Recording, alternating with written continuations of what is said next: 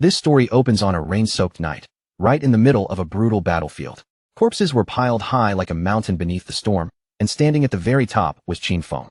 Even though his body had been cursed with aging accelerated 100 times over, he had still forced himself through the ruins of the ancient god and cleared them completely. In front of him, a woman gripped a dagger in her hand. Looking at Qin Feng's battered state, she praised him with a cold smile, admitting that what he had accomplished was truly impressive. But that praise carried no warmth at all. Her real goal was the divine artifact Qin Feng had obtained, the legendary Eye of Judgment, and she had already decided to take it for herself. Qin Feng was covered in wounds, barely holding on to his last breath. As he looked up at his younger sister, Qin Xiaoyu, he asked with disbelief and pain in his eyes why she had chosen to betray him. Qin Xiaoyu's expression did not soften even a little. In an icy voice, she told him clearly that he had only ever been an adopted child her parents had taken in. To her, Qin Feng had never truly been her brother. Since the same blood did not flow through their veins, she had never accepted him as real family. At that moment, a blond man named Song Fei stepped into view. With a satisfied look on his face, he casually remarked that Qin Feng had turned out to be far more useful than expected.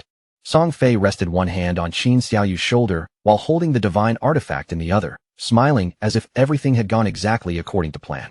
He thanked Qin Feng, saying that without him, neither he nor Qin Xiaoyu would ever have gotten their hands on the Eye of Judgment. Then he revealed that, in order to drain Qin Feng's remaining lifespan all at once, he had gone through great effort to obtain the soul-stealing blade now buried in Qin Feng's body. With a cruel grin, he asked whether Qin Feng liked this farewell gift.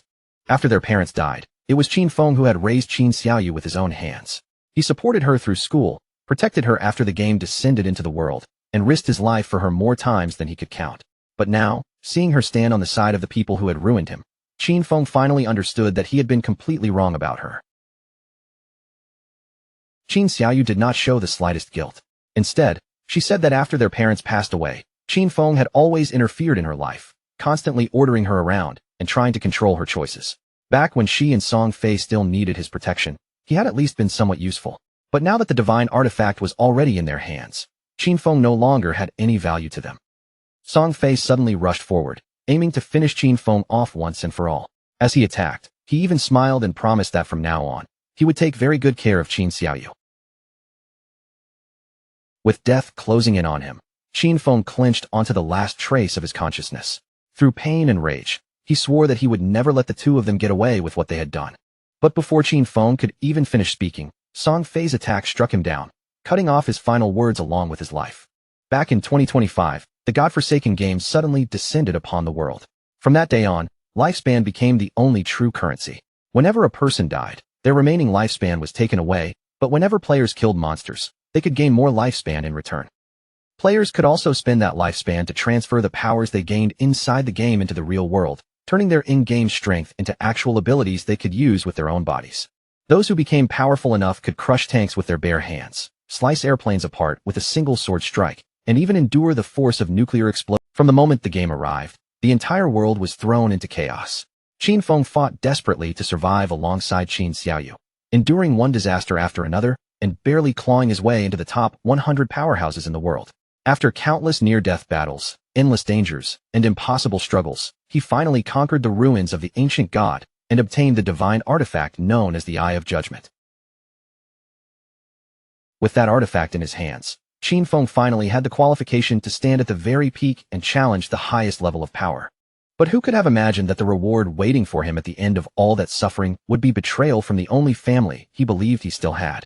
Everything he had poured his life into had become nothing but interference in Qin Xiaoyu's eyes, and every battle he fought had only cleared the road for someone else to steal the victory. If Qin Feng ever had the chance to live again, he swore deep in his heart that he would no longer sacrifice himself for anyone else. This time, he would fight only for himself. Then, as if fate had suddenly twisted, Qin Feng opened his eyes again. Instead of the bloody battlefield, he found himself lying inside his own room. He shot upright almost instantly, his body tense and his mind racing. Looking around at the familiar walls and furniture, he realized that this was not the game world. Confusion flooded through him because he clearly remembered dying. But when he grabbed his phone and turned on the screen, the date displayed there made his pupils shrink. It was the year 2025. Qin Feng moved to the window and looked outside at the bright, peaceful city below. Only then did it truly sink in. He had been reborn 9 years into the past, on the very day the godforsaken game descended upon Earth. The next day, Qin Xiaoyu suddenly kicked the door open and stormed inside. When she saw Qin Feng calmly sitting at home and drinking coffee, her anger immediately exploded, and she demanded to know why he had ignored all her calls. She kicked the trash can in frustration, sending it rattling across the floor. Watching her lose her temper, Qin Feng remembered this day clearly. On the day the Forsaken game descended, he and Qin Xiaoyu had gotten into a huge argument because of Song Fei. Posters of Song Fei were plastered all over the wall. Before the game appeared, Song Fei had been a somewhat famous underground idol, and Qin Xiaoyu was one of his most obsessive fans. On the surface, he looked dazzling and charming, but in reality, he was nothing more than a rotten scoundrel who had tricked many fans out of their money and taken advantage of their bodies.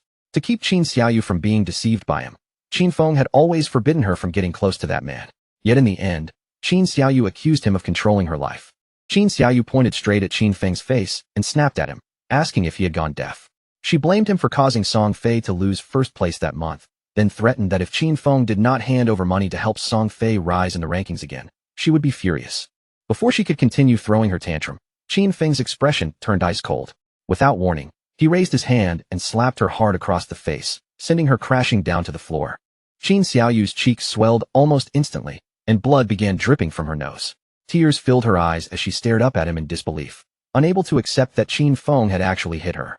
Qin Feng looked down at her with a sharp, chilling gaze.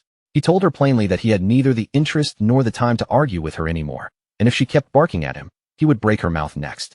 Then he threw a credit card over her head and said that the money inside was what their parents had left behind. No matter how difficult life had been all these years, he had never touched even a single cent of it. For the sake of their late parents, Qin Feng decided he would, but there was one thing he made absolutely clear. From that day forward, he no longer had a sister like her. Qin Xiaoyu burst into tears on the spot, but the more she cried, the angrier she became, as if she was the one who had suffered some great injustice. In his previous life, Qin Feng had given up far too much in order to protect Qin Xiaoyu. Opportunities slipped through his fingers, secret treasures were abandoned, and dangerous dungeons that might have changed his fate were all left behind because he had to consider her safety first. Without hesitation, Qin Feng took out some sleeping pills. He placed them in his mouth, lifted a glass of water, and swallowed them down. A faint sense of anticipation. From now on, Qin Xiaoyu would have to survive on her own. And as for Song Fei, Qin Feng had already made his decision. He would personally take that man's head. After the medicine took effect, Qin Feng slowly fell asleep. When his consciousness returned, he found himself standing inside the familiar choice hall. He had never forgotten this place. The first time he came here, he had been so nervous and uncertain that it took him several hours just to choose his profession and leave. But this time was different. He had to move faster than anyone else. In his previous life, Qin Feng had chosen the warrior class because he needed to protect Qin Xiaoyu. The warrior profession was by no means weak, but it was no longer the best path for him. Without Qin Xiaoyu dragging him down, he could clear everything alone at a much faster pace. For a solo path, mobility and reaction speed mattered more than anything else. So Qin Feng did not hesitate for even a second and directly chose the assassin class. But right after he made his choice, something completely unexpected happened. The system suddenly announced that the divine artifact, the Eye of Judgment, had been successfully bound to him. In the next moment, the Eye of Judgment activated on its own, as if it had awakened together with him. Its passive authority immediately took effect. Upon entering the Forsaken game, Qin Feng would automatically receive the highest-ranking profession and the highest-ranking talent available. Qin Feng stood there in shock as he realized that the Eye of Judgment had followed him even after his rebirth. Only now did he finally understand how the artifact truly worked. As long as it recognized someone as its master, even if another person stole it, it would be completely useless in their hands. Perhaps this was the very reason he had been reborn in the first place.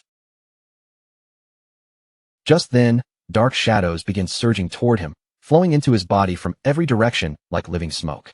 Soon after, Qin Feng's body began to transform.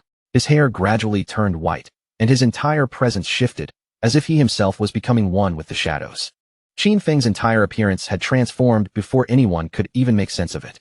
Shadow was the highest-tier hidden profession within the assassin path, standing far above any ordinary class. Compared with the warrior profession he had chosen in his previous life, this was on a completely different level, and just receiving it had already filled his body with terrifying power. Qin Feng's eyes widened as the memory struck him. Every profession had an extremely tiny chance of awakening into a stronger hidden advanced class, but that chance was so low that most people would never even hear of it. Yet the authority of judgment had turned that almost impossible probability into an absolute certainty. At that moment, the system awakened and delivered even more shocking information. The Authority of Judgment was the oldest and purest primordial authority in the universe, a force that stood above ordinary rules and order itself. For now, Qin Feng could not actively control it because he still lacked divinity, but its passive power had already begun working on him. This revelation stunned Qin Feng deeply. In his previous life, humanity only learned about the power of order in the 7th year after the godforsaken game descended, when one powerful player finally escaped God's abandoned realm and stepped into the realm of order. But even after that discovery, no human had ever truly obtained the power of order. Qin Feng had never imagined that he would touch something even greater so early. At the very beginning of this new life, he had already obtained a primordial authority that surpassed both order and rules. As long as he could one day leave God's abandoned realm, enter the realm of order, and gain divinity, he would be able to activate this authority himself. Just like that, Qin Feng gained another clear goal for this life. Now that the profession selection was finished, the system's cold voice sounded again, asking Qin Feng to enter the alias he would use inside the game. Qin Feng paused for a brief moment, then made his decision. Since this new profession had been born from Shadow itself, he chose the name Shadow. The next second, Qin Feng's body was wrapped in light, and he was directly teleported into God's abandoned realm. The place before him was a broken, ruined land filled with danger, where countless monsters wandered beyond the safe zones. Qin Feng knew he had to stay cautious, because every creature outside was ready to rip players apart and steal their lifespan. Players could leave town to hunt monsters and earn tradable lifespan, but if they died in the game, they would lose half of their total lifespan, including both tradable and non-tradable years. Right now, Qin Feng had arrived in Shell Town, one of the beginner safe zones. Inside Shell Town, there were no monsters roaming the streets, and players were unable to attack one another.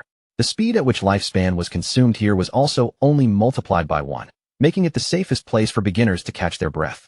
A large number of people had been dragged into the game without warning. Some had simply taken a nap after eating, while others had fallen asleep after a long day of exhausting work, only to open their eyes and find themselves stranded in this unfamiliar world. Soon, everyone's attention gathered on Qin Feng. No one could tell what profession he had chosen or why his appearance looked so different from theirs. When some of them noticed the weapon at his side, they guessed he might be an assassin. Qin Feng knew very well that before long, powerful figures from different countries would begin appearing one after another, and the entire order of the real world would be reshaped by this game. If Qin Feng wanted to stay ahead of those future monsters, he could not afford to waste even a second. In this world, practice and opportunity would never wait for anyone. Just then, 3 men and 1 archer were suddenly teleported back into town. Whenever players died while hunting monsters outside, they would be returned to the safe zone, and these players looked both furious and terrified. From their expressions, it was obvious the wild monsters had been far stronger than they expected. One of them shouted that the monster had taken his life with a single bite. They had only been fighting a weak level 1 crawler, yet even with all of them attacking together, they had managed to reduce only 1/3 of its health. Now that they had died once, their lifespan had already been cut in half. The group turned toward the archer, Zhang Lizzie, asking what they were supposed to do next. Qin Feng's gaze quietly shifted toward her, and after noticing her weapon, he remembered that ordinary archers started with short bows. That meant Zhang Lizzie was not a normal player either. She had also awakened a hidden class. At almost the same time, Zhang Lizzie seemed to sense something unusual about Qin Feng as well. From the way she looked at him, she had clearly realized that he was also someone with a hidden class. Zhang Lizzie stepped forward with a gentle smile and asked Qin Feng if he wanted to team up with them. She admitted that the monsters outside were far too strong, and they could not handle them alone. Her team had already been wiped out once, so at least they now had some experience. But Qin Feng did not even slow down. He refused her offer and continued walking forward. When Zhang Lizzie's companions saw him acting so confidently, they immediately began mocking him. In their eyes, Qin Feng was just pretending to be some expert. All 5 of them together had failed to defeat that monster, so there was no way he could possibly handle it alone. To them, walking out by himself was no different from looking for death. Zhang Lizzie opened the system interface and checked Qin Feng's information. When his alias appeared, she saw that his name in the game was Shadow. As Qin Feng continued heading toward the town's exit, Zhang Lizzie made a quiet decision. She wanted to follow him and observe from a distance, hoping to figure out what kind of skills he possessed. A faint smile appeared on her face. Even if Qin Feng failed, they might still collect useful information about the monsters outside, and at the very least, they could watch how he died. The land abandoned by the gods stretched out before them like a nightmare, dark, ruined, and filled with a heavy sense of danger that made every step feel unsettling. Zhang Lizzie and the others quietly trailed behind Qin Feng, keeping their distance as they followed him out. She still had no idea why she had been brought to this place, but thanks to her years of experience with online games, she had quickly adapted and formed a team. However, Their confidence had been shattered almost immediately. The very first monster they encountered outside town had completely wiped them out. Because of that, Zhang Lizzie understood better than anyone that this was not an enemy an ordinary level 1 player could defeat. Zhang Lizzie's companions were still frustrated, especially after noticing that Qin Feng's starting weapon was different from the assassin in their group. Their assassin had only received a dagger, while Qin Feng carried a short blade. What made him even more jealous was that Qin Feng seemed faster than him, even though agility should have been an assassin's greatest advantage. On top of that, Qin Feng's clothing was clearly different from his own. Everything about Qin Feng felt unusual, and that only made Zhang Lizzie more determined to follow him. If he really was different from ordinary players, then watching him might lead them to extremely important information. At that moment, Qin Feng suddenly turned his gaze toward their hiding place. Zhang Lizzie's heart tightened, and she quickly pulled herself back into cover, unsure whether they had already been discovered. Qin Feng did not bother confronting them. Instead, he activated Shadow Sneak, and his figure silently melted away from the spot. Zhang Lizzie and the others froze in confusion when they saw him disappear into thin air. The assassin in their group quickly realized what had happened, and said it must be a stealth ability, an initial skill that allowed the user to turn invisible. Qin Feng had completely entered invisibility. After seeing that, Zhang Lizzie decided it was better to return to town first and search for ways to improve themselves. Going outside was simply too dangerous right now. They had already died once, and their lifespan had already been reduced by half. So they planned to talk to NPCs and search for hidden rewards, like treasure chests or beginner opportunities. Shadow Sneak allowed Qin Feng to enter stealth for a limited amount of time. Once he attacked, his invisibility would be broken, but the first strike after leaving stealth would deal increased damage. On top of that, Stealth Mastery doubled the duration of his stealth and raised its level by 1. As expected, the Shadow class was far from ordinary. A normal assassin's stealth at this stage would still be easy to detect, but with the Shadow class's built-in mastery, no player, and not even early game monsters, could notice Qin Feng at this stage. Qin Feng could not help but think that Zhang Lizzie and her companions were still too naive.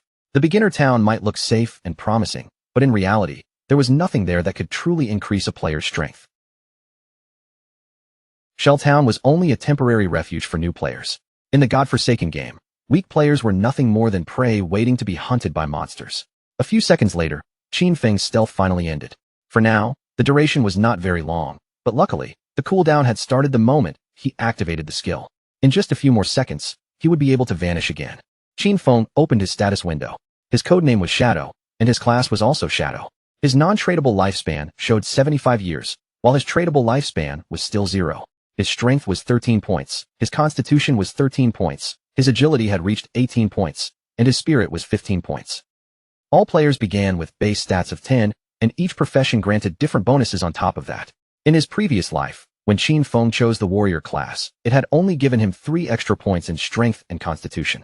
But this time, the Shadow class had increased every one of his attributes, and his agility alone had risen by 8 points. He still had 5 free attribute points left to assign. Most players at the beginning would spend those points on strength or spirit to increase their physical or magical attack power. But Qin Feng knew from experience that this was a serious mistake. Without wasting even a moment, Qin Feng placed all 5 free points directly into agility, pushing the stat up to 23 points. Agility was the key to surviving the early game. No matter how players allocated their stats, early monsters could still deal overwhelming damage if they landed a hit. The only reliable way to kill monsters without being injured was to move faster than them, dodge their attacks, and strike before they could react. Just as Qin Feng finished adjusting his attributes, something nearby suddenly caught his attention. Behind a tree not far away, a monster was hiding in the shadow. It was a level 1 crawler of normal grade, but something about it was abnormal. The creature was in the middle of evolving. Qin Feng immediately became alert. When he noticed that the crawler was still absorbing lifespan, he quickly understood what had happened. This was the same monster that had just wiped out Zhang Lizzie's group of 4 players. The crawler also sensed Qin Feng's presence. Its body was still injured, and part of its health had already been lost from the earlier fight. The monster suddenly lunged forward, but Qin Feng reacted instantly and jumped aside, cleanly dodging the attack.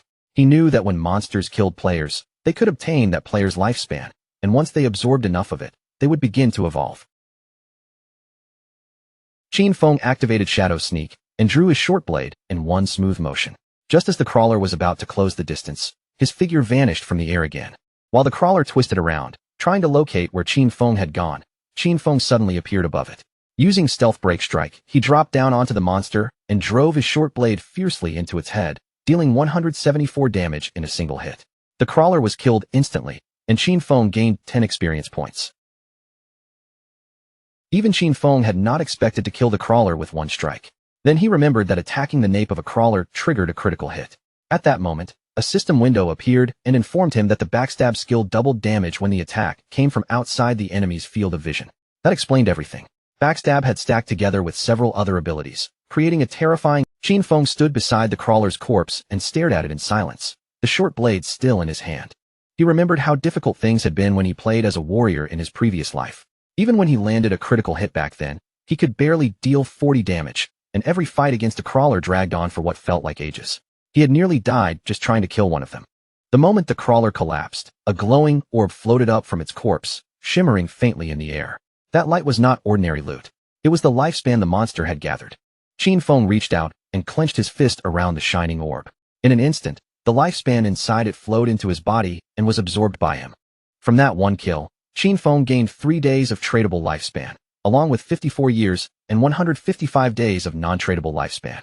5 people had died to that crawler, and each of them had lost at least 20 to 30 years, adding up to more than 100 years in total.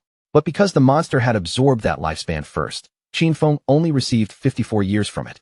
For the time being, though, non-tradable lifespan had no real use to him. But right at that moment, the authority of the Eye of Judgment suddenly activated again, and a new talent was granted to Qin Feng. Its name was Infinite Evolution. With this talent, whenever Qin Feng killed monsters by himself, he had a chance to gain evolution points, which could then be used to upgrade his skills. The effect was even more outrageous than that. Every 24 hours, Qin Feng would naturally receive 5 evolution points, and if he defeated a boss-class monster alone, evolution points were guaranteed. Right now, he already had 5 points available. Qin Feng now possessed infinite evolution, meaning his skills were no longer fixed forever. In his previous life, he had never heard of anything like this. No matter what equipment or skill book dropped from monsters, its grade was set from the beginning, and there was no normal way to raise it. This was clearly a power that existed beyond rules and order. Curious to test it, Qin Feng decided to upgrade Shadow Sneak and Backstab first. He spent 4 evolution points, and both skills were successfully strengthened. Shadow Sneak rose from normal quality to bronze quality, increasing its duration from 12 seconds to 16 seconds. The bonus damage after breaking stealth also rose from 60 to 90, while the cooldown was shortened by 2 seconds. Backstab improved from inferior quality to normal quality, raising its damage by another 5%. Now Shadow Sneak could last 16 seconds, and with Stealth Mastery doubling the duration, that became a full 32 seconds. With stealth lasting this long, Qin Feng could almost remain invisible without interruption. If his skills had been upgraded before the earlier fight, even a crawler at full health would have been killed by a single strike. Just then, a young man walking with a woman noticed what had happened and immediately became overconfident. He laughed and said this game must not be that hard if even a skinny guy like Qin Feng could take down a monster alone. The woman beside him praised him too, saying that with his physique, he could probably fight 10 people at once. Hearing that, the young man smiled proudly and promised that he would protect her. Qin Feng's gaze shifted past them and landed on a tree nearby. Hidden among the branches was another monster. Meanwhile, the young man, still wearing that confident smile, asked Qin Feng if he wanted to team up with them. Qin Feng instantly sensed the danger closing in. Without wasting a single word, he activated Shadow Sneak, and his figure disappeared from the spot. When the young man saw Qin Feng vanish, he completely misunderstood the situation. He thought Qin Feng had been scared away by his muscles and intimidating presence. But in the next second, a huge spider dropped down from above and landed heavily on the ground, instantly sending both of them into panic. It was a level 1 bronze-grade monster called the Nurturer. The moment it appeared, it attacked without hesitation, ending their lives almost instantly. Qin Feng remembered this monster clearly. The Nurturer was a beginner boss with 1600 HP, and it was absolutely not something an ordinary rookie could handle. Worse, after killing the 2 players, the Nurturer began feeding. Qin Feng saw his chance and decided to use this moment to test just how powerful his upgraded abilities had become. He activated Stealth Break Strike and moved in sharply, driving his short blade straight into one of the spider's eyes. The Nurturer immediately counterattacked, but Qin Feng reacted fast enough to avoid the blow. After dodging, he pulled back, created distance, and slipped into invisibility again with Shadow Sneak. That attack dealt 338 damage to the Nurturer. However, during the exchange, Qin Feng still took 9 points of damage himself. He had only escaped the real danger because of his high agility. Qin Feng's total HP was just 130, and if the spider's attack had landed cleanly, he would have been killed on the spot. Still, seeing that his strike had dealt over 300 damage to a boss made even him feel impressed. The injured nurturer flew into a rage. Its massive limbs lashed out wildly, and the trees around it were split in half under its furious attacks. Qin Feng knew these monsters were not mindless beasts. They possessed intelligence, and this spider would never just stand there obediently while he attacked it again and again. The nurturer began attacking everything around it, clearly trying to force Qin Feng to reveal his position. Even the smaller spiders had become alert now, so charging in recklessly would only get him surrounded. While the spider's attention was still scattered, Qin Feng seized the opening. He picked up a rock and threw it hard, striking the nurturer directly in the abdomen and dealing 299 points of damage. Qin Feng immediately grabbed another rock, and his guess was proven correct. His main damage did not come from the weapon itself, but from the bonus of stealth ambush strike and the enhancement granted by his class skills. Because of that, even something as simple as a thrown rock could still cause solid damage. All he needed to do now was wait until Shadow Sneak came off cooldown, then attack again with another rock from stealth. By doing this, the thrown rock would trigger the bonuses from ambush strike, backstab, and weak point attack all at once. The moment Shadow Sneak's cooldown ended, Qin Feng threw another rock, dealing 279 damage to the spider, then immediately activated Shadow Sneak again and vanished. His strategy was simple but extremely effective. Stay hidden, wait for Shadow Sneak to refresh, strike from the shadows, and then disappear before the monster could touch him. At the same time, back in Shell Town, the leaderboard suddenly updated. It announced that the player Shadow had killed the bronze-grade boss Nurturer, becoming the first player to reach level 2 and instantly rising to number 1 on the list. The other players were stunned, because most of them had already died to ordinary mobs, and they could not understand how someone had defeated a boss this early. Zhang Lizzie and her companions were completely speechless when they saw that Qin Feng had killed a boss and reached level 2. They could not even deal with normal monsters as a group, so the idea that Qin Feng had defeated a boss alone felt impossible. For a moment, they even wondered if the system had made some kind of mistake. The man and woman who had just been attacked by the giant spider soon respawned back in town as well. When they saw that someone had killed that terrifying monster, shock filled their faces. Then they realized that the player called Shadow was the same young man they had seen earlier in the forest. Back in the forest, the system announced Qin Feng's victory. He had killed the boss Nurturer, gained 300 experience points, and received 2 evolution points. At the same time, Shelltown's level leaderboard was officially unlocked. The system also granted Qin Feng 1 reputation point. He then began absorbing the spider's lifespan. Unfortunately, the moment the giant spider died, all the smaller spiders scattered in every direction, which felt like a waste. Qin Feng could not help but regret not killing the small spiders first for extra experience. Still, he obtained 46 days of tradable lifespan, a bronze-quality skill book called Greedy Hand, and a corrosive dagger with 35 damage and 4 agility points. After learning Greedy Hand, Qin Feng could use it on defeated monsters, giving him a 20% chance to receive an additional loot reward. Even Qin Feng was surprised. He had never expected a bronze boss to drop such a god-tier assassin skill this early. This skill could greatly increase the amount of loot a player obtained. In the late game, when powerful bosses dropped rare items, a 20% chance for extra loot was incredibly valuable. In Qin Feng's previous life, there had been a player in the Godslayer Guild whose combat strength was only average. But because he possessed this one skill, he became one of the most desired players around, even traveling with a personal bodyguard wherever he went. Qin Feng's eyes widened as he realized the true potential of this skill. The activation rate was only 20% right now, but if he combined it with infinite evolution, he could continuously raise both the drop rate and the amount of loot gained. The next day, students were making their way to school, as usual, unaware that the world around them had already begun to change. On the way there, Qin Xiaoyu's friend asked whether she planned to call Qin Feng and apologize. She reminded Qin Xiaoyu that they had skipped the exam yesterday to secretly go support Song Fei, so Qin Feng was probably angry with her. But Qin Xiaoyu refused immediately, insisting that she had done nothing wrong. In her eyes, Qin Feng was the reason they had almost missed the entrance time, so he was the one who should apologize. Her friend tried to persuade her, saying that Qin Feng had always treated her very well, then asked what had happened to her face. Qin Xiaoyu remained stubborn, claiming that Qin Feng did nothing but interfere in her personal affairs. As for the injury on her face, she made up an excuse and said she had simply tripped and hurt herself. When they entered the school, they immediately saw a large crowd of students gathered outside one of the classrooms. Qin Xiaoyu's friend became curious and pushed her way through the crowd. Once she stepped into the classroom, she saw Xiang Wei sitting there with his body becoming faint and semi-transparent. One of Xiang Wei's friends explained nervously that he was not completely sure what had happened. A moment ago, Xiang Wei had said he was going to take a nap, but when they turned around again, he had already become like this. And this was not an isolated incident. Similar cases were spreading all over the internet. People across the world were experiencing the same strange phenomenon, and some experts were saying that anyone who fell asleep might enter a ghost-like semi-transparent state. The worst part was that nobody knew why it was happening. Qin Xiaoyu's friend immediately became alert and decided to call her parents to warn them. She also advised Qin Xiaoyu to call Qin Feng, just in case he needed to be warned too. But Qin Xiaoyu refused coldly, saying she would rather see him dead than contact him. Meanwhile, Qin Feng was focused on evolving his newly acquired skill, Greedy Hand. He upgraded it from bronze quality all the way to gold quality. After the upgrade, the chance of gaining an extra piece of loot from an enemy increased from 20% to 70%. Thanks to this improvement, Qin Feng used Greedy Hand and obtained 2 more evolution points. Qin Feng clenched his fist and activated the skill again. This time, he successfully gained 2 evolution points along with 46 days of tradable lifespan. He was extremely satisfied with the result.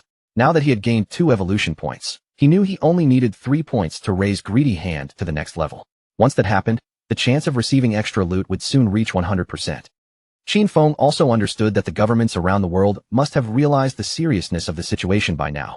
More and more people would soon flood into the game. So he had to speed up his progress and equip anything useful immediately. Without hesitation, he put on the bronze quality corrosive dagger, gaining 35 attack points and 4 additional agility points. Then Qin Feng activated Shadow Sneak to avoid attracting the attention of nearby monsters. He knew that before long, people would discover that the skills and equipment obtained in this game could be extracted into the real world. Once that secret spread, the entire world would descend into chaos. Extracting skills and equipment required 2 conditions. First, reaching level 10, and second, possessing enough tradable lifespan. Since farming small monsters would waste too much time, Qin Feng decided his next target would be stronger bosses. As Qin Feng moved through the wilderness, the sound of fighting suddenly reached his ears from somewhere ahead. He followed the noise to the edge of a cliff, and from there, he saw several players below struggling against a level 2 bronze-grade monster known as a sprint predator. Qin Feng had just been thinking about searching for stronger bosses to speed up his growth, and now a sprint predator had appeared right in front of him. The timing could not have been more perfect. The monster lunged forward, but the player holding a shield and mace stepped up and blocked the attack without much difficulty. That player was Wang Ming. Qin Feng's eyes narrowed slightly when he recognized him, realizing the rumors from his previous life were true. It was said that when Wang Ming first entered the Forsaken game, he had gathered an entire squad of hidden class players, and all 6 members of his team possessed hidden professions. Wang Ming raised his shield and summoned Holy Barrier. In an instant, a golden wall of light appeared in front of him, pushing back the monster and forcing it away. His hidden profession was Holy Shield Warrior, a class with twice the basic stats of an ordinary warrior. And as if that advantage was not already ridiculous enough, he also possessed an innate invincibility skill. While the monster's attention was held by Wang Ming, the mage in the team seized the opening. She lifted her staff, formed a blazing fireball, and launched it straight into the creature's arm. Her hidden profession was Prophet, an advanced mage class that allowed her to deal double the magical damage of an ordinary mage. It also came with a built-in prophetic fireball skill, giving her powerful early-game damage. The team's archer also had a hidden profession from the archer path, called Sharp-Eyed Shooter, which granted double the stats of a normal archer and came with the rapid shot skill. Even their priest was not ordinary. She had the Oracle Priest class, giving her twice the healing ability of a normal priest, along with a group healing skill. The archer and the mage attacked together, sending their strikes toward the sprint predator from a distance. But the monster dodged their attacks with frightening ease, then turned and charged at Wang Ming, forcing him to step back under the pressure. Seeing their ranged attacks miss again and again, the archer's face turned pale with panic. She realized this boss was simply too fast for them to lock onto properly. The priest quickly cast healing magic on Wang Ming, restoring his condition. Wang Ming then made his decision, believing their best chance was to keep attacking the boss little by little while the healers focused on keeping everyone alive. From his hidden position, Qin Feng immediately understood what Wang Ming was trying to do. He planned to slowly wear down the monster's health, but in Qin Feng's eyes, that idea was far too optimistic, because Wang Ming had forgotten the most dangerous part of fighting in the wild. This was the wilderness, not a safe arena. The longer a battle dragged on, the more likely it was to attract other monsters. And just as Qin Feng expected, 2 more monsters suddenly appeared behind Wang Ming's team. Qin Feng recognized them at once. They were corruptors, regular level 2 monsters covered in dark brown mud, known for using ranged attacks to weaken and restrict their targets. The swordsman in Wang Meng's team reacted first. He rushed toward the two corruptors, raised his weapon, and slashed at one of them. Qin Feng watched the swordsman closely and realized that his profession was also a hidden class, though it was one Qin Feng had never personally seen before. The swordsman's strike landed, but it only dealt 33 points of damage. In that instant, he understood that these monsters had extremely high defense and could not be cut down easily. Before he could adjust his stance, the corruptor opened its mouth and spat a thick mass of mud directly onto him. That attack was ground-bind. The mud clung to his body like a heavy restraint, and his movement speed was instantly reduced. At the same time, the other corruptor turned toward the mage and began chasing her down. The mage's eyes filled with tears as she stumbled backward, forced to flee in panic. But just as the corruptor was about to close in, Qin Feng suddenly leapt into action. In the blink of an eye, his figure flashed past, and the monster's head was severed cleanly from its body. The attack dealt 441 damage, saving the mage on the spot and leaving everyone frozen in shock. Qin Feng's strike was so powerful that the corruptor died instantly. The mage stared at the fallen monster in complete confusion, unable to understand who had saved her or whether someone nearby was secretly helping their team. Using his sword for support, the swordsman forced himself back to his feet. He was stunned when he saw that someone had killed a level 2 corruptor with a single blow. After all, when their own team fought even a level 1 corruptor, they needed to work together for 10 full seconds just to bring it down. The remaining corruptor tried to launch another attack. But once again, Qin Feng moved like a flash of lightning, appearing and cutting off the monster's head before it could do anything. The swordsman began trembling with fear and quickly asked Li Zai if she had seen who made the attack. Li Zai panicked and said she had not seen anything at all.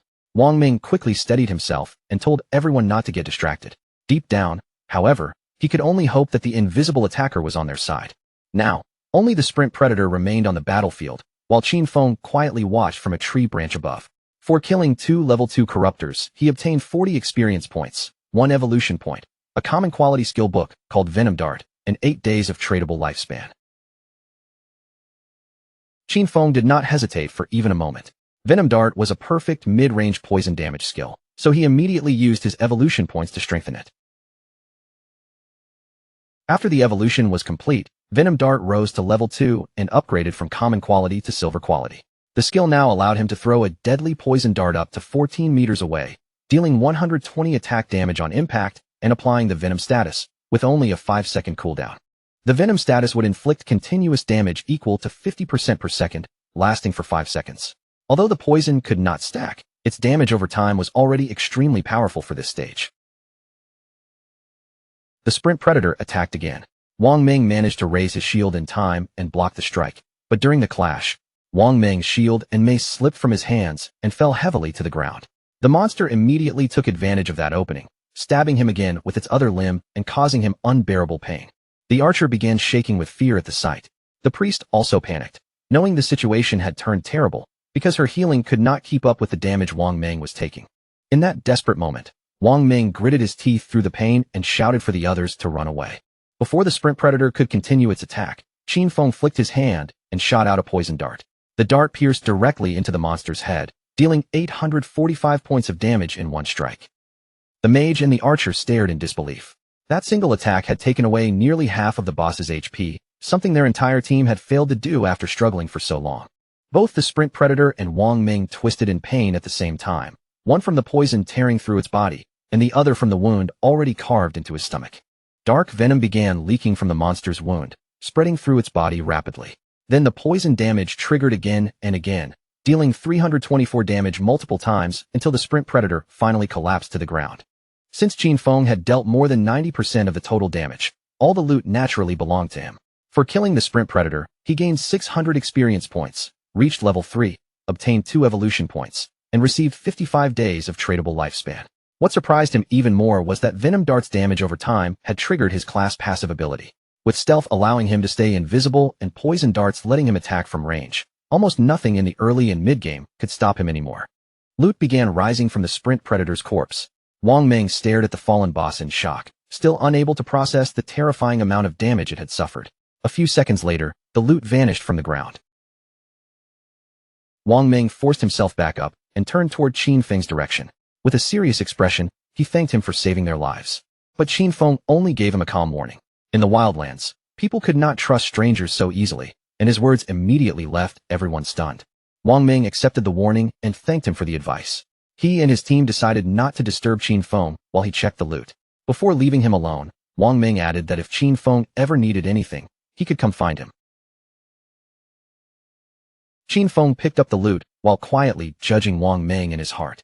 Wang Ming seemed like a trustworthy person, and more importantly, he had the support of Daxia's government, which controlled a huge amount of resources.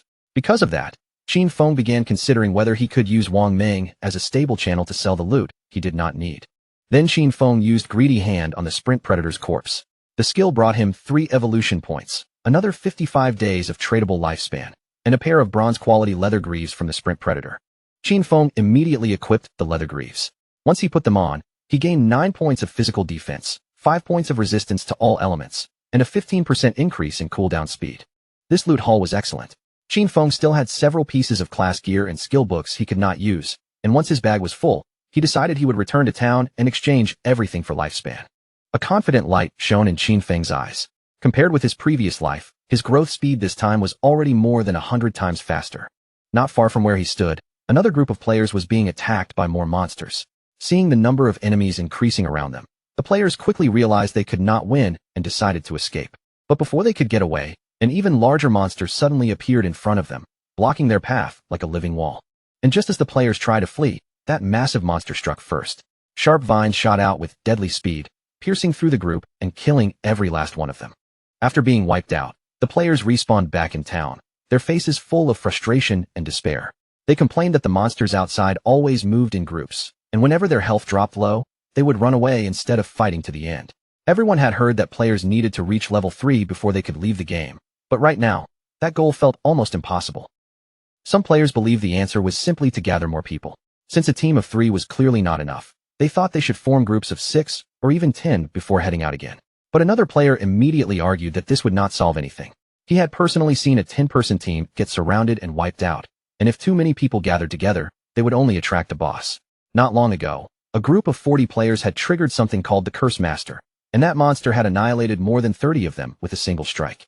Zhang Lizi's team also respawned in town, looking far worse than before. If players could not reach level 3, they would be trapped inside the game forever. Since all of them had entered after falling asleep, that meant only their consciousness had been pulled into this world. If they remained stuck here for too long, their real bodies outside would eventually starve to death. Zhang Lizi felt increasingly irritated because she could not understand why this game was so brutally difficult. One of her companions panicked, saying they had already died 3 times, and their non-tradable lifespan had dropped to less than 10 years. If this continued, they would really die in the real world. Even though Zhang Lizi still did not know whether everything was truly real, she understood one thing clearly. They could not afford to die again. When Zhang Lizi saw that Shadow had already reached level 3, confusion flashed across her face. He had advanced far faster than everyone else, so she was certain he must have discovered some hidden trick. At that moment, she understood that if her team wanted to escape this game, they needed Shadow to carry them all the way to level 3. Zhang Lizi clenched her fist and quickly gave orders to her teammates. She told them to spread the word everywhere. They had to make Shadow help them reach level 3 no matter what. Once they returned to reality, she was willing to pay him 10 million in cash. Her teammates were stunned by the amount, but Zhang Lizi was confident. In her mind, there was no way Shadow could ignore 10 million. Meanwhile, back in the forest, Qin Feng killed a level 2 polluter, gaining 20 experience points and 1 evolution point from the fight. After absorbing the monster's lifespan, Qin Feng checked his evolution points and decided he had gathered enough. Without hesitating, he spent 5 points to evolve Greedy Hand again. The skill's quality rose sharply, upgrading from Platinum to Emerald. Its chance of producing extra loot increased all the way to 160%, and now, the bonus loot even had a 20% chance of being 1 tier higher than normal. Qin Feng was amazed. Rain began falling through the forest, soaking the leaves and darkening the ground beneath his feet. As Qin Feng moved through the wet wilderness, something ahead suddenly caught his attention. There, wandering through the rainy forest, was the monster known as the Curse Master. This monster was a bronze tier boss, and right now, it was consuming vital force as it slowly prepared to advance into a silver tier boss. To Qin Feng, it was no surprise that this boss had wiped out a team of 40 players. With its power, that result was completely normal. But his inventory was already full, so even if he killed the Curse Master now, he would not be able to pick up all the loot. For the moment, he decided to mark this location on his map first. The boss's evolution would take some time, which gave Qin Feng a chance. He planned to empty his inventory first, then return later to deal with it properly. Back in town, the news had already spread everywhere. Someone was offering 10 million for Shadow, the #1 player on the leaderboard, to help them level up quickly. Players were dying over and over, losing lifespan each time, and the wealthy had already started using money to search for a way out. For ordinary people without resources, the situation looked more and more hopeless. While everyone was still discussing the offer, Qin Feng suddenly appeared in town, and the surrounding players immediately fell into shock. Qin Feng opened the system interface and activated the market stall function. A system announcement immediately rang out, declaring that he was selling equipment and skills, and that the stall would only remain open for 10 minutes. The nearby players were stunned when they saw he was already wearing 2 pieces of bronze tier gear, and even more shocked when they realized he was selling 2 additional pieces. Many players still could not believe that he had truly killed a bronze tier boss. One of them stared at Qin Feng and asked why they could not see his face clearly. Another player quickly explained that Shadow had enabled the face concealment function. Since the game appearance matched the player's real appearance, hiding his face meant he clearly wanted to keep his identity mysterious. A mage walked up to Qin Feng's stall, her eyes scanning the items with interest. She pointed to the icicle spell and asked how much it cost. Qin Feng answered calmly that the price was 100 days of tradable lifespan. This mage was Grey Rose, currently ranked 11th in Shell Town. Just like Qin Feng, she had also activated face concealment, keeping her real appearance hidden from the other players. Grey Rose hesitated because 100 days of lifespan was not a small amount. She asked if he could lower the price a little. Qin Feng explained that even though Icicle Spell was only a common tier skill, it could greatly increase a mage's farming speed in the early stage, so 100 days was already a bargain. Grey Rose then asked if she could pay with real-world money instead. Qin Feng refused without hesitation. He advised her that if she had cash, she could first use it to buy tradable lifespan from other players, then exchange that lifespan with him. If no one offered a higher price, he was willing to hold the skill until she gathered enough lifespan. Grey Rose lowered her head and began thinking it over. Then she opened the team channel and asked her teammates whether they thought the deal was worth it. Since her leadership had already helped them reach level 2 so quickly, none of them objected. More importantly, with this skill, they could reach level 3 even faster, and escaping the game had to come first. So she asked them to transfer their tradable lifespan to her, promising that once they returned to reality, she would send them money as compensation. Grey Rose handed 100 days of tradable lifespan over to Qin Feng. Seeing that every member of her team was already level 2, Qin Feng understood that they must have killed at least 30 or 40 crawlers by now. In that case, their total tradable lifespan should be far more than just 100 days. Qin Feng completed the trade and sold the spell, receiving 100 days of tradable lifespan. With that, his tradable lifespan increased from 268 days to 368 days. Just then, Zhang Lizzie appeared in the crowd, and her eyes lit up when she finally found Shadow. With a confident smile, Zhang Lizzie stepped forward and presented what she thought was a generous opportunity. As long as Shadow helped her reach level 3, she promised to give him 10 million in cash after they returned to the real world. The surrounding players were immediately shocked by her offer, and many of them turned to stare at Qin Feng, waiting to see how he would respond. Qin Feng recognized her. This woman was Zhang Lizzie, and according to the reports Qin Feng remembered, Zhang Lizzie had used cash to lure people into selling their lifespan. After that, she kidnapped them and forced them into labor, and anyone who resisted was murdered in reality. Knowing exactly what kind of person she was, Qin Feng rejected her offer coldly. Zhang Lizzie admitted that Shadow was powerful inside the game, but she reminded him that no one truly understood how this game worked yet. She told him it would be smarter to team up with her, and in return, she could give him a life of luxury, with cars, houses, women, and anything else he wanted. Qin Feng did not waver at all. He simply told her to stop blocking his business. He knew better than anyone that cash would soon become worthless, because before long, tradable lifespan would become the only universal currency. Zhang Lizzie's expression darkened, and her arrogance surfaced immediately. She said coldly that if this were the real world, she would have already taught him a harsh lesson. Qin Feng's gaze turned murderous. He warned her in a chilling voice that if she said one more word, he would kill her again and again until her lifespan dropped all the way to 0. Zhang Lizzie and her companions felt the terrifying pressure coming from him. Without daring to waste another second, they turned and fled from the area. A few minutes later, Qin Feng sold the final item in his stall, the Gleam Robe of Tier Bronze. After the last trade was finished, Qin Feng's total tradable lifespan had reached 546 days. Now that his inventory was emptied and everything had been sold, Qin Feng decided it was time to return to the forest and deal with the Curse Master. His body faded quietly as he activated stealth once again. No one in town understood it yet, but tradable lifespan was the key to extracting skills into reality. Once that secret became known, the godforsaken game would drag the real world into chaos. The family backgrounds, wealth, and status people were once proud of would soon lose their meaning, and only personal strength would matter. After escaping from the stall area, Zhang Lizzie and her team finally stopped some distance away. They were all out of breath from running, their faces still tense from Qin Feng's threat. Zhang Lizzie gritted her teeth and told the others that Shadow had not only rejected her offer, but had even dared to threaten her. Anger burned in her eyes as she swore that once they returned to the real world, she would find him and kill him. While Zhang Lizzie was thinking about revenge, a man named Mao Lijun, also known as Lao Mao, walked toward her from nearby. Lao Mao said that he had already reached level 2, and with a confident look, claimed that he knew some tricks that could help people level up inside the game. He then asked whether he could take the 10 million offer that Shadow had refused, saying he could help Zhang Lizzie and her team reach level 3 instead. Zhang Lizzie immediately became cautious and asked what kind of tricks he was talking about. Lao Mao smiled and said he usually kept these methods secret, but for her, he was willing to make an exception. He explained that under their current situation, the fastest way to level up was to put all attribute points into agility as soon as possible. Once their running speed became faster than the monsters, they could avoid being hit and find chances to win without taking damage. Zhang Lizzie froze when she heard this. She had put all her attribute points into strength, and only now did she realize she might have made the wrong choice from the very beginning. In the end, Zhang Lizzie agreed to Lao Mao's offer, but she cut the price down to 5 million because he was not as strong as Shadow. Lao Mao accepted the deal, though he could not help mentioning that while Shadow was powerful, it was strange for him to refuse such a huge amount of money. Meanwhile, Qin Feng reached the exact location he had marked on the map earlier. His body remained hidden in stealth, and from the shadows, he quietly studied the creature ahead.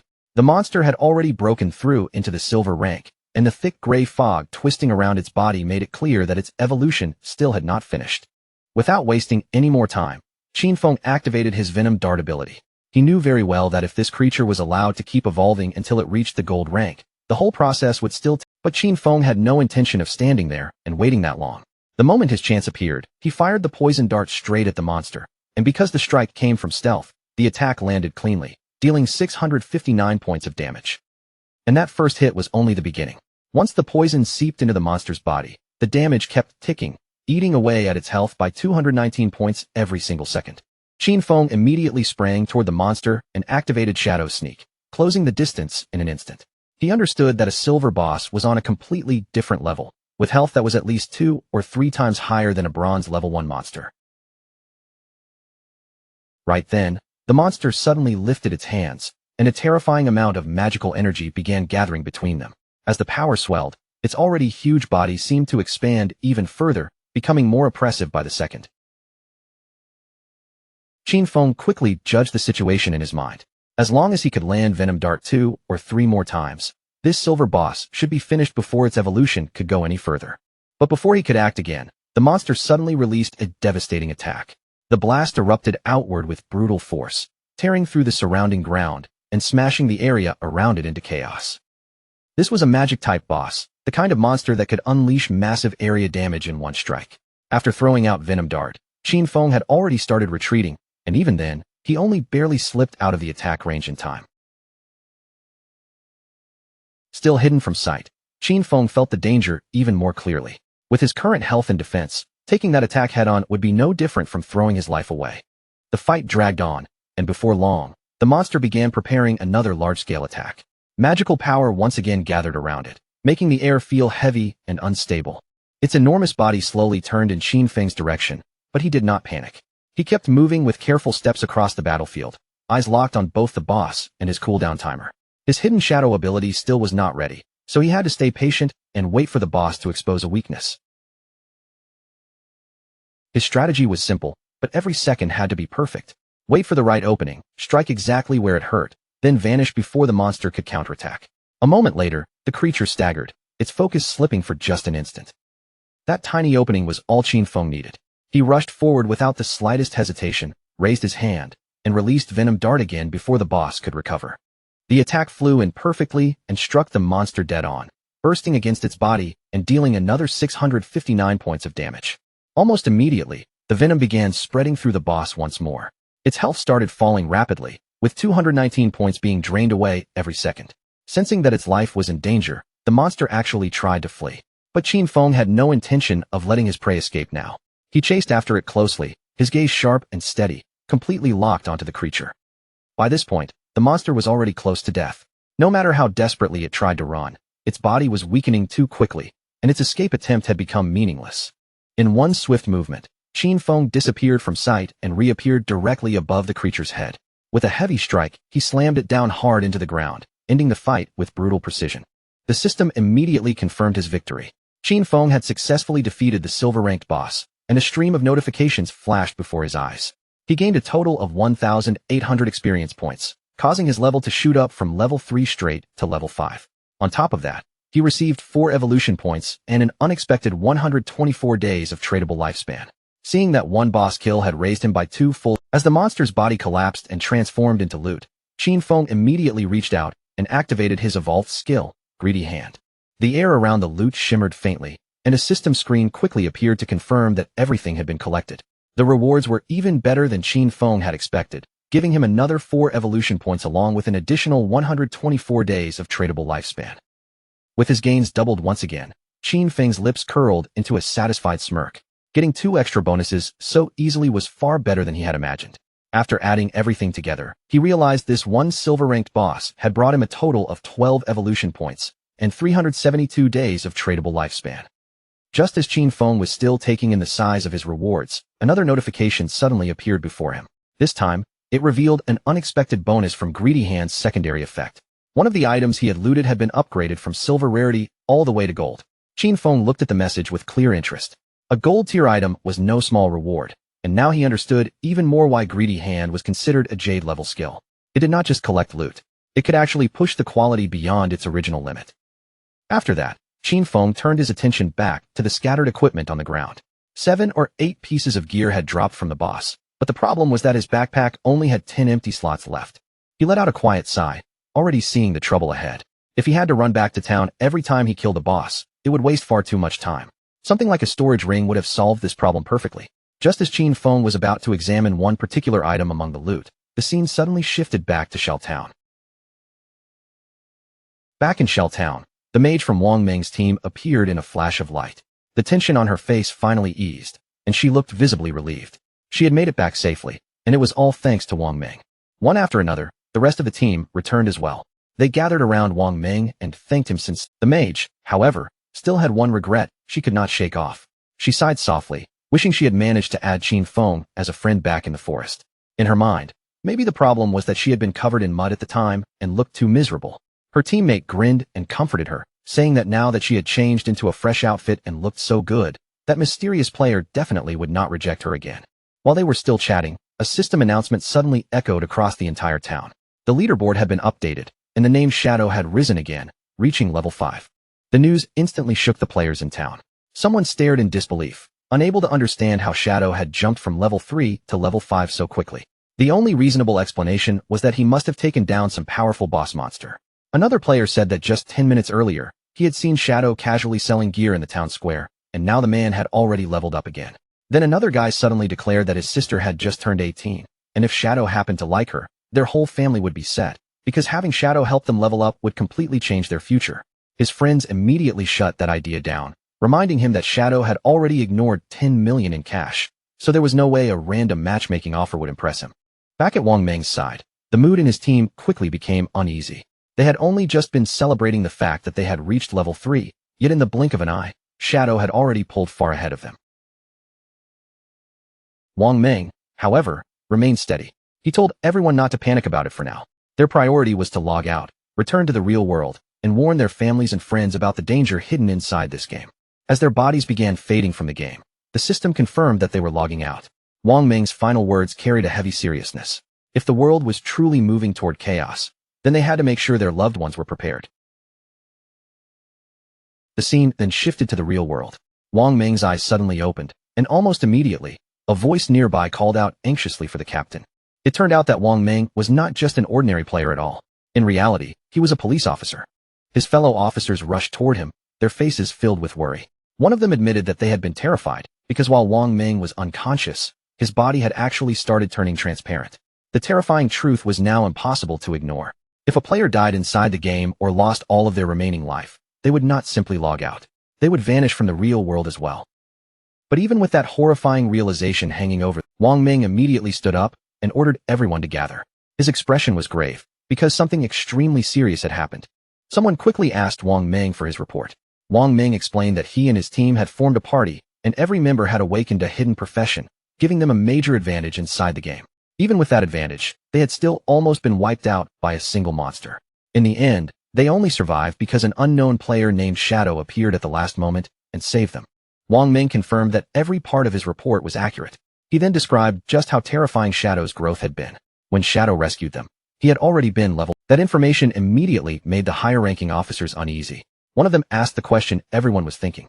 Did this mean Shadow was now the strongest player in the world? And more importantly, how had he leveled up at such an unbelievable speed?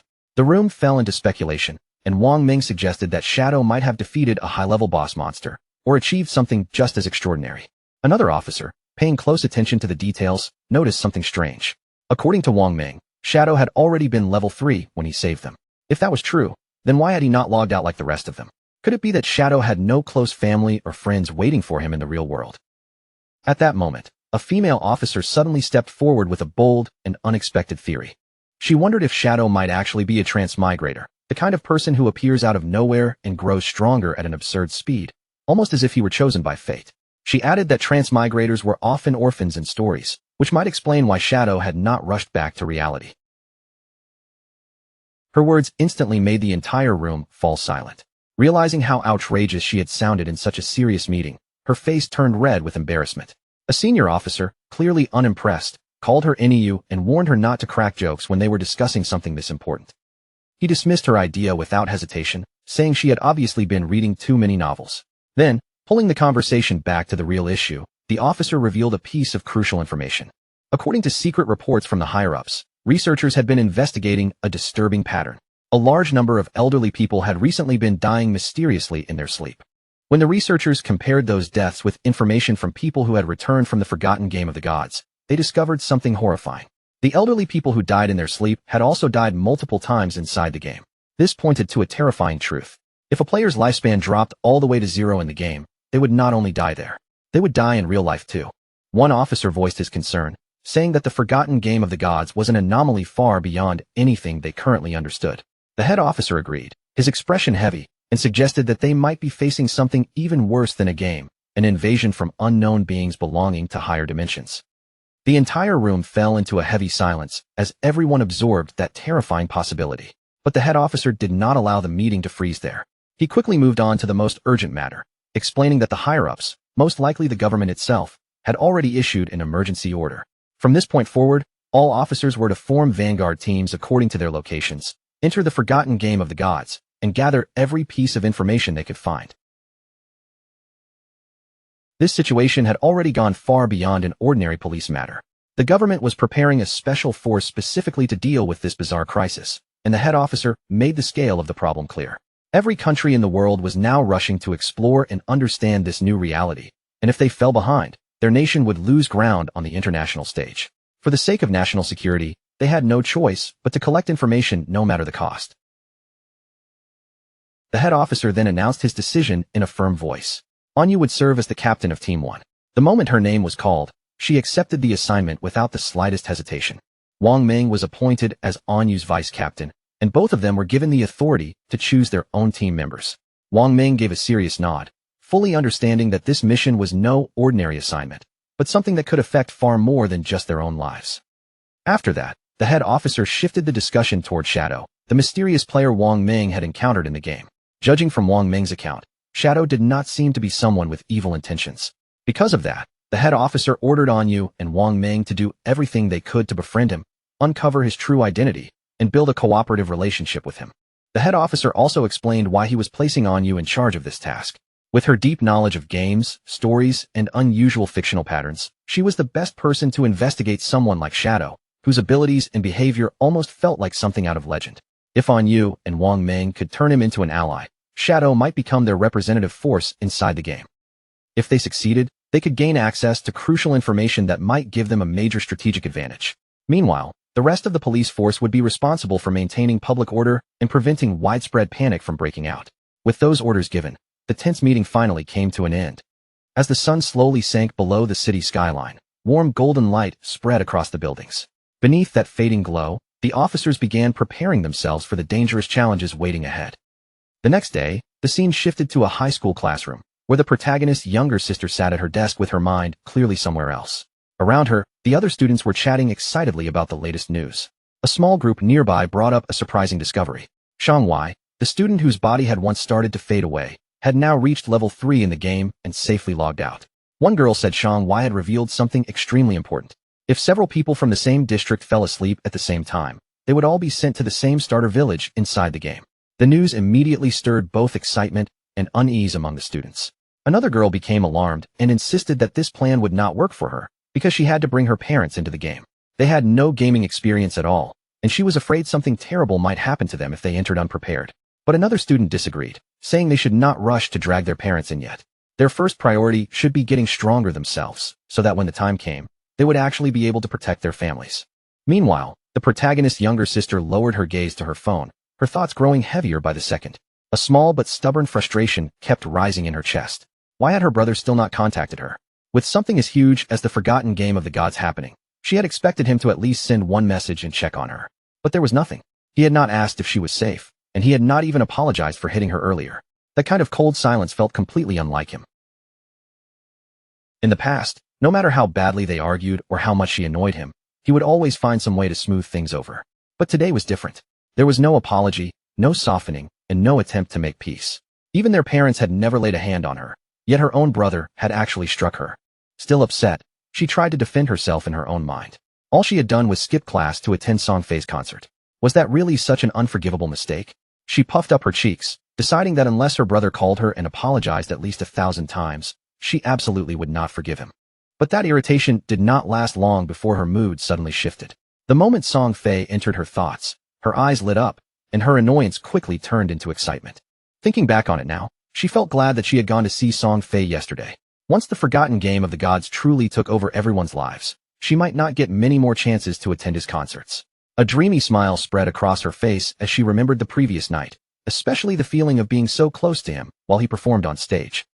In her mind, Song Fei appeared again beneath the bright stage lights, looking dazzling as the crowd cheered around him. Just remembering it made her unable to hold back her admiration for how amazing he had been. Then a sudden thought struck her. If everyone entered the game world while they were sleeping, then Song Fei would eventually be pulled into that world too. The moment she imagined meeting Song Fei inside the game, her cheeks flushed red, and her heart seemed to jump a little faster. Could this actually be her chance? Was fate finally creating a way for the two of them to meet? The more she thought about it, the faster her heart beat, and the whole idea filled her with nervous excitement. As she prepared to go to sleep, another thought suddenly came to her. Xiangwei had managed to reach level 3 extremely quickly, which meant he was probably already considered an expert among the current players. If she wanted to perform well after entering the game, getting advice from him first would be a smart move. So without wasting any time, she picked up her phone and sent Xiangwei a message, asking whether he had any useful tips before she entered the game world. At that same time, Xiangwei was with his classmates when her message suddenly appeared on his screen. Xiangwei looked down at his phone and immediately smiled. He could hardly believe what was happening. Someone like the protagonist's younger sister was actually coming to him for advice. In his eyes, this was a rare opening, a perfect chance to get closer to her. Xiangwei quickly replied, telling her that she had definitely asked the right person. He then shared what he considered an important game secret. At the very beginning, she should put all of her attribute points into agility. Otherwise, she would not be fast enough to escape from monsters and would end up dying again and again. She hesitated and asked if that still applied, even if she chose a mage class. Xiangwei confidently assured her that it did. Agility was useful for mages too, he explained, because it improved casting speed, and in the early stages, being able to cast faster could make all the difference. Still not fully confident, she asked what she should do if she improved her agility and still could not win. Xiangwei told her not to worry so much. As long as someone in their village reached level 5, the village's teleportation formation would activate and connect all the starter villages together. Once that happened, she could simply join a random party to help her level up, and when the teleportation circle opened, he would personally come find her. Hearing that, she instantly felt much happier. Lying on her bed, she smiled to herself, thinking that people like Xiangwei really were useful at times. Just like that, she had already found someone willing to help her. As sleepiness slowly came over her, another pleased thought crossed her mind. This was perfect. She would enter the game before her brother, level up quickly, and become strong first. Then, when her brother finally joined, she would make sure he had a miserable time. No help, no support. He would have to figure everything out by himself. Feeling satisfied with that little plan, she drifted into sleep, full of excitement for the adventure waiting ahead. The scene then shifted back to the game, where the protagonist stood among the loot left behind by the defeated boss monster. Amid the scattered treasures, one glowing orb immediately caught his attention. The moment he picked it up, a system notification appeared, announcing that he had obtained the curse ring, a gold-tier item. The system quickly displayed its attributes. The ring could be equipped by anyone, and it increased every attribute by 8 points. It also granted 26 points of dark elemental resistance and made weak point attacks 1.5 times stronger. However, there was one condition. The user had to be at least level 4 before wearing it. Looking over the effects, the protagonist immediately understood how valuable the item was. A boost of 8 points to every attribute meant a total increase of 32 points, which was almost the same as gaining 3 full levels. On top of that, the dark elemental resistance would be useful against many enemies, and the weak point damage boost was a very welcome bonus.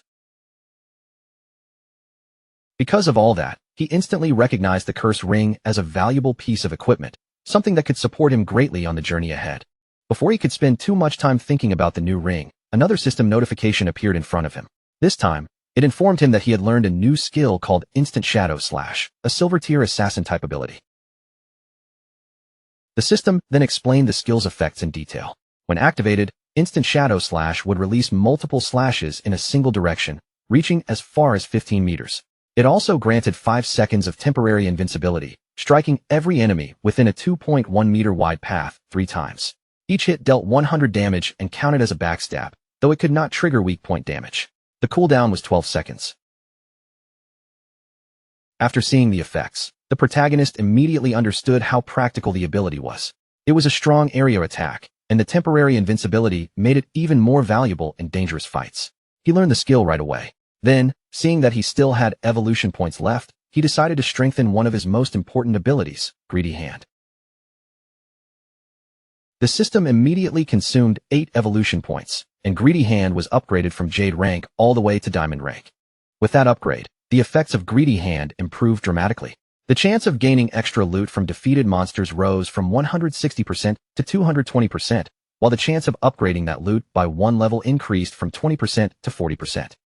Thinking through the new effect, the protagonist realized that from now on, every enemy he killed would give him 2 extra pieces of loot, making each victory 3 times more rewarding than before. Not wanting his remaining evolution points to sit unused, he then upgraded Instant Shadow Slash 3 times in a row. The system took 3 more evolution points, leaving him with only 1 point remaining. Instant Shadow Slash rapidly evolved, rising from silver rank to gold rank before finally reaching platinum rank. Its attack range expanded from 15 meters to 21 meters, giving him much greater reach in battle. The invisibility effect now lasted 7 seconds, giving him more time to stay protected after using the skill. The number of slashes increased from 3 to 5, and the attack now struck all enemies within a wider 3.1 meter path. Its cooldown was also slightly reduced, dropping from 12 seconds to 10.43 seconds, making it more efficient while still requiring careful timing. Even better, each strike now dealt 200 damage, doubling its original power. Every single slash still counted as a backstab, which meant it could trigger the backstab skill effect, even though it could not hit weak points. After looking over the upgraded details, the protagonist understood that while the cooldown had not been reduced by much, the longer invisibility alone could become a huge advantage in real combat. He then looked through the rest of the loot scattered around him.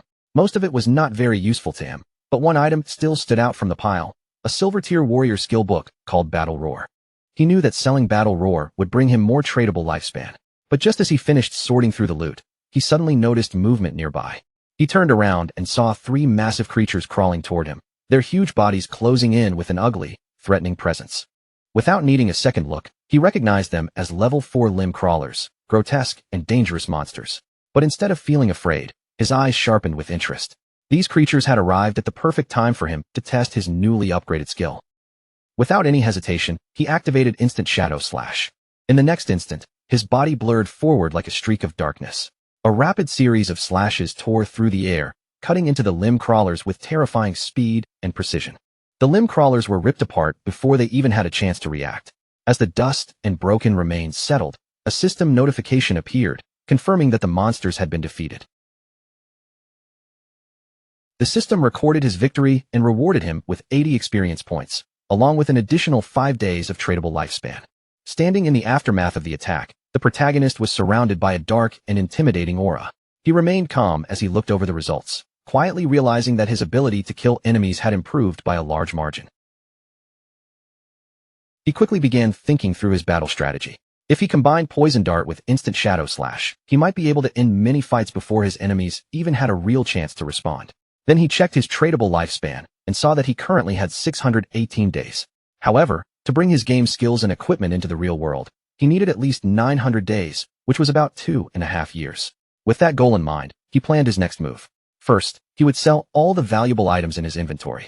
If things went smoothly, he might reach the required lifespan much sooner. And once he reached level 10, he would finally be able to connect the virtual world with reality. The scene then shifted to the protagonist heading back toward the starter town.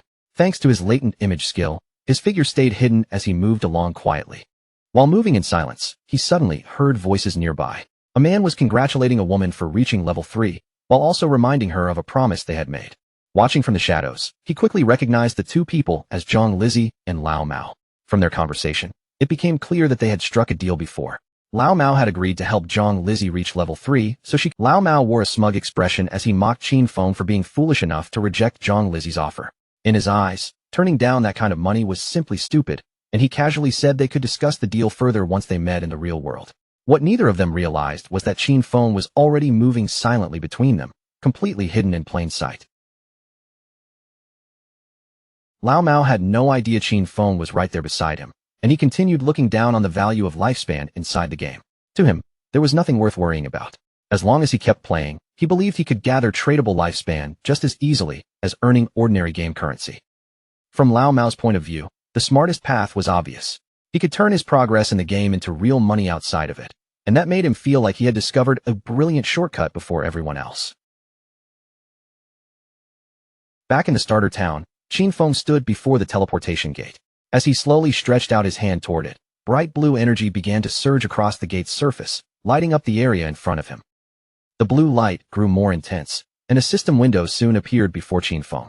It congratulated him for activating the teleportation formation in Shell Town and rewarded him with 1 reputation point. The system also explained that he could use the teleportation gate once per day for free, but if he wanted to use it more than that, he would have to pay with tradable lifespan.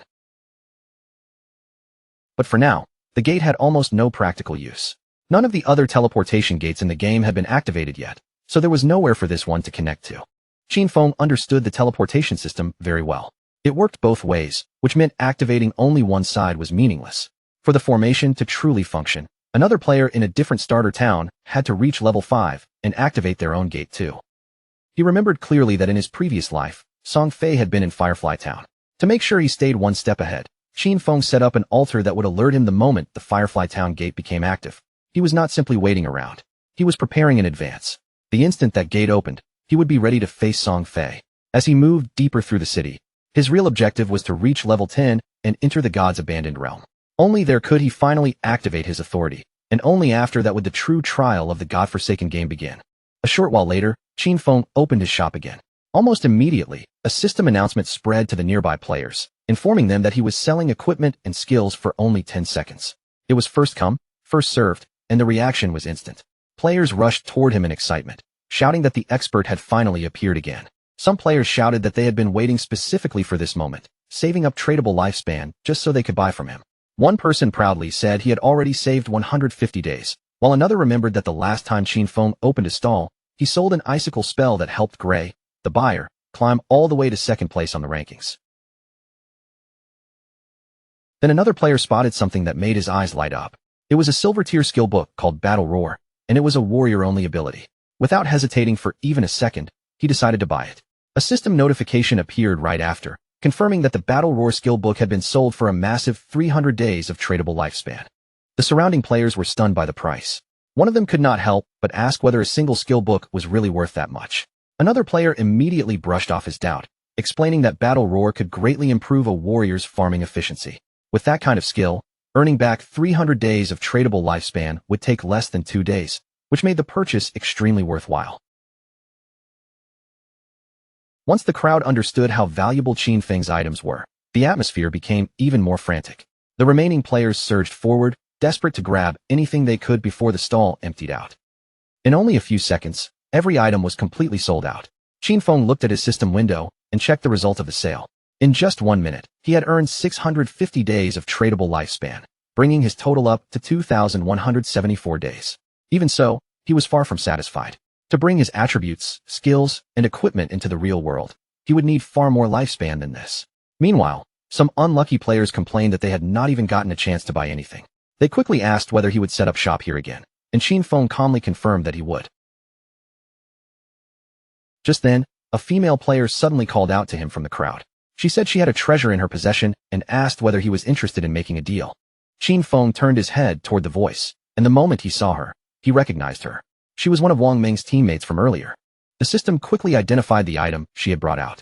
It was a space ring with 12 inventory slots, and even more importantly, it would not take up Qin Feng's backpack space or any of his equipment slots. Qin Feng was briefly surprised by what he saw. He knew exactly how valuable a space ring was. This kind of storage item was rare because it provided extra carrying capacity without occupying a normal ring slot or taking space inside a backpack. Since players could only carry up to 3 storage backpacks, an item like this was incredibly precious. Qin Feng knew that space rings could technically drop from any monster, but the drop rate was absurdly low. For this girl, with her profit-related profession, to obtain one so early in the game was almost unbelievable. Her luck was truly frightening. Without wasting time, Qin Feng asked her for the price, already calculating its true value in his mind. In his past life, a 12-slot space ring like this had once sold for an astonishing 3,600 days of tradable lifespan. But instead of asking for lifespan, the girl gave him an offer he had not expected. She did not want his tradable lifespan at all. What she wanted was for him to add her as a friend and team up with her to defeat a boss monster. Qin Feng agreed immediately, and a system notification appeared soon after, confirming that the player Big Plum had accepted his friend request. After leaving Shell Town together, Qin Feng asked Big Plum about the boss monster she needed help with. Big Plum explained that it was a gold-tier boss, but because she had seen it from too far away, she had not managed to catch its name. All she knew was that it was located on an old, worn-out boat deep in the swamp. Qin Feng's eyes narrowed slightly in surprise. A worn-out boat in the swamp, and a gold-tier boss on top of it. Could it be the Golden Ghost ship? He knew that the Golden Ghost ship was a rare special boss that could appear at almost any level. Its spawn rate was extremely low, but whenever it appeared in his previous life, the powerful equipment it dropped always drew big guilds into brutal fights. Just discovering the existence of this monster was enough to spark a large-scale battle. But judging from Big Plum's description, Qin Feng guessed that this Golden Ghost ship should only be around level 5, which would make it the easiest version to defeat. Even so, he could not help wondering how Big Plum had managed to find such a rare boss so close to the starter town. His thoughts quickly began connecting the clues. The space ring, her connection to Wang Ming's team, and now a gold-tier boss appearing almost as if luck had dragged it in front of her. Suddenly, a possibility flashed through Qin Feng's mind. Could she be the rumored koi fish from his previous life? He remembered the whispers he had heard back then. People had once said that someone on Wang Ming's team possessed terrifying luck, the kind of luck that allowed them to stumble upon rare bosses, treasure chests, hidden palaces, and ancient temples just by wandering around. At the time, Qin Feng had assumed those rumors were just a cover story meant to hide the team's real intelligence sources. But now, looking at Big Plum right in front of him, he realized those rumors had most likely been true all along. Lost in thought, Qin Feng stared at her for a moment, trying to understand what her existence really meant. Big Plum noticed his gaze, her cheeks turning slightly red as she asked why he was looking at her like that. Qin Feng quickly snapped back to himself, told her it was nothing, and shifted his attention back to the road ahead. As Qin Feng and Big Plum passed through the main gate of the starter town, neither of them noticed the figure hiding nearby. Behind a tree, a bald player crouched in the shadows, silently watching their every move. Elsewhere, a group of fierce-looking players had gathered together. In front of several bald players stood a long-haired man, speaking with the confidence of someone used to being obeyed. He boasted about his past victories, including how he had once led his team to conquer the overlord of Sand City. With a proud expression, he told the bald players that as long as they followed him, he would guarantee their success in this game. But before he could continue, the bald player who had been tracking Qin Feng hurried back and reported that the target had left town with a girl. Their boss immediately broke into a smirk. Hearing that Qin Feng had left with a girl, he laughed and assumed Qin Feng was just another young man easily distracted by a pretty face. Without wasting another second, he gathered his men and ordered them to move out. It was time for them to make their move. Meanwhile, outside the town, Qin Feng and Big Plum continued along the road while discussing the conditions for his help. Qin Feng made it clear that if the boss dropped equipment or skill books Big Plum could use, those items would belong to her. Everything else, however, would go to him. Big Plum thought it over, then asked what Wang Ming and the other party members would receive from this arrangement. Qin Feng explained calmly that because everyone had different roles, there was no guarantee that assassin equipment would drop from the boss. If nothing useful for him appeared, then he would have fought for free, and that would not be fair. After hearing his reasoning, Big Plum understood and agreed to the terms, though she still had one small request. If the boss dropped gear that her captain or the other members of her party could use, she asked whether Qin Feng would be willing to sell it to her at a discounted price. Qin Feng agreed to that without making things difficult. With the conditions settled, Big Plum said they could head to the boss's location once Wang Ming and the rest of her party logged back into the game. But after walking for a while, she suddenly realized she had no idea where Qin Feng was taking her. Only when Qin Feng finally told her their destination did she understand. They were going to fight the gold tier boss right now. Big Plum was instantly shocked. To her, that idea sounded far too reckless, almost completely insane. Qin Feng was an assassin, and she was a mage.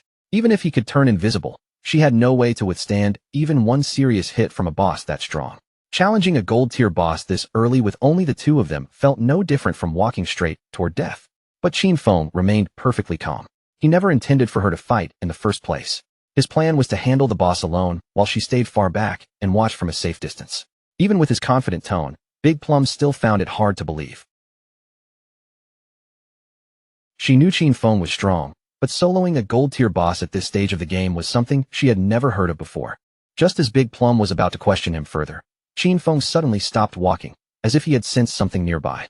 Without saying a single word, he activated his latent image skill, and his figure disappeared into thin air. Big Plum froze on the spot, completely stunned. She looked around in confusion, trying to understand what had just happened. A moment ago, Qin Feng had been standing right beside her, yet now there was nothing but empty space. She called out to him uncertainly, but no answer came back, only a quiet silence around her. Not far away, hidden behind the trees, the group of bald-headed players continued watching Qin Feng and Big Plum from a distance. Their leader wore a confident smirk, certain that they had the advantage. But then one of his men noticed something strange. Qin Feng had vanished. The players exchanged confused looks and turned to their boss for orders. Without thinking too deeply, the leader dismissed it, assuming Qin Feng had tricked Big Plum and abandoned her there alone. With a wicked grin, he ordered his men to move in. Their plan was to capture Big Plum first and enjoy themselves before dealing with anything else. As they rushed forward, their boss proudly reminded them of his promise, saying that following him meant living a good life. Now, he laughed, even women were practically falling into their hands. But just as they closed in, a shadowy figure suddenly appeared directly in front of them. The leader stopped in his tracks, and the grin on his face disappeared as he stared into the dark aura swirling before him. Confusion flashed across his eyes. He barely had time to wonder what he was looking at before danger was already right in front of him. Qin Feng activated Instant Shadow Slash, and in the blink of an eye, the fight was over. A cold flash sliced through the air, and the entire group was cut down before they could even defend themselves. Their bodies collapsed one after another, torn apart so quickly that they barely understood what had happened before their lives were gone. After finishing them off, Qin Feng seemed to melt back into the darkness. His figure vanished again, leaving no trace behind. A system notification appeared, confirming the result of his attack. 5 players had been killed, and Qin Feng earned 12 days of tradable lifespan from them. Qin Feng glanced briefly at the fallen bodies, but he did not waste much attention on them. Their loot was practically worthless, barely even worth picking through. In Qin Feng's eyes, cutting them down had been no different from wiping out a couple of weak, low-level monsters. They were not worth his time, his anger, or even a second glance. A moment later, Qin Feng silently reappeared beside Big Plum as if nothing had happened at all. His expression remained calm and indifferent, while Big Plum, completely unaware of the brief slaughter that had just taken place, immediately asked why he had suddenly vanished. Qin Feng only shrugged and said a few people had been following them, so he sent them back to town. Big Plum seemed to accept that answer at first, but after a beat, curiosity took over and she started pressing him with more questions. She even joked that she thought he had slipped away to relieve himself, then started imagining how convenient his invisibility must be. With that skill, she said, he could handle something embarrassing without anyone seeing him at all. Qin Feng's face immediately darkened, clearly not amused by the strange direction of the conversation. He cut her off and told her to stay focused and hurry up, because their real target was still the gold-tier boss monster. At that same time, back in Shell Town, the ground suddenly began to glow, and a bright light spread across the summoning area. Right after that, Qin Feng's younger sister appeared in the town as a healer. The moment she opened her eyes and saw the magic staff in front of her, her eyes widened in surprise. She reached out and picked up the staff, and the solid feeling in her hand made her realize that everything here was real. This was not just some dream or illusion. Around her, nearby players quickly turned their attention toward her, immediately recognizing that another newcomer had just arrived. She was thrilled when she realized she had obtained the hidden class, Life Sacrifice. In her mind, a hidden class had to be incredibly powerful, and with this kind of special profession, she was sure she would be able to catch Song Fei's attention. But almost immediately, she started wondering where Song Fei was right now, and whether he already knew the secret about people from the same area appearing at the same starting point. Then, when she thought about Qin Feng, anger flashed in her eyes. He usually watched over her all day long, yet when the truly important moment arrived, he had become completely unreliable. She forced herself to stop thinking about him. After all, she now had a hidden class, and Shang Wei had already promised to help her level up. From this moment on, Qin Feng could fend for himself, because she was not going to worry about him anymore. Her attention then landed on the leaderboard, and the moment her face immediately filled with frustration. Shang Wei was only level 3, yet he had still dared to act like he was some powerful expert. Now she understood that Shadow was the real top player. If she could stay close to someone like him, she would definitely level up much faster than she could with Shang Wei. But then another question appeared in her mind. Where was she supposed to find an expert like Shadow? Not far away, a group of players was gathered together and talking anxiously. They were worried because they still could not get in touch with Swain, the healer in their party. It was Wang Ming's team. Wang Ming knew they could not afford to stand around waiting forever, so he asked if anyone had a solution. One teammate said with concern that without a healer, they would not be able to safely kill monsters. Another player pointed out that they were not experts like Shadow, who could farm alone, so the most practical choice was to find another healer and invite them into the party. While they were trying to figure out what to do, someone suddenly greeted them from nearby. When the group turned around, they saw Qin Feng's younger sister standing there. To her, this was a perfect opportunity. She walked over with a bright smile and asked if they happened to need a healer, then proudly revealed that she had the hidden class, Life Sacrifice. Meanwhile, deep in the forest, Qin Feng and Big Plum stood on top of a cliff. Below them stretched a dark, murky swamp, and in the middle of that gloomy water, the golden ghost ship lurked silently like a monster waiting for prey. Qin Feng activated Shadow Sneak and disappeared into the air. Before leaving, he told Big Plum to hide herself properly and watch out for possible ambushes while he went down to deal with the boss. Big Plum looked a little confused, but she still nodded and reminded him to be careful. Qin Feng descended into the swamp, and the moment he entered the area, a system window appeared in front of him. It warned that under the influence of the ghost ship, this place had become a violent domain, where lifespan was consumed at 100 times the normal rate. Qin Feng quickly calculated the loss in his head. At 100 times the normal speed, staying here for 15 minutes would be equal to spending one full day of lifespan. For most players, that would be terrifying, but to him, this kind of violent time-draining domain did not have much impact. The system then detected the Golden Ghost ship as a level 5 boss. But right after that, something unexpected appeared. A countdown timer started ticking, showing 45 minutes and 25 seconds remaining. Qin Feng was slightly surprised to see that a special boss like this actually had a time limit. Still, he quickly relaxed, because there were still more than 45 minutes left. For Qin Feng, that amount of time was more than enough to kill it. He immediately activated Instant Shadow Slash. His figure moved like a bolt of thunder across the swamp, and several powerful slashes tore into the boss, dealing a total of 1,500 damage. While the boss was still trying to understand what had just struck it, Qin Feng canceled Shadow Sneak and launched a venom dart without hesitation. The dart flew straight toward the ship's bell and struck it directly, triggering both critical hit and stealth break strike at the same time. As the poison began dealing continuous damage, Qin Feng quickly pulled back and widened the distance between himself and the boss. The Golden Ghost ship was difficult to handle for several reasons. First, most players did not know where its true weakness was. They usually assumed the weak point had to be its skeletal body or the ship itself. But in reality, the real weak point was the ghost fire bell hanging at the tip of the ship. The moment that weakness was attacked, the boss became enraged. Its power spread through the swamp, and it began controlling the surrounding water. The Golden Ghost ship then prepared a massive area attack, forcing towering pillars of water to burst up from the swamp one after another. Qin Feng dodged through the attacks while steadily moving closer to the boss. Those water pillars dealt abnormal damage, and even early-stage warriors wearing full silver armor would barely be able to survive a single hit. Qin Feng was glad his Shadow class gave him such high agility. Without that speed, dodging these attacks would have been almost impossible. At that moment, pale hands suddenly pushed up from beneath the swamp's surface. Rotting zombies known as decaying water ghosts began crawling out of the mud and water. Qin Feng remembered this pattern clearly. Once the boss's area attack ended, it would summon 12 decaying water ghosts, and every one of them had silver tier combat ability. Because Qin Feng was still under the effect of Shadow Sneak, the ghosts could not sense his presence, even though he was standing right among them. The 12 decaying water ghosts were ready to attack viciously, and most ordinary parties would already be thrown into panic at this stage. Worse still, the Golden Ghost ship would summon one more decaying water ghost every 3 minutes. If a team could not kill them fast enough, their numbers would keep growing until the entire party was wiped out. But Qin Feng had been invisible from the very beginning, so none of them could lock onto him. All he needed now was to find the perfect angle. The moment he found it, Qin Feng activated Instant Shadow Slash again.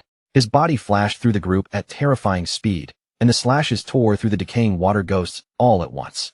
While Qin Feng was cutting down the monsters below, Big Plum remained on the cliff above, watching everything unfold from a distance. Her body trembled, and her face flushed as she realized just how terrifying the #1 expert Shadow truly was. To her, Qin Feng was far too powerful. He appeared and disappeared without leaving a trace, and in the blink of an eye, he had already taken more than half of the boss's health without giving it any real chance to fight back. But then, to her surprise, Qin Feng suddenly contacted her through chat. He called her Little Black and calmly told her that he was going to die soon, leaving Big Plum completely shocked. With a confident expression, Qin Feng told her there was nothing to worry about. All she had to do was wait for him to revive. Big Plum instantly panicked. She had thought Qin Feng had the advantage, so hearing him say he was going to die made no sense at all. On top of that, she could not help asking who Little Black was supposed to be. Qin Feng calmly asked if that was not her name. She immediately corrected him, saying her nickname was Big Plum, not Little Black, which sounded more like a dog's name. At that moment, someone stomped hard against the ground nearby. It was the man Qin Feng had killed earlier, and this time, he had brought his entire team with him. His face was twisted with anger as he cursed himself for being careless before. Back in his glory days, he had claimed to defeat legends one after another, yet now he felt like he had been humiliated by a mere little girl.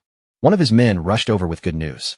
He had found the girl on the cliff, and he reported that Shadow, that bastard, was challenging the boss alone at the bottom.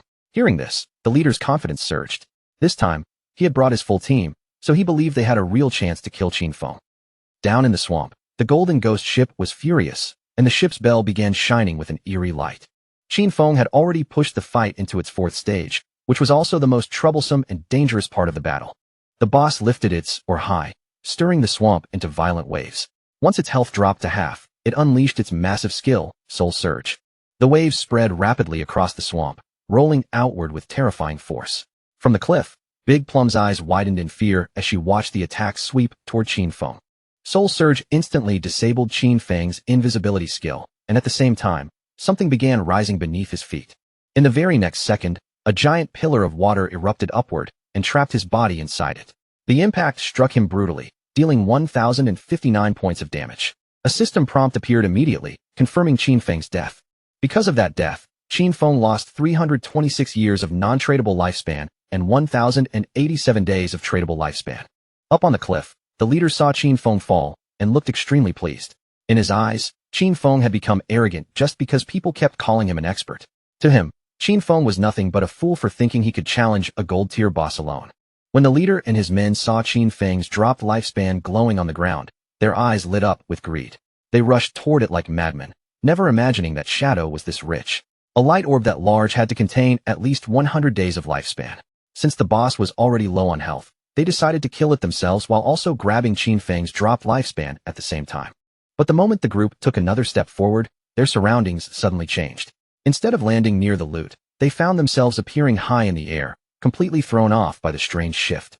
The leader's face twisted in confusion, unable to understand what had just happened. In the next instant, he and all of his men were forcibly teleported back to Shell Town, their plan collapsing before they could even touch the battlefield. The group was furious and frustrated, still unable to figure out why that boss was so terrifying. They could not understand how Shadow had managed to attack it until its health was already down to half.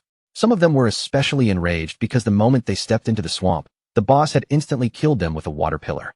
And as if that was not bad enough, the entire swamp was also crawling with smaller monsters. To them, this boss was simply impossible to fight. The leader clenched his teeth, refusing to accept such a humiliating result. They had already suffered heavy losses, but instead of backing down, he barked an order for his men to follow him again. He was determined to go back and try one more time. At the same time, someone suddenly jumped back into the swamp. It was Qin Feng, who had already returned to the battlefield. But when he saw so many lifespan orbs scattered across the ground, even he felt a little puzzled. Through the chat, Qin Feng told Big Plum that he had already returned, then asked why there were so many lifespan light orbs lying around. Big Plum was surprised by how quickly he had come back, but she quickly explained that the lifespan belonged to a group of players who had rushed loudly at the boss, only to be wiped out by the water pillar almost immediately. Qin Feng could not help but smile when he realized those people had completely overestimated themselves. But the sight also reminded him of his previous life, when he had suffered quite a bit because of the Golden Ghost ship as well. The boss was still roaming through the swamp, and Qin Feng watched it carefully. He knew that the Golden Ghost ship would only use its immobilization skill once, so the rest of its remaining health would be much easier to deal with. However, once its health fell below half and it took damage, there was a fixed chance it would disappear and reappear far away, which was exactly what made it so difficult for ordinary players to kill. Without wasting another second, Qin Feng launched a poison dart straight toward the boss, and the dart struck the ship's bell with perfect accuracy. The Golden Ghost ship instantly became enraged and began preparing another attack. The moment Qin Feng saw that movement, he activated Shadow Sneak and vanished into invisibility. After calmly studying the boss's movements, Qin Feng used Instant Shadow Slash and rushed in with swift precision. He had already seen through its attack pattern, so every movement he made was sharp and deliberate. Meanwhile, the leader and his men returned to the cliff once again. One of them quickly reported that Qin Feng was already fighting the boss again. Hearing this, the leader's eyes darkened, and he immediately began looking for a chance to take down both Qin Feng and the boss together. When Big Plum saw that the same group of idiots had come back to cause trouble again, anger surged inside her. Shadow was clearly close to killing the boss, and she refused to let these bastards ruin everything and get away with it. She tightened her grip around her magic staff and focused her power. In the next moment, crackling thunder began gathering around the staff. A bolt of lightning shot out from the magic staff and crashed down onto the men below. The strike scorched their bodies instantly, leaving the others around them staring in shock. The leader, now furious, shouted out and demanded to know who had attacked him. One of his men quickly raised a trembling finger and pointed toward Big Plum, telling him that she was the one responsible. The leader grabbed his axe from the ground, his face twisted with rage, and ordered his men to kill her. The moment Big Plum saw them turning toward her, fear filled her eyes. She immediately turned and ran, shouting for help as fast as she could. Behind her, the leader and his men charged after her, cursing loudly and swearing that they would kill her. Not far from that area, a man hiding behind a tree quietly watched the chase unfold from the shadows. And he was not alone. Another man was hiding behind him as well. When they noticed Big Plum and the group of pursuers getting closer, both of them quickly ducked back behind the tree and concealed themselves again. Back in the swamp, Qin Feng pulled some distance away from the boss, his eyes locked firmly on its movements. He could tell at a glance that the Golden Ghost ship was already close to death. Still, everything had gone about the way he expected. Even though the Golden Ghost ship was only a level 5 boss, fighting it alone was still extremely troublesome. His damage was not high enough to end the battle quickly, so the fight had dragged on longer than he wanted, which naturally attracted more people to watch. When Qin Feng noticed movement on the cliff, he immediately realized those were the same players who had just died and returned. He also spotted another group waiting near the swamp, clearly planning to let him finish killing the boss first before attacking him and stealing the loot. At that moment, the poison finally began taking full effect on the boss. Its eyes started glowing, and not long after, its entire body began fading away. The system announced that the gold-grade Golden Ghost ship had been defeated. Qin Feng received 480 experience points as a reward, and his level rose all the way to level 8. Along with that, he gained 7 evolution points and 216 days of tradable lifespan. Right after that, Qin Feng activated Shadow Sneak again and disappeared from sight. Their dream of stealing the spoils had been a nice one, but unfortunately for them, they had miscalculated. A global system announcement rang out across the entire game, declaring that the Shelltown player Shadow had become the first person on the server to kill a gold-grade boss. As a reward, he received 3 reputation points. That announcement immediately drew the attention of every player in the area, and countless eyes turned toward the news in disbelief. No one knew exactly who Shadow was, or how he had become so powerful. Some players were shocked, while others were furious, insisting that the first person to kill a gold-grade boss should have come from Han City instead. In Shelltown, Wang Ming stared at the system notification in confusion. It had not been long since Shadow had been fighting a bronze boss alone, yet after such a short time, he had already solo killed a gold boss. Wang Ming could not understand why the gap between Shadow and everyone else was so enormous. At the same time, Qin Feng's younger sister stared at the announcement with determination shining in her eyes. Now she was certain that Shadow was the strongest player. If Shadow helped her level up, then she would definitely have a much better chance of seeing Brother Song Fei. After the boss's body disappeared, glowing lifespan and scattered loot were left behind on the ground. The boss of the group hiding behind the tree could not hold back a grin when he saw how much loot had dropped. With a wicked look in his eyes, he realized that Shadow had gone invisible without collecting anything, which meant Shadow must be cautious of them. He immediately ordered Guang to use his skill and locate Shadow. They planned to kill Qin Feng and take the gold boss's loot for themselves. Guang nodded, raised his bow, and activated a skill called Phantom Horned Eagle. He released an arrow toward the swamp, and as it flew through the air, it transformed into the ghostly shape of an eagle. The spectral eagle soared over the swamp before suddenly exploding. Countless ghostly feathers scattered down from above, drifting across the entire area. Qin Feng observed them carefully from the shadows. He had not expected this hunter to learn an anti-invisibility skill so early. No wonder these people were so confident about killing him and stealing the loot. But unfortunately for them, Qin Feng's assassin class gave his invisibility an extra level.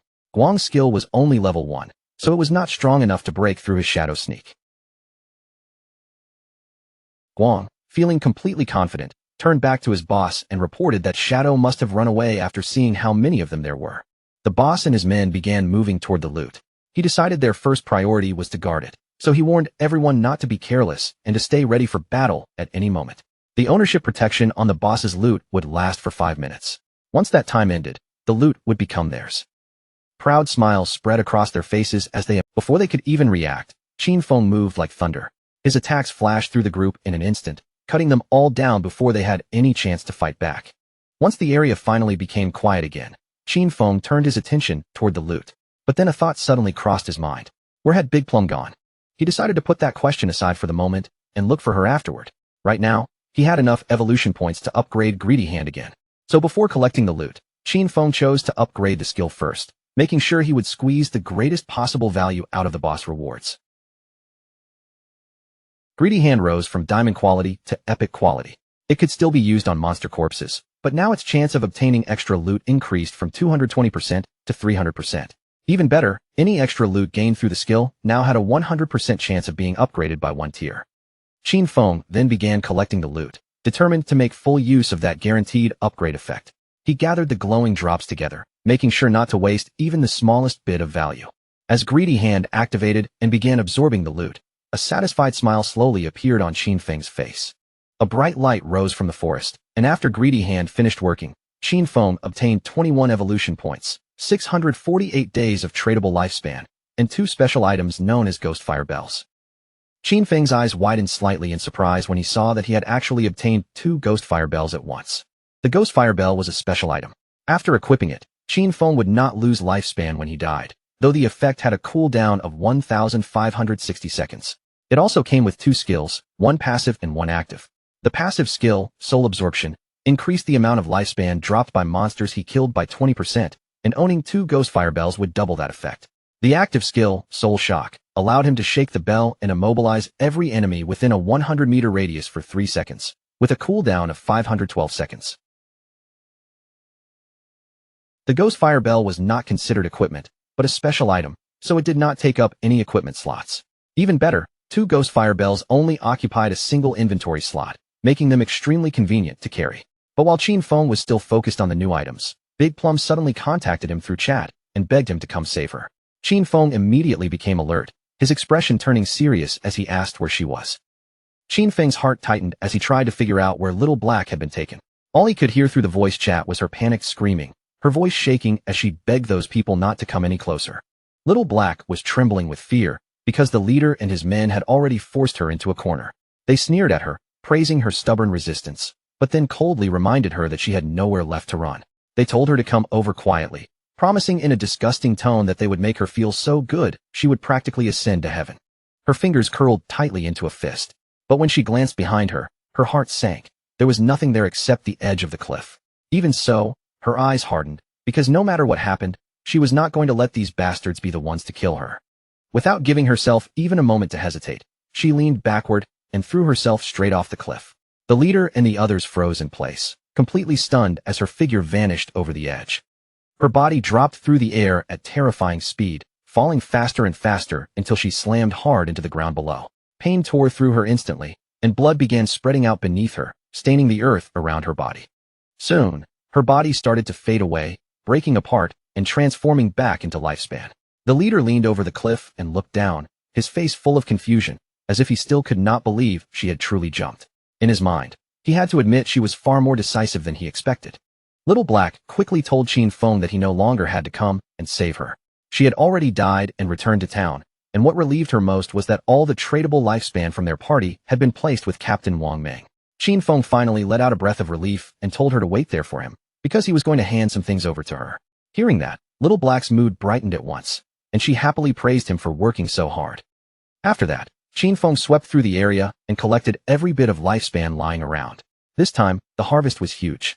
His tradable lifespan had already climbed to 3,115 days, and on top of that, he had gained 21 evolution points. He decided to spend the points first and tried to evolve Greedy Hand. But then a system window appeared, telling him that Greedy Hand had already reached epic quality.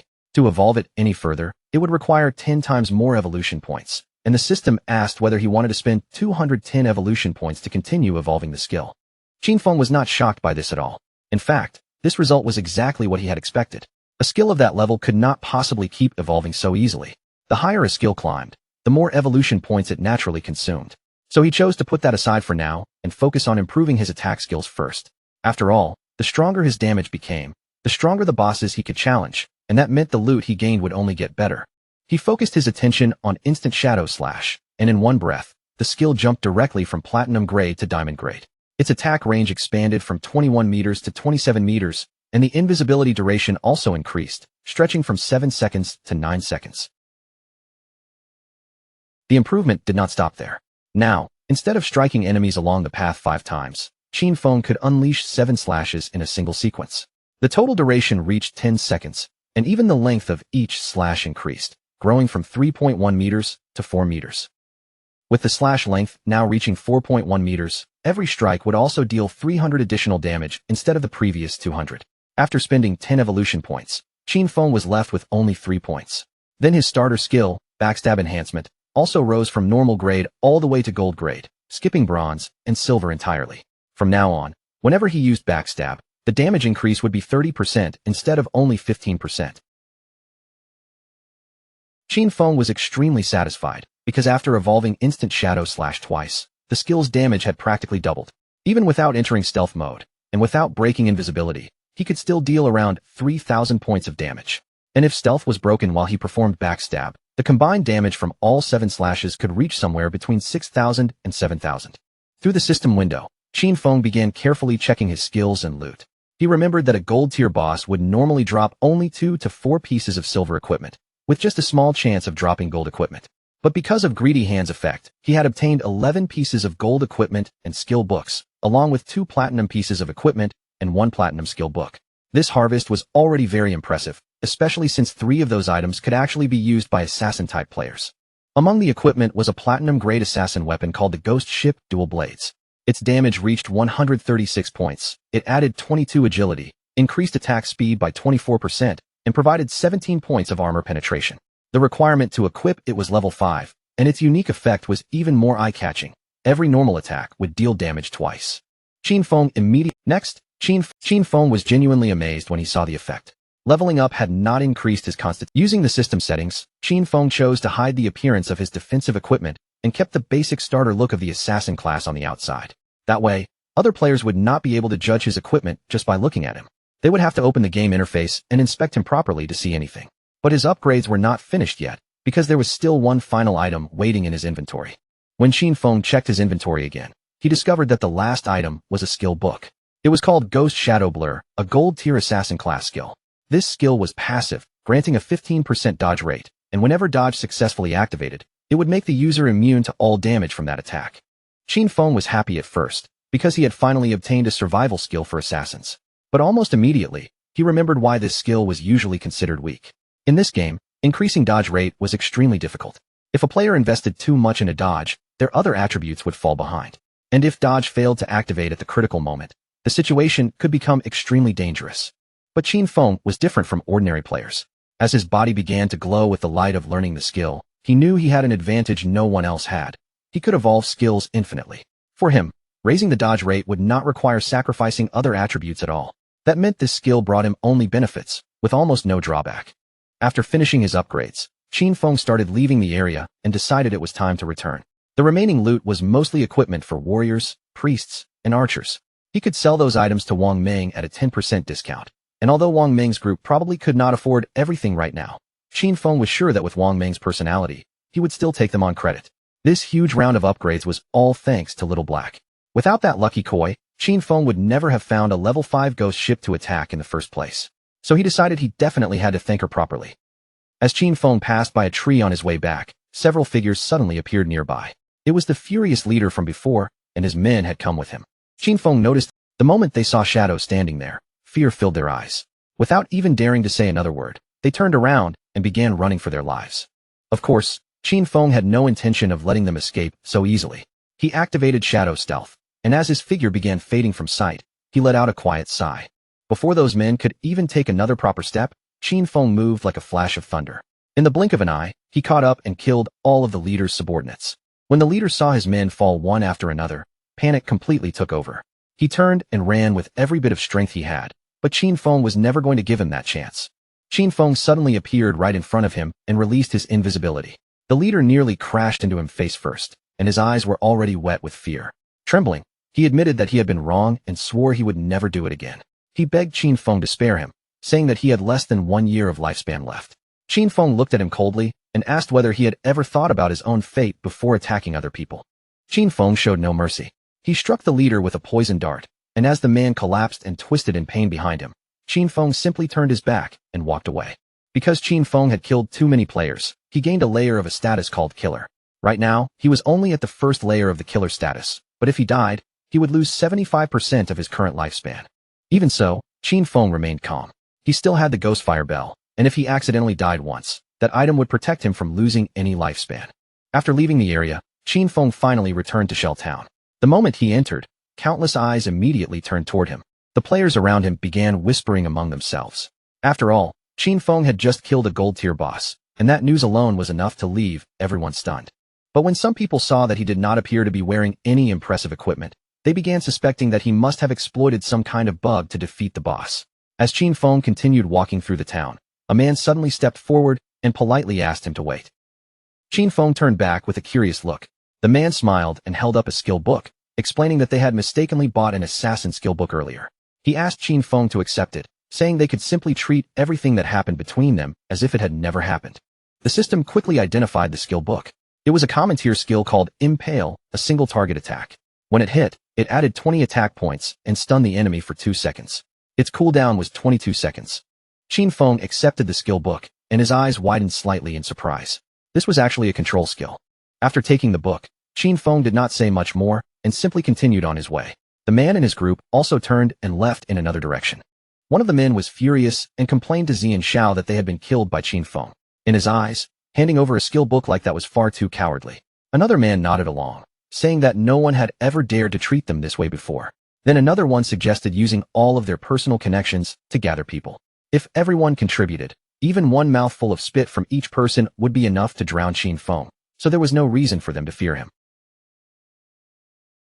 With a serious look, Zian Xiao pointed out that Shadow was growing far too quickly and leveling up completely on his own, which meant he must be hiding some huge secret. He wanted to find Qin Feng in real life and kidnap him. That way, they would not only uncover his secret, but might even be able to turn him into their slave and force him to collect lifespan for them. The man immediately praised Xiao Xiao, calling it an excellent plan. Xiao Xiao then decided to have the family send a woman to approach Qin Feng and try to draw information out of him. When he heard Shadow's voice earlier, it had sounded very unfamiliar, and he was certain Qin Feng was not part of their circle. To him, that meant Qin Feng had to be poor. So they planned to find a professional beauty, fully convinced that Qin Feng would fall right into their trap. Meanwhile, Qin Feng met up with Little Black and told her to accept the trade, because he wanted to give her a few things. The moment she heard that, excitement lit up in her eyes. But she still hurriedly corrected him, saying her name was not Little Black, it was Big Plum. Qin Feng handed her a powerful skill and a necklace. Once Big Plum equipped them and activated the skill, flames began surging from her magic staff. She was overjoyed, because with this skill and necklace together, her damage had multiplied several times over. On top of that, her mana regeneration had more than doubled. She looked at Qin Feng with sincere gratitude and thanked him from the bottom of her heart. Qin Feng told her there was no need to be so polite, explaining that he was only following their original agreement. Then he asked her to give him the space ring. Big Plum smiled, took the space ring out from her inventory, and told him he could keep it. Her cheeks turned slightly red as she continued speaking. She revealed that while she had been fleeing through the forest earlier, she had discovered an underground cave that seemed to be the entrance to some kind of ruin. Then she looked at Qin Feng and asked whether he was interested in checking it out. Qin Feng was a little surprised. First, there had been the Golden Ghost ship, and now she had somehow found the entrance to a ruin. At that moment, he truly realized how beneficial it was to be friends with this girl. Of course, the sincerity went both ways. If he had not given her 2 pieces of gold equipment, she probably would not have told him such valuable information. With the space ring in hand, Qin Feng's inventory finally expanded to 27 slots. He then asked where Wang Meng was, and said that after selling the remaining items to them, he would go take a look at the ruin entrance she mentioned. Big Plum raised her hand and explained that the captain and the others had gone to train the new priest, so they probably would not be back anytime soon. Using the map, Big Plum marked the location of the ruin entrance for Qin Feng. She explained that behind the bushes, there was a stone slab lying on the ground. While she was running away, she had moved the slab aside and hidden inside. But after walking only a few steps into the passage, she heard screams echoing from deeper within. She had been so frightened that she immediately ran back out. Otherwise, those men might never have managed to catch her. Qin Feng's figure soon vanished from sight, and instead of waiting around in Shell Town, he decided to head straight for the ruins first. As for the trade with Wang Meng, that could wait until Wang Meng came back. Big Plum stood there for a moment, a little confused by how quickly he had made up his mind. Leaving Shell Town behind, Qin Feng moved into the forest once again, his figure slipping between the trees as he followed the route toward the place Big Plum had marked. Originally, Qin Feng had planned to find a suitable area and grind monsters until he reached level 10. But now that a ruin entrance had appeared, there was no need to waste time on ordinary grinding.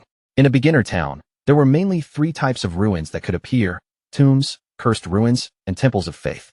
No matter which type of ruin it turned out to be, the small monsters inside would at least be bronze tier. There was even a chance of running into silver tier monsters. To Qin Feng, that was not danger alone. It was practically a huge pile of lifespan and evolution points waiting to be collected. Following the exact location Big Plum had marked on his map, Qin Feng crossed through the forest and finally arrived at the hidden entrance of the ruin. Without wasting any time, Qin Feng stepped inside. As he entered, he once again went over the different ruin types in his mind. In beginner towns, ruins were usually divided into tombs, cursed ruins, and temples of faith. Tombs were the simplest to understand. They were packed with large numbers of monsters, and clearing them all was extremely difficult. Most of the time, there would also be a golden boss waiting at the end. Cursed ruins were different. The monsters inside had all been cursed by ancient gods or evil gods. Some of them might once have been human, but after being corrupted, some lost their minds, while others became ghosts after death. As for temples, the monsters there were usually believers of ancient gods or evil gods, and the temple layouts were often twisted, complicated, and much harder to navigate. The deeper Qin Feng walked, the more ancient murals appeared along the surrounding walls. In places like this, if someone managed to pass through the final 2 sections, they would often receive a special item or even a skill book as a reward. As Qin Feng looked closely at the murals carved into the walls, he quickly realized what kind of place this was. This ruin was not a tomb or a cursed ruin. It was a temple of faith. He slowed his steps and began studying the murals more carefully, because the images felt strangely familiar. Right then, low roars echoed from deeper inside the passage. Qin Feng continued walking down the hall. At the same time, somewhere else in the forest, Wang Meng and his party were in the middle of fighting a monster. Wang Meng stood at the front with his shield raised, bracing himself as he blocked the monster's attacks head-on. But the monster suddenly lunged forward with frightening speed.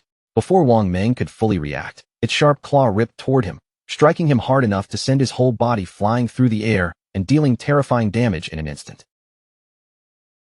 Seeing their captain badly injured, the party's archer immediately panicked. He shouted for the healer to heal him right away. But Qin Feng's sister froze in place, her body stiff with fear, completely unsure of what she was supposed to do. Tears welled up in her eyes as she clutched the magic staff tightly with both hands. Her voice trembled as she asked them how she was supposed to heal him. While everyone's attention was shaken, the monster leapt again and prepared to attack. Seeing the danger closing in, the party swordsman drew his sword at once and urgently ordered Qin Feng's sister to use her skill. But instead of following the order, she collapsed to her knees on the ground. The magic staff slipped from her hands, and she broke down crying, completely overwhelmed by fear. The monster attacked again without mercy, and Wang Ming's entire party was wiped out. In the next moment, all of them were eliminated and teleported back to Shell Town. When Wang Ming and his men reappeared in town, their faces were dark with anger, and the frustration around them was almost impossible to hide.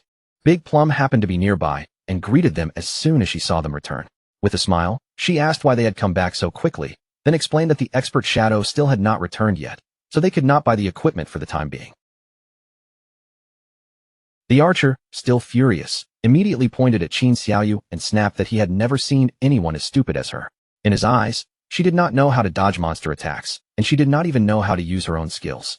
Qin Xiaoyu's eyes turned red, and she began crying, completely lost and not knowing what to do. Big Plum quickly stepped in front of Qin Xiaoyu and looked at the archer in confusion.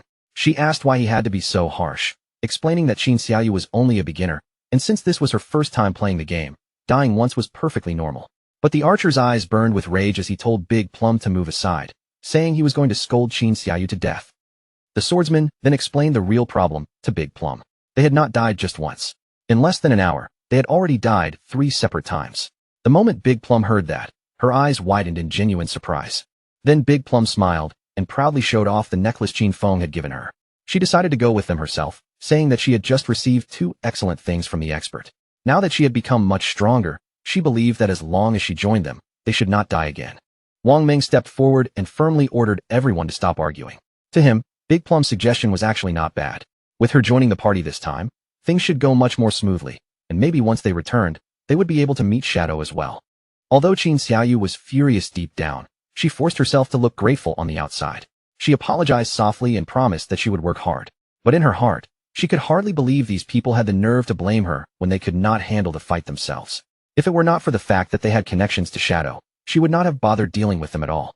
The more she thought about it, the angrier she became. Meanwhile, Qin Feng had already entered a room deeper inside the temple, and something in front of him immediately caught his attention. 2 monsters were kneeling before him as if worshipping something. The system quickly identified them as devout followers of the ancient god. They were called the Judged, and both of them were level 10 silver tier monsters. A suspicious light flashed in Qin Feng's eyes as he stared at the 2 kneeling monsters, clearly sensing that something about this situation was not normal. But he did not waste another second standing there. With a determined look, Qin Feng immediately launched instant Shadow Slash and attacked the 2 monsters. His body vanished into invisibility, and after the attack passed through them, Qin Feng turned back to check the damage. To his surprise, their health had barely dropped. Even after he broke stealth and used backstab, the 2 monsters only lost a small portion of their health. Still, Qin Feng had expected something like this. After all, they were level 10 silver bosses, and the combined health of these 2 devout followers was already higher than the gold tier golden ghost ship. Just then, something strange happened in front of him, and Qin Feng's expression shifted as curiosity rose in his eyes.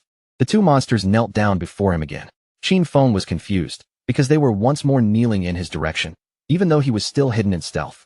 It was a strange sight. He was not sure whether they had sensed the eye of judgment on him, or whether that was the reason they had not attacked him directly. Qin Feng looked at them and asked whether they knew the way forward, telling them to guide him if they did. The monsters slowly raised their heads, but instead of answering, they let out rough, beast-like roars. At that moment, Qin Feng understood.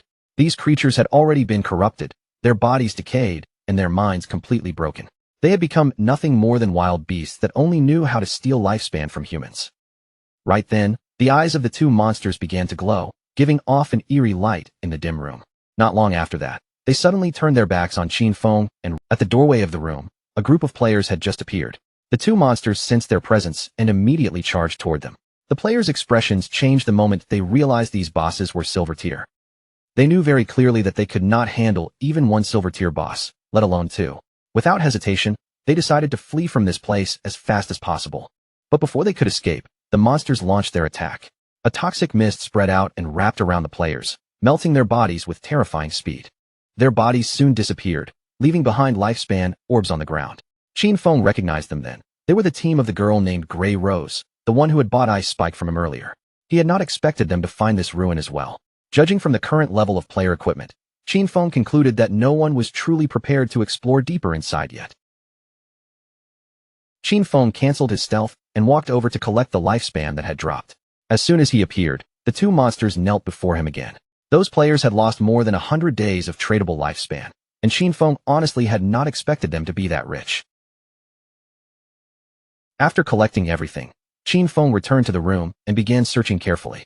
Several minutes passed, but after looking all around, he still found nothing. There were no traps, no hidden treasures, and no special mechanisms. In the end, he could only conclude that this room contained nothing except those two silver mini-bosses. A flash of irritation appeared in Xinfeng's eyes. Since there was nothing else to gain here, he decided to forget about it and stop wasting time. Without the slightest hesitation, he attacked again, throwing out poison darts that shot forward and embedded themselves directly into the heads of the two monsters.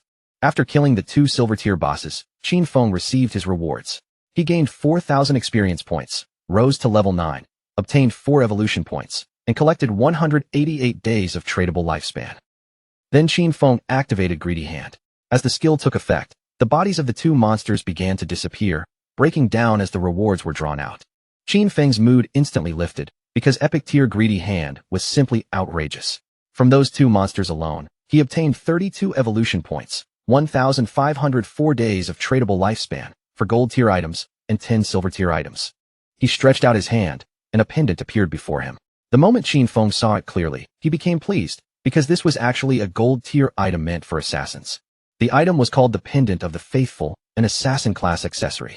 It granted 15 agility points and 20% cooldown reduction. Its unique effect was even more special. It could summon a silver tier devout follower to fight for the user, though the cooldown was extremely long at 6,000 seconds. Xinfeng clenched his fist, clearly satisfied with the necklace's stats. That 20% cooldown reduction was very useful. It would reduce the cooldown of his stealth skill from 22 seconds to 19 seconds. Poison darts would drop from 4.35 seconds to 3.75 seconds, and instant shadow slash would go from 10 seconds down to 8 seconds. With this, grinding would become much more efficient. Since his other equipment all required the user to be above level 8, no one else could use this pendant yet, so Xinfeng decided to keep it for now and sell it later. Just as Xinfeng was about to leave the room, the ground beneath him suddenly began to shake and shift. Xinfeng paused for a moment, his curiosity rising as he turned back toward the movement behind him. Right then, a small stone pillar slowly pushed up from the ground. The moment Xinfeng saw it, his eyes lit up with excitement. It seemed that after he had cleared out all the monsters in the room, the hidden mechanism here had finally been triggered. Xinfeng stepped closer and carefully examined the pillar from top to bottom. After looking over its shape and the strange markings on it, he quickly realized that this was indeed a hidden mechanism. Not long after Xinfeng studied it, the pillar mechanism suddenly activated on its own. With a faint rumble, a platform appeared directly beneath his feet. A door hidden in the floor slowly opened, and the platform under Xinfeng began descending little by little. Only then did he realize that this was actually a lift leading even deeper underground. After the platform had dropped several meters, the opening above him began to close again, sealing off the path back up as darkness gathered overhead. Several minutes passed before the platform finally came to a stop. Judging from the depth and the time it had taken, Xinfeng felt as though he had descended at least 300 or 400 meters underground. The place before him was pitch dark and carried a gloomy, unsettling atmosphere. Xinfeng narrowed his eyes slightly, his attention completely fixed on the strange space ahead. With the knowledge he had from the past, Xinfeng quickly understood where he was. This was the hidden maze buried beneath the temple. He knew that ruins had a certain chance of containing hidden mazes like this. In his previous life, he had explored many of them, so he knew very well that places like this were packed with countless traps. But as long as there were people ahead to act as cannon fodder, exploring them was not truly dangerous. The only real problem was that it would consume a huge amount of time. With confidence in his eyes, Xinfeng took out the pendant. With his current attributes, if he accidentally triggered one of the traps himself, he would most likely die on the spot. Fortunately, he now had this item, which could summon a silver-tier devout follower to fight and scout for him. Xinfeng raised his hand and activated the power inside the pendant. In the next moment, a devout follower was summoned, and a zombie-like figure appeared on the ground before him. Pointing toward the hallway stretching into the maze, Xinfeng gave it a direct command to go ahead and scout. The devout follower slowly stood up, then began moving step by step toward the dark passage. Xinfeng crossed his arms and could not help feeling satisfied. Having a summoned lackey walk ahead to explore made things much easier. Still, the maze was not completely safe, so just in case, he decided to evolve his dodge passive first. He spent 11 evolution points, and Ghost Shadow Blur immediately rose from Gold Tier to Epic Tier. Its passive dodge rate increased sharply from 15% all the way to 75%, and whenever dodge activated, it would still grant immunity to all damage. A 75% dodge rate was already extremely high. After that upgrade, Qin Feng looked at his remaining points and realized he still had just enough to evolve Instant Shadow Slash into Epic Tier as well. Using 13 evolution points, Qin Feng raised Instant Shadow Slash from Diamond Tier to Epic Tier. Its range expanded to 30 meters, and its duration increased to 12 seconds. Now he could unleash 9 slashes instead of 7, while the cooldown became 8.8 seconds. The width of each slash also grew to 5 meters, and the additional damage rose from 300 points to 400. Qin Feng's eyes shone as he thought about the evolution rules. To evolve something from Epic Tier to Legendary Tier, it required 10 times the evolution points. That also meant the higher a skill's starting tier was, the more profitable it became to evolve it. For example, if a skill started at Epic Tier, then evolving it to Legendary Tier would count as its first evolution. That meant it only needed the base evolution cost of 1 point, and because the target was Legendary Tier, that cost would be multiplied by 10. In the end, 1 times 10 was only 10 points. In other words, if Qin Feng obtained an epic skill, he could quickly push it to Legendary Tier, then later to Mythical Tier, Ancient Tier, and even Immortal Tier. But if a skill started at Normal Tier, then reaching Epic Tier would already require 7 evolutions. By the time the 10 times cost appeared, it would consume hundreds of points. The good news was that no matter what tier a skill started at, he could still spend a relatively small number of points to raise it to Epic Tier. From now on, all of his skills would at least reach epic quality.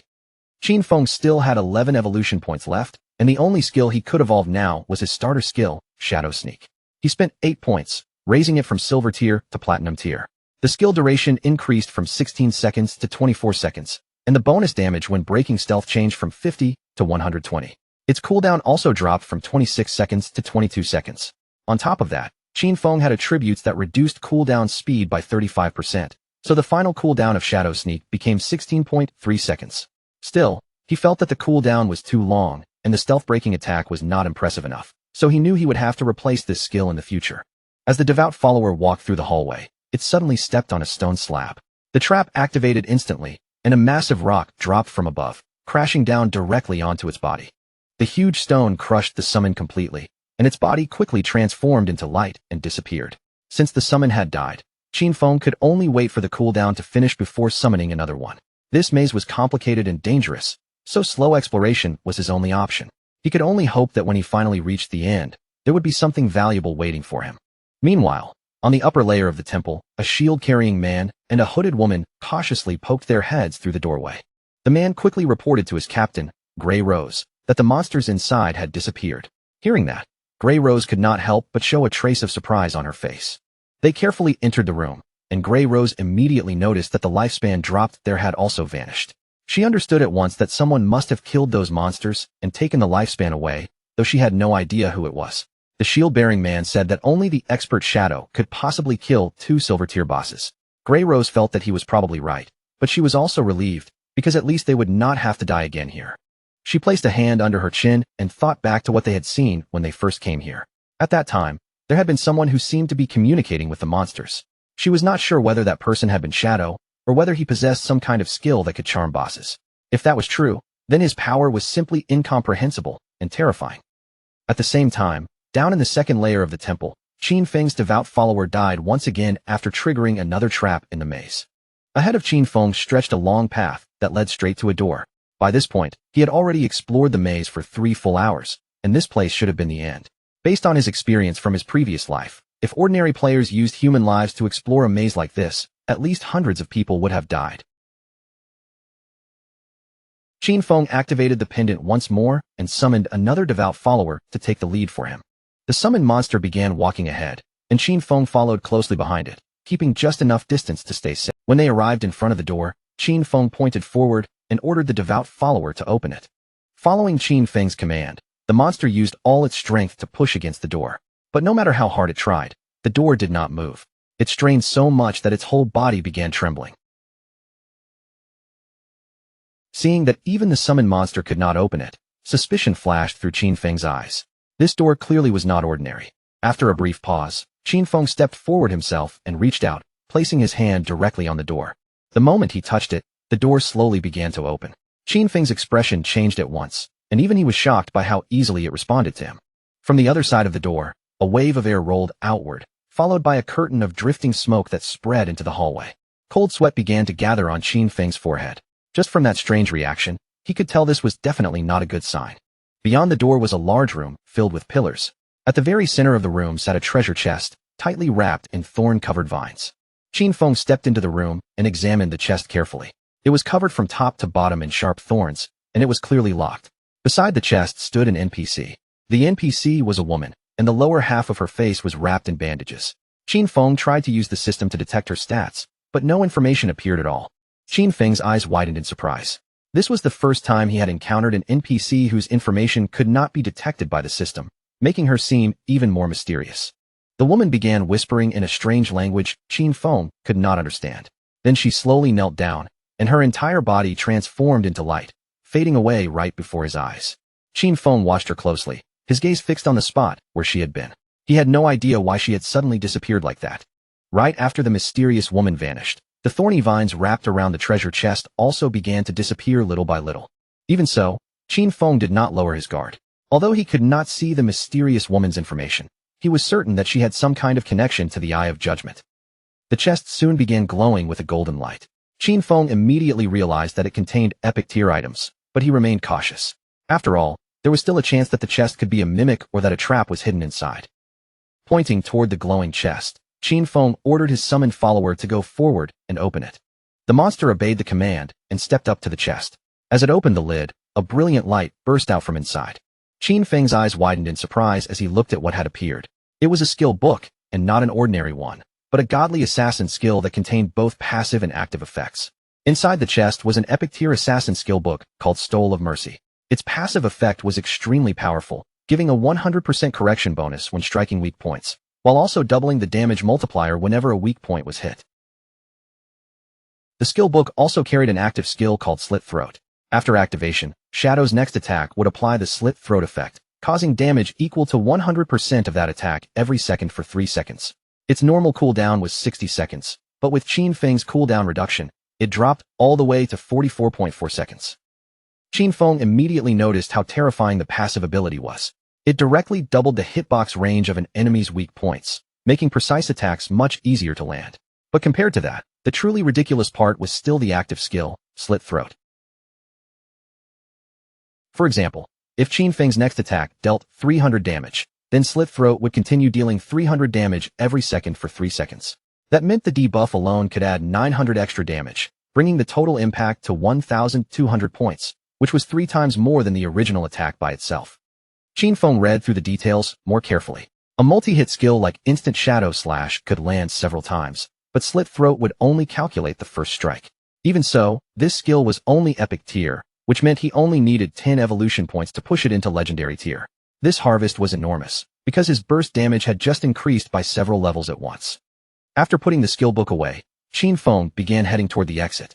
He knew this entire opportunity had come from Big Plum's information, so it was time to return and sell the remaining equipment to her party.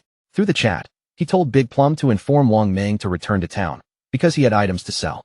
When they heard that Shadow had already finished exploring the ruins, they immediately decided to head back. By the time Qin Feng returned to the starter town, he had barely stepped inside before his eyes widened in surprise. A huge crowd of players was already waiting for him. Every one of them seemed eager to add him as a friend, and some even offered to become his followers, promising they would cheer him on from the side. The chairman of the Runding Group from Jianghai City had also arrived in person, formally inviting Shadow to join their corporation. There were even fans from Firefly Town who had rushed over just to greet him. Players from several different towns had gathered here, all hoping for a chance to form a team with Qin Feng. Seeing players from other places appear like this, Qin Feng immediately realized that the teleportation gates between towns had started activating. That meant he could finally head to Song Fei's Firefly Town. Without wasting even another second, Qin Feng's figure vanished from where he stood, melting into the shadows without leaving a trace. Using his invisibility skill, Qin Feng quietly slipped away from the noisy crowd. Meanwhile, the players behind him started arguing among themselves, thinking Shadow had left because they had surrounded him too aggressively and annoyed him. Qin Feng soon reached Big Plum's side, and his sudden appearance immediately drew her attention. Big Plum quickly raised her hand and called out to her captain, telling him that the expert Shadow had arrived. But just as Qin Feng looked over the group, one figure immediately caught his attention. That person was none other than his own sister, Qin Xiaoyu. Qin Xiaoyu showed him a gentle, kind-looking smile, but Qin Feng's mind instantly filled with questions. He had no idea how she had managed to enter Wang Meng's team, and he knew very well that with her around, Wang Ming's whole crew could easily be dragged into disaster. Qin Feng knew he had to be extremely careful. Now that everyone was aware of Shadow's existence, he absolutely could not expose his true identity. He still had no way to use his powers in the real world, and with so many people watching him, even something as ordinary as a kitchen knife could kill him right now. Qin Xiaoyu could not help blushing as she looked at him. Just from his presence, she could tell how powerful Shadow was, and compared to him, Wang Ming's entire party seemed almost worthless. In her mind, if Shadow was willing to carry her, then she might be able to reunite with Song Fei within just a few days. Through the system trade window, Qin Feng explained to Wang Ming that this batch of equipment matched their party's classes very well. The skill books could also raise their overall combat power by a large margin. He set the starting price at 220 days of lifespan. To Wang Ming, that price was extremely high, because these items were all silver and gold tier, and their group simply could not afford them yet. Qin Feng calmly said it was not a problem, they could pay him back later. Wang Ming's expression became sincere as he thanked Qin Feng. For a moment, he genuinely did not know how he could repay Shadow for helping them this much. He told Qin Feng that if Shadow ever needed their help in the future, he only had to say one word, and they would do everything they could to assist him. The swordsman in the party immediately put on a golden helmet, his excitement impossible to hide. In his eyes, Shadow was simply incredible. He could hardly believe he was already getting gold-tier equipment this early in the game. Wang Ming also equipped his new gear and obtained a gold-tier skill, causing his DPS to triple at once. He was so moved that he nearly cried, especially because Shadow was even willing to let them buy everything on credit. To him, that meant Shadow truly trusted them. Wang Ming then checked through his inventory again, but he did not find anything meant for priests. This left Qin Xiaoyu standing there in confusion. The archer, however, was already furious, thinking she was only lucky enough to leech experience from them. Qin Xiaoyu stepped closer to Qin Feng and introduced herself as the priest of Wang Ming's party. With a soft expression, she asked whether he had any equipment that she could use. Right then, the system notified Qin Feng that a player named Little Graceful wanted to add him as a friend. Qin Xiaoyu's eyes widened in surprise as she waited for Shadow's response. Qin Feng simply stared at her with a cold gaze. Then, without saying a single word, he disappeared from sight, leaving Qin Xiaoyu frozen in shock. With a confused look on her face, Qin Xiaoyu asked where Shadow had gone. Wang Ming explained that maybe he just had not gotten any priest drops this time, and perhaps next time, he would bring something suitable for her. But the archer stated the harsh truth directly. Shadow had clearly ignored her on purpose. As for Big Plum, she only felt that Shadow was incredibly cool, appearing and disappearing like a dragon that no one could catch. As Qin Feng walked away from the group, he knew perfectly well that he currently had a gold-tier priest staff in his bag, along with a gold-tier priest skill book. But there was absolutely no reason for him to hand such precious items over to Qin Xiaoyu. As Qin Feng continued progressing, he knew he would eventually gather huge amounts of unused equipment and skill books. Selling each item one by one would waste far too much time. Wang Ming's background with the authorities was perfect for buying from him in bulk. Because of that, Qin Feng could not allow Qin Xiaoyu to damage his cooperation with the authorities. He needed to find a proper priest for Wang Ming's team as quickly as possible and replace her. A serious light flashed in Qin Feng's eyes as he thought of one person. He needed to find little Zhu as soon as possible. Gu Yishu had once been the manager of the Godslayer Guild in his previous life. She possessed a hidden priest class called White Avian Priestess, which came with a white bird capable of healing allies and applying buffs.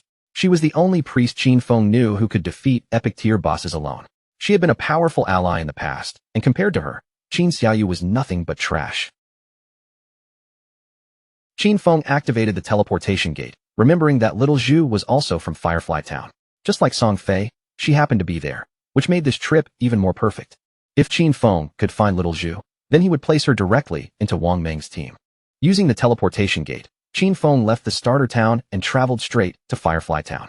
When Qin Feng arrived at Firefly Town, he immediately noticed that this place felt very different from the starter town he had just left. As he walked through the area, he overheard two players talking anxiously about hurrying back.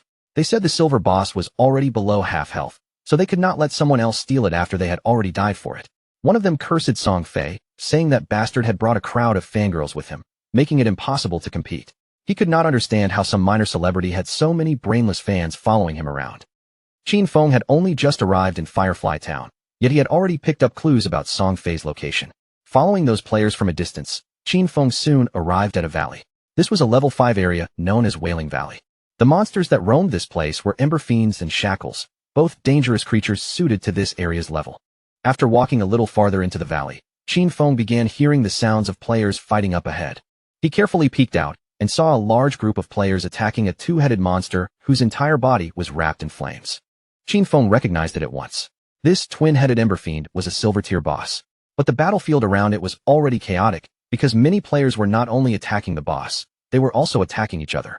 After observing more closely, Qin Feng spotted a group of players in the crowd, and standing among them was that bastard Song Fei. Two players stepped out in front of Song Fei's team and drew their weapons. One of them glared at Song Fei, saying he had been ambushed by him before and had his lifespan stolen, so he swore he would kill him today. The shield-bearing player beside him sneered and asked whether Song Fei really thought hiding behind his mage girls would keep him safe. He then revealed that he possessed a godly anti-mage skill. But before that player could even take a step forward, one of Song Fei's mages moved first and smashed his head with her magic staff. Qin Feng remembered very clearly that Song Fei, known by the title Heaven-Defying Mage God, was a mage-class player. In his previous life, this bastard had tricked a large number of fans into choosing the mage class, then took their equipment and skills to strengthen himself as quickly as possible. But a team could not function with only mages, so his fangirls had come up with their own twisted solution. Some of them poured their attribute points into intelligence, turning themselves into glass cannon mages with high damage. Some invested in agility, becoming disruption mages who could interfere with enemies.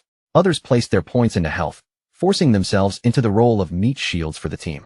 Some of the players chose raw strength instead, turning themselves into battle mages who could rush in and strike with their staffs while casting spells at close range. During the early phase, Song Fei's team looked almost unstoppable, sweeping through the area and stealing lifespan from players wherever they went. But as the fight dragged on, the weakness of that ridiculous fan army became obvious. Just as expected, most of the girls worshipping him started dying off very quickly. Song Fei raised his hand and pointed straight at the boss, putting on a sorrowful expression as he started spinning another lie. He claimed his fans were working so hard for him that his own heart was aching just watching them suffer. Then, with that fake gentle tone, he said he only hoped the boss would die soon so everyone could finally rest, and that one day the whole world would be filled with love instead of violence. The twin-headed Burfin slowly pushed forward, closing the distance towards Song Fei's group with heavy, threatening steps. One of Song Fei's fans immediately stepped up and told the others that this battle was nothing difficult for them, because the person truly suffering the most was Song Fei himself. In her eyes, he had already worked far too hard and should never have been forced to endure this pain. With that, she pointed angrily at the monster and declared that they had to kill it before it could hurt their beloved Song Fei again. Song Fei's fans instantly raised their staffs and began throwing spell after spell at the monster. Their eyes were burning with devotion, and every attack carried the same ridiculous goal. They were determined to defeat the boss, push Song Fei higher, and make him the king they believed he deserved to become. No matter where he went, they swore they would follow him without hesitation.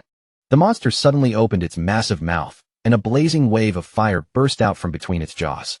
The flames rushed straight towards Song Fei, forcing him to tense up as danger closed in right before his eyes. But before that burning blast could reach him, one of his fans threw herself forward without the slightest hesitation. She planted herself directly in the path of the flames and took the entire attack with her own body. Song Fei quickly grabbed the girl's hand, lowering his gaze as if he were heartbroken while her body slowly began to fade away. Even as tears welled up in her eyes and her figure disappeared, she still looked at him with devotion and swore that she would do absolutely anything for him. The chubby girl clenched her magic staff with both hands, her face twisting with anger as she shouted for the others to get fired up. As far as she was concerned, if they could kill this ugly monster, then brother Song Fei would rise all the way to first place in the rankings. He had to climb above Shadow, no matter what it took. Her words instantly stirred up the rest of the girls. They lifted their weapons high, their faces glowing with wild excitement, and shouted that they would conquer the world, rule over the heavens, and keep fighting at Song Fei's side until the very end. One powerful spell after another gathered above them, filling the air with violent magical energy. A moment later, thick thunderbolts crashed down from the sky and slammed into the monster's body again and again. Song Fei watched the boss closely and realized it was already on the verge of death. Since this was a silver-tier boss, he knew it should have been extremely difficult to kill, and that made him even more confused about how someone could have taken down a gold-tier boss alone. In his mind, Shadow must have used some kind of bug. After all, Song Fei had so many fans helping him and was still only level 7, so he simply couldn't understand how Shadow had managed to level up that quickly. A satisfied smile slowly appeared on Song Fei's face. Once this silver-tier boss fell, he would finally level up to 8. And since Shadow had been stuck at level 9 for quite a while, Song Fei saw this as the perfect chance to catch up, overtake him, and become the #1 player in Godforsaken. But right at that moment, a shadow-covered hand suddenly reached out from behind and clamped tightly over Song Fei's mouth. In the next blink, Qin Feng moved. His blade flashed through the darkness, instantly cutting off Song Fei's head, and with instant shadow slash, he followed through by slicing the rest of his body into pieces. Blood spilled from Song Fei's mouth as his body collapsed, the smug confidence on his face vanishing in an instant. His fans froze in complete shock, their minds going blank at the sight of Song Fei being killed so suddenly. But before any of them could even take another breath, Qin Feng had already launched his next attack. He moved with the speed and force of thunder, cutting through the fans and the boss in one clean storm of slashes. Bodies were torn apart almost instantly, leaving no time for anyone to react. A system window appeared in front of him, announcing that the boss had been defeated and that he had received 150 experience points. The boss crashed heavily to the ground, and its huge body began breaking apart into lifespan. The surrounding players stared in disbelief, unable to accept what they had just witnessed. Shadow had killed the boss with a single strike. While their attacks only dealt around 100 points of damage, one blow from Shadow caused thousands. The gap was so large it felt like Shadow was at least 10 times stronger than them. As the boss's corpse dissolved into glowing orbs of lifespan, Qin Feng finally deactivated his stealth and appeared in front of everyone. The sharper players immediately realized that what he had used was an area attack. A single move had wiped out Song Fei, his entire group of fans, and the boss at the same time. When they looked more carefully and recognized Shadow, the player who had achieved the first global kill of a gold-tier boss, they quickly made up their minds. None of them dared to fight him, so they stepped back and let Shadow take the loot. The players around him even began cheering for Shadow, acting as if he had avenged them by wiping out Song Fei's gang. Qin Feng understood exactly what was happening. They were not truly grateful. They were simply afraid that if they acted hostile, he might attack them too. If this had been his past life, he would not have hesitated to kill them all on the spot. At the same time, Song Fei respawned back in Firefly Town. The system immediately informed him that he had been killed by Shadow, costing him 1,106 days of tradable lifespan and 18 years and 113 days of non-tradable lifespan. Song Fei's face turned pale with panic. Shadow had actually come to Firefly Town. Out of the hundreds of starter towns in Jianghai City, he couldn't believe Shadow had appeared in his town just to steal the kill. His fans soon respawned as well. The chubby girl looked completely confused when she saw that Song Fei had died too. Another girl was furious, unable to understand why Shadow would suddenly kill them. A third immediately assumed that Shadow must have wanted to steal the silver-tier boss. In their eyes, he was evil and shameless, taking advantage of Song Fei while he was distracted and launching a surprise attack. Just then, an archer walked nervously towards Song Fei. With a hesitant expression, she asked if she could join his team, then quickly revealed that she possessed a skill called Eagle Eye, which allowed her to detect invisible enemies. Song Fei's fans instantly told the girl to get lost, reminding her that Song Fei had clearly said he only wanted mages in his party. The chubby girl looked her over with disdain, believing her monster-killing efficiency was far too low and that she would only slow down Song Fei's climb in the rankings. But Song Fei slowly spread his arms with that gentle, saint-like expression he loved to wear. He said that even though she was an archer, she could still become part of his family, because in his heart, love was something that could fill every empty space. He reached out and took the woman's hand, staring at her with a kind and understanding look. Then he told her that he had already felt the strength of her emotions.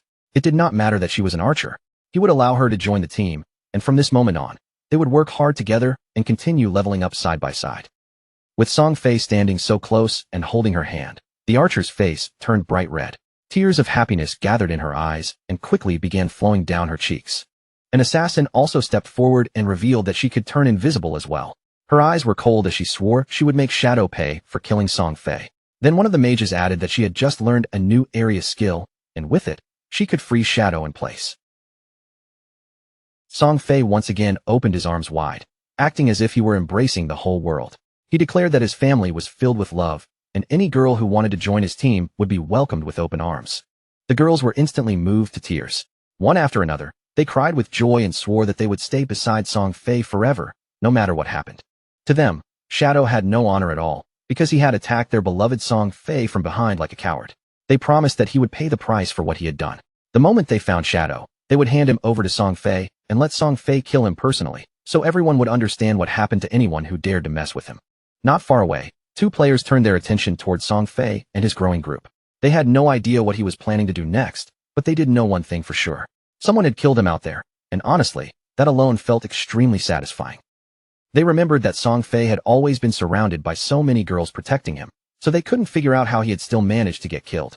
But after thinking about it for a moment, the answer became obvious. It had to be Shadow. In their eyes, Shadow was truly incredible.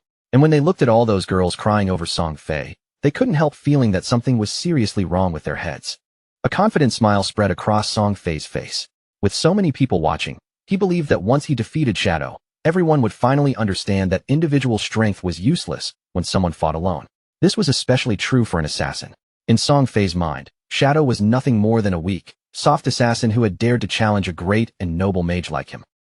Meanwhile, Qin Feng calmly collected the loot with greedy hand. From the boss and the fallen players, he obtained 16 evolution points, 217 days of tradable lifespan, 6 pieces of silver tier loot, and even 1 piece of golden tier loot. Qin Feng immediately decided to evolve Graceful Liberation, spending 10 of his 19 evolution points. The skill rose from epic grade to legendary grade. Its passive effect, weak point attack correction, increased from 100% to 200%, and the weak point attack multiplier doubled as well. Its active effect also became stronger. His next attack would now trigger the throat slit effect, causing 150% attack damage per second instead of the previous 100%. The effect would last for 3 seconds, while the cooldown dropped from 30 seconds to 18.5 seconds. The increase in weak point hit correction was especially terrifying. It had risen by a full 100%, reaching 200%, which was basically equal to doubling the enemy's weak point area. If this effect continued to be amplified, then in the future, half of an enemy's body might count as a weak point. Qin Feng even suspected that under those conditions, his Shadow Slash could also trigger weak point damage. His original epic level skill had been able to evolve into legendary grade with only 10 evolution points. But once a skill reached legendary grade, evolving it again into mythical grade became far more expensive. The cost increased by 100-fold, meaning he would need 200 evolution points to push it from legendary to mythical. Following that same pattern, the epic level Greedy Hand would require 210 evolution points to evolve. And after it reached legendary grade, the next evolution would likely demand 340 points. Since Qin Feng only had 9 evolution points left, he turned his attention to Backstab Enhancement instead. He spent 8 points, raising Backstab Enhancement from Gold grade to Platinum grade, and its passive damage bonus increased from 30% to 40%. Between the Silver Tier boss and the group of players he had just wiped out, Qin Feng had gained more than 140 days of tradable lifespan in total. His mission had already been completed, so he decided there was no reason to stay any longer. It was time to return. But while Qin Feng's attention was still on his gains, a girl suddenly moved in from the side and tried to ambush him. Her intention was clear from the attack. She wanted to kill him. Shadow simply turned his gaze toward her in silence. Without showing the slightest sign of panic, he shifted his body and avoided her attack with almost no effort. The girl refused to stop and attacked again, but Qin Feng slipped away just as easily the second time. Her strike cut through empty air, failing to touch him at all. She froze in shock, staring at him in disbelief. No matter how she attacked, he seemed able to dodge everything as if he had already seen her movements before she made them. Realizing she could not hit him directly, she stopped wasting time. In the next instant, she activated stealth, and her figure vanished from sight. Just then, Song Fei's fans appeared above him at the top of the cliff, looking down from the high ground. They had surrounded him from above and shouted that they were here to avenge Song Fei. The mages raised their magic staffs, gathering spells at their tips, while the archer who had just joined the team drew her bow and aimed directly at Qin Feng. Every one of them looked furious, swearing again and again that they would make him pay for what he had done to Song Fei. Qin Feng immediately activated stealth. His body blurred, melted into the air, and vanished like a shadow slipping back into darkness. The moment she saw him disappear, the archer used her eagle eye skill. Her gaze sharpened as she locked onto his presence, making it clear that Qin Feng's invisibility would not work against her. Her arrow shot forward and transformed into a ghostly eagle in midair, its shape flickering like a spirit made of light. A few seconds later, it suddenly burst apart above the battlefield, and countless pale feathers scattered downward, drifting from the sky like a strange rain. Those falling feathers landed directly on the assassin from Song Fei's party. The moment they touched her body, her stealth effect collapsed, and her hidden figure was forced back into sight for everyone to see. The chubby girl clenched her fist in excitement, completely convinced that they had finally exposed Qin Feng. Without hesitation, she shouted for the others to stop holding back and ordered them to unleash their strongest skills all at once. Following her command, Song Fei's fans immediately raised their staffs and launched their most powerful attacks. A storm of magic poured down toward the exposed assassin, and when she saw the spells rushing straight at her, panic took over her face. She hurriedly tried to explain that she was not Qin Feng at all. But by then, it was already far too late. The spells slammed into her body head-on, and a huge explosion erupted where she stood, swallowing her in violent magical light. Instead of feeling even a trace of sadness, the chubby girl only became more furious. In her eyes, that assassin did not matter anyway, because she was not a mage, which proved she had never truly loved Song Fei from the bottom of her heart. She even called it a punishment from heaven for being false, then immediately ordered the archer to fire the eagle again and find Shadow for real this time. The archer quickly nodded, preparing to use her skill again. But right at that moment, Qin Feng took out the ghost fire bell and began shaking it in his hand. The bell's active effect, Soul Attack, was activated. This skill could immobilize every enemy within a 100-meter range for 3 seconds, though its cooldown lasted as long as 521 seconds. Just before the archer could release Eagle Eye again, a strange aura wrapped around her body and spread across her companions as well. In an instant, every one of them froze in place, unable to move, and confusion flashed across their faces. Before they could even understand what had happened, Qin Feng appeared.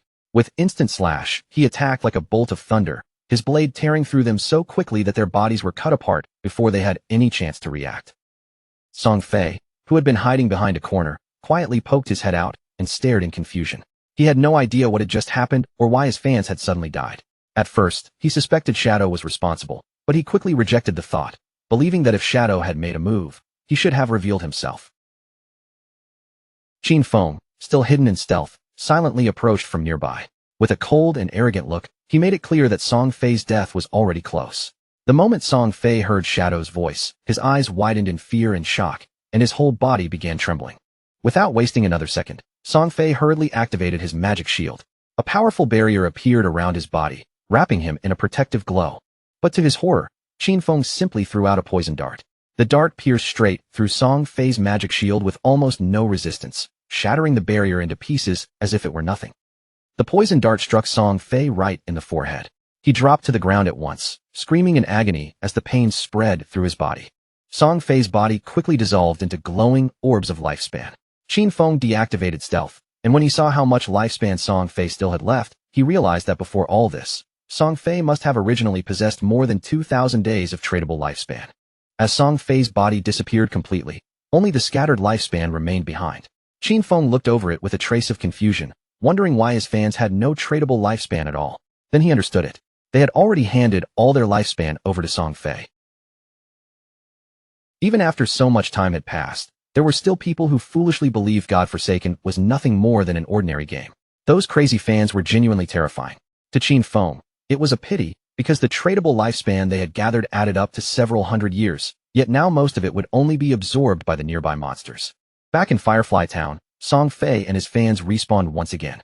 Song Fei was furious, because out of more than 2,000 days of tradable lifespan, he now had only 500 days left. With a confused and angry stare, he turned to the archer and demanded to know why her detection skill had failed to find Qin Feng.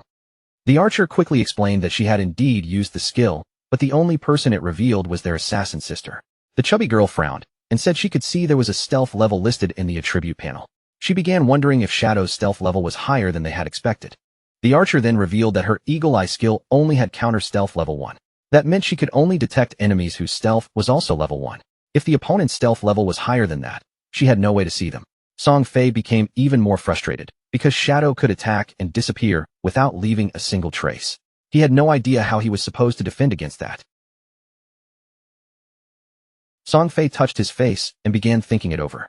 In his mind, he had never offended Shadow, and now that Shadow had already stolen the boss kill too, there should have been no reason for him to keep coming after him. But then another thought crossed his mind. Maybe Shadow was jealous of his unmatched beauty, and that was why he might return to kill him again. Song Fei's fans immediately raised their weapons and decided that, for everyone's safety, they should go level up somewhere else. Wherever Song Fei chose to go, they swore they would follow him without question. Not long after that, Qin Feng also returned to Firefly Town. After searching around for a while, Qin Feng felt that something was strange. Song Fei and the others were already gone. He could not tell whether they had moved to another town or simply logged off. Qin Feng deactivated stealth and asked a nearby player if he knew where Song Fei and his group had gone. The moment the man saw Shadow appear in front of him, fear spread across his face, and he could barely keep himself calm. The man quickly pointed in one direction and revealed that Song Fei and his fans had gone that way. Then, almost begging, He pleaded with Shadow to kill Song Fei. But he also had one request.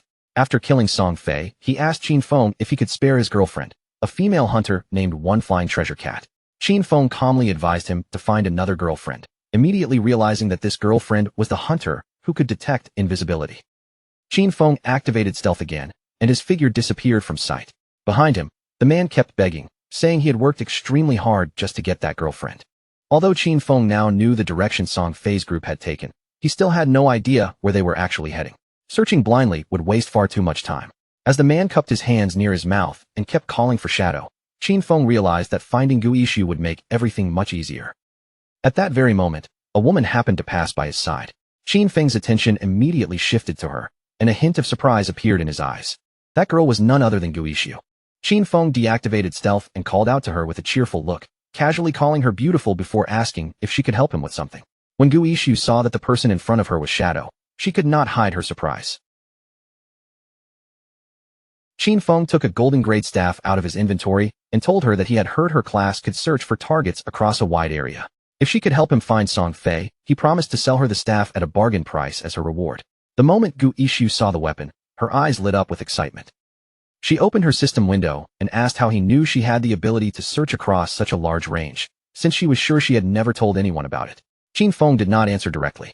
He simply asked whether she wanted this golden grade weapon. Gu Yishu immediately admitted that she did, though she was not sure if she could actually afford it. Qin Feng looked at her with a confused expression and asked if she really did not even have 500 days of tradable lifespan. He revealed that the staff's original price should have been at least 700 or 800 days. After checking her system window, Gu Yishu realized that she actually had 700 days available to buy it. Hearing that, Qin Feng made the deal with her and handed over the staff. A system window appeared soon after, confirming that the transaction had been completed successfully. Gu Yishu took the staff into her hands and stared at it with such excitement that she actually started drooling. Qin Feng gave her cheek a light tap, snapping her out of her daze and stopping her from drooling all over the place. Then he urged her to hurry up and get started. Hearing him speak so close to her, Gu Yishu blushed slightly, then nodded with a happy smile. Holding the new staff, Gu Yishu began using her power and focused her mind. Even though this was the first time she had met Shadow, he gave her a strangely familiar feeling. Her owl circled around her in the air, and she asked whether Shadow was not afraid that she would simply take the weapon and leave without helping him. Qin Feng remained calm, and simply asked her if she did not hate Song Fei. When Gu Yishu heard him say that, her eyes widened in surprise. She wondered if Shadow might be someone she knew in real life, but his voice did not sound familiar. Qin Feng only smiled, and told her she could guess for herself. Gu Yishu raised her hand, and the owl immediately flew upward. As for guessing Shadow's identity, she was far too lazy to bother with that right now. But just then, her eyes suddenly widened in surprise. The owl flew high above the town, sweeping its gaze across the surrounding area. In the distance, between the rocky canyons, Gu Yishu finally spotted Song Fei and his group of fans. Her owl had located Song Fei's hiding place deep in the rocky canyons, so Gu Yishu quickly told Qin Feng the exact direction. She also warned him to move fast, because Song Fei and his companions might leave before he arrived. The owl could fly quickly, but following targets for too long would drain its strength and leave it exhausted. Shadow was already prepared to move, and he told her not to worry, because he would reach the location very soon. Right after saying that, Qin Feng shot forward like an arrow leaving the string. He rushed across the rough terrain, leaping over rocks and passing through uneven ground without slowing down at all. But then the owl suddenly stopped flying. Qin Feng stopped as well, immediately realizing that something had interfered with their tracking. He scanned the area around him and soon noticed a tree nearby. On its trunk, there was a strange sign that looked completely out of place. Wanting to understand what was going on, Qin Feng contacted Gu Yishu again and asked her to have the owl inspect the area more carefully. Before long, the owl found 2 more trees marked with the exact same strange signs. One stood about 100 meters ahead, while the other was positioned 100 meters to the left. Qin Feng moved from one tree to the next, stopping in front of each strange mark and carefully pressing his hand against the symbols. He did not rush, instead feeling them out one by one as if testing whether they were part of some hidden mechanism. The moment Qin Feng touched all 3 symbols with a trace of his own energy, the marks suddenly responded. A bright line of light shot out between them, linking the 3 trees together like the edges of a glowing formation. Then the ground at the center of the connected symbols began to shine. The light grew brighter and brighter, until a treasure chest suddenly rose into view, wrapped in a vivid green radiance and a faint golden glow. Qin Feng was stunned. He never expected a treasure like this to appear in an ordinary starter area like Firefly Town. Even Qin Feng could barely believe what he was seeing. Treasures left behind by ancient gods were unbelievably rare, and they could appear in almost any location. Some of them brought terrifying monsters, some released entire waves of beasts, and some, like this one, contained priceless rewards. Gu Ishu, watching everything through her owl, was just as shocked. A green chest like this could be worth 1,000 days of lifespan, or more than 10 million in real-world money. Qin Feng could not help admiring Gu Ishu's sharp instincts for noticing something misvaluable. Back in Qin Feng's previous life, 1 year of lifespan had only been worth around 10,000 at the very beginning. But by the second day, that value had already exploded, rising all the way to 50,000. Gu Ishu was still fascinated by what had just happened, so she quickly began memorizing the strange symbols, clearly planning to keep them in mind for later. A clever light flickered in Gu Ishu's eyes. With her tracking abilities, there was no telling how many hidden secrets like this she might be able to uncover in the future. Qin Feng stepped forward and opened the chest. Inside was a skill book wrapped in a dark, ominous aura, named Curse of the Blossoms. It was a powerful emerald-grade ability. Once activated, it could make cursed flowers grow from the body of a defeated enemy, draining that enemy's tradable lifespan all the way down to 0. The skill had no cooldown, but it came with one harsh condition. It had to be used within 15 seconds after the target died. Qin Feng immediately remembered how terrifying this spell had been in his previous life. With it, every enemy he defeated could be turned into an even greater advantage. If he managed to kill Song Fei again and guard the body for just a short while, then this time, he could take everything from him. A sinister smile slowly curled across Qin Feng's face. Song Fei would not simply lose this time. He would be drained completely, down to the last bit of tradable lifespan. With that thought in mind, Qin Feng hurried straight toward his target, while far away, things were already moving in another canyon. Deep inside a distant canyon, Song Fei's most devoted fans were busy surrounding another boss and attacking it with everything they had. Spell after spell slammed into the monster, while Song Fei safely stayed behind them, waiting for the perfect moment to step in and take the final blow. Song Fei looked completely confident, even a little smug. He was certain that Qin Feng would never bother chasing him all the way out here. After all, Qin Feng had already killed a silver-tier boss and humiliated him twice. In Song Fei's mind, that should have been more than enough, and the matter should have ended there. Unfortunately for him, he was completely wrong. Just as the boss was about to fall, the heavier girl among Song Fei's fans suddenly noticed another group of players nearby. That group was also fighting a different boss of their own.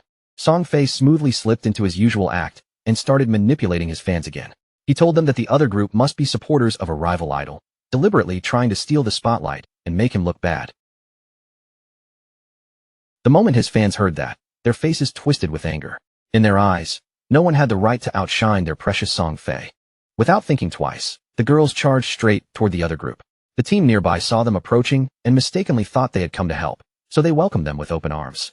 But before the other side could even finish greeting them, the heavier girl lifted her staff and slammed it down with brutal force, knocking out their leader in a single hit. The rest of the team froze in shock as Song Fei's fans suddenly turned on them. The girls attacked like lunatics while shouting strange things about idols, destiny, and their absolute devotion to Song Fei. One of the opposing players tried to ask what was going on, but he never got a proper answer. Before he could finish speaking, a spell came crashing down and silenced him on the spot.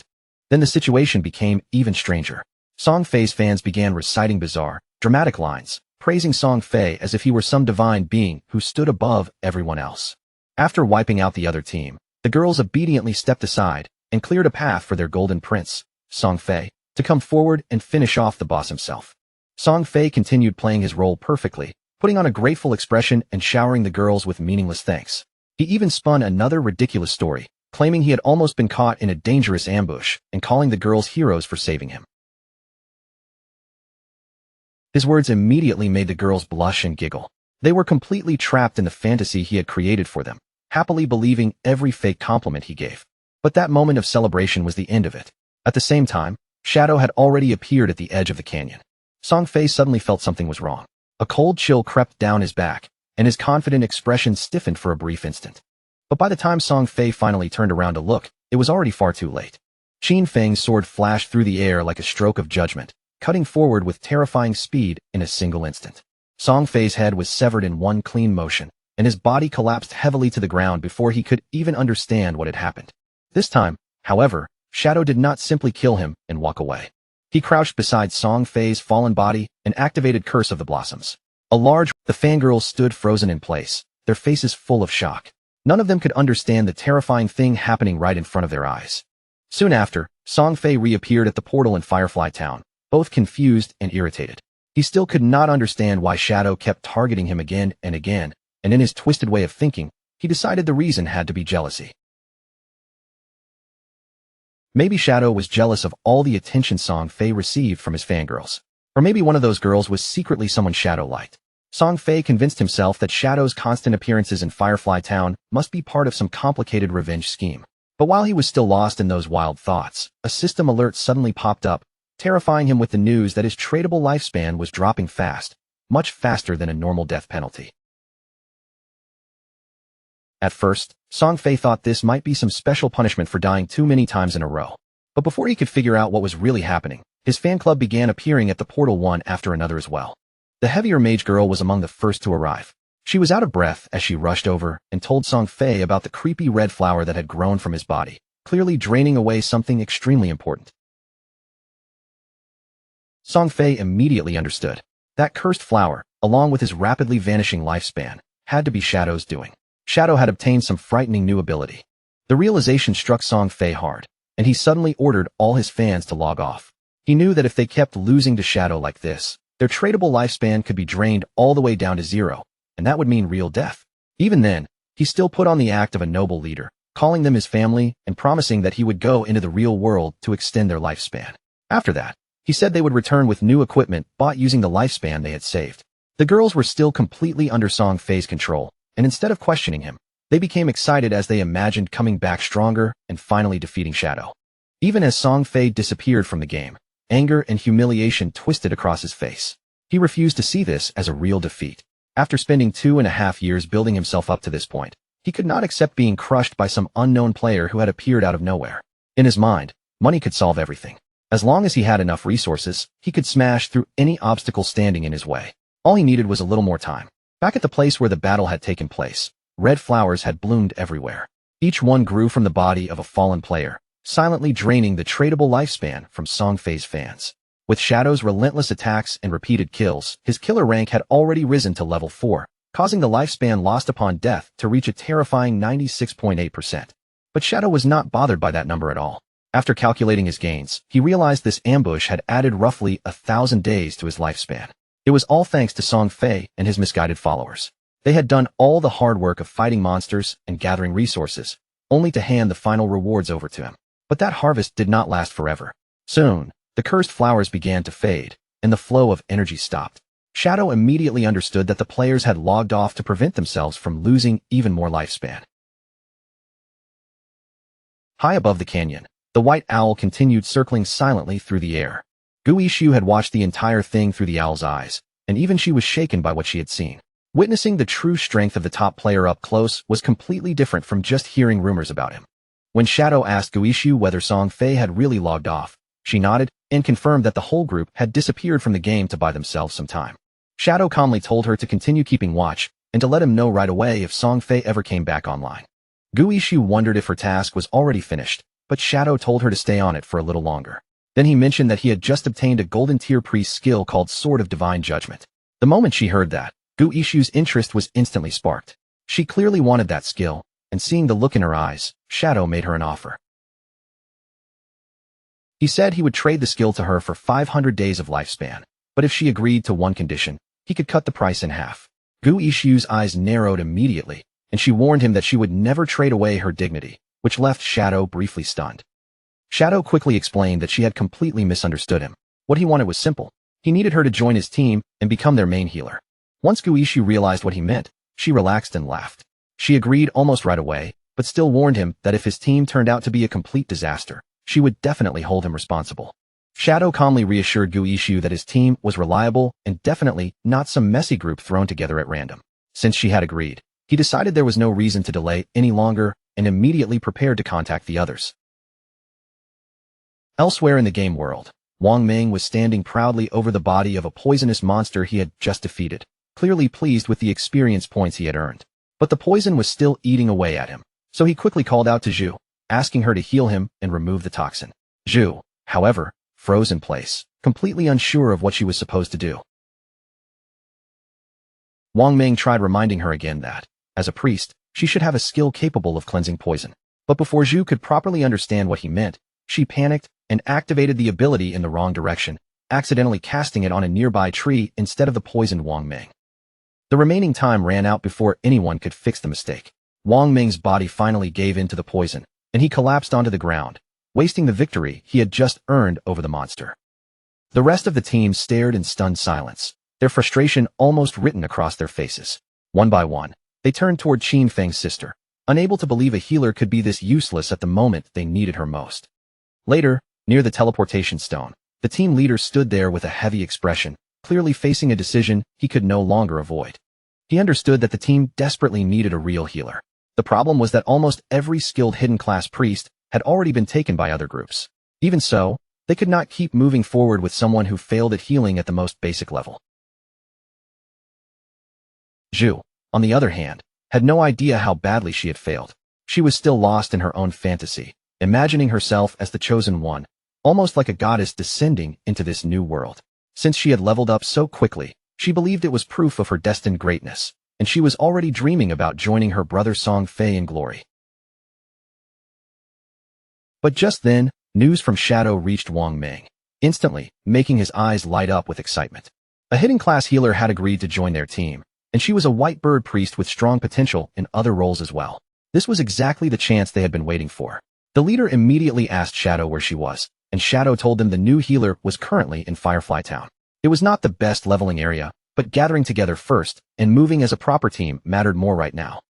Wang Ming agreed without hesitation and prepared to head over, but before leaving, he knew he still had to deal with Zhu's situation. He chose his words carefully and told her that the team would be moving to a higher level area soon, because Shell Town had become far too crowded. He deliberately made it sound as if her level was the only problem, using a softer excuse so he would not hurt her pride too directly. But before Zhu could even respond, the entire team had already moved out, and their relief was obvious. Everyone seemed happy to leave behind a healer who could not actually heal. Zhu, however, did not seem upset at all. In her mind, their departure was actually a good thing. She convinced herself that they simply were not strong enough to be worthy of her, and she decided she would find Shadow instead, then make him help her level up. Meanwhile, Wang Ming arrived in Firefly Town and soon found Shadow together with Guishu. The first thing Wang Ming did was hand over the lifespan he had gained from their previous fight, settling the share honestly before they moved on. As they prepared to reorganize the team, Wang Ming could feel more clearly than ever how difficult it was to keep up in this game. While discussing their next plans, Wang Ming brought up another possible ally, a captain named Yinyu. The moment Shadow heard that name, he stopped in place, his thoughts suddenly racing. That name was definitely not ordinary. Then, almost as if on cue, she appeared. With a cheerful wave, Yinyu greeted them openly, and both men immediately turned their attention toward her. Shadow could hardly believe what he was seeing. The woman standing in front of them was Yinyu, also known as Justice Execution, the only player in the entire game with the hidden class Dragon Swordsman. In Shadow's previous life, Yinyu had ranked among the top 20 players in the world and had played an extremely important role among the country's official forces. She was a national hero, someone respected and feared in equal measure. Yet now she had appeared far earlier than expected, looking bright and confident as she faced Shadow with obvious admiration. With a warm smile, Yinyu introduced herself and openly admitted that she admired him. She even joked that with the speed he was growing, he almost seemed like a time traveler or some reincarnated hero who already knew the path ahead. Shadow stayed quiet for a moment, his thoughts drifting back to his previous life, when their paths had crossed much later under far darker circumstances. Back then, she had not been part of Wang Ming's team, which made this early meeting even more unexpected. She likely already carried a large amount of tradable lifespan, probably collected on behalf of government groups. As a dragon swordsman known for toughness and survival, she was indeed the perfect person to hold such resources. Shadow understood the logic behind the government's choice and respected it. Yinyu was direct as well. She told Shadow that if he had any equipment he wanted to sell, she and her group would be interested in buying it. Her tone remained sweet, but there was firmness beneath it as she reminded him that she carried responsibility for her entire city. Shadow saw no benefit in opposing her, and both of them clearly understood that. He agreed, saying it would be short-sighted to miss out on such a mutually beneficial deal. Although Yinyu looked cheerful and harmless on the surface, Qin Feng knew very well that there was far more hidden beneath that friendly smile. Meanwhile, Song Fei's fans began logging out of the game one after another. They had seen the official announcement, and the contents left them completely shaken. Lifespan in God Forsaken was real. If a player's lifespan reached 0 inside the game, that person would truly die in the real world. The archer was furious when she realized this was no longer just some harmless game. What terrified her even more was the fact that she had already handed all of her tradable lifespan over to Song Fei. Some of the girls discovered they only had a few days of lifespan remaining. The assassin among them had killed several players and carried the assassin stat, which meant if she died one more time, she would lose double the lifespan. They were all stunned. None of them could understand how dying only 3 times could cost such a terrifying amount of lifespan. The chubby girl hurriedly read through the messages, and sweat quickly covered her face. She realized with horror that in the game, as a tank mage, she had always charged at the front. She had killed many people and died many times as well. Now, after checking her remaining lifespan, she discovered she had only 1 day left. If that number reached 0, she would die for real. Just then, one piece of information caught her eye. Brother Song Fei was buying lifespan. To her, that was wonderful news. She immediately decided to go find Brother Song Fei, firmly believing he would definitely help her. She quickly changed clothes and decided to wear Brother Song Fei's support outfit from head to toe. In her mind, this was perfect. She was going to see Brother Song Fei, and he would absolutely save her. She even excitedly mentioned Brother Song Fei's newest product release, the Song Fei Ultra Thin Anti-Side Leak. After dressing herself completely in Song Fei merchandise, she wasted no time at all. She rushed out of her house and headed straight toward the concert venue. Not far away from there stood a group of apartment buildings. Qin Feng's sister had also logged out of the game. For a moment, she stood there in confusion, almost unable to tell whether she was truly back in the real world or still trapped inside the game. She turned on her phone, and a smile soon appeared on her face. At the current rate, 1 day of lifespan could be sold for 15,000. With more than 200 days left in her hands, she felt as if she could become a millionaire overnight. But her smile froze when she saw the news that Shadow had killed Song Fei 3 times. Sadness and fury immediately overwhelmed her, and tears began spilling from her eyes. She remembered what everyone had said clearly now. If a person's lifespan reached 0 in the game, they would truly die in real life. Even though Song Fei had 100 years of non-tradable lifespan, dying 3 times had reduced his remaining time to barely 12 years. Qin Feng's sister thought of Brother Song Fei again and could not understand why Shadow had killed him so mercilessly. According to the group chats, even while surrounded by dozens of people, Shadow had still managed to kill Song Fei 3 separate times. To her, he was not just strong, he was terrifying.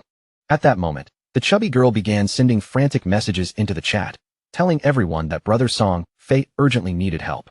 She called on any sister in Jianghai City to come find her and sell their tradable lifespan.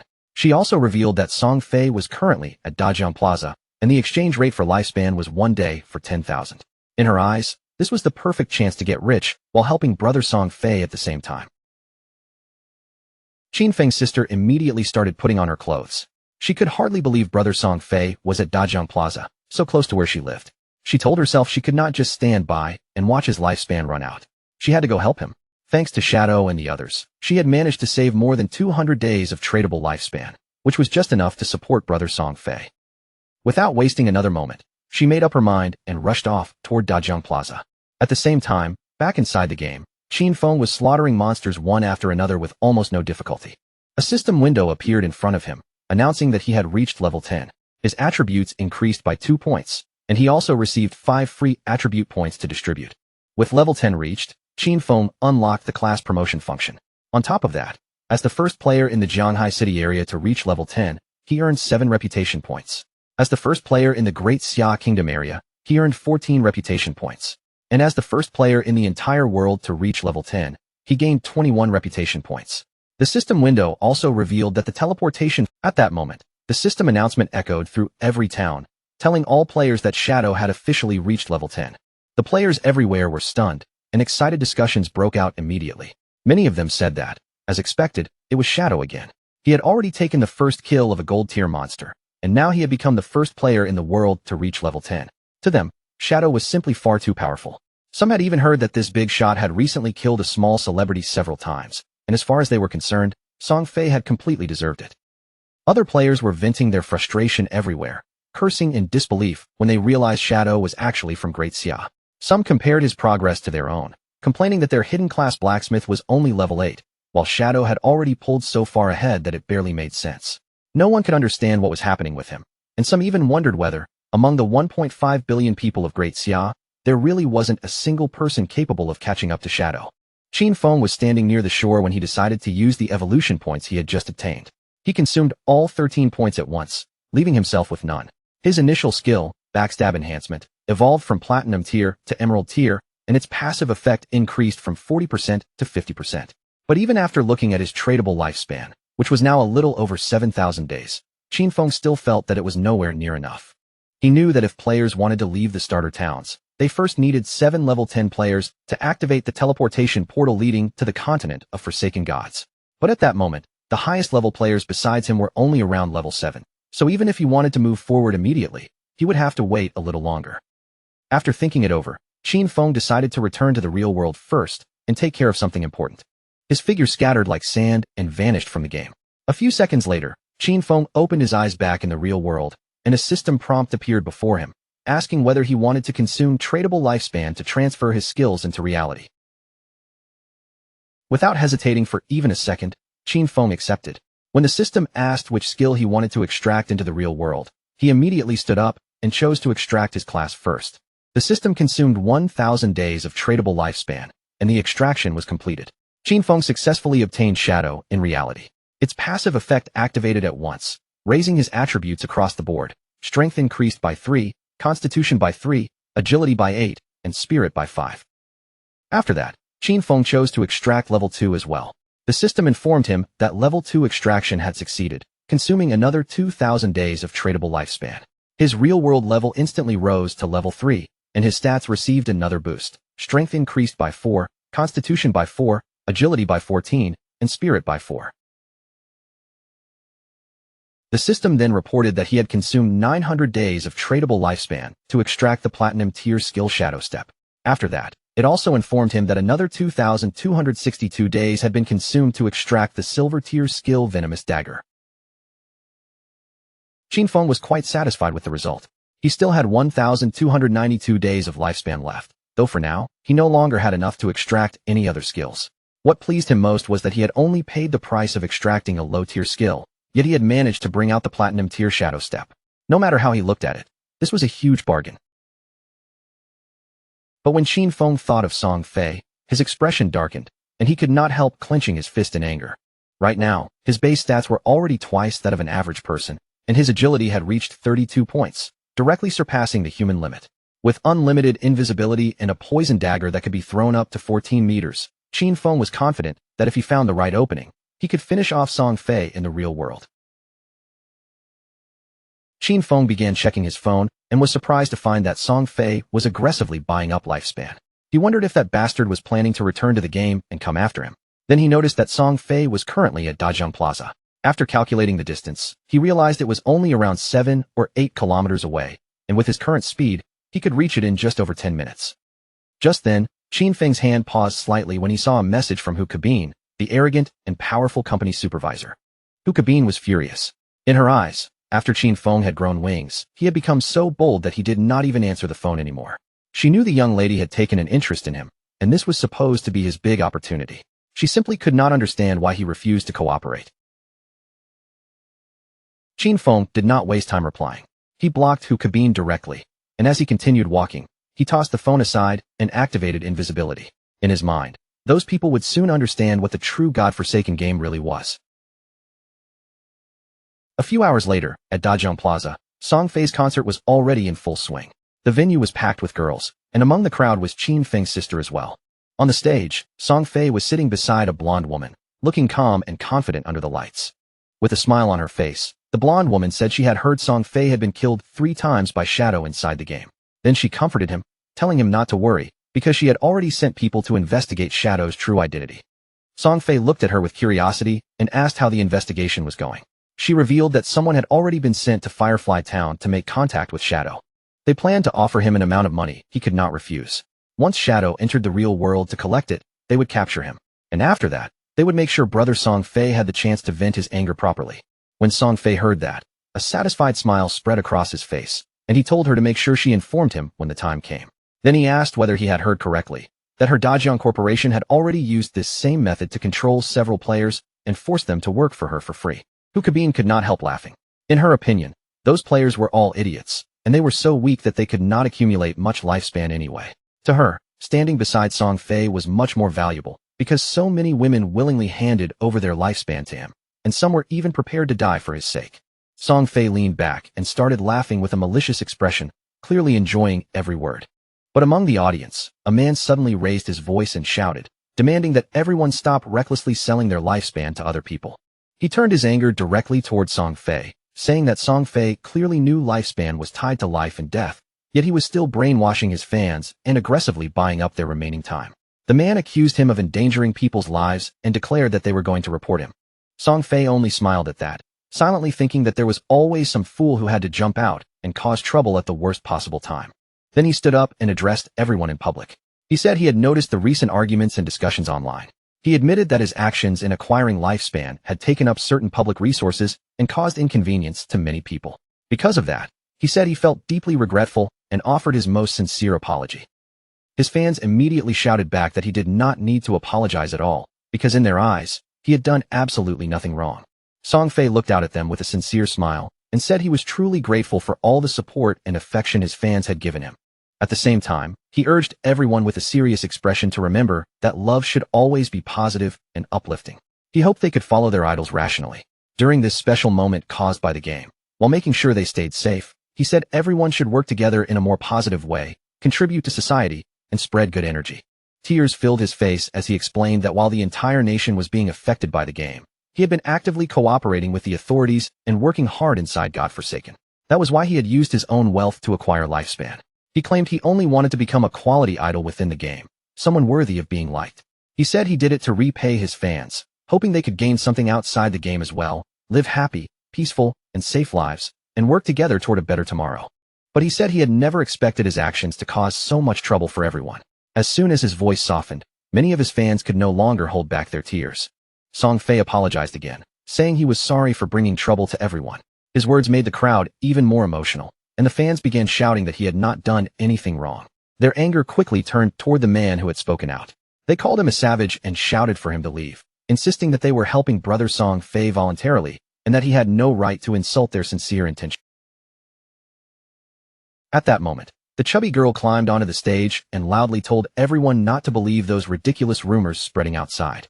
She said she could not understand how anyone dared to question brother Song Fei. In her eyes, only fools with pig brains would believe everything they heard, and she mocked the idea that lifespan inside a game could possibly affect the real world.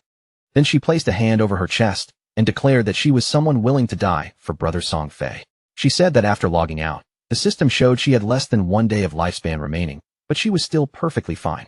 And even if the rumors were true, if they did not even have the resolve to die for brother Song Fei, then they did not deserve to say they loved him. Her words instantly stirred up the other fans. Their emotions surged, and many of them decided on the spot to hand over all the lifespan they had left to Song Fei. Song Fei felt delighted as he watched the enthusiasm of his fans spread through the crowd. He reached his hand toward the chubby girl and said that being loved so deeply by someone like her made him feel truly honored. The chubby girl burst into tears, completely overwhelmed, and once again showed that she was willing to die for him without hesitation. But right at that moment, something suddenly shot through the air and pierced straight through Song Fei's head, shocking everyone present. Blood began spilling from Song Fei's mouth, and his hair scattered downward like falling leaves as life drained from his body. Song Fei's body slumped forward and collapsed onto the chubby girl's shoulder, making her eyes widen with pure fear. She dropped backward onto the ground and began screaming in terror, completely unable to understand what had just happened in front of her.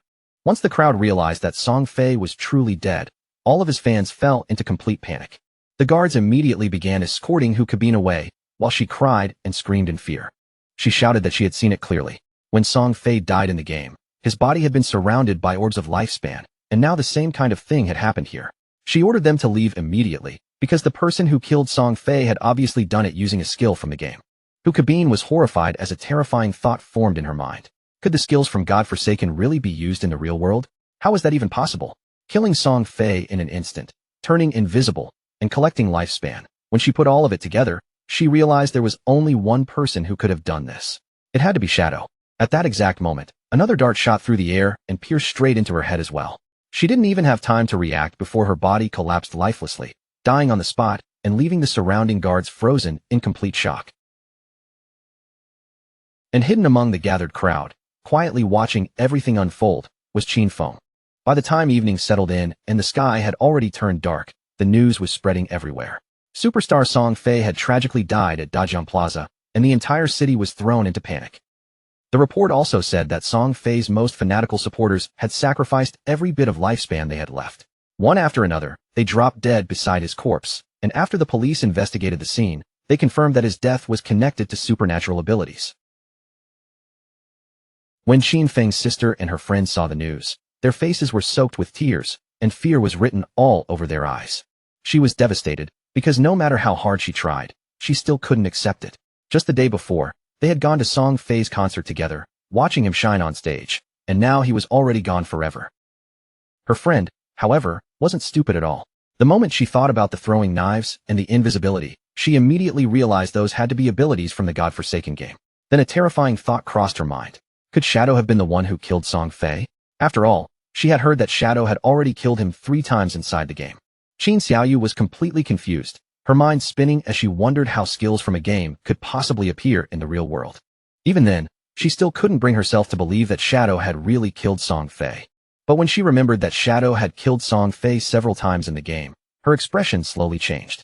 In reality, if there was anyone who would truly have a reason and the ability to kill Song Fei, it could only be Shadow. Throwing knives, invisibility, weren't those exactly the kinds of skills an assassin would use? The more she thought about it, the more certain she became. The killer had to be Shadow. Her beloved brother had been murdered by him, and from that moment on, her entire world felt like it had lost its light. If Shadow had truly found a way to bring game skills into reality, then she would get close to him.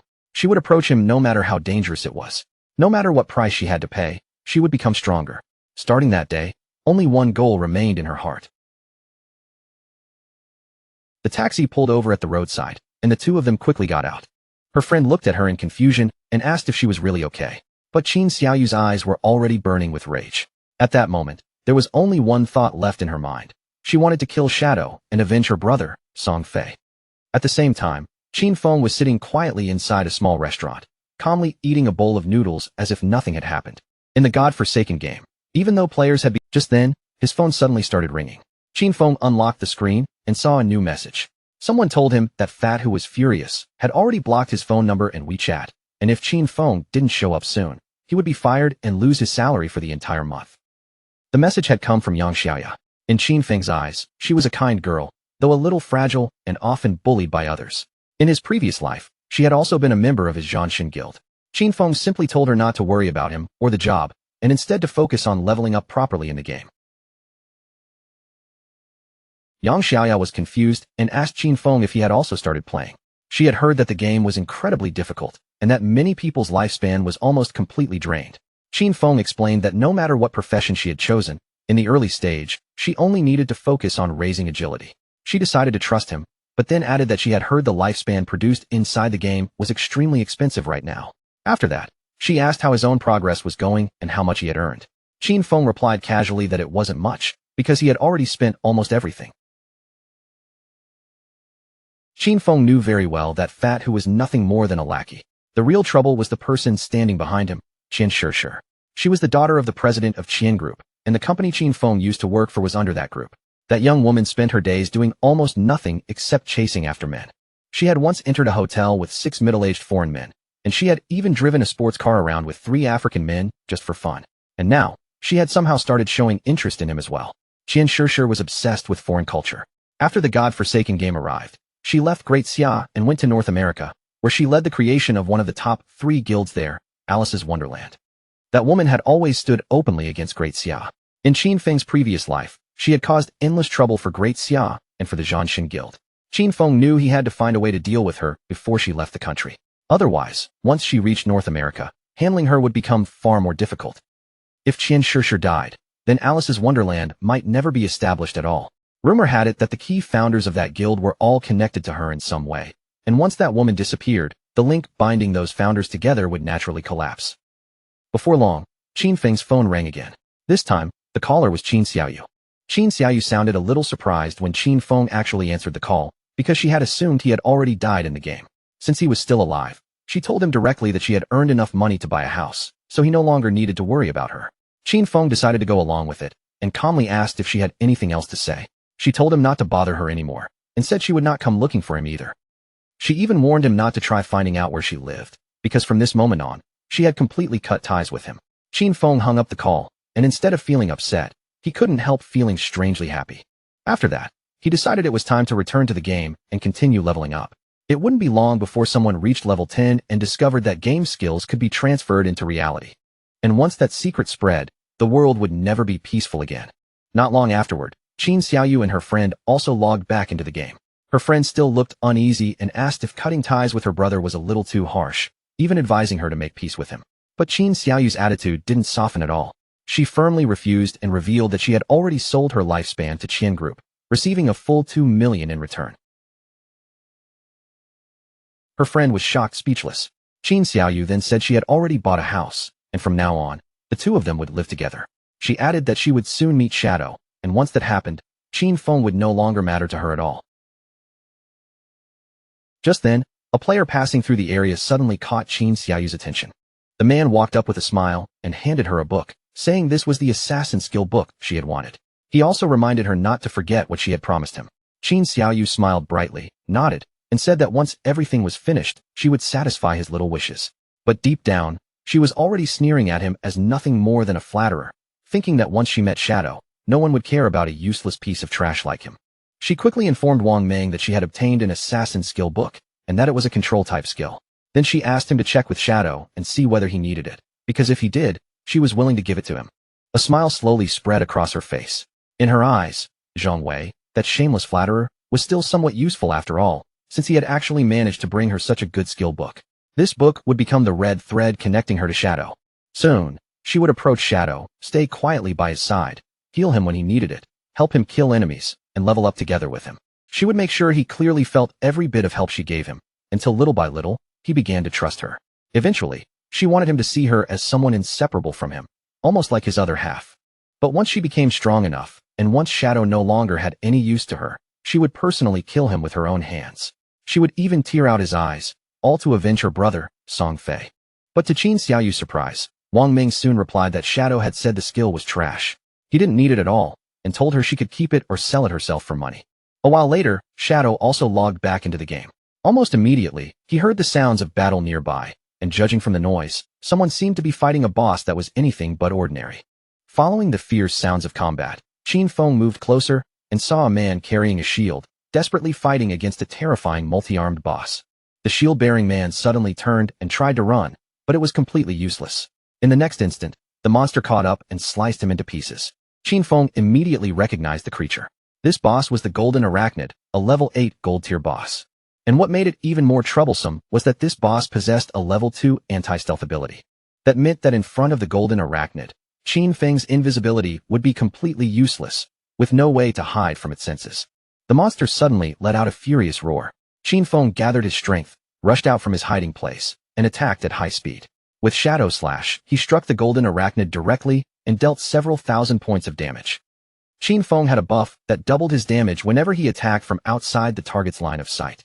But he also knew that against an enemy capable of seeing through invisibility, that effect would not activate, which meant his damage output had been greatly reduced.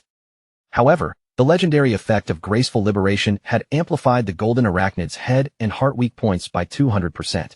Out of the 9 strikes from Shadow Slash, 3 were judged to have landed directly on weak points, triggering triple weak point damage and instantly making up for the damage he had lost. It truly lived up to being a legendary skill.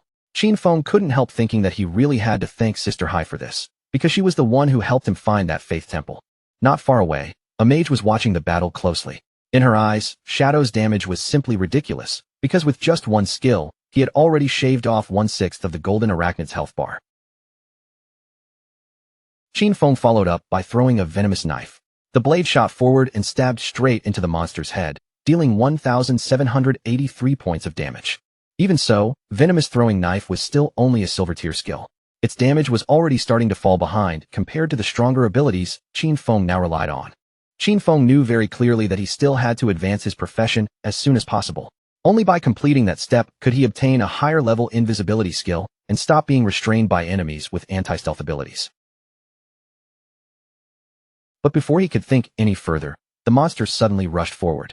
Its massive body lunged straight at him, and in the blink of an eye, it was already preparing to launch another fierce attack. Seeing the Golden Arachnid charge and so violently, the mage instantly panicked. But Qin Feng didn't retreat at all. Instead, his eyes sharpened and began to glow with calm, unshakable confidence. The monster's attacks came down one after another, but Qin Feng moved lightly between them, dodging each strike with almost no effort, as if the danger in front of him was nothing at all. The mage and her companion were completely stunned. They couldn't help wondering what kind of terrifying speed this was. But soon, they realized it wasn't just his movement speed. Qin Feng's reactions were unbelievably fast, and he seemed to understand the boss's attack patterns far too well. In terms of pure speed, Qin Feng was nearly on the same level as the boss. Every time the golden arachnid attacked, he slipped away at the perfect moment, making it look as if he had fought this exact monster countless times before. Back in his previous life, Qin Feng had traveled together with Qin Xiaoyu, but she could barely protect herself, let alone heal him properly. Because of that, he had slowly trained himself to survive through movement. A warrior couldn't rely only on taking hits head-on. Agile footwork and sharp evasion skills were just as important. A fierce light flashed in Qin Feng's eyes. This was also one of the reasons why, even with only an ordinary warrior class in his previous life, he had still managed to force his way into the world's top 100. He seized the opening and launched a chain of slashes at the boss. Blade light flashed across the golden arachnid's body, and before long, its health had already dropped to less than half. Qin Feng then slipped into invisibility again, thinking to himself that compared with special bosses like the Golden Ghost Ship, which had unavoidable attacks, the golden arachnid was actually much easier to handle. The mage stared at the battlefield in disbelief. The boss that had looked so terrifying moments ago was now actually trying to flee. Of course, Qin Feng had no intention of letting it escape. He drew his dagger, rushed in close, and cut straight across the monster's throat. A system window immediately appeared, confirming that he had killed the level 8 gold tier boss and received 640 experience points, 7 evolution points, and 497 days of tradable lifespan. Qin Feng activated Greedy Hand as well, and from that extra harvest, he obtained another 21 evolution points and 497 more days of tradable lifespan. Seeing the rewards stack up, Qin Feng felt quite satisfied. Just one gold tier boss had given him 28 evolution points in total and nearly 2,000 days of tradable lifespan. But just when he thought the rewards were over, another system window appeared. This time, he had obtained Blacklight Shield, an assassin skill. Its active effect converted all dodge rate into a damage reduction shield for 8 seconds, with a cooldown of 60 seconds and a level 8 requirement. The conversion rule was clear. Every 20% dodge rate would become 1 layer of damage reduction shield. Once the duration ended, or once the shield was broken, the shield would disappear and the dodge rate would return to normal. Qin Feng could hardly believe such a skill book had actually dropped.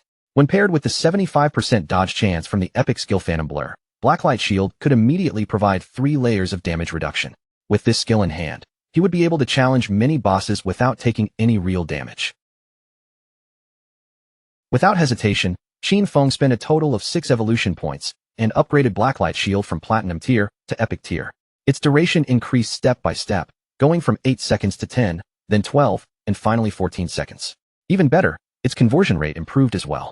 Instead of every 20% dodge chance becoming 1 shield layer, it first improved to 15%, then 12%, and finally every 10% dodge chance could convert into 1 layer of damage reduction. Qin Feng was extremely pleased. Now he could stack 7 layers of damage reduction shield, which meant he could even enter many high-level areas ahead of schedule. He still had 22 evolution points remaining, so Qin Feng decided to evolve Venomous Throwing Knife 2 and raise its damage output. After spending 16 evolution points, the Silver tier Venomous Throwing Knife advanced all the way to Emerald tier. Its maximum range increased from 14 meters to 17 meters.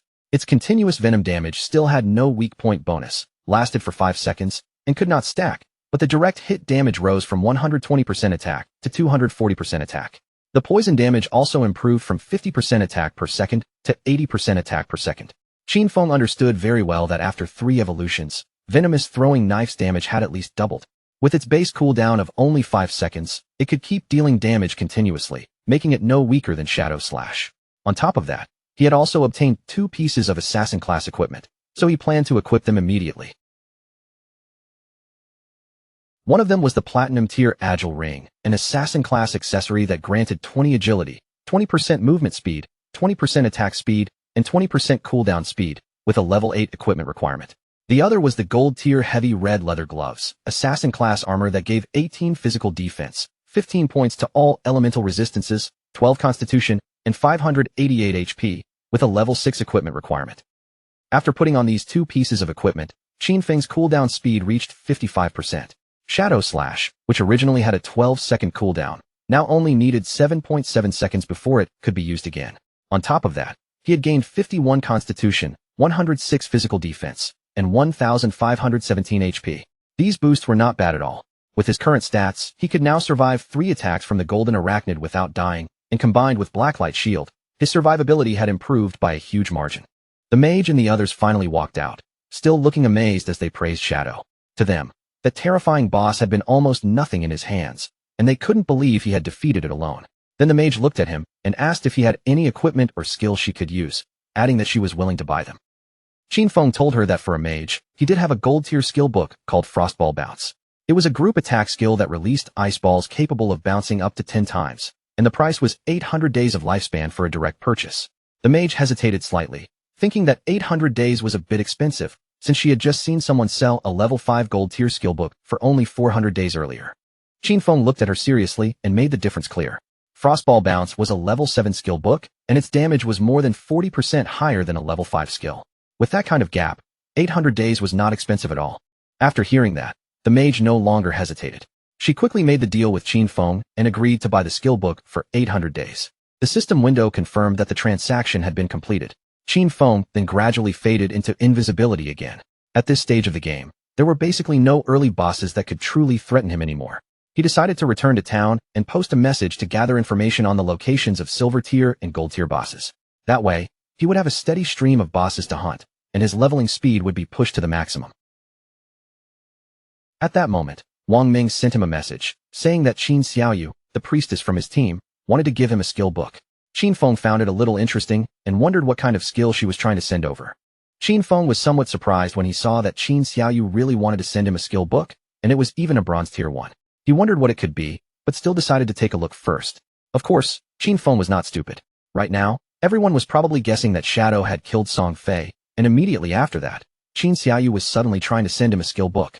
So he chose to reject the offer, while quietly wondering whether she was trying to get close to him, trying to avenge Song Fei, or maybe planning both at the same time. Wang Ming passed the message back to her, saying that Shadow had called the skill book trash. He didn't need it, and she could just keep it or sell it herself for money. After that, Qin Feng told Wang Ming to come to town because he had something to sell him, and reminded him to prepare enough lifespan for the purchase. Wang Ming's expression grew serious, and he seemed to want to ask something important. Qin Feng immediately understood and asked if he was trying to ask whether he had been the one who killed those people. Then Qin Feng admitted it directly, saying that yes, he was the one who killed them. To Qin Feng, Wang Ming was a friend. Because of that, Wang Ming knew very well that when Song Fei was killed, Shadow had been offline the entire time. The motive and timing lined up perfectly. Since Wang Ming had already asked this question, it meant the authorities had probably figured out most of the truth as well. Qin Feng asked Wang Ming if he was planning to arrest him. After all, Qin Feng knew that in another 2 hours, other players would reach level 10, and by then, the fact that game powers could be transferred into reality would no longer remain a secret. To him, this was the perfect chance to see how the Great Xia government would respond, and he intended to treat it as a test. Qin Feng soon returned to Firefly Town and met up with Wang Ming and the others once again. And you looked at him closely and asked whether he was truly admitting that he had killed Song Fei. Qin Feng gave a calm nod, openly confirming it without showing the slightest hesitation. With a faint smile, and you said that Qin Feng was indeed their main suspect. However, they also knew that Song Fei and Jiang Lai had carried malicious intentions toward him first, and that Dajiang Industries had captured and abused many players, forcing them to work against their will. Strictly speaking, killing those two could be considered an act of self-defense. Qin Feng immediately understood what was going on. Since they still could not uncover his true identity, they had chosen to maintain a temporary cooperative relationship with him instead. He remembered that in his previous life, because he had worked with the officials, his record had always remained completely clean. But this time, things were different. He had directly killed Song Fei and Jiang Lai, and that might cause the future to shift in unexpected ways. Qin Feng was actually looking forward to seeing just how much his rebirth could change that doomed era brought by the game. For now, Qin Feng decided to sell the platinum tier equipment he had no use for. Since this group had official backing, they would accept equipment and skill books from any class. More importantly, they had enough resources to make the trade worthwhile. Qin Feng opened the system window, and the moment the others saw the items inside, they could barely believe their eyes. Platinum tier equipment and skill books were actually sitting there. They cried out in shock, wondering if Shadow had just achieved the first kill of a platinum grade boss. but they quickly rejected that idea because no global announcement had appeared. Qin Feng casually said that his luck had been pretty decent.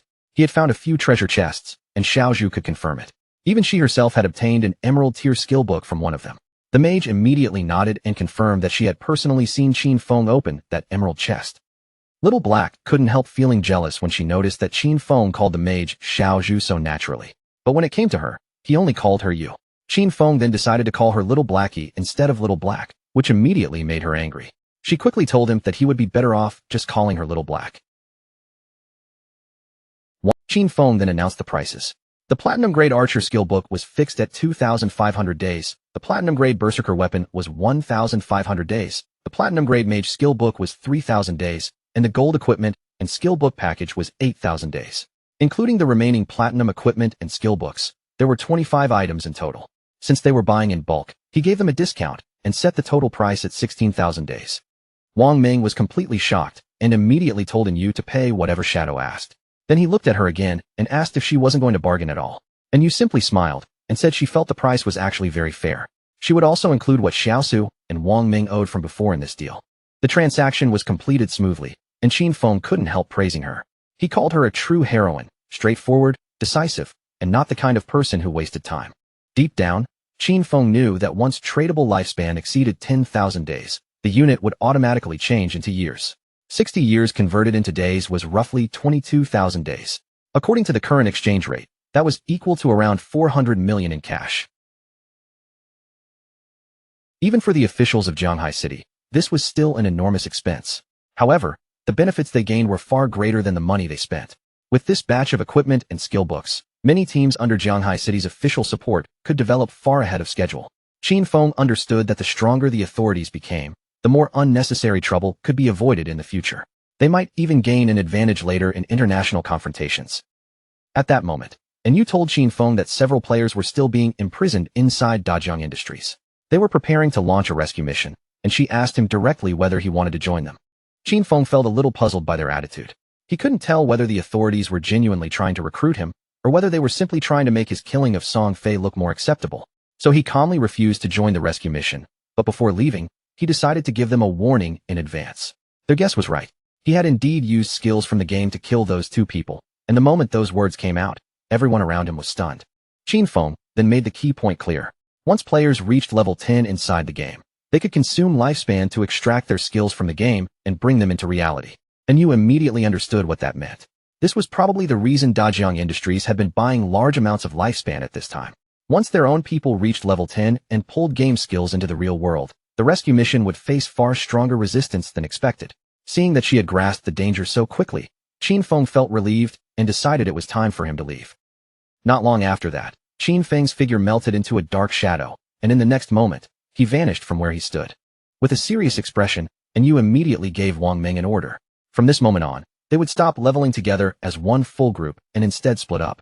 Their 6-person team was already at a fairly high level, and when they stayed together, even ordinary monsters were being killed in one blow because their combined damage was too excessive. But if they separated, and each person led a smaller team, their overall leveling efficiency would rise by a large margin. Wang Ming nodded in agreement, and Yu added firmly that right now, everyone's top priority was to reach level 10 as soon as possible. After giving that order, she told Wang Ming to log off for a moment and report the information they had just received. Meanwhile, 2 players in town noticed that Shadow had set up a stall again. But this time, he wasn't putting items up for sale. Instead, he was openly buying information. A system window appeared above the stall, announcing Shadow's offer. He would buy silver boss coordinates for 30 days of lifespan and gold boss coordinates for 100 days. The moment one of the nearby men saw that announcement, a sly smile slowly appeared on his face. He walked up to Qin Feng and said that his young lady had already made her offer. As long as Shadow was willing to help her level up, she would give him 300 million, along with shares in Dajang Industries. The man even spoke like he was presenting a once-in-a-lifetime blessing, advising Qin Feng not to let such a rare opportunity slip away. The other players nearby quickly realized that this man still hadn't logged out yet. He probably had no idea that Shadow had already killed Song Fei and the young woman from Dajang Industries in real life. Some people were shocked to hear that the girl from Dajang Industries had also been taken out, and a few even muttered that they had seen her before and thought it was a real pity. The man's face twisted with anger as he remembered everything that had happened. In his eyes, that woman had only brought disaster upon herself. At first, she had wanted to capture Shadow in reality and force him into illegal work, but in the end, she was killed right on the spot. Then his expression changed sharply as the truth finally sank in. Zhang Lai was dead. He remembered how, in the beginning, Zhang Lai had offered 10 million for Shadow to help her level up. After Shadow refused, he saw the money and rushed forward to help her instead. He thought he could earn a huge payment of 5 million, but when he went to collect the money in reality, they knocked him unconscious. When he finally woke up, he found himself locked inside an unknown basement. Every day after that, they whipped him, abused him, and forced him to earn lifespan for them inside the game, while also using him to lure even more players into the trap. He had never imagined that Zhang Lai, the woman who had caused all of this, had already been killed by Shadow. A bitter laugh escaped him as he thought that hateful woman had truly received the death she deserved. Back then, he had mocked Shadow for being stupid, but only now did he realize that the real fool had been himself all along. Seeing the look on the man's face, Qin Feng immediately understood that this guy had probably helped Zhang Lai trap quite a few people. The man became nervous and quickly denied it, insisting that he had been forced to, before trying to leave in a hurry. Qin Feng knew exactly what kind of trash this man was, but he decided to let the officers handle him instead. Soon after, 2 more players approached Qin Feng. They said they had the coordinates of a silver boss and were willing to sell the information for 30 days of lifespan, asking him to complete the deal. At that moment, someone entered the city, and almost every player nearby turned to look. They quickly recognized her as Ace of Spades. Rumor had it that in reality, she was Qian Shishir, the heiress of Qian Group. The players quietly warned each other to keep their distance, saying she had already killed quite a few people, and that anyone who got too close might have their lifespan stolen. Qian Shishir logged into the game together with several of her men, arriving with the same arrogant air she always carried. She couldn't help smiling to herself. In her eyes, this game wasn't anything impressive. As long as someone had enough money, they could simply buy piles of equipment and skills. Once her combat powers stayed ahead of ordinary players, then whenever she found someone carrying lifespan, all she had to do was kill them and take it for herself. Still, anger flickered across her face. This cursed game had delayed her flight and completely ruined her original plans. By this time, she should have already been in North America, enjoying herself with Big Dick and Max Fackel, throwing herself into pleasure and excitement instead of being trapped here. Her gaze soon fell on 2 players who were trembling in fear. She was still stuck in Great Xia's magic city and couldn't leave the country, and as she looked at those Great Xia men, she saw them as nothing but weak insects. In her mind, Tony's men were far more appealing. Tony smiled and said that she had excellent taste. According to him, they were naturally much stronger than the men of Great Xia, especially in that regard. He added that once they returned to reality, she could experience it for herself. Hearing those words, Qian Shishir's face flushed red, almost like a ripe tomato. She had also heard that the useless Song Fei had died. In her mind, that was no great loss. She had fought him once before, and he had disappeared within a minute. So to her, he was nothing more than trash. What truly excited her was the rumor that the person who killed him was called Shadow. Even though Shadow was a man from Great Xia, he was still the #1 player in the world. That made her feel that perhaps he was worth getting to know. After learning that Shadow was capable of killing Song Fei in reality, she immediately concluded that killing an ordinary person would be even easier for him. To Qian Shishir, this was a perfect chance to build a connection with him. She told her men that she would log off for a moment, make a call, and send someone to contact Shadow on her behalf. She believed that even if Shadow didn't care about cash, he definitely wouldn't refuse 3,000 days of lifespan. And to obtain that much, she felt all she needed to do was kill an ordinary person with a casual flick of her finger. Deep inside, she let out a quiet laugh. She had never forgotten the look on Qin Feng's face when he rejected her, and in her mind, it wouldn't be long before Qin Feng was dead. At the same time, deep in the forest, a player had just killed a monster. Its body dissolved into lifespan, while a healer beside him was still patching him up from the wounds left by the monster's attacks. The man looked completely exhausted and begged Qin Xiaoyu that the next time she healed him, she shouldn't push it so far. Just now, he felt like he had nearly gone to meet his great-grandmother. Qin Xiaoyu turned her back on him and asked why he was being so fierce, adding that he wasn't dead anyway. The man looked confused and quickly explained that he hadn't meant to sound fierce. He was only trying to remind her. At that moment, Qin Xiaoyu said the system had warned her that her hunger level had already reached 90%. She decided to log off and eat together with her friend Yin Yin. The 2 of them vanished from the game, leaving the man standing there in confusion. The more he thought about it, the angrier he became. He cursed silently in his heart, remembering how Qin Xiaoyu used to call him boss. But after seeing Shadow once, she had started looking at him with disgust. He swore to himself that sooner or later, he would make her pay and tear away that proud attitude of hers. At the same time, Qin Xiaoyu logged out of the game and opened her eyes inside her new house, only to feel her stomach painfully empty. When she checked her phone, she was stunned. Every delivery place was already closed, and not a single delivery worker was accepting orders. She couldn't help wondering whether everyone had gone into the godforsaken game. Then she suddenly remembered how, back at home, Qin Feng had always prepared delicious food for her. She had never needed to lift a finger or even think about what to eat. But the next second, rage flashed in her eyes. She forced herself to stop thinking about it, and told herself she needed to be more ambitious. It was only food. Compared with freedom, this kind of problem was nothing at all. Clenching her fist tightly, she encouraged herself again and again. She was the best. She had to keep going. She could do it. Without Qin Feng around, she would definitely live an even better life. Meanwhile, back inside the game, near the shoreline, there was a small cave hidden close to the water. A monster suddenly rushed out from inside, and it turned out to be a crab. But the moment the crab came out of the cave, a blade flashed across it, cutting its body cleanly in half. The one who had struck was Shadow. He let out a quiet sigh, thinking that in just over an hour, he had already killed 4 silver bosses. Overall, the efficiency was quite good. Each silver boss had given him 16 evolution points, and the crab's corpse quickly transformed into lifespan as well. On average, every silver level boss yielded around 3,500 days of tradable lifespan. Thanks to these gains, all of Qin Feng's equipment had now reached gold tier or higher. He couldn't help smiling as he checked his improved stats. His cooldown speed had risen from 55% to 75%, which meant Shadow Slash, originally on a 12-second cooldown, now only needed 6.8 seconds before he could use it again. This greatly increased his damage output. Since there were no platinum-level bosses around the outskirts of the safe town, gold-level equipment was already the best he could get for now. If Qin Feng wanted to keep improving from here, then the only real path left was to advance his profession. He knew that the platinum-level bosses he would face later would each have at least level 2 anti-stealth. Because of that, he had to advance his profession quickly and raise his stealth to level 3. The only problem was that he was still more than 20,000 experience points short. Only when his stealth reached level 3 or higher could Qin Feng truly reduce the risk of unexpected accidents while fighting platinum-level bosses. After all, in his previous life, even taking down one platinum boss had required a tightly coordinated 20-person team. With that thought in mind, Qin Feng decided to return to town first and contact the officials so he could sell off everything he didn't need.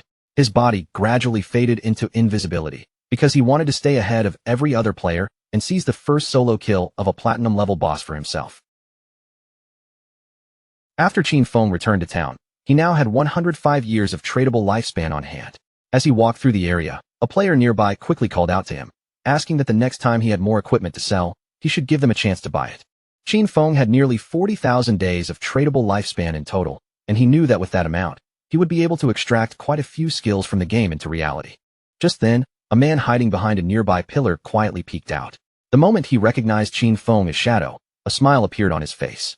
He hurried over and offered him an assassination contract, asking whether he was willing to accept it. The job was to kill someone in reality, and the man assured him that the payment would absolutely match Shadow's value. Qin Feng didn't even bother responding. He simply ignored the man and continued walking away. Seeing him leave, the man immediately panicked and rushed forward to block Qin Feng's path. He begged him to stop, then explained that the target was only an ordinary person named Qin Feng. He said he would provide the address, and since Shadow had even killed Song Fei, this should be an easy job for him. Then he urged him not to reject money that was practically being handed to him for free. Qin Feng's gaze turned cold as he looked at the man, though inside, he was slightly surprised. He asked whether this Qin Feng had somehow offended them, and why they wanted him dead. Then, in a calm tone, he told the man not to worry about that part. The man smiled arrogantly and made it clear that the reward would not be small. If Shadow completed the task, he would receive 3,000 days of tradable lifespan. Qin Feng felt a flicker of interest, because at the current market price, 3,000 days was worth roughly $50 million. For a contract like this, the offer was definitely not ordinary. Qin Feng quietly wondered who wanted him dead. He had never met this messenger in reality, and in his previous life, this person had not been any player he remembered. That meant the man in front of him was likely just a middleman, while the real person trying to kill Qin Feng was hiding somewhere behind the scenes. He remembered that in his previous life, many of his grudges had only surfaced during the later stages of the godforsaken game. The man couldn't help smiling, clearly thinking this offer was far too tempting to refuse. But Qin Feng understood that being targeted this early had to be connected to a grudge from before the game arrived. Only someone who already hated him would be willing to pay such a high price. At that moment, Qin Feng couldn't help wondering whether the person behind this was Qian Shishir. After all, Qin Feng knew better than anyone that Qian Shishir had both the motive and the resources to hire someone to kill him. However, with the financial power of Qian Group, if they had truly wanted Qin Feng dead, they could have arranged it long before the game ever arrived. So this contract likely had another purpose hidden inside it. Qin Feng suspected that her real goal was to get close to Shadow. As for killing Qin Feng, that was probably just an added bonus, because he had once rejected her invitation for fun. He laughed coldly in his heart. How interesting. He hadn't gone looking for her yet, but she had already taken the initiative to find him. With a faint smile, Qin Feng said that he would accept the job. However, he demanded half the payment as a deposit first, and he also made it clear that he alone would decide when to make his move. The man immediately became nervous after hearing those conditions. He quickly asked Shadow to wait for a moment, saying that he had to report this to his superiors first. After contacting the people above him, the man finally agreed to pay half the deposit in advance. Once the transfer went through, Qin Feng received 1,500 days of tradable lifespan. He was quite satisfied, thinking that he would take this deposit first as interest. Then, with a cold snort in his heart, he told Qian Shishir to wait, because he would be coming for her soon. The man then handed Qin Feng the target's address and personal information, saying that with Shadow's abilities, finding this person should be no problem at all. But when Qin Feng looked at the information, he was slightly shocked, because every detail about him was actually correct. Shadow turned to leave, and simply told the man to wait. The man's face darkened with anger when he saw that arrogant attitude, and he couldn't help thinking that Shadow was working for Miss Qian just like he was, so why was he acting so superior? Just then, another voice suddenly called out from behind, asking Qin Feng to wait. It was a woman who had heard that Shadow was collecting boss coordinates. She asked if he was interested, saying she had the coordinates of a gold-level boss. With a smile, she offered the information for 100 days of lifespan, and even said he could pay after confirming the boss was really there. Qin Feng thought the deal sounded acceptable and decided to go with her. The woman asked him to follow, then explained that the place was a bit far away, north of the city. Qin Feng asked for the boss's name, and the woman told him it was called the Plague Enveloper. When he heard that she actually knew the boss's name, he asked if she had truly seen it with her own eyes. She hesitated and said she didn't know whether he could handle it alone. Then she suggested that he bring a healer, warning him that the boss had area-wide toxic damage. Qin Feng refused without hesitation and decided to go in without a healer. He knew that the Plague Enveloper was indeed a gold-level boss. This boss possessed a poisonous aura, and anyone who stayed within its range would continuously lose health every second. Because of that, the only way to deal with it was to kill it as quickly as possible. But for Qin Feng at this moment, taking down that boss would only require a few skills. Before long, the woman brought Qin Feng to a cave and told him the boss was inside. She added that her team had already cleared out all the smaller monsters, but they had still failed to defeat the boss itself. After saying that, she prepared to guide Shadow deeper into the cave. After they entered, the woman pointed toward a tree standing in the middle of a swamp filled with poisonous mist. She told him that the boss, a system window appeared immediately, confirming that the transaction had been completed and that Qin Feng had paid 100 days of tradable lifespan. Qin Feng remembered that this kind of poison damage could actually be evaded. In that case, the 75% evasion from Phantom Blur would be extremely useful against this boss. But just then, sweat covered the woman's face, and she nervously said there was something she had to remind him about. The truth was, this place was a trap. As soon as he started fighting the boss, people would come to kill him. She remembered that they had level 2 anti-stealth items prepared as well. To Qin Feng, that threat didn't matter much. But the woman continued, revealing that those people had ordered her to pretend to stop them as part of the plan. She was supposed to use that chance to get close to Shadow, and in the end, they wanted her to find a way to uncover his real-life information. Qin Feng stared at her quietly, and after hearing their entire plan, disappointment flashed across his eyes. Their scheme was far more childish than he had expected. The woman blushed with embarrassment, her expression turning nervous as she explained that she had also been forced into this. She wanted to tell him the truth so he could deal with the person behind everything. Since they were blackmailing her in reality, she hated them just as much and wanted them dead too. When Qin Feng asked who was forcing her, she revealed that it was Dongfeng Xian. She explained that in the game, his ID was Dongfeng Xian, and he claimed that Qin Feng had killed him once before. Hearing that name, Qin Feng immediately wondered if this was the same Dongfeng Xian who had first tried to steal his Golden Ghost ship boss. It was also the same guy who later sent him a skill book to apologize. The woman grew even more anxious. She remembered that Shadow had been able to kill Song Fei, so in her eyes, he might also be capable of killing Dongfeng Xian. She was now placing all her hopes on him and begged him not to betray her. The best outcome, she stressed, would be for him to eliminate Dongfeng Xian completely. Otherwise, she would be finished. Qin Feng felt that their so-called plan was truly childish. In his previous life, he had never even heard of this Dongfeng Zion, which meant the guy had probably been eliminated very early. Qin Feng decided to kill the boss first, since to him, crushing anyone who came along afterward would be as easy as slaughtering a passing dog. Qin Feng entered invisibility and leapt down from the cliff, telling the woman to continue following their plan. She just needed to let those people get close, and he would handle everything else. The woman immediately panicked, feeling that everything was over. In her mind, they were doomed, and Shadow was definitely going to die. After all, Dongfeng Zion had once led 3 full teams, 18 people in total, against this boss, and they had been wiped out in just half a minute. As Qin Feng descended toward the boss, the woman's heart pounded with fear. She knew the boss's continuous poison damage was terrifyingly high, and last time, they hadn't even managed to reduce its health by 5%. No matter how powerful Shadow was, against poison attacks that covered everything indiscriminately, she believed there could only be one outcome: death. Because of that, she felt they had to find a way to escape while there was still time. Qin Feng first activated Blessed Release. As the boss began preparing its attack, he triggered the weakness amplification effect, followed immediately by the throat slash effect. His eyes flashed with determination as he locked onto the boss. In the next instant, Qin Feng struck with terrifying speed, and his attack tore away several thousand points of HP from the boss in one burst. Almost immediately, the Plague Enveloper's health bar plunged sharply, dropping to less than half in the blink of an eye. The woman was completely stunned. She realized that with just one skill, Qin Feng had wiped out nearly 2/3 of a gold-tier boss's HP, dealing more than 80,000 points of damage in a single exchange. For a moment, she could only stare in disbelief, wondering whether Qin Feng was even human at all. Then Qin Feng vanished from where he stood and reappeared behind her without a sound. Fortunately, the active effect of Blessed Release only had a 25-second cooldown. With Qin Feng's 75% cooldown speed boost, the final cooldown became just 14.3 seconds. He decided not to kill the boss right away. Instead, he would wait for Dongfeng Zion's men to arrive and throw themselves into death, while using that time to let his skills finish cooling down. Not long afterward, Dongfeng Zion and his men entered the cave, clearly coming with the intention of killing Shadow. Their leader's eyes were filled with anger as he warned everyone in a harsh voice that if anyone dared to block them, they would kill that person without mercy. Snowy immediately drew her sword. Qin Feng felt a little annoyed as he watched the group rush in, because out of all people, it was this same guy again, and now he was even connected to Dongfeng Zion. He wondered whether their plan, where Snowy pretended to stop this group, would actually work.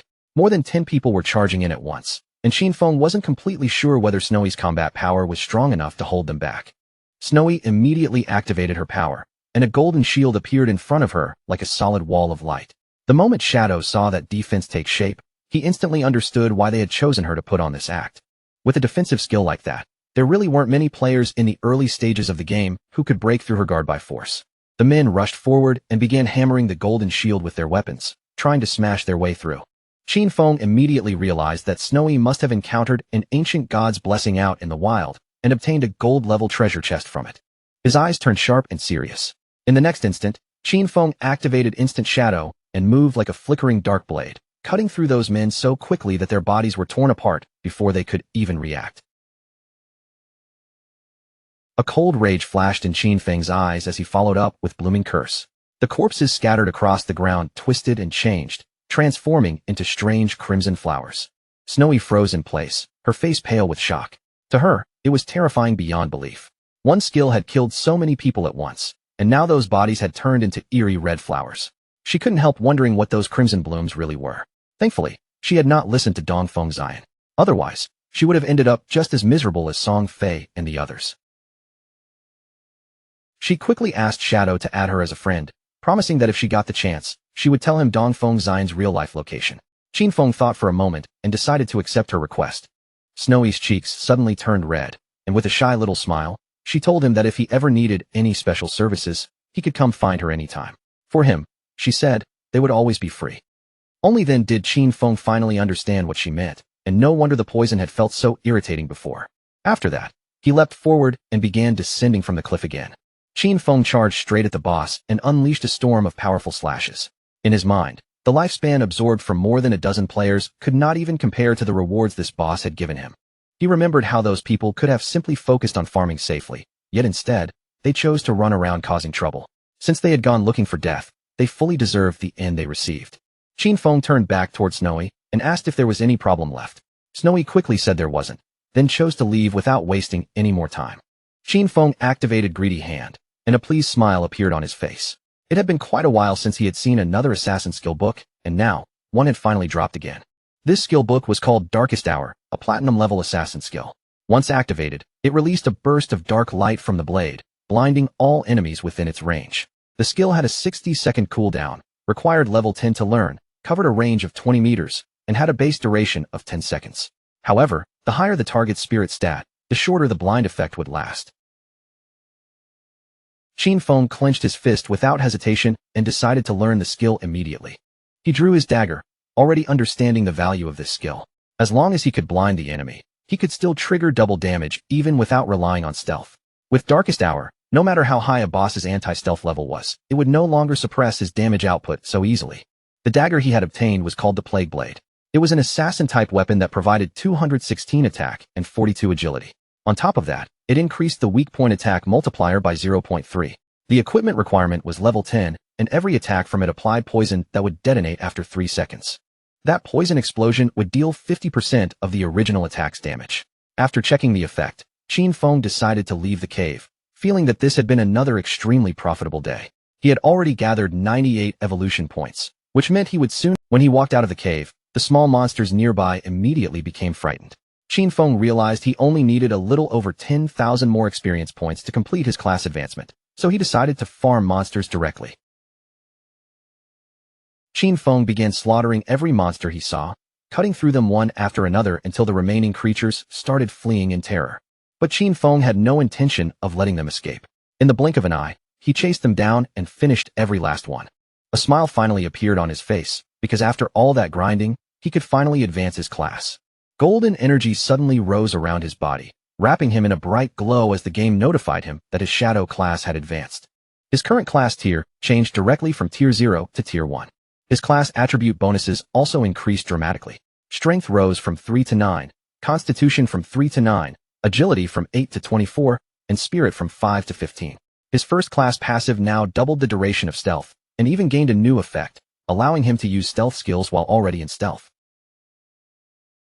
His second class passive raised his stealth level bonus from +1 to +2. Finally, his third class passive strengthened his attacks from outside the enemy's line of sight, increasing the damage boost from double to triple.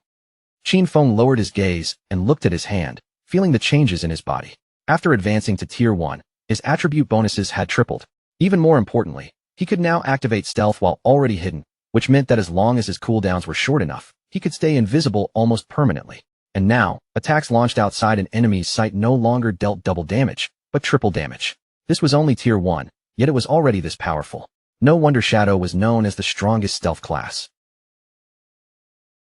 At that moment, the game announced that 7 players in Jianghai City had already reached level 10. It also announced that the teleportation array leading to the Divine Abandoned Continent would activate in 10 minutes, urging all qualified players to prepare for departure.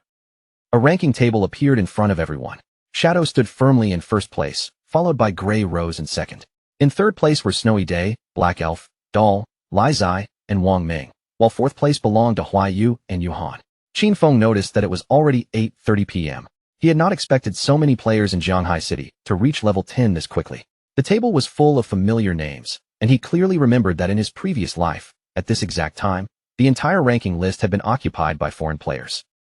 Qin Feng's eyes turned serious as he realized that the impact of selling so much equipment and so many skill books was finally beginning to show. Perhaps the world order from his previous life really could change this time, and deep down, he truly hoped it would. Meanwhile, in the real world, night had already fallen, and the police had arrested several men connected to the case. One officer reported that all the main members of the Dajiang Industries criminal group had been arrested. However, he also added that 3 key members were still inside the game, and since their bodies were in a non-existent state, they could not be captured for the time being. The team was waiting for further instructions from the commander. The commander praised his comrades for doing a good job, then ordered them to inform Yu and assign her the task of finding a way to force those suspects to disconnect from the game. He explained to his companion that this method would work. Even if those criminals hid inside safe towns where they couldn't be attacked, their real bodies would still feel hunger. The other officer nodded, saying that once they got hungry, they would have no choice but to log off and eat, and the moment they disconnected, the police could capture them.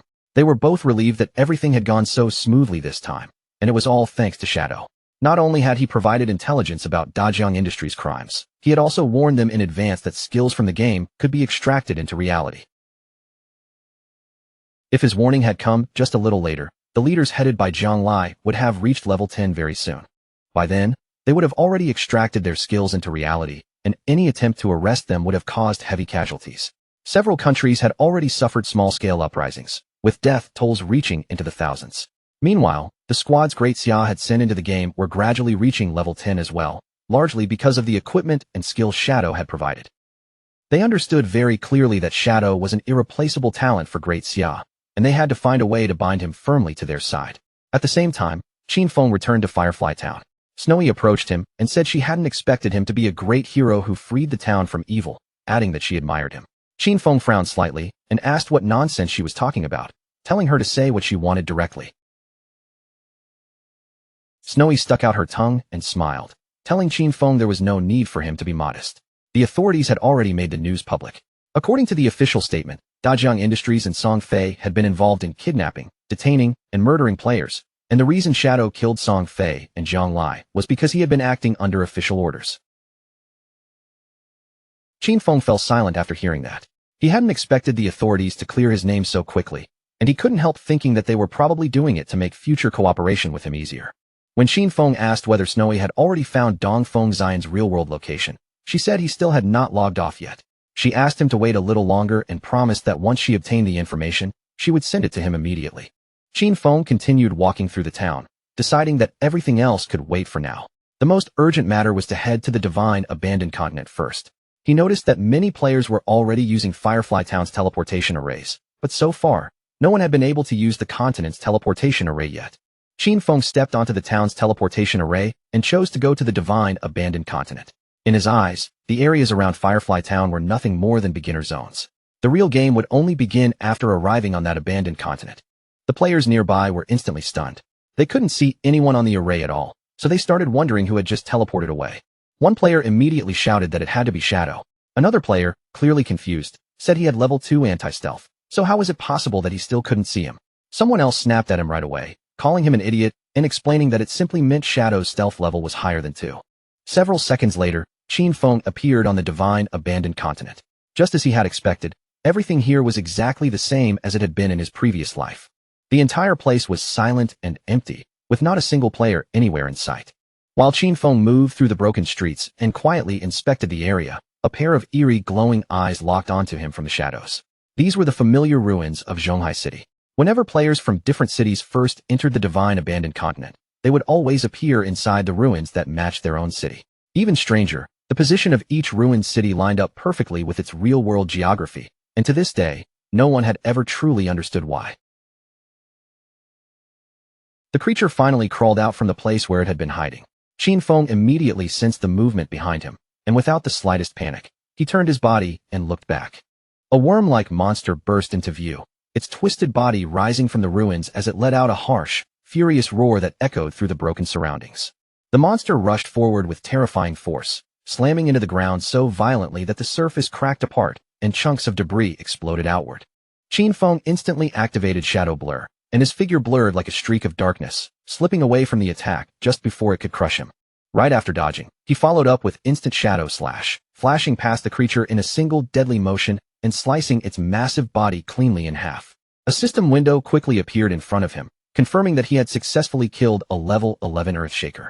But before the silence could settle, more Earthshakers suddenly emerged from the ruined ground and charged straight at Qin Feng. He kicked off the floor, leapt into the air, and avoided their attacks, his eyes shining with a sharp, dangerous light. Qin Feng immediately used Blessed Release, then activated Instant Shadow Slash again.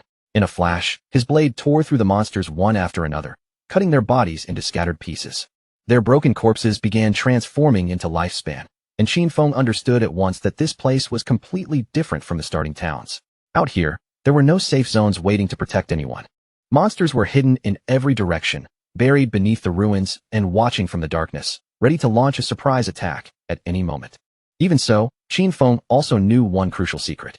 As long as someone could locate the refuge hidden deep within the ruins, they could establish a fortress there and take control of the surrounding region. He clearly remembered that the best refuge in the ruins of Zhanghai City was hidden in the northwest. In his previous life, that very place had become the refuge of the Godslayer Guild. At the same time, somewhere else on the divine abandoned continent, another group of players had also just arrived. It was Wang Ming's party. Little Black looked around with visible surprise, while Wang Ming frowned in confusion, unable to understand why this place looked so much like the ruins of a modern city. For their group, the scenery felt strangely familiar. Little Black lifted her hand and pointed toward the distant tower, asking if these were not the ruins of Zhongnan City. Du Yishu looked in the same direction and confirmed that she was right, saying that the towers of Zhongnan City were still standing there. Little Black kept scanning the area from side to side, because she had heard someone mention that Shadow had teleported here. Her eyes searched the ruins anxiously as she wondered where he could be. Du Yishu told her to stop looking so desperately, reminding her that Shadow could turn invisible. At that exact moment, two earthshakers suddenly broke out from beneath the ground. Wang Ming reacted immediately, pulling out his shield and warning the entire party that monsters were attacking them. Du Yishu raised her power and activated her skill, Elven Blessing, sending a supportive enhancement over Wang Ming and the others. The monsters rushed in with shocking speed, but Wang Ming planted his feet firmly and blocked their attack with his shield. Thanks to Du Yishu's enhancement, he managed to withstand the heavy impact. Du Yishu quickly warned Wang Ming to be careful, telling him that even these ordinary monsters hit harder than the silver tier bosses around the starting town. The party's archer reacted right away and used Binding Shot, drawing his bow and firing a sharp arrow straight toward the charging monsters.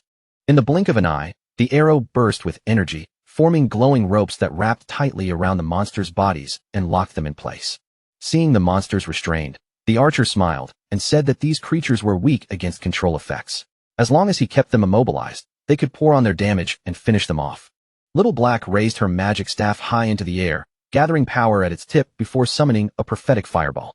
Two blazing flames shot forward and slammed directly into the trapped monsters, engulfing their bodies in scorching fire. The Earthshakers were quickly killed, and their bodies began dissolving into glowing lifespan. Wang Ming immediately turned to Xiaoshu and told her to send her owl high into the sky so it could scout the surrounding terrain. Xiaoshu nodded, and her owl spread its wings before circling above the ruins. After looking through its vision, she reported that monsters were everywhere, and there were far too many of them. Worse, the noise from their fight had already attracted more creatures, and those monsters were now heading straight toward them. She also said she could not see any nearby safe zone, then anxiously asked the captain what they should do next. Wang Ming was stunned when he heard there was no safe zone nearby. The archer instantly panicked, asking what kind of terrible continent this was and why it had suddenly turned into a survival game. Little Black quickly told Xiaoshu to try finding Shadow. She explained that Shadow had arrived about 10 minutes before them, so he should not be too far away. If they could locate him, she was certain they would be safe. At first, Xiaoshu could not spot any human figure anywhere nearby, but after searching a little longer, she suddenly began to notice clusters of glowing lifespan. She saw a huge gathering of bright lights shining toward the northwest, and immediately realized those were rewards left behind by defeated monsters. From that, she guessed it had to be Shadow's work, and he probably had not picked up the loot because his inventory was already full.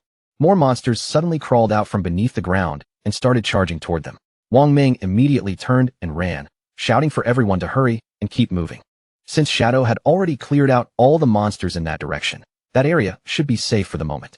If they followed the glow of the rewards, they would most likely be able to find him. Wang Ming ordered the group to stay alert, keep their formation tight, and make sure no one fell behind. They would not simply run blindly, they would fight while retreating. At the same time, not far from them, another group of Earthshakers rose from the broken ground and prepared to launch an attack. But before the monsters could even strike, a figure moved through them at incredible speed, cutting their bodies into pieces in an instant. It was Shadow. He knew that even without the active effect of graceful release, the total damage from Shadow Slash could still reach 20 to 30,000. Against these mobs, that was more than enough for an instant kill. To him, this place was practically a perfect farming paradise. A few minutes later, after cutting through the monsters along the way, Qin Feng finally reached the hideout. He stood there and carefully observed the area, remembering that beneath these ruins was an enormous underground palace. In his previous life, it had taken a very long time before anyone discovered it. That underground palace alone contained more than 1,000 resting rooms and dozens of large halls. It was the largest hideout in Zhanghai City, and in his previous life, it had served as the base of his guild, Godslayer. Before anyone could claim it, the hideout was no different from a dangerous dungeon. It was filled with countless traps, roaming monsters, and even a guardian boss. And the larger the hideout was, the stronger its guardian would be. Qin Feng entered the hideout, and memories from his previous life surfaced in his mind. Back then, After founding the Godslayer Guild, he had gathered 3 squads with 18 elite members in total. Every single one of them had reached level 15 and was fully equipped for battle. Even with that kind of lineup, they had only barely managed to conquer this palace. He stepped onto the stairs and began descending deeper, moving down toward the lowest part of the ruins. A system window appeared and confirmed that he had arrived at the hideout. This place was crawling with monsters, and it was known as the land of soul purification. Qin Feng's eyes shone with confidence, because he knew very well that even on his own, he had the strength to conquer this place. Another system window appeared, informing him that if he defeated the guardian of this area, he would be able to claim ownership of the entire region. The monsters inside immediately fixed their attention on Qin Feng, and without hesitation, they all lunged toward him at once. Qin Feng remained completely calm. He slowly drew his dagger, realizing that the enemy in front of him was a level 12 gold-tier mob known as an elemental spirit. Just as the monsters were about to rush him, Qin Feng activated Darkest Hour without hesitation. The space around him seemed to sink into darkness, and in the very next breath, he unleashed Shadow Flash, sweeping through the monsters so fast that they were slaughtered before they could even react. Qin Feng's figure kept moving through the hideout at high speed, cutting down every monster that crossed his path. One after another, their bodies were sliced apart and dissolved into glowing lifespan. He could not help feeling a surge of joy. As long as his enemies were blinded, every attack he launched would receive a powerful damage boost. At that point, even his most basic strikes were enough to instantly kill those level 12 monsters. But even after all 15 monsters in the hall had been wiped out, the land of soul purification still had dozens of halls and thousands of small rooms waiting deeper inside. A faint smile slowly appeared on Qin Feng's face. This was definitely going to be a massive job, but to him, that only meant even more gains. He lowered his gaze and carefully examined the lifespan scattered across the ground, watching the glowing rewards gather around him. Judging from the number of monsters inside this hideout, Qin Feng quickly realized that once he cleared them all out, he would have more than enough to evolve Greedy Hand again. Qin Feng looked down toward the floor beneath his feet, and the light in his eyes became much more serious. He knew very well that once every monster in each area had been cleared away, the true guardian of the hideout would finally appear. Not long after that, 2 players who had originally been inside a bookstore were suddenly teleported into the divine abandoned continent. The man looked around in confusion, still unsure whether everything in front of him was real. He wondered aloud if they had truly arrived on the divine abandoned continent. The girl beside him also felt uneasy, because for some reason, this ruined place seemed strangely familiar to her. After taking a closer look at the broken streets and collapsed buildings around them, they realized that these ruins were actually Chaoyu. As they continued exploring the area, they eventually reached the ruins of Mountain City, and a few hours later, they even arrived at the ruins of London. The man was completely shocked by what they had found. He began wondering if players from different regions had all been transported to the ruined versions of their original cities. The girl found it just as strange and guessed that maybe the locations of these cities matched the real world's geography exactly. While the 2 of them were still distracted by that thought, something began moving toward them from nearby. They immediately became alert, and when they turned around, several Earthshakers were already staring at them with glowing eyes. Panic hit them at once, and they decided to run. The monsters launched their attack without delay, forcing the 2 players to flee from the area as fast as they could. At the same time, inside the Zhonghai ruins, the ground was already covered with glowing lifespan. Not far from that scene, Wang Ming and his team were hiding quietly beneath a pile of rubble. Wang Ming carefully poked his head out from behind the rubble.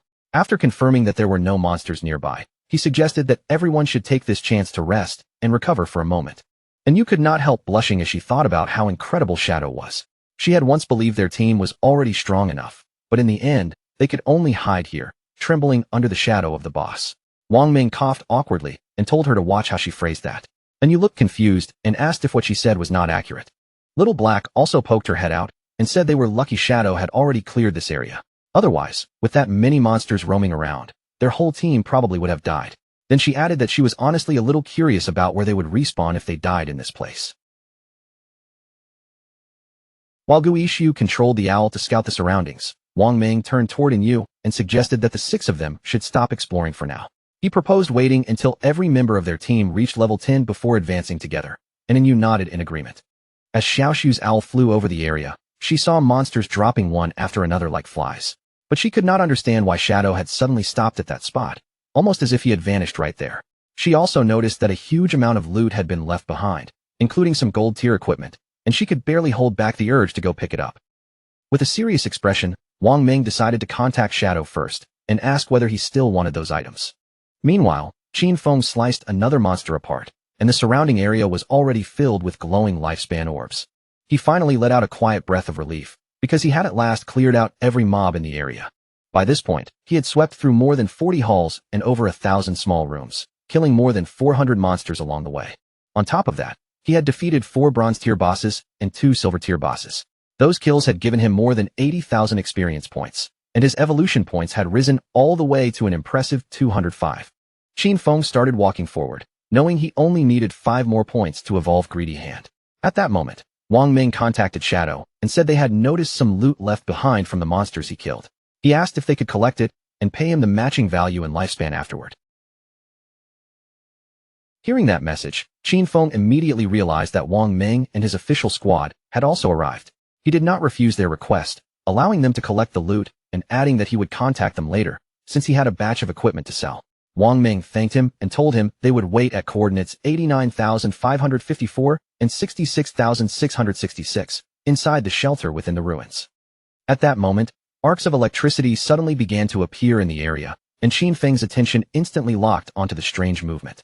The lightning gathered and surged forward at incredible speed, rushing straight toward Qin Feng. Qin Feng's eyes sharpened as he realized the Guardian had finally appeared. A lightning-wreathed nightmare appeared in front of him, and its name was revealed as the Platinum Tier Soul Purifier. The system window showed its description, stating that this was the Guardian of the Soul Purifier's domain. If Qin Feng defeated it, he would become the master of that entire domain. Qin Feng quickly thought through what he knew, remembering that the highest-level monsters inside the city ruins were level 15. This Soul Purifier, Faisal, was already the highest-level monster within the city ruins, and it was also the highest-grade boss there. If Qin Feng remembered correctly, this boss had a total of 750,000 HP and would fight across 3 different phases. Qin Feng immediately used Instant Shadow Slash, choosing to strike first before the boss could fully pressure him. However, the attack barely seemed to make a dent. He followed up with Throat Slash, driving the attack in with precision. This time, the boss's HP finally dropped by a small amount. The Soul Purifier raised its hand, and crackling electricity gathered in the air before forming a spear of lightning. A rain of lightning spears came crashing down from above, aiming straight for Shadow. He immediately moved at high speed, weaving through the attacks and dodging each falling strike. While avoiding the lightning, Qin Feng understood the danger clearly. With his current defense and lightning resistance, if even one of those attacks landed on him, death was almost guaranteed. He knew that any skill or attack used by a Platinum Tier boss or higher carried hit correction. With his current 75% evasion rate, ordinary monsters only had around a 25% chance of landing an attack on him, but the Soul Purifier's strikes had at least a 50% chance to hit. Even so, his agility had already reached 182 points, and at full speed, he could move faster than 40 meters per second. As long as he stayed focused, he could dodge before the lightning fully struck. Qin Feng's eyes burned with anger as memories from his previous life flashed through his mind. Back then, he had barely survived this fight with his guild, relying on the priest's shield and a lot of luck. This time, he attacked with everything he had, determined not to give the boss even the smallest chance to turn the fight around. The boss had already lost a quarter of its HP. The throat-cutting damage from Graceful Release, combined with Shadow Slash and the burst damage from Plague Blade, had directly stripped away 250,000 HP. Qin Feng knew the boss would enter its second phase next.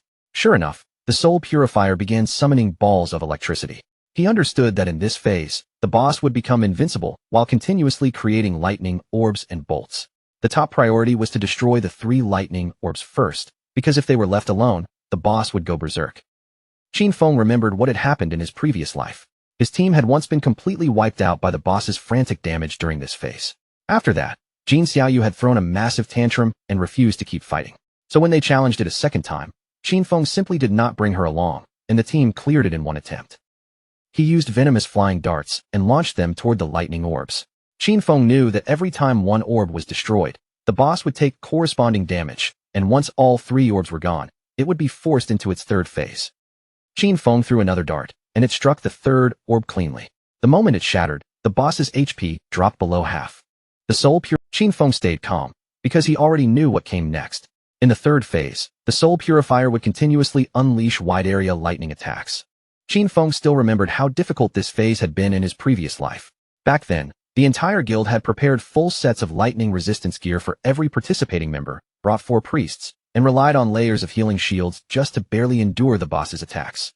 This time, Qin Feng kicked off the ground and leapt upward, while a protective barrier instantly wrapped around his body. Compared with the desperate preparations from his previous life, He no longer needed to go through all that trouble. He activated Graceful Release and Blacklight Shield together.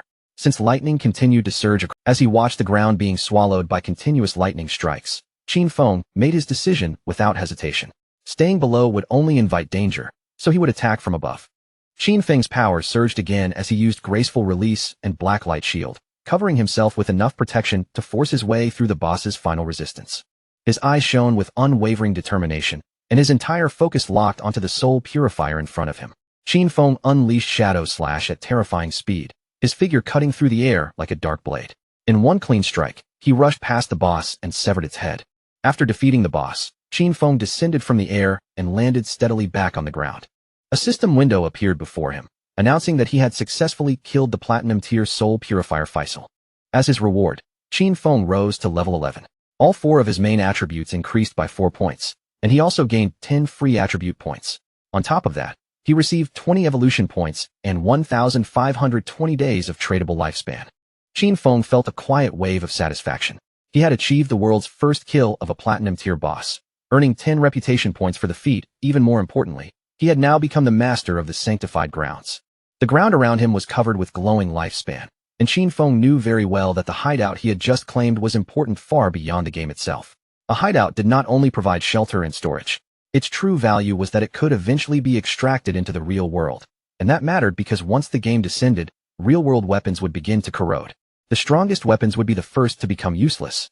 Nuclear bombs would lose their value from the very first day, while planes and tanks might barely last another month or 2 before turning into piles of scrap metal. In other words, all future battles in reality would depend entirely on the skills and powers extracted from the game.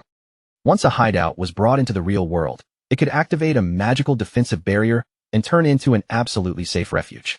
Qin Feng fell into silent thought as he began walking away from the area. In his previous life, the Godslayer Guild had used this very place as their base, steadily growing stronger from within these underground walls. There had been many happy memories from that time, but he had also watched countless people come and go, each carrying their own schemes, betrayals, and hidden intentions. A determined light rose in Qin Feng's eyes. This time, he would not walk the same path again. He would rely on himself, become stronger alone, and keep climbing until he reached the very top. Outside, rain began falling across the battlefield, while a monster raised its heavy axe and swung it down with brutal force. Jin Xiaoyu's friend dropped to the ground and barely dodged the attack. As she shouted for Jin Xiaoyu to move aside, her voice rose into a desperate scream for help. But Jin Xiaoyu failed to react in time. The massive axe came down, and in an instant, her body was cut in half. She respawned back in town, and a system notification appeared before her, telling her that she had died and lost 14 years of non-tradable lifespan along with 2 days of tradable lifespan.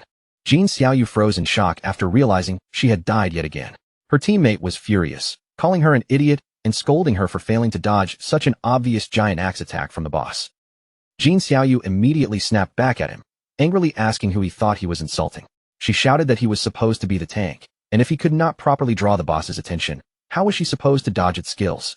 The tank became even angrier and called her an idiot again, asking how he was supposed to pull aggro on an AoE skill. After that argument, he quit the party on the spot. Jin Xiaoyu's friend panicked the moment she saw the tank run off. With the boss still attacking her, she started crying out for help. The boss swung its axe again, and before long, Jin Xiaoyu's friend also respawned back in town. With worry written across her face, the friend suggested that they should stop challenging bosses for now and focus on killing small monsters to level up first. She admitted that she felt uneasy because they did not have much lifespan left, while Jin Xiaoyu fell into silent thought. At that moment, the system announced that the player Shadow from Jianghai City had achieved the world's first kill of a platinum-tier boss, earning 10 reputation points. Everyone's eyes locked onto the system window. None of them could believe what they were seeing. To them, it was almost insane that someone had managed to solo kill a platinum-tier boss. Many players began commenting in amazement, saying they had only just reached the continent, yet Shadow was already farming there alone. The name Shadow spread through the crowd once again, and everyone started wondering who he really was. The achievement was simply too shocking, especially since most players had not even seen a gold-tier monster yet. It was obvious that Shadow was someone with terrifying strength. Jin Xiaoyu felt completely confused, unable to understand why the other players were so weak. Their own group had struggled just to fight a silver-tier boss, so she could not figure out how Shadow had somehow achieved the first kill of a platinum-tier boss. Back at the hideout, Qin Feng began collecting the glowing lifespan orbs scattered around him. After killing the soul purifier, he had reached level 11. He knew that after level 10, every level up granted 4 points to all attributes and 10 free attribute points, so he continued putting every free point into agility. His logic was simple. With enough agility combined with his infinite invisibility, he could kill many bosses without taking damage. What surprised him most was that this boss kill had directly given him 20 evolution points, which meant he could evolve Greedy Hand again. Qin Feng could not help feeling pleased. The additional loot rewards had increased from 3 to 5, and on top of that, he had gained an extra storage space of 100 slots. After spending 210 evolution points, he still had 15 points remaining. As a result, his Greedy Hand skill successfully evolved from Epic Tier to Legendary Tier. The Assassin skill now gave him a 500% chance to obtain extra loot rewards, and any extra loot had a 100% chance of increasing by 1 tier. It also gained a new passive effect, granting him 100 slots of greedy space for storing items. Qin Feng immediately decided to use his Legendary Tier Greedy Hand to collect the loot, and the skill triggered 5 extra drops at once. He also gained another 100 evolution points, bringing his remaining total to 115.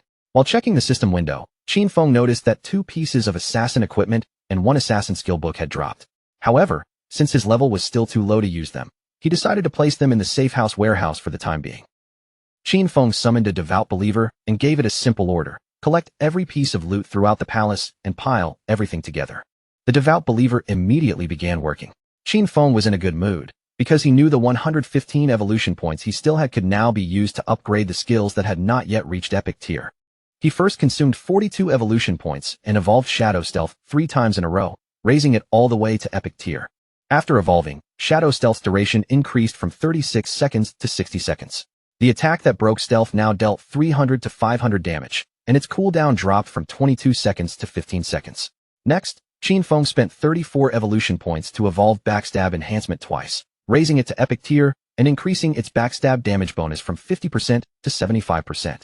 Then he used 6 evolution points to evolve Darkest Hour through Platinum, Emerald, and Diamond tiers until it reached Epic. The skill could now unleash a burst of dark light that blinded all enemies within an expanded 50-meter range. Its base duration also increased to 16 seconds, although that duration would be reduced against targets with higher spirit attributes. Finally, Qin Feng spent 33 evolution points to evolve Bloom Curse 3 more times, pushing it all the way to Legendary Tier. The skill could now be used on player corpses within 60 seconds after death, and it had gained brand new effects. It could simultaneously absorb 50% of the target's remaining non-tradable lifespan and also absorb scattered non-tradable lifespan light spheres. Any corpse drained by Bloom Curse would completely cease to exist. Qin Feng's eyes widened slightly when he realized that the skill could even absorb non-tradable lifespan orbs. He remembered that in many high-level areas, as well as in the rage zones of certain special bosses, lifespan would drain hundreds or even thousands of times faster than normal. And when that kind of consumption began, it would always eat away at non-tradable lifespan first. At that moment, Snowy contacted Qin Feng and congratulated him on securing the first kill of a Platinum Tier boss. Snowy explained that she had heard Eastern Sage's clan was gathering at the Jiangnan Hotel. Apparently, they had purchased a large amount of lifespan and planned to convert it into combat power inside the game. While the devout believer continued piling up the loot, Qin Feng praised Snowy for the information. But she told him there was no need to thank her, because this was what she was supposed to do. Then she said he had to defeat Eastern Sage no matter what, or she would be doomed. Qin Feng told her not to worry and began storing away the loot. After putting everything inside, he realized all the items fit easily, and he still had half the storage space left. Thinking about how useful the 100-slot backpack truly was, he decided to go find Wang Ming and sell the equipment to them. When Shadow finally returned, Enyu and Little Black immediately widened their eyes with joy. Enyu became excited and quickly ran toward him, looking as if she was about to rush in for a hug. But before Enyu could actually hug him, Qin Feng raised one hand and stopped her in place. Then he got straight to the point, saying that the rules were the same as always. He set the price, and if they did not accept it, they could simply pass. He explained that more than 30 of the items were common grade and bronze grade junk, so he would give them a discount and sell the whole batch for a single price of 950 days of lifespan. And you still had Qin Feng's handprint on her face, but instead of looking embarrassed, she smiled brightly and agreed right away. She said they had already calculated the value of the loot they picked up earlier, and it came to roughly 1,000 days. To keep things simple, they would just pay 2,000 days of lifespan for the entire batch. Qin Feng was a little confused and calmly pointed out that this batch included silver tier, gold tier, and even platinum tier items, with a total value of nearly 18,000 days of tradable lifespan. And Yu quickly opened the system window and started checking the contents. And the more she looked, the more shocked she became. She could hardly believe there was actually platinum tier equipment inside. Even she only owned a single piece of gold tier gear, so in her eyes, only a true big boss would be willing to sell items of this level.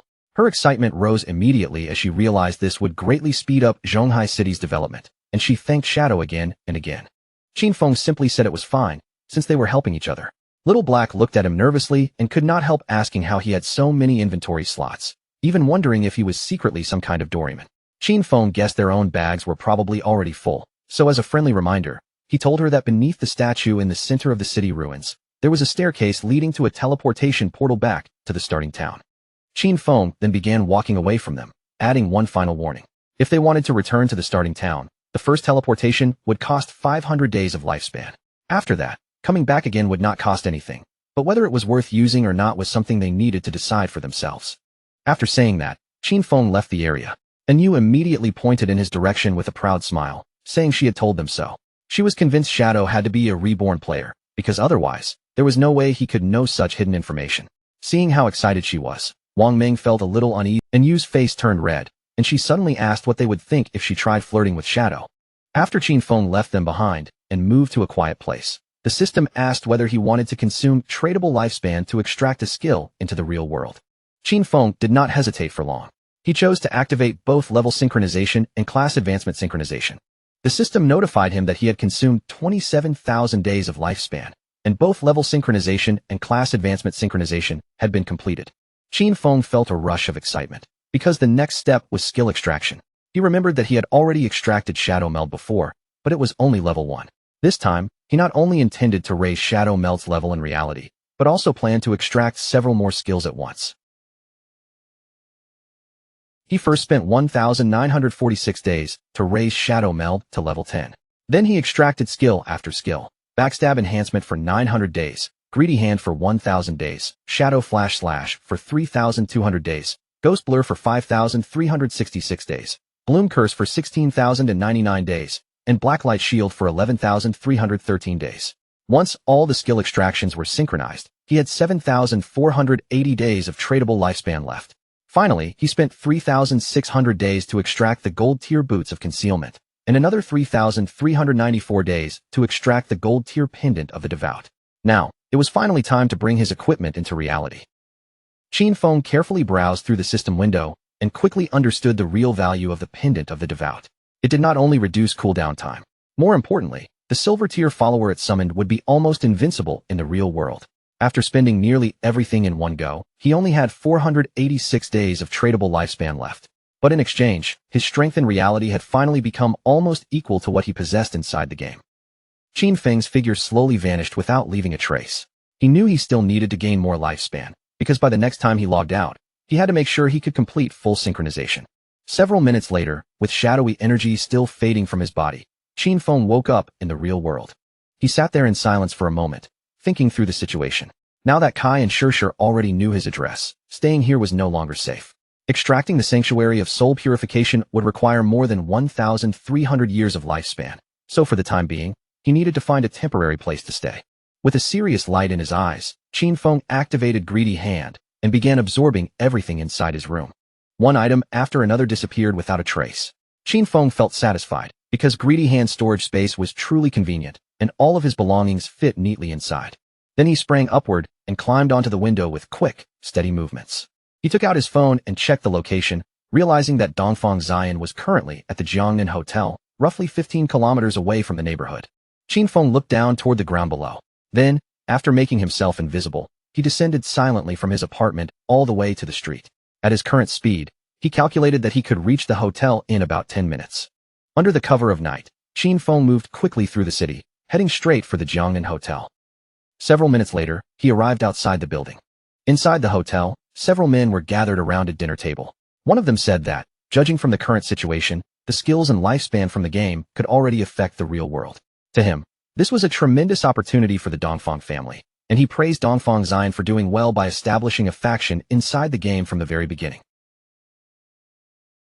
Dongfang Xian smiled politely and replied that he was only doing what he should. The old patriarch looked pleased and said he was very satisfied with Dongfang Xian's progress. He explained that this time, they had purchased a large amount of exchangeable lifespan so they could buy equipment and skill books. Their goal was to help the main members of the family reach level 10 as soon as possible, seize an early advantage, and then use that strength to expand the family's influence in the real world. With both the game and reality developing together, the Dongfang family would surely become a dominant power, and even their dream of building a 1,000-year dynasty would no longer be impossible. Dongfang Xian stared silently at his grandfather, and a cold, malicious light slowly appeared in his eyes. Deep down, he looked down on that damn old relic with contempt. The man already had one foot in the grave, yet he still clung tightly to the position of clan leader and dreamed of immortality. Dongfang Xian's real plan was to trap Shadow, force him to reveal all his secrets, and then make him earn lifespan for him. Once Dongfang Xian became number 1 on the ranking list, he would make sure every one of them died. The old patriarch then asked him how the plan to deal with Shadow was progressing. Dongfang Xian smiled and told his grandfather not to worry. He assured him that he had already found a trustworthy woman to uncover Shadow's true identity, and they should receive news very soon. The patriarch reminded him that Shadow had to be captured alive and forced to work for the Dongfang family, because that was the only way to bring enormous benefits to the clan. Meanwhile, Qin Feng had already eliminated the guards watching the hotel entrance. Inside, the Dongfang family members lifted their glasses together, toasting the family's rise, before shouting in unison that the Dongfang family would live forever. Qin Feng's eyes grew serious. He had not expected these noble families to be armed. Although Ghost Blur and Blacklight Shield could protect him, they still could not guarantee a perfect 100% evasion rate. Worse, he had not extracted any armor into the real world. If a bullet struck his heart or head, there was no doubt he would die instantly. Since caution was the smarter choice, Qin Feng stretched out his hand and used the pendant of the devout to summon one of his followers. A devout believer appeared, equipped with razor-sharp claws for close combat and green flames for ranged attacks. Qin Feng gave it one cold order: go inside and leave no one alive. As a silver-tier boss, the devout believer had extremely high damage resistance, and even against firearms, it could endure for quite a while. While everyone inside was still distracted by the banquet, the devout believer pushed open the door. It let out a terrifying roar, and the moment the people inside saw it, panic exploded across the room. None of them understood where this monster had suddenly come from. With its eyes glowing fiercely, the devout believer charged straight toward them. Seeing the monster rush in, Dongfang Xian stood up with a tense expression and pointed at it immediately. The guards raised their guns and aimed at the creature, while Dongfang Xian stared in disbelief, realizing this was actually a monster from the game. He quickly ordered them to open fire. Bullets struck the devout believer directly in the head, but the attacks barely seemed to affect it. The devout believer swung its arm with brutal force, instantly killing one of the guards. Then it drove its sharp claws straight into the chest of another guard. As the devout believer began slaughtering the guests, Dongfang Xian broke into a cold sweat, fear spreading across his face. The monster then turned toward his grandfather and attacked. The old man panicked immediately, screaming for someone to save him. But Dongfang Xian did not waste even a second trying to help. Instead, he turned around and ran. He did not dare look back. All he knew was that he had to escape this place as fast as possible, because as long as he could get away and enter the game, he would be safe. His eyes were filled with fear, and one thought kept repeating in his mind. As long as he could reach level 10 in the game, extract his skills into the real world, and come back stronger, nothing would be able to threaten him anymore. But at that very moment, he saw Qin Feng standing at the entrance of the hotel. Before Dongfang Xian could even take another breath, Qin Feng moved with terrifying speed, and Dongfang Xian's head flew into the air. Blood sprayed from Dongfang Xian's severed neck as Qin Feng calmly turned his back and began walking away. Dongfang Xian's eyes were still wide with confusion. Even in his final moment, he could not understand what had just happened. Not long after, strange flowers began blooming from his body. Qin Feng stopped and observed the flowers carefully. Then the system revealed the result. He had absorbed 27,000 days of tradable lifespan and 482 years of non-tradable lifespan. His eyes lit up at once, shining with undisguised joy, because this haul was far better than he had expected. It was the kind of loot that made all the danger feel completely worth it. As Dongfang Xian'er's body dissolved into a burst of blooming flowers, Qin Feng's mood instantly lifted. This time, Blooming Curse had not just— the skill had wiped away every corpse and every trace of blood, leaving the room clean of evidence. Even better, it had squeezed out every last drop of lifespan from Dongfang Xian'er, pushing Qin Feng's non-tradable lifespan all the way up to 2,327 years. With that much lifespan stored up, Qin Feng would not have to feel nearly as much pressure the next time he entered those dangerous rage zones. At least now, he had far more room to take risks. Before long, a frightened shout rang out from outside. Someone was yelling for the police, warning everyone that gunshots and screams had just erupted from one of the private rooms. Qin Feng's expression immediately turned sharp.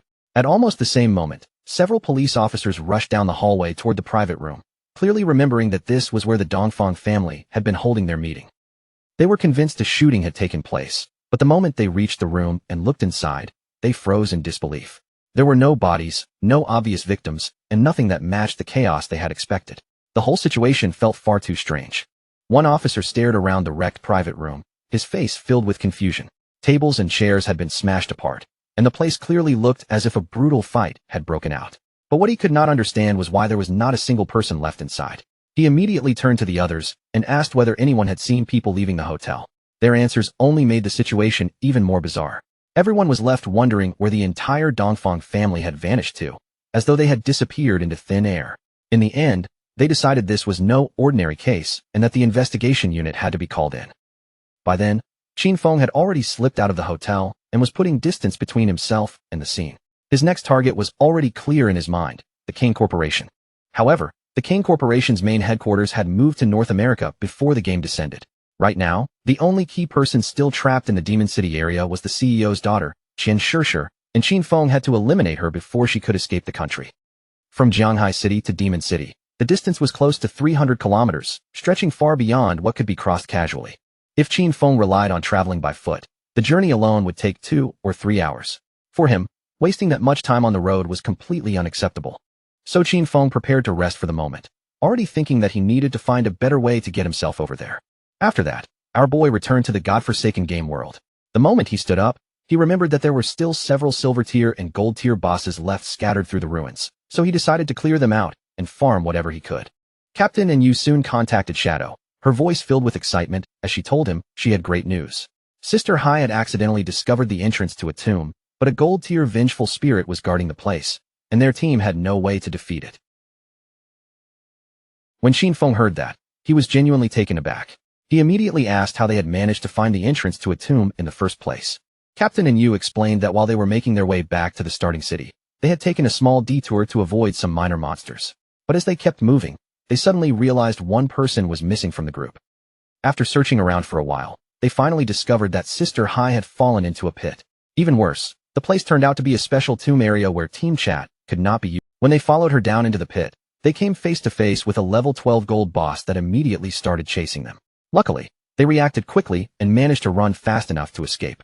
And Yu told Qin Feng they had already returned to Shell Town, and if he wanted to enter the tomb himself, she could send him the exact coordinates. Qin Feng could only admit that a real lucky charm was truly on another level. To think someone could find a hidden tomb simply by taking one wrong step in the ruins of the city was almost ridiculous. He knew very well that tombs, just like faith temples and cursed ruins, were random wilderness events, and encountering one was extremely rare. He asked Yu to send over the coordinates, and she quickly gave him the location, revealing that the tomb was near the ruins of Shell Town.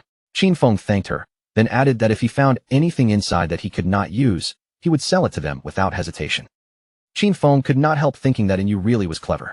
She knew exactly how to turn this discovery into a chance for her team as well. When Qin Feng arrived, his gaze settled on a large well in front of him. He stared at it with some confusion, wondering if this was truly the entrance. The well was so wide and obvious that it was almost unbelievable someone could simply fall into it by accident while walking. Without question, that girl, Xiao Hai, really was something special. Qin Feng did not hesitate for even a second. He jumped straight into the well, and as he descended, a system window appeared before him, welcoming him to the Tomb of Resentment and warning him that long-range communication would now be blocked. Qin Feng landed firmly at the bottom of the well, then lifted his eyes and began walking forward along the dark corridor ahead. At that moment, a massive figure emerged in front of him. It was the Wailing Spirit, a level 12 gold rank monster guarding the tomb. Qin Feng quietly studied the boss from a distance. He had never encountered this Wailing Spirit in his previous life, but just from its appearance, he could tell it had terrifying attack power and a very wide attack range.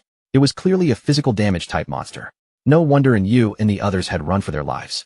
The equipment and skill books he had sold them could not raise their defense by much. Even Wang Ming, a Holy Shield warrior with around 5,000 HP right now, would probably lose at least half his health from just one hit.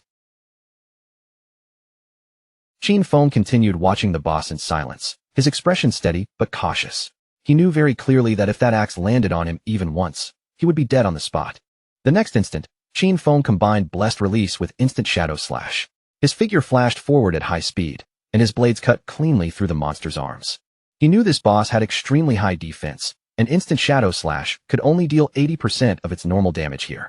But that did not bother him at all, because the real killing blow would come from the follow-up throat-slitting damage triggered by Blessed Release.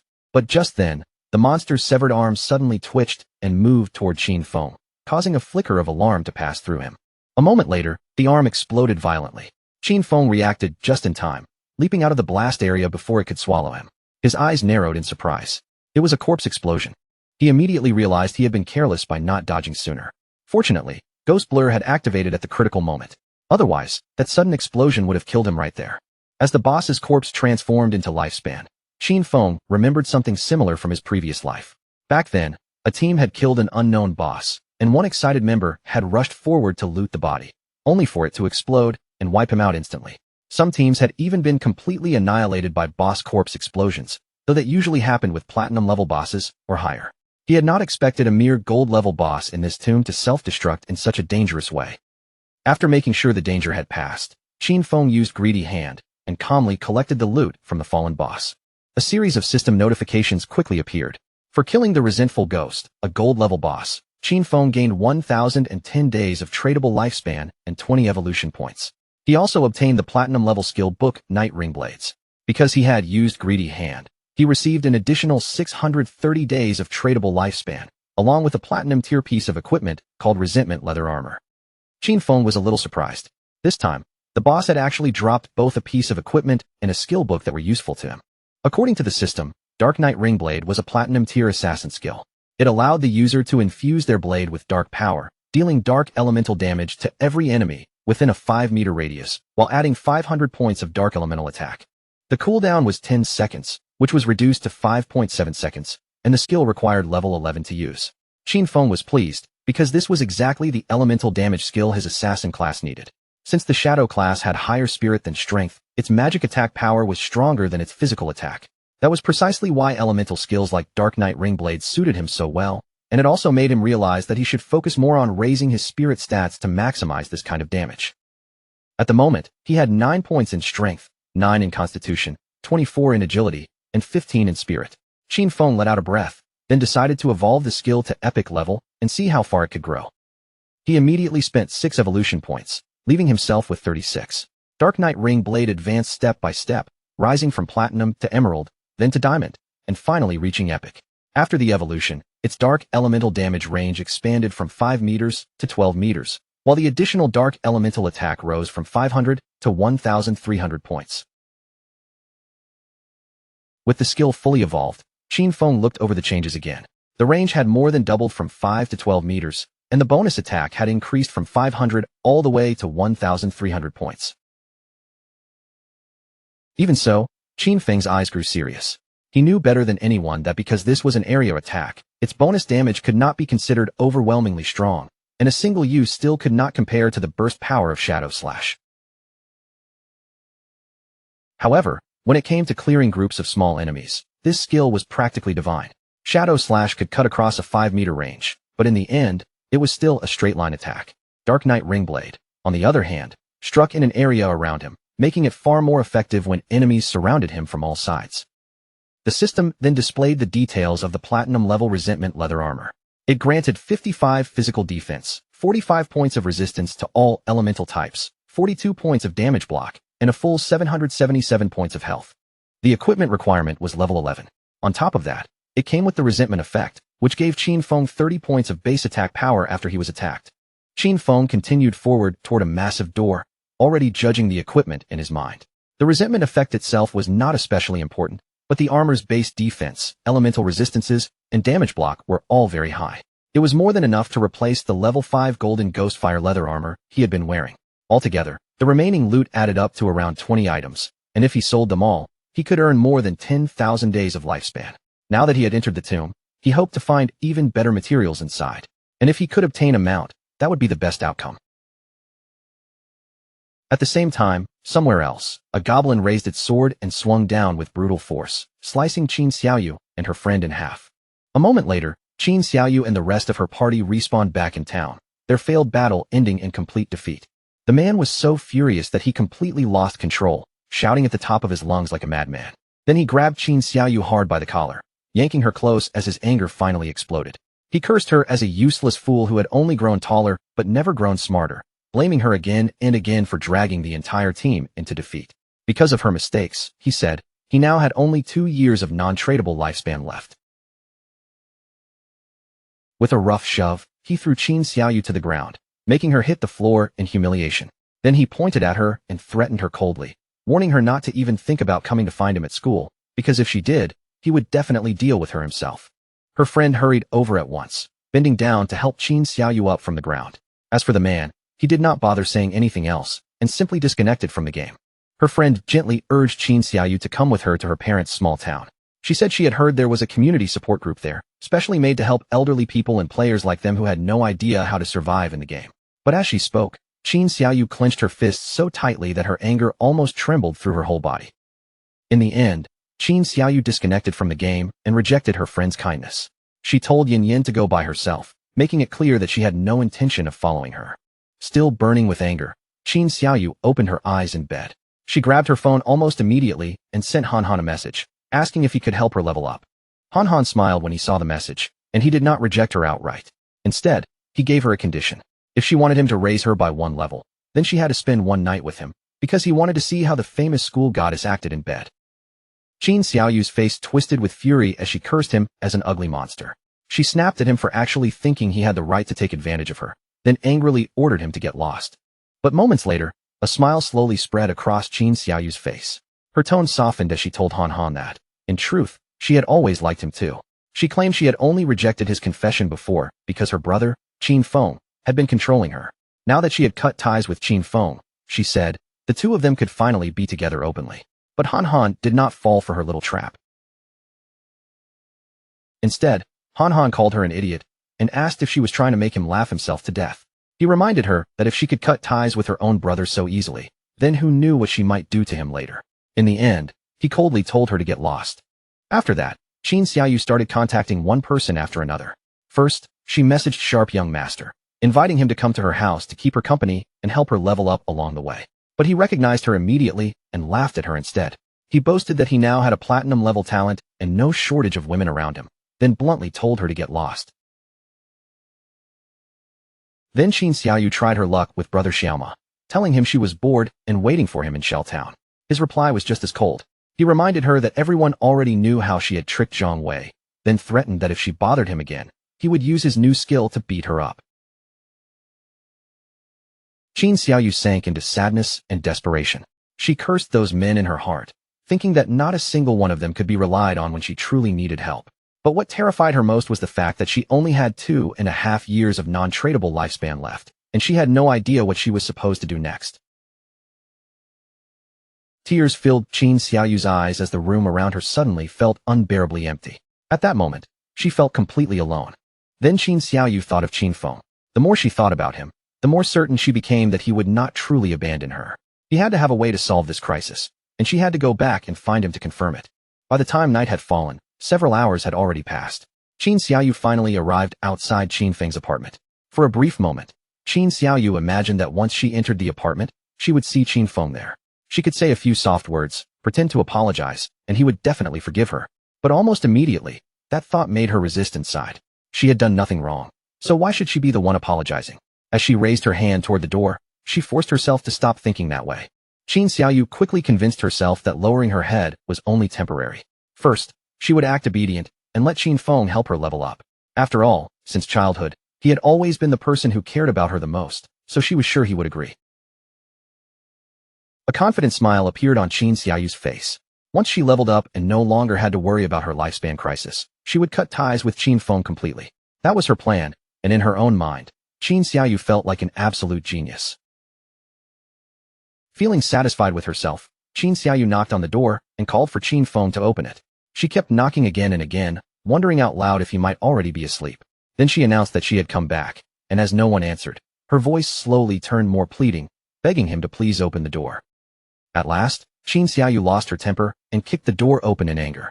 But the moment she stepped inside and looked around, she froze in shock, because there was no one in the apartment.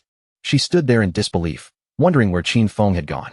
Then her shock deepened even further when she realized that the bed, the table, the clothes, and everything else had disappeared as well.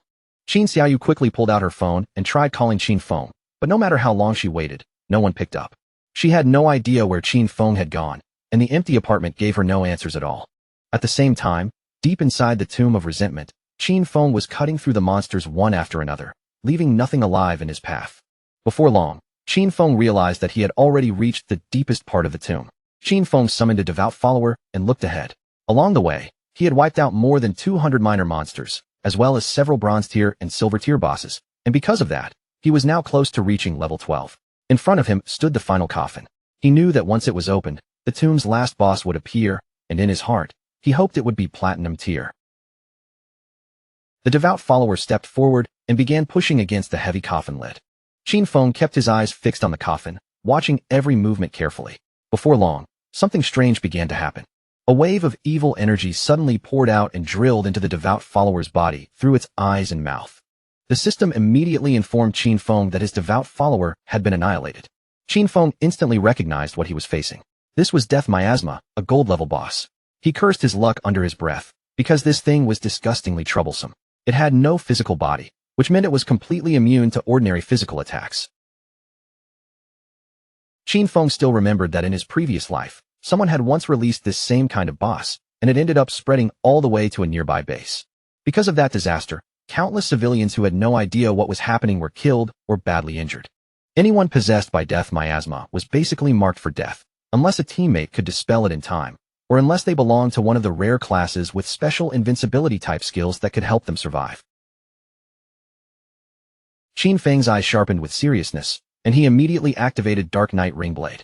Dark energy began spinning around his body like a shadowy ring of blades. Thanks to that skill, Qin Feng was finally able to see the boss's true body hidden deep inside the swirling miasma. Qin Feng drove his dagger straight toward the exposed true body, striking it down in one clean attack. A system window appeared at once, announcing that he had killed the gold-tier boss, Death Miasma. Qin Feng knew very well that although Death Miasma was officially classified as gold tier, its true difficulty was clearly above platinum level, even if the drops would only be gold grade.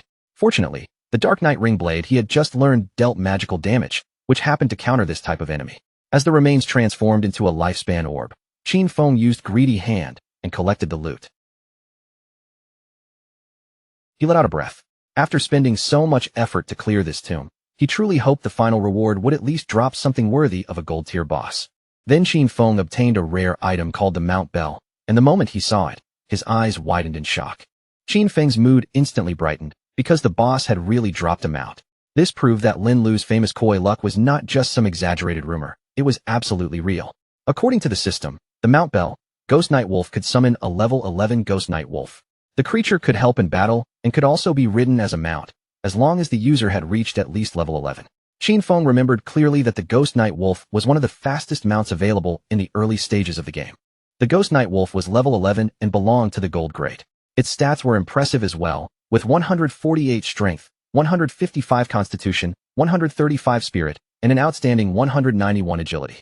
Even better, the mount could gain experience together with its owner and grow stronger over time. However, if the bell was traded away, the creature's level would return to its original state.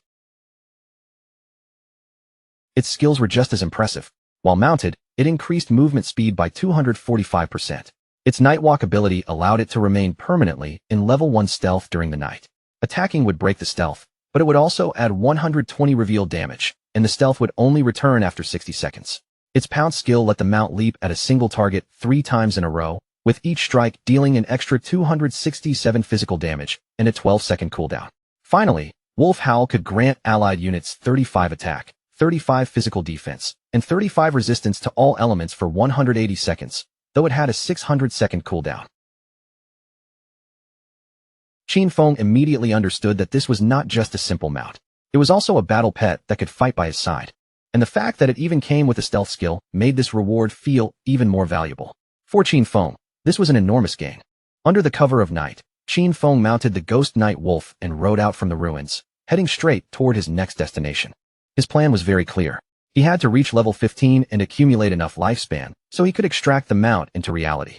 Once Qin Feng disconnected from the game, he would head directly to Magic City to eliminate Kane Shirshir, cutting off any future threat before it could grow.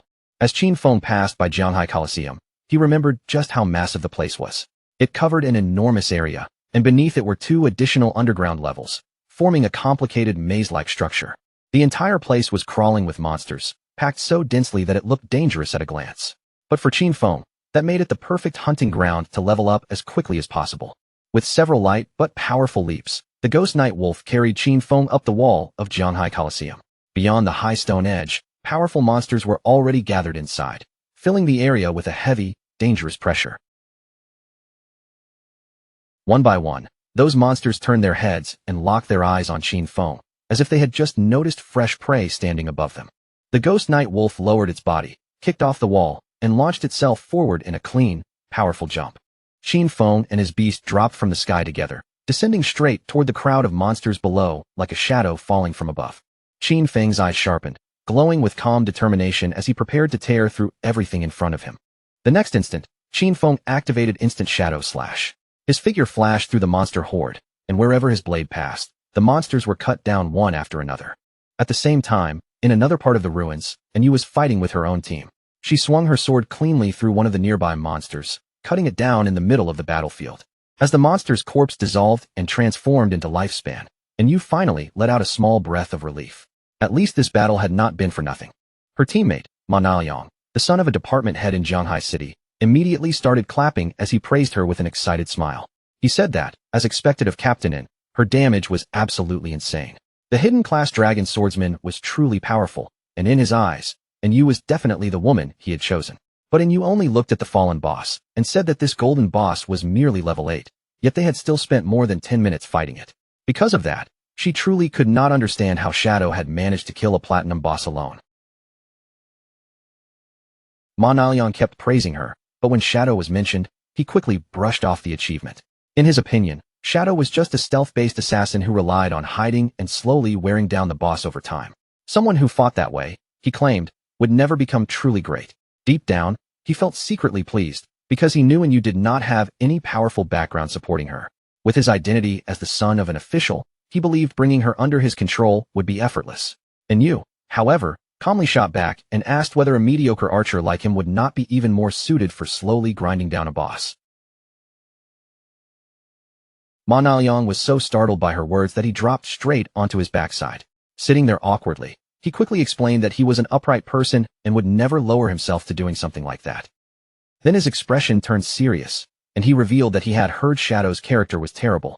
According to the rumors, Shadow was a ruthless killer even in the real world. Ma Naoyang also said he happened to know a hunter from the Metropolitan Police who already had level 3 anti-stealth skills. Because of that, he suggested they find a way to set Shadow up, uncover his real-world identity, and then take control of him afterward. In Ma Naoyang's view, someone as dangerous as Shadow could only be trusted if he was forced to work for their organization. Otherwise, disasters like the Song Fei incident and Jiang Lai incident would only continue to happen. He sounded completely fed up, saying he was tired of cleaning up Shadow's messes. But when Yu and Wang Meng heard that, they looked at each other for a moment before both of them burst into laughter at Ma Naoyang. They asked him if he truly still had not understood the situation. Shadow had never begged them to clean up after him. In reality, they were the ones who had to deal with what Shadow left behind, because only by doing so could they keep their interests aligned with his and continue cooperating with him. Then they reminded Ma Naoyang of Shadow's achievements, the world's first solo kill of a gold boss, and the first solo kill of a platinum boss. Ma Naoyang's face twisted with anger. To him, Shadow was nothing more than a fragile assassin. As long as their anti-stealth level could keep up, he could not understand why Shadow could not be controlled. He cursed them as a bunch of nobodies, furious that they actually dared to lecture him. Then Ma Naoyang turned toward Yu and told her to watch carefully. He declared that he would ruin Shadow's reputation and capture him with his own hands. And when that day came, he said, and Yu would kneel in front of him, apologizing and begging for his forgiveness. Wang Meng ignored Ma Naoyang's outburst and turned to Yu instead, asking what loot the boss had dropped. Yu checked the rewards and replied that it had dropped a piece of gold tier equipment for a priest. There was also one piece of silver tier equipment and a silver tier skill book. Yu touched her chin as she thought about it. Shadow usually sold them several pieces of gold equipment, and sometimes even platinum equipment, which made her wonder just how many bosses he had actually killed. Or maybe his talent was related to treasure hunting, and all those items came from opening chests. At that moment, Wang Ming's expression became serious. He said he was a little worried, and then you could not help feeling confused. Wang Ming then brought up the Zhongnan restaurant case, where the entire Dongfang family had been murdered during a gathering. Then Wang Ming raised an unsettling possibility. If Shadow had really been the one behind that incident, were they still supposed to keep cleaning up after him? He admitted that he still could not fully understand Shadow's personality, and what he feared most was that Shadow might truly be a ruthless serial killer in the real world. And you had already heard about that case, so Wang Ming's concern did not come as a surprise to her. The higher-ups were taking the matter extremely seriously, and many people were already speculating in private about whether the incident had anything to do with Shadow. But Yu only smiled with confidence. She said that even if the case really had been done by Shadow, she would still choose to cooperate with him. And even if the higher-ups refused to clean up his messes, she would personally stand on his side and support him. Wang Ming looked even more confused and asked why she would go that far. And Yu simply replied that the real question was who would not want to support Shadow. Just then, one of their subordinates appeared and reported that they had found a place ahead that looked like an arena. However, every monster inside had already been killed. With a serious look, the subordinate explained that bodies were scattered everywhere across the area. He had no idea what kind of party could have been strong enough to wipe out every monster in the arena. The moment Yu heard that, her eyes brightened with interest. She immediately decided to head to the arena, and seeing her reaction only made Wang Ming feel even more puzzled. Soon, the group arrived at Jianghai Coliseum. The moment they stepped into the area, they saw large amounts of lifespan scattered across the ground. Everyone was stunned by the sheer amount of loot lying there. There must have been hundreds of minor monsters in the arena, and that made them wonder what kind of party could possibly clear such a place. But Captain Yu was already certain in her heart that Shadow had been here. With that in mind, she suggested they search the area, because they might be able to run into him nearby.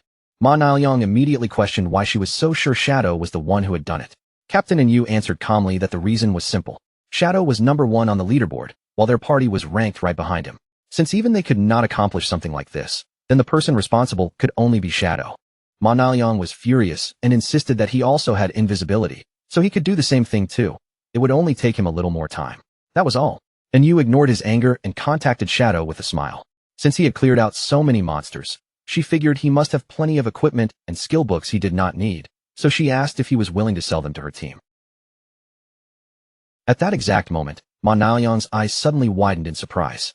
Qin Feng had appeared behind him, mounted on the ghost night wolf without making a sound. The sight of the wolf scared Ma Niaoyang so badly that he fell straight onto his backside again. On the other side, Captain Yu was filled with excitement and immediately asked Qin Feng where he had gotten a mount. Qin Feng calmly replied that it was thanks to the coordinates Little Black had given him that he had been able to obtain this mount. Hearing that, Little Black could not help blushing slightly. She quickly said there was no need to mention it, clearly a little embarrassed by the praise. Qin Feng then decided to make a deal with Captain Yu. He pointed to the items scattered across the ground and proposed that she take everything as one full package, with the same conditions as before. Yu nodded and said she understood. If she was not satisfied, she simply did not have to buy. After all, she already knew that Shadow's prices had always been fair. While the two of them were discussing the deal, Ma Niaoyang stood nearby with anger burning in his eyes. The more he watched, the more furious he became. He felt deeply humiliated by Shadow's sudden appearance and swore inwardly that he would make all of them pay for looking down on him. After the deal was settled, Qin Feng remained mounted on the ghost night wolf and continued moving through the ruins. According to the system rankings, Qin Feng had already reached level 13. Below him, Justice Enforcement and Wang Ming were both at level 10, and Black Goblin Big Liza had also appeared at level 10. At the same time, Qin Feng now had 245 years of tradable lifespan and 255 evolution points. He was in a good mood, because after clearing the arena ruins, he had obtained a fairly high-quality gold-grade skill book. The skill book was called Silent Concealment. It was a gold-grade skill that allowed the user to enter stealth without moving. As long as the user did not move or attack, they could remain invisible permanently. If they attacked from this state, the strike would add 300 points of detection penetration damage. The cooldown was 120 seconds, and the skill required level 13 to use. Qin Feng quickly realized that this skill did more than simply strengthen his stealth. Its true value was that if he used it in reality while combining it with the invincible state from the game, he could completely vanish in the real world. Without hesitation, he decided to evolve the skill book to epic level, spending 11 evolution points to do so. The skill advanced step by step, rising from gold to platinum, then to emerald, then diamond, and finally epic. After the evolution, the additional damage from stealth penetration attacks increased from 300 to 800 points, while the cooldown dropped from 120 seconds to 60 seconds. After seeing the result, Qin Feng decided to evolve several other skills as well. First, Qin Feng spent 34 evolution points to raise Venomous Dart to epic level. The skill advanced from Emerald to Diamond and finally to Epic, greatly improving its attributes. Its maximum range increased to 20 meters, its on-hit attack damage rose to 400, and it now applied the Venom status. That status dealt 100% damage per second for 5 seconds, had no weakness bonus, and could not stack. After that, he invested a massive 200 evolution points to raise Blessed Release to Mythic level. Once it evolved from Legendary to Mythic, its weakness attack bonus surged to 300%, and its weakness attack multiplier doubled, while its level remained at 5. Its active effect now applied Throat Slash, dealing 200% of the attack's damage every second for 3 seconds, and its cooldown was reduced to only 15 seconds, or 9.7 seconds after his bonuses. Qin Feng was delighted, because mythic-level skills were truly powerful. Now, except for certain special monsters, almost every attack he launched would count as a weak point strike. Then he took out the necklace, studied it carefully, and decided it was time to evolve that as well. The necklace was the Deceiver's Pendant, a platinum-grade assassin accessory. It granted 45 points of physical attack, 20 strength, and 20 constitution. The requirement to equip it was level 13, and it also had a unique effect that increased stealth level by 1. After adding together his skills and equipment, Qin Feng realized that his stealth level had already reached 4. At this stage, he was convinced that no one should be able to detect him. On top of that, he also had the item Shadow Veil. Thanks to it, his evasion rate had shot up directly to an astonishing 83%. This gold-tier assassin equipment granted 5 constitution, 5 spirit, and a powerful 32% evasion rate. At that moment, a small explosion suddenly rang out nearby, breaking the silence around him. Qin Feng immediately stopped moving, his attention shifting toward the source of the disturbance as he prepared to find out what had just happened. And when he turned around to look, something slowly began to emerge from the ruins behind him. What emerged from the ruins was a gigantic boss with an unsettling body. Instead of normal arms, heavy chains stretched from her shoulders, and at the ends of those chains were 2 sharp blades that looked like hands made for slaughter. The moment Qin Feng saw her clearly, he recognized her at once. This was the Steel Saintess, and he could not help wondering which lunatic had been reckless enough to release a boss like this. Qin Feng still remembered her from his previous life. Back then, the Steel Saintess had appeared in the ruins of Jianghai City, and more than 1,000 people had tried to hunt her down, only for the battle to end with over 4,000 deaths in total. In truth, she was the guardian of a refuge known as Church Sanctuary, the second largest safe haven in the Zhonghai ruins. Qin Feng's original plan had been to deal with Kane Shirsher first before coming back for this boss, but since the Steel Saintess had appeared right in front of him, he decided to handle her now. With a powerful leap, the Ghost Knight Wolf carried Qin Feng upward, landing steadily on top of a nearby building.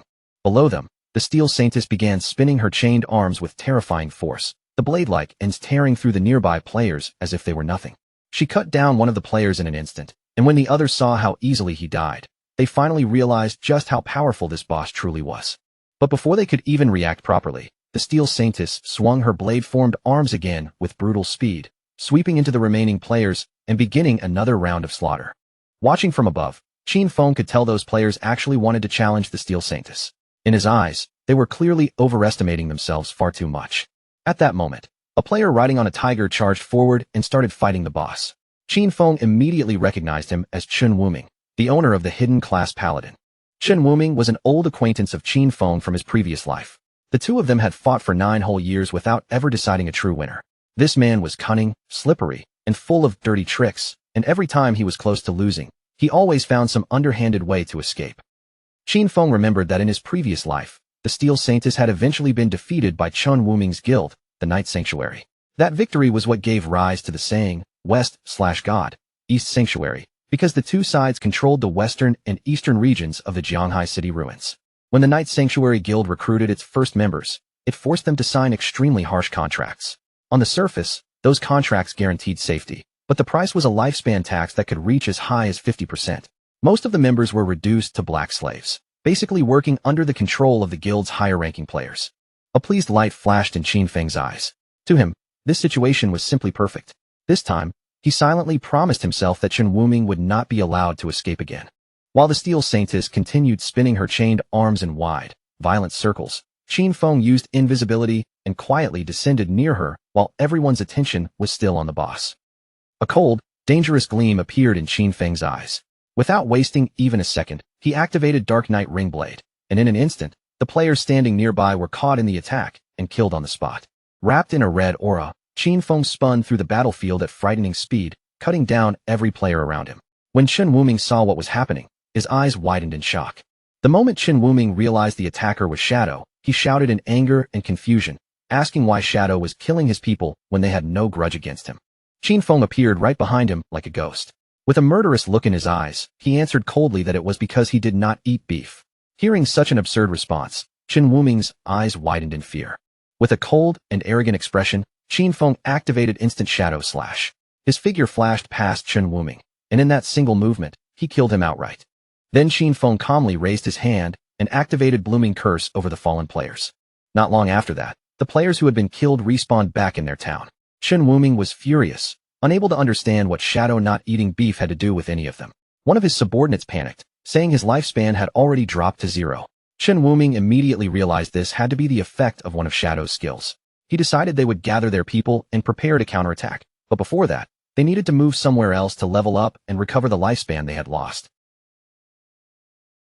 Among the players who respawned with them was Qin Xiaoyu. Qin Xiaoyu could not stop herself from crying. She kept wondering why Shadow had targeted her directly, and her fear grew even stronger because her lifespan was now on the verge of running out completely. The system informed Qin Feng that Blooming Curse had absorbed 4 days of tradable lifespan and 1 year of non-tradable lifespan from Qin Xiaoyu. When Qin Feng realized she had also been in Chen Wuming's party, he could not help feeling pleased. His eyes brightened with excitement. The fact that Blooming Curse had only absorbed such a small amount of lifespan from her clearly showed that she was already desperate. That desperation must have driven her to join the Night Sanctuary Guild as a black slave, and in Qin Feng's view, this was exactly what she deserved. At that moment, the Steel Saintess suddenly turned her attention toward Shadow and launched an attack, kicking up a thick cloud of smoke across the battlefield. When the smoke finally cleared, Qin Feng was still unharmed. He had dodged the attack with Ghost Blur, and he knew very well that during the first phase, this boss was not too difficult to handle. The Steel Saintess seemed momentarily confused, as if she could not understand how her attack had missed. Then the chains forming her arms began to tighten, each link pulling taut as her killing intent rose again. A moment later, her chain blade arms started spinning once more, whipping through the air with a sharp, dangerous sound. The boss herself seemed unable to fully grasp what was happening, but her body continued moving according to its brutal battle instincts. Qin Feng's eyes sharpened with seriousness. He knew that in this phase, the Steel Saintess mainly relied on repeatedly swinging her chained swords, using either targeted physical strikes or wide-area attacks.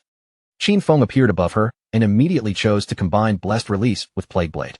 After an attack landed, Blessed Release would apply the throat slash effect, triggering a burst that caused massive damage. Plague Blade, meanwhile, would create an explosion of toxic damage 3 seconds after impact. Qin Feng struck with terrifying speed, and several thousand points of damage burst out across the Steel Saintess's body. Then Throat Slash took effect, carving a deep, vicious wound across her throat. In the blink of an eye, the Steel Saintess's HP bar plunged down to less than half. Her eyes suddenly blazed with rage, and the pressure around her became far more terrifying than before. Qin Feng remained calm, because he knew exactly why the Steel Saintess had become the guardian of Church Sanctuary. Her true terror was hidden in her second phase. Once she lost half of her health, the demon sealed inside her body would awaken. From that point on, all damage she received would be reflected equally back at the attacker. There was even a legend claiming that a portal existed inside the demon's stomach. According to that rumor, anyone swallowed by the demon would be transported to some unknown place, said to be the bottom of a volcano. However, in Qin Feng's previous life, no one had ever proven that part true. He suspected that a few fools had simply mixed it up with mechanics from some other game. A group of players nearby was watching the battle from a distance. In their eyes, Shadow was absolutely ruthless. The Platinum tier boss had clearly been summoned by the Night Sanctuary Guild, yet Shadow had suddenly appeared and wiped them all out. And right after killing those players, Shadow used just one skill to slash away half of the boss's health in an instant, forcing the Steel Saintess directly into her second phase. While those players were still talking among themselves, Qin Feng, hidden in invisibility, quietly turned his attention toward them. His eyes grew serious as he considered the Steel Saintess's second phase. He knew she had one weakness. Whenever she launched an attack, her damage reflection. That meant if Qin Feng attacked at the exact same moment she attacked, he could avoid taking reflected damage. The problem was that several of his strongest skills, including Shadow Slash, Throat Slash, Plague Blade, and venomous dart, all dealt damage over time. If he used any of them carelessly, the reflected damage would still come back to him, and with his current strength, it would kill him instantly. As Qin Feng thought through the problem, his gaze shifted toward the players secretly watching from the cliff. Very quickly, he decided to make use of them. One of the players pushed forward from the back and told the others to move aside, saying he wanted to get a better look at what was happening. This man was known as Anshuan. When the other players saw him arrive, they immediately looked pleased. One of Anshuan's subordinates explained that they had been watching the battle for a long time and had already memorized all of the boss's skills. In their view, the Steel Saintess only had a few moves to deal with. With a faint smile, the girl stretched out her hands and explained what they had just seen. After the boss's health fell below half, she suddenly stopped moving, and her body changed slightly, as if new skills were awakening inside her. And right when the boss entered her second phase, Shadow vanished as well. Hearing this, Anshuan could hardly believe that Shadow had actually been fighting such a boss all by himself. Anshuan's eyes immediately burned with anger. He turned to his subordinate Xiao Tu and ordered her to activate Red Eye at once, telling her to check whether Shadow was still hiding nearby. Xiao Tu nodded without hesitation, then focused her gaze and began activating her ability. A small rabbit-like figure quickly manifested beside her, then darted toward the boss with light footsteps, moving close without drawing the Steel Saintess's attention. A moment later, Xiao Tu reported that she could not find Shadow's location anywhere, so he had probably already left. When Anshuan heard that even her level 3 anti-stealth ability had failed to detect him, he felt certain Shadow was gone, because he refused to believe Shadow could possibly have level 4 invisibility. Anshuan suddenly jumped down from the building, causing Xiao Tu to stare after him in confusion. Before heading in, Anshuan told her to keep watch carefully and warn him immediately if Shadow came back. Xiao Tu nodded again. Anshuan landed on the ground below, straightened his posture, and drew both of his swords. A confident smile spread across Anshuan's face, and his eyes gleamed with excitement. The surrounding players thought he was simply rushing to his death by challenging a platinum-tier boss alone. But one of them suddenly recognized him, saying he had once seen Anshuan defeat a gold-tier boss in the starting town without taking a single scratch. His class was Soul Warrior, a class that gave him 100% dodge while rolling, and he was the famous player known as Safety First. There were even rumors that he had once been a top global streamer for Souls-type games, with terrifyingly fast reflexes. The Steel Saintess immediately turned her attention toward Anshuan, locking onto him as her next target. Without warning, she swung her sharp blade-like arms toward him, the attack cutting through the air with terrifying force.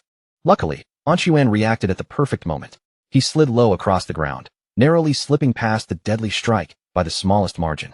The Steel Saintess then formed arms made of pure energy and tried to crush him where he stood, but Anshuan rolled again, dodging the attack just before it could land. When the boss reached out again, trying to grab him directly, Anshuan performed another smooth roll and pulled himself out of her range. His subordinates immediately started praising him from a distance, stunned by how skillfully and calmly he dodged every attack. What impressed them most was his discipline. He never got greedy for one extra hit, and every movement looked clean, controlled, and brilliant. One of them smiled in amazement, saying Anshuan was truly incredible for perfectly avoiding every strike from the boss. It looked almost unbelievable. He even saw several slash effects flash across the Steel Saintess's body, making him wonder if the Soul Warrior class was really that powerful. The black-haired woman beside him explained with a curious look that when Anshuan rolled, he triggered the Soul Warrior's special passive counterattack mechanic. Every perfect dodge or roll created a counterattack that damaged the boss, so each time he avoided an attack, he was also striking back and draining her health at the same time. Xiao Tu smiled and added that perfect dodging was only the foundation of Anshuan's strength. What truly made him frightening was his offense. Every attack he launched was precise and fierce, turning defense into a constant storm of counterattacks. His timing and skill combinations made him not only hard to touch, but deadly as well. His defense kept him alive, but his offense was what ended battles quickly.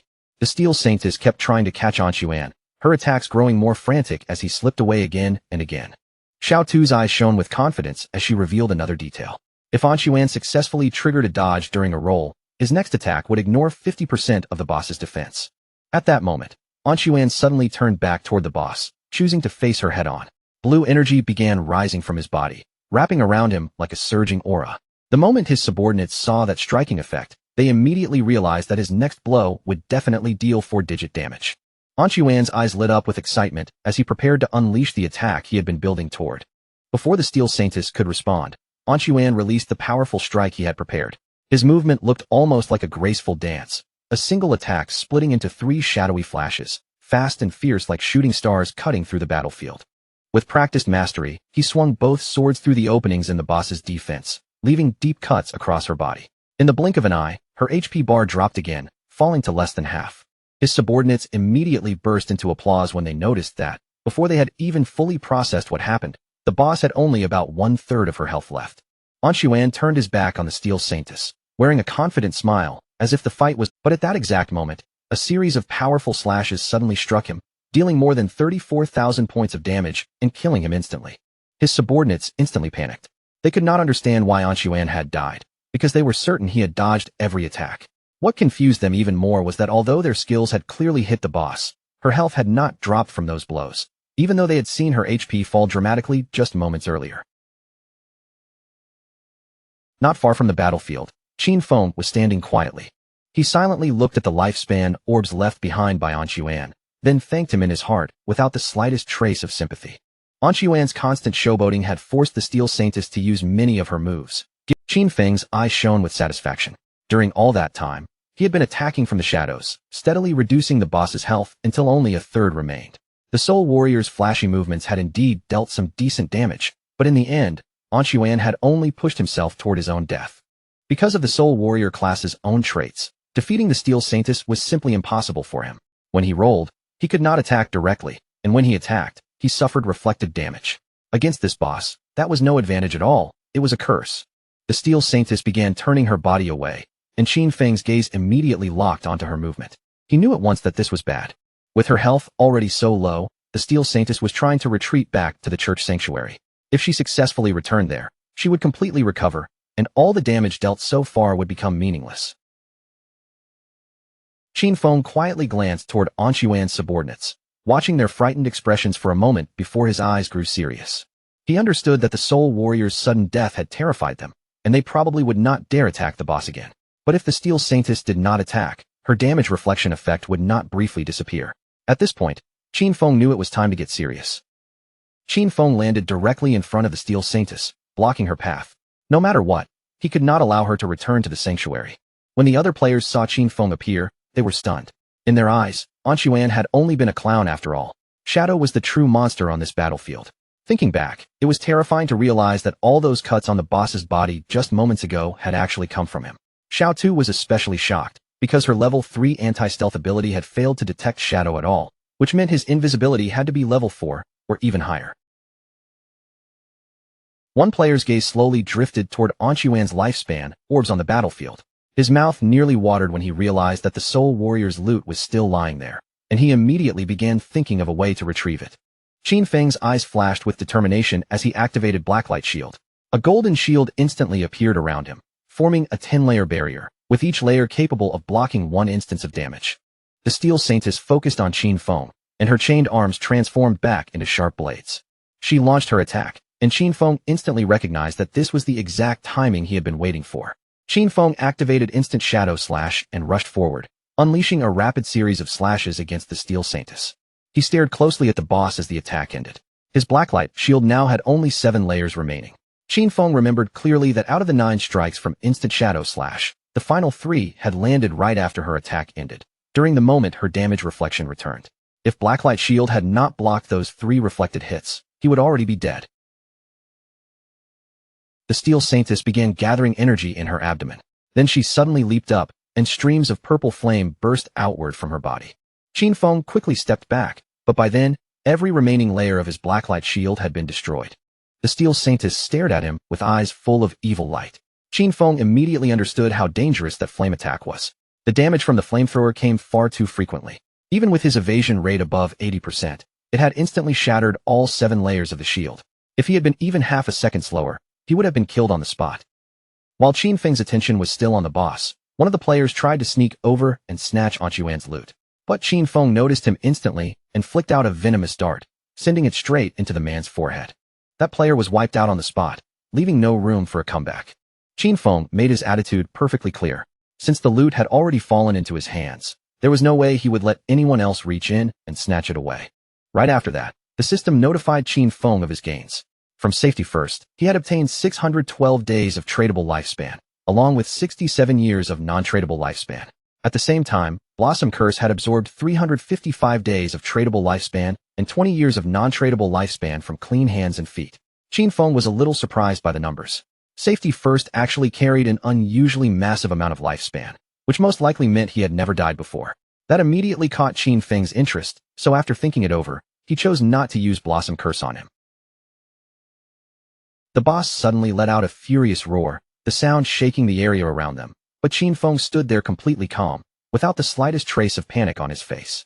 He understood the situation very clearly. Against this kind of enemy, he couldn't rush in recklessly. He would have to rely on the black light shield for protection, then use ordinary shadow slash attacks again and again, slowly shaving down her health bit by bit.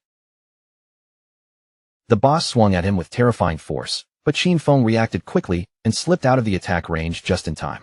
Her hand slammed heavily into the ground instead, sending the impact into the floor. The method was definitely not fast, and the damage efficiency was low, but for Qin Feng, it was stable, cautious, and far safer than taking unnecessary risks. While Qin Feng continued clashing with the boss, Xiao Tu stood to the side, watching the battle unfold with wide eyes. She had never expected Shadow to fight with such savage intensity. In her heart, she couldn't help wondering what kind of skills he actually had hidden away. Before this, she still couldn't fully understand how he had managed to secure those first kills, but now that she was seeing him fight in person, all her doubts were completely crushed. At that moment, Qin Feng's eyes sharpened, a bright determination flashing through them. He had already judged the timing, and now he was ready to deliver the final blow. Qin Feng's figure moved in an instant. His blade flashed through the air again and again, slicing across the boss's body so cleanly that it looked almost effortless, as if the massive enemy in front of him was nothing more than paper being cut apart. The system soon confirmed the kill. Qin Feng had successfully slain the Steel Maiden, and his reward arrived immediately. 48,000 experience points, 120 evolution points, and the Church Sanctuary key. The surrounding players were completely stunned. One by one, they stared at the scene in disbelief, unable to accept that Shadow had actually taken down the boss all by himself. But after witnessing it with their own eyes, they finally understood why he stood at the very top of the leaderboard. Qin Feng then used Greedy Hand to collect the loot. Among the drops, he obtained an emerald-level assassin-type leather armor piece called Black Flame's Gift, piercing leather armor. The armor's attributes were impressive. It provided 95 points of physical defense, 120 points to all elemental resistances, 77 points of damage reduction, and 77 points of constitution. Its special effect, Black Flame's Gift, could apply 1 stack of Black Flame status whenever the wearer attacked or was attacked, stacking up to 5 times. Each stack reduced the target's defense and elemental resistance by 7%, though there was also a reminder that this weakening effect would be reduced against emerald-level bosses or anything stronger. Qin Feng was in a very good mood when he saw it. Just this single piece of emerald-tier equipment already offered better defensive value than a full armor set used by most other players. On top of that, the Black Flame's Gift effect could weaken both defense and elemental resistance, making it far more practical than the item dropped earlier by the Soul Purifier. He also obtained an emerald-tier skill called Assassin's Instinct. This skill allowed him to partially sense the outline of invisible units and increased his anti-invisibility level by 2 points. After looking over the effect, Qin Feng didn't hesitate for long and immediately decided to upgrade it. The upgrade process consumed a total of 33 evolution points, leaving Qin Feng with 97 points remaining.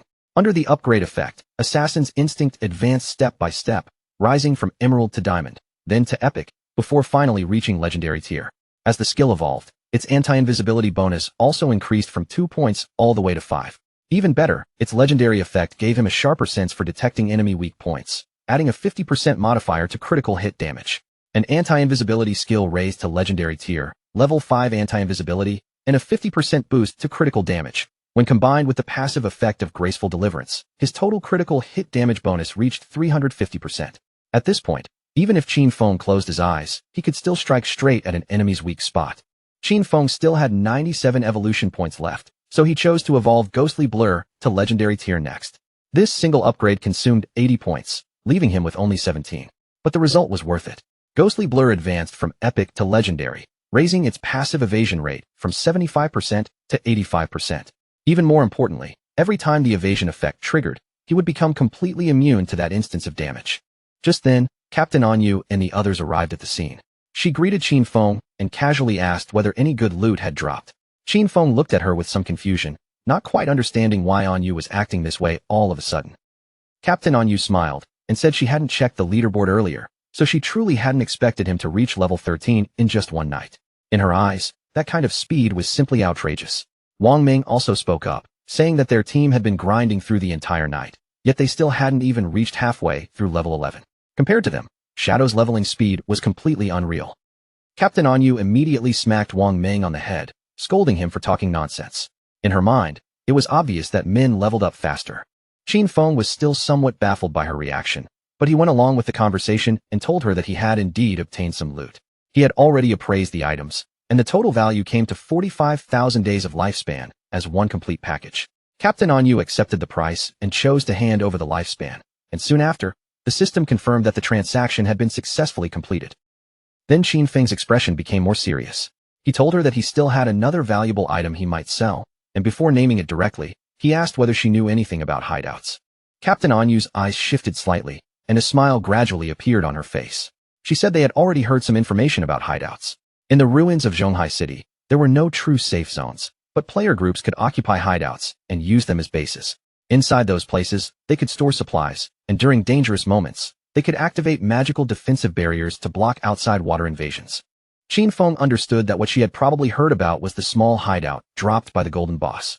Captain Anyu nodded and explained that Zhonghai City's officials still hadn't found a hideout of their own.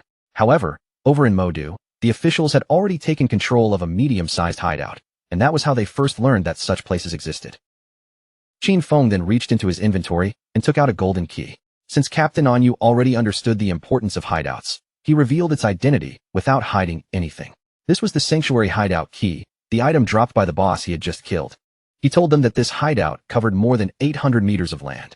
Then he calmly suggested that they go back first and discuss what kind of price they were willing to offer. After hearing their proposal, he would decide whether or not he wanted to sell it. Captain Anyu and Wang Ming were both shocked when they heard the size. They knew very well that the larger a hideout was, the stronger its defensive power would be and the more complete its internal facilities would become. A hideout covering 800 meters was already large enough for every member of Zhonghai City's official forces to have a private room inside. Captain Anyu stretched out her hand, her eyes filled with curiosity, and asked Qin Feng how much he planned to charge for such a massive hideout. Qin Feng didn't give a direct number right away. He decided that they should discuss it after returning and first see what price the officials were willing to offer. In his previous life, this hideout had been worth around 2,000 years of lifespan. If he could successfully sell it to the government this time, then combined with the lifespan he already had, it would be enough for him to bring all of his equipment, skills, and levels into the real world. Captain Anyu's expression turned a little tense, but she still accepted his suggestion. She promised Qin Feng that she would report the matter to her superiors immediately. After that, Captain Anyu brought up another matter and asked for his help. They had just received urgent news that 7 gold-tier bosses had appeared together in Darkmoon Town, and many people had already died there. Because of this, the officials were willing to offer Shadow 10 years of lifespan as payment if he stepped in and eliminated them. When Qin Feng heard this, he didn't think 7 gold-tier bosses sounded especially terrifying on its own. Even if those bosses moved together, the official forces should still be able to wipe them out given enough time. So if Captain Anyu had personally come to ask for his help, then there had to be something unusually troublesome about those bosses. Captain Anyu raised her thumb toward him, clearly impressed by how quickly he had seen through the real problem. She confirmed that his guess was correct. Their team had managed to isolate one of the 7 bosses and kill it first, but the boss actually revived. And the moment it came back to life, the stats of all 7 bosses suddenly surged upward, exploding to a terrifying level and wiping out her entire team in an instant. Qin Feng's eyes widened slightly when he heard that. A memory from his past life surfaced in his mind. There were indeed special group-type bosses that had the ability to resurrect. Because of that, Qin Feng immediately suspected that these bosses might be puppets created by the Cursed Slate, one of the ancient god slates. If an ancient god slate was truly involved, then this was an opportunity he absolutely could not afford to miss. Qin Feng decided to head over immediately and asked Captain Anyu to send him the coordinates. She wished him good luck. In his opinion, Anyu was actually quite sincere. The loot from 7 gold-tier bosses alone could likely be sold for 40 or 50 years of lifespan, and on top of that, she was offering him another 10 years as a reward. Honestly, that was already a very generous offer. Riding on the ghost night wolf, Qin Feng moved swiftly through the ruins. As he passed by a statue, his gaze suddenly froze, and his eyes widened in surprise. Not far away, a group of players had surrounded a young girl and were hitting her. The girl being beaten was none other than Qin Xiaoyu, Qin Feng's own sister. One of the women stepped forward with a cruel smile on her face. Qin Xiaoyu's face was covered in bruises, and tears kept streaming down her cheeks. The woman glared at her coldly and made it clear that this was only a warning. If Qin Xiaoyu dared to get close to the guild leader again, she would ruin that pretty face of hers completely. After that, the group didn't stop. They continued beating Qin Xiaoyu, their attacks falling on her one after another. From the top of a nearby building, Qin Feng watched everything in silence. He quickly realized that after joining the Knight's Sanctuary, Qin Xiaoyu had been dragged into the guild's internal power struggle. These petty fights and insignificant schemes were nothing new to him. In his previous life, whenever something like this happened, he had always been the one to step in and clean it up for her. Qin Feng descended from above and landed on the ground, thinking that she should simply learn to enjoy life on her own. Meanwhile, Qin Xiaoyu cried helplessly, begging them to stop because it hurt too much and she felt like she was about to die. But the women showed no mercy. They kept cursing at her, saying they would kill her, calling her a filthy slut, and accusing her of seducing who knew how many men. Qin Feng then entered the statue. He remembered clearly that beneath the enormous statue at the center of Jianghai City's ruins, there was a hidden chamber that could send someone back to the starter town. Very few people knew about this secret passage. A magic circle soon appeared in front of Qin Feng. He knew very well that teleportation through this place was not free. The first teleport cost 500 days of lifespan, the second cost 1,000 days, and the third cost 2,000 days, with the price doubling every time it was used. As time passed, the starter town would eventually develop into a higher-level area. The weak monsters there would gradually transform into bosses, and hidden treasures would begin appearing as well. This time, the ancient god slate was one of those treasures, and Qin Feng had no intention of letting it slip through his fingers. The system asked whether he wanted to teleport back to the abandoned land of the gods, Darkmoon Town. Qin Feng remembered that Darkmoon Town was supposed to appear only in the later stages, and in his previous life, he had never even heard of this place. Still, he didn't hesitate and directly chose to teleport. The system immediately consumed 500 days of lifespan. In the next moment, Qin Feng's figure vanished from the magic circle and was transported straight to Darkmoon Town. When Qin Feng arrived, he found the town surprisingly lively. Elders were gathered everywhere, chatting with one another as if this place were completely ordinary. Qin Feng was a little surprised by the scene.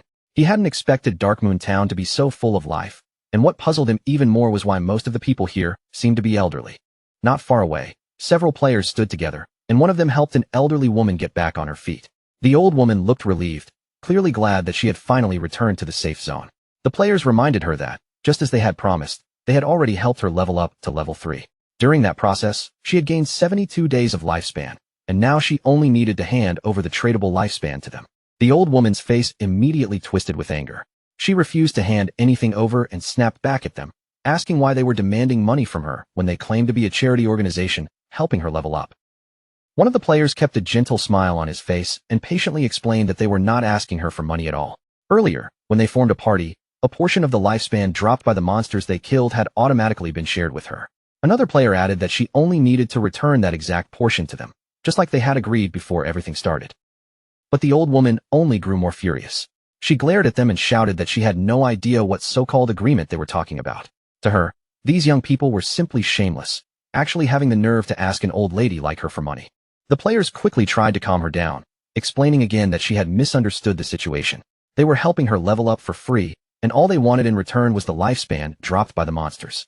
They also clarified that if she had not joined their party, that lifespan would never have been shared with her, and she would not have gained the same amount of experience either. But the old woman suddenly yelled at them not to touch her, then started screaming for help, accusing the people from the Mengxiao River Guild of harassing her. Right at that moment, someone suddenly appeared behind the old woman, grabbed her, and hurled her straight to the ground. The old woman was stunned, and even the nearby players froze in confusion, not understanding what had just happened. The one who stepped in was Qin Feng. He seized the old woman by the neck, his eyes cold and filled with killing intent, then drew his dagger. Without the slightest pause or hesitation, he ended her life on the spot. When the two players saw this sudden turn of events, their minds went completely blank. They stood there in shock, clearly unable to process why this stranger had killed her so decisively. Lifespan orbs quickly scattered across the ground. Qin Feng glanced at them and calmly told the players that her lifespan had already dropped, so they could just pick it up themselves now. The two players immediately became excited, celebrating in disbelief and wondering which expert had suddenly stepped in to help them. Qin Feng only replied that it was nothing more than a small favor. After saying that, Qin Feng turned his back on them and walked away. Behind him, the players quickly collected the lifespan orbs, delighted to find that they had obtained 72 days in total. They thanked Qin Feng again and again, while Qin Feng himself only felt that it was troublesome that fighting was forbidden inside the town. As Qin Feng continued forward, his thoughts shifted to the Mengxiao River Guild. Only now did he realize that this guild had actually originated from Darkmoon Town. He remembered that Mengxiao River had been founded as a charity-focused guild, one that helped elderly people survive for free in the abandoned land of the gods. Later on, it even received official recognition and strong support. If judged only by member count, Mengxiao River could be considered the largest guild in all of Huaxia. A faint light flashed through Qin Feng's eyes. In his view, during a chaotic apocalypse like this, people like them were exactly the kind of people the world needed more of. Night had already fallen. Deep somewhere in the forest, a group was locked in battle against a strange monster made entirely of mud. Among them were two mages. One of the girls quickly called out to her mother, telling her to use lightning strike. Her mother immediately listened, gripping her magic staff and beginning to gather power into it. A moment later, a bolt of thunder surged up and struck the mud monster hard. Seeing the opening, the swordsmen in the party immediately rushed forward, blades flashing as they cut the monster cleanly in half. As the monster's corpse collapsed, it gradually transformed into glowing lifespan orbs. The boy finally let out a breath of relief after defeating it. The girl happily praised everyone, saying they were the best. Her mother then said that as long as they carefully listened to other people's tutorials, even small monsters like this could be defeated. The group continued walking through the forest. As they moved, the boy asked Chu Yan whether her good friend Qin Xiaoyu had really joined Knight's Sanctuary, since he had heard that the guild charged extremely high membership fees. Chu Yan nodded and said that she had actually invited Qin Xiaoyu to join Mengxiao River with them. With an earnest look in her eyes, Chu Yan explained that she had told Qin Xiaoyu about Mengxiao River. It was a charity guild where many people like them, people who were not very good at games, could support one another. There were even experienced players willing to guide them. But even after hearing all that, Qin Xiaoyu still refused to join. Another player remembered that Qin Xiaoyu was already level 10 because the people from Knight's Sanctuary had helped raise her level. She also added that she had heard Knight's Sanctuary's membership contract bound its members for 3 full years. Once someone signed it, they were basically treated like slaves for that entire period. The boy understood the situation clearly. Even if Knight's Sanctuary had raised Qin Xiaoyu to level 10, they were most likely treating her as nothing more than a useful tool. In his opinion, if someone did not have strong skills, the smartest path was to quietly kill small monsters, slowly building up lifespan and experience. That was exactly what they were doing, focusing only on weaker monsters and immediately retreating to ask for help whenever they ran into a boss. Chu Yan let out a quiet sigh. She knew Qin Xiaoyu had always believed she was special. After all, Qin Xiaoyu possessed a hidden class, and in that sense, she really was stronger than ordinary players like them. But at that very moment, a rain of invisible arrows suddenly came pouring down toward them from the darkness. They had no time to react at all. The arrows tore through the player's body in an instant, violently taking away 1,200 HP. The man's body collapsed and transformed into lifespan. Chu Yan immediately panicked, because the man who had just died was her father, while her mother broke down beside her, unable to stop herself from crying. The archer who had fired the arrows smiled with satisfaction. He was clearly pleased that a single skill had instantly killed his target. The masked men beside him told him to stop wasting words, saying it was impossible for the Mengxiao River Guild to have any real experts. To them, the guild was just a pile of trash.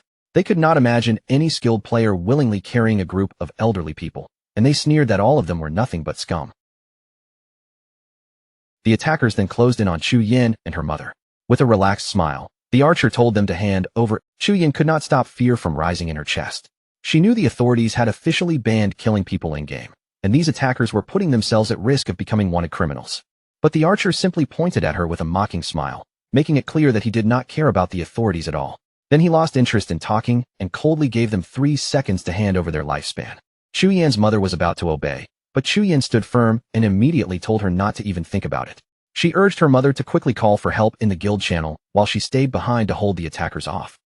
Seeing her resistance, the archer's expression turned cruel. He ordered his men to attack, telling them to kill the older woman first and keep the young one alive for entertainment. The masked men rushed forward at once, but just as they were about to reach them, a wolf suddenly burst into the scene and sank its teeth into the attackers. Chu Yan froze in place, completely confused by the sudden change. She had no idea where this wolf had come from or what was happening. The archer's eyes also filled with confusion, his confident expression cracking for the first time. Before he could even take another breath, a figure flashed past him with terrifying speed, and in the next instant, his head was sliced clean off. The one who appeared was none other than Qin Feng. While the wolf tore into the archer's subordinates, Qin Feng quietly looked down at the severed head. He soon realized that this man was Shadow. The archer and his subordinates soon respawned back in town. He was furious, and his men were just as enraged. They wondered whether this had happened because of their killer status, but even with that status, it still should have been impossible for all of their lifespan to be completely drained. They were horrified and completely unable to understand what had happened. Not only had all of their lifespan disappeared, but such a huge amount had even dropped as tradable lifespan. Panicking, they immediately ran toward the forest. They knew that if things continued like this, they would die for real, so they had to kill monsters as quickly as possible and recover some lifespan. But just then, a strange energy suddenly appeared around them. A moment later, a sword formed from pure energy descended from above and struck down toward them. That energy pinned them in place, making it impossible for them to move. As someone approached from ahead, they finally understood that after wandering around and attacking other players, they had at last been caught. The people who appeared were two priests. The man holding a skill book revealed that they were official bounty hunters, and according to the law, they were going to arrest them. He ordered the attackers to provide their real-world information. The other priest stared at them with a cold, serious gaze and warned them that if they dared to resist, their lifespan would be ended immediately. Back in the forest, flowers slowly began blooming from the archer's corpse, spreading out from the place where he had fallen. Chu Yin was overwhelmed with relief and quickly thanked Qin Feng. She knew very well that without his help, both she and her mother would have been finished. Qin Feng lowered his gaze toward the ground, quietly thinking that Chu Yin was surprisingly good-natured. She was kind-hearted and brave, completely different from Qin Xiaoyu. He did not know how the two of them had become best friends, but fortunately, they had chosen different paths. In the next moment, Qin Feng vanished without leaving even a trace behind. When Chu Yin and her mother noticed he was gone, both of them were left standing there in confusion. Chu Yin picked up the lifespan orb from the ground, her eyes filled with uncertainty because she did not know whether it belonged to her father. Her mother also looked around in confusion, wondering where the other attackers had gone. She asked Chu Yin how Shadow had disappeared so suddenly. Chu Yin said she did not know either. The only thing she knew was that he was the #1 shadow boss in the world. Elsewhere in the forest, another group of players was waiting. They remembered that Captain Anyu had said Shadow would arrive in just a few minutes, but almost half an hour had already passed. None of them could understand what he was doing. With curiosity written across his face, one player asked another whether Shadow could really defeat the bosses inside. The other player said he doubted it. After all, those bosses could revive. To him, it was already unbelievable that Shadow had dared to accept a mission involving bosses that seemed capable of resurrecting endlessly. Meanwhile, Qin Feng, still invisible, silently passed right between them. Qin Feng moved away from the group without making a sound. In his mind, he was thinking about the ancient god slate. He knew that this kind of slate could add 1 positive affix and 1 negative affix to equipment. If luck was good enough, those affixes might even alter class traits. In fact, there had even been people who witnessed the 7th-ranked player in the world use 7 of these slates to summon the ghost of an ancient god, destroying a legendary-level boss in one overwhelming strike. Sometimes, these bosses could even hide themselves completely, carrying stealth levels so high that ordinary players would walk right past them and die before they ever understood what had struck them. The group-type bosses born from the ancient god slate were not ordinary enemies at all. Each one carried its own special combat rules, and every boss had a different set of skills that made them troublesome in its own way. Qin Feng looked ahead and saw several monsters standing there, their eyes glowing with clear malice. Some bosses created by ancient god slates could become invisible, their stealth levels so absurdly high that players nearby would be killed before they even realized danger had arrived. In other cases, the real boss might be a summoner-type sorcerer hiding somewhere nearby, while the monsters players fought on the surface would simply keep respawning endlessly. According to the information currently available, once these bosses were killed, they would revive. Even worse, every resurrection would give all of them another stack of a berserk attribute. Official reports said that killing just one boss was enough to trigger both the resurrection and the berserk state. But Qin Feng immediately thought of another possibility. If all of them were killed at the exact same time, would they still be able to revive? That was something worth testing. Qin Feng first decided to equip the follower's pendant and use a devout follower as a probe. With that thought settled, he summoned one directly in front of him. The devout follower immediately rushed toward the bosses without fear, charging straight into their range and launching an attack that dealt more than 1,400 points of HP damage. In the next instant, the eyes of one boss suddenly lit up with rage, its gaze locking onto the devout follower. The boss turned around, and only a moment later, the devout follower's body exploded apart on the spot. Yet the bosses barely reacted afterward. They did not even bother paying any real attention to the poor devout follower they had just destroyed. Qin Feng's eyes sharpened with seriousness. From that brief test, he realized that all of these bosses were only level 10. They had no damage reflection, and their overall stats were merely about twice as strong as those of normal gold tier bosses. Without wasting time, Qin Feng activated Shadow Ringblade. A strange red energy instantly spread outward, covering the surrounding area like a dangerous field. Right after that, Qin Feng launched his poison darts. The darts cut through the air and buried themselves directly into the throats of the bosses. The bosses' corpses soon began to fade and disappear. But Qin Feng frowned slightly when he noticed that nothing had dropped, leaving him a little confused by the result. At that moment, the vanished bosses suddenly began fusing together, their forms merging into one much stronger monster. The creature that emerged was enormous.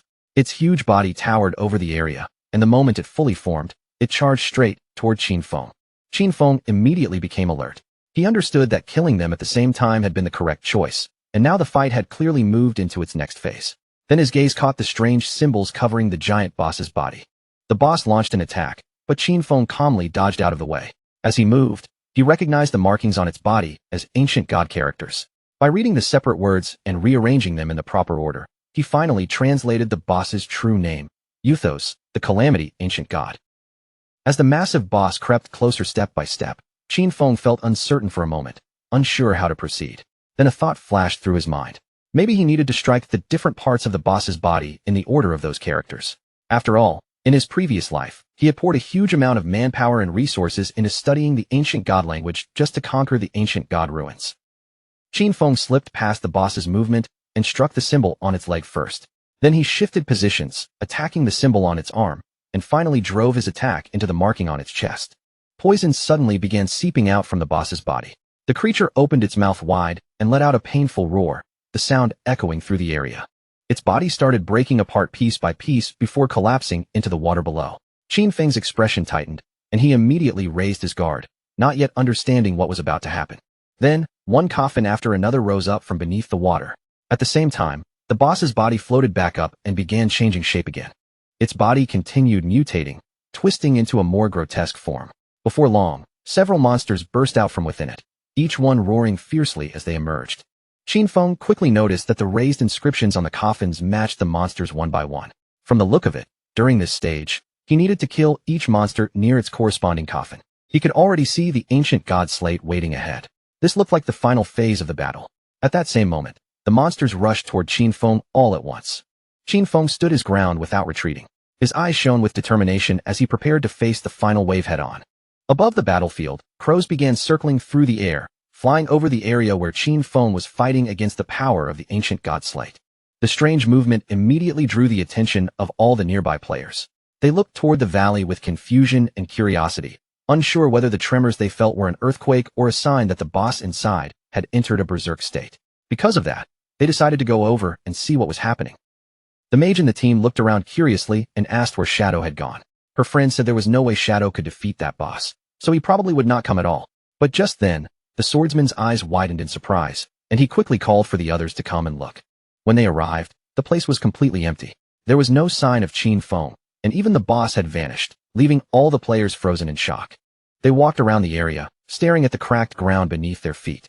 Some of them wondered if the earthquake had somehow killed the boss, or if something else had happened while they were away. Then Captain Anu contacted them and ordered them to retreat, telling them that Shadow had already dealt with the boss. The players' eyes filled with surprise and confusion. They could hardly believe that Shadow had actually defeated the boss by himself. The coffins were empty, and the chains around them had already been broken. Only moments earlier, these players had still been doubting whether Shadow could handle 7 bosses on his own. Yet barely 10 minutes had passed, and all of those bosses had disappeared before they even noticed Qin Feng arriving. They could not understand how he had done it, especially when the bosses were supposed to revive. Only then did they finally begin to understand why their leader trusted Shadow so much. Meanwhile, beneath the moonlight, Qin Feng walked calmly with the slate in his hand. To him, the gains from this trip were not bad at all. His eyes brightened with satisfaction. He had successfully reached level 14, and thanks to those 7 bosses plus the effect of Greedy Hand, he had gained a total of 294 evolution points. But the most important gain was still the ancient god slate in his hand. With its complicated mechanics, even the official forces would need at least a month to decipher it, and the losses during that time would be disastrous. Qin Feng then spent 210 evolution points in one go, leaving himself with 115 points remaining. His skill, Shadow Flash Slash, evolved from epic tier to legendary tier. The improvements were huge. Its blink range increased to 40 meters, its stealth duration rose to 15 seconds, and its cooldown was reduced to 8 seconds.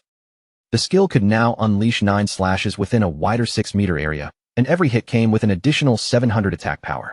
But compared with those upgrades, the most powerful change was an entirely new effect. From now on, every slash would grant Qin Feng a shield equal to 100% of his maximum HP. These shields could stack up to 9 times, and would last for a full 60 seconds. Qin Feng felt confident, and a cheerful mood rose in his chest. From this point forward, as long as all 9 slashes of Shadow Flash landed, his effective HP would become 10 times higher than normal. His room for error had suddenly increased by an absurd amount. He entered invisibility again and began walking through the area.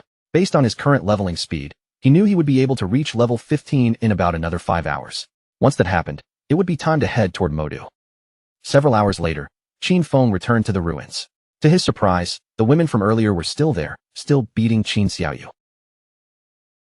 They clearly looked ready to beat her to death. Qin Feng was a little surprised to see that the fighting still had not ended. These women were far more ruthless than ordinary troublemakers. The white-haired woman stretched her arms, finally taking a short break. She looked exhausted and complained that both her back and waist were aching. Her friend was just as irritated, staring at her swollen hand and grumbling that after hitting Qin Xiaoyu for so long, her hands were practically smoking. After that, they spat on Qin Xiaoyu and decided that this was enough for today. In their eyes, this beating should be more than enough to teach her a lesson. Qin Xiaoyu's body was covered in bruises and wounds. Only after the women stopped did she slowly begin to push herself up from the ground. She could not hold back her tears. In her mind, all of this was Qin Feng's fault. She had told him to cut ties with her, and he had actually ignored her afterward. She could not understand why he failed to realize that when girls said things like that, they often meant the complete opposite. Using her magic staff for support, Qin Xiaoyu struggled to stand. Fortunately, she had already signed a contract with Knight's Sanctuary, so at least she would not need to worry about surviving for the next 3 years. Even though she had to hand over 50% of her lifespan, she would still keep the rest for herself, which meant her growth speed would still be faster than Chu Yin and the others. Then Qin Xiaoyu activated Holy Healing, a skill capable of restoring all of a target's health. As the healing effect took hold, she became certain of one thing. Once she grew stronger, she would make sure that everyone who had looked down on her paid the price. Qin Feng would not escape, and neither would those crazy women. To everyone's surprise, the healing spell did not land on Qin Xiaoyu at all. Instead, the soft glow drifted through the air and began restoring Qin Feng, who was still hidden in invisibility. Poor Qin Xiaoyu dropped to her knees, staring blankly at her own hands. She thought she had failed the spell again, and with tears still on her face, she couldn't understand where the healing effect had gone. At the same time, over in the ruins of Modu, a group of players was locked in battle against a massive boss made entirely of stone and rock. The rock boss swung down with heavy force, but the party's tank stepped forward at once, raising his shield and blocking the attack head-on. Not far from the battlefield, 3 players were hiding in the shadows, quietly watching the fight unfold. Among them was Qian Shishir. Qian Shishir looked at the players with clear contempt and said that Daxia's men were truly weak. In her eyes, sending 18 people to deal with one boss, while still being too scared to fight properly, was simply pathetic. Her companion winked at her and told her not to say it like that, because those people were working hard for their benefit, so they should at least feel grateful. Qian Shishir blew him a kiss, then laughed, and said he was very polite. But to her, those Daxiao pigs dealt such pitiful damage that even killing a miserable gold-tier boss took them forever. The players kept attacking with everything they had, and after a long struggle, the boss's HP bar had finally dropped below half. The team's mage smiled with excitement and shouted for everyone to push harder. The boss only had a little health left, so they had to keep up the pressure and fight for the final blow. But at that exact moment, a spear suddenly pierced straight through his chest. The mage died instantly, and his body collapsed into lifespan before he could even react. The one who had killed him was one of Qian Shishir's subordinates. With a relaxed smile, the subordinate thanked the mage for all his hard work, as if the dead player had merely prepared an offering for them. To him, these weaklings had delivered everything right into their hands. When the remaining players realized what was happening, panic spread through them instantly. They recognized the attackers as the Spade Gang, a band of thieves made up of mysterious women from Daxia and foreign players. They could not understand how such monsters could exist, people who would actually guide outsiders to massacre their own countrymen. The players gritted their teeth and charged forward. Their leader shouted for everyone not to be afraid and ordered them to attack together, because the enemy only had a few people. Seeing them try to resist, Qian Shishir's expression became even more vicious. She promised to massacre all the pigs of Daxiao, and coldly warned them to get ready to die. Her subordinate pulled out a pair of heavy hammers and activated thunderous tremor. The ground shook violently beneath everyone's feet, and the players were trapped in place as the earth locked around them. Qian Shishir then drew her daggers and moved like a flash of thunder. In the blink of an eye, she swept through the trapped players and killed them one after another. After cutting them down, she could not help mocking them. In her eyes, Daxia's men really were nothing but a bunch of useless fools. Her eyes glinted with malice as she realized that Daxia's authorities had already reported their information. But to her, that meant nothing. In her twisted view, all of Daxia was nothing more than a garbage dump filled with filth. Her companions said these were only ordinary players, so of course they had no chance of competing against people like them, especially when Qian Shishir's side had powerful capital backing them from behind. As the corpses on the ground slowly transformed into lifespan orbs, Qian Shishir explained that although their real identities had not been exposed yet, they should still leave Daxia as soon as possible for safety and head to North America. She looked down at the ground and decided that once they got there, they would create a guild dedicated to hunting down Daxia pigs. The black man beside her thought it sounded like a good idea, while the other man asked what they should name the guild. Qian Shishir lifted her dagger with a faint smile and decided that their new guild would be called Alice. Then she dropped down to the ground, already imagining herself surrounded by black men as she laughed to herself. In her mind, they had done enough for today. It was time to disconnect and celebrate the founding of Guild Alice with a huge party. Elsewhere, Captain Anyu smiled and waved at Qin Feng, telling him that they could finally discuss the hideout's price. She also let him know that they had already arrived. Qin Feng went straight to the point and asked how much they were offering. Captain Anyu gave the number as 1,500 years of lifespan, but Qin Feng immediately felt that the price was far too low. Captain Anyu admitted that she also knew 1,500 was not enough. Because of that, she had argued fiercely with her superiors and finally managed to make the big boss raise the offer to 2,000 years. Qin Feng agreed to complete the deal at the statue in the center of the ruins. He knew Captain Anyu was smart, but even so, she had still tried to start with a low price. A while later, Qin Feng arrived at the statue and saw Captain Anyu waiting there, accompanied by several knights. Captain Anyu blushed slightly and smiled as she explained that she was carrying too much lifespan on her. The High Command did not feel safe letting her come alone, so they had arranged a military escort for her. Qin Feng's eyes grew serious for a moment. To him, this escort was nothing impressive. The authorities still had no idea how strong he really was, and those knights only knew one or two decent moves at most. Qin Feng handed over the key, and almost immediately, the system notified him that the transaction had been completed successfully. He lost the church sanctuary hideout key, but in exchange, he obtained 2,000 years of tradable lifespan. After finishing the deal, Qin Feng turned to leave, and Captain Anyu said goodbye to him. The knights around her were still confused, unable to understand why she would spend 2,000 years of lifespan just for this. Captain Anyu calmly told them that they simply did not understand its value. This was a hideout capable of sheltering hundreds, possibly even thousands of people, and other than Shadow, no one would be generous enough to give up something like that. As for Qin Feng, Captain Anyu's timely payment came at the perfect moment. With this lifespan, he could fully prepare himself before heading to Modu. Qin Feng immediately began investing the tradable lifespan he had just received. He first consumed 71.2 years to raise himself to level 15. After that, he purchased several new skills, including the mythic level Blessed Liberation for 161.7 years and the legendary Assassin's Instinct for 71.12 years. He then bought 3 epic level skills, Shadow Ring Blade, Silent Concealment, and Darkest Hour, costing 36.35 years, 23.71 years, and 30. At that moment, the system alerted him that his hunger level had already reached 90%. Qin Feng realized he had gone far too long without eating, so he decided to disconnect first and deal with his hunger before continuing. Qin Feng logged out of the game, and when he opened his eyes in the real world, he found himself waking up inside a cage at the Huoluan Hotel. The men nearby immediately noticed that Qin Feng had regained consciousness. They drew their weapons and demanded that he hand over all the lifespan he was carrying, warning that otherwise, he would end up like the other people in the motel. One of them even laughed mockingly, saying the apocalypse was wonderful because now he could kill whoever he wanted. Qin Feng stared at them with a sharp, penetrating gaze. Seeing that look, one of the men grew furious and shouted at him to hurry up and hand over his lifespan. Another man eagerly asked their boss to let him tear Qin Feng apart. The man holding the bat looked at Qin Feng and assumed he was so terrified that he had frozen in place. Since Qin Feng was not responding, he decided it would be easier to just kill him directly. But before any of them could take another breath, a strange energy quietly began spreading through the air around them.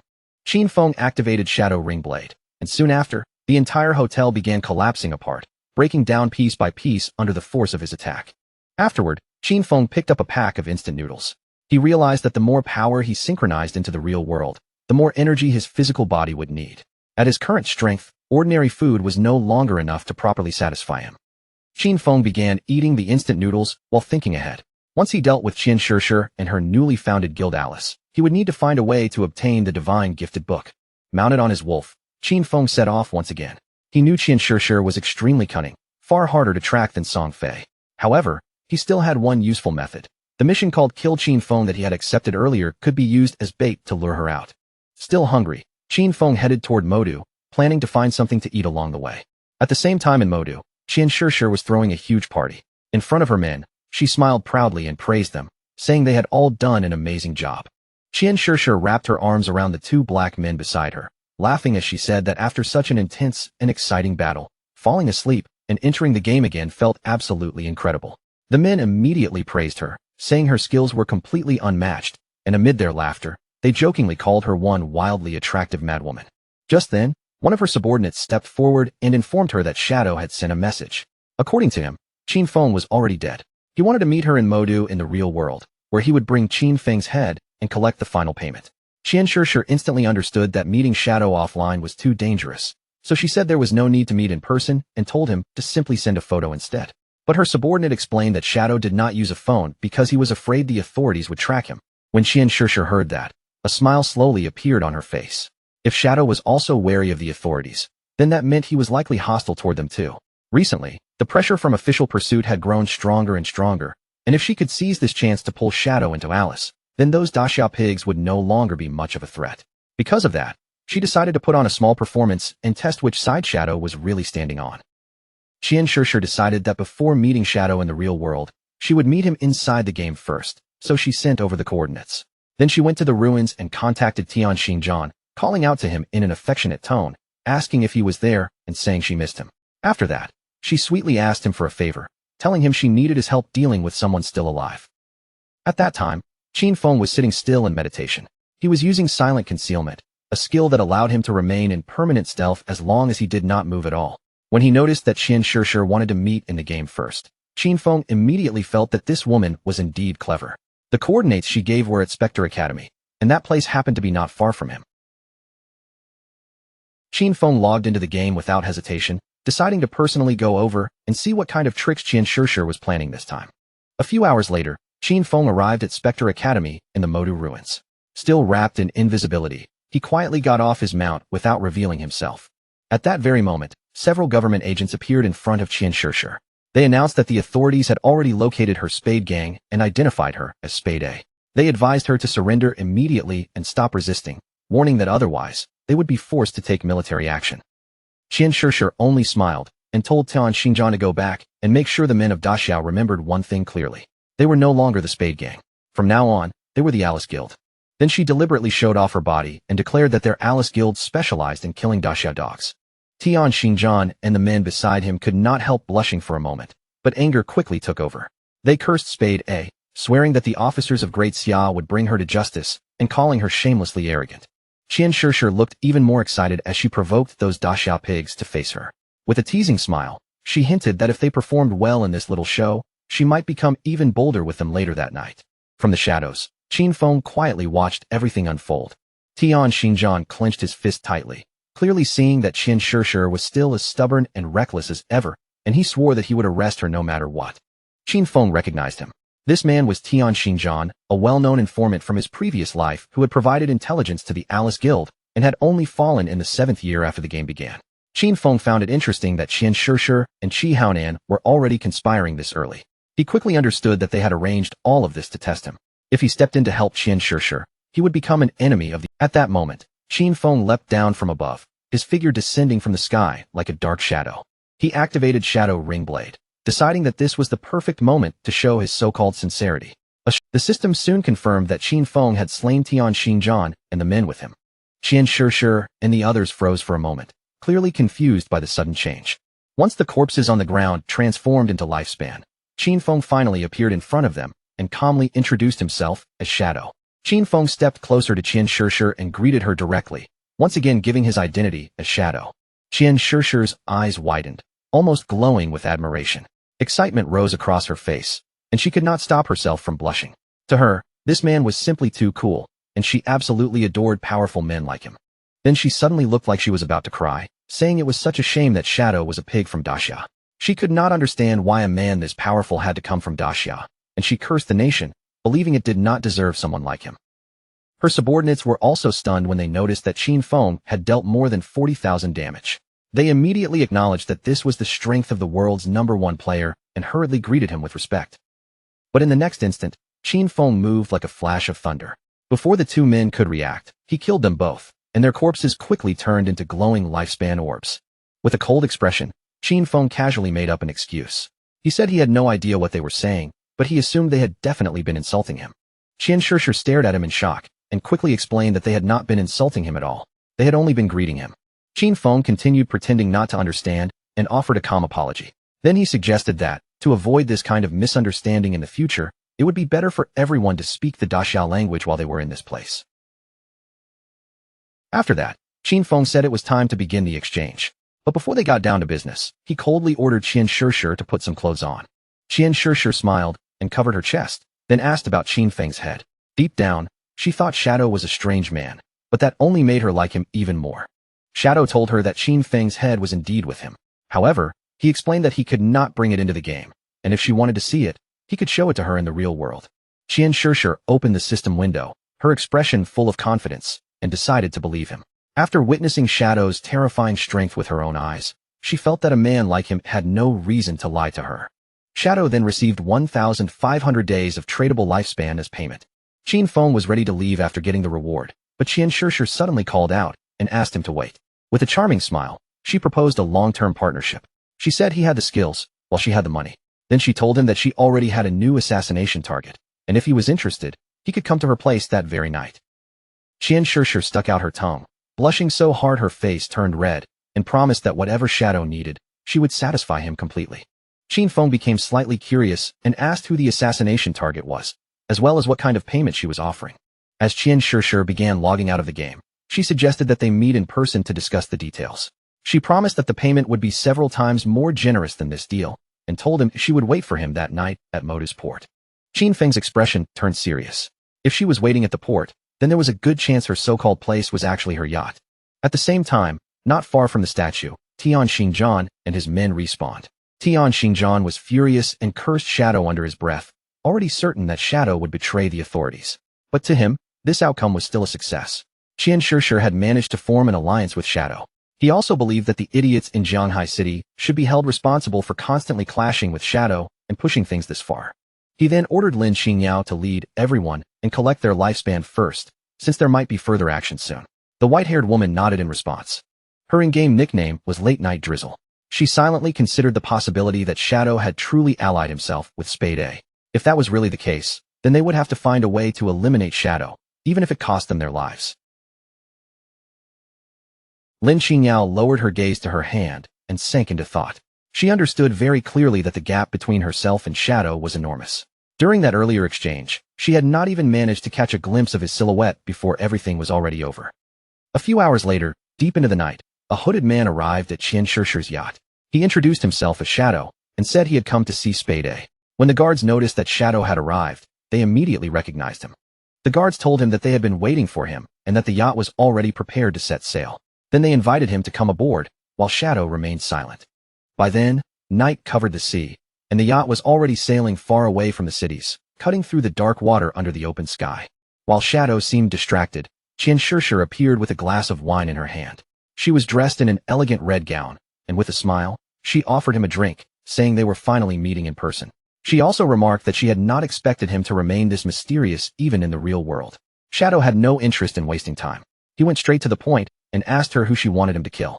Qian Shishir stepped closer to Shadow with a mischievous smile and told him there was no fun in being so direct.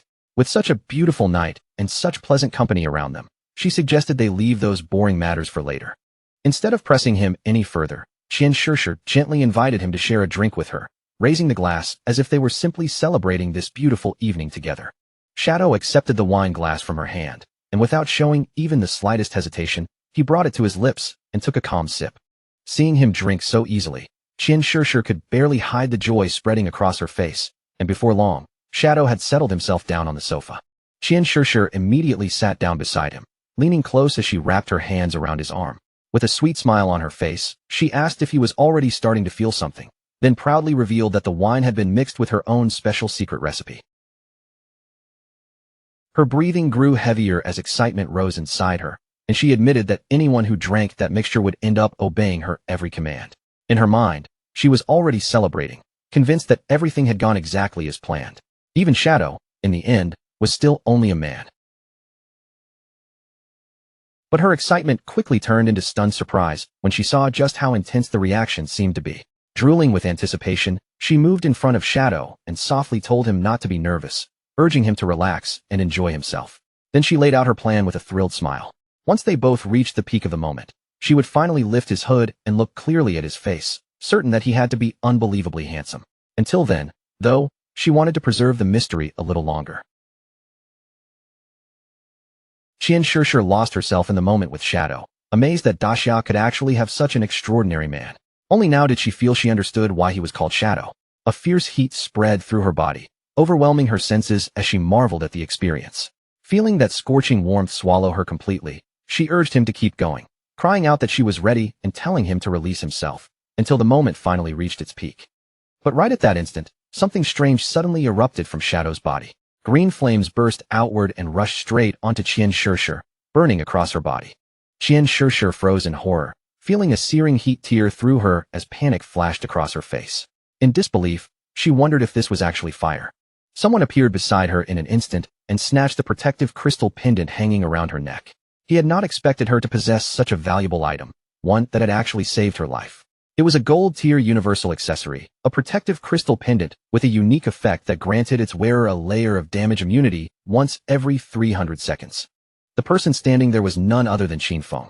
His body gave off a suffocating pressure, and his sharp gaze locked firmly onto Qian Shishir. She was completely shaken, unable to understand why he was still alive, because she clearly remembered seeing Shadow kill him before. Qin Feng decided there was no longer any need to hide the truth from her. There was only one reason he could be standing there. He was Shadow. Qian Shishir instantly backed away from the so-called Shadow still sitting on the couch, her eyes stretching wide as fear finally crashed over her. The hooded man on the sofa was actually a devout follower Qin Feng had summoned to impersonate him, and judging by its delighted reaction, it had clearly enjoyed its time with Qian Shishir far more than expected. The once proud and arrogant Qian Shishir was now kneeling in front of Qin Feng, slamming her forehead against the floor again and again in desperate panic. She begged him to spare her life, sobbing that she knew she had been wrong. She even offered up every bit of her lifespan and swore she would become his slave, telling him that from that moment on, he could do absolutely anything he wanted with her. Qin Feng looked down at her coldly and asked about the 5 foreigners who had been with her. With tears filling her eyes, Qian Shishir suddenly began barking like a little dog, shamelessly calling him daddy and asking if he would let her live in exchange for the information. Before she could even finish speaking, Qin Feng snapped her neck. As her body twisted in pain, he picked up her phone and quickly realized that the 5 men were not on the yacht.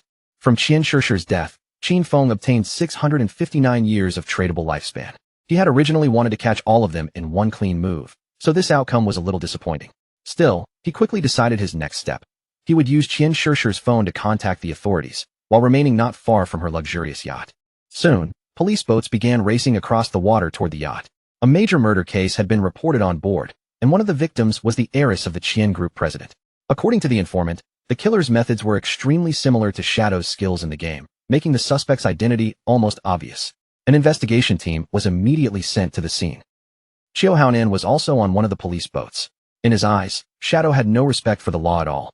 This kind of senseless killing was a direct provocation against the laws of the country. Once they boarded the yacht, he planned to use search skills on the corpses, and the moment Shadow's location was confirmed, they would unleash full firepower to eliminate him. No matter what, he would avenge his Shishir. Within seconds, the police boats closed in from every side and completely surrounded the yacht. The officers began examining Qian Shishir's corpse. The preliminary autopsy showed that her cause of death was a fractured cervical spine. They also found unidentified DNA samples in her mouth, along with clear burn marks on her body. Qiu Haonan cursed Shadow under his breath, furious that he had not only killed her, but had also humiliated her after death. Xiao Haonan placed his hand on her corpse and activated a skill called Last Words of the Deceased. By touching the body, this skill allowed him to learn the killer's location for 5 minutes. Gritting his teeth, Xiao Haonan swore that he would personally make sure the culprit was brought to justice. But the next second, his eyes suddenly widened in complete shock. He instantly went on alert, drawing his pistol as he warned his men to stay careful. Shadow was right there with them. Without wasting another moment, he ordered everyone to launch a full attack toward the 6 o'clock direction. Before he could even turn around, a powerful venom dart shot through the air and pierced straight into his head, leaving the surrounding officers frozen in shock. Xiao Haonan's body collapsed beside Qian Shishir's corpse, but Lin Xingyu kept her composure and did not panic. With a firm and determined expression, Lin Xingyu immediately summoned a group shield and opened fire. She accused Shadow of killing the investigator and demanded to know whether he was trying to make himself an enemy of the authorities. Qin Feng calmly told them not to be nervous. He explained that the reason he killed Xiao Haonan was because the man was a traitor who had leaked official information to Qian Shishir in exchange for personal benefits. As for proof, Qin Feng pointed out that the evidence should be on Xiao Haonan's phone, and they were free to investigate it carefully. One of the officers turned on Xiao Haonan's phone, checked through it, and quickly reported to Captain Lin that they had indeed found communication records between Captain Xiao and Qian Shishir. It was also revealed that Qian Shishir had been the player known in the game as Black Ace. Captain Lin Xingyu still found it hard to believe, so she decided to look through the evidence herself. She reached out and took the phone, but the officer suddenly panicked and told her to wait a moment. Lin Xingyu frowned in confusion, wondering what exactly was on the phone that she was supposedly not allowed to see. Then her eyes widened in surprise as a photo appeared on the screen, showing Xiao Haonan and Qian Shishir kissing each other. When Lin Xingyu opened the photo gallery and saw all the private photos of Xiao Haonan and Qian Shishir, her face instantly flushed bright red. The officer beside her grew nervous and awkwardly said that he had already tried to warn her. At that moment, Lin Xingyu finally realized that everything Shadow had said was true. She understood the full picture at last. The last time Shadow killed them in the game, it had only been a performance meant for Qian Shishir to see. Shadow had used that to gain her trust, then tracked her down in the real world and dealt with her directly. Afterward, he informed the authorities, drawing Xiao Haonan into the open and killing him as well. With a single move, he had helped the officers solve 2 major problems. One of the officers noticed her staring at the photos for too long and asked why she kept looking so intently. But Lin Xingyu's mind was elsewhere. She finally understood just how terrifying Shadow truly was. If someone like him ever became openly hostile toward the authorities, the consequences would be impossible to imagine. Then she remembered that only moments earlier, she had fired at him. Shadow probably would not care about something so small, and he might not even hold a grudge, but she still worried that this could create a rift between him and the authorities. With sincere gratitude on her face, Lin Xingyu thanked him for helping them and apologized for shooting at him earlier. Then, without hesitating for even a second, she aimed her gun at her own leg and pulled the trigger, instantly throwing the surrounding officers into panic. But Lin Xingyu quickly told them not to worry about her. With tears gathering in her eyes, she looked toward Shadow's direction and said she had now repaid the debt. Then she pleaded with him to continue cooperating with the authorities in the future. One of the officers moved in to support her and told her there was no need to be that cautious. But Lin Xingyu said they did not understand Shadow's personality, and no matter what, it was always better to be safe than sorry. Qin Feng was still hidden under his invisibility skill, quietly watching everything unfold. He recognized her as Late Night Drizzle, whose real name was Lin Xingyu. She had shot herself just to avoid becoming his enemy, and that level of decisiveness was exactly what one would expect from the future leader of Magic City's official forces. At the same time, back inside the game, several monsters appeared not far from the ruins. The player carrying the shield immediately rushed forward to fight them, blocking the monsters head-on while calling out for Qin Xiaoyu to heal him. Qin Xiaoyu raised her friendly staff and activated a healing skill, but she was so clumsy that the healing light landed on one of the monsters instead of her own teammate. The monster immediately bit the shield-bearing player, and he stared in disbelief as he realized she had healed the wrong target again, angrily calling her as useless as ever. Her healing skill kept pouring light into the monster instead, while the other creature tore into her teammate right in front of her. It did not take long before both of them were completely wiped out, disappearing from the battlefield one after the other.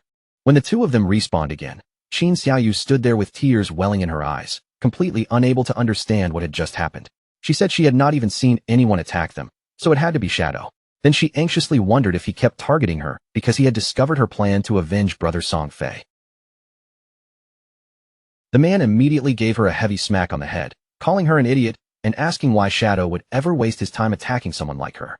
He angrily explained that they had been wiped out by the Platinum Boss, headless assassin Shaluo, then asked if she had not even bothered to look at the system notifications.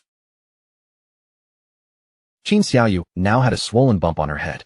The man glared at her furiously and revealed that the boss had only been provoked because her healing skill had landed on the wrong target. Then he swore that if the guild leader ever assigned her to his team again, he would rather kill himself right there on the spot. At that exact moment, the boss suddenly descended near them, and the man's face instantly changed as panic took over. As a strange aura began leaking from the boss's body, the man immediately turned his back on Qin Xiaoyu and ran for his life, realizing in horror that the boss had actually followed them all the way there. Qin Xiaoyu's eyes widened with fear, and in that instant, she knew the situation had become very, very bad. That night, somewhere deep within the city, a grand mansion stood under the darkness.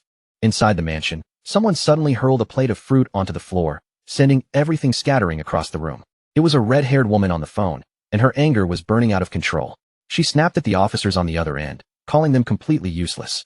This had been a perfect chance to kill Shadow, yet they were simply choosing to give up, and she had no patience for any of their excuses.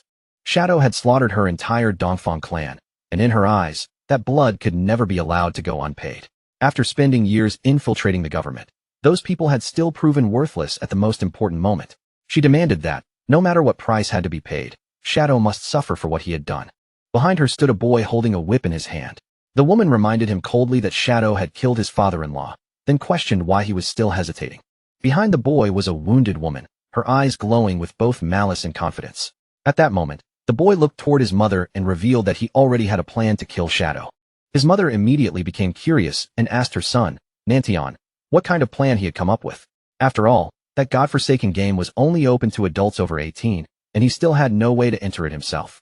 Nanshan's eyes shone with confidence as he explained that even if he could not enter the game, he could still use his brain. Since Shadow enjoyed killing people so much, his idea was to send some people to provoke him and draw him straight into his father's fireworks factory. They would set everything up ahead of time, and the moment Shadow appeared to kill those people, they would detonate the entire factory. Tens of thousands of fireworks would become his funeral pyre, and the whole world would witness Shadow's death in a blaze of fire. Even if the plan failed, there would be no way for Shadow to trace it back to them. A satisfied smile slowly spread across his mother's face, as if she had just realized they had not done such a bad job raising him. Then she turned sharply toward Chu and snapped that even her son was more useful than him. Chu did not argue back.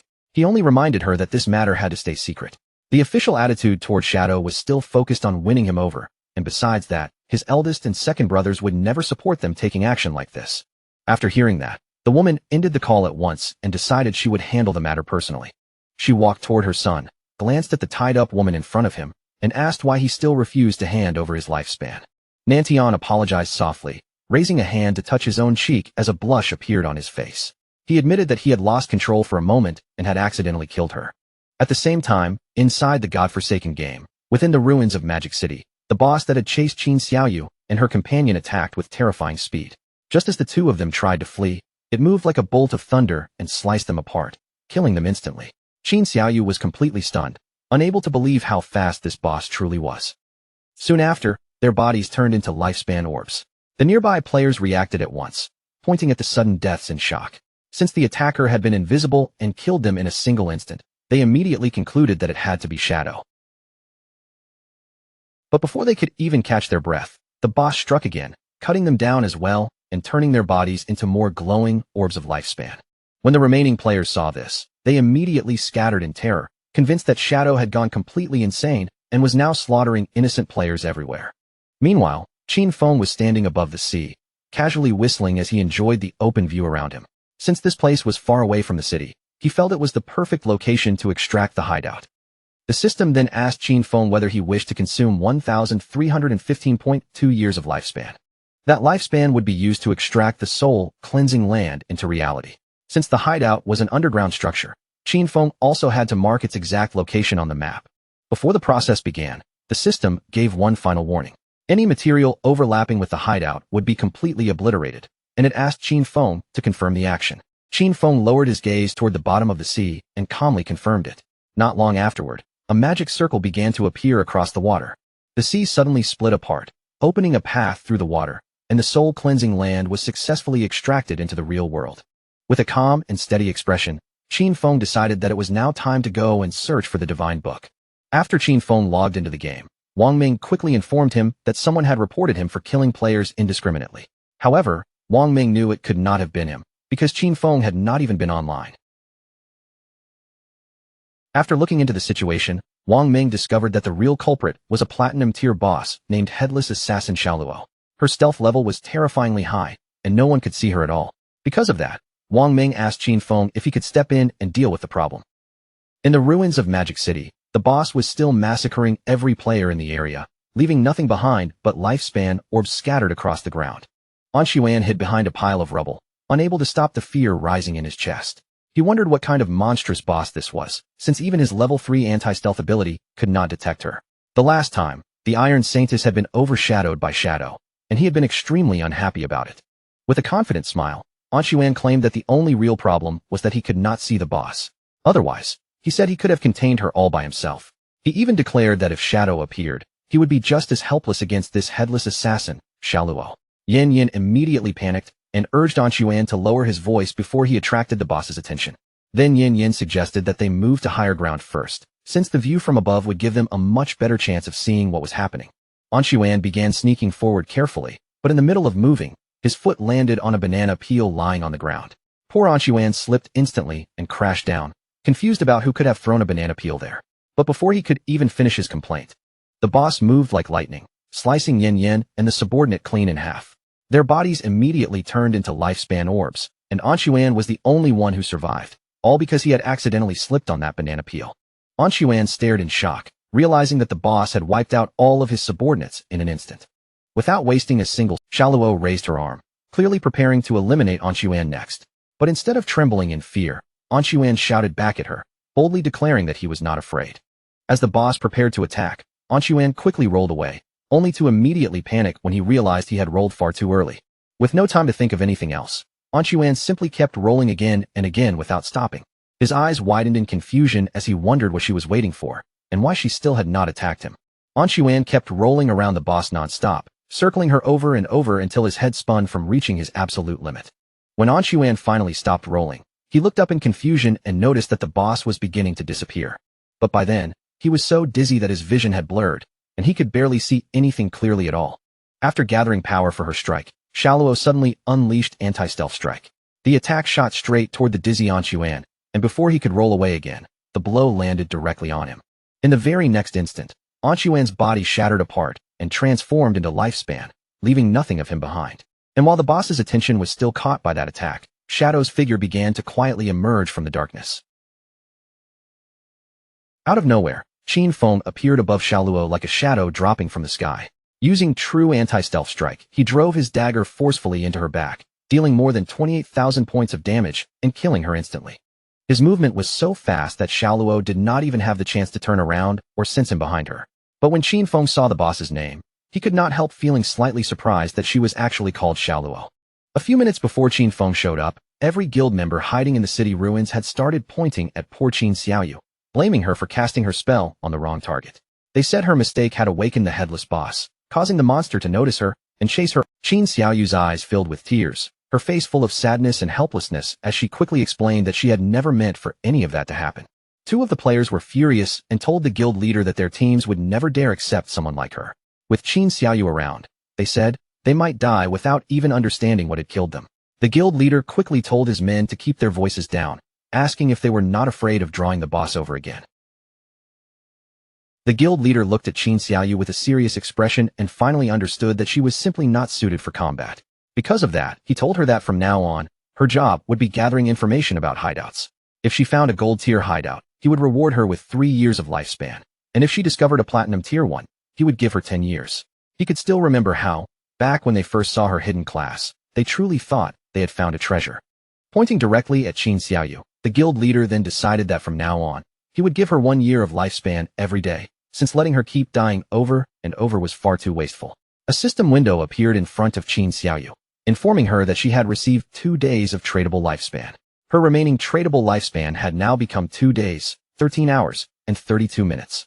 With a deeply grateful expression, she thanked him from the bottom of her heart. When the other girls in the guild saw this, anger immediately flared in their eyes. They were convinced that Qin Xiaoyu had only gotten lucky, and that this had been her plan all along so she could see the guild leader every single day. Gritting their teeth and cursing little Xiaoyu, they declared that they would do the same thing too. Just then, lifespan began rising from the area, and someone suddenly noticed that the boss's name was Xiaoluo.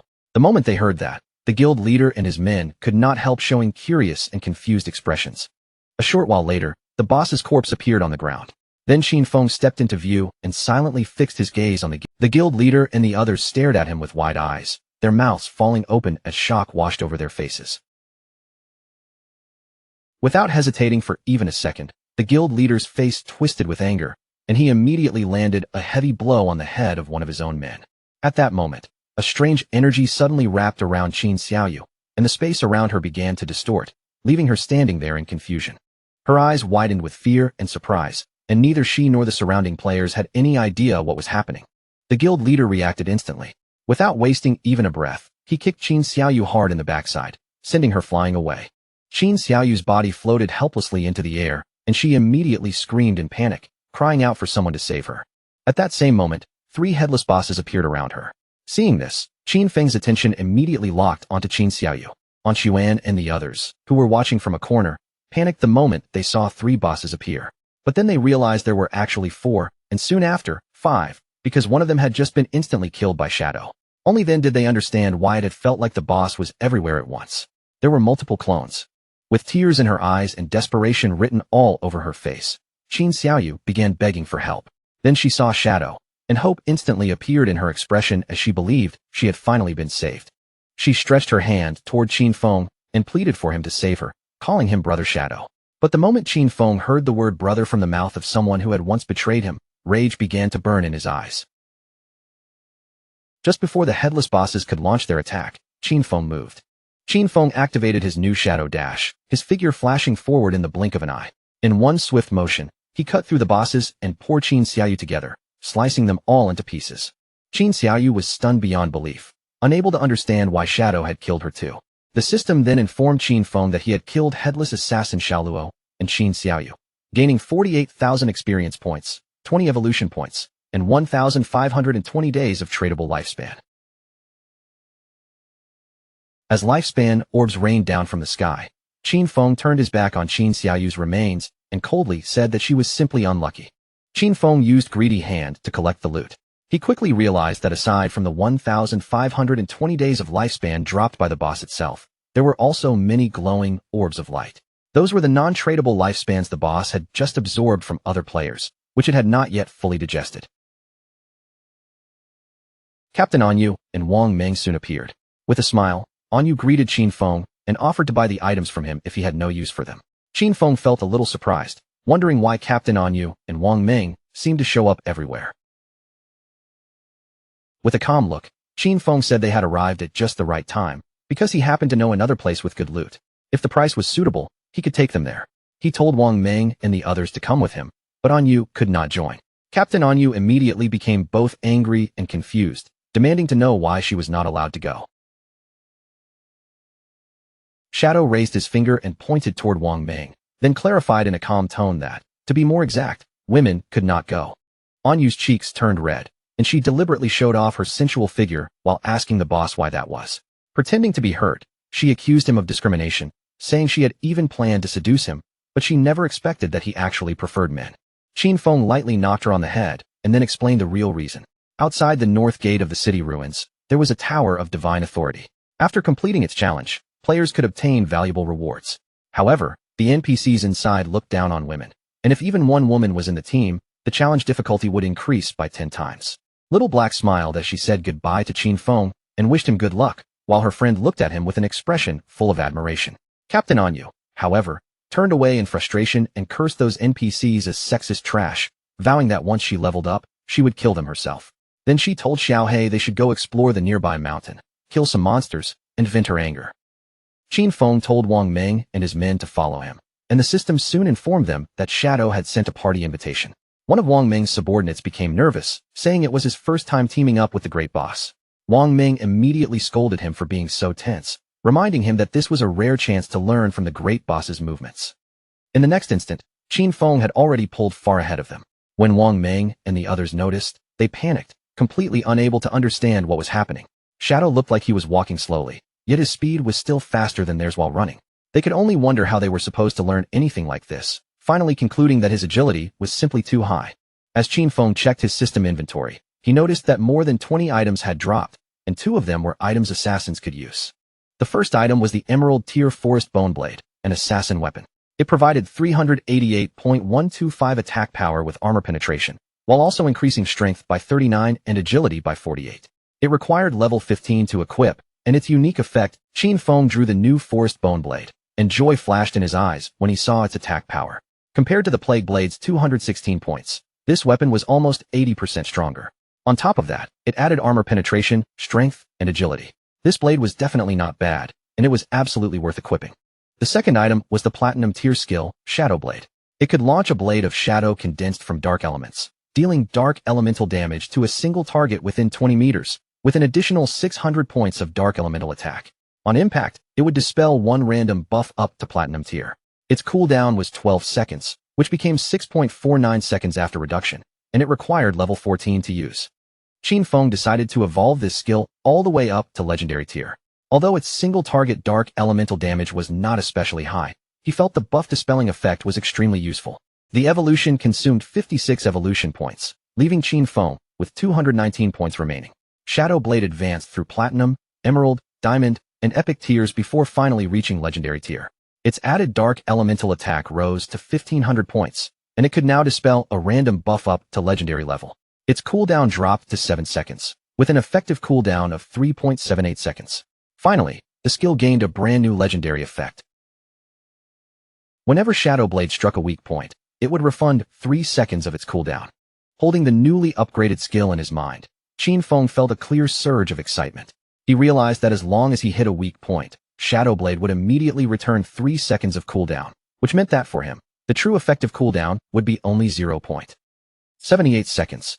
Qin Feng finally came back from his thoughts, but when he turned around, Wang Ming and his subordinate had already vanished from the area without a trace.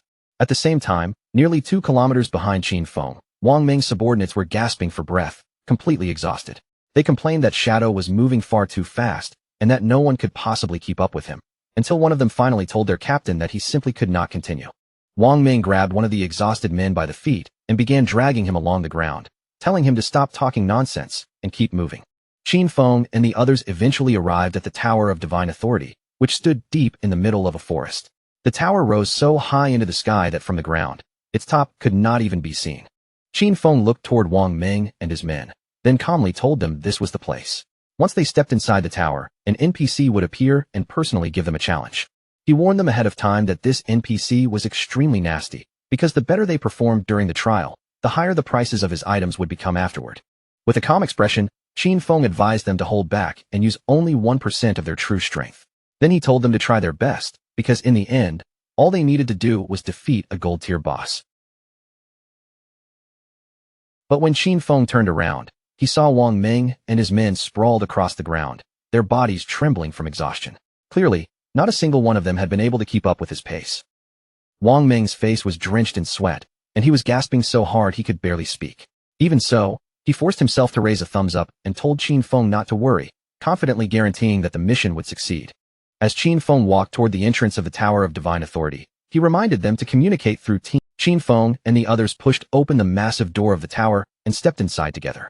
Wang Ming and his men were immediately surprised when a hooded NPC appeared before them, floating quietly in the air. The figure greeted them warmly as friends from Blue Star and assumed that the arrival of the Forsaken Gods had already made them feel uneasy. The hooded NPC revealed that this place was the Tower of Divine Authority. If they successfully completed the challenge inside, they would earn the right to trade with him. Then he calmly told them to inform him once they were ready to begin. Wang Ming's men were both surprised and confused when they realized the game actually had NPCs. One of them quickly asked Shadow what kind of boss they would have to face in the challenge. Qin Feng simply told them to follow his lead during the fight and assured them it would be easy. But the swordsman in the party grew even more confused and asked him to explain it more clearly. The swordsman wanted every single detail. He asked how long the battle would last, how many phases the boss had, what skills it used, and whether the fight depended more on mechanics or raw stats. He kept going, asking whether the boss had movement skills, instant kill attacks, targeted abilities, where its weak points were, and exactly how long they should expect the battle to continue. Wang Ming told Qin Feng not to mind him. He explained that this guy was nicknamed Steady as an old dog, and ever since an accident during one mission caused 2 party members to die, he had become extremely cautious no matter what he was doing. Qin Feng did not waste any more time and directly told the NPC that they were ready to start. The swordsman instantly panicked, hurriedly saying that he was not ready yet. The NPC slowly lowered his head toward them and announced that it was time for them to start enjoying the trial. A moment later, a portal opened in front of them, and from within it stepped a powerful boss, the level 20 gold tier obsidian skull-splitting puppet. The swordsman's eyes widened with fear when he saw the boss's level. This monster was level 20, while the highest level player among their group was only level 11. Qin Feng remained completely calm and said there was no problem, then signaled for Wang Ming to go first. Following Shadow's order, Wang Ming pulled out his shield and drew his sword from his inventory. With shield charge activated, he rushed headfirst at the boss and slammed his shield hard into its teeth. The boss was instantly enraged and swung back at Wang Ming. Luckily, Wang Ming reacted quickly and managed to block part of the blow with his shield, but the impact still sent his entire body flying backward. Qin Feng moved like thunder and caught Wang Ming before he could crash into the wall. Seeing this, the swordsman and the archer were stunned for a moment, and both of them started to worry for Qin Feng. Qin Feng fixed his eyes on the boss and told the archer not to worry about anything. He ordered him to use Starshine Shot, then turned to the swordsman and commanded him to unleash Triple Ground Slash. Both of them nodded immediately. The archer raised his bow and fired a dense rain of arrows at the boss, making the monster roar in pain as the attack struck its body. Taking advantage of the boss's lowered guard, the swordsman moved in like a gust of wind and launched a series of precise, yet powerful slashes. The boss opened its mouth as blood began to spill out, and its rage grew even stronger. Then it slammed the ground with terrifying force. A powerful aura erupted around the boss's body, and a strange black energy began forming near the swordsman. The moment Qin Feng saw it, he realized that the boss had entered berserk mode. Qin Feng immediately warned them that he would handle it himself, then ordered everyone to stay far away from the black oil spreading across the ground. The swordsman quickly crawled away from the strange energy, while on the other side, the archer barely managed to dodge one of the boss's attacks. Qin Feng leaped into the air, raised his hand, and hurled his shadow blade straight toward the monster. The attack was so fast that the boss had no chance to react. The blade struck directly into its face, instantly dealing more than 4,500 points of damage. But instead of calming down, the boss only roared even louder. Qin Feng immediately used his skill to dispel the berserk state from its body. Wang Ming could not help smiling as he commented that the damage Qin Feng dealt did not match his true strength at all. It was almost as if the boss had removed all of his gear. The swordsman's face lit up with joy as he said Shadow was truly amazing at pretending, since he had stayed in the corner the whole time. The NPC probably thought he was a complete beginner. The archer became curious and asked Qin Feng how he knew the NPC's items would become more expensive when stronger players performed too well. More than that, he wanted to know how Qin Feng had discovered such a hidden detail in the first place. Qin Feng thought for a moment before explaining that this game was full of secrets. A great deal of information was buried deep within the ruins, so they should often ask themselves whether they had truly made an effort to explore and whether their knowledge had actually grown. The archer and the swordsman both fell silent, unable to come up with any response to his words. While they were distracted by Qin Feng's explanation, the boss suddenly opened its mouth and began charging a fireball. As the fireball in the boss's mouth grew larger and more powerful, Qin Feng warned them that the monster was about to spin clockwise and spit flames. He told them to dodge properly, explaining that once the fire touched the black oil on the ground, they could be burned to death in only 3 seconds. Wang Ming and the others immediately scattered in different directions, but Wang Ming quickly noticed something wrong and shouted that Old Dog was running the wrong way. Qin Feng instantly realized it was already too late for Old Dog to dodge. Without hesitation, he ordered Wang Ming to activate invincibility and block the attack for him. Wang Ming obeyed at once, stepping forward with his shield raised and taking the attack head-on. Qin Feng praised him for the quick response, then ordered everyone to wait until the flames died down before unleashing their strongest damage skills and attacking with everything they had. The archer immediately released another rain of arrows, while the swordsman leaped forward and prepared to strike. Wang Ming followed close behind, ready to block any counterattack from the boss. Their combined assault worked perfectly. Before the boss could even take another breath, Wang Ming and the others dealt more than 25,000 points of damage, killing it on the spot. The system congratulated them for defeating the level 20 obsidian skull-splitting puppet. Wang Ming and the others finally let out a breath of relief, their faces showing both exhaustion and happiness. Qin Feng, however, still did not lower his guard. He remembered that the truly troublesome part of this boss was that once its HP dropped below 70%, it would enter Berserk mode. After that effect was dispelled, its strength was only about the same as a silver tier boss. The NPC reappeared in the air above them and congratulated the group, telling them they were the first players from Blue Star to pass his trial. As the items began to materialize, the NPC laughed and revealed that from this point on, as long as they offered their lifespan, they could trade with him for the divinely gifted tome. The NPC released his power, and his name appeared above his head. He was called Vickley.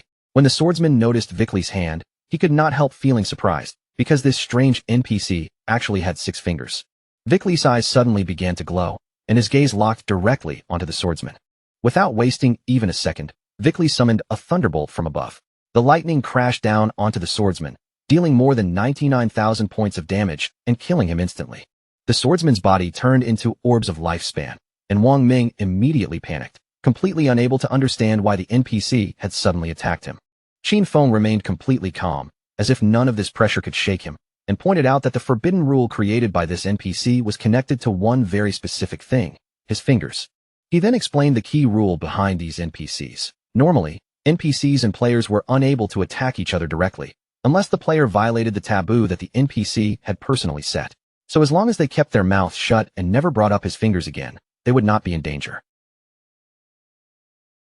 At that moment, a doubt flashed through Wang Ming's mind. He couldn't help wondering whether Qin Feng was strong enough to defeat this NPC. But Qin Feng answered honestly, at least for now, he still couldn't do it. The truth behind these NPCs was far more terrifying than ordinary monsters. They were powerful beings from other timelines, existences that had already obtained divinity. Under the restriction of ancient, eternal rules, they had descended upon Blue Star in the disguise of NPCs, using this role to harvest the lifespan of players. Vickley looked at them with that same arrogant, impatient expression, then coldly told them to hurry up and choose whatever divine skill book they wanted. They could exchange their lifespan, take the book, and then get out of his sight. The moment Wang Ming saw those skill books, his eyes widened in disbelief. He realized that by spending lifespan, these books could actually create real daily necessities in the outside world: food, water, drinks, and all kinds of supplies. In other words, even if disaster struck reality, anyone who owned these divine books would never have to worry about basic survival. As expected of Qin Feng, he hadn't brought them here for nothing. He had truly led them straight to something priceless. Both Wang Ming and the archer were stunned where they stood. Once again, Qin Feng had proven that he never disappointed them. But their shock rose to another level when the archer suddenly noticed a divine book called Mechanical Maid. The moment he saw that name, his eyes practically lit up, and he immediately wanted to buy it. Qin Feng directly spent 9,000 days of tradable lifespan and exchanged it for the complete set of 9 Jianghai City divine books. These books were enough to cover his daily needs in reality, but that was not the only reason he wanted them. The Tower of Divine Authority also had an achievement that rewarded reputation points, and Qin Feng had no intention of letting that reward slip away. After finishing the exchange, Qin Feng calmly told the NPC that he wanted to challenge the highest difficulty alone. Vickley was clearly confused by this. Based on Qin Feng's earlier performance, he bluntly said that Qin Feng probably couldn't even clear the first level, yet somehow still dared to dream about challenging the maximum difficulty. Instead of backing down, Qin Feng became even more interested and asked what the highest difficulty actually involved. Vickley explained that the challenge was separated into 5 difficulty levels, and the 5th level was the highest. The boss would still be the golden grade Obsidian Skullbreaker Golem, but its attack power, health, defense, and skill cooldown speed would all be increased by a terrifying 500%. Wang Ming and the archer were so shocked that their jaws nearly dropped. A 500% increase was simply outrageous. They had already struggled just to dodge the boss's skills before, so they couldn't imagine how Shadow was supposed to handle it now. And with the monster's health and defense multiplied 5 times over, they couldn't even guess how long the fight would last. One mistake during battle would be enough to end everything. Vickley narrowed his eyes and fixed his gaze on Qin Feng. He warned him that if he died during the challenge, all the lifespan he dropped would become Vickley's property. Then, with a dangerous smile, he asked Qin Feng one last time whether he was truly certain he wanted to accept. Qin Feng did not even bother responding to the warning with words. He simply gave a calm nod, making it perfectly clear that he had already made up his mind and accepted the challenge. Vickley raised his hand and began gathering a ball of magic, clearly delighted by what he saw as a gift delivered straight to his doorstep. In his eyes, these Blue Star players had become far too arrogant far too early in the game. People like this were practically rushing toward their own deaths. The boss that had already been defeated before was brought back once again. But this time, it returned as the golden grade obsidian skullbreaker golem, and every part of its strength had been boosted by a full 500%. Qin Feng slowly drew his dagger, his eyes steady on the towering monster ahead. He knew very well that Vickley had the ability to empower his summoned creatures, and a 500% boost was nowhere near the true limit. In his previous life, when Qin Feng had defeated Vickley, this NPC had once strengthened his summons all the way up to 2000%. So to Qin Feng, this battle was not a disaster at all. It was the perfect chance to test the power of his new weapon. Qin Feng made the first move by firing a poisonous dart straight at the boss. The moment it struck, the effect of Black Flame's gift activated, cutting the target's defense and all elemental resistances by 7%. Right after that, the special effect of the Emerald Bone Blade triggered as well, instantly increasing Qin Feng's speed by 100% for the next 5 seconds. The boss opened fire with a burst of flames, sending the attack roaring toward him. But just before the flames could reach Qin Feng's body, he vanished from sight as if he had been swallowed by the air itself. While the boss was still distracted, trying to understand where its target had gone, Qin Feng suddenly appeared behind it. In the next instant, he landed on top of its head and drove his dagger deep into its skull, activating the special effect of the Emerald Bone Feather. The massive monster let out a painful roar that shook the air around it. Qin Feng vanished once again, and his movement speed surged by another 100% for 5 seconds. Watching that unbelievable speed with their own eyes, Wang Ming and the archer were completely frozen in shock. At first, they thought Qin Feng had used invisibility again, and they even wondered how the cooldown of his skill could be so short. But very quickly, they realized the truth. This was not invisibility at all. Shadow was simply moving so fast that their eyes could not keep up, making it look as if he had disappeared. Qin Feng then activated Blessed Liberation, preparing his next strike so that it would carry the throat slash effect and unleash an even deadlier follow-up.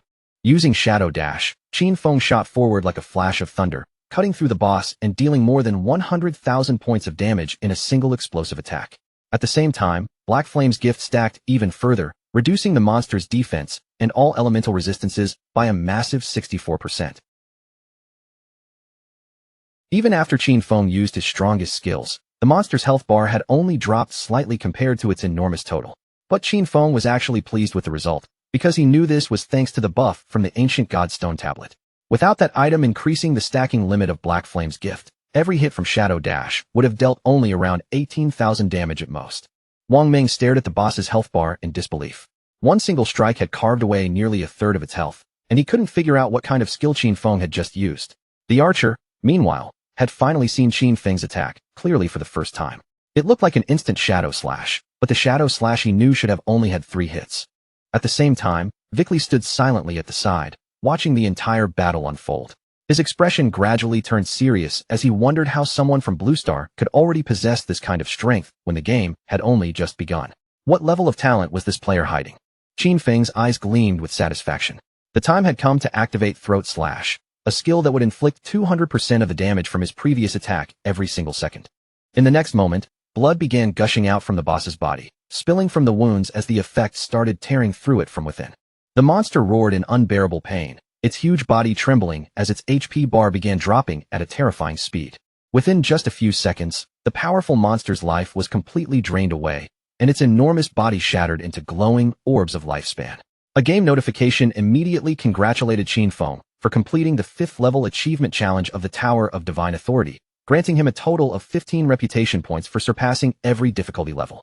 And because this was the first time in the entire world that someone had cleared the tower solo, he received an additional 75 reputation points.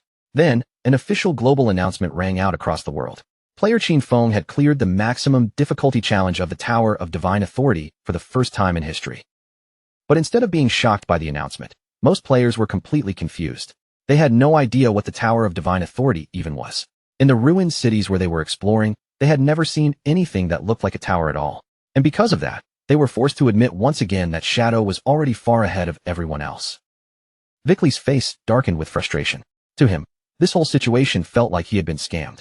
He cursed the people of Blue Star for being so cunning and regretted not charging 10,000, or even 100,000, days of lifespan for each Divine Authority book. In his anger, Vickley summoned a bright and powerful ball of magic in his hand.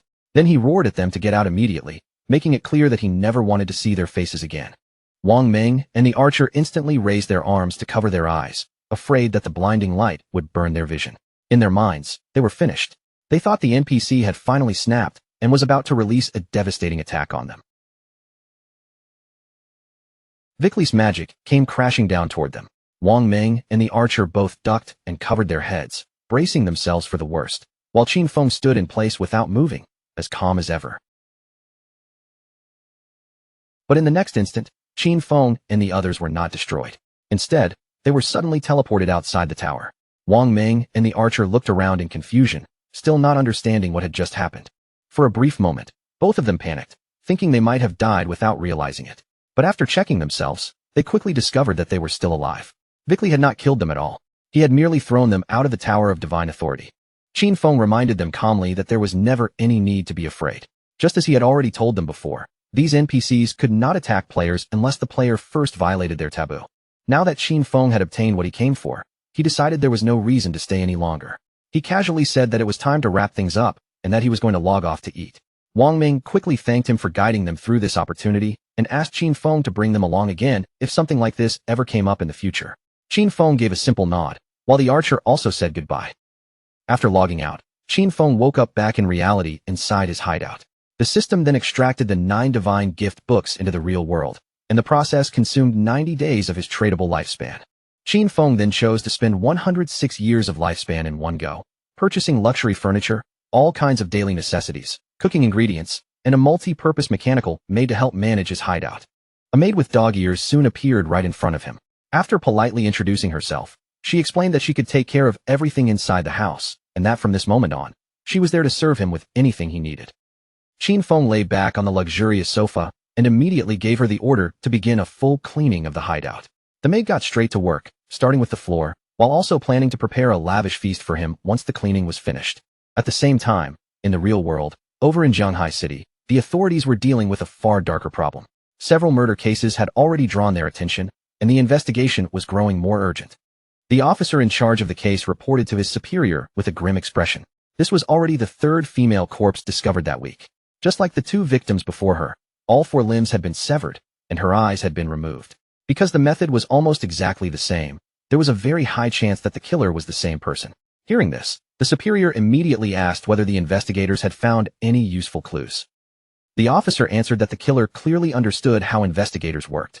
Every time a body was abandoned, the timing was placed just outside the effective duration of their investigative skills, making it extremely difficult for them to trace anything directly. After hearing this, the superior immediately ordered them to question everyone relevant to the case, and then asked how much time was left before the researchers' professional advancement. They could not afford to delay anymore. This killer had to be caught as soon as possible. The police officer beside him nodded in agreement. But then another officer suddenly asked them to wait, causing the superior to turn and ask whether he had discovered something. The officer's eyes sharpened with seriousness as he stared at the information in front of him. He had noticed something strange. Shadow's login and logout times lined up almost exactly with the moments when those girls had died. The superior fell into thought, because a simple overlap in timing was not enough to prove anything. But the officer argued that even if it was only a coincidence for now, they could still begin investigating from this direction. He also mentioned that rumors were already spreading outside, claiming that Shadow was the murderer and that the authorities were hiding the truth because they feared his power. The superior raised his hand and waved off that line of thinking. He reminded Xiaoma that even though Shadow had once embarrassed him in front of Anyu, he could not allow personal resentment to interfere with official work. The superior assured him that the technology department would support him around the clock, 24/7, so they could solve the case as quickly as possible and bring justice to the victims. After saying that, the superior turned and began discussing the next steps with another police officer. Meanwhile, Xiaoma lowered his gaze to the ground, his eyes burning with barely suppressed rage. At the same time, Qin Feng logged back into the game and silently looked up at the castle standing within the ruins of Demon City. He remembered this place clearly. It was the Academy of Evil Spirits, a platinum-tier hideout. Although the castle was not exactly hidden from sight, rumors said its protective barrier was the strongest in all of Huaxia, standing like an unbreakable shell around the entire place. The system then informed Qin Feng that he had consumed 2.74 years of tradable lifespan to create his guild, Shadow. His plan was very straightforward. He would take control of this hideout, register it under the guild's name, and secure a personal sanctuary within the ruins of Magic City. Qin Feng leapt forward without hesitation. Sanctuaries had the ability to teleport between each other, and once this place belonged to him, traveling back and forth between Magic City and Shanghai would become far more convenient. Activating his invisibility, Qin Feng slipped into the hideout without making a sound. His figure blended into the darkness as he moved through the place silently, step by step. Several minutes later, Qin Feng had already reached the third underground floor, which was also the deepest level of the hideout. Yet strangely, he had not encountered even a single monster along the way. That alone told him something was off. Someone, or perhaps an entire group of fairly powerful people, had already cleared this place before him. Just then, a harsh voice suddenly echoed through the underground area, shouting that she had nowhere left to run. Qin Feng's eyes shifted with interest. He quietly moved closer and peeked around the corner, only to see several men surrounding a woman up ahead. The woman's face was pale with fear, and her eyes trembled as she backed away. In a shaken voice, she begged them not to come any closer.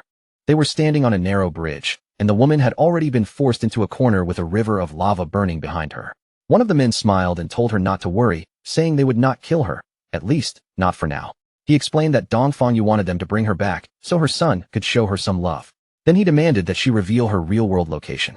If she refused, they would keep killing her again and again until her lifespan was completely drained. And even suicide would not save her, because members of their guild, Shura Hall, were already waiting at the respawn point. The orange-haired man kept smiling as if he were making a friendly offer, then suggested they strike a deal.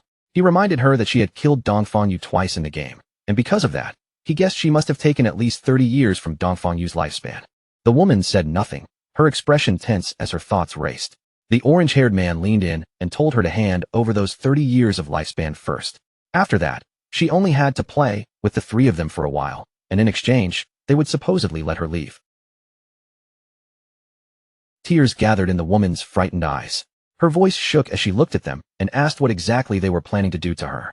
The men immediately began grinning in a disgusting way. Then one of them reached for his pants and started pulling them down, sending the poor woman into instant panic.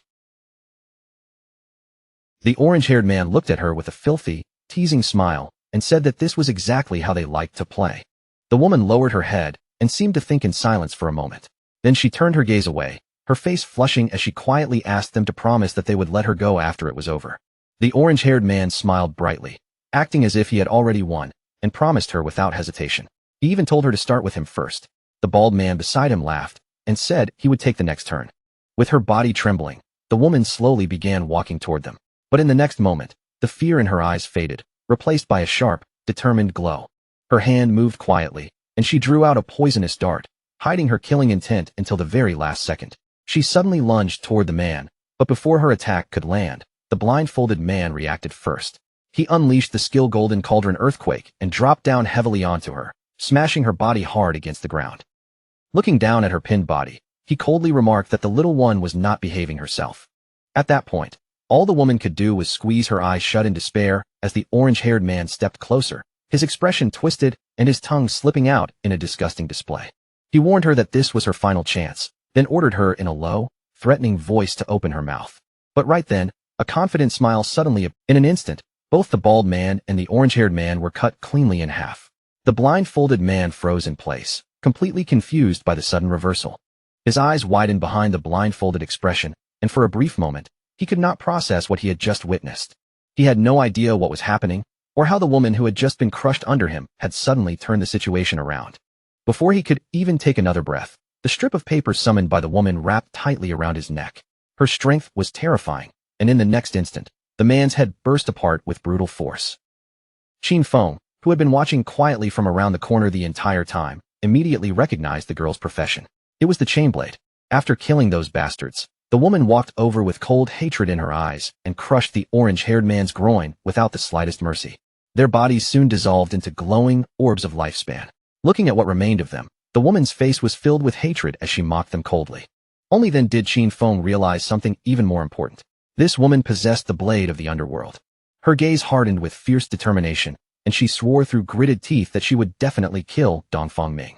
This girl's class was Blade of the Underworld, and her nickname was Ghost Spirit.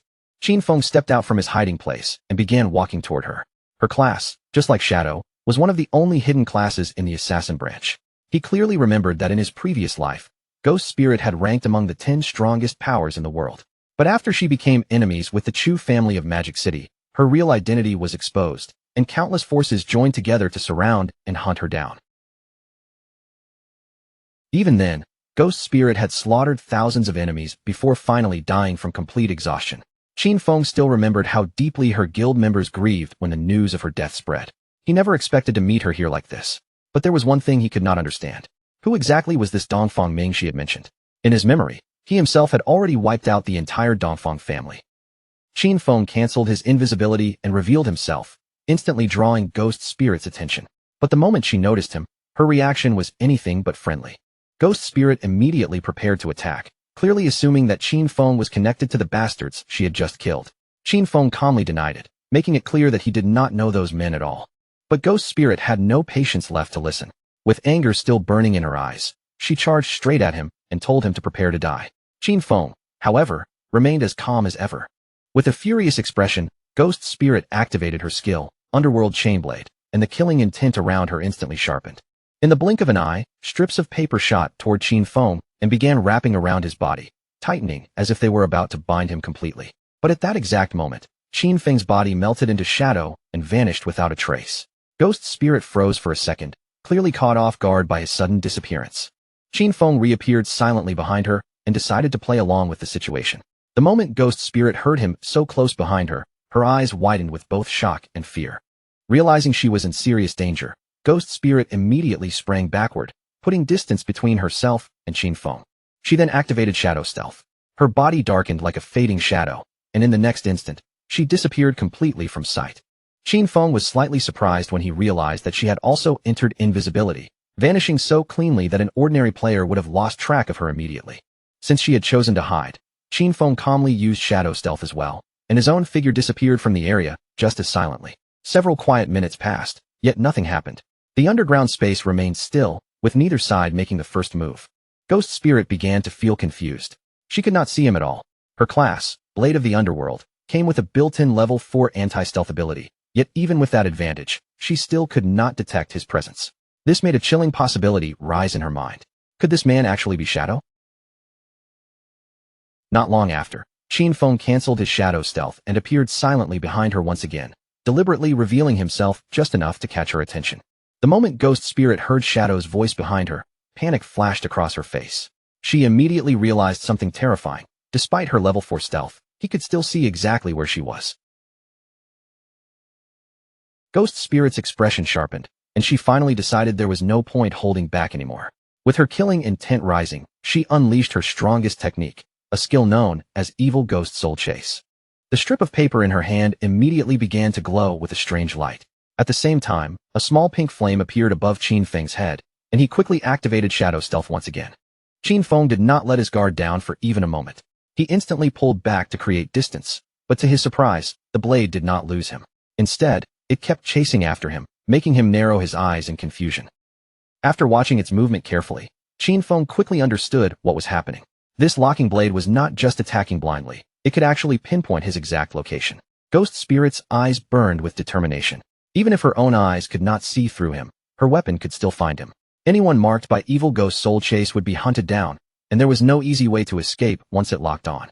Qin Feng tried to shake it off, but no matter how he moved, the blade continued following close behind. At that moment, he realized that this class could ignore stealth levels entirely. Ghost Spirit truly was not an ordinary opponent. But Qin Feng was far too cunning to be trapped so easily. Instead of fleeing in a straight line, he began circling around Ghost Spirit, pulling the chasing blade along with him. By the time she realized what he was planning, it was already too late. Ghost Spirit refused to give up, and tried to catch Qin Feng before his plan could succeed. But the next second, the strip of paper twisted back around and wrapped tightly around her own body, binding her in place and leaving her completely immobilized. Qin Feng grabbed the strip of paper and lifted her up with it, then calmly told her that he was Shadow, not someone sent by Dongfang Ming. He also made one thing very clear. If he had really wanted to kill her, she would already be dead. With no other choice left, Ghost Spirit finally decided to believe him and asked him to put her down. Qin Feng did not waste time with small talk. He went straight to the point and asked whether the Dongfang Yu she had mentioned was from the Dongfang family of Zhanghai City. Even while hanging upside down, Ghost Spirit nodded. She explained that Dongfang Yu was indeed from that family, but after marrying into the Chu family, her connection with the Dongfang family was no longer as close as before. Qin Feng immediately understood the situation. A fish had slipped through the net. Apparently, Dongfang Yu had not been present when he wiped out the Dongfang family. Ghost Spirit's eyes widened in shock when she realized what he meant. The person standing in front of her was actually the one who had annihilated the Dongfang family. Her shock quickly turned into excitement and joy. If Shadow had destroyed the Dongfang family, that meant he and Dongfang Yu were enemies as well. She immediately told him to put her down, saying that the enemy of her enemy was her friend, and that the two of them could work together. Qin Feng loosened his grip on the strip of paper without warning, and Ghost Spirit dropped straight down, landing heavily on the ground. He looked down at her and said that cooperation could wait. Before anything else, he wanted to know why she was so determined to kill Dongfang Yu. Ghost Spirit clenched her teeth so hard that her jaw tightened, and the hatred in her eyes became impossible to hide. She said she wanted revenge for her murdered family, then began telling the dark and painful story behind it. Before the arrival of that godforsaken game, Dongfang Yu had killed Ghost Spirit's mother in a drunk driving accident. But because the Chu family stepped in and found someone else to take the blame, Dongfang Yu escaped punishment completely. Her father could not accept that injustice. He eventually found evidence that could convict Dongfang Ming, but the very next day, his body was pulled out of the river, and the official conclusion was simply written off as suicide. When Ghost Spirit went to Dongfang Yu's home to demand an explanation, the Chu family's guards beat her until she was nearly dead. She sank into despair, pushed to the edge of ending everything, and it was at that exact moment that the godforsaken game arrived. After entering the game, the very first thing Ghost Spirit did was kill Dongfang Yu. But if she wanted to make that death permanent, she had to completely drain Dongfang Yu's lifespan. After Dongfang Yu revived again, she began hiring countless people to hunt Ghost Spirit down, which eventually led to the situation Qin Feng had just witnessed. Qin Feng stood there in silence as Ghost Spirit finished telling her story. From beginning to end, he did not interrupt her even once. Tears streamed down Ghost Spirit's face as she looked at Shadow with desperation in her eyes. Her voice trembled as she begged him to help her kill Dongfang Yu. Qin Feng's answer was cold and direct. Without softening his words or giving her false hope, he refused. But Ghost Spirit did not give up. With sorrow filling her tearful eyes, she begged him again, pleading for him to help her kill Dongfang Yu. Qin Feng quietly stared at her. He could tell from her expression that she was not the kind of person who would easily abandon her revenge. With a pained look on her face, Ghost Spirit promised that she would not ask for his help without paying a price. She offered him everything she had. She would work for him, hand over every bit of lifespan she earned, give him her equipment, and even surrender her skills, as long as he helped her kill Dongfang Yu. And then, with her pride already crushed by hatred and desperation, she declared that she would even become his slave willingly. Qin Feng studied her in silence, and a trace of surprise flickered in his eyes. Then, with a calm but almost arrogant gaze, he told her he would not help her kill Dongfang Yu. That revenge belonged to Ghost Spirit, and it had to be settled by her own hands. Qin Feng was not some heartless villain, so he told her that he would help her reach that point. But how far she could truly go after that would depend entirely on her own fate. Ghost Spirit froze in shock, her eyes widening with confusion. She could not understand what kind of help he meant or how he planned to support her revenge. Qin Feng spoke honestly, his gaze calm and steady. He told her to join his guild, become one of his people, and in return, he would help her complete her revenge. A system window appeared in front of Ghost Spirit, informing her that Shadow had invited her to join his guild, which was also named Shadow. Ghost Spirit fell silent and thought it over. Then her eyes slowly lit up with joy when she realized that Shadow's guild currently consisted of only him. If all she had to do was join, then there was nothing to hesitate about. Without wasting another second, she accepted the invitation, and a system window confirmed that she had officially joined Qin Feng's guild. Qin Feng accepted Ghost Spirit's friend request as well. Seeing that she had chosen to join, he felt satisfied and told her that there was only one thing she needed to focus on now: class advancement. Qin Feng turned his back to her and said she would have to figure out for herself what class advancement was and how to complete it. Once she achieved it, she could come find him again. Ghost Spirit remained kneeling on the ground, but her eyes began shining with renewed determination. Qin Feng made his meaning clear. If she could not even accomplish this much, then she might as well give up on revenge altogether. Using shadow stealth, Qin Feng disappeared from the area. He knew that the potential of the blade of the underworld class was practically limitless, and with just a little guidance, Ghost Spirit could definitely go much further in the future. After leaving Ghost Spirit behind, Qin Feng continued deeper into the hideout and finally arrived at the depths of the Evil Spirit Academy. Standing before him was a level 15 boss, a strange woman surrounded by several spiritual heads. She was the Platinum Grade Aberrant Witch Stana. After observing her closely, Qin Feng quickly realized that she was the guardian of the Evil Spirit Academy.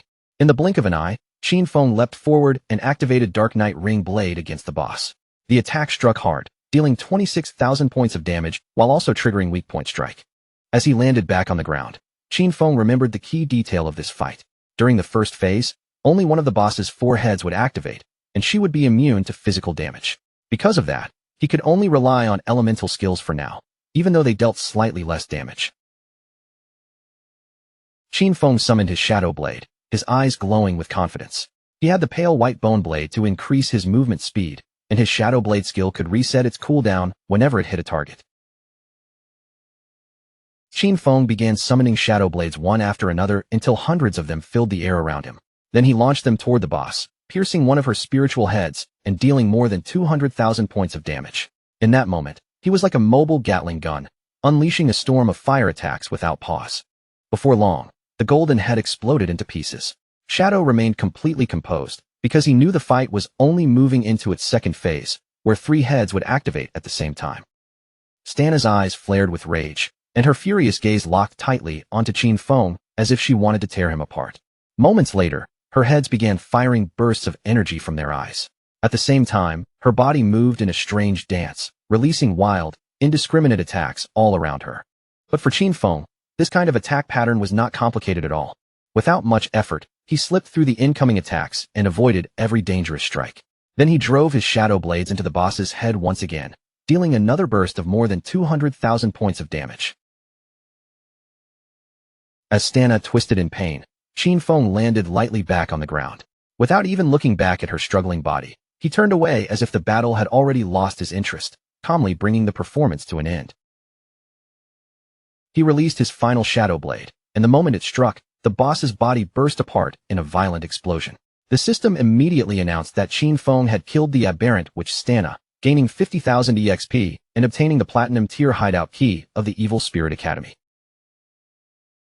Qin Feng's eyes widened slightly when the system revealed that he now met the requirements for class advancement. Without hesitation, he chose to advance his class. A dark shadow quickly wrapped around his entire body, and his shadow class rose from Tier 1 to Tier 2. With that advancement, his attribute bonuses surged dramatically. Strength increased from 9 to 27, Constitution from 9 to 27, Agility from 24 to 72, and Spirit from 15 to 45. This class advancement directly tripled all of his attribute bonuses, causing a huge rise in his strength, constitution, agility, and spirit. Because of that, his overall combat stats, including attack power, defense, and resistances, all improved by a noticeable margin. His non-tradable lifespan had already passed 4,510 years, while his tradable lifespan exceeded 566 years. On top of that, he gained his 4th class passive, which allowed him to attack while staying in stealth and still enjoy the bonus damage from a stealth-breaking strike. Qin Feng's attention soon fell onto the golden key in his hand, and his eyes lit up with satisfaction. His class attribute bonus had tripled, and now, attacking would no longer break his stealth. The Tier 2 Shadow class had changed far more than just his numbers. It had completely rewritten the rules of how he could fight. Several minutes later, outside the Evil Spirit Academy, a group of people returned. The moment Ghost Spirit noticed them coming back, her face changed, because she could not believe they actually dared to show up again. They were the same men she had killed earlier, but this time, they were no longer alone. Instead of just 3 people, they had brought every member of their guild with them. The bald man grinned and said that last time, he had only been careless because he had not known she carried a chain blade. The orange-haired man looked even more confident, proudly saying that this time, he had called everyone from Shura Hall, and now he wanted to see where she could possibly run. The bald man charged at her first, raising his weapon with clear killing intent. He made it obvious that this time, he would not be as gentle as before, and Ghost Spirit immediately realized that the situation had turned extremely bad. Using Earth Slash, the bald man came crashing down toward the ground and swung his axe straight at her. Fortunately, Ghost Spirit reacted just in time, twisting her body away and narrowly dodging the heavy strike. With a sharp and confident look in her eyes, Ghost Spirit immediately tried to activate Shadow Stealth. But at that exact moment, someone threw a flash grenade toward her. It exploded right in front of her face, releasing a blinding burst of light that forced her to cancel the skill and raise her hands to cover her eyes. Taking advantage of that opening, the bald man rushed in and kicked her hard, sending her body crashing down. He stepped on her head with an arrogant smile, pressing her into the ground as he said he was going to teach her a real lesson this time. Even so, Ghost Spirit's eyes still refused to surrender. She struggled to move and quietly pulled out a small green vial. But before she could use it, the orange-haired man stomped down on her hand and snatched the vial away. After examining it closely, he realized it was suicide poison. Its effect was to sacrifice half of the user's lifespan and return them to the respawn point. Instead of being angry, the man seemed amused, laughing at how fierce and stubborn her personality was. He stuck out his tongue with a twisted expression, unable to hide his excitement. The more she resisted, the more he seemed to enjoy it, as if her defiant personality only made him more interested. Ghost Spirit's eyes widened with fear, and for the first time, a trace of helplessness flickered across her face. Then he leaned closer and began licking her cheek. But in the very next moment, his eyes suddenly widened in shock as a system window appeared in front of him. It announced that the Great Platinum Sanctuary, the Evil Spirit Academy, now belonged to the Guild Shadow. The barrier had been activated, and every person who did not belong to this guild would be treated as an intruder.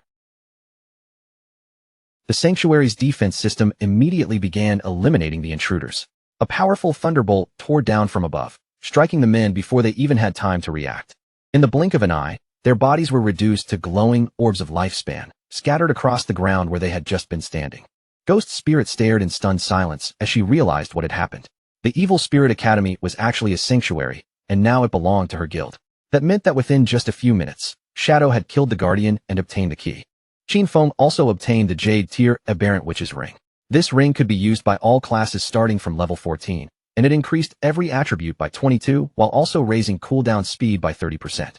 Its unique effect increased the range of area skills by 25% and boosted area damage by 10%. As if that were not already impressive enough, he also received the Platinum Grade Virulent Poison Trap. This Platinum Grade skill was designed for Assassin and Hunter classes.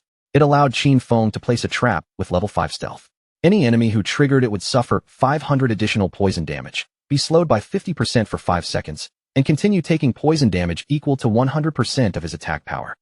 He could place up to 3 traps at most, each with a 4.65 second cooldown and a duration of 3,600 seconds. Qin Feng was quite satisfied, because 2 of the items that dropped were usable by assassins. The ring, in particular, was very useful to him. Both his Instant Shadow Slash and Dark Knight Ring Blade were area of effect skills, so the ring would give him a major boost. His eyes then lit up with joy as he noticed that he had 363 evolution points, exactly what he needed to evolve his Backstab Enhancement skill to Legendary. He consumed 340 evolution points, leaving only 23 behind. With that, Backstab Enhancement successfully evolved from Epic to Legendary, and its passive effect increased back attack damage from 75% to 100%. Even better, the Legendary effect made all of his damage while in stealth count as backstab damage. Qin Feng was extremely pleased, because combining this constant backstab bonus with the permanent stealth effect from his advanced class would massively raise both his damage output and his ability to survive. Just then, Little Black contacted Qin Feng and told him she had discovered another set of ruins, asking if he wanted to come take a look. When Qin Feng asked where she was, she said she was in the Jianghai City ruins. According to her, the stones around the temple entrance were carved with murals that looked very similar to the ones in the beginner village ruins. Shadow was a little confused and asked why they had not explored it themselves. With their current progress, they should already be capable of dealing with a platinum grade boss. Little Black answered honestly that they had wanted to keep going, but after they cleared all the enemies to the very end, a teleportation orb appeared. When they touched the orb, nothing happened at all. The system only said that a fated person was required to enter, so Little Black wondered whether her boss might be that person. Qin Feng decided to check it out personally. He told her to wait for him and prepare her lifespan, because he would bring over the new equipment he had just obtained. Besides, now that he could teleport between sanctuaries, traveling from the Magic City ruins to the Jianghai ruins had become much more convenient. Little Black also mentioned that the officials on Jianghai's side did not have enough lifespan, so he could sell the equipment directly to the officials in Magic City instead. At that same time, Little Black was waiting on the outskirts of the Jianghai City ruins. She was riding on a white llama, and the creature was calmly lowering its head, chewing on the grass as if nothing dangerous could happen nearby. Not long after, Qin Feng appeared silently behind her and asked where the ruins were. Hearing Qin Feng's voice so suddenly from behind, both Little Black and the llama were startled at the same time. Little Black quickly complained and told him not to scare her like that. Qin Feng had clearly done it on purpose, but he still lied with a straight face and promised he would be more careful next time. Little Black leaned forward and peeked over the edge of the cliff, then pointed down and said the entrance to the ruins was at the bottom. When Qin Feng asked how they had found a place like this, she gave a slightly awkward look and said it was a long story. Little Black turned toward the llama beside her and explained that she had found a mount in this area, a little sheep-like creature. While she was playing around with it, a silver gray boss suddenly appeared nearby, scaring both of them badly. In her panic, Little Black accidentally fell off the cliff. Fortunately, she was caught by a tree growing near the bottom, and that was exactly how she noticed the cave hidden below. Very carefully, Little Black began making her way down toward the bottom of the cliff, reminding Qin Feng to watch his step and not slip. She explained that after she respawned, she called Captain and Uncle Wang Meng over, and the three of them explored the place together. Qin Feng jumped down after her with ease, casually commenting that finding a hidden place like this really did fit her style. Little Black immediately praised Shadow's smooth movements, then mentioned that Wang Meng had tried to jump down the same way before, only to slip and die from the fall. The two of them entered the cave. As they moved deeper inside, Little Black explained that there was a labyrinth ahead, but they had already cleared out the monsters and explored the entire route. Qin Feng then reminded her that from now on, she should avoid dying whenever possible. He warned her that if her non-tradable lifespan ever reached 0, the situation would become extremely dangerous. Little Black smiled confidently and promised that she understood. She said she already knew about skills that could drain other people's lifespan, but they had taken precautions because they had a way to replenish their non-tradable lifespan. Qin Feng was slightly surprised and asked if they really had a reliable method for restoring it.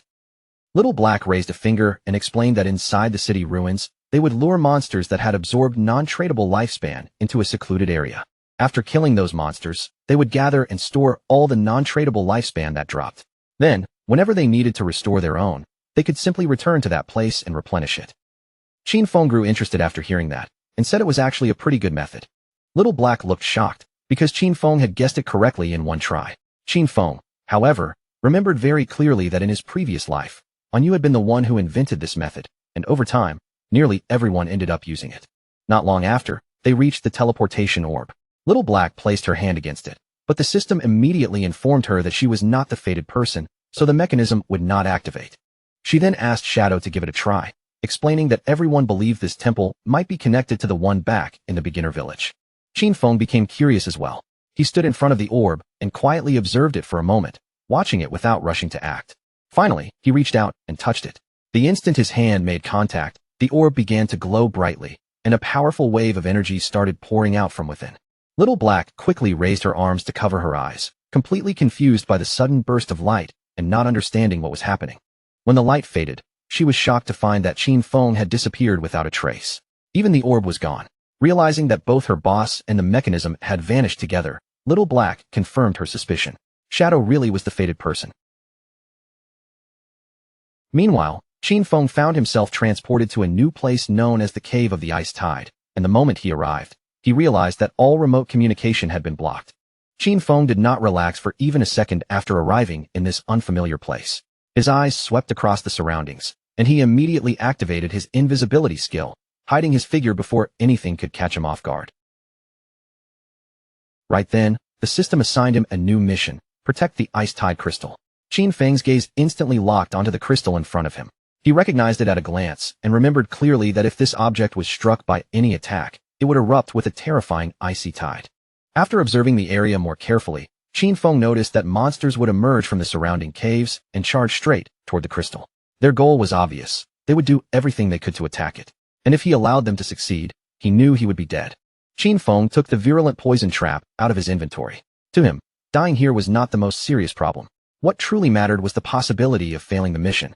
If the mission failed, he would never be able to return to this place or obtain the reward hidden here. Knowing that, he understood his only real choice was to evolve Virulent Poison Trap. After consuming the required evolution points, leaving himself with 17, the skill successfully advanced from Platinum to Epic. After the upgrade, the trap's stealth level rose from level 5 to level 8. Any enemy that triggered it would now suffer 1,200 extra poison damage and be slowed for 8 seconds. The slow effect remained at 50%, while the continuous poison damage still dealt 100% of Qin Feng's attack power every second. Even better, the maximum number of traps he could place increased from 3 to 9, while the maximum duration still remained 3,600 seconds. Qin Feng quickly placed 3 traps directly at the cave entrances. The moment he finished setting them down, the system informed him that the effect of the Aberrant Witch's Ring had activated, increasing the skill's area of effect by 25%. Qin Feng looked over the placement and knew the upgraded traps now covered the entire passage perfectly. No matter which monster tried to rush through, it would definitely step into the trap's range. And just as he finished preparing, the first wave began to arrive. One monster after another emerged from the caves, their eyes glowing in the darkness as they stared straight at Qin Feng. Soon, An entire horde poured out together, rushing toward him with frightening momentum. But the moment they charged out of the cave entrances, they immediately triggered the traps Qin Feng had prepared. Thorn-covered vines burst violently from the ground, wrapping around the monsters and tearing into them. In an instant, the traps dealt more than 100,000 points of damage, crushing the front line before they could even get close. Dust and shattered debris rose from the ground, clouding the battlefield, but Qin Feng stood there calmly, completely unshaken by the chaos in front of him. Right then, an arrow suddenly shot through the dust and came flying toward him. Qin Feng noticed it immediately, and his eyes sharpened with a serious light as he sensed the danger cutting through the air. Just before the arrow could strike him, Qin Feng summoned a shield in front of his body and blocked the attack at the very last moment. His gaze then locked onto a monster holding a bow in the distance. Only then did he realize that among this wave of enemies, there were ranged monsters as well. Meanwhile, outside the Magic City ruins, a mage named Dongfang Yu met with the orange-haired man. She questioned him coldly, asking whether his guild had truly given up on hunting ghost spirit, also known as Guiling, just because she had joined the Shadow Guild. The orange-haired man nodded without hesitation, confirming that they could no longer continue the job. If Dongfang Yu still wanted ghost spirit captured, she would have to find someone else. Dongfang Yu tightened her grip around her magic staff, her face dark with anger. She demanded to know why he considered Shadow a bigger threat than her. Then, calling him a peasant, she reminded him not to forget that she had all of his personal information, and that killing him in the real world would be as easy as lifting a finger. The orange-haired man's eyes widened instantly, and rage surged across his face. Before Dongfang Yu could say another word, the man completely lost patience. He swung his fist and slammed a heavy punch into her cheek, sending her body flying backward. After Dongfang Yu crashed to the ground, the man pulled out his dagger and began attacking her viciously. He shouted that he had long since had enough of her arrogance. Even if he could not defeat Shadow, he could still kill her. With every furious strike, he cursed her for calling him a peasant again and again, yelling for her to die as his blows continued to fall.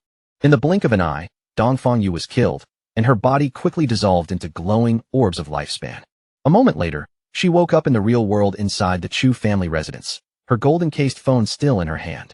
Her face twisted with fury, and she clenched her fist tightly, unable to believe that those peasants from Shura Hall had actually dared to kill her. She immediately demanded that her husband send people to capture every single one of them. Her husband looked somewhat confused and asked whether she was talking about Shura Hall, the very group she had hired to capture Ghost Spirit. With a furious expression, Dongfang Yu explained that Ghost Spirit had now joined Shadow, and those people no longer dared to continue because they were afraid of his retaliation. Her husband calmly replied that they would deal with those peasants later, after Shadow had been eliminated. He then told her that he had already arranged for people from Magic City's Black Dragon Hall to go after Shadow. The plan was already in motion, and soon, she would have a chance to avenge the Dongfang family. Dongfang Yu's eyes widened with rage, and that hatred was directed not only at Shadow, but also at the peasants who had dared to betray and humiliate her. Her mind quickly filled with excitement, and a confident, vicious look appeared on her face. She swore that she would avenge the Dongfang family and slaughter every single one of them. Back inside the cave of the Ice Tide, Qin Feng hurled his short blade through the air. The blade stabbed directly into the eye of the bow-wielding monster, killing it instantly. To Qin Feng, the fact that they were ranged monsters made no real difference. His Shadow Blade skill reset its cooldown whenever it struck a weak point, which meant this was nothing more than one clean slash for one kill. By then, the Ice Tide crystal was already covered in cracks and looked like it could shatter at any moment. But just then, the system announced that the guard mission had been completed and told him to claim his reward. Qin Feng was slightly surprised and wondered if it had really ended that quickly. The Ice Tide crystal shattered into countless pieces, and as the fragments scattered, a golden chest appeared in its place. Qin Feng's attention immediately focused on the chest, and he quickly realized that this was an epic treasure chest. He slowly reached his hand toward it. The last time he opened an epic chest, he had obtained blessed liberation. Now, he wanted to see what kind of reward this chest would contain. The chest opened, and a brilliant golden light surged out from within, filling the space in front of him. Then, from within that golden glow, the figure of a woman gradually began to take shape. The woman who appeared before him was an NPC. Qin Feng was somewhat surprised, because this was the same NPC who had stood beside the epic chest during his previous trial. With her eyes closed, she began speaking in a strange and ancient language. Qin Feng immediately recognized it as the language of the old gods. She told him that he had passed both trials and that he was the chosen one. Qin Feng found this strange. He clearly could not understand the language itself, yet somehow, the meaning entered his mind perfectly. He could not help wondering whether this was because of his eye of this was the same NPC who had stood beside the epic chest judgment. As her body continued to transform, she revealed a heavy truth to him. The old gods had already perished, and Qin Feng was the one who had inherited the mantle of judgment. The NPC's body began changing before his eyes, and Shadow could only stand there in silent amazement as the transformation unfolded. Little by little, the woman's form shifted further, as if some ancient power sealed inside her was finally awakening. The third eye on her forehead slowly opened, and a powerful aura erupted from her body. She then told Qin Feng that her name was Asatiz, and that from this moment on, she would follow him and witness his rise as the true god of judgment. After saying that, Asatiz asked him to accept the gift she had prepared especially for him. The gift was Asatiz's summoning bell. It was a bell created by Asatiz, the herald of judgment, using the power of order itself. With it, Qin Feng would be able to summon her once at level 25, again at level 35, and one final time at level 50. Each summoning would give him the chance to challenge a special ruin. If he successfully completed all 3 challenges, Asatiz would be able to live in his hideout and provide him with a skill upgrade function. Qin Feng took the summoning bell, and his eyes lit up with joy. He understood that the previous temple had been level 5, while this one was level 15. What surprised him even more was that Little Black had somehow stumbled upon both of them. Her luck was truly beyond common sense. Asatiz then asked Qin Feng to choose a skill, telling him that he had one free chance to upgrade it directly to his current level. His expression slowly turned serious, and a focused light settled in his eyes as he began thinking it through. Qin Feng understood very clearly that the strength of a skill was never judged by just one thing. In this world, every skill was mainly measured by 2 standards: its quality and the level requirement needed to use it. The quality of a skill was normally fixed from the moment it appeared, and under ordinary circumstances, there was no way to raise it. But Qin Feng was different. With infinite evolution in his hands, he could forcefully push a skill's quality higher. Even something as ordinary as Shadow Lurk could be dragged all the way up into mythic grade if he was willing to spend the cost. As for the level requirement, that part was even more important than it looked. It didn't only decide when someone could activate a skill, it also affected how strong the skill would be overall. Just from the numbers alone, a level 5 Shadow Lurk and a level 51 Shadow Lurk were practically 2 completely different things. For most players, getting a skill that was both high quality and high level was almost impossible, but for Qin Feng's future, this kind of problem would no longer be a real obstacle. All he needed to do was burn through lifespan and raise any skill's level by force. With that thought in mind, confidence flashed across Qin Feng's face, and without hesitating for long, he chose to upgrade the highest grade skill he currently had, Graceful Release. Asatiz leaned in and gently kissed Qin Feng's hand, granting the wish he had chosen. The moment the effect took hold, his mythic skill Graceful Release surged upward, rising directly from level 10 all the way to level 16. The weak point attack correction also climbed sharply, increasing from plus 300% to plus 410%, while the attack multiplier against those weak points doubled as well.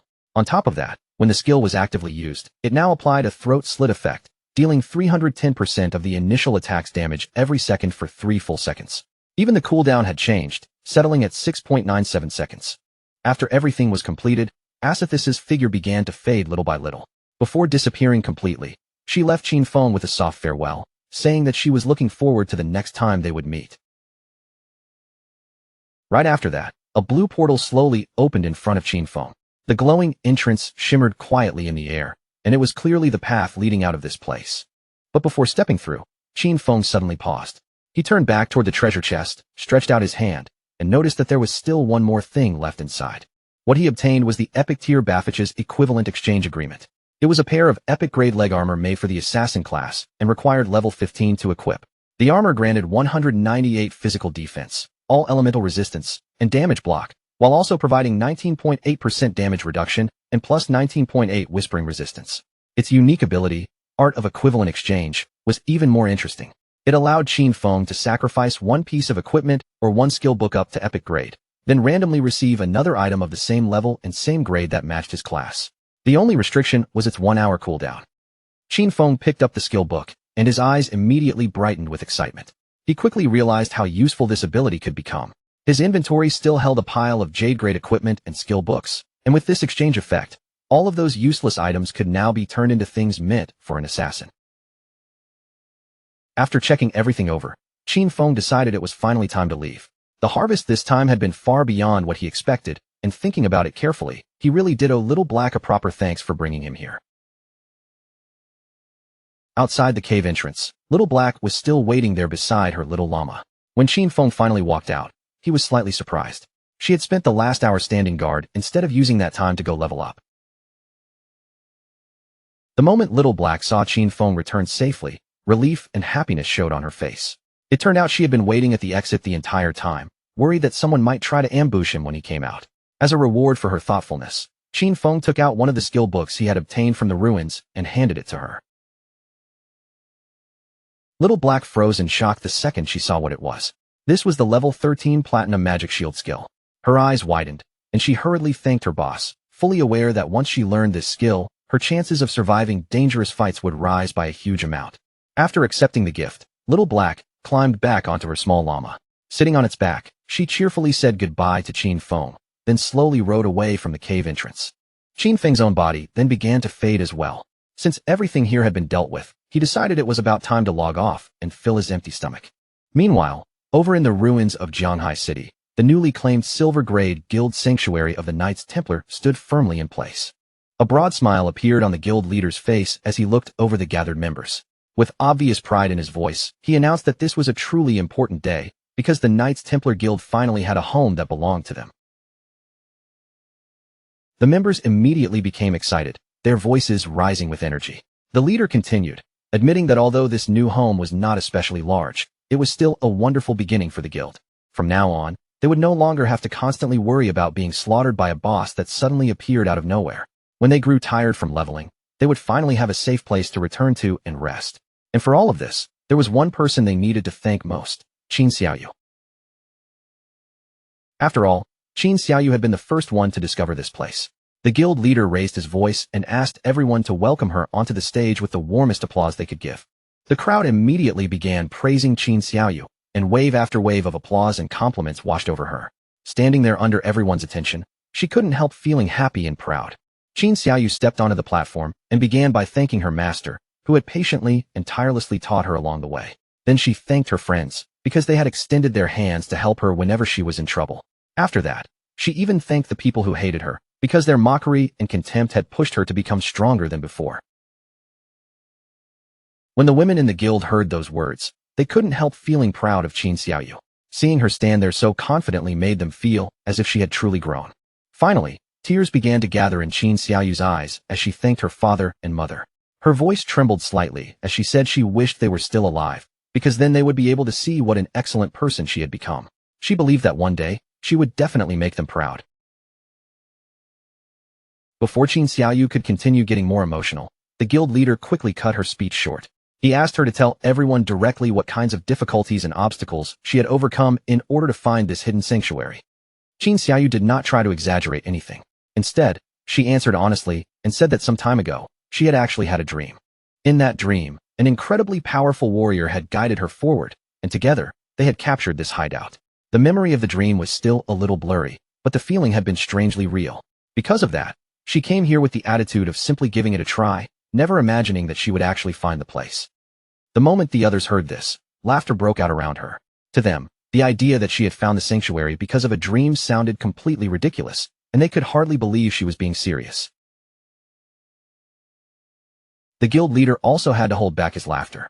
Still, he put on a polite expression, thanked Qin Xiaoyu for her wonderful speech, and then jokingly asked whether she had dreamed about anything the night before. Qin Xiaoyu touched her cheek thoughtfully and admitted that she really had dreamed again. In that dream, there was an enormous and magnificent hideout filled with many people, and judging from how grand it looked, she believed it might even be a platinum-grade hideout. The guild members burst into laughter once again. Some teased her for truly living inside her dreams, while others joked that maybe they would be moving into an even bigger house very soon. But this time, the guild leader's expression gradually became serious. Instead of laughing it off, he called it an excellent dream, then handed Qin Xiaoyu the reward she had earned, 1 full year of tradable lifespan. With a warm smile, the leader placed his arm around Qin Xiaoyu's shoulder and told everyone that he hoped they could all learn from her dedication to the collective good. He declared that as long as the entire guild worked together with one heart, they would definitely be able to stand firm in this chaotic world and grow better day by day. After that, he dismissed the crowd, telling those who needed to level up to go level up, and those who needed to explore to start moving. Before letting Qin Xiaoyu leave, he specifically entrusted her with continuing the search for more hideouts, encouraging her to keep up the good work because he was counting on her. Qin Xiaoyu's eyes instantly lit up with joy. A bright smile spread across her face, and she nodded firmly, clearly taking the leader's words to heart. Several hours later, Qin Xiaoyu appeared once again inside the ruins of Zhonghai City. She held her magic staff carefully in her hand as she moved through the broken surroundings. Worry shone in her eyes as she followed the vague feeling left behind by her dream. But no matter how she searched around the area, she still couldn't find the place that was supposed to be there. At the same time, several members of the guild were secretly following behind her. After the meeting ended, they had seen Qin Xiaoyu head straight for this area, and they couldn't help wondering if she was really trying to find that platinum-grade hideout from her dream. When they saw Qin Xiaoyu enter a nearby building, the women exchanged glances and quickly made up their minds. Without revealing themselves, they quietly followed her inside. Qin Xiaoyu stepped into the building and soon found herself moving through a narrow tunnel. The atmosphere inside made her uneasy. It looked somewhat like the place in her dream, but at the same time, many details felt completely different. Even worse, she had the uncomfortable feeling that someone was following her from behind. She stopped for a moment, closed her eyes, and let out a long breath. Then she forced herself to calm down, silently reminding herself that she was a life priest with a hidden class. With that kind of identity, there was no way anything here could easily hurt her. But the instant Qin Xiaoyu opened her eyes again, her courage shattered. Standing right in front of her was a horrifying monster, and from inside its mouth, several eerie eyes were staring straight back at her. The terrifying sight completely overwhelmed poor Qin Xiaoyu. Her face turned pale, her body stiffened, and all she could do was let out a sharp scream filled with fear. However, instead of attacking Qin Xiaoyu directly, the monster suddenly knocked her to the ground and rushed past her. Its twisted body charged straight toward the spot where the guild women who had been following her were hiding. The women immediately panicked when they saw it rushing toward them. Shock and disgust filled their voices as they shouted, asking what kind of monster this thing was, and then yelled that they needed to catch it and kill it right away.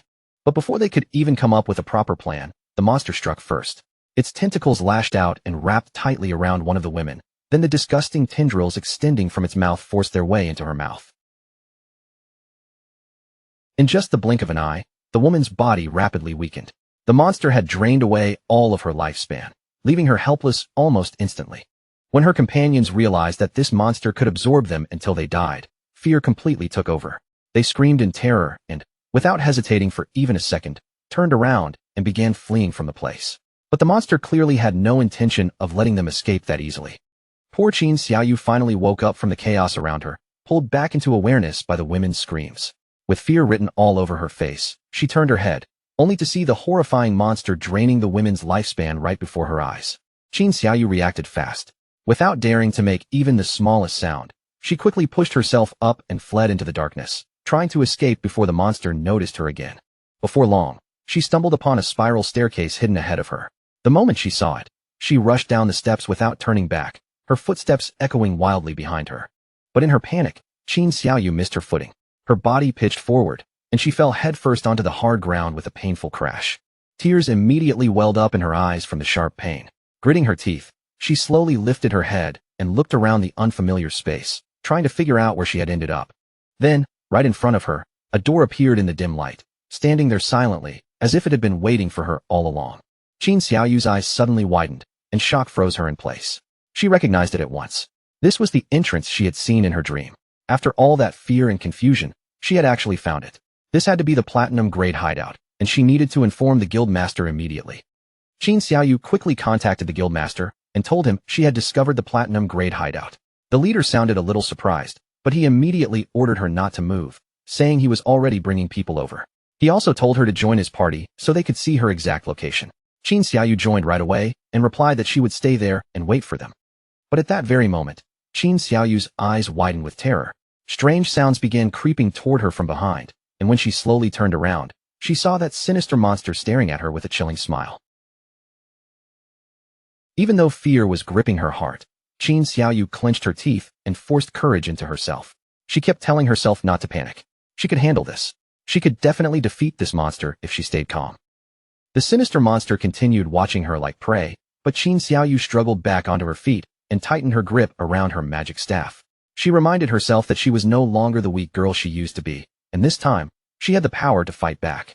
A powerful aura suddenly surged out from Qin Xiaoyu's body. Confidence returned to her face little by little, and with a faint smile, she reminded herself of who she was now, the noble hidden class, the life priest.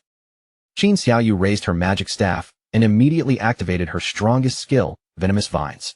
Thick vines burst out from the staff and twisted around the monster's body, tightening around it while draining away more than 500 hit points. Seeing the attack actually land, Qin Xiaoyu became so excited she almost cheered out loud. Now that the poison had taken effect, it would continue eating away at the monster while she prepared her next move. She quickly pointed her magic staff at the monster again and cast corrupting poison mist. A cloud of poisonous fog spread out from the spell, beginning to damage the boss and continuously drain its life.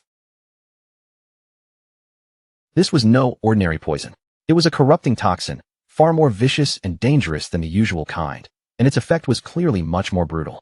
The poisonous mist did not stay in one small area. It continued spreading outward, rolling through the space until it began filling the entire place around her. The moment Qin Xiaoyu noticed what was happening, panic flashed across her face. Her eyes filled with fear as she realized this was an enclosed space, and the poisonous mist had nowhere to escape. If it filled the whole area, she would be trapped inside her own attack. She hurriedly waved both hands in front of her face, desperately trying to fan the smoke away. But the mist kept drifting around her, and she could no longer hold her breath much longer. Qin Xiaoyu's chest tightened as she reached her limit, but at that critical moment, she suddenly remembered something important. As a life priest, she had an antidote spell. She raised her magic staff at once and used the antidote skill. Under the spell's effect, the poisonous mist slowly began to fade away, but at the same time, it also stopped affecting the monster. With the mist clearing, the monster's attention locked firmly onto Qin Xiaoyu. Its twisted face curled into a smile, making the danger feel even closer than before. Tears gathered in Qin Xiaoyu's eyes as fear overwhelmed her.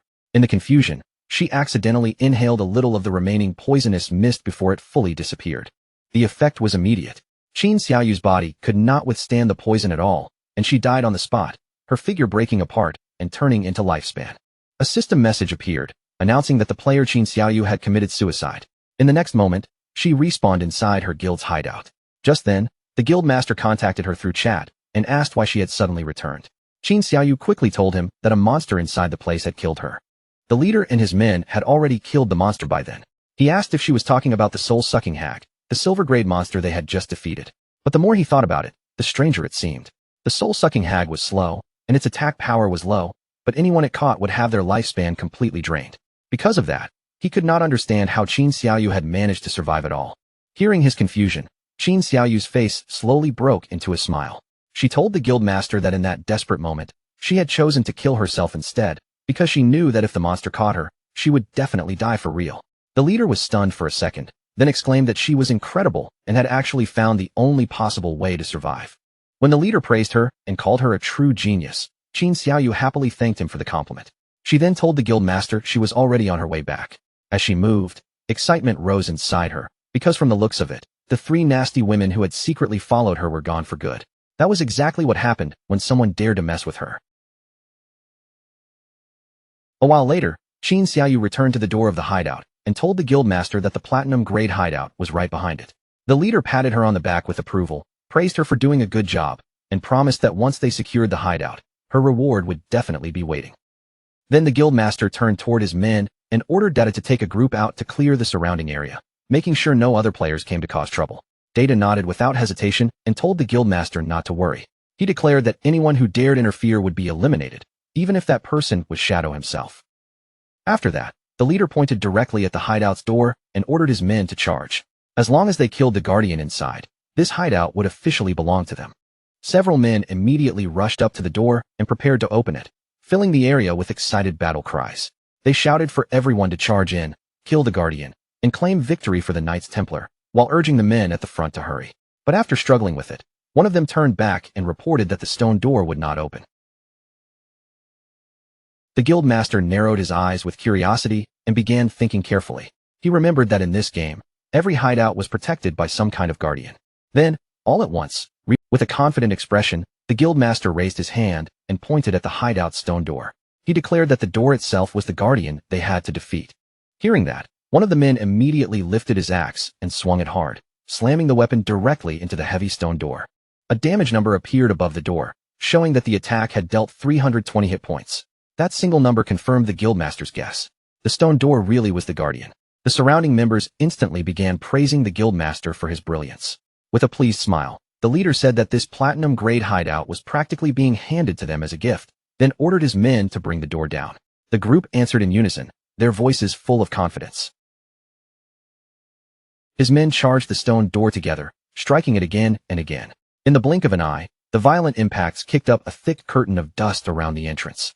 At that same time, several system windows suddenly appeared in front of Qin Feng, warning him that his hideout, the land of purified souls, was under attack. The entrance stone door's durability had fallen to 99.3% and was still taking continuous damage, while the magic defense barrier remained at 100%. The system also informed him that normal teleportation to the hideout had been blocked. If he wanted to return instantly, he could only use War Teleport, and it would consume his single use for the day.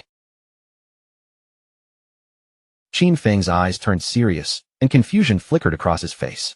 Someone had actually found the entrance to the land of purified souls and was now attacking his hideout. Riding on his wolf, Qin Feng headed toward the hideout himself. Judging from the attacker's damage, he estimated that at their current attack power, it would probably take them an entire year to break through the door. Since there was no real rush, he simply chose to ride over and see what was going on. After some time, Qin Feng finally arrived near the outskirts of the land of purified souls, his wolf slowing as the area came into view. Just then, Qin Feng's eyes lit up slightly. Something ahead had caught his attention. Not far away, two men were chasing after a woman. They shouted at her to stop, threatening that if she kept running, they would slaughter her without mercy. Before she could escape, another man carrying a spiked mace stepped out in front of her, blocking her path. With a threatening look, he asked where she thought she was going. The woman barely had time to catch her breath before the man struck her heavily. The impact sent her body flying backward through the air. A purple-haired man smiled coldly as he stretched out his hand. In the next instant, he activated his skill, Sacred Chains. For energy, swords descended from the sky, like judgment falling from above. They pierced through the woman's hands and knees, pinning her painfully in place and making her scream. One of the men stepped closer and reminded her that he had already warned her about this area. It had been claimed by their guild, the Knights Templar, and he asked if she really thought she could just force her way in. With a serious look in her eyes, the woman insisted that she was only passing through and had never tried to force her way into anything. To her, it was obvious these men were just using the guild's claim as an excuse to rob her. Qin Feng immediately recognized the woman pinned in that dangerous situation. She was Yang Xiaoya, his colleague from the company, and in his memory, she had always been a pretty decent girl.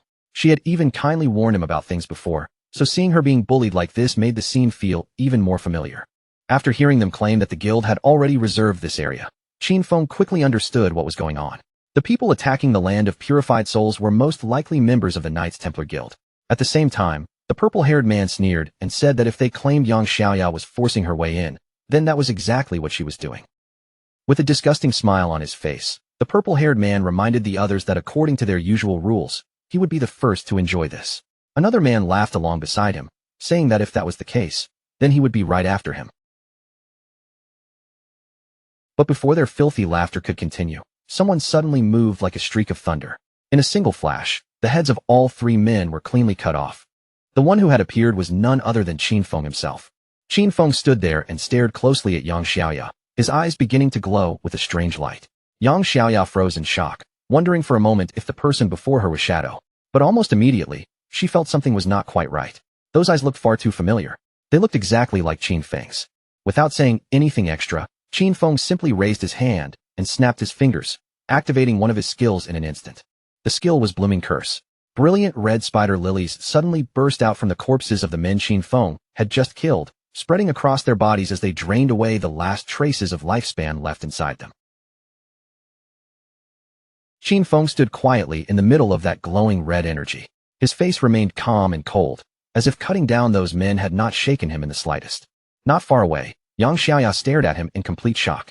The more she looked at those glowing eyes, the stronger the sense of familiarity became, and she couldn't help murmuring in disbelief, wondering if he could really be Qin Feng. The orbs of lifespan left behind by the fallen men were quickly pulled together, drawn into a spinning vortex of blue energy before disappearing completely. Yang Xiaoya watched everything vanish right before her eyes. For a moment, she stood there silently, trying to make sense of the unbelievable scene she had just witnessed. She couldn't deny that Shadow's eyes looked incredibly similar to Qin Feng's, but she soon shook that thought away and treated it as a coincidence. After all, if Qin Feng really was the powerful player Shadow, there was no way he would allow his sister, Qin Xiaoyu, to join a guild like the Knights Templar, where members were practically treated like slaves. Outside the land of purified souls, the situation around Shadow's hideout had already become tense. A group of players led by the Knights Templar Guildmaster spotted Shadow arriving, and the entire crowd immediately exploded with excitement. Their voices rose one after another as they shouted wildly, welcoming Big Brother Shadow like devoted fans.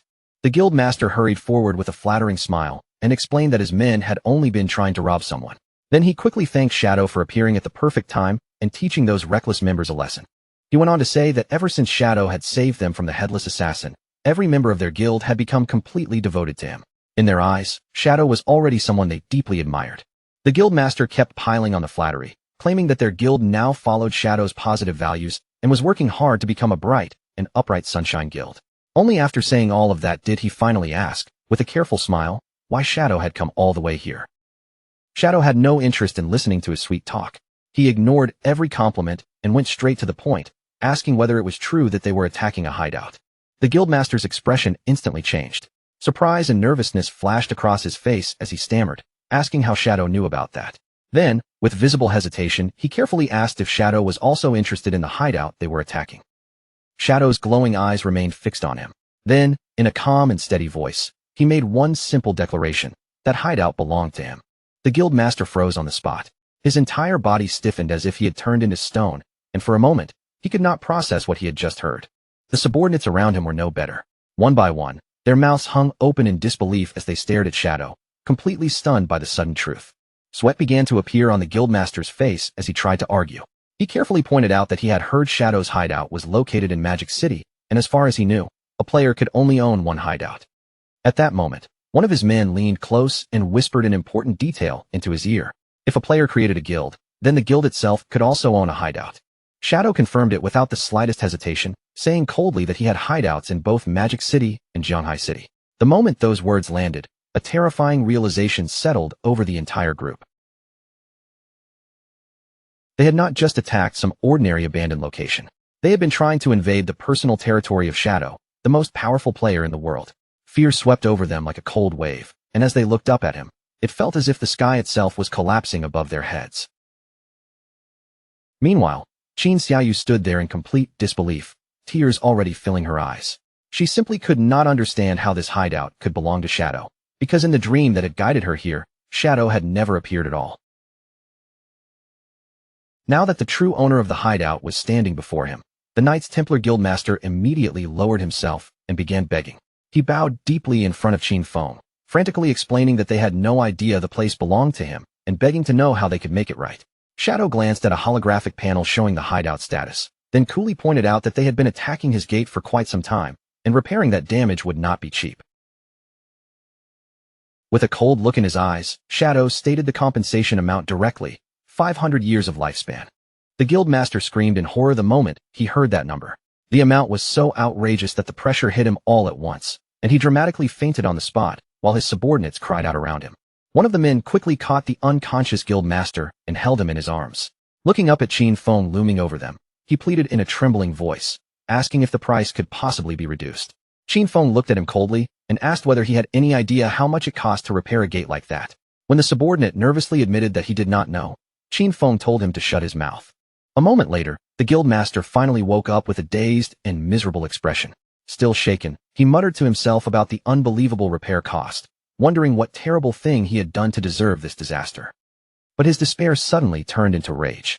He rushed straight toward Qin Xiaoyu and grabbed the front of her robes in both hands. Furious beyond control, he blamed the entire mess on her.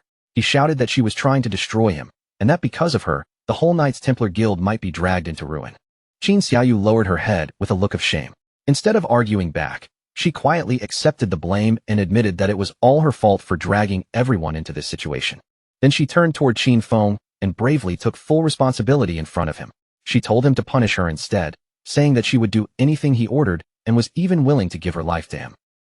Qin Xiaoyu swore that she could become his servant from that moment on. Every bit of lifespan she earned in the future would be handed over to him until the entire debt was repaid. Facing Qin Feng, Qin Xiaoyu continued begging with a trembling but determined voice. She said that no matter how he wanted to punish her, whether by beating her, cursing her, or the Knights Templar Guildmaster and the surrounding members watched her sacrifice herself like this, and for a moment, they were genuinely moved, but Qin Feng did not respond to Qin Xiaoyu at all. His glowing eyes simply shifted past her and locked directly onto the Guildmaster. Then Qin Feng spoke a single name, Chen Wuming. The guildmaster's real name was Chen Wuming, and the moment he heard it, terror struck through him. He stammered in disbelief, unable to understand how Qin Feng knew his true identity. Qin Feng then asked Chen Wuming a cold question, his tone calm, but piercing. Did he really think Qin Xiaoyu was worth 500 years of lifespan? The moment those words reached him, a twisted, manic grin slowly spread across Chen Wuming's face. In the next second, he suddenly launched himself at Qin Xiaoyu. He swung his fist at her with rage in his eyes, screaming for her to die. His punches sent Qin Xiaoyu flying backward as he furiously accused her of causing them to invade Qin Feng's hideout, only to then pretend to be the hero in front of everyone. His jealousy finally erupted as he screamed that she was only trying to get close to Qin Feng and become his servant, something he believed she had no right to do. With Qin Xiaoyu lying unconscious on the ground, Chen Wuming dropped to his knees and began begging again. He cried that his own plan to get close to Qin Feng had completely failed, then pleaded for mercy, saying that his guild was small and could never afford 500 years of lifespan. As long as Qin Feng changed the condition, he promised they would do anything else he demanded. Qin Feng finally offered them another way out. He told them to pay 100 years of lifespan first, and the remaining 400 years could be repaid by bringing him every member of their guild who carried killer status. For each person they handed over, 1 year would be deducted from the debt. Chen Wuming was instantly overjoyed when he heard this new condition. He quickly explained that it would be easy for them, because the guild had more than 2,000 members, and this would also help him clear his own killer status. Without wasting another moment, he transferred the payment, and a system notification immediately confirmed that Qin Feng had received 100 years of lifespan. Chen Wuming quickly asked Qin Feng to wait for a moment. Then he turned around and began shouting orders at his men, urgently calling for every guild member carrying killer status to gather in front of them right away. While the Knights Templar members were still assembling, Qin Feng calmly decided to make use of the lifespan he had just received. A system window appeared in front of him, asking whether he wanted to spend 7 days of lifespan to repair the damage done to his hideout. Qin Feng accepted the repair request without any hesitation. A moment later, another notification appeared, confirming that the payment had been completed and that the damaged hideout had already been fully restored. Once all of Chen Wuming's guild members with killer status had been gathered together, Shadow made his move. A terrifying vortex of dark energy erupted around them, spinning like a blade-filled storm before cutting through all 400 players at the same time. A system notification immediately confirmed the kills, and the ground was soon covered with glowing orbs of lifespan. Because he had killed so many players with killer status, Shadow's own killer status was reduced as well, dropping from level 4 down to level 3. Chen Wuming, the guild master of the Knights Templar, immediately began clapping with exaggerated enthusiasm. He praised Shadow for being incredibly efficient, then coldly said that the men who had just died were nothing but troublemakers who had violated the guild's rules, so the lesson Shadow gave them was exactly what they deserved. Shadow then turned his gaze back toward Chen Wuming and gave him a new arrangement. From now on, the Knights Templar Guild would be responsible for guarding this hideout. Shadow explained that this would also be a perfect way to control the guild's unruly members and keep them from causing trouble elsewhere. He ordered Chen Wuming to arrange shifts and have his people guard the area properly. Then Shadow warned him in a cold voice that if anyone attacked this hideout again in the future, Chen Wuming himself would be the one held responsible. Chen Wuming agreed on the surface, forcing himself to nod respectfully. But deep down, he was already cursing Shadow, because he understood very clearly that his guild had just been turned into free security guards. Just then, another system notification suddenly appeared in front of Qin Feng. His other hideout, the Evil Spirit Academy, was under attack. The defensive barrier there was already taking damage, and the system asked whether he wanted to use his single daily war teleport. Qin Feng's mood immediately turned sour. Annoyed by this second problem appearing right after the first, he decided to use the teleport and deal with the new threat himself. Blue light began to wrap around Qin Feng's body as the teleport activated. As he disappeared, he wondered out loud who could possibly be stupid enough to provoke him, especially when everyone should already know that the Evil Spirit Academy belonged to him. After watching Shadow vanish in the blue glow, Chen Wuming immediately dropped his obedient act and ordered the guild members to pack up and leave. One of his subordinates quickly reminded him that Qin Feng had ordered them to guard the hideout. Chen Wuming glanced over and pointed at Qin Xiaoyu, who was only just beginning to wake up, then cruelly declared that she would be the one left behind to guard it. He mocked Qin Xiaoyu with a cold smile, saying this was exactly what she had wanted anyway. Then he ordered her to stay right there and report immediately if anything happened, warning that if she failed, he would drain her lifespan as punishment. Over in the ruins of Magic City, the Evil Spirit Academy stood like a massive Gothic cathedral, dark and imposing, its towering structure looming over the ruined surroundings. Outside the academy, A group of men from the Magic City Black Dragon Hall were attacking the main doors without stopping. Blow after blow crashed into the entrance as they tried to break through the magical barrier protecting it. In the next moment, Qin Feng arrived through the teleport and appeared directly inside the battlefield, landing within the Evil Spirit Academy. Standing high above them on the academy walls, Qin Feng looked down at the attackers with a puzzled expression. He could not remember ever dealing with the Magic City Black Dragon Hall before, so he wondered why they had suddenly decided to become his enemies. Down below, the leader of the Magic City Black Dragon Hall was already rallying his men for one last powerful strike. He roared for everyone to lend him their power. Under his command, the men joined their strength together, gathering a massive ball of dark energy before preparing to unleash their combined attack. The leader shouted the name of the attack, Black Flame, Magic Dragon Break. In the next instant, a colossal blast of dark power rushed forward and slammed violently. The barrier cracked badly under the impact, and its durability plunged all the way down to just 13%. Seeing this, the attackers burst into celebration. They believed the gate was about to collapse, and excitement filled their faces as they imagined the hundreds of years of lifespan they were about to seize. Watching from above, Qin Feng quickly understood that these men were nothing more than hired pawns. He began thinking about who still had a grudge against him and was alive enough to act on it, and very quickly, his mind landed on Dong Fenghua. But before the attackers could continue celebrating, they suddenly heard a strange sound echoing from above, and their expressions changed at once. When they raised their heads, they saw a massive ethereal dragon descending from the sky, its enormous form pressing down on them like a nightmare. A powerful wave of energy swept over the group. In an instant, the men were frozen in place by fear, their eyes spinning in a dazed, hypnotic state as their bodies refused to move. Completely unable to escape, they could only stand there helplessly. Then one of the guild members suddenly raised a trembling hand and pointed frantically toward the sky. Above them, a huge fiery meteor was falling straight down, blazing through the air as it headed directly for their position. The massive celestial body crashed into the ground with terrifying force, and a huge explosion swallowed the helpless men in roaring flames. One of the men had braced himself for the impact, certain he was about to die. But when the flames faded, he was shocked to find that he was still alive. Relief immediately turned into laughter as he bragged that the meteor had only dealt 3,000 damage, and his high health build had saved him. His celebration ended almost instantly. Before he could finish laughing, his head was severed from his body, and dark tendrils swallowed him up, tearing through him until his entire body disintegrated. After the battlefield fell quiet, another group of players arrived at the area. When they saw the Magic City Black Dragon Hall members lying dead everywhere, they were stunned and began wondering who could have killed them all. Among them was a young woman with pink hair and a witch's hat. The moment she saw the aftermath, she immediately suspected that the one behind it was the legendary player, Qin Feng. Her companions were doubtful because they could not see anyone nearby. But she insisted that Shadow's power could never be judged by ordinary standards, and he might even have a way to stay permanently invisible.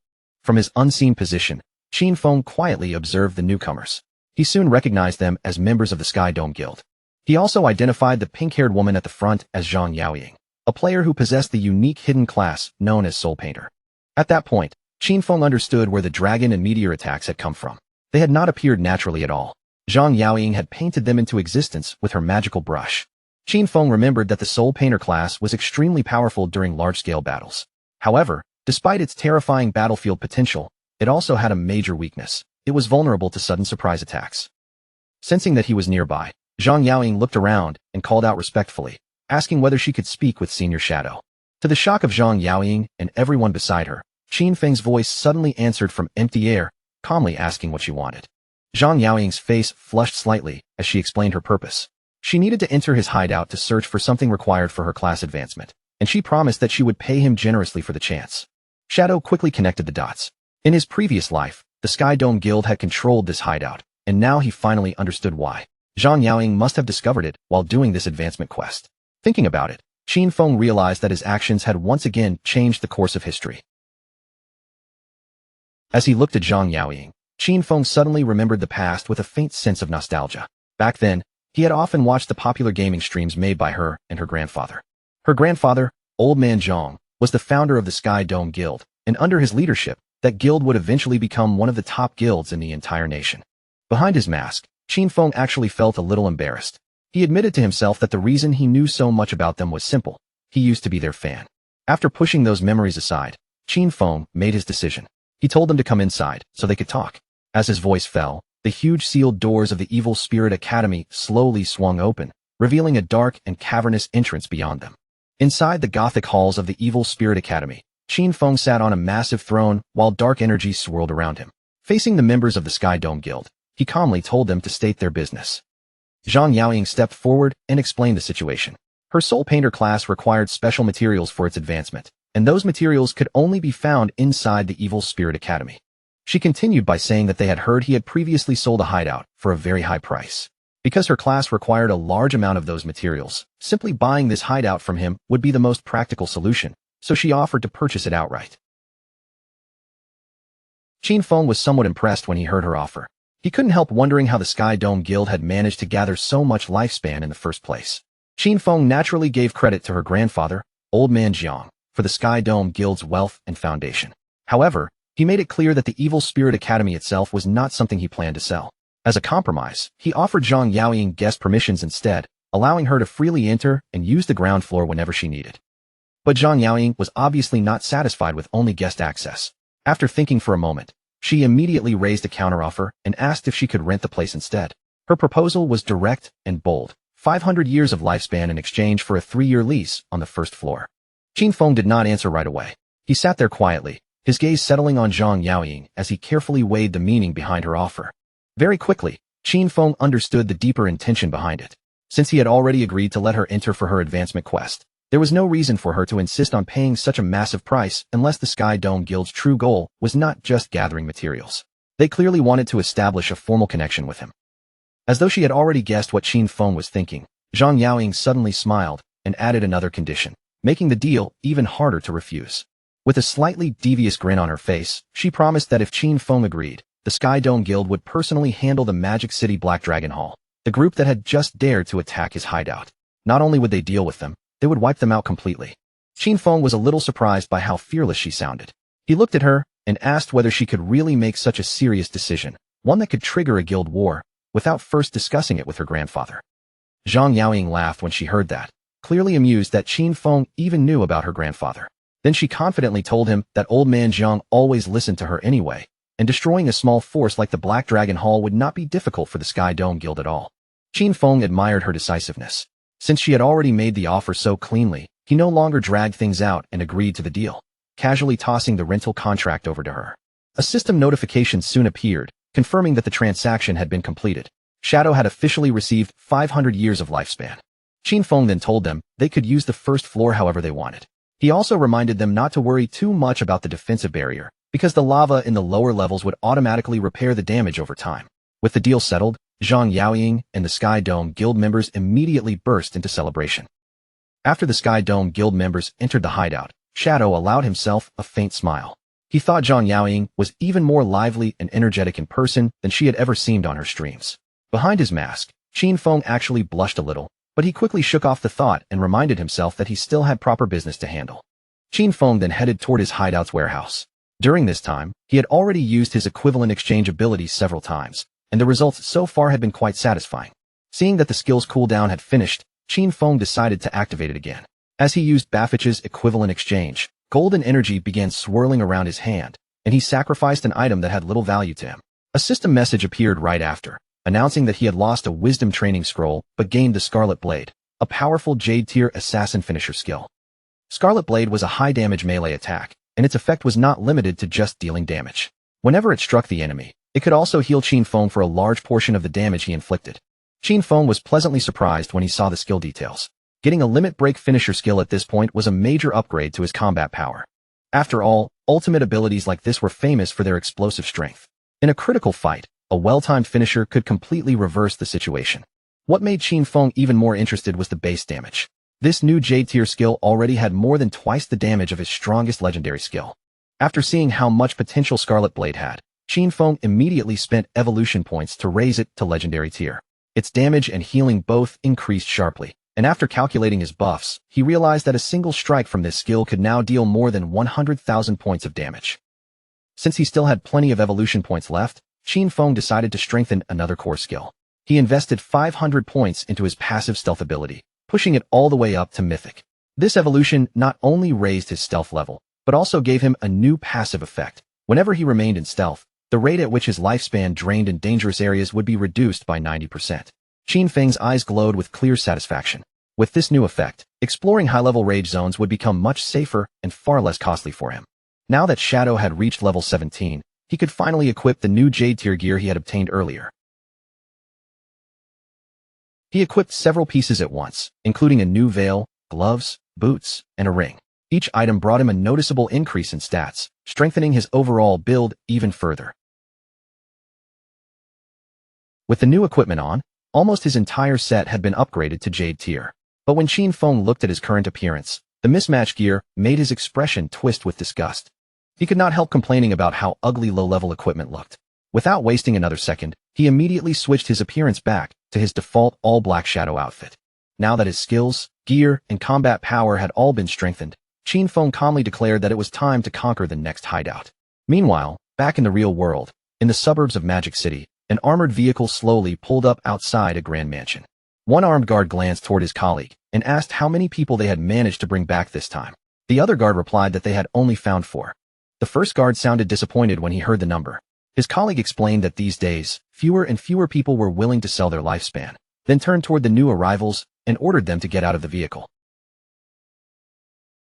4 people climbed out one after another: a large muscular man, a man wearing a long coat, another man dressed in a suit, and a young woman hiding beneath a hood. The man in the long coat looked up at the impressive mansion and remarked that the buyers must be extremely rich. A guard told them to wait outside while he went in to inform Dongfangyu. The muscular man frowned and complained that they were not even being invited inside. Beside him, the hooded woman sounded impatient as she urged the guards to hurry up. Watching their reactions, the guards secretly scoffed in contempt. In his mind, this group of idiots had no idea what was waiting for them. Inside the mansion's hall, Dongfangyu soon appeared with her young son, Nantian. Her expression was cold as she confirmed that these 4 were the ones selling lifespan, then ordered them to convert it into light orbs and throw everything onto the floor. The muscular man immediately smirked, as if he had heard a joke. He asked whether she was serious, then pointed out that they had not even seen any money yet. Dongfangyu's expression darkened at once. One of her eyes began glowing with a menacing light as she repeated the command, warning them that if they did not want to die, they should hand over the lifespan immediately. At that moment, more armed guards suddenly appeared from around the hall. In only a few seconds, the 4 sellers were completely surrounded by guns. The man in the suit slowly raised both hands, but there was no real fear on his face. With a mocking tone, he asked what exactly Dongfangyu meant by this. Then a sinister grin spread across his face. He looked at Dongfangyu and asked if she was planning to rob them, just like they had robbed others before. Before he could even finish speaking, one of the mansion's guards suddenly rushed forward. But in that instant, Dongfangyu realized the situation was not going the way she had expected, and shock flashed across her face. The man in the long coat revealed his class as an insect manipulator. With a smug expression, he summoned a swarm of glowing insects into the air and laughed that they had finally found a fat sheep worth robbing. At the same time, the hooded woman's eyes began to glow. She ordered her companions to wash this beauty clean, clearly preparing to rob Dongfangyu and everyone under her. The battle exploded instantly as Dongfangyu's guards opened fire. The muscular man from the sellers group stepped forward and summoned a massive golden shield, a platinum tier ability called Golden Round Wall. The shield completely blocked the hail of bullets, leaving the guards frustrated as their shots failed to break through his defense. Then the muscular man suddenly leapt into the air. He brought the huge golden shield down with tremendous force, smashing it into the ground and releasing a powerful shockwave. At the same time, the man in the suit showed terrifying agility. His body moved smoothly through the chaos, dodging the flying bullets as if they could barely touch him. He slid gracefully across the ground, then raised his hand and pointed his finger like the barrel of a gun. In the next second, a powerful beam of energy shot out and struck one of the guards, killing him in a fiery explosion. This man possessed a hidden class known as the one-handed gunman, which allowed him to fire different kinds of ammunition directly from his fingers. As the fighting grew more intense, the battle quickly pushed deeper into the mansion. The hooded woman moved with incredible speed, leaping through the air as blue energy swirled around her. With one fierce attack, she cut down several guards at once, while one of the remaining men shouted desperately for backup. A manic grin spread across the hooded woman's face as she shot straight toward Dongfangyu. Her killing intent was obvious as she screamed for Dongfangyu to die. But just as her attack was about to land, a sudden kick came out of nowhere and struck her hard, blasting her out of the air before she could reach Dongfangyu. Before Dongfangyu could press forward, a new figure suddenly stepped in front of her. It was a towering, heavily muscled bodyguard, his face wrapped in bandages, and with one motion, he stirred up a violent energy vortex to shield his mistress from danger. His voice turned grim as he warned Dongfangyu not to act carelessly, Because the enemy in front of them was not ordinary at all, one of them carried a hidden class. But Dongfang Yu was already furious. She coldly ordered him to take them alive, planning to enslave every one of them and force them to farm lifespan for her son. The bodyguard looked at the enemies ahead, his expression heavy, and admitted that they were extremely strong. Even for him, the odds of pulling this off were only about 50%. The burly man holding the golden shield narrowed his eyes as he watched the other side carefully. From the pressure coming off their opponents, he quickly realized this was not a normal group either. They also had players with rare special classes standing among them. The insect manipulator's mechanical bug circled through the air with a sharp metallic buzz, while Dongfang Yu's powerful bodyguard stood calmly in the center of a thick, swirling purple miasma. Around his feet lay the broken remains of guards who had already fallen. Without showing the slightest panic, he studied the four sellers in front of him and pieced together what kind of people they were. In his eyes, they were clearly a hunting team that specialized in targeting the rich, relying on instant kill skills and bulletproof equipment to ambush their prey. Instead of looking afraid, the bodyguard actually seemed a little pleased, as though he had finally found something interesting. He remarked that these people must have pulled off this same trick many times before. Facing him, the long-coated insect manipulator curled his lips into a confident smile. He hoped they had already squeezed enough levels and gear out of the game, because otherwise, this fight would be far too boring. Wrapped in that ominous purple aura, the bodyguard planted his feet firmly where he stood. The strange haze rolled around him like a poisonous storm, yet his expression never wavered, as if everything happening in front of him was still completely under control. He let out a cold scoff, looking at the sellers as though they were nothing more than reckless children who had mistaken a little strength for real power. The insect manipulator's smile sharpened as he declared that the battle had officially begun. With a loud command, he sent his mechanical insect tearing forward and shouted for the bodyguard to die. In the next instant, the bug fired a dazzling beam of yellow energy straight through the air. But before the attack could land, the bodyguard's body blurred with unbelievable speed, slipping away from the beam as if it had never threatened him at all. Then, in a move so fast it barely looked real, the bodyguard raised one hand and reached into the air. The mechanical insect, which had been darting around at terrifying speed, was suddenly caught right in his grip, snatched out of flight as easily as plucking a leaf from the wind. The sellers froze on the spot, their faces filling with shock. The insect manipulator's confident expression collapsed instantly as he shouted in disbelief. His insect could fly at 200 kilometers per hour, yet this man had caught it barehanded. He could not understand how such a thing was even possible. With a rough grunt, the bodyguard suddenly released a strange burst of purple gas from behind him. The foul pressure spread through the air, and before the stunned sellers could even react, his powerful fingers tightened around the mechanical insect. Metal cracked and twisted in his palm until the bug was crushed into useless fragments. He barely even looked at the broken pieces before casually dropping them onto the ground. Then he lifted one heavy foot and stomped down, grinding the remains into the floor as if he were crushing an annoying insect for real. Only after that did he speak again, his tone calm and almost casual.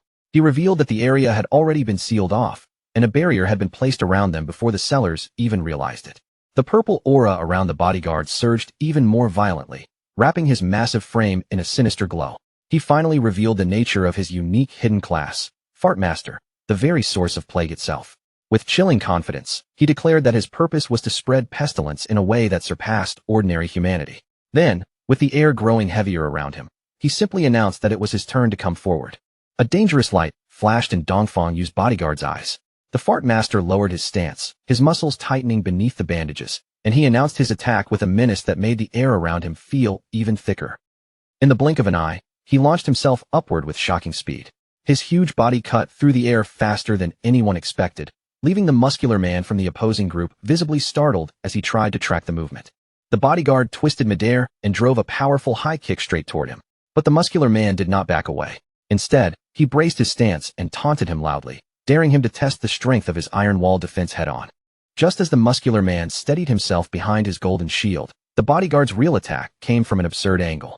A devastating air cannon erupted from his buttocks with explosive force, slamming into the shield before the defender could adjust. The golden barrier shattered under the impact, and the man was blasted backward, crashing hard into the ground. The insect manipulator's face twisted in panic the moment he saw his companion go down. He immediately shouted toward the one-handed gunman, ordering him to fire before the bodyguard could close the distance again. The gunman raised his weapon and unleashed a rapid volley of energy blasts, each shot cutting through the air in quick succession. But the bodyguard moved with almost insulting ease, shifting his body just enough each time to dodge every single attack without taking a scratch. Seeing him still airborne, the gunman sneered and tried to regain his confidence. He shouted that jumping into the air against a gunman was practically suicide, because once someone was suspended above the ground, there was nowhere left to escape. But the bodyguard with the bandaged arms had already recovered his rhythm. Instead of falling into the gunman's trap, he clenched his body, brought his buttocks together with terrifying force, and released a thunderous sonic boom that exploded outward like a shockwave. The blast struck the one-handed gunman before he could even finish reacting. His glasses shattered across his face, his body jerked under the impact, and in that single instant, the sonic boom killed him on the spot. The bodyguard landed near the corpse and looked down at him with complete indifference. In a flat, almost disappointed tone, he remarked that the man's cultivation level must have been pitifully low if something as simple as a sonic boom was enough to take his life. The insect manipulator saw his comrade drop dead, and all the confidence drained from his body. Terror took over. He turned at once and tried to run, but before he could get far, a hand shot out from behind him and clamped down on his head, stopping him cold. The bodyguard held the trembling man firmly in his grip, while the insect manipulator begged desperately for his life. Yet the bodyguard's voice remained strangely calm. He told him not to worry, because he had no intention of killing him. With 2 enemies dead and 2 still alive, he had already fulfilled the 50% success rate he had promised earlier. After saying that, the bodyguard casually shifted the topic as if this were nothing more than a routine check. He asked what had happened to their stealthy companion, pointing out that his earlier fart should have stunned everyone nearby. The captured man looked both confused and terrified as he hurried to explain. The hooded woman was not part of their group at all. His other 2 brothers had already been killed, and they genuinely did not know that woman. She had merely gotten out of the same vehicle as them because she had also come there to sell her lifespan. The scene then shifted far away, to the outskirts of the Magic City ruins. There stood the Magic Leaning Tower, a strange landmark that resembled the Leaning Tower of Pisa, rising at an angle against the broken skyline. Above the very top of the tower, a glowing purple magic circle floated silently, casting an eerie light over the ruins below. Within the ruined cityscape, Shadow slowly materialized. His body appeared semi-transparent and ghost-like, as if he had slipped into this place without a physical form. He made his way to the entrance of the tower, but the moment he arrived, he noticed something was wrong. The guardian monster that should have been stationed there was nowhere to be seen. Shadow immediately understood what that meant. Someone else had reached this place before him. Without wasting time, Shadow moved forward and entered through the massive doorway. The entrance was sealed in frost, its edges covered with cold, rigid ice, making the tower feel even more ancient and dangerous as he passed inside. Once inside, Shadow carefully took in the vast space around him. He knew the Magic Leaning Tower was not simply a tower, but an enormous multi-floor library built like a giant maze. Every level was filled with traps, hidden mechanisms, and countless dangerous paths. He also remembered the old legend tied to this place, the story of a terrifying monster sealed deep within the tower, a princess who had been transformed by an evil white dragon. As Shadow floated deeper through the library, he began noticing clear signs that the place had already been ransacked. Shelves had been disturbed, and traces of looting were scattered along the path. That confirmed his guess. Another party had already pushed far inside. He also remembered that the teleportation mechanism leading to the top floor should be hidden somewhere in this area. It did not take him long to find the trigger. Among the books, one volume gave off a faint glow, and its title was strangely eye-catching, Postpartum Care for Sows. Shadow recognized it at once. Pulling this ridiculous-looking book was the key to activating the tower's teleportation magic. The moment Shadow pulled the book from its place, light burst out around him. His figure was swallowed by the glow in an instant, and before the surrounding shelves could even come back into view, the teleportation magic carried him away. When the light faded, Shadow appeared on the rooftop of the tower. He was floating silently behind 2 players, and both of them were startled the moment they sensed his sudden arrival, their bodies stiffening as they turned toward him in shock. From the rooftop, Shadow looked out across the battlefield. A large group of players had gathered in the open arena, locked in a fierce battle against the tower's guardian. Their opponent was a massive tentacled monster known as the Desperate Princess, its huge body looming over the players as chaos erupted around it. Shadow quietly assessed the battle from a distance. The players were clearly not well equipped for a fight of this level, and their gear looked far from ideal. Worse still, their losses were piling up fast, with casualties appearing at a dangerous rate. Even so, Shadow could not help feeling a trace of admiration. With such obvious disadvantages and such heavy losses, the fact that they had managed to reach this point at all proved that they were far more capable than they looked at first glance. His gaze then settled on the person leading them. At the front of the group stood a woman with long gray hair, shouting commands and trying to hold the team together. She urged her troops not to be afraid, telling them that even if they died, they only needed to run back again. Shadow recognized them almost immediately. This was the Faker Heavy Industry Guild, and the woman commanding them was Huang Huifan. In his past life, Faker Heavy Industry had not been some small organization, but a major corporation with considerable influence. After the game descended into reality, Huang Huifan had reacted faster than most people.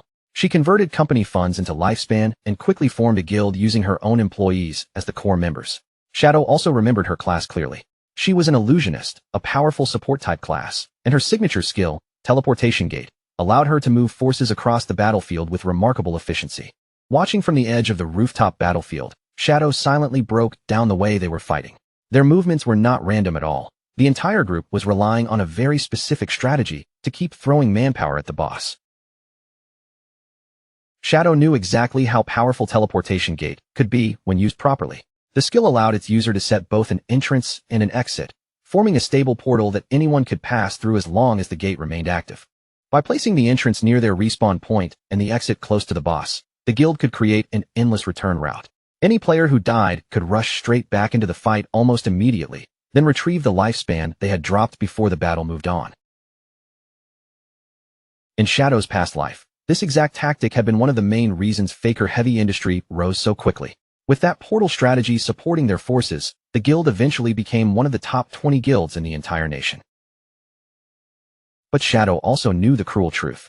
Against this particular guardian, their proud strategy was completely useless. The enemy before them was the Desperate Princess, a level 18 Platinum tier boss, and she was not the kind of monster that could be worn down through repeated deaths. This boss possessed a terrifying ability that made ordinary attrition tactics incredibly dangerous. Whenever the Desperate Princess killed a player, she absorbed that player's lifespan at a speed 100 times faster than normal monsters. In other words, every fallen player was not just a casualty. They were fuel being poured directly into the boss. Shadow could already see where this was heading. If Faker Heavy Industry kept fighting this war of attrition, the Desperate Princess would soon evolve into a Jade-tier boss and restore her health. At that point, the entire party would be wiped out, and the lifespan cost would be enough to cripple the guild completely. Shadow understood the danger clearly, and after watching the situation unfold, he decided he could no longer remain on the sidelines. He had to step in. Shadow dropped from above and landed directly in front of the guild leader, Huang Huifan, cutting into the battlefield without the slightest hesitation. Huang Huifan stiffened in surprise as he calmly laid out his terms. Pay him 1,000 years of lifespan, and he would take care of the boss for them. As for anything that dropped for an assassin, that would belong to him. Huang Huifan's eyes widened the moment she got a clear look at him. Her words caught in her throat, and she stammered in disbelief as realization hit her. The person standing in front of her was none other than the legendary Shadow. Shadow confirmed his identity without any dramatic reaction, his voice steady and cold.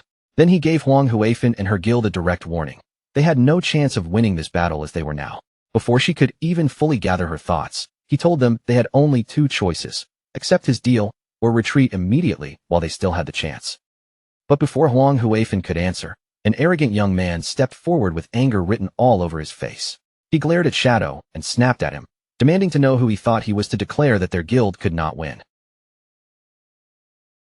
The young man sneered even harder when he heard the price.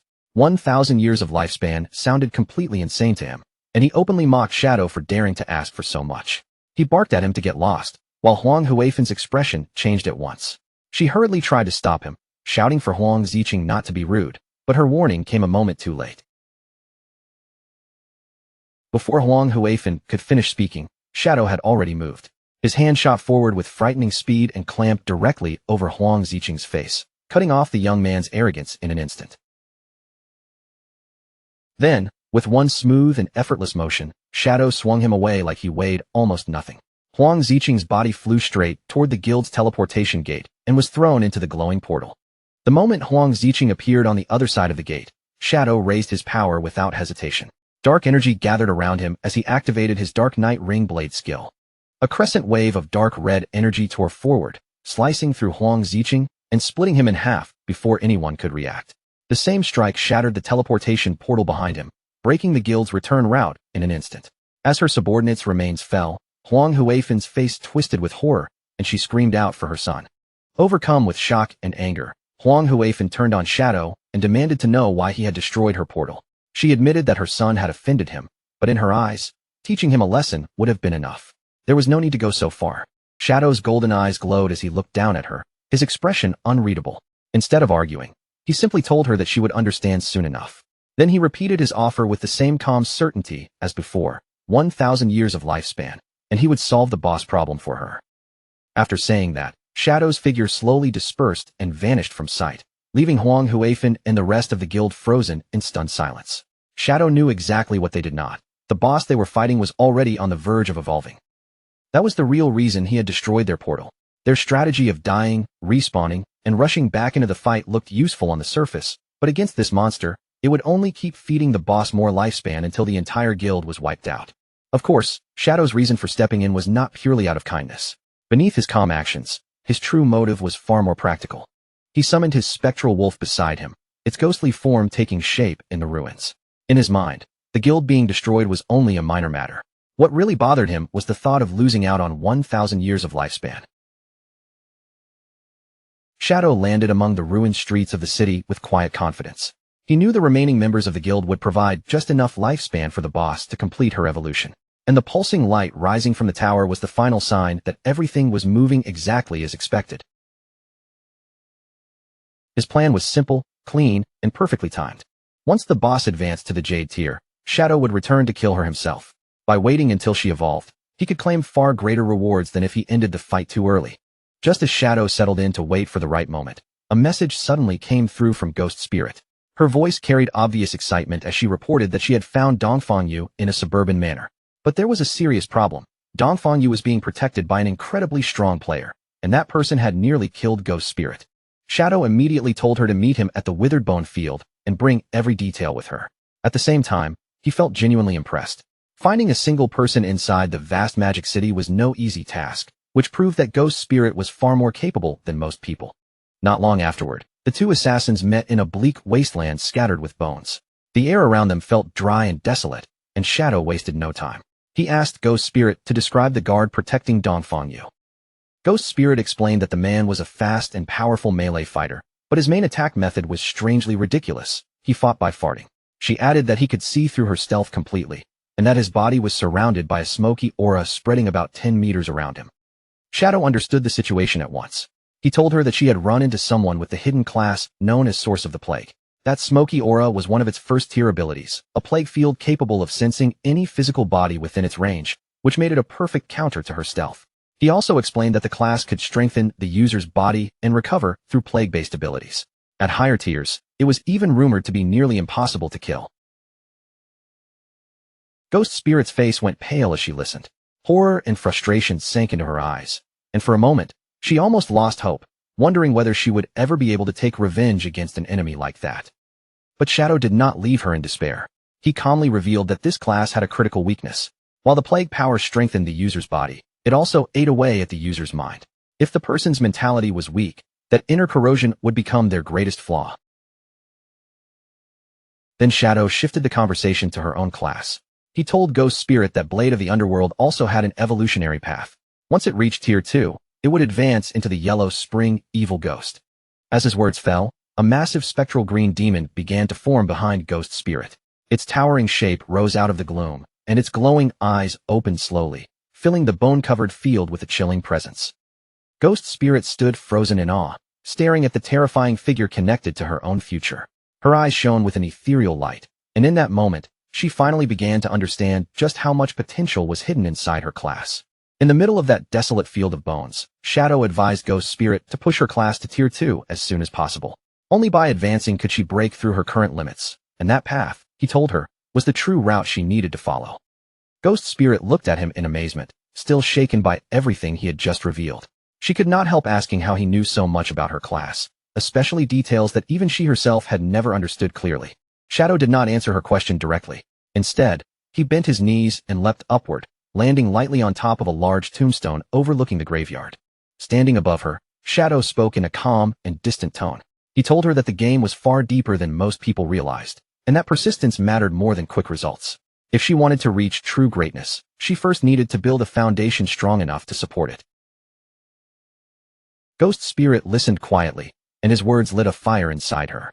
She suddenly felt filled with determination, believing that Shadow's overwhelming strength had not come from luck alone, but from constant effort and relentless training.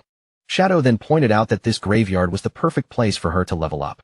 The monsters here respawned quickly, giving her a steady flow of enemies to fight, and they could also help her upgrade her class weapon, the Underworld Chainblade. However, he warned her not to underestimate the area. Every monster here was an elite, with 3 times the health, defense, and attack power of ordinary enemies. To help her understand, Shadow said that these monsters were not impossible to handle. As long as she used the right technique and attacked properly, even elite enemies like these would not be that difficult. Then he moved before she could blink, leaping straight into a cluster of monsters. His attacks landed with terrifying precision, striking their weak points one after another, and in only a few moments, the entire group was wiped out effortlessly. Ghost Spirit watched from the side, her face flushing slightly as she stared at him in astonishment. The ease with which Shadow destroyed those elite monsters made his strength look almost unreal. In the next instant, Shadow appeared beside her again, as if the distance between them had never existed. He told her to give this training everything she had, because only by betting it all could she truly complete her path of revenge. After leaving those words behind, Shadow vanished in a flash of blue energy. The light scattered across the bone-covered field, and when it faded, Ghost Spirit was left standing there alone. She remained silent for a while, thinking back to the moment he mentioned revenge. For just an instant, she had clearly felt a fierce and unmistakable killing intent coming from Shadow, sharp enough to make her heart tremble. Meanwhile, far away in the ruins of Zhanghai City, the sky was already sinking into sunset, and the broken streets were bathed in the dim light of evening. Little Black was resting on the ground, leaning heavily against her white llama. After exploring for so long, exhaustion had finally caught up with her, and she looked as though she barely wanted to move. Her stomach was already starting to feel empty, but after checking the map, she decided to push herself a little longer. The area was almost fully explored, and since she was already this close, she wanted to finish the job before stopping. While she sat there catching her breath, something unusual caught her eye. On the ground nearby was a strange fruit giving off a dark glow, standing out clearly against the ruined surroundings. Curiosity immediately got the better of her. Little Black reached down and picked up the fruit, turning it over in her hand as she thought it looked a lot like a plum. Without thinking too much about it, she took a big bite. The moment the flavor spread in her mouth, her eyes brightened with delight. To her surprise, it was actually delicious. Then, a system notification suddenly popped up in front of her, informing her that she had gained 50 experience points. Little Black stared at it in amazement, hardly believing that a simple fruit she found on the ground could actually give her experience.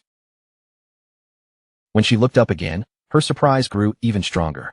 Ahead of her was a long trail of the same dark, glowing fruits, scattered one after another as if they were leading her somewhere. Excitement instantly replaced her fatigue. Little Black followed the trail with a happy expression, eating the glowing fruits as she moved along. Each one gave her another 50 experience points, turning the strange discovery into a moving feast. But her feast did not last uninterrupted. A message suddenly came from Captain Anyu, and the tone was urgent. Anyu told Little Black to come to the corrupted coast right away, explaining that a man named Manling had been captured by a boss. Since he was carrying more than 500 years of lifespan, they needed her help immediately. Little Black immediately opened her map and checked her position, only to realize she was already near the area Captain Anyu had mentioned. She quickly replied with her location, and Captain Anyu told her to stay where she was, promising that their team would arrive there very soon. Still chasing the trail of glowing fruits, Little Black crawled forward bit by bit while muttering complaints under her breath about Manling. In her eyes, that guy was completely useless and always caused trouble. But before she could stay annoyed for long, her attention drifted right back to the sweet, delicious fruits scattered ahead of her. By the time night fully settled over the ruins, Little Black finally climbed to the top of a hill. The moment she looked down from the ridge, she froze in surprise, staring at the strange and unsettling sights spread out below her. The trail of glowing fruits had led her all the way to the desolate, corrupted coast. At the very end of the path sat a small slug-like creature, quietly resting there as though it had been the one producing the fruits she had been happily eating the entire time. But just nearby, an even more horrifying scene waited for her. A colossal, bloated monster towered over the coast, with several sharp-toothed mouths growing across its back. In one of its huge hands, it held a tiny humanoid creature that was screaming desperately. Little Black's face was still stained with fruit juice, but the moment she saw that giant creature, her expression went stiff with shock. She stared at its enormous body and twisted mouths, wondering what kind of terrifying boss had appeared in front of her. Then her eyes suddenly dropped toward the ground. There, lying motionless near the monster, were two fallen players. After taking a closer look, Little Black recognized one of them as Manhwa, and her heart immediately tightened. Only then did she realize that this grotesque creature had to be the boss Captain Anyu had warned her about. The monster sat in front of a massive bowl, like it was preparing a meal, then lowered the small creature in its grip and bit into it without hesitation. A system window suddenly appeared, confirming the monster's identity. This terrifying boss was called the Spirit Devourer, a level 20 Jade grade monster. Right after that notification appeared, the Spirit Devourer tightened its massive fist around the small creature. With brutal force, it crushed the poor thing completely in its palm. Little Black watched the scene unfold in horror, finally understanding what was happening. The boss was not eating a player at all, it was devouring another monster right in front of her. After crushing it, the Spirit Devourer casually tossed the bloody remains into the giant bowl. Then it began stirring everything together, mixing the mangled flesh into a disgusting and gruesome meal.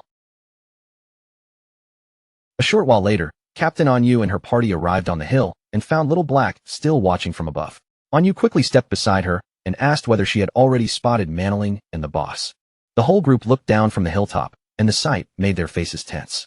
Wang Ming blurted out in shock that this was actually a Jade grade boss, while Captain Anyu could barely hide her disgust at the monster eating other creatures. Little Black, still chewing on one of the fruits, quietly added a strange detail she had noticed. For some reason, even though the boss was terrifying, it had not attacked any players so far. Captain Anyu immediately told her team to keep observing and not rush in recklessly. She admitted that they were not properly equipped to fight a Jade grade boss, and if they wanted to deal with it, they would need reinforcements. They continued watching from the hill, their expressions growing more puzzled by the second. Down below, the huge boss shifted its body and slowly settled into a deep squat, as if preparing to do something strange. The group stared at it in confusion, trying to guess what the monster was doing. After an awkward pause, someone hesitantly suggested that it might be defecating. Then, to everyone's shock and horror, glowing purple fruits began emerging from the monster's rear. Little Black's eyes widened, and she screamed in absolute disbelief. They picked up one of the newly produced purple orbs and examined it closely. Its smooth surface, dark glow, and round shape all looked strangely familiar, and someone finally realized it looked exactly like a plum. That was when the terrible truth hit Little Black, like a thunderbolt. She slowly looked down at the fruit in her hand, then back at the squatting boss below. The delicious plums she had been eating this whole time were actually the monster's feces. Her face drained of color, while Captain Anyu and Wang Ming stared at her in stunned silence. Little Black let out a silent scream of pure horror, her hand trembling as the fruit slipped from her fingers and dropped to the ground. Her mind nearly broke as she frantically questioned what she had just put into her mouth, while Captain Anyu and Wang Ming rushed to quiet her down before she attracted attention. But her reaction had already been too loud. Below them, the massive Spirit Devourer slowly turned its head, and its terrible gaze locked directly onto the hill where they were hiding. The colossal boss rose over them like a nightmare, its bloated body casting a heavy shadow across the coast. Then one of the gaping mouths on its back opened wide, releasing a terrifying roar that seemed to carry the whispers of some ancient gluttonous god. The party stood frozen in place, knowing they had just fallen into grave danger. After the Spirit Devourer's roar swept over them, the air around Captain Anyu and Wang Ming seemed to twist and distort. A strange power washed through their bodies, and their eyes suddenly glowed red as they screamed in agony. They grabbed their heads with both hands, staggering as if something had invaded their minds. A ravenous hunger swallowed their thoughts completely, driving out all reason and leaving only the desperate urge to eat. Little Black stared in confusion as Captain Anyu and the rest of the party rushed past her with wild, crazed desperation. They no longer seemed to notice her, the boss, or the danger surrounding them. Instead of running from the monster, they charged straight toward the massive bowl filled with the bloody remains of the creature the boss had been preparing. Their eyes stayed fixed on the gruesome mixture as if it were the most tempting meal in the world. With frenzied expressions, they plunged their hands into the disgusting pile of gore and began shoving it into their mouths. As they ate, they muttered over and over about how hungry they were, completely lost to the monster's strange power. The more they ate, the more their bodies began to change. Their frames swelled unnaturally, their stomachs and faces puffing up until they looked round, bloated, and horribly distorted. From her hiding spot, Little Black watched everything with growing horror. She shouted that her friends had completely lost their minds and were eating themselves into obesity. Then another question struck her. Why was she the only one who had not been affected by that strange hunger? The answer came in the most horrifying way possible. The massive spirit devourer leaned over one of the swollen party members, its shadow swallowing him completely. With terrifying ease, it grabbed the bloated player in one hand and shoved him straight into one of the gaping mouths on its back. In the next instant, the mouth closed around him and devoured him completely, leaving no chance for escape. After witnessing that horrifying scene, Little Black finally understood the boss's cruel mechanic. She cried out in terror that the spirit devourer was targeting whoever had become the fattest, then eating them once they were swollen enough.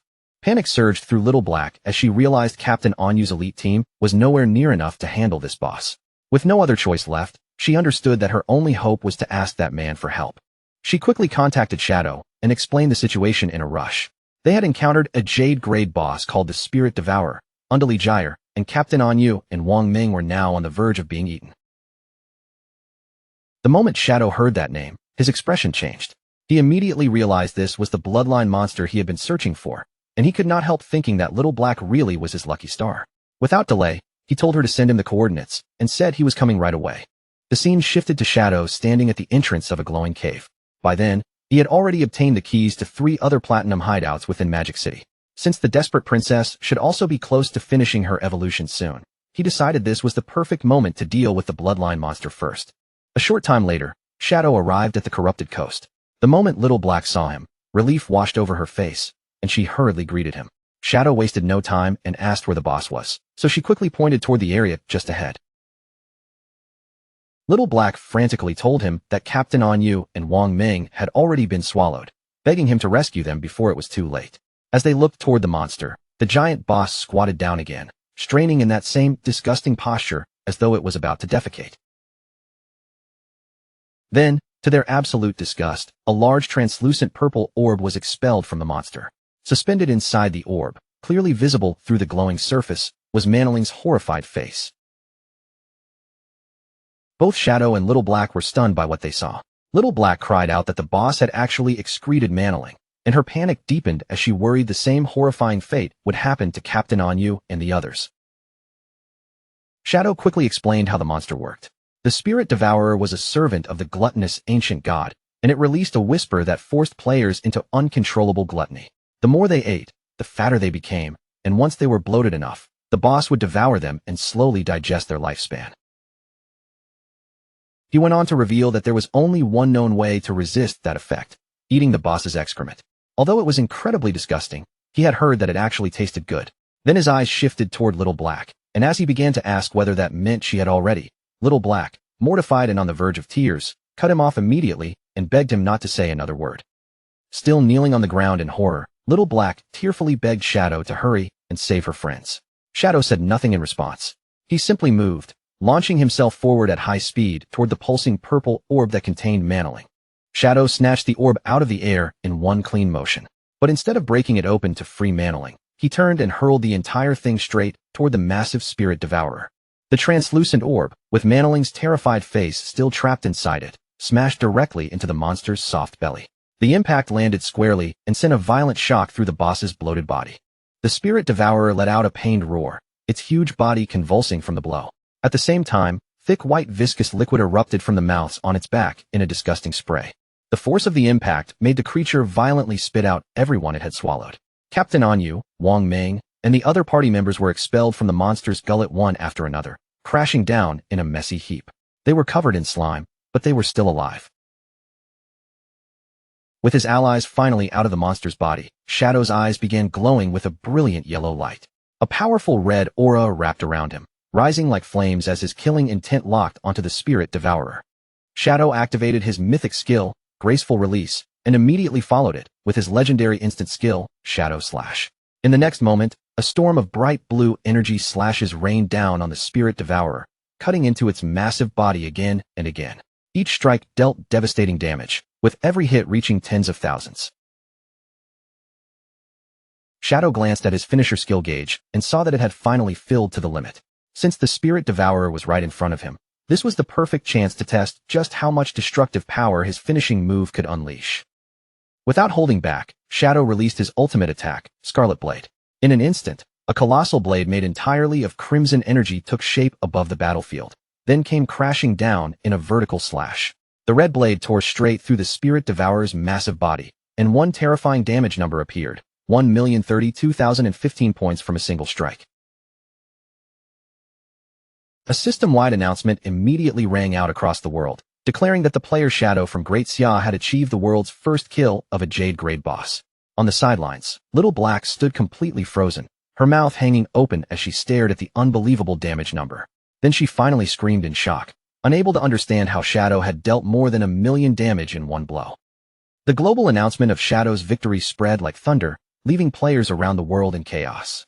Some groaned that Great Xia was about to rise even higher because of him, while others immediately tried to claim some connection to Shadow. One furious player even shouted that Shadow's ancestors had to be from their country, refusing to let Great Xia take all the glory. Meanwhile, Shadow stood at the center of the battlefield as golden light poured over him, and system notifications flooded his vision one after another. He received an enormous amount of experience, evolution points, equipment, and new skills. But the most important reward was the Spirit Devourer bloodline, and the system immediately asked whether he wanted to activate it. Shadow knew exactly what a bloodline meant. It was a special system where certain powerful monsters, after being defeated, could pass their bloodline power on to the player who killed them. If the bloodline was compatible with the player, the boost would not be small. It could reshape their combat ability and raise their overall strength by an enormous margin. With his eyes glowing sharply, Shadow made his decision without hesitation. He chose to activate the Spirit Devourer bloodline. The moment he activated it, a powerful purple aura exploded outward from his body, wrapping around him like a living storm. The bloodline began altering the very foundation of his attributes. Every point of strength now converted into 3 points of physical attack. Every point of constitution became 50 hit points and 5 points of physical defense. His agility effectiveness increased by 32%, and every point of spirit gave him 3 points of elemental attack and 5 points of elemental resistance. Along with the attribute changes, Shadow also gained 2 new bloodline skills. The first was Spirit Devour, a skill that allowed him to consume any skill from his own class in exchange for an attribute correction bonus. The drawback was equally strange. Using it would increase his appetite by 200%. The second bloodline skill was Big Mouth. With this ability, Shadow could form a massive energy mouth to swallow incoming enemy projectiles, then heal himself based on the damage contained in whatever attack he absorbed. Shadow quietly considered the value of this new power. Spirit Devour especially caught his attention, because if he could consume skills to gain additional attribute corrections, then the long-term potential of this bloodline was far greater than it first appeared. He understood attribute correction very clearly. It represented how efficiently his stats converted into real combat power. For example, under normal conditions, 1 point of strength would grant 3 points of physical attack. Conveniently, the boss had dropped a bronze tier skill called Poison Blade. On its own, Shadow considered it almost useless, but for testing the Spirit Devour effect, it was the perfect sacrifice. Shadow activated Spirit Devour and crushed the Poison Blade skill icon in front of him. The system immediately confirmed the action, then notified him that his strength conversion had increased from 3 points to 3.3 points of physical attack per point of strength. At first, Shadow felt a little disappointed. A bronze tier skill had only raised the correction by 0.3, which did not seem like much. But then an important realization struck him. The devoured skill had now become a passive ability, and that meant it could still be evolved. Without wasting a second, Shadow spent 242 evolution points and upgraded the devoured Poison Blade skill all the way from bronze tier to legendary. The result far exceeded his expectations. The system informed him that his strength conversion had now risen from 3 points to 5 points of physical attack. Shadow's eyes lit up with excitement as the full possibility opened before him. If he kept devouring skills and then upgrading them, his attribute corrections could eventually become hundreds of times stronger than ordinary players. A confident smile spread across his face, and he silently declared that once again, he was invincible. After the battle ended, Captain Anyu, Wang Meng, and the rest of the party were finally safe, though their condition was embarrassing beyond words. They were still slimy and bloated from the Spirit Devourer's gluttony effect. Wang Meng, nearly in tears, thanked Shadow for saving them, clearly relieved that they had not all been excreted by the boss like Manling. While everyone was still recovering, Little Black hurried over to the still bloated Captain Anyu and threw her arms around her. With genuine concern, she reassured Anyu that no matter how big she looked right now, she was still beautiful in her eyes. Once the group finally returned to normal, Captain Anyu stepped forward to speak with Shadow about his payment. She explained that the Zhanghai officials were currently short on lifespan, but Shadow did not seem bothered at all. He simply told her not to worry about it, and suggested that they could repay him by finding assassin skill books instead. Captain Anyu agreed to the arrangement without hesitation. With the deal settled, Shadow's figure vanished in a swirl of dark energy. Now that the mission was over, Anu turned back to her team and told everyone it was time for them to return as well. As the group prepared to leave, Manling was still trapped inside his rolling purple prison, looking utterly miserable. With tears in his eyes, he made everyone promise that they would never speak of what had happened here. The exhausted team could only agree reluctantly. The focus then returned to the magic leaning tower, back to the moment shortly after Shadow had jumped down from its peak. At the very top of the tower, the battle against the desperate princess was still raging fiercely. The tentacled boss had already been worn down to the final third of her health bar, and the guild seemed to be closing in on victory. Huang Huifan, the guild leader, pushed her team forward with urgent commands. She quickly called out to the healer, Xiao Kuei, ordering her to use her Tree of Life skill before their front line collapsed. Xiao Kuei obeyed immediately. A massive tree of glowing green energy burst up from the ground, spreading radiant branches over the battlefield and continuously healing the wounded guild members beneath it. With the healing support in place, Huang Huifan raised her voice and rallied everyone again. Since Shadow had destroyed their teleportation portal, she reminded them that they could no longer afford to die and come back. Their only choice now was to go all out and finish the boss here. Believing victory was finally within reach, the guild's morale surged. The tanks charged forward with renewed determination, while the rest of the team unleashed one final barrage of attacks onto the weakened desperate princess. For a brief moment, Huang Huifan truly believed they had won. She celebrated beside Xiao Kuei and praised the power of her life priest class, convinced that the healing support had carried them through the most dangerous part of the fight. But that celebration ended almost instantly. The desperate princess suddenly lashed out with a violent tentacle strike, smashing straight into one of the tanks. His shield shattered under the impact, and he was killed on the spot. After killing him, the boss slowly closed her eyes. A strange blue energy began rising from the fallen player's body, flowing toward her as though she were absorbing something from his death. Then the desperate princess's eyes snapped open again, now glowing with a sinister yellow light that made her entire presence feel far more dangerous than before. Huang Huifan and Xiao Kuei stared in horror as the boss's power began to surge uncontrollably. The pressure coming from her body grew heavier with every passing second. In the next moment, the desperate princess unleashed a massive explosive wave of fiery energy. The blast expanded across the top of the tower, swallowing the battlefield in burning light. The remaining guild members had no time to escape. Every player caught in the blast was instantly consumed by the flames, burned to ashes before they could even scream. When the dust and fire finally cleared, the rooftop had gone silent. Only inside the enormous... Meanwhile, at the Faker Heavy Industry Guild hideout, the defeated members began respawning one after another, returning from the failed battle in shock and confusion. Huang Ziqing, Huang Huifan's son, rushed toward his mother in a panic as soon as he saw her. He anxiously asked what had happened at the tower and whether they had managed to defeat the boss. Huang Huifan explained with a heavy expression that they had nearly succeeded. They had reduced the boss to only a sliver of health, but then it suddenly restored itself completely, transformed into an egg, and unleashed a devastating attack that wiped out their entire team. Still shaken from the experience, Huang Huifan quickly realized what a full health recovery meant. A boss would only restore itself like that under one condition: it had evolved. Her mind immediately flashed back to her encounter with Shadow. She remembered his offer, his calm warning, and the way he said their strategy would never work. At last, the truth became clear to her. Shadow had known from the very beginning that the boss was going to evolve.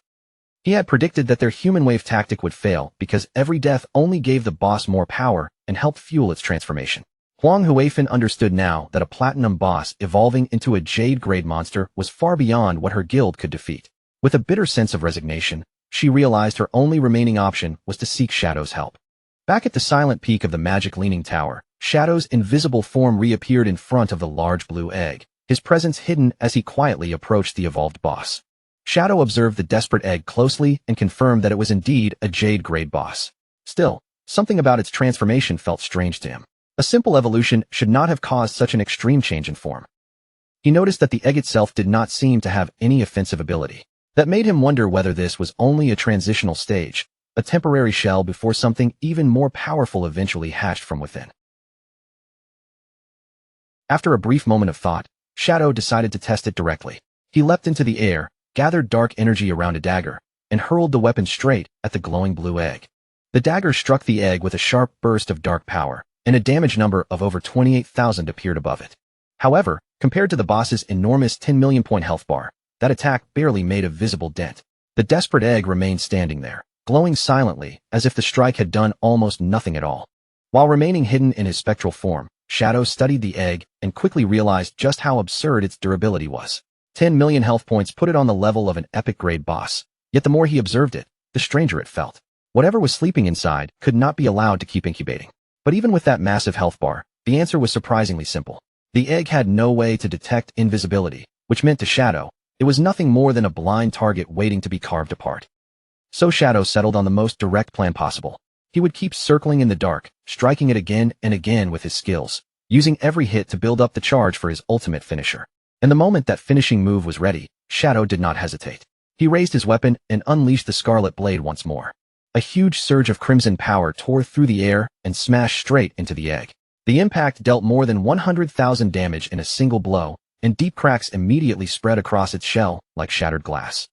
Shadow stood calmly among the broken pieces of the egg, his confidence completely unshaken.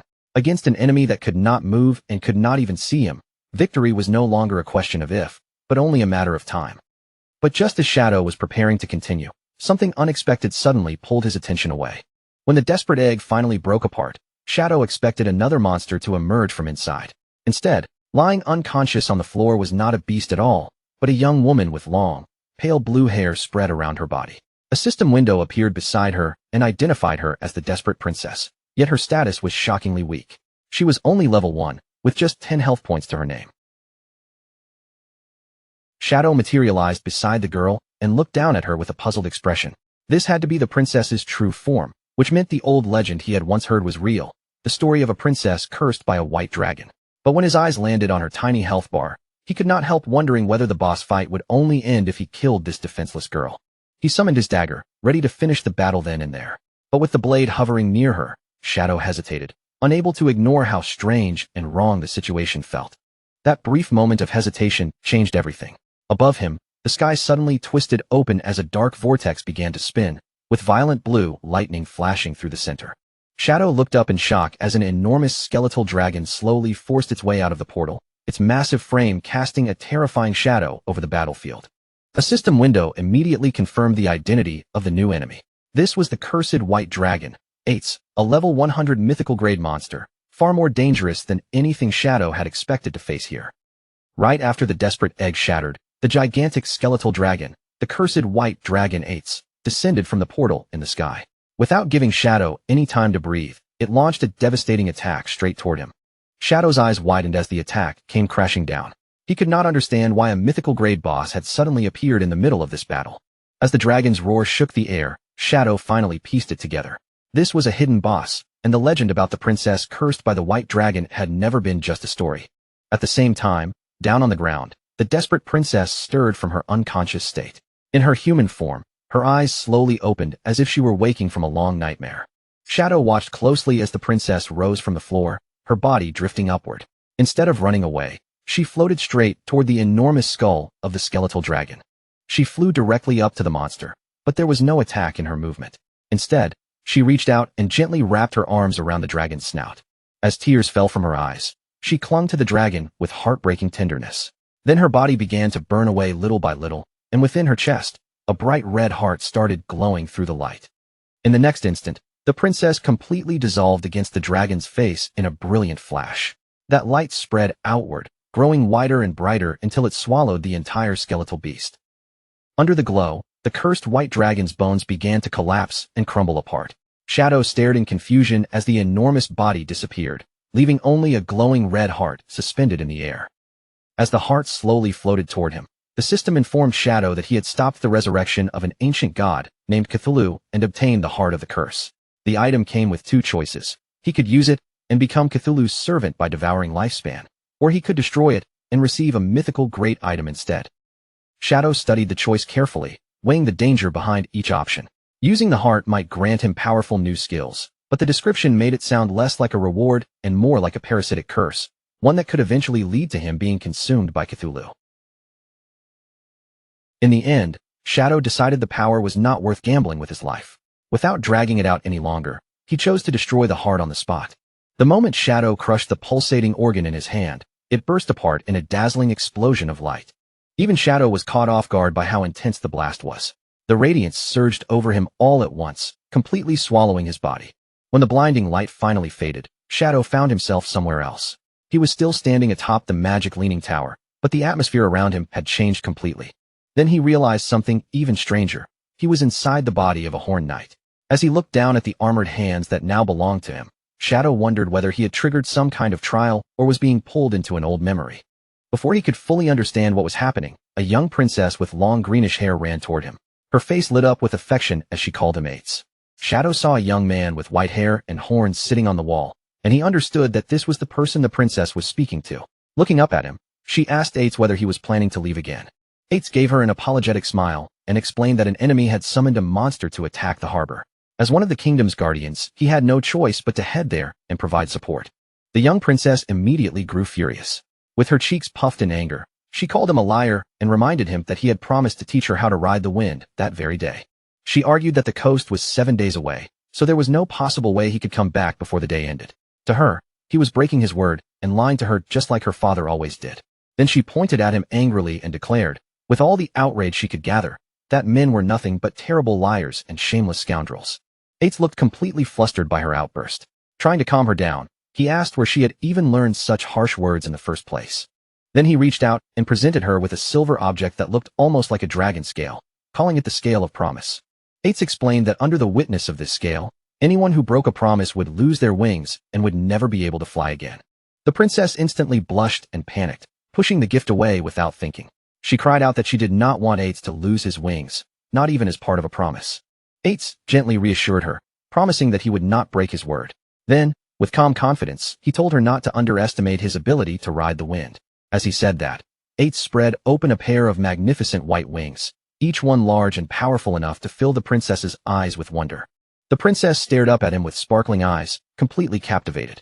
She exclaimed that every time he transformed like this, he looked handsome and unbelievably cool.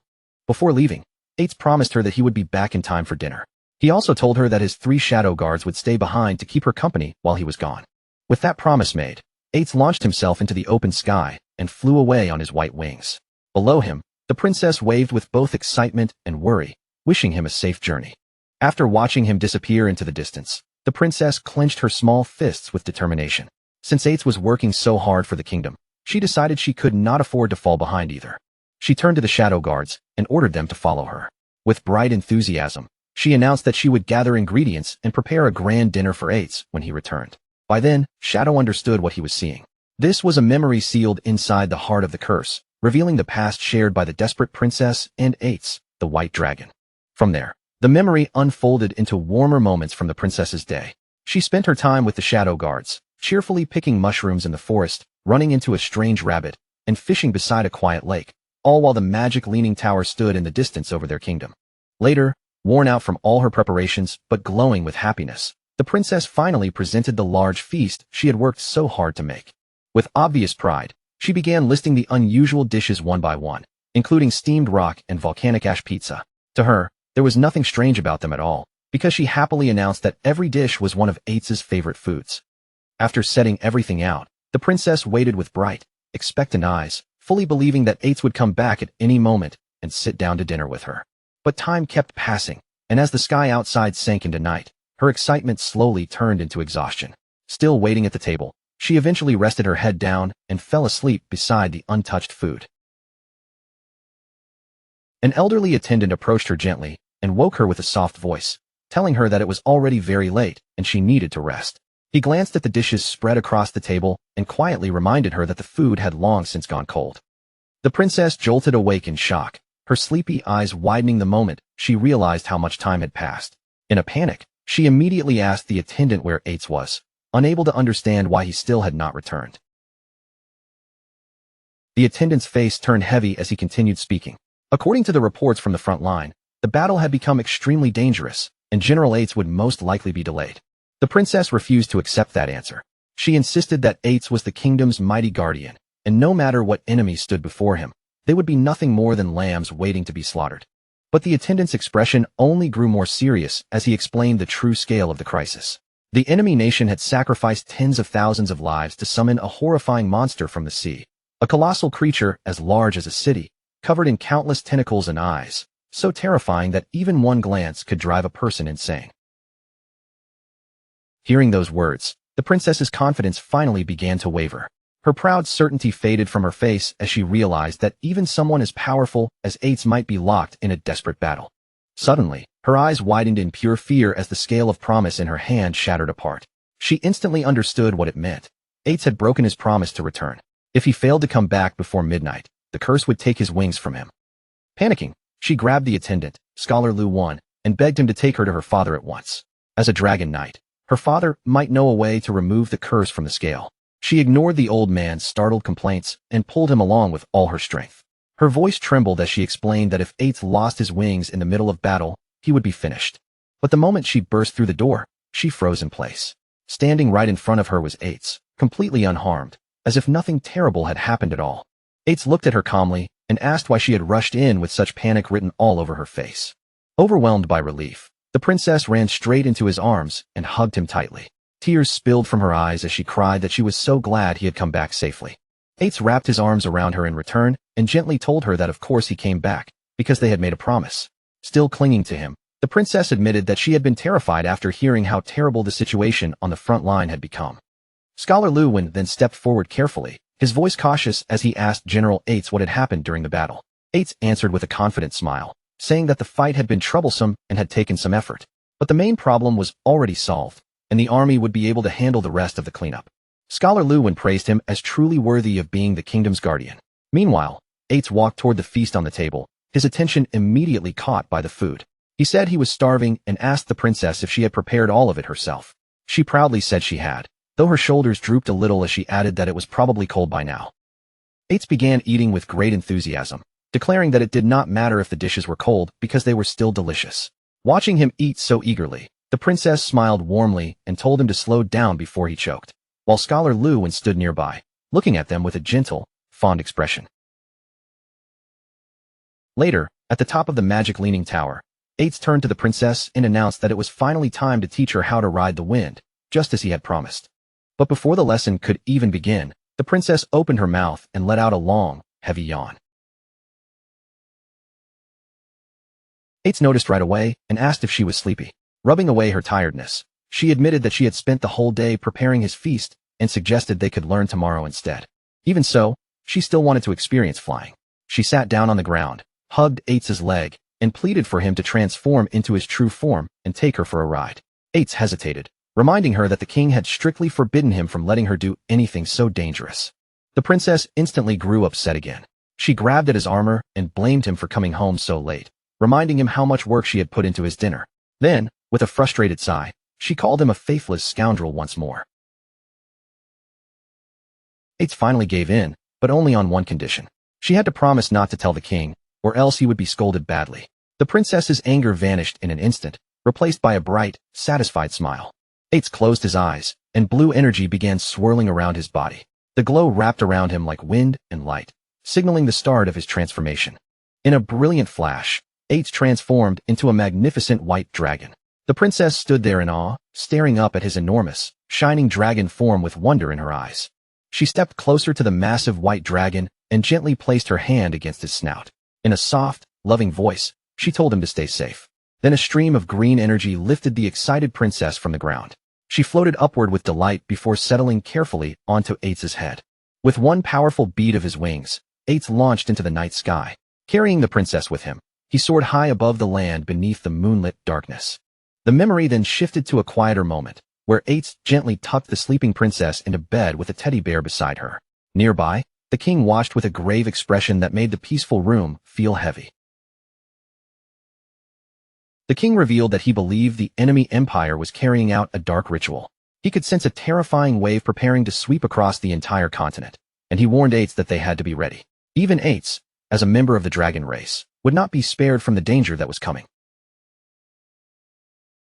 Under the dark sky, Eights stood firm and resolute. He pledged his loyalty without hesitation and agreed to follow whatever arrangements the king had prepared. Time moved forward again, and the magic leaning tower appeared beneath a wide, star-filled night sky, standing silently over the kingdom. But that peaceful feeling vanished almost immediately.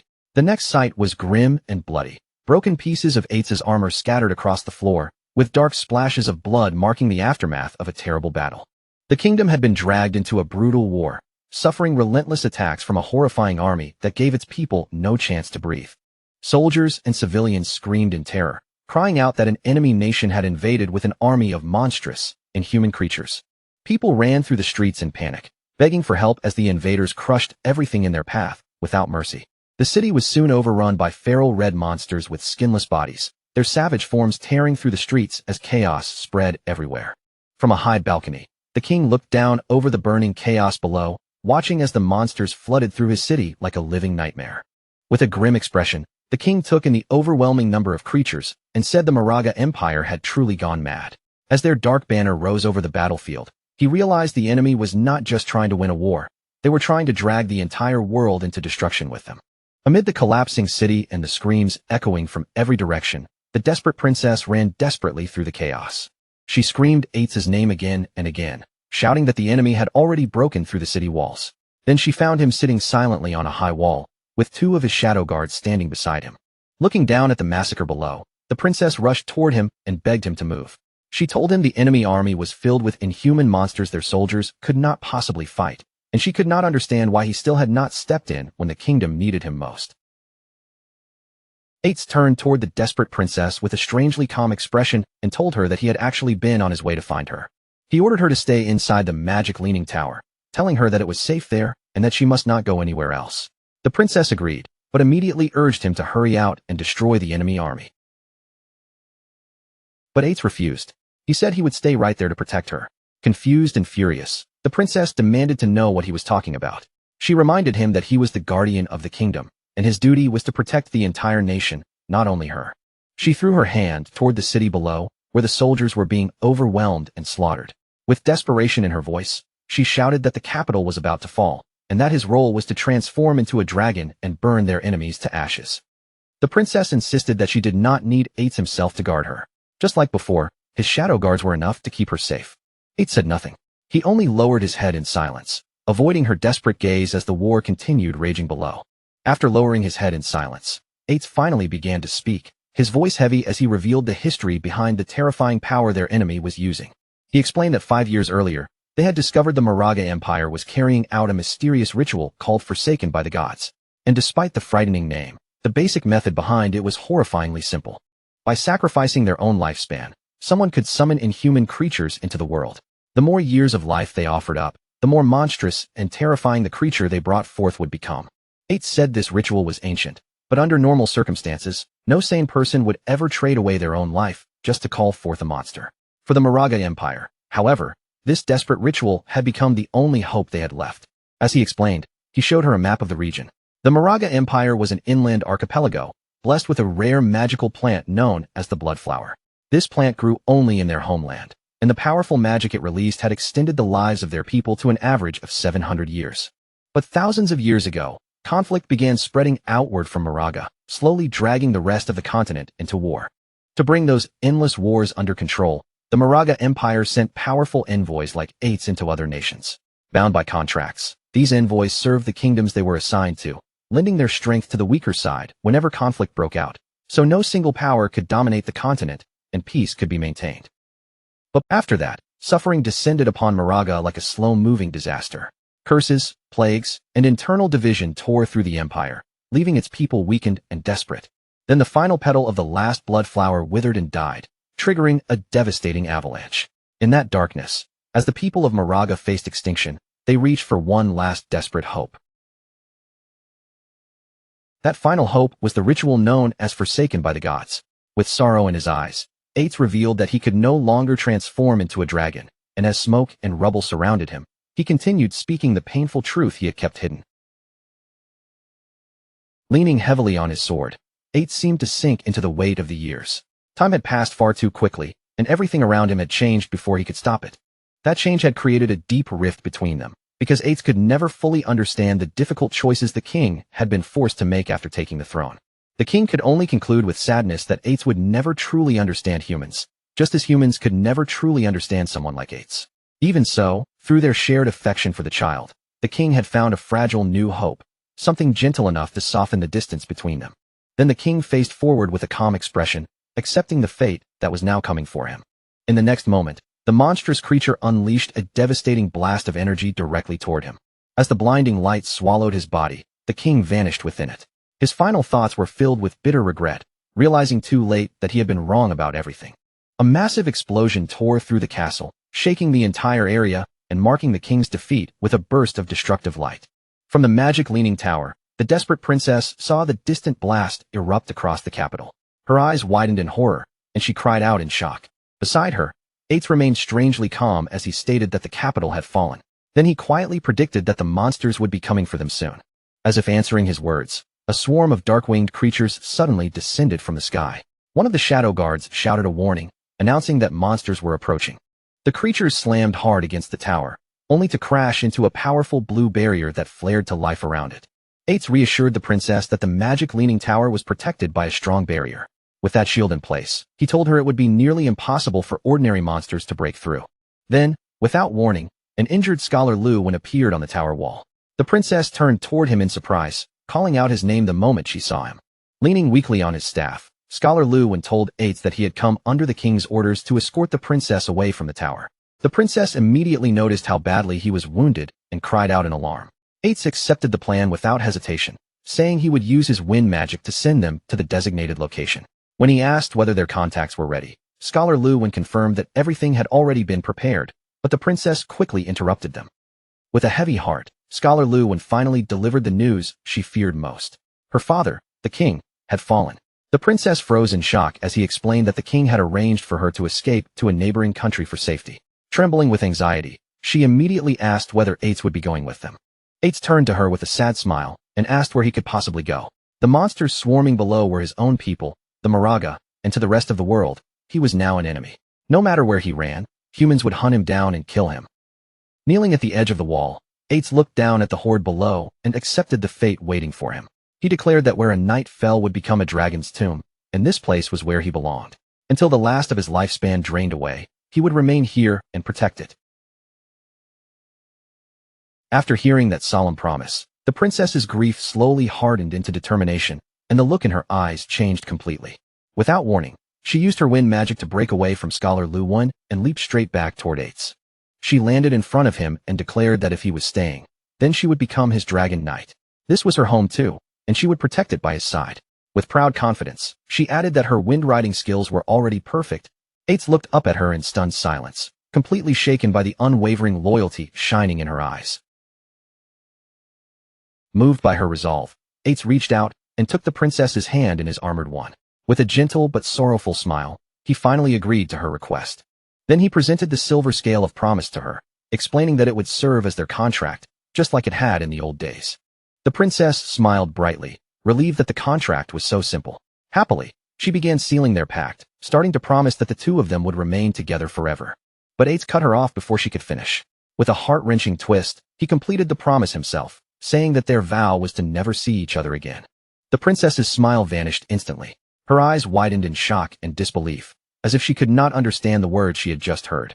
Before she could respond, Eights released a powerful gust of wind that swept her and Scholar Lu away from the tower. As the wind carried them through the air, Eights entrusted the princess's safety to Scholar Lu, leaving her protection in his hands. The princess screamed Eights' name, her voice filled with confusion, fear, and betrayal as she was forced farther and farther away from him. Left alone on the wall, surrounded by swirling wind magic, Eights told her to go. Her place, he insisted, was not beside a dragon's tomb. Then everything turned horrifying. Scholar Lu's eyes suddenly glowed with a red light, and without warning, he drove his hand straight into the princess's chest, ripping out her still-beating heart. In a chilling voice, he told her that she did have a place where she belonged, a place meant for humans. From the tower, Eights watched the betrayal unfold in utter shock, while the princess stared in horror, unable to stop her own life from being torn away. As Scholar Lu died, he gasped out one final warning to Eights. With his remaining strength, he told him to be careful, revealing that the Moraga were not the only ones who had been cursed. Then Scholar Lu's face was swallowed by a monstrous red growth. From his body, a massive tentacled monster burst forth, seizing and devouring the princess's heart. The creature laughed cruelly, mocking Eights as it savored the flesh and lifespan it had consumed. Then it taunted him, asking whether killing the person Eights loved was fitting revenge for being burned by his dragon flames in the past. Eights stood frozen in stunned silence, unable to move, while the tentacled monster laughed louder and louder in deranged triumph. The monster lifted the princess's lifeless body along with her bloody heart, waving them before the white dragon like a trophy. It sneered at Ates, asking whether destroying his beloved was enough to repay the agony of his dragon flames. Then, in one final gruesome act, the monster clenched its fist around the princess's heart and crushed it completely. Rage finally exploded through Ates. Beside him, his two loyal shadow guards faced the monstrous creature in silence, their eyes burning with a cold, vengeful light. One of the guards, the Shadow of Sorrow, turned into a swirling vortex of dark energy and rushed forward to catch the princess's falling body. At the same time, the other guard charged straight at the monster, slashing furiously and cutting its writhing tentacles into pieces. But the monster only sneered, treating the attack as if it meant nothing. Nearby, the Shadow of Sorrow knelt on the ground, holding the princess's body carefully in its arms while a soft blue aura wrapped around her like a final shield. From beneath the guard's helmet, a single tear slipped free and fell in silence. In the last fragile moments of her life, the princess weakly whispered Ates' name. Then her voice faded, and she passed away in the Shadow Guard's arms. Even though its host body had been torn apart, the monstrous entity kept mocking Ates. It explained with cruel amusement that the small amount of lifespan sacrificed by the white dragon's kin had only been enough to summon a tiny fragment of its true form. Then it revealed something even more horrifying. Its seeds had already been scattered everywhere, hiding inside hosts, feeding in silence, and waiting for the perfect moment to mature and burst out, just like what had happened to the old scholar. The creature, Cthulhu, continued tormenting Ates with every word. It reminded him that the monsters born from his own people were now spreading across the world, trampling everything in their path. It also pointed out that Ates himself was deeply cursed and could transform at any moment. Worse than that, it claimed he had always known the princess he loved was destined to meet a tragic end. Cthulhu twisted the knife even deeper, telling Ates how powerless he truly was. It suggested that he might have become the monster who killed the princess himself, then delighted in the storm inside his heart, the hatred, grief, rage, and despair, calling those emotions beautifully intense. Then Cthulhu offered him temptation. It told Ates that everything could still be changed. Introducing itself as an ancient and all-powerful god, it claimed it could hear Ates' heart beating violently with pain. Then came the promise. It could help him destroy the monsters, protect the kingdom, and even resurrect the princess so the two of them could remain together forever. According to Cthulhu, all of that could be achieved through one simple transaction. The price was not gold, land, or loyalty. It only wanted Ates to give up his heart. Ates knelt alone on the high wall, surrounded by the cries of winged monsters in the sky, forced to face a choice that no one should ever have to make. On one side, he could let the princess die in the tower and watch the monsters devour everything. On the other, he could accept Cthulhu's deal, let her become his dragon knight, and protect the kingdom with her for eternity. From within its dying host, Cthulhu urged him to choose quickly. Its current body was fading, and the time left for Ates to make his decision was running out. At last, Ates made his choice, and with it, he committed the ultimate sacrifice. Blood splashed violently through the air, and his shadow guard looked on in horror, realizing what Ates had just done. Driven by desperation and love, Ates tore his own still-beating heart from his chest. Cthulhu praised him coldly, declaring that he had made the correct choice. Cthulhu announced that it would place a blessing upon Ates' heart.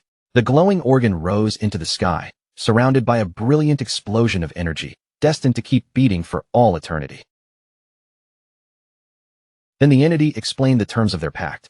The princess would receive Ates' heart and awaken again with its immense power.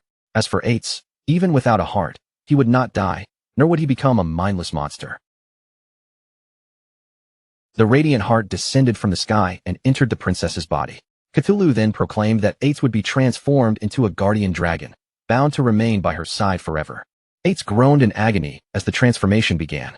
A massive pillar of purple energy erupted from the top of the magic-leaning tower, tearing upward into the sky.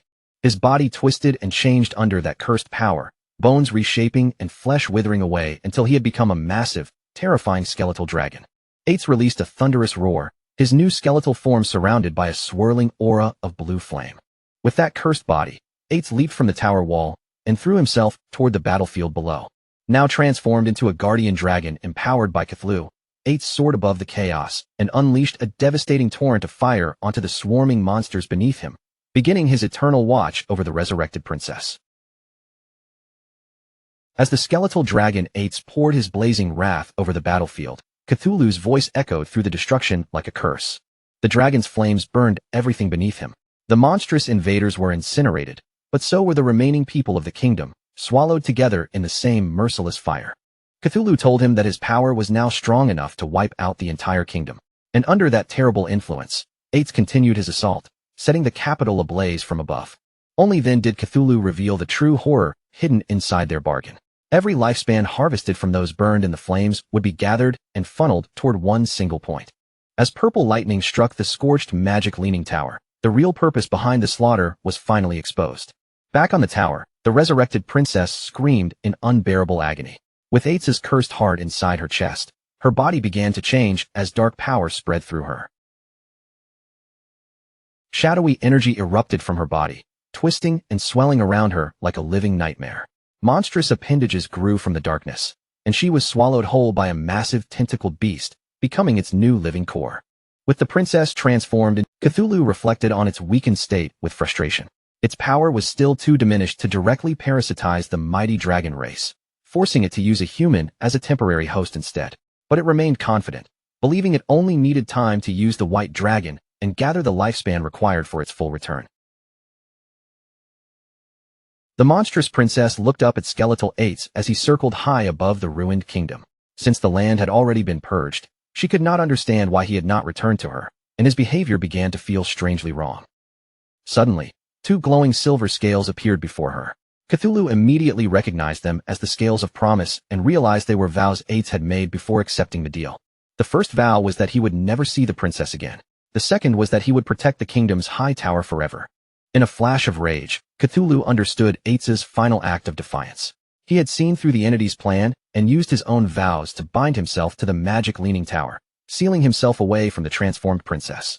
Cthulhu cursed the white dragon in fury. Ates had chosen to become a zombie-like guardian without a will of his own rather than serve as its pawn. With its plan ruined, Cthulhu declared that it would turn the tower into its nest and feed on the lifespan of anyone who dared approach. It vowed that one day, it would fully revive and rule the world again. Then the memory faded, leaving only the lonely image of the tower standing through the passage of countless ages. The vision finally disappeared, and everything returned to the present at the magic leaning tower. Shadow reappeared on the desolate rooftop, with traces of purple energy still lingering around his hand. After witnessing that tragic past, he stood there processing everything, wondering whether those vivid images were merely part of the game's lore. But deep down, his instincts told him it was more than that. The vision had felt far too real, and the origin of the monster sounded less like a fictional setting and more like actual history. Just then, dark purple energy began swirling around Shadow, gathering in the air like a new power awakening. A system window appeared and congratulated him for obtaining a new mythical grade skill, Shadow of Sorrow. The ability could create 3 shadow clones for 7 seconds, each one copying his skills and dealing 100% damage. The system also revealed the painful truth behind the skill. These shadows had been created by the white dragon Ates, who used immense mental strength to maintain them for 15 years so they would never fade, while protecting what mattered most. Shadow looked down at his hand, now wrapped in purple energy, and recognized the power from the memory he had just witnessed. He was stunned by its potential, realizing that for a short burst of time, this single ability could multiply his damage output by 4. Only then did he truly understand how terrifying a mythical grade skill could be. More system notifications followed, rewarding him for clearing the trial. Shadow obtained the key to the magic leaning tower's hidden area, reached level 19, and received a large number of evolution points, along with equipment and skill books. Among those rewards were a gate key and a map leading to a level 20 area called the Withered Bone Ruins. Shadow's curiosity was immediately stirred, because he had never heard of that place before. He unrolled the old map and found Withered Bone City marked on an island in an inland sea. Looking at its location, Shadow quickly made the connection. It had likely once been part of the Moraga Empire from Ates's tragic story. Convinced that this new area had to be connected to the White Dragon's homeland, Shadow felt his curiosity flare up at once. A place tied to Ates's past was almost certain to hide deeper secrets and rarer treasures. Since the map marked it as a level 20 area, and he had already reached level 19, Shadow quietly decided that he would head there before long. But before chasing after that new mystery, Shadow lifted the ornate golden key to the magic leaning tower's hideout and made another decision. This kind of valuable item was better turned into profit first. The view then shifted to the hideout of the Faka Heavy Industry Guild. Inside the guild base, Huang Huifan and her members were still regrouping after their crushing defeat. One guild member asked what they should do next, openly admitting that they had no way to beat the new Jade Grade boss. In his eyes, their only real option was to contact Shadow and ask for his help. Huang Huifan let out a tired sigh and reluctantly agreed. She planned to reach out through her contacts in Zhanghai City, hoping those who had a good relationship with Shadow could act as intermediaries for the guild.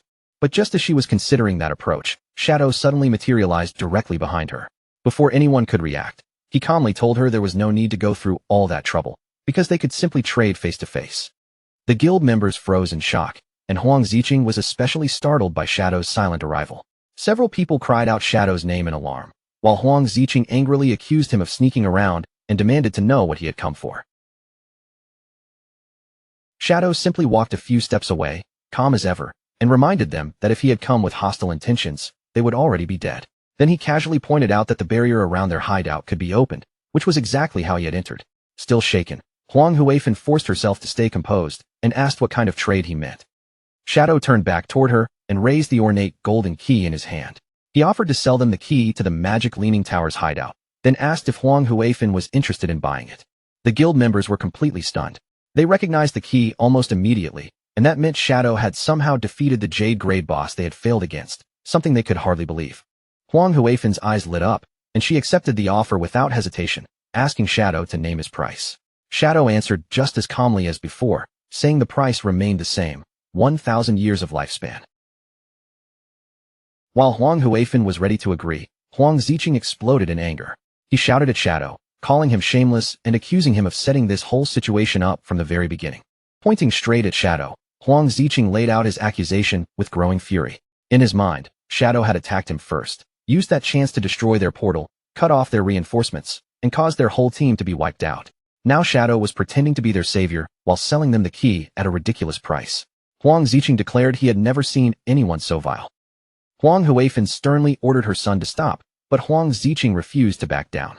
He kept trying to convince his mother that they were being tricked, arguing that the key should have belonged to their guild in the first place, and that they could not let Shadow profit from their losses. Shadow remained completely unfazed by his outburst. Instead of getting angry, he calmly looked at Huang Ziqing and asked what he wanted to do about it. A greedy grin spread across Huang Ziqing's face as he made an outrageous demand. According to him, Shadow should return the key to them, and even compensate the guild with 800 to 1,000 years of lifespan. Shadow glanced toward Huang Huifan and sarcastically remarked that she truly had a remarkable son. Then, to Huang Ziqing's surprise, Shadow actually said he would follow that suggestion. But his eyes turned cold as he gave the new price. The key would now cost 1,800 years of lifespan, and he would not sell it for even a single day less. At first, Huang Ziqing looked proud. Shadow patiently explained that he had originally come with sincerity to do business, which was why he had not retaliated even after Huang Ziqing cursed him. But now that he had been insulted, the previous discount was gone, and the new price was final. Huang Huifan finally reached her limit. Without another word, she stepped forward and slapped her son hard across the face. Then she angrily ordered a guild member to take Huang Ziqing away and make him level up, forbidding him from returning without her permission. As he was dragged off, Huang Ziqing kept protesting, asking why she had hit him when he had not even finished speaking. Once he was gone, Huang Huifan turned back to Shadow and apologized, asking whether there was any room to reconsider. Shadow's response was cold and direct, 1,800 years, and he would not repeat the offer again. With a weary expression, Huang Huifan accepted the price. She admitted it was still reasonable, since she had heard Shadow had sold other hideouts for 2,000 years. However, because the guild had suffered such heavy losses, she explained that they could not pay the full amount immediately and asked to settle it in installments. Shadow agreed to the installment arrangement. His condition was simple. They had to pay 1,000 years up front, and 10 days later, he would return to collect the remaining 800. Huang Huifan was visibly relieved and thanked him sincerely before completing the transaction. A system window appeared, confirming that she had received the key and that Shadow had gained 1,000 years of lifespan. As Shadow's figure began to fade, he said his goodbyes without lingering. In his mind, the Faka Heavy Industry Guild still had potential, and giving them a strong hideout could help them become a useful force for the Great Xia server. With their new base finally secured, Huang Huifan turned to address the entire guild. She announced that the platinum-grade hideout now belonged to them, but to repay their debt to Shadow, every member would be charged a 50% lifespan tax. She acknowledged that the rate was harsh, yet framed it as a necessary investment for their future, urging everyone to work harder. Her guild members responded with renewed determination. Later, in a forest under the glow of sunset, the small party accompanying Huang Ziqing tried to talk sense into him. One girl told him not to blame his aunt, and said he had clearly been in the wrong, but Huang Ziqing angrily brushed her off. Lowering his voice, He muttered to himself that sooner or later, he would make Shadow pay. Their conversation was suddenly interrupted when one of the party members spotted a silver grade boss nearby, the human-faced Spider Emperor. The team immediately prepared for battle, rushing forward to engage the boss. Huang Ziqing, however, stayed farther back. His teammates warned him that the boss used poison and told him to be ready with a detox spell, which he answered with a careless confirmation. But instead of supporting them, Huang Ziqing quietly turned around and fled into the woods, abandoning his team without the slightest hesitation. As he ran, he cursed them all as idiots, thinking they could deal with the boss on their own. He was especially disgusted by the girl who had tried to lecture him, wondering what his mother had been thinking when she tried to set him up with someone like her. After finding a secluded spot, Huang Ziqing crouched down, his face twisted with resentment. He believed the entire guild was full of cowardly rats who only knew how to grow slowly and safely. To him, the real path to power was seizing every opportunity before anyone else could. That had to be how Shadow became so powerful. A sinister smile spread across Huang Ziqing's face as he revealed that he was not as foolish as his guildmates thought. He scoffed at the idea of confronting Shadow without a proper plan, then summoned a dark, ornate vase with a single glowing red eye, calling it a treasure he had obtained from a jade-grade chest. A system window identified the item as the Abyssal Vase. By reaching inside, the user could randomly draw out a powerful skill, though it came with a long 48-hour cooldown. Huang Ziqing pushed his hand into the vase and soon pulled out a small, grotesque piece of flesh. The system informed him that he had acquired an epic-grade skill called the Abyssal Puppet Curse. This magic allowed him to turn any corpse into a puppet under his complete control while keeping all of the deceased person's original abilities. Huang Ziqing burst into manic laughter, thrilled by the power in his hands. A dark plan formed instantly. If he could kill Shadow, then he could enslave Shadow's corpse and become truly invincible. As Huang Ziqing celebrated, the Abyssal Vase glowed with a dangerous purple aura. One final ominous warning appeared. The abyss held extraordinary power, but when a person gazed into the abyss would also gaze back at them, hinting at the dark future now closing in around him. Meanwhile, in the Withered Bone Field, a desolate graveyard within the Magic City ruins, night had already fallen over the broken land. In the middle of battle, Ghost Spirit sent her energy-infused paper ribbon flying forward, wrapping around a skeletal monster before piercing straight into its eye. With one precise strike, she beheaded the enemy and dealt more than 5,600 damage.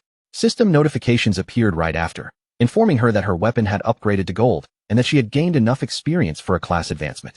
Standing among the glowing energy orbs left behind by defeated enemies, Ghost Spirit finally let out a breath of relief. She confirmed that she had gathered enough experience to begin her advancement. With determination in her eyes, Ghost Spirit accepted the class advancement without hesitation. A bright magic circle immediately formed beneath her feet, and a column of purple energy surged upward, wrapping around her entire body as the transformation began. When the light finally settled, the system began listing the new abilities she had gained. Her weapon had evolved into the Yellow Spring Chainblade, a weapon capable of changing its shape. Her class had also advanced into Yellow Spring Evil Ghost, granting her a passive stealth bonus and unlocking 2 new skills, Eye of the Yellow Spring and Touch of the Yellow Spring. The system explained that Eye of the Yellow Spring was a mental attack capable of trapping enemies inside an illusion, while Touch of the Yellow Spring allowed her to track opponents through their aura. Now wrapped in a blue aura, Ghost Spirit held her transformed weapon in the shape of a fearsome scythe. Another system notification appeared, stating that she would deal double damage to opponents below her level, with a 50% chance of inflicting a burn effect. With her eyes glowing gold, Ghost Spirit felt stronger than she ever had before. Her damage, speed, and newly awakened mental attack all gave her greater confidence, and in her heart, she knew these powers would help her avenge her parents and defeat Dongfangyu, along with the source behind the Plague Wielder. After completing her advancement, Ghost Spirit sent a message to Shadow, her teacher, telling him that she had reached Tier 2 and would repay him for his guidance. From a rooftop, Shadow saw that she had already logged off, and he understood at once that her thirst for revenge had driven her straight toward Dongfangyu. He thought back to the memories of his previous life, remembering how Ghost Spirit had finally taken revenge back then. But because she had spared a single dog, that tiny loose end gave a Beastmaster the chance to follow her trail. That one mistake exposed Ghost Spirit's true identity, and once the powerful families learned who she really was, they launched a terrifying large-scale hunt against her. The conflict dragged official forces into a brutal war, costing them heavy casualties, and in the end, Ghost Spirit collapsed from complete exhaustion and died, leaving the entire Magic City region swallowed by chaos. Shadow quietly weighed Ghost Spirit's talent in his mind. Her potential was terrifying, but because she was still too young, and her emotions were far from stable, He feared she might act too recklessly when pushed too far. To stop her from walking into the same fatal mistake again, Shadow made his decision. He would log off immediately and check on Ghost Spirit in the real world before things slipped out of control. Soon, the scene moved to Dongfang Manor, standing on the outskirts of Magic City. The entire estate was wrapped in a thick poisonous fog, making the buildings look hazy and dangerous beneath the night air. 2 guards were making their rounds through the misty manor grounds, but neither of them looked focused. As they walked, they grumbled about how unlucky they were to be stuck with patrol duty. Their complaints quickly turned into idle talk about women. One guard brought up Mrs. Dongfang, saying that even now, she was still incredibly attractive, and his companion immediately agreed with a knowing grin. The two of them began fantasizing about defeating her bodyguard and doing whatever they wanted with Dongfang Yu. But just as their dirty thoughts were getting worse, one of the guards suddenly narrowed his eyes and noticed something moving inside the fog. A figure slowly took shape in the mist before them. It looked exactly like Dongfang Yu, appearing like an alluring illusion right in front of the 2 stunned guards. She was dressed in a seductive black dress, kneeling in a provocative pose as the fog curled around her body. The guards froze completely, their eyes wide and their voices shaking as they stammered, asking why she was there and why she was dressed so revealingly. The illusion leaned closer, her voice dropping into a soft whisper. She claimed she could no longer stand her weak husband and needed other men to satisfy her desires, then teasingly asked whether the 2 of them were capable enough for her. The guards were instantly bewitched. Drool almost slipped from their mouths as they stared at her in disbelief, unable to believe such a perfect chance had fallen into their laps, and they eagerly asked if she was truly serious. The 2 guards immediately started arguing over who should go first, both too blinded by lust to think clearly. Still kneeling before them, the illusion of Dongfang Yu gave a sly little smile and suggested they did not have to fight, because they could enjoy her together. Before either guard could react, a sharp streak of purple energy flashed through the mist. In a single instant, both of their heads were sliced clean from their bodies. Their headless bodies dropped heavily to the ground as the illusion vanished like smoke. Dark energy burst from the severed necks, while a magical ribbon spun around them with a cold, deadly rhythm. Ghost Spirit stepped out from the shadows, her figure calm and silent. With one smooth motion, she caught her weapon as if the kill had taken no effort at all.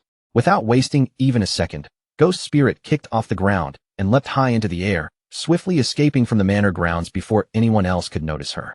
At the same time, Dongfang Yu's powerful bodyguard, the Fart Master, was lying back in a hammock, looking completely relaxed as if nothing in the manor could disturb him. But then his senses suddenly sharpened. His eyes shifted slightly, and he muttered to himself that a little mouse had managed to sneak inside. Ghost Spirit landed silently on the rooftop of the manor, her feet touching down so lightly that the tiles barely made a sound beneath her. She stopped for a brief moment, her gaze sweeping over the area as she calmly judged the situation and considered her next move. But in the next instant, her expression changed. From above, the Fart Master came descending toward her at shocking speed, closing the distance before she could fully react. He seized Ghost Spirit by the neck in midair, locking his grip around her throat. With his momentum dragging them both down, the 2 of them plunged straight toward the ground. Then the Fart Master unleashed his signature move, blasting a terrifying burst of gas from behind him. The force slammed into the ground like an explosion. The impact tore open a crater in the courtyard, with the Fart Master pinning Ghost Spirit down at its center. Looking down at her mockingly, he revealed that his ammonia barrier covered the entire manor, so the moment she entered, he had already sensed her presence. He recognized her as the little lady who had escaped from him once before. Grabbing her tightly by the neck, he sneered that she would not be getting away this time, while Ghost Spirit struggled helplessly beneath him, her face twisting with pain and fear. The Fart Master lifted Ghost Spirit into the air by her throat, his body wrapped in a threatening purple aura. As he studied her closely, he admitted that she had become stronger, and with a little more time, she might have grown into an opponent who could truly satisfy him. A dangerous excitement spread across his face. Even though part of him wanted to wait, he confessed that the urge to kill her right now was becoming almost impossible to resist. Ghost Spirit continued to struggle in his grip, gasping and clawing for a chance to escape. Meanwhile, the bodyguard wrestled with himself internally, trying to convince himself to wait until she became even stronger. But almost immediately, he contradicted his own thoughts. He admitted he was losing control, cursing under his breath as the urge tore through him, and then his fingers tightened around her neck with a sickening crack. The Fart Master's eyes widened in panic. Only then did he realize that, in his moment of lost control, he had accidentally crushed Ghost Spirit to death. Horror washed over him as he loosened his hand and let her lifeless body fall to the ground. Staring down at what he had done, he shouted in despair. But then his entire body suddenly froze. From behind him, a purple energy claw pierced straight through his chest, bursting out with a deadly glow. In disbelief, he slowly turned his head and saw Ghost Spirit standing behind him, her arm driven into his back. The body he had dropped moments earlier had never been the real her at all. It was only a decoy. Confusion and shock filled his face as he questioned how something like this could be possible. He had been completely certain that he had already killed her. Ghost Spirit's eyes glowed a chilling red as she revealed the truth.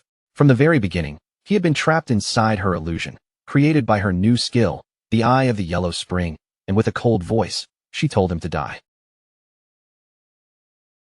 With Ghost Spirit's energy claw still impaling him from behind, the Fart Master trembled, struggling to understand how someone like him had fallen into an illusion without realizing it.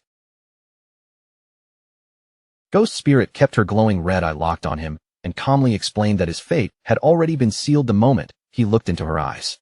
The truth was then revealed through the moment it all began. The illusion had started the instant the Fart Master first grabbed Ghost Spirit by the neck. Knowing he had lost, the bodyguard finally collapsed to the ground. Ghost Spirit stood over him in silence, acknowledging that despite everything, he had still been a worthy opponent. But Ghost Spirit's victory did not remain quiet for long.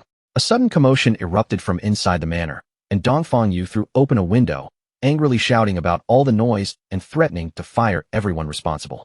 Her anger vanished the moment she looked down into the courtyard. There, she saw the body of her powerful bodyguard dissolving into black smoke, and shock immediately spread across her face. Panic overtook Dongfang Yu as she screamed that an intruder had broken into the manor. Her voice rang through the halls as she desperately called for help. Armed guards rushed into the main hall from every direction, weapons raised and faces tense. They quickly spread out into defensive positions, surrounding their mistress and preparing to shield her from danger. The guards moved to protect Mrs. Dongfang while searching for the intruder. The noise woke her son, Nantian, who sat up groggily and asked what was happening, and Dongfang Yu quickly told him that an enemy had come, ordering him to stay where he was. But Nantian did not shrink back in fear. Instead, he sat up straighter, a confident smile appearing on his face as he told his mother not to be afraid, declaring that he was already 18 now, a true player, and that he would protect her. Dongfang Yu was deeply moved by his words. She pulled Nantian into her arms, embracing him tightly, while sighing that she wished his father had been even half as wonderful as him. As the two of them shared a kiss, neither of them noticed the window behind them slowly creaking open, letting the cold night air creep into the room. Startled by the sound, they immediately pulled apart. Dongfang Yu snapped her gaze toward the window and demanded to know who was hiding there. Outside in the hallway, the guards who should have been protecting them were already lying on the floor, their bodies slowly dissolving into shadow. Dongfang Yu stared at the hallway in pure horror, her face turning pale as she struggled to understand how every guard had died so silently. Her thoughts spun wildly, and one terrifying possibility surfaced in her mind. Had Shadow already discovered their secret plan to ambush him? At that exact moment, Ghost Spirit's spectral figure quietly emerged behind her like a shadow rising from the Dongfang Yu spun around in alarm, her eyes locking onto the hooded figure behind her. Trying to hide her fear beneath anger, she demanded to know who this attacker was, why she had come after her, and insisted they had never had any grudge between them. Ghost Spirit did not rush to answer. She simply stood there with eerie calm, staring straight at Dongfang Yu as she asked whether Dongfang Yu truly failed to recognize her. Then Ghost Spirit's eyes lit up with a threatening red glow. Her voice turned colder as she ordered Dongfang Yu to look carefully and remember exactly who stood before her. Dongfang Yu's expression twisted with fear as recognition finally struck her. The girl in front of her was someone she had believed was long gone, and she cursed in disbelief that Ghost Spirit was still alive. Before Dongfang Yu could even gather herself or make a move, a burst of energy shot forward and pierced straight through her body. Ghost Spirit stood above her fallen enemy, looking down with burning hatred in her eyes. She called Dongfang Yu a demon and coldly commanded her to die right there. Inside the bedroom, Nantian and his small dog were trembling beneath the covers, too terrified to move. Ghost Spirit made her reason clear. Dongfang Yu had murdered her parents, so now she would repay that blood debt by killing Dongfang Yu in front of her own son. Broken and crying, Dongfang Yu knew she had already lost. She accepted that she could not escape death, but with tears running down her face, she begged Ghost Spirit for one thing: do not hurt her son. Ghost Spirit let out a mocking laugh as her energy ribbons wrapped around Dongfang Yu and lifted her helplessly into the air. Nantian cried out for his mother from the bed, but Ghost Spirit only sneered, asking what right Dongfang Yu had to make demands now. Dongfang Yu kept pleading through her tears, desperately insisting that the hatred was only between the two of them. Her voice shook as she begged Ghost Spirit to spare Nantian, saying her son was innocent. Ghost Spirit's anger exploded. She screamed at Dongfangyu, asking whether she had ever imagined this day would come when she murdered Ghost Spirit's parents all those years ago. With one final furious cry, Ghost Spirit released a devastating wave of dark energy. The attack swallowed Dongfangyu completely, tearing her body apart in a violent burst of power. From the bed, Nantian and his dog watched the scene unfold in absolute horror, their eyes fixed on what remained of Dongfangyu. Ghost Spirit stood there breathing heavily, her chest rising and falling as the weight of revenge finally settled over her. Then she slowly turned her red, intense gaze toward the bed. Under that terrifying stare, Nantian froze completely, too frightened to even make a sound. With her revenge finally carried out, Ghost Spirit no longer lingered in the room and began to step away from the bloody scene. She walked out of the bedroom in silence, leaving Dongfangyu's body behind on the floor while Nantian and his little dog continued watching from the bed in fear. But the moment Ghost Spirit disappeared from sight, Nanshan's frightened expression quietly changed. The fear drained from his face and twisted into a sinister grin. Nantian revealed that he had already grown tired of living under his mother's control, and instead of mourning her, he felt grateful that Ghost Spirit had killed her. Beside him, the small dog's eyes also glowed red, as if eagerly waiting to feast on the young girl's flesh. Ghost Spirit had not gotten far before she suddenly sensed something wrong. She stopped in place, her body tightening as she realized she was no longer alone. She turned around cautiously, her nerves on edge, and saw several shadowy figures floating in the air around her, silently blocking every escape route. Back inside the bedroom, Nantian pointed from beneath his blanket, a malicious smile spreading across his face. Revealing his true power as the corpse necromancer, he ordered his undead minions to capture Ghost Spirit alive. The shadowy figures surrounding her were reanimated corpses, strengthened by Nanshan's power and still carrying the abilities they had in life. One by one, they moved in on the trapped Ghost Spirit. Then, without warning, a massive explosion ripped through the side of the manor, blasting apart the wall with a deafening crash. Ghost Spirit was thrown violently out of the building by the impact, her body flying through the broken debris as she screamed in pain. Outside the manor, Ghost Spirit crashed down helplessly while the reanimated corpses descended on her from above. The one-handed gunman stepped in close, raising his weapon to fire a deadly energy blast at point-blank range. But just as the shot was released, black spikes suddenly erupted into its path, intercepting the attack and saving Ghost Spirit at the last second. The force of the counterattack swept outward and slammed into the undead minions, knocking them down before they could finish her off. Ghost Spirit lifted her head from the ground, confused and breathless, unable to understand who had suddenly turned the situation around. Inside the bedroom, Nantian was no longer hiding safely beneath his blanket. He had been lifted by the head and was screaming in terror. A figure stood over him, holding his severed head while crushing his demonic dog beneath one foot. It was Qinfeng. Through the shattered wall, he looked directly toward Ghost Spirit and delivered a cold final lesson. Showing mercy to your enemies is the same as being cruel to yourself. Ghost Spirit lay on the ground outside, staring up at Qinfeng through the broken window. Still shaken and unsure who had saved her, she forced out a question, asking who he was. From within the shadows, Qinfeng told her that enemies should never be spared. Then he activated his blooming curse on Nanshan's decapitated body, and red spider lilies began sprouting from his head in a haunting bloom. Only then did Ghost Spirit realize that this man had saved her and had also allowed her to finish her revenge. Her face flushed slightly as she lowered her guard and thanked him, calling him master. Surrounded by a field of crimson flowers, each one like a reminder of the vengeance she had finally claimed, Ghost Spirit could no longer hold back the storm inside her heart. Tears poured down her face as relief and sorrow overwhelmed her at the same time. In a trembling voice, she said aloud that she had finally avenged her parents. As the red flowers absorbed the remaining life force, a notification appeared showing that 788 years of tradable lifespan had been gathered. Qinfeng walked toward Ghost Spirit and asked what she planned to do now that her revenge was complete. But without that single purpose left to cling to, she admitted she did not know and even began thinking about dying so she could reunite with her parents. Qinfeng's voice turned stern as he told her that revenge would only leave emptiness behind, and she should have prepared herself for that from the start. He warned that if she truly wanted to sink into despair, then he had nothing more to say, but there was one thing she needed to understand first. He then showed her a vision of the game world, letting its vast and mysterious scenery unfold before her eyes. Qinfeng explained that this godforsaken game hid endless secrets, and somewhere among those secrets, there might even be a way to resurrect the dead. He told her that as long as a person continued moving forward, countless possibilities would eventually appear before them. But if she had decided that revenge was the final end of her life, then everything he said would be meaningless. Qinfeng turned his back to her, and left the decision in her hands. If she still wanted to move forward, then she had to follow him, but whether she chose to stand up again was entirely up to her. After a quiet moment of reflection, a new determination slowly appeared in Ghost Spirit's eyes. She pushed herself back on her feet and ran after Qin Feng across the moonlit field. Soon, the scene shifted away from the battlefield and returned to Magic City in the real world. At Qin Feng's hideout, known as the Soul Cleansing Land, they arrived inside a vast ethereal space that shimmered like endless water, calm and unreal in every direction. Ghost Spirit looked around in confusion and asked where they had come to. Qin Feng calmly explained that this place was his hideout in the real world. He led her forward until they reached the doors of an unbelievably luxurious mansion. The sight of the grand entrance alone left Ghost Spirit staring in stunned silence. When they stepped inside, Qin Feng's maid immediately greeted him and welcomed her master home. Ghost Spirit was caught off guard, clearly surprised that Qin Feng even had a maid waiting for him. Qin Feng casually ordered the maid to prepare dinner for two. Seeing Ghost Spirit's confusion, he explained that the maid had been created by the Divine Authority book. Qin Feng went on to explain that the Divine Authority book could create all kinds of necessary items whenever they were needed.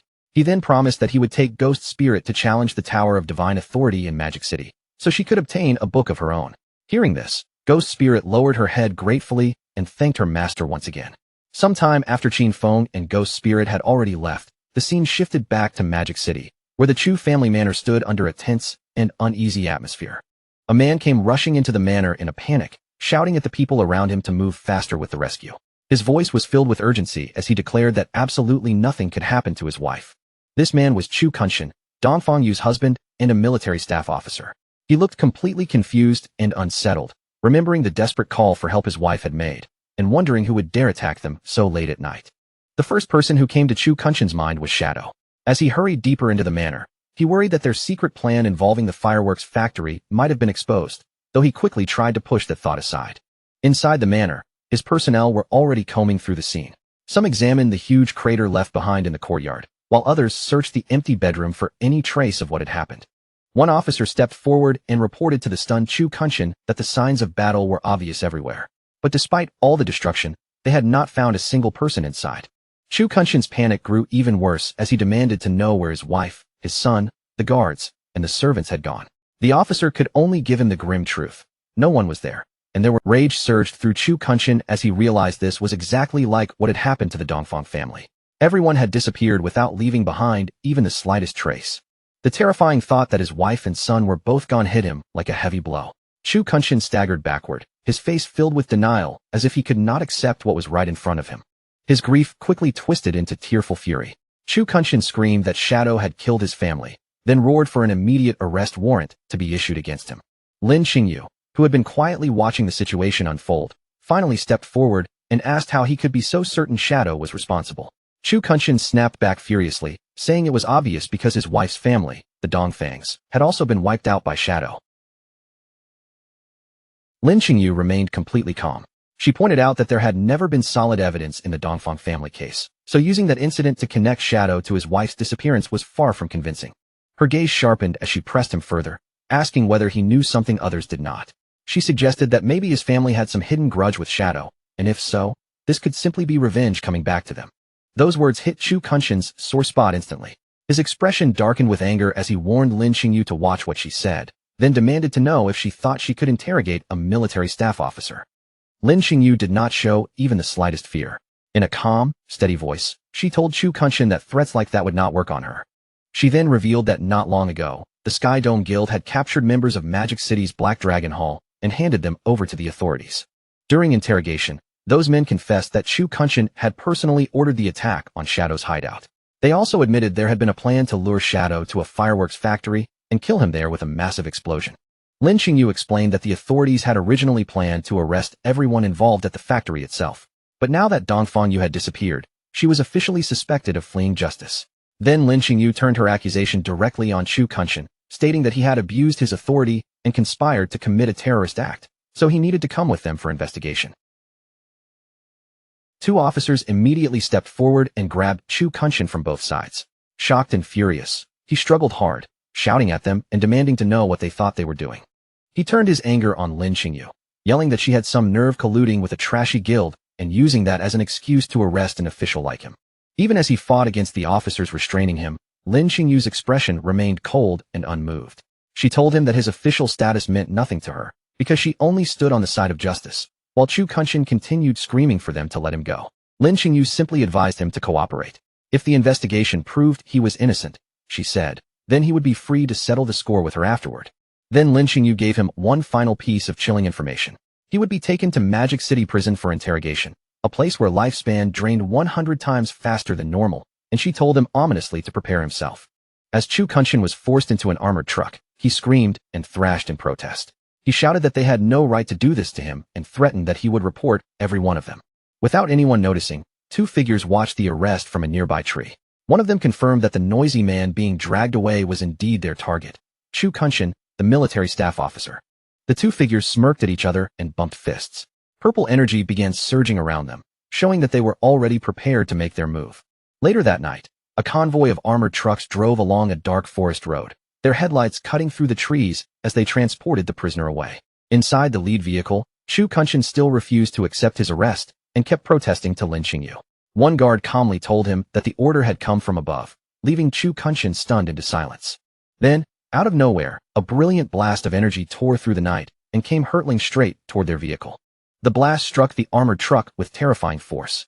The entire vehicle was thrown off course, careening violently off the road before crashing in a mangled wreck. Inside the overturned truck, Lin Xingyu braced herself against the wreckage, gritting her teeth as she cursed under her breath. When she turned her head, her eyes widened in shock. The guard who had been sitting beside her was already dead, his face frozen with the fear of his final moment. Pinned by the twisted wreckage, Lin Xingyu quickly realized she could not move. Before she could free herself, the roof of the truck was suddenly torn open from the outside. A hand reached down through the broken opening and grabbed the unconscious Chu Kunshin by the collar, yanking him out of the wreck as if he weighed nothing. Standing on top of the ruined truck were the two attackers, a man with a pompadour and a girl with blue hair. The pompadour-haired man helped Chu Kunshin up and smugly declared that the mission had been way too easy. At that moment, reinforcements from the second truck arrived in a rush. The officers aimed their weapons and ordered the pair to release the prisoner and surrender immediately. But the two attackers did not look intimidated at all. Instead, they burst into laughter, openly mocking the officials standing below them. As the arriving officers raised their weapons and prepared to fire, one of them suddenly sensed something else and shouted a warning about another threat. A huge muscular man with glowing red eyes dropped down from the trees, gripping an enormous flaming hammer as he descended toward them with terrifying momentum. He smashed the massive hammer down with overwhelming force, striking the official's vehicle before leaping away. In the next instant, the vehicle erupted into a huge explosion, and screams rang out from inside the flames. The man with the pompadour watched the destruction alongside another bald, muscular man, both taking in the power of the attack. The pompadour-haired man remarked that Mr. Theodore really had not been lying about what they had received. The hammer-wielding attacker landed amid the fiery wreckage as glowing orbs of lifespan floated up from the fallen officers. He laughed like a madman, reveling in the strength of his attack and the thrill of killing the official dogs of Great Xia. Standing proudly in the middle of the burning wreckage, the muscular hammer user held up a glowing card and gloated over its power. He bragged that this card had come from Mr. Theodore himself. He boasted that the card had multiplied his attributes by 5, giving him the strength of a level 50 player even though he was only level 10. Then he complained that the dead officers had dropped far too little lifespan, but the pompadour-haired man brushed that aside, reminding him that their true reward from Mr. Theodore would be 1,000 years of lifespan. Inside the overturned truck, an injured Lin Xingyu watched everything through tear-filled eyes. As pain and anger burned through her, she thought to herself that with Mr. Theodore's help, these people might soon be able to kill Shadow and avenge Qian Shishir.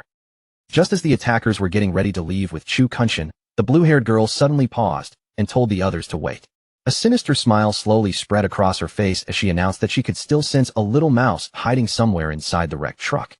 Hidden among the twisted metal and debris, Lin Xingyu's heart sank as she realized the blue-haired girl had discovered her. Then the blue-haired girl hurled a massive fireball straight at the already destroyed truck, triggering a second explosion that was even more violent than the first. With a smug smile tugging at her lips, the blue-haired girl coldly declared that not a single official dog would be allowed to leave this place alive. As the group turned and started walking away, the woman pouted and complained that the others were still thinking about Qian Shishir, asking if she herself was not beautiful enough for them. The pompadour-haired man only laughed, saying she was definitely cute, but Qian Shishir had been their old partner, and helping her get revenge had always been one of their traditions. After saying that, the group disappeared deeper into the night, their figures slipping past the trees until the darkness swallowed them completely. From the wreckage, a naked and battered Lin Qingyu watched them leave, her body covered in injuries and her face tense with shock. At that moment, she finally understood that these attackers were the remaining members of the Alice Guild. Her passive skill, killing intent perception, confirmed the truth for her. These people had been sent by a man named Theodore to capture Chu Kunshin, and now that her entire squad had been wiped out, Lin Qingyu knew she had to report this disaster immediately. After leaving the real world behind, Shadow brought Ghost Spirit to the Tower of Divine Authority, a mysterious structure hidden within the ruined parts of Magic City. Seeing Ghost Spirit's surprised expression, Shadow explained that the NPC guarding this tower was commonly known as Old Mom, though her true name was Queen Veer of the Waning Moon. Shadow then told her about Vier's tragic past. Long ago, she had watched her own son and daughter be brutally murdered before her eyes, and that unbearable trauma shattered her mind, leaving her trapped in the belief that her children were still alive and causing her to give players almost impossible quests. But Shadow also revealed that her delusion had a weakness. If one young man and one young woman entered the tower together, Veer would mistake them for her lost children, making the challenge much easier while also greatly improving the rewards. Then Shadow told the horrified Ghost Spirit that the moment they entered, she had to call the NPC mom. Seeing her shocked face, he explained that this was exactly why players had given Veer the nickname Old Mom, and told Ghost Spirit to focus on acting while he handled everything else. Ghost Spirit hesitated for a moment, clearly uncomfortable with the idea, but she still nodded in agreement. Together, the two of them walked toward the tower's enormous glowing doors. Once they stepped inside, a radiant path of light stretched out before them, leading them through a star-filled, dreamlike space until Queen Veer appeared ahead. The moment Veer saw them, tears of joy welled in her eyes. She welcomed them back with trembling happiness, calling them her children and asking if they had returned for the Divine Authority book. Shadow immediately played along without hesitation. He gently confirmed that this was exactly why they had come, and he addressed her as mom as if he truly were her child. Ghost Spirit quickly followed his lead. She threw herself into the role, her eyes filling with tears as she cried out that she had missed Veer so much.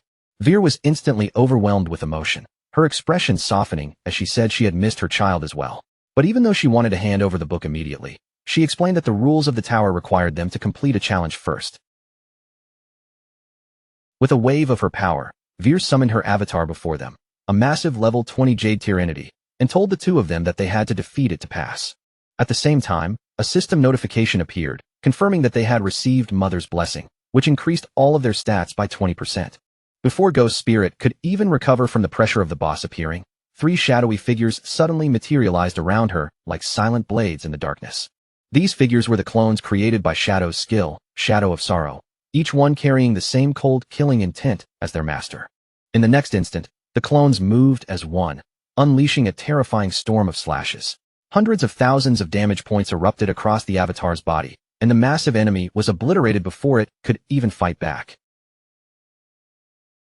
The system immediately announced that the challenge had been successfully cleared, leaving Ghost Spirit frozen in place. She stared in disbelief, unable to comprehend how Shadow had summoned 3 shadows and killed the boss instantly. The entire battle ended in a blinding flash of light, disappearing almost as quickly as it had begun. Ghost Spirit stood behind Qin Feng, still completely stunned by what she had just witnessed. The way he summoned 3 clones and ended the fight in one strike made her wonder just how terrifyingly powerful he really was. Queen Veer slowly descended from the sky, still lost inside her broken delusion. Looking down at them with gentle affection, she called them Alan and Anna and praised them for becoming so strong. She floated toward Ghost Spirit and placed a stack of glowing blue books in her hands. Calling her little Anna with tender warmth, Veer offered her all 9 of the divine gift books she possessed. Ghost Spirit continued playing along and hugged Veer tightly, tears spilling from her eyes as she thanked her mom again and again. Qin Feng watched this quietly, his expression growing heavy. He knew that Veer would give everything she had to the children she believed were hers, and in his previous life, many players had abused that weakness, demanding items until she burned through her own lifespan to create them and died. After giving the books to Ghost Spirit, Veer turned to Qin Feng with the same gentle smile and asked whether he wanted anything too. Qin Feng calmly requested the divine book of the communication bracelet. Veer looked apologetic as she admitted she did not have that book with her, but without any hesitation, she immediately offered to use her own lifespan to create one for him. As the book took shape in a glow of light, a system window appeared, showing that Qin Feng had obtained it. Veer smiled warmly when she realized what had happened, deeply touched that her son had given her lifespan instead of allowing her to drain away her own. Qin Feng simply told her to keep the lifespan, then turned to leave. Veer watched them go and wished them a safe journey, reminding Anna that if danger ever came, she should stay close to her brother and let him protect her. Hearing those words, Ghost Spirit glanced at Qin Feng and suddenly blushed.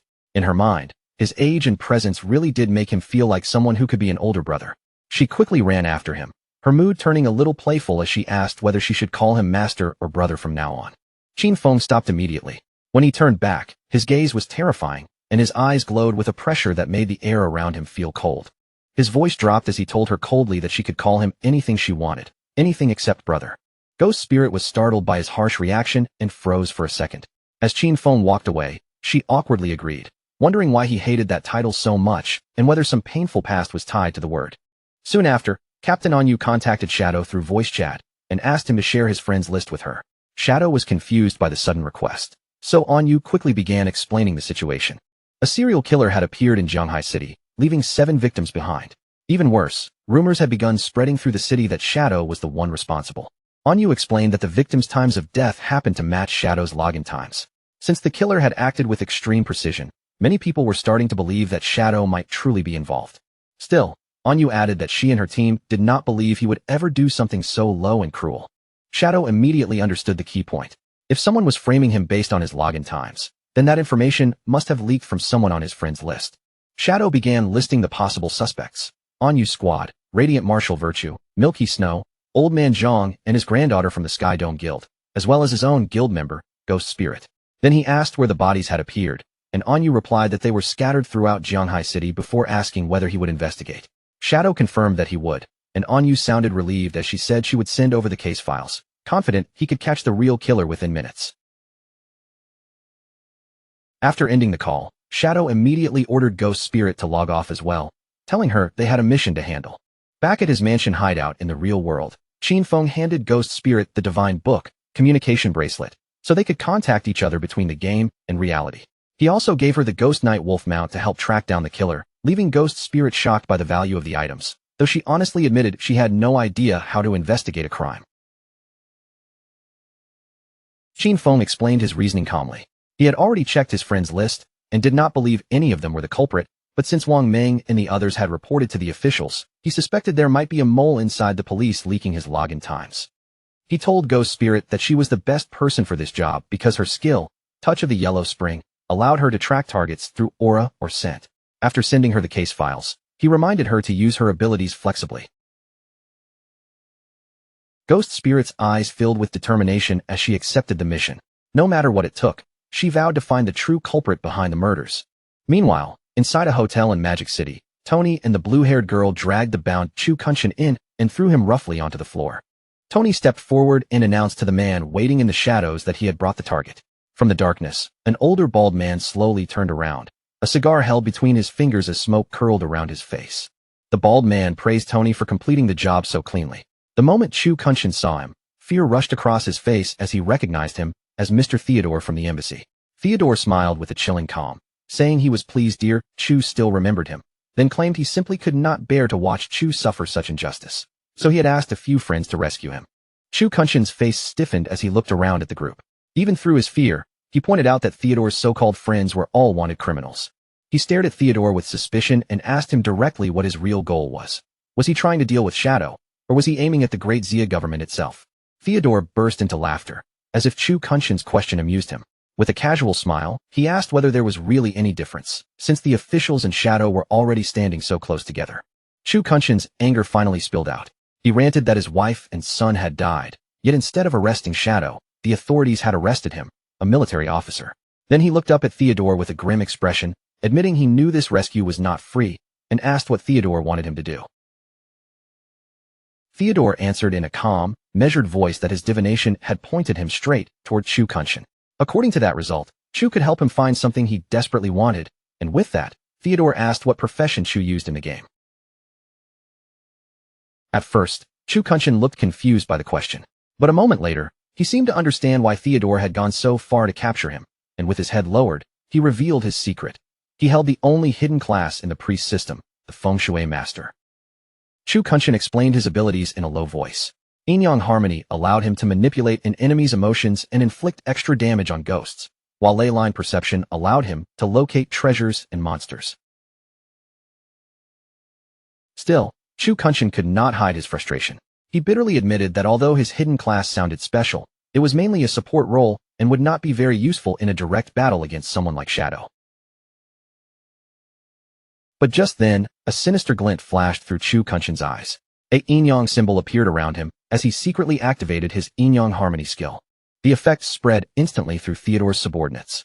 Tony and the bald, muscular man suddenly turned on each other, their tempers exploding as they began arguing with violent intensity. In the blink of an eye, that argument turned into a savage brawl. Chu Kunshin watched them coldly, explaining that under the influence of his skill, they would fight until one of them died, though the effect would not work on enemies more than 5 levels above him. Theodore did not panic at all. Instead, he watched the chaos with an amused smile. Then Theodore pulled out a magical tarot card burning with blue flames and ordered his men to stop fighting. With a relaxed tone, he remarked that internal fighting was never a good thing. Theodore threw the card forward and activated its power, releasing a spell known as Moon God's Purification. A spectral moon appeared above them, and from it, a massive pillar of blue light descended, wrapping around the 2 men still locked in their brutal fight. The blue light washed over their bodies like a cleansing tide, instantly stripping away the negative emotional influence created by Chu Kunshin's skill. Tony and the bald man both collapsed unconscious once the spell ended. The blue-haired girl, Mei Jing, laughed at the sight and commented that Mr. Chu's skill was surprisingly powerful, while Theodore calmly ordered her to heal them. Chu Kunshin stood there drenched in cold sweat, terror spreading across his face. He knew exactly how strong his skill was, and ordinary purification should never have been able to remove it so easily. He stared at Theodore in growing fear, silently wondering what kind of class this man could possibly have. Theodore simply spread his arms wide and formally welcomed Chu Kunshin into their group. As Theodore sat there surrounded by swirling magical energy, the truth about his power became clear. He also possessed a unique hidden class within the priest system, the diviner, allowing him to draw different cards for divination, enhancement, purification, and teleportation, and he could even give those cards to others for one-time use. Meanwhile, on the streets of Zhonghai City, Ghost Spirit crouched low against the pavement and activated her skill, Touch of the Yellow Spring. A faint red aura spread from her fingertips as she felt along the invisible trail left behind. Her eyes sharpened, and she declared that she had found the killer's aura. The trail stretched far into the distance, and Ghost Spirit raised her hand, pointing the way for her mount, the Ghost Night Wolf. She told the wolf to move out, then climbed onto the beast's back. In the next moment, they dashed through the empty city streets, chasing the crimson trail cutting through the night. The scene then shifted to a high-rise apartment, Qin Feng's former home, where a knock suddenly sounded at the door. Inside the apartment, Qin Xiaoyu opened the door with a bright and expectant smile, happily greeting the visitor as mom. Standing outside were a middle-aged woman in a suit and a tall white-haired man dressed just as formally. Qin Xiaoyu immediately grew excited and asked if the man had come to buy the house, praising the woman for finding a buyer so quickly. But the woman looked apologetic and quickly corrected her. She explained that this man was not a buyer, but a diviner she had hired to help find Qin Xiaoyu's brother. The white-haired man adjusted his tie with a composed smile and introduced himself as Diviner Rintu. Qin Xiaoyu's smile faded at once. She asked why they needed divination to find her brother's location, and the woman explained sadly that she would be moving away in a couple of days, so she could not feel at ease leaving Qin Xiaoyu alone. Shocked by the sudden news, Qin Xiaoyu asked why she was leaving so soon. The woman explained that the Zhonghai city officials had extracted a platinum-grade hideout called the Church Sanctuary and invited the Mengsha River Guild to move there for safety. The woman gestured toward Rintu and urged Qin Xiaoyu to accept his help, saying his divination was extremely accurate. Rintu also stepped forward and tried to persuade her, saying Qin Feng was a reliable person, and if she properly begged him, he would surely help her. Qin Xiaoyu crossed her arms, her face darkening with anger as she rejected the offer outright. She thanked the woman for her kindness but said she did not need it, then bitterly declared that after 19 years, if Qin Feng had already decided he did not want her, then that was the end of it. She questioned what the point of finding him would even be. But deep down, Qin Xiaoyu was thinking something very different. She was currently guarding Shadow's hideout and saw him often, convinced that sooner or later, Shadow would notice her value and allow her to join his guild. The woman let out a helpless sigh, clearly used to Qin Xiaoyu's stubbornness. She advised her to try the divination anyway, then excused herself to go pack, leaving Rintu behind in the apartment. Rintu asked Qin Xiaoyu if she had any item her brother had used, since it would make the Rintu ignored her refusal and calmly walked into the apartment, looking around as if he had already been invited in. He said he had heard the siblings once lived together, so the house itself should be enough as a medium, while Qin Xiaoyu followed angrily and demanded to know who allowed him inside. Rintu smiled charmingly, and said he felt they were connected by destiny, so he would perform the divination for free. Without waiting for permission, he raised a card glowing with blue magical energy and told Qin Xiaoyu she could simply look at the result. If she was satisfied, great, and if not, it did not matter. A holographic tarot card slowly appeared in the air before them, its surface shimmering with mysterious light. Rintu activated the divination card, and an image emerged within it, a dark figure lying motionless in the depths of the sea. With a regretful expression, Rintu interpreted the vision for Qin Xiaoyu. He told her that her brother had already been burned to death, and that his corpse had sunk into the ocean, leaving Qin Xiaoyu frozen in total shock. Ironically, while the real Qin Feng was comfortably relaxing on a sofa inside his hideout, Qin Xiaoyu's emotions suddenly erupted into rage. In her mind, she cursed Qin Feng as useless trash for dying so easily. To her, he should have stayed alive long enough for her to become powerful and trample him herself. Outwardly, Rintu simply lowered his voice and offered his condolences, pretending to be sympathetic. Then Rintu changed the subject and mentioned that he had heard she interacted with Shadow. He claimed his divination had already found Shadow's location, then held up a golden card and asked if she wanted to go with him, explaining that he could teleport her there immediately. Rintu continued manipulating her, suggesting that even though her brother was dead, she could simply recognize Shadow as her new brother, and then everyone would be happy. Qin Xiaoyu eagerly agreed, while secretly scoffing that Qin Feng had gotten off too easily by dying, though it no longer mattered because Shadow would definitely protect her. The moment she accepted, Rintu activated a blue magic circle beneath their feet, and the two of them vanished. They rematerialized inside a dark, filthy room that looked like an abandoned laboratory, with shadows pressing in from every corner. Qin Xiaoyu looked around in confusion, unable to see Shadow anywhere, and asked where he was. Rintu's expression turned menacing as he removed his suit jacket and coldly replied that he should be the one asking her that question. Without giving her any warning, Rintu swung a vicious right hook straight into Qin Xiaoyu's face, hitting her so hard that blood burst from her mouth as she coughed in pain. He seized her ankle without warning, lifting her whole body off the ground until she was hanging upside down in front of him. With her hair falling toward the floor and her body swaying Qin Xiaoyu was so frightened that tears poured down her face. Her voice shook uncontrollably as she tried to explain through broken sobs that she truly did not know Shadow at all. Rintu's expression hardened, and he immediately accused her of lying. He reminded her that she had already claimed to guard Shadow's door and see him often, so there was no way she knew nothing. Before she could defend herself, he drove a vicious punch straight into her stomach while she hung there defenseless, and the impact knocked her unconscious on the spot. Rintu stared at her limp body with faint surprise, muttering that she had passed out far too easily.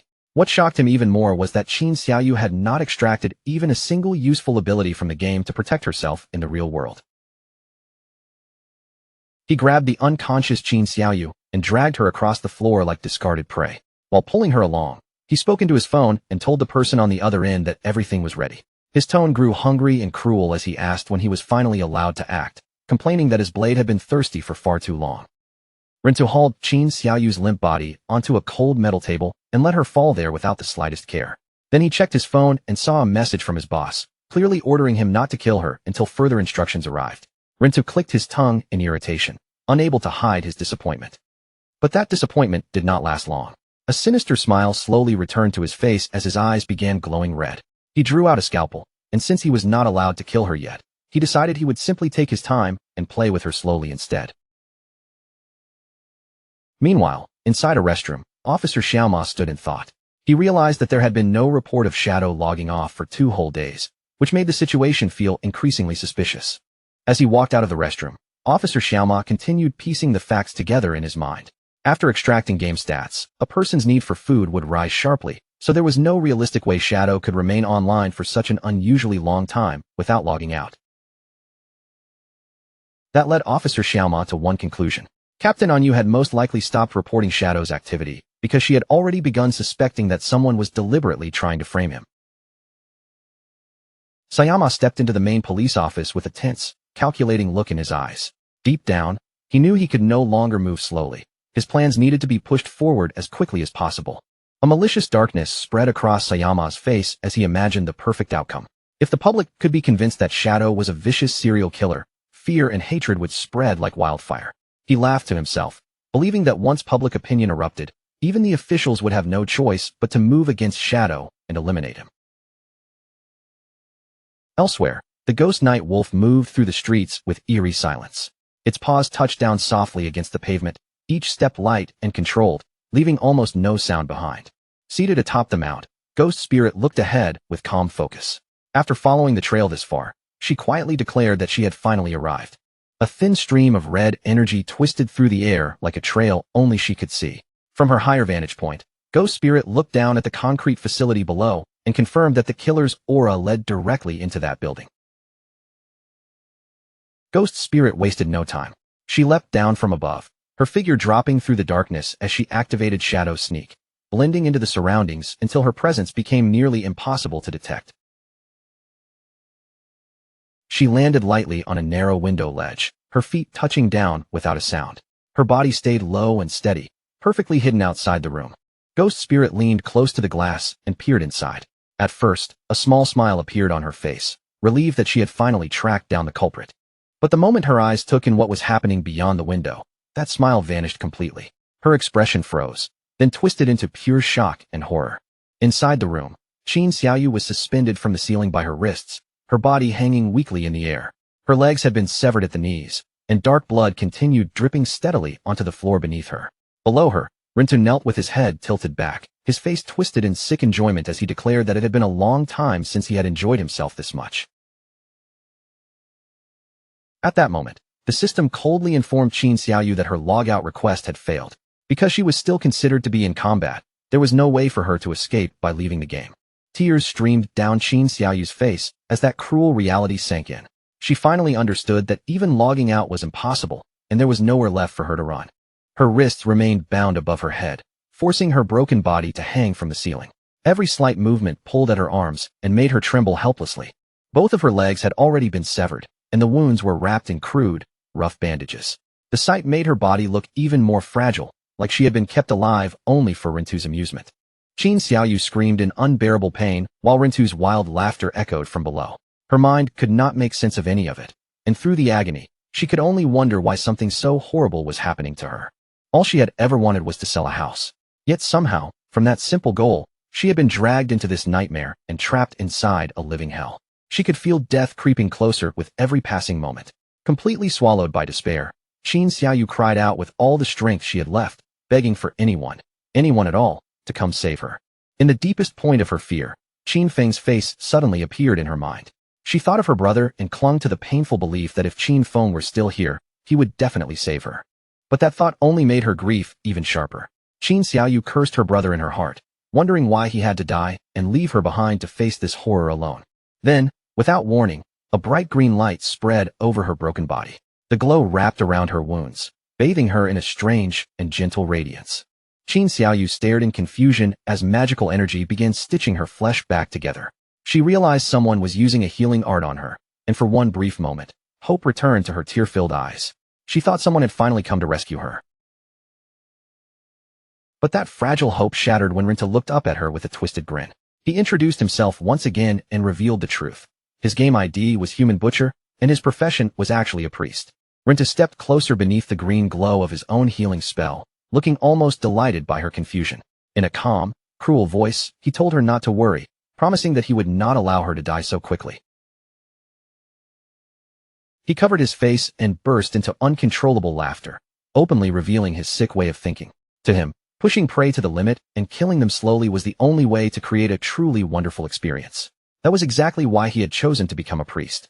The torture was far from finished, and as he looked at Qin Xiaoyu's terrified face, he announced that next, he would rip open her chest. The terror finally overwhelmed Qin Xiaoyu completely. Her eyes rolled back, foam gathered at her mouth, and her body lost all strength as she fainted from the unbearable fear. Rinta looked at her with clear disappointment, as if her collapse had spoiled his fun. He mocked her under his breath, sneering that she really was nothing more than a weak little girl. Suddenly, Rintu's instincts screamed danger. His expression changed in an instant, and he twisted his body aside just in time to dodge something flying toward him at terrifying speed. A cloaked figure descended into the room, her purple eyes glowing from beneath the shadow of her hood. It was Ghost Spirit, and her arrival instantly changed the atmosphere. Ghost Spirit unleashed Blade of the Underworld, sending a glowing ribbon of energy shooting through the air. The attack pierced Rintu and lifted him off the ground, leaving him suspended helplessly as she stared at him with a cold, merciless gaze. Her voice was icy as she demanded the truth from him. She wanted to know why he had used his crimes to frame Shadow. Rintu immediately activated his healing art, still wearing that arrogant look on his face. Even after being caught, he seemed convinced that he could recover and regain control of the situation. But his confidence disappeared almost as quickly as it appeared. The glowing ribbon tightened around his body, binding him so firmly that he could no longer move. Ghost Spirit dropped down with terrifying speed and closed the distance in an instant. She grabbed Rintu by the throat and slammed him down with brutal force. She pinned Rintu hard against the cracked wall, her grip crushing the arrogance out of him. With a chilling threat, she warned that if he refused to confess everything, she would saw off his legs. Terrified and completely defeated, Rintu stammered that he would talk and tell her everything. The view then shifted away from that horrifying room and returned to the desolate ruins of Zhonghai City, where the ruined streets stood silent under a heavy atmosphere. Among the ruins, Captain Anyu, Wang Ming, and Little Black were locked in a serious discussion. Captain Anyu pointed out that ever since they stopped reporting Shadow's login times, no new murders had happened. To her, that was clear proof that someone had been using those reports to frame him. Little Black immediately defended Shadow with visible anger. In her eyes, an expert as powerful as him would never be some twisted serial killer. If Shadow truly wanted someone dead, she argued, he would erase them completely and turn them to ashes, not leave bodies behind for people to discover. Captain Anyu remained calm, but serious. She explained that even though they understood Shadow was innocent, the ordinary public did not know the truth at all. That was what worried her most. If rumors kept spreading, panic would erupt across the city, and that chaos was probably the killer's real objective. Once public fear reached a breaking point, the officials might be forced to kill Shadow just to calm everyone down, even if they knew he had been framed. Little Black frowned and asked whether the officials could truly defeat Shadow in the first place. Captain Anyu gave a grim smile, and after a brief pause, admitted the truth, they could not. Captain Anyu explained that if a direct conflict with Shadow truly broke out, the government would suffer devastating losses. Once Great Xia weakened from that internal struggle, other countries would never miss the chance to take advantage, and the entire nation could be pushed into danger. Wang Ming's expression turned serious as he said they had to clear Shadow's name as soon as possible. After thinking through the timing and the information leaks, he concluded that the person framing Shadow had to be hiding among the officials of Zhonghai City. Captain Anyu fell into deep thought, her brows tightening as she followed that clue. Among the Zhonghai officials, if she had to name someone who also held a personal grudge against Shadow, only one suspicious figure came to mind. Inside his office, Officer Xiaoma stood frozen in place, cold sweat gathering on his forehead. His eyes stayed locked on his phone, and the more he stared at the screen, the more anxious he became. 2 full days had already passed, yet there was still no news about Shadow logging off. Officer Xiaoma grew increasingly irritated, afraid that Rintu might have lost control and accidentally killed the prey before the plan was finished. Alone in the dim office, his thoughts twisted back to Captain Anyu again and again. Her face filled his mind, and his obsession only grew stronger as he convinced himself that as long as Shadow remained alive, Anyu would never belong to him. In desperation, Officer Xiaoma gripped a glowing card tightly in his hand. For Anyu's sake, he was willing to cross every line, even if it meant standing against all of Great Xia itself. Just then, the silence was broken by a sudden vibration from his phone. Officer Xiaoma quickly checked the screen and saw a message that appeared to be from Rintu. It claimed that the prey had escaped and demanded 3 years of lifespan to extract a tracking skill, even attaching an address where Xiaoma was supposed to deliver the payment. Rage flashed across Officer Xiaoma's face as he clenched the phone in his hand. He could not believe his subordinate had failed such a simple task, but he also knew that if this scheme was exposed, everything would be over for him. So he had no choice but to go there personally and clean up the mess. Under a gloomy, heavy sky, Officer Xiaoma drove all the way to an abandoned industrial facility. The place stood silent and deserted, giving off a cold, ominous feeling before he even stepped inside. He pushed into the dark warehouse and called out for Human Butcher in an angry voice. His tone was full of blame as he demanded to know why Rintu had allowed the prey to escape. But the moment he looked deeper into the warehouse, his words died in his throat. He stopped completely, and his expression shifted into pure shock. Officer Xiaoma slowly raised his head and saw a horrifying sight above him. Qin Xiaoyu was still suspended from the ceiling, hanging there in a state that made the entire room feel like a nightmare. Yet what shocked him even more was the figure hanging beside her. His own hired killer, Rintu, had also been bound in the air, unconscious and completely unable to move. Before Officer Xiaoma could even process what was happening, a streak of purple energy suddenly shot out from the darkness. The glowing ribbon whipped around his body in an instant, tightening around him before he had any chance to struggle free. His body was yanked off the ground and hoisted into the air, leaving him hanging upside down beside the other 2 captives. Panic finally burst through his voice as he shouted at the approaching figure to release him, angrily demanding whether they had any idea who he was. Ghost Spirit stepped out from the shadows, her eyes glowing with a terrifying red light. Her voice stayed calm as she told him she knew exactly who he was, Ma Naoyang, the son of Jianghai City's mayor. Rintu had already confessed everything, including how Ma Naoyang ordered him to kill people and dump the bodies during Shadow's offline hours to frame him. Ghost Spirit then glanced toward Rintu and thanked him for keeping his promise by luring out the true mastermind. She cut him loose from the bindings, looked down at him coldly, and said that as a reward for cooperating, she would give him one last chance to enjoy himself. Rintu rose to his feet, wrapped in a surge of eerie purple energy, his face twisted into a completely deranged smile. Ghost Spirit ordered him to kill Ma Naoyang in whatever way pleased him most, and Rintu giggled madly as he thanked the young miss for giving him such a wonderful opportunity. Still under Ghost Spirit's control, Rintu turned his crazed eyes toward Ma Naoyang. She commanded him to use his favorite method, and Rintu answered with a maniacal laugh, telling Ma Naoyang to stop struggling because there was no escape now. Ma Naoyang screamed in terror, but Rintu was already lunging forward with a scalpel in hand. Ma Naoyang looked up in absolute horror as the cold blade flashed toward him, aiming straight for his throat. But Ma Naoyang had not come completely unprepared. At the last second, just before the scalpel could cut into him, he activated a golden card. A powerful shockwave exploded outward, blasting Rintu back and giving Ma Naoyang just enough time to roll away to safety. The next instant, a huge burst of fire and violent energy swallowed Rintu's body. The explosion lit up the entire warehouse, while Ghost Spirit stood nearby and watched the blast. When the smoke finally thinned, Rintu was lying dead on the ground. His body began breaking apart and transforming into glowing lifespan orbs, leaving behind only the proof of his end. Ma Naoyang staggered to his feet, panting heavily as he glared at Ghost Spirit. From her methods and abilities, he finally realized that she had to be Shadow's disciple. Furious and cornered, Ma Naoyang slapped a glowing golden card directly onto his forehead. The card carried the power of the Sun God, giving him a massive boost in agility for 2 minutes. A golden crossbow appeared in his hand, and with hatred burning in his eyes, he declared that he would kill both Shadow and Shadow's disciple. Ma Naoyang's speed surged to an unbelievable level as he leapt through the air.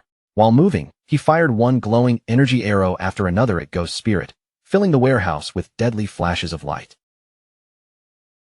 Ghost Spirit remained calm as the barrage rained down around her. She slipped through the explosions with precise movements, dodging each attack as if she had already seen them coming. Ma Naoyang tried desperately to keep up the pressure, but Ghost Spirit suddenly vanished by using her stealth ability. Floating in midair, Ma Naoyang's confidence cracked as he realized she possessed the same assassin-style abilities as Shadow, and now he had completely lost track of her. Then, from the surrounding darkness, purple energy ribbons shot out without warning. Before Ma Naoyang could defend himself, they pierced through his arms and coiled around his body, locking him firmly in place. He screamed in pain as the ribbons lifted him into the air, leaving him hanging with the other captives. Ghost Spirit appeared beneath him once again, looking up with a cold expression as she asked whether he was the one who dared to harm her master. Ghost Spirit's purple eyes glowed as she stared him down. She could tell that Ma Naoyang was far too weak to possess such powerful card skills on his own, so she demanded to know who was supporting him from behind the scenes. In tears and unbearable pain, Ma Naoyang finally broke down and confessed everything. He admitted that the foreigners connected to Qian Shishir had been the ones who found him. Those foreigners had handed him the cards and asked him to help them kill Shadow.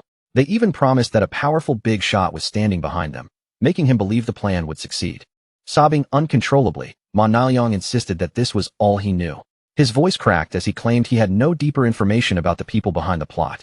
He begged desperately for his life, trying to bargain with her through tears. He promised that his father, the mayor, could give her anything she wanted as long as she spared him. Ghost Spirit did not even bother to answer his plea. She simply turned her back on him and muttered coldly that he was far too noisy.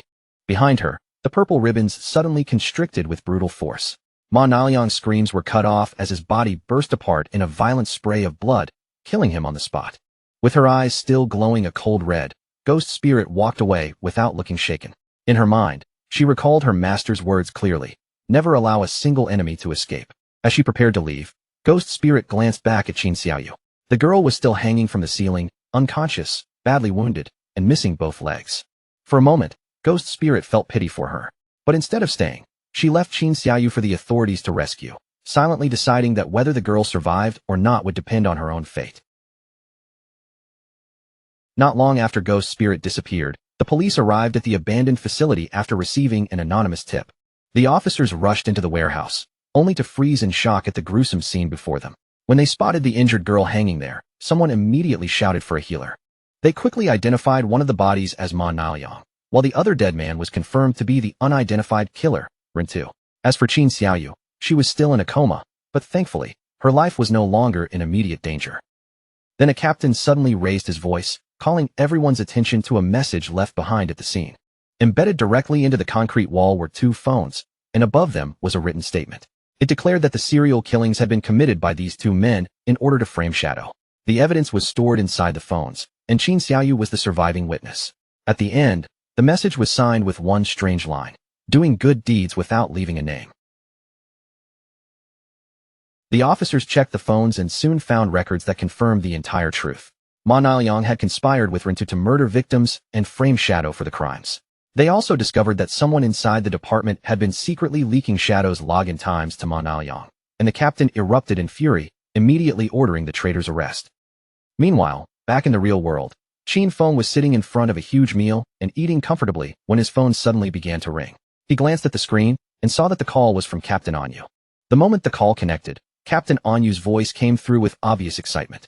She immediately told him the good news. The serial killer case had finally made a major breakthrough. Qin Feng acted as if he knew nothing and casually asked whether they had already found the murderer. Captain Anyu confirmed it right away, saying the culprits had been identified as Ma Naoyang and Rin-tu, though both of them were already dead. She went on to explain that the police had discovered solid evidence and even found a surviving witness. However, the girl had lost both legs and was still unconscious, so they would have to wait until she woke up and gave her testimony before the case could truly be closed. Qin Feng quietly thought to himself that Ghost Spirit had handled the mission perfectly. On the other end of the phone, Anyu apologized for all the trouble the investigation had brought him, and as compensation, she offered to give him a useful piece of intelligence. Captain Anyu told him about a strange phenomenon happening in a novice town within Zhanghai City. 5 flying monsters had been circling the sky and hunting players, but the truly bizarre part was that no matter how many were killed, the number always returned to 5. She suspected some kind of treasure was hidden there and urged Shadow to look into it. Qin Feng's eyes widened the moment he heard that detail. He immediately understood what it meant. Another ancient god slate had appeared. He began analyzing the situation in his mind. If the ancient god slate was connected to those flying monsters, then it was likely hidden somewhere high in the sky. Since ordinary players still had no way to fly, Qin Feng knew he would need a flying mount before he could reach it. Then he remembered the Withered Bone City key he had obtained from the magic leaning tower. Withered Bone City belonged to the Moraga Empire, the homeland of dragons, so Qin Feng quickly concluded that this might be the perfect place to find a flying dragon mount. A system prompt reminded him that entering Withered Bone City required level 20. Qin Feng checked his current status and saw that he was still level 19. His eyes sharpened with determination, because he only needed one more level, and that meant it was time to enter the game again. Shadow teleported to the outer beach of Withered Bone City. The moment he arrived, a desolate coastline stretched before him, covered in enormous skeletons, while far across the water, a dark castle loomed on a distant island like a silent ruin. As Shadow stood on the shore, he noticed glowing lifespan orbs scattered across the ground. Their presence made it clear that other players had recently fought and died in this area. Shadow's expression tightened as he sensed something unusual nearby.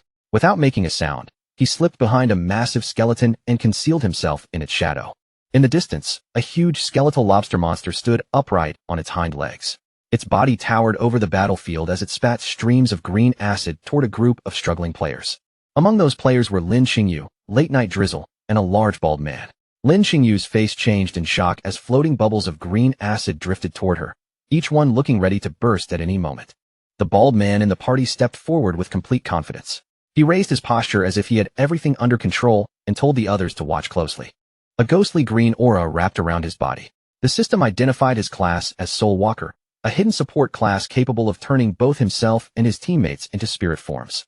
While in that state, they could not attack, but they were immune to damage and had no physical collision. The monster unleashed a roaring wave of green acid breath, flooding the area in front of it. But thanks to the Soul Walker's ability, the attack passed straight through the intangible players without harming them at all. Watching from behind the skeleton, Shadow narrowed his eyes. He recognized this group from the memories of his past life. He remembered that this bald man, Zuma, had once joined forces with Theodore and several others to trap the officials of Magic City. That scheme caused severe casualties among the official forces, leaving them unable to maintain order, and as a result, Magic City fell into chaos for 3 full months, indirectly leading to hundreds of thousands of deaths. The fight against the giant skeletal lobster quickly reached a critical point as the monster let out a furious roar. Seeing that the boss's health was already low, Lin Xingyu immediately shouted a warning that it was entering its second phase. The boss responded by releasing a swarm of blue bubbles into the air. One after another, the bubbles burst open, revealing a horde of smaller lobster monsters inside. The party was overwhelmed almost instantly. A shield-bearing teammate struggled to hold the front line, gritting his teeth as he complained that there were simply too many enemies to block. In the middle of the chaos, Lin Xingyu turned toward Zuma and screamed for him to use soul conversion. If he activated that ability now, he could still save the entire team. But Zuma only turned his face away with a cold, indifferent expression. He heard his teammate's desperate plea, yet he chose to ignore it completely. Lin Xingyu froze in disbelief at the betrayal. At that same moment, the small lobster slipped past the collapsing front line and lunged straight toward her. The team's formation fell apart in seconds. Lin Xingyu fired her dual weapons again and again, but even while attacking, she realized they could no longer hold the line. She shouted at Zuma one last time, demanding to know what he was doing, but by then, it was already too late. The massive boss and its swarming minions rushed toward her together as she lost her footing and fell. Terror filled Lin Xingyu's eyes as she looked up from the ground. The monster loomed over her, opening its jaws as if it were about to devour her whole. Just as the monster struck, a flash of blue energy tore across the battlefield. The slash cut through the creature in an instant, slicing it apart before it could reach her. Shadow had finally stepped into the fight. He moved so fast that his body became a blur, unleashing a skill that swept across the battlefield and instantly carved through the swarm of small lobsters. Shadow leapt over the stunned Lin Xingyu and landed in the middle of the battlefield with devastating force. A dark vortex of energy erupted around him, spreading outward and annihilating the remaining enemies in one overwhelming strike. A system window appeared, confirming that Shadow had killed the Jade-grade lobster boss and gained a massive amount of experience, evolution points, and more than 9 years of lifespan. As Shadow stood among the scattered loot, Zuma stared at him in complete shock, finally realizing that the famous Shadow had appeared before them. The situation turned violent without warning. In the blink of an eye, Shadow appeared directly in front of the bald man, Zuma, his gaze filled with terrifying killing intent. Before anyone nearby could react, Shadow struck with ruthless speed. His attack swept cleanly through the air and severed Zuma's head in a single motion. As Zuma's headless body collapsed, a system notification confirmed his death. His corpse dissolved into light, leaving Lin Xingyu staring in stunned disbelief. She thanked Shadow for saving them, but she could not stop herself from asking why he had killed one of their team members. Shadow glanced back at her with a cold, glowing eye and asked why the Magic City official team had a foreigner among them. Lin Xingyu explained that Zuma had been hired as external support because his class was essential for defeating the boss, though she admitted she never expected him to become distracted at such a critical moment. Shadow scoffed at her explanation, clearly unimpressed by her innocence.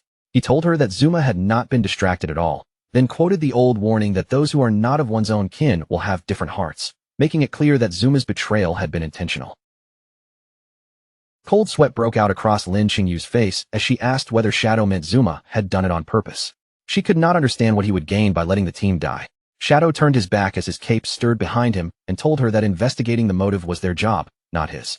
Then, without wasting any more time, he offered her a deal. If the Magic City officials found any bosses they could not handle, they were to contact him directly. Shadow stated his conditions clearly. He only wanted the lifespan drops and any equipment related to the assassin class. Everything else could belong to them, just like the arrangement he had already made with the Jianhai officials. Lin Xingyu quickly told him that several boss coordinates had already been sent in, and a few of them were close by. Shadow activated his flight ability and rose into the air, telling her to send the coordinates as he shot toward the sky. Nearby, a red-haired girl blushed as she whispered to her teammates that she had heard Shadow was coming, quietly wondering whether he was handsome. Her teammates were far more doubtful, but those doubts disappeared in a fraction of a second. The beast fell almost immediately, and a system notification confirmed Shadow's kill, rewarding him with experience, evolution points, more than 5 years of lifespan, and a platinum-grade assassin skill called Smoke Bomb. Then another terrifying Jade-grade boss appeared, the noble's eldest son, Traitor Lulu, clad in dark lava armor and holding a giant flaming sword. The nearby player froze in terror, feeling as if his life was already over. But in the next blur of movement, Shadow struck and dealt massive damage before anyone could even follow his motion. The system confirmed the kill, granting Shadow experience, evolution points, more than 10 years of lifespan, and a Jade-grade skill called Merge into Darkness. The rescued players stared in awe, completely unable to process what they had just seen. Each of Shadow's attacks had dealt over 300,000 damage, a number so absurd that it left them speechless. Instead of learning the skill directly, Shadow made a different choice. He activated his Spirit Devourer bloodline ability and consumed the card, using it to strengthen himself even further. A system notification immediately confirmed the result. By devouring the legendary skill, Shadow's elemental attack and elemental resistance had both increased by a significant amount. As Shadow continued forward, he noticed the path ahead dropping sharply downward. Surprise flickered through his mind when he realized he was no longer simply moving across the coastline, but heading deep underground through a dark, rocky passage. While moving through the long tunnel, Shadow quickly figured out its purpose. This underground passage ran beneath the ocean floor, connecting the mainland coast directly to the isolated island ahead. He kept traveling through the darkness until, at last, an exit appeared in the distance. Shadow stepped out from the cave mouth and found himself standing in a grim, storm-covered landscape. Above a high cliff, a dark and ruined castle loomed under the flashes of lightning, giving the entire place a dangerous, ancient atmosphere. A system notification appeared, welcoming him to the Moraga Empire's withered bone city ruins. At the same time, a severe warning followed. This was a berserk area, and any player inside would lose lifespan at 100 times the normal rate. Shadow stood by the dark water and looked back toward the hidden passage beneath the sea, silently admiring how cleverly it had been designed. At that moment, a memory from his past life surfaced in his mind. Back then, a strange madman had once rambled endlessly about a secret tunnel buried under the ocean. At the time, no one had taken that man seriously. Everyone simply thought he had lost his mind and was mixing up this world with some other game. But now, standing here with the truth right in front of him, Shadow finally understood that the so-called madman had never been talking nonsense. Everything he said had been real. Shadow moved forward through a dead forest filled with withered trees and scattered bones. But before he could get far, the ground beneath his feet suddenly began shaking violently, as if something enormous was waking up underground. Nearby, a gigantic skeletal dragon skull that had been lying on the ground started to tremble.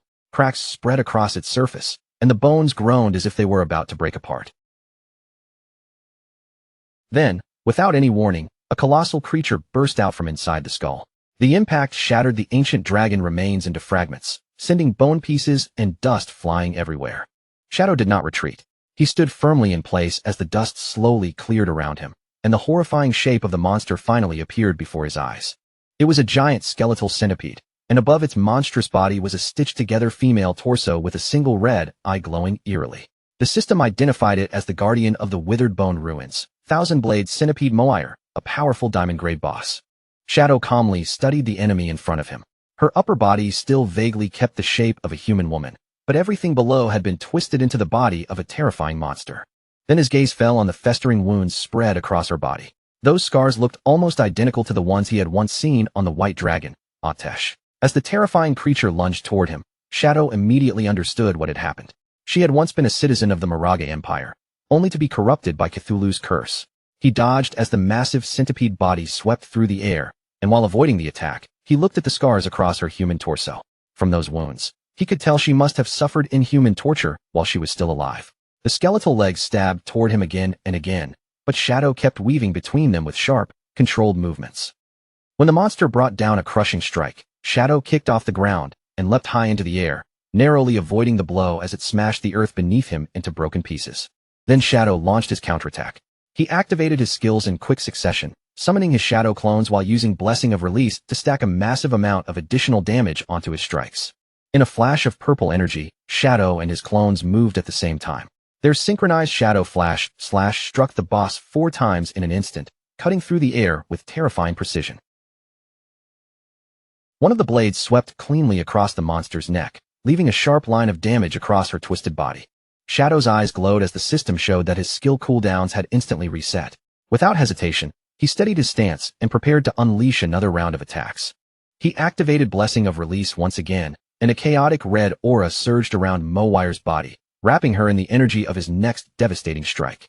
The 4 shadows moved together, forming a final coordinated attack from different angles and sealing off every possible path of escape. Beams of purple light sliced through the boss from all sides. Mowire's monstrous body was cut apart piece by piece before exploding in a burst of magical fire, while Shadow landed safely on the ground without a trace of panic. A system notification appeared, confirming that Shadow had killed the Diamond Grade Guardian, Mowire. He received a huge amount of experience, evolution points, more than 10 years of tradable lifespan, and several dropped items. Shadow looked down at her fading body with a solemn expression and quietly told her to rest in peace. As the monster disappeared, the spirit of the beautiful woman she had once been briefly appeared. She gave a peaceful smile, finally released from the curse, before dissolving into glowing lifespan orbs. After defeating the Diamond Grade Guardian, Shadow continued deeper into the desolate ruins. He raised his head toward the cliffs, where the ominous castle stood beneath flashing lightning like a dark shadow pressing over the land. Without slowing his pace, Shadow lifted his hand and unleashed a long-range attack, sending a wave of dark energy tearing forward through the ruins. The attack struck a spider-like monster hiding in the shadows. It had the upper body of a human woman fused to a spider's lower half, and it let out a piercing scream as the dark energy impaled it. A system notification appeared right after, confirming that Shadow had killed the cursed spider, Molly. He gained a large amount of experience, evolution points, and another 10 years of tradable lifespan. Standing among the floating loot, Shadow took in the grim reality of the place around him. Every monster he had encountered here shared the same horrifying pattern, a human upper body fused with a twisted, monstrous lower half, and even more unsettling, they still carried their original human names. His eyes then shifted to a huge dragon skull lying on the ground nearby. Even the bones themselves had clearly been changed by something unnatural. The skull had far too many eye sockets, along with strange horn-like growths jutting from its structure. Seeing this extreme biological corruption, Shadow concluded that the entire withered bone ruins had once been used as a biochemical experimentation ground. He recalled the lore Atesh had told him before. In order to win the war, the people of Moraga had summoned Cthulhu, the ancient sea god, but that decision brought a terrible curse upon the city. The curse twisted everyone inside, transforming the entire population into monsters. As Shadow walked farther in, he could feel the curse growing heavier around him. The closer he got to the center of the city, the thicker and more oppressive that corrupted presence became. Suddenly, a massive object came plummeting down from the sky. A giant golem with rock-like skin crashed violently into the ground in front of Shadow, shaking the area as it blocked his path. The system identified the new enemy as the Royal City Guard Commander, Marun, a level 25 platinum grade boss. The golem's huge body glowed from within, as if molten magma were flowing beneath its stone shell. Shadow looked up at the towering giant, but there was no fear in his eyes.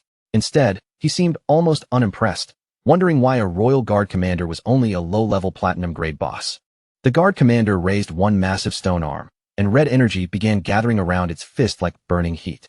It slammed its fist down with earth-shaking force, cracking the ground where Shadow had been standing. But Shadow easily dodged to the side, leaping away before the impact could touch him. The fight truly began as Shadow summoned his Shadow Blade and struck first, sending a powerful slash straight into the stone golem's body. But the moment the damage numbers appeared, a strange bounce-back effect suddenly triggered around the boss. Shadow's expression changed as pain shot through his own body. The exact damage he had just dealt had been reflected back onto him instantly. He landed on the ground and immediately understood that this opponent was far more dangerous than it looked. Staring at the Royal City Guard Commander's glowing red eyes, Shadow identified its ability as damage reflection. After a quick analysis, he realized this boss had 10 times the health of a normal platinum grade boss, along with a terrifying 100% damage reflection attribute. Shadow's expression turned grim. If his blacklight shield had not already been active, that single reflected hit might have killed him outright. This land was clearly far more dangerous than he had expected, and he could not afford to be careless. Shadow kicked off the ground and leapt high into the night sky, his figure briefly silhouetted against the moon above the ruined city. To counter the reflection effect, he fully activated his defenses and summoned 10 layers of blacklight shield around himself. From high in the air, Shadow rained down a barrage of 10 shadow blades, each slash falling toward the golem like dark streaks cutting through the night. His strategy was clear. He would use repeated low-damage attacks to charge his ultimate move, while the layers of blacklight shield absorbed the reflected damage coming back at him. Once his energy was fully charged, Shadow descended from above with his ultimate attack. Blessing of Release combined with Crimson Blade, forming a massive vertical beam of red energy that sliced straight through the golem and dealt a staggering 450,000 damage. In the next instant, Shadow braced himself, because that enormous damage value was reflected right back toward him with the same terrifying force. But before the backlash could crush him, a golden barrier erupted around his body. The powerful shield absorbed the entire impact completely, leaving Shadow unharmed. Shadow remained standing without a single visible wound on him. He calmly revealed that the reflected damage had never mattered in the first place, because his Crimson Blade gave him a staggering 600% lifesteal. Since his health was already full, all that excess healing had been converted into an overflow shield worth 2.7 million points. Compared to that, the 450,000 damage reflected back at him was nothing more than a tiny scratch. With the Royal City Guard commander finally brought down, a system window flashed in front of Shadow and confirmed his victory. Huge rewards poured in all at once, giving him a massive amount of experience, evolution points, and more than 14 years of added lifespan. But mixed into the reward message was a dangerous warning. The commander's death had now alerted every guard inside the city. Shadow froze for a brief moment, his eyes shifting as he sensed the air around him suddenly change. The whole atmosphere had turned heavier, and even he looked confused by how quickly the situation had taken a new direction. High above the ruins, on the edge of a steep cliff, a monstrous sentry raised a huge horn to its mouth and blew with all its strength. Green waves of sound burst outward from the horn, rippling across the sky like a visible alarm signal. The very next instant, the dead ruins seemed to wake up. From every cliffside and broken ridge, countless monstrous figures began climbing down in waves, their bodies pouring into the area like a living avalanche. Shadow lifted his gaze and watched the ridges fill with enemies. Winged creatures, spider-like hybrids, and all kinds of twisted beasts crowded the heights above him, their silhouettes packed tightly together as they stared down at him. Then, right beside him, a gigantic fur-covered foot crashed into the ground with terrifying force. The impact shook the earth, making it clear that something massive had just stepped into the battlefield. In only a few moments, Shadow found himself completely boxed in by a dense army of monsters.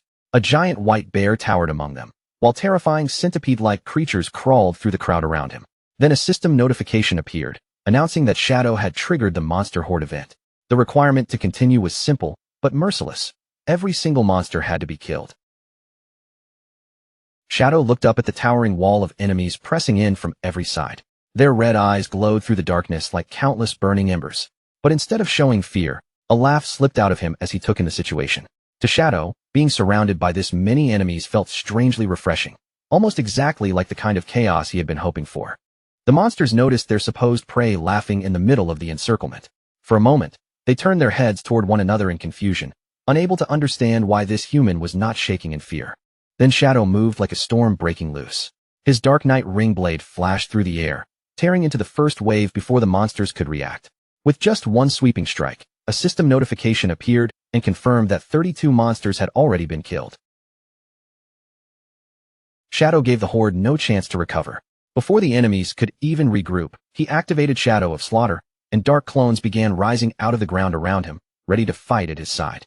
Together with those Shadow clones, Shadow launched a perfectly synchronized Shadow Flash/X4. Purple energy erupted across the battlefield, ripping through the monster ranks in a single devastating burst, and instantly pushing his kill count up to 165. Chaotic beams of energy carved through everything in their path. Lion men, shark hybrids, and other mutated creatures were sliced apart one after another as Shadow kept pressing forward. Without slowing down, he descended again with another Dark Knight Ring Blade X4 attack. Dark magic swept across the battlefield like a tidal wave, and every swing sent the kill count climbing higher until it reached 518. What should have been a desperate battle quickly became a one-sided massacre. System notifications flooded Shadow's vision as the death toll exploded, jumping from 600 to more than 2,000 in mere seconds. As the slaughter continued, the kill count shot past 8,000.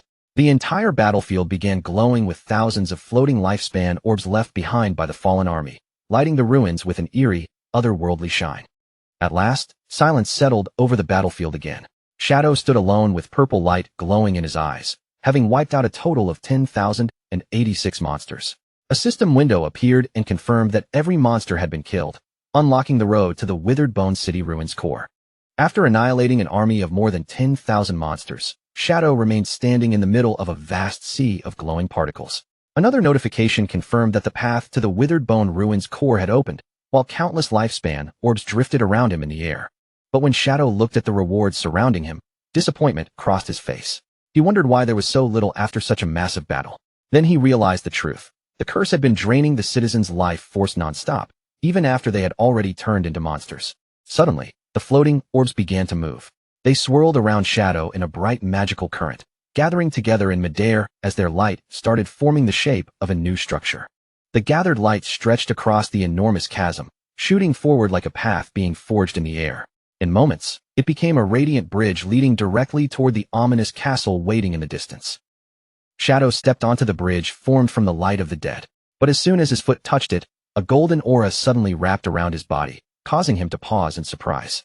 A system window appeared and informed him that he had received the blessing of the Withered Bone citizens. The cursed souls, grateful that he had finally released them, granted him a buff that gave him a chance to obtain dragon power while fighting inside the city. Shadow looked down at his glowing hand and remarked that this power was interesting. From that blessing, Shadow quickly pieced together what was happening. The source of the curse had to be somewhere inside the city, and the souls of the victims were guiding him forward, hoping he would destroy it once and for all. Shadow continued walking across the Bridge of Light until he reached a massive dark pit ahead of him. The opening looked less like a normal hole and more like a terrifying maw made of flesh and darkness. Without showing the slightest hesitation, Shadow pushed off the edge and leaped straight into the abyss below. As he dropped through the fleshy tunnel, a notification suddenly warned him that he had entered the Withered Bone Curse Great Hollow. In this place, lifespan was drained at 1,000 times the normal rate. Shadow crashed down into a pool of red liquid with a heavy splash. He slowly rose to his feet, surrounded by pulsing organic walls on every side, his body ready for whatever waited at the heart of the corruption. Deep inside the hollow, embedded within the fleshy walls, a man with long red hair and a thick beard hung suspended in place. His body was pierced through by heavy spikes, leaving him trapped like a tortured prisoner. Then a notification flashed, and the man's eyes snapped open as if he had sensed an intruder. Shadow stood firm in the darkness, a purple flame igniting over his chest as an overwhelming killing intent filled the hollow. Still trapped against the wall, the man began muttering under his breath. Strange syllables rolled out of his mouth, low and broken, like words from a forgotten age. Shadow narrowed his eyes as he listened, recognizing the language as the ancient tongue of the gods. After translating the sounds, he realized the man was repeating one name again and again, Moire. Consumed by madness and grief, the man suddenly roared Moire's name with all the rage left in his body. Then he tore himself free from the wall, ripping away from the spikes that had held him in place. The moment he broke free, his body began to twist violently. Flesh tore apart, bones shifted, and his entire form started changing into something far more terrifying. He transformed into a gigantic armored skeletal beast, towering over the hollow with a monstrous presence. The system identified him as Arkitos, the last guardian of Withered Bone City, a level 20 emerald grade boss. Shadow reacted immediately and activated Merge into Darkness. His body dissolved into the surrounding shadows, fading from sight as he slipped into invisibility. But to Shadow's shock, Arkitos moved without hesitation. The massive beast swung one enormous claw directly toward him, cutting straight through his stealth as if it meant nothing. Shadow barely dodged the crushing blow in time. The claw smashed into the ground where he had just been standing, shattering the floor with terrifying force. He leaped back to open up distance, and after landing safely, he frowned in confusion, wondering how Arkitos could see through his level 21 stealth. Arkitos charged at him again, still screaming the name of the woman he had loved. As that grief-filled roar echoed through the hollow, Shadow finally began to understand the reason. Shadow realized that because he had killed Moire and absorbed her lifespan, traces of her soul were still lingering inside him. Arkitos was not seeing through stealth normally. He was tracking the remnants of Moire within Shadow's body. While keeping his distance, Shadow studied the spikes covering Arkitos' armor. They looked exactly like the spikes on the Royal City Guard commander, making the connection impossible to ignore. Shadow raised his shadow dagger and prepared to test the boss directly. If his guess was right, Arkitos was likely carrying the same troublesome passive ability as the commander. To confirm his theory, Shadow struck Arkitos with the dagger. The exact same amount of damage instantly bounced back toward him, but his golden shield flared up and absorbed the reflected blow before it could hurt him. That single exchange was enough for Shadow to confirm it. Arkitos also possessed the dangerous damage reflection ability, meaning every attack against him carried a cost. Arkitos unleashed a deafening roar that shook the hollow. Purple energy surged across his massive body, and the moment it flared outward, he began summoning reinforcements. The fleshy ground around Shadow suddenly erupted. Large blue eggs burst up from beneath the surface one after another, quickly forming a ring that completely surrounded him. Shadow stared at the eggs with a much more serious expression. He realized they also carried a damage reflection effect, and if they were allowed to hatch, they would most likely release dangerous elite-level monsters. To test how tough they were, Shadow threw a shadow dagger at one of the eggs. The blade struck hard and dealt more than 3,000 damage, giving him the first clear measure of their durability. The egg shattered under the attack, but Shadow immediately calculated the price.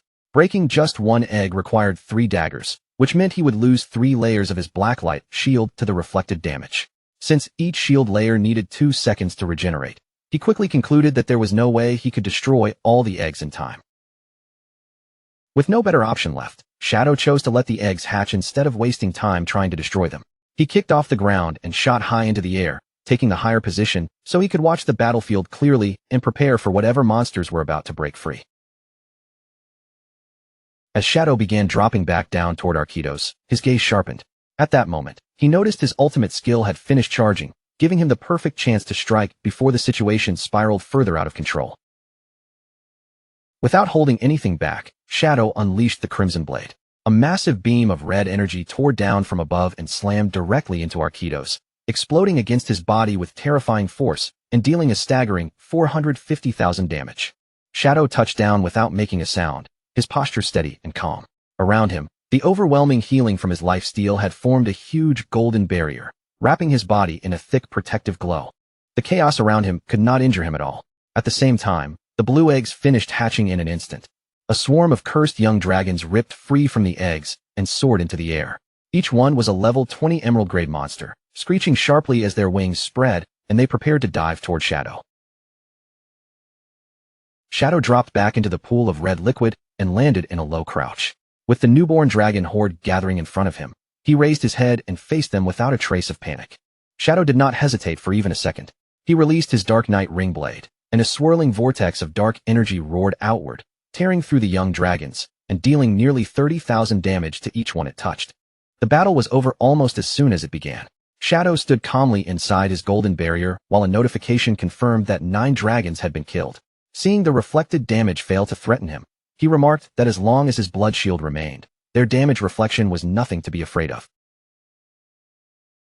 As the cursed dragons collapsed and died, their bodies dissolved into glowing lifespan orbs. The light drifted upward from the red pool, spreading through the air like sparks rising from a battlefield. But this time, the lifespan orbs did not flow into Shadow. Instead, they gathered above him and began spinning violently, forming a dense mass of light. From within that glow, a voice rang out in the ancient god language, coldly addressing Shadow as an outsider. The gathered energy twisted and reshaped itself, reforming Arquitos into an even more horrifying state. The system identified this new form as Flesh Curse, Arquitos Blue Scale. With a sinister smile spreading across his monstrous face, Arquitos declared that Shadow would never succeed in destroying his race. The battle instantly grew even more intense. Arquitos lunged forward, his mutated body surging with power as he aimed a massive, energized punch straight at Shadow. Shadow's eyes flashed neon blue, and he answered with an instant shadow slash, moving so fast he became a blur. In a single split second, he struck Arquitos from every direction, but then his eyes widened. The word immunity appeared around Arquitos, and every attack passed without causing any damage. Shadow was stunned, unable to understand why none of his strikes worked. Arquitos did not waste that opening. The moment Shadow's attack failed, the Guardian drove his fist forward and smashed into him with devastating force. Shadow was blasted backward like a cannonball, taking nearly 30,000 damage from the direct hit. The impact erupted into a huge explosion, throwing violent waves of power through the fleshy hollow. As Shadow forced himself to regain balance, the golden blood shield around him cracked apart and shattered. Listening closely to Arquitos' guttural words, Shadow translated the meaning and realized the monster was declaring that as long as his bloodline and soul remained, his home would never fall. Arquitos stood within the surging purple energy, his huge body radiating a terrifying presence. He proclaimed that Withered Bone City would never be conquered, leaving Shadow staring at him in confusion. Normally, only epic-grade monsters or beings above that level were capable of speech and true self-awareness. Yet Arquitos was only an emerald-grade boss, and somehow he still retained his own mind and will. Arquitos ignored Shadow's confusion and began gathering dark energy into a dense sphere. His voice continued chanting about protecting his city, his empire, and his people, as if that single obsession was the only thing still keeping him alive. Then the Guardian released his Demon Dragon Cannon. A vertical beam of destructive energy erupted with terrifying pressure, tearing through the hollow like a pillar of pure annihilation. Shadow reacted the instant the attack fired. He kicked off the ground and leaped high into the air, narrowly avoiding the blast as it ripped through the space below him. The moment Shadow landed, he countered with a Shadow Blade, sending the attack straight at Arquitos. But once again, it had no effect. Arquitos simply walked through it, completely untouched. Shadow cursed under his breath, realizing he had to break that invulnerability shield before he could do any real damage. Arquitos immediately unleashed another technique. A grotesque ribcage made of raw flesh materialized around Shadow, closing in like a living cage and trapping him inside. The system identified it as the flesh prison, and a countdown appeared as Shadow's lifespan began draining away by the year. A cold sweat broke out across Shadow's face. For the first time in this fight, the danger was pressing close enough that he could feel it tightening around him. Shadow quickly realized Arquitos was siphoning away his life force. He identified the draining effect as an ability connected to the evil god, Cthulhu. The situation had turned extremely dangerous, because the flesh prison was an unavoidable attack that ignored all defenses. A fleshy tendril fed on Shadow directly, and he understood that if this continued, his entire lifespan would be drained away. Just when it seemed there was no way out, red energy suddenly erupted from Shadow's body. A notification appeared, announcing that he had triggered dragon power. The system then detected that he possessed Etia's skill, Shadow of Slaughter. That connection granted Shadow a new buff, Etia's Flame of Nirvana. Its description revealed the key to turning the fight around. The white flame ignored every defense and burned the opponent's soul directly, dealing massive damage from within. Orange dragon fire ignited in Shadow's eyes as he grasped what this meant. This was the true power of the dragon race, a force that could reach beyond armor, shields, and even Arquitos' strange immunity. Shadow launched his counterattack with the enhanced dragon, Shadow of Slaughter. His clones materialized around him, each one wrapped in holy fire, before they descended on Arquitos like burning shadows. He immediately followed with Dragon, Instant Shadow Slash, cutting through the air at blinding speed. This time, the flame struck deeper than the body, and Arquitos' immunity finally shattered. The attacks landed cleanly, tearing into Arquitos and dealing tens of thousands of damage. At the same time, the flame of Nirvana left a severe burn on him, its white fire eating into his soul. Arquitos screamed as the white flames consumed him. In his final struggle, he cried out to Cthulhu, desperately begging the evil god to grant him more strength. Arquitos shouted that he could not die, because he still had to preserve the dragon race. Shadow stood calmly before him as the spirit of Etias appeared behind him. Then Shadow told the dying guardian the truth. What he had done was not protection. By summoning Cthulhu, he had condemned his own people to an eternal curse. With a cold glare in his eyes, Shadow told Arquitos to feel the flame of Nirvana. Let that fire burn through him completely and cleanse the sins he had carried for so long. Shadow delivered the finishing strike with Dragon, Crimson Blade. A colossal beam of red energy crashed down onto Arquitos, unleashing nearly 500,000 damage in one final, overwhelming blow. The last Guardian was swallowed by the attack and burned away completely. A system window confirmed the kill, awarding Shadow 1 million experience points, 120 evolution points, and nearly 40 years of lifespan.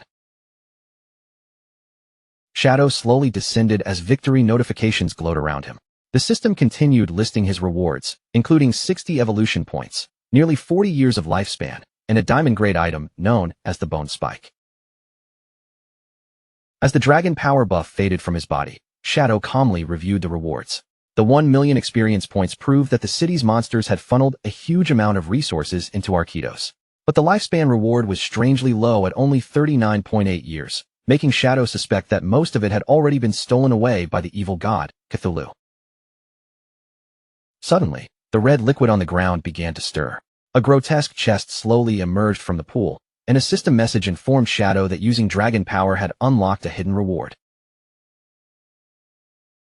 The chest opened on its own, revealing 2 glowing golden items inside. One was a withered bone rune, and the other was an epic-grade Mount Bell shining with a powerful aura. Shadow first inspected the rune and discovered that it was a key to the tomb of the withered bone god. He noted that if he collected 3 of these runes, he would be able to enter the hidden ruin. Then Shadow picked up the golden bell, his interest clearly drawn to the epic-grade mount item. Holding it in his hand, he decided to activate it and see exactly what kind of creature it would summon. When Shadow activated the item, a massive winged skeletal dragon materialized before him. The system identified it as the King of Scavengers, Osiris, a level 20 epic-grade entity that was now soul-bound to Shadow. Osiris had once been a guardian, but now it had become both a flying mount and a combat pet for Shadow. Even more importantly, it possessed the ability to summon smaller bone dragons to fight alongside it. To Shadow's surprise, the skeletal dragon was not some mindless creature. Osiris looked down at him with clear intelligence and asked in shock whether Shadow was the one who had purged the city and killed Arquitos. Shadow answered calmly, confirming that he was the one who had done it. Then he looked back at Osiris and asked whether the dragon knew the truth behind this cursed place. Osiris began recounting the tragic history of the city. It explained that it had once been an old guardian who died long ago, only to be resurrected through necromancy. It had been brought back to fight in the war between the Moraga Empire and the continent, during the time when the empire was already facing defeat. Osiris revealed that in a desperate attempt to reverse the situation, the city lord, Arquitos, made the decision to summon the evil god, Cthulhu. The dragon then explained the terrible condition required for summoning Cthulhu. Arquitos had to sacrifice the person he loved most, and that person was his own daughter, Moire. But at the final moment, Arquitos hesitated. He could not bring himself to sacrifice Moire, so he saved his daughter instead. In her place, he offered the entire population of Withered Bone City, including himself, to the evil god. The result of that desperate choice was absolutely horrifying. What followed was not salvation, but a tragedy that swallowed the entire city whole. The citizens were cursed and filled with overwhelming power, enough to drive back the enemies invading their home. But the price was unbearable. Their bodies twisted into monsters, their minds collapsed, and the humanity they once had was stripped away forever. Osiris then revealed that Moire, the only human who had been left behind, suffered the cruelest fate of all. The monstrous citizens despised her for surviving when they had lost everything, so they tortured her relentlessly until even she was swallowed by the curse and transformed into a monster. After finishing the painful story, Osiris lowered its voice with deep gratitude. It thanked Shadow for finally freeing those miserable souls from their endless suffering and bringing an end to the tragedy that had trapped the city for so long. Then, sensing the powerful aura surrounding Shadow, the skeletal dragon bowed its head before him. With a solemn tone, it pledged to follow him forever and respectfully asked for the name of its new master. With his eyes glowing faintly in the darkness, the protagonist looked up at the massive dragon before him. Then, without any hesitation or unnecessary words, he simply answered that his name was Shadow. The enormous skeletal dragon, Osiris, folded its wings and lowered its head even further in submission. From that moment on, it swore its loyalty to Shadow and formally declared him its master. However, while inspecting his new prize, Shadow quickly noticed something strange about the dragon's attributes. For an epic grade mount, Osiris' stats felt unusually low. He pointed out that a level 20 epic boss should normally have at least 10 million health points, yet the interface showed that Osiris had only a little over 100,000. Shadow soon deduced the likely reason behind that weakness. Osiris had died long ago, and after so much time had passed, most of its original power had already scattered. This skeletal body had only been forcibly awakened, so it could retain only a small fraction of the strength it once had. When Shadow reviewed the dragon's offensive abilities, such as summoning bone shields and firing spikes, he found them rather ordinary. But one skill immediately caught his attention. Osiris could summon 12 Jade-grade winged dragons, and Shadow realized they would be extremely useful for expanding his vision across the sky. The real value of this mount was not in brute force. Its greatest strength was revealed through its movement.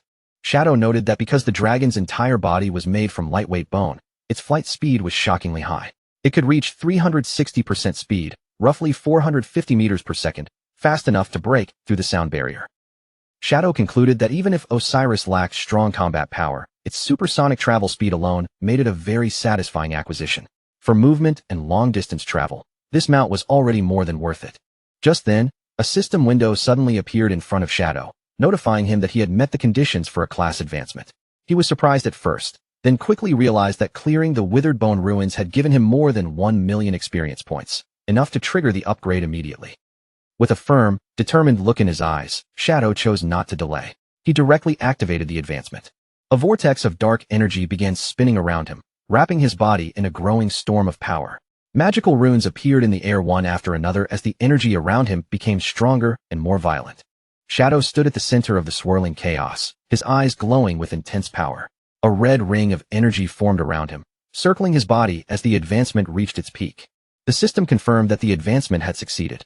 Shadow's class rose from Tier 2 to Tier 3, and his attributes surged dramatically. His strength and constitution doubled from 27 to 54, his spirit jumped to 90, and his agility climbed sharply all the way to 144. Along with the massive stat increase, Shadow gained a new class passive skill called Shadow Arc. Its effect was incredibly powerful. While he was invisible, any damage, negative status, or stealth removal he suffered would be delayed by 1 second. During that brief window, he could act fast enough to cancel the damage or remove the status effect completely. Shadow looked down at his hand and let out a confident laugh. He immediately understood the value of this skill.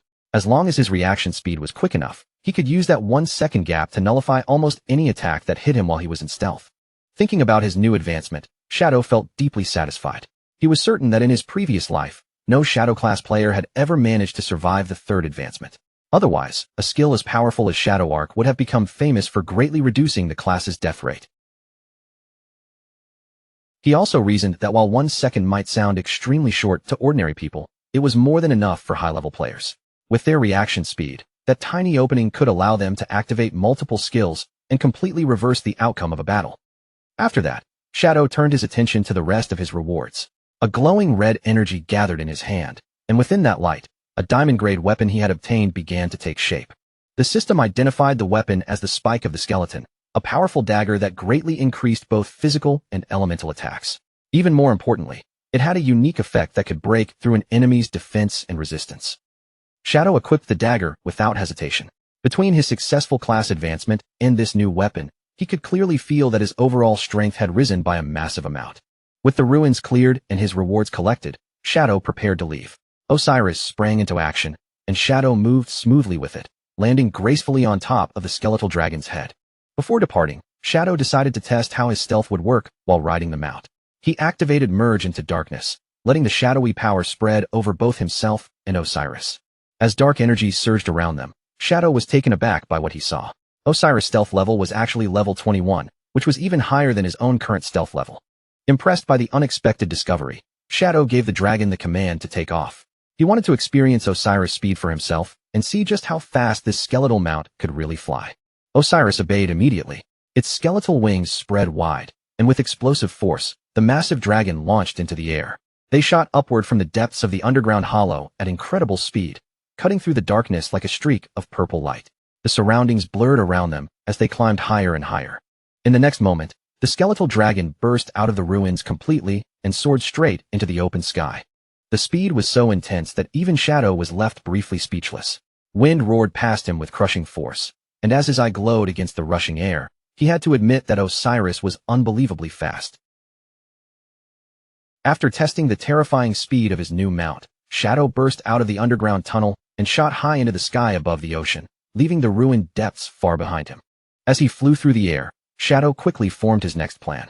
He decided to head toward the location Captain Anyu had mentioned, the place where a flying monster and another ancient god slate had been spotted. He planned to fly to the Magic City ruins first, then use a teleporter to reach Lucky Town. Shadow remembered that traveling from the Magic City to Witheredbone City had originally taken several hours, so this would be the perfect chance to test how much time Osiris could save. Meanwhile, deep in a forest below, a party of adventurers was in the middle of a raid. They were locked in battle against a large black bear monster, trying to bring the beast down together. The group included a swordsman, a mage, and a healer. The female mage gathered holy light into a blazing fireball, while another member shouted for everyone to finish off the beast before it could fight back. But before they could land the killing blow, a massive shockwave suddenly ripped through the forest. Osiris had flown past them at supersonic speed, and the force of its passage crashed through the battlefield like an invisible wall. The violent wind blasted the entire party off their feet, along with the black bear monster. Both the adventurers and their target were sent tumbling across the ground in complete chaos. When the shockwave finally passed, the mage looked around in total confusion, unable to understand what had just happened. At the same time, the swordsman stared in disbelief as he realized the boss monster had been blown straight into his sword by the wind and died on the spot. Shadow, completely unaware of the chaos he had caused below, continued flying without slowing down. With Osiris' speed, the trip back to the Magic City ruins took only 10 minutes, which made the mount even more impressive in his eyes. In the ruins of the Magic City, a completely different scene was unfolding on the desolate streets. A man held a woman's hands tightly and begged her for forgiveness, admitting that he had only cheated on her once with another man, while insisting that he had been thinking of her the whole time. The woman looked at him and demanded that he promise to cut ties with the other person forever. After he agreed, the tension between them melted away, and the two shared a passionate kiss while declaring their love for each other. Their romantic moment did not last long. A massive pressure suddenly descended from the sky, crashing down toward them with terrifying force. The impact slammed the man face first into the pavement before he could react. The woman was also flattened against the ground, both of them crushed under the sudden force. A moment later, Shadow stepped down from his dragon, his boot landing right near the crushed couple as if nothing unusual had happened. Behind him, Osiris loomed like a massive skeletal shadow. Shadow touched his mask and wondered for a second whether he had hit something while landing, but he quickly dismissed the thought and decided it was not worth paying attention to. After arriving at the ruins, Shadow activated his invisibility skill. His figure faded from sight as he prepared to leave the area without being noticed. A system notification appeared, showing that he had consumed 5.4 years of lifespan to teleport back to Lucky Town. Shadow immediately complained that the cost of returning to a novice town doubled every time, making each trip more and more expensive. Even though Shadow still had more than 2,000 years of lifespan stored up, he remained unbelievably stingy with it. The cost was small compared to what he possessed, but he still felt a sharp sting in his heart as he stayed hidden in invisibility. Still unseen, Shadow walked straight through the town gates. The two guards stationed there seemed to sense something pass by, their expressions shifting slightly, but no matter how they looked around, they could not see him. As Shadow passed them, his eyes moved over their uniforms. From the style and equipment, he quickly deduced that these were not ordinary town guards, but members of the official government forces. Shadow then looked over the town's layout and understood what was happening. The officials had clearly stationed guards here to help new players and prevent attacks inside the novice town. What surprised him was that this arrangement had appeared several months earlier than it had in his past life. Walking through the calm streets, Shadow silently reflected on the change. His cooperation with the government had likely pushed their efficiency much higher than before. Around him, even elderly players were managing to survive safely in this protected environment. As he continued forward, he passed a warm and peaceful scene. An old man and an old woman were sitting together on a bench, leaning close and acting like a pair of lovers enjoying a quiet moment. But that peaceful atmosphere shattered in an instant. A desperate cry for help suddenly rang out, sharp enough to make Shadow turn his attention toward the source. At the town gate, a huge black insect monster had seized a player in its claws. The two official guards Shadow had just passed reacted immediately, rushing into action before the monster could finish its attack. The female guard opened her magic book and quickly cast a spell. A holy shield formed around the trapped player, glowing with light as it blocked the monster's strike at the last possible moment. At the same time, the male guard charged straight toward the creature, cursing it under his breath. He leaped into the air and brought his weapon down in a powerful slash, cutting into the monster for more than 1,600 damage. The female guard followed up right away. Holy light gathered in her hand, and she fired a blazing fireball toward the giant insect without giving it a chance to recover. But the insect monster was far more agile than its size suggested. It twisted through the air and dodged the holy fireball, avoiding the attack cleanly. Using that opening, the creature quickly scurried away from the guards. The male guard clenched his teeth in frustration, furious that the monster had managed to escape them yet again. Both guards looked up as the escaped insect rejoined its pack of 5 in the air. The female guard's expression darkened with despair as she pointed out that killing one was useless, because another would immediately respawn to replace it. Shadow watched everything from invisibility and quickly understood the problem. Individually, the 5 gold-grade monsters were not that powerful, but whenever they started losing, they would simply fly away. Since the guards were stuck fighting from the ground, they had no reliable way to finish the bosses off. On the ground, the male guard hurried over to check on the elderly victim.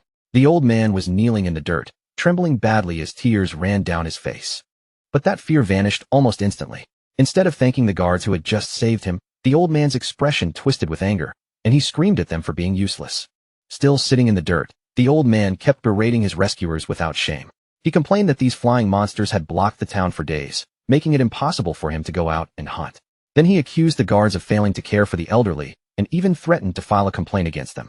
The female guard, already exhausted and confused, tried to calm him down by explaining that Shadow was on his way. But the male guard was losing his patience fast, and he snapped at the old man, telling him to show at least a little respect. The moment Shadow's name was mentioned, the crowd only became more agitated. The old man and the surrounding onlookers began shouting, demanding to know where Shadow was. They mocked him loudly, saying big shots were always too busy, and that he was taking far too long just to kill a few bosses. The hostile crowd grew louder, yelling that if Shadow was really so powerful, then he should already be helping them. A bald old man shouted angrily that he was waiting for his son to farm lifespan, and that Shadow was wasting everyone's precious time. The situation quickly spiraled beyond control.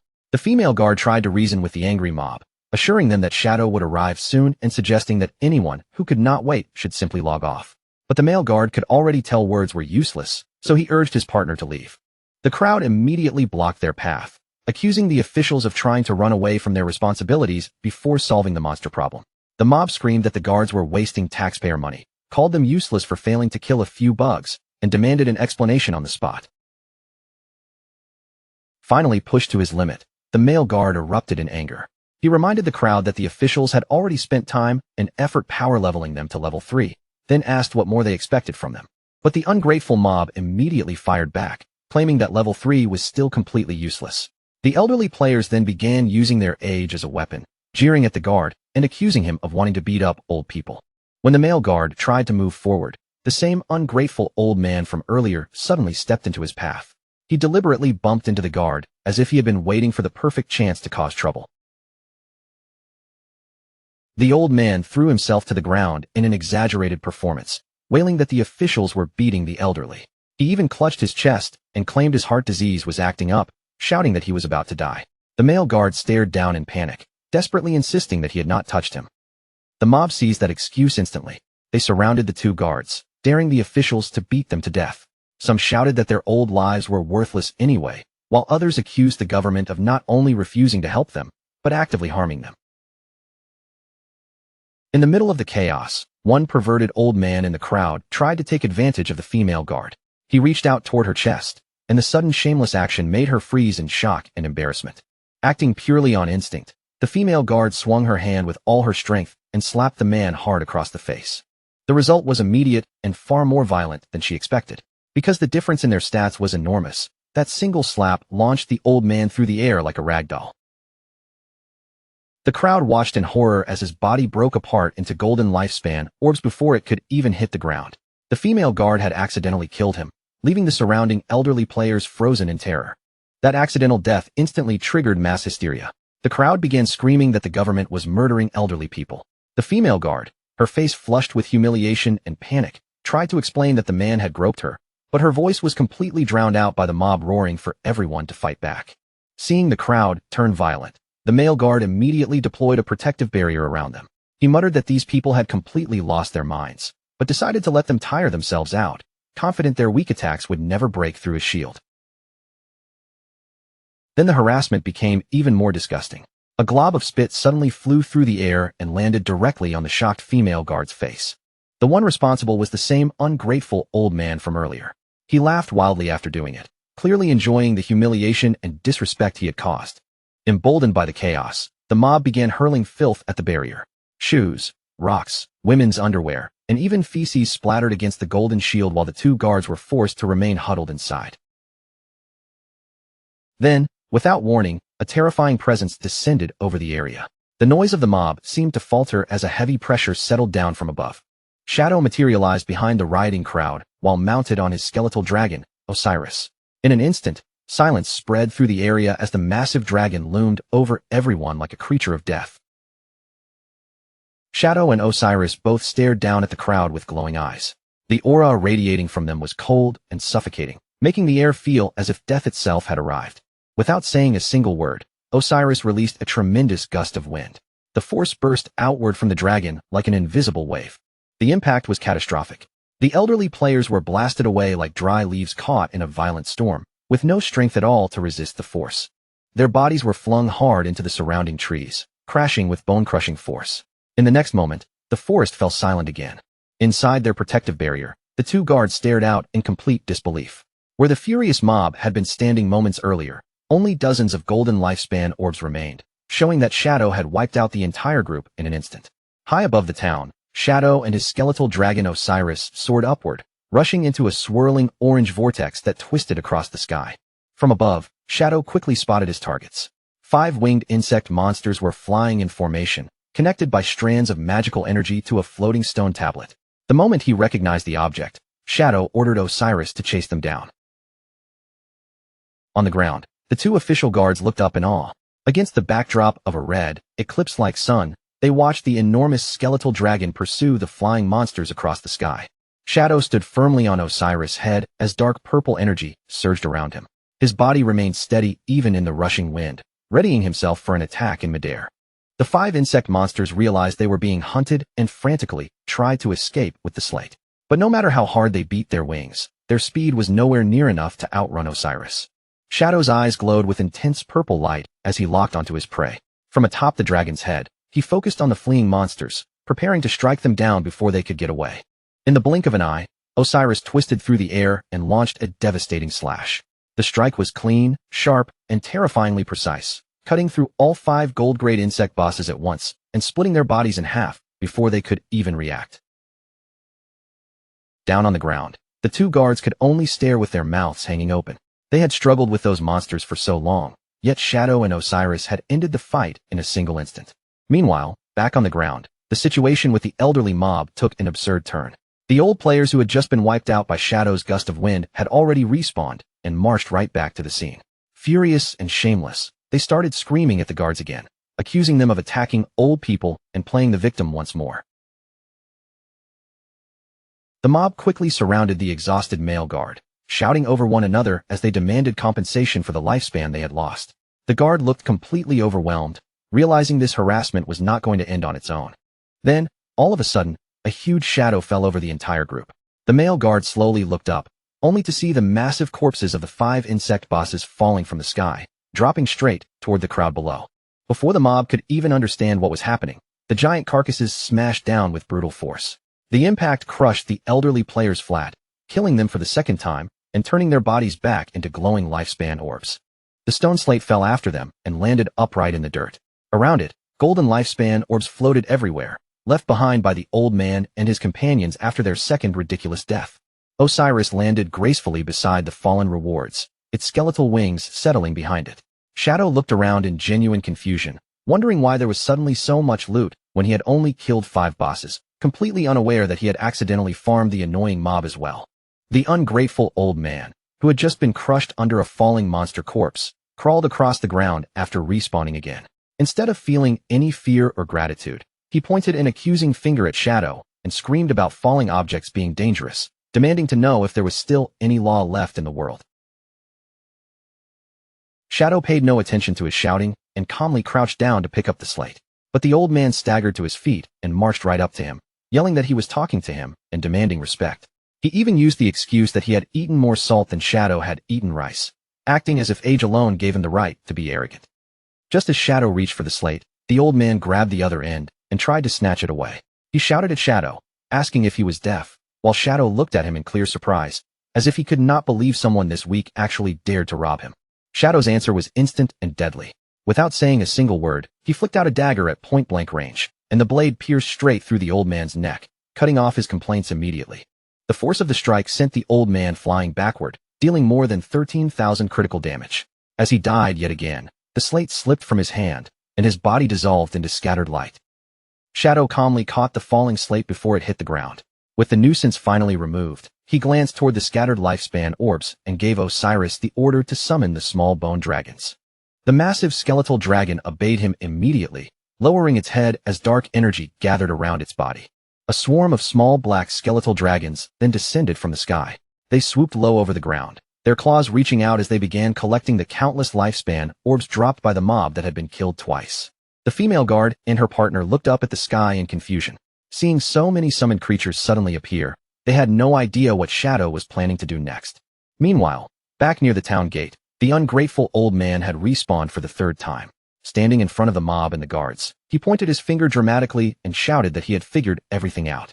He accused the officials of conspiring with Shadow to murder people and steal their property, leaving the female guards staring at him in disbelief. The old man then launched into an even more exaggerated performance. Clutching his head as if he had suffered a terrible loss, he screamed that he had been carrying 1,000 years of lifespan and claimed Shadow had stolen every bit of it. The female guard was furious at his shameless lie. Electricity crackled in her eyes as she shouted back, asking who he thought he was fooling. But the old man stubbornly insisted his son had given him that lifespan and accused the guard of defending Shadow only because she wanted a share of the loot. Turning toward the crowd, the old man began stirring them up again. He promised that if everyone helped him demand the return of his so-called 1,000 years of lifespan, he would share 1 year with each person. Then he played the victim card once more, shouting that they could not allow the officials and Shadow to bully the elderly. Blinded by greed, the mob immediately agreed. They raised their voices in support, shouting for Shadow to return the lifespan and demanding that their so-called stolen years be given back. The male guard gritted his teeth in frustration, clearly wishing he could arrest them on the spot. But these troublemakers were cunning enough to stay inside the town's safe zone, where the guards could not directly attack them. Led by the ungrateful old man, the elderly players raised their fists into the air and shouted with greedy excitement, making the scene even more chaotic. Then, without warning, the small bone dragons swooped down into the crowd. Their claws clamped onto the elderly players one after another, lifting them off the ground before they could react. The mob was hoisted into the air, dangling helplessly as their feet kicked at nothing.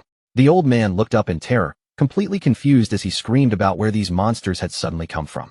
The dragons carried the screaming players high above the town, flying over the walls and straight out of the safe zone. The old man thrashed in panic, yelling for help. The bone dragons obeyed his words in the most literal way possible. They opened their claws all at once and released the players from high in the sky. As he plummeted downward, the old man's face twisted with panic. He screamed that he had not meant for them to let go right then, but by that point, it was already far too late. Shadow walked calmly out through the town gate, while bodies crashed into the ground behind him. The female guard blushed as he explained that although the safe zone prevented players from directly damaging one another, it did not stop physics from working, which meant gravity could still kill them perfectly well. With a cold stare, Shadow told the guards that his bone dragons would remain stationed here from now on to throw any unruly people out of town.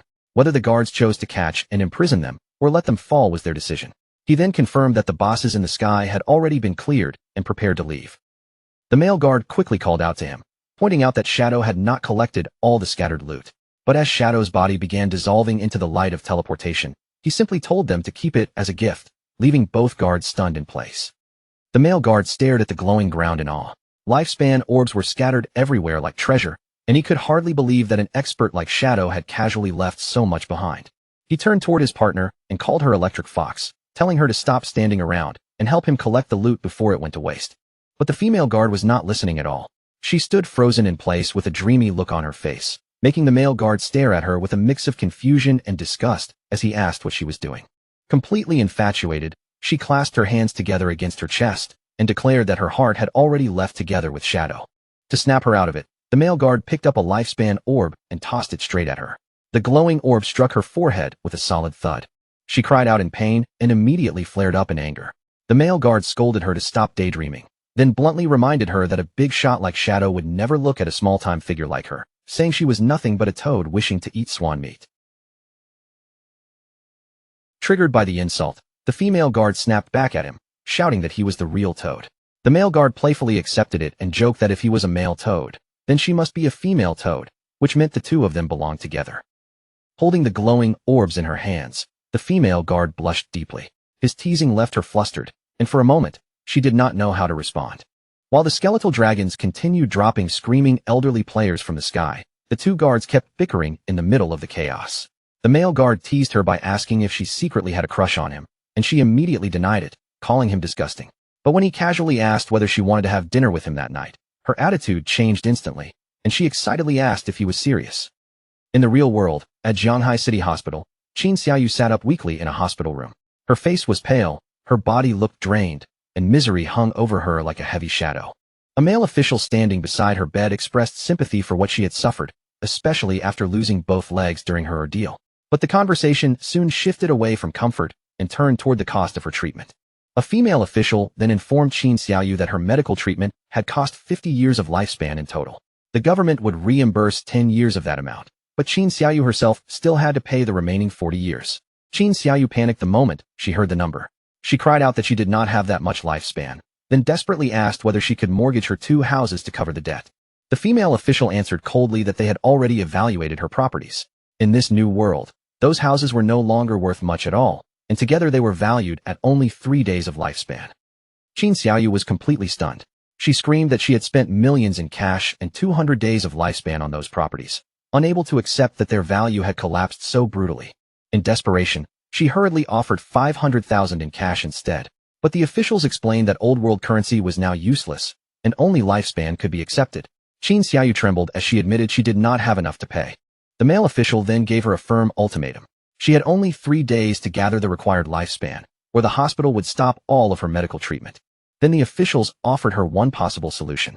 Qin Xiaoyu could be sent to the official logistics team and work off the debt there. The job would involve mining, gathering materials, or helping with reconstruction in the game world for at least 15 hours every single day. Qin Xiaoyu buried her face in her hands and cried even harder, her shoulders trembling as she argued through her sobs.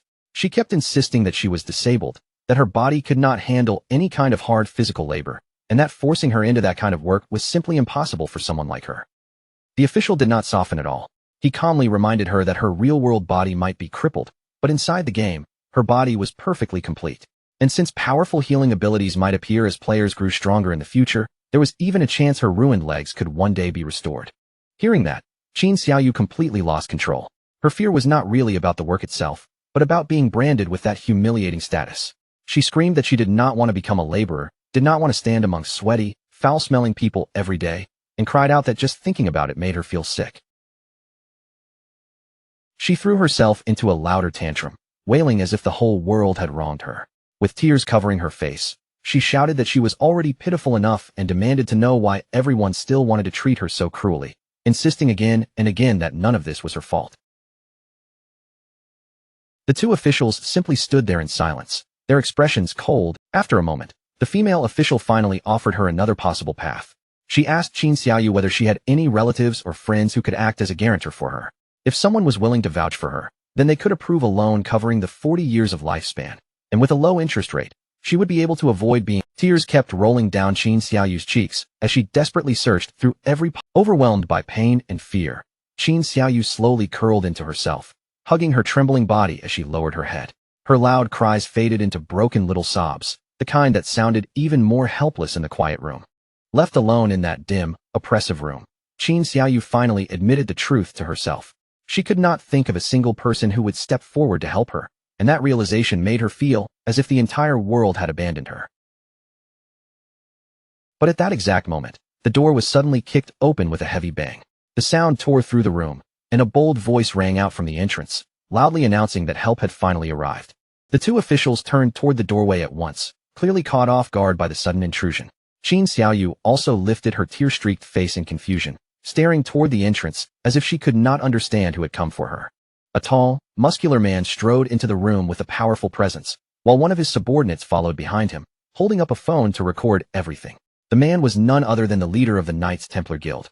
He reached his hand toward Qin Xiaoyu and demanded her phone, scoffing as if 40 years of lifespan was nothing more than a tiny, laughable amount. Qin Xiaoyu immediately recognized him, and for a second, she stared at him in stunned disbelief. The guild leader smiled warmly at her, putting on the gentle face of a savior, and claimed that the moment he heard about her disaster, his heart had ached terribly for her. Just then, Qin Xiaoyu's phone lit up with a fresh notification. When she looked down and saw what had happened, her face flushed with shock and emotion. The guild leader had actually transferred 100 years of tradable lifespan to her, and she could barely speak as she stammered out her thanks, completely overwhelmed by what looked like incredible generosity. The guild leader casually sat down on the edge of her bed and slipped an arm around her shoulders, telling her there was no need to thank him at all. He even said that if she needed more help later, he could continue helping her secure loans. But as Qin Xiaoyu looked closer at the transaction details, her eyes caught one small but alarming line. The annual interest rate was 30%. The guild leader explained it with an easy, careless tone, saying that those were simply the 3 points of interest for his guarantee. Then he immediately softened his expression again, flashing her a charming smile and telling her not to think too much, but to focus on treatment and recover as soon as possible. He then declared that the Knights Templar Guild would always be her strongest backing, and that from now on, the guild was her real home. Qin Xiaoyu, moved to tears by what she believed was kindness, looked up at him with shining eyes full of admiration and thanked him again, never realizing that she had just fallen straight into a ruthless predatory contract. When the leader of the Knights Templar Guild finally prepared to leave, his subordinate was still recording every moment on the phone.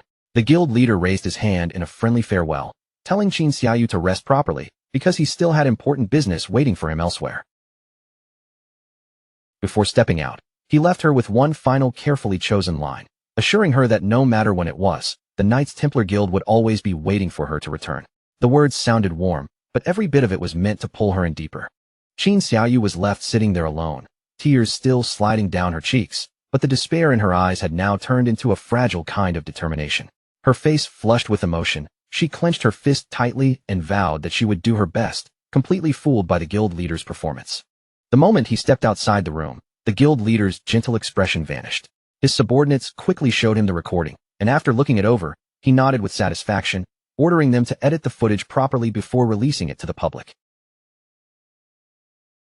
As they walked down the hospital corridor, the guild leader began giving detailed instructions on exactly how the story should be twisted. He wanted the final video to focus on Qin Xiaoyu's miserable condition, making sure everyone saw how helpless she was, and then emphasize that when no one else was willing to help, only the Knights Templar Guild had stepped forward. A sinister grin slowly spread across his face as his true intentions surfaced. Since Qin Xiaoyu had already caused the guild to suffer losses, he planned to squeeze value out of her tragedy by turning it into an advertisement to recruit more members. To him, this was the perfect way to make use of someone who had become useless. Standing by the window and looking out over the city, the guild leader's expression sharpened. He announced that it was time to log into the game, because the moment for his meeting with Shadow had finally arrived. Soon, everything moved into the virtual world, where the Knights Templar Guild's hideout sat hidden among the broken ruins of Zhanghai City. Around the base, a glowing blue energy barrier shimmered like a protective shell, cutting it off from the ruined streets outside. Inside that filthy, gloomy hideout, the guild leader was sitting on a toilet as if it were a throne, casually checking the floating holographic interface in front of him. The place looked shabby and ridiculous, but he acted completely at ease. As he browsed through the interface, he noticed all of a sudden, a cloud of black mist gathered in the room, and Shadow's figure materialized from within it. The guild leader's arrogant attitude disappeared instantly, and he dropped to his knees without hesitation.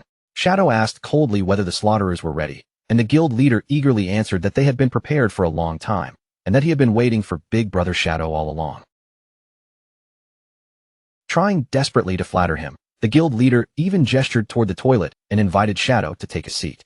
Shadow did not even bother pretending to be polite. He rejected the offer in an icy tone and ordered him to bring out the targets at once.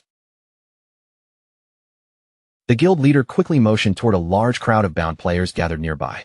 With a proud, eager expression, he presented 200 slaughterers, all red name players, and told Shadow that every single one of them had been prepared for him to deal with however he wished. Shadow accepted the offering without any unnecessary words. After giving only a casual acknowledgement, he walked past the guild leader, his black presence sweeping forward toward the bound players. Then, in a terrifying display of power, Shadow released a surge of dark energy. In an instant, the gathered slaughterers were sliced apart, as if invisible blades had passed through them from every direction. The guild leader watched with wide eyes, awestruck, as their bodies were torn into pieces before they could even resist. As the prisoners died, their bodies dissolved into a vast sea of glowing lifespan orbs that floated through the hideout like scattered lights. A system notification appeared, confirming that Shadow's slaughter value had dropped by 2 layers. Standing among the drifting orbs, Shadow simply told the guild leader that their debt was settled, then turned as if he was already ready to leave. The guild leader immediately panicked at the thought of losing Shadow's attention. He hurriedly called out after him, shouting that he had something urgent to report and desperately trying to stop him before he vanished. He quickly asked Shadow whether he had offended anyone recently, then projected a holographic screen into the air. On it was a viral news post featuring the face of the ungrateful old man from Lucky Town, with outrageous headlines accusing Shadow of killing an old man, scamming people, and colluding with corrupt officials. Shadow glanced at the image and instantly recognized the troublemaker he had already dealt with before. But Shadow's sharp gaze did not stay on that article for long. His eyes shifted slightly and caught another notification glowing on the same screen, something that immediately drew his attention. It was the propaganda advertisement the guild leader had just arranged. The headline claimed that a poor girl had been brutally mutilated and lost both legs, while the Knights Templar Guild had generously stepped in to help her. Beside the headline was a photo of Qin Xiaoyu crying helplessly, and the moment Shadow saw it, he was visibly stunned.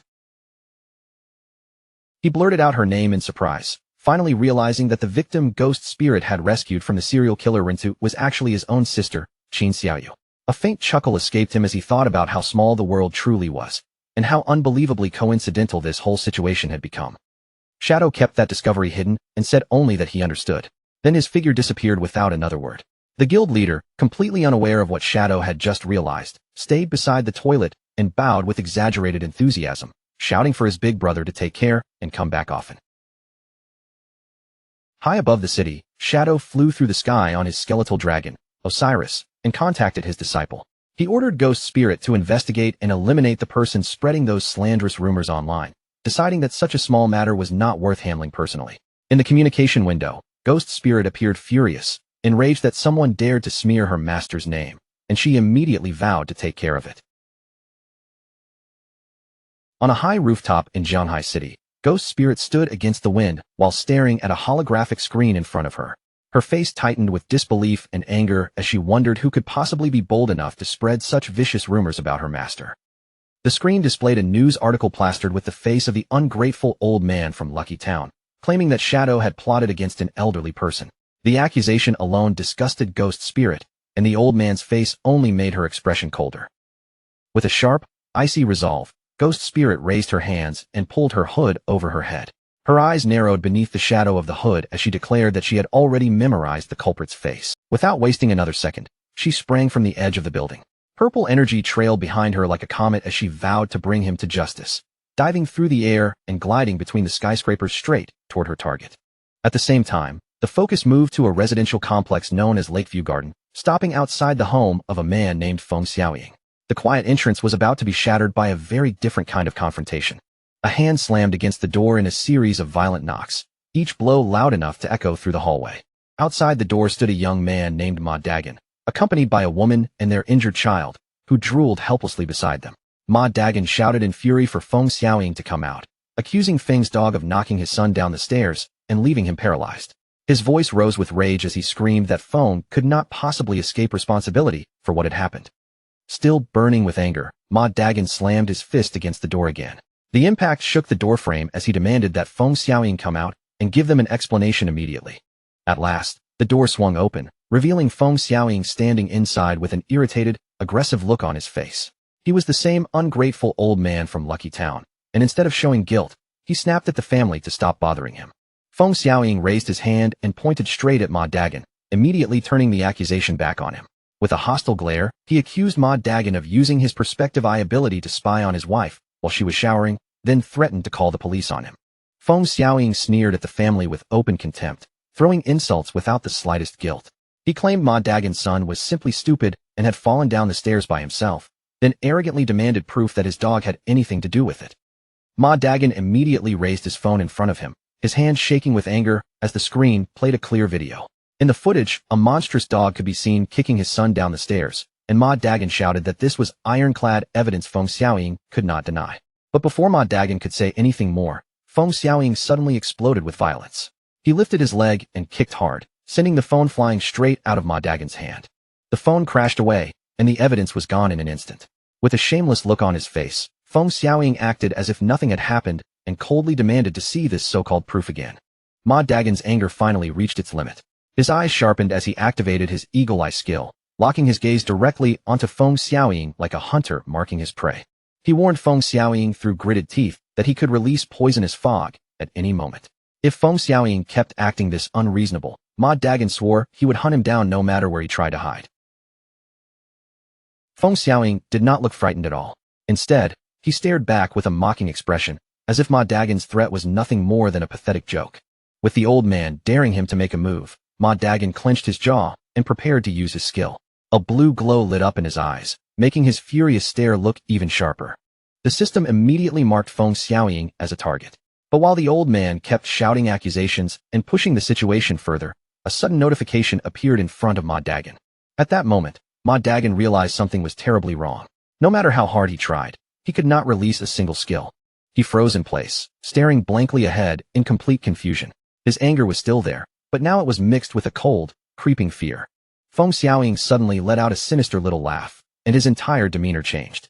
The aggressive old man now looked as if he had been waiting for this exact moment all along. His eyes began glowing with an eerie orange light as he burst into manic laughter. Then he taunted the terrified Ma Dagon, mocking him for failing to use his skills and asking whether he really thought stupidity alone could make him fearless.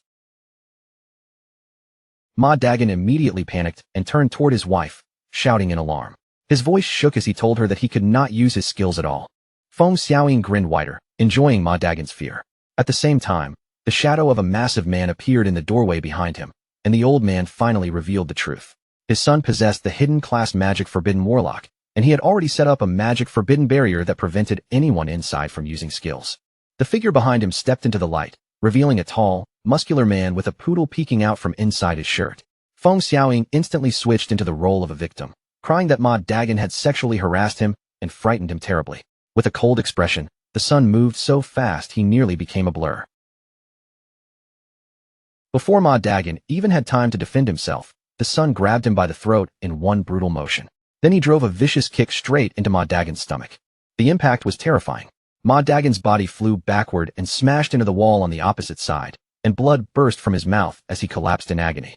His wife screamed and rushed to his side, desperate to save him. But when she tried to cast healing magic, the spell fizzled uselessly in the air, completely suppressed by the magic forbidden barrier. The Sun then turned his cold gaze toward her.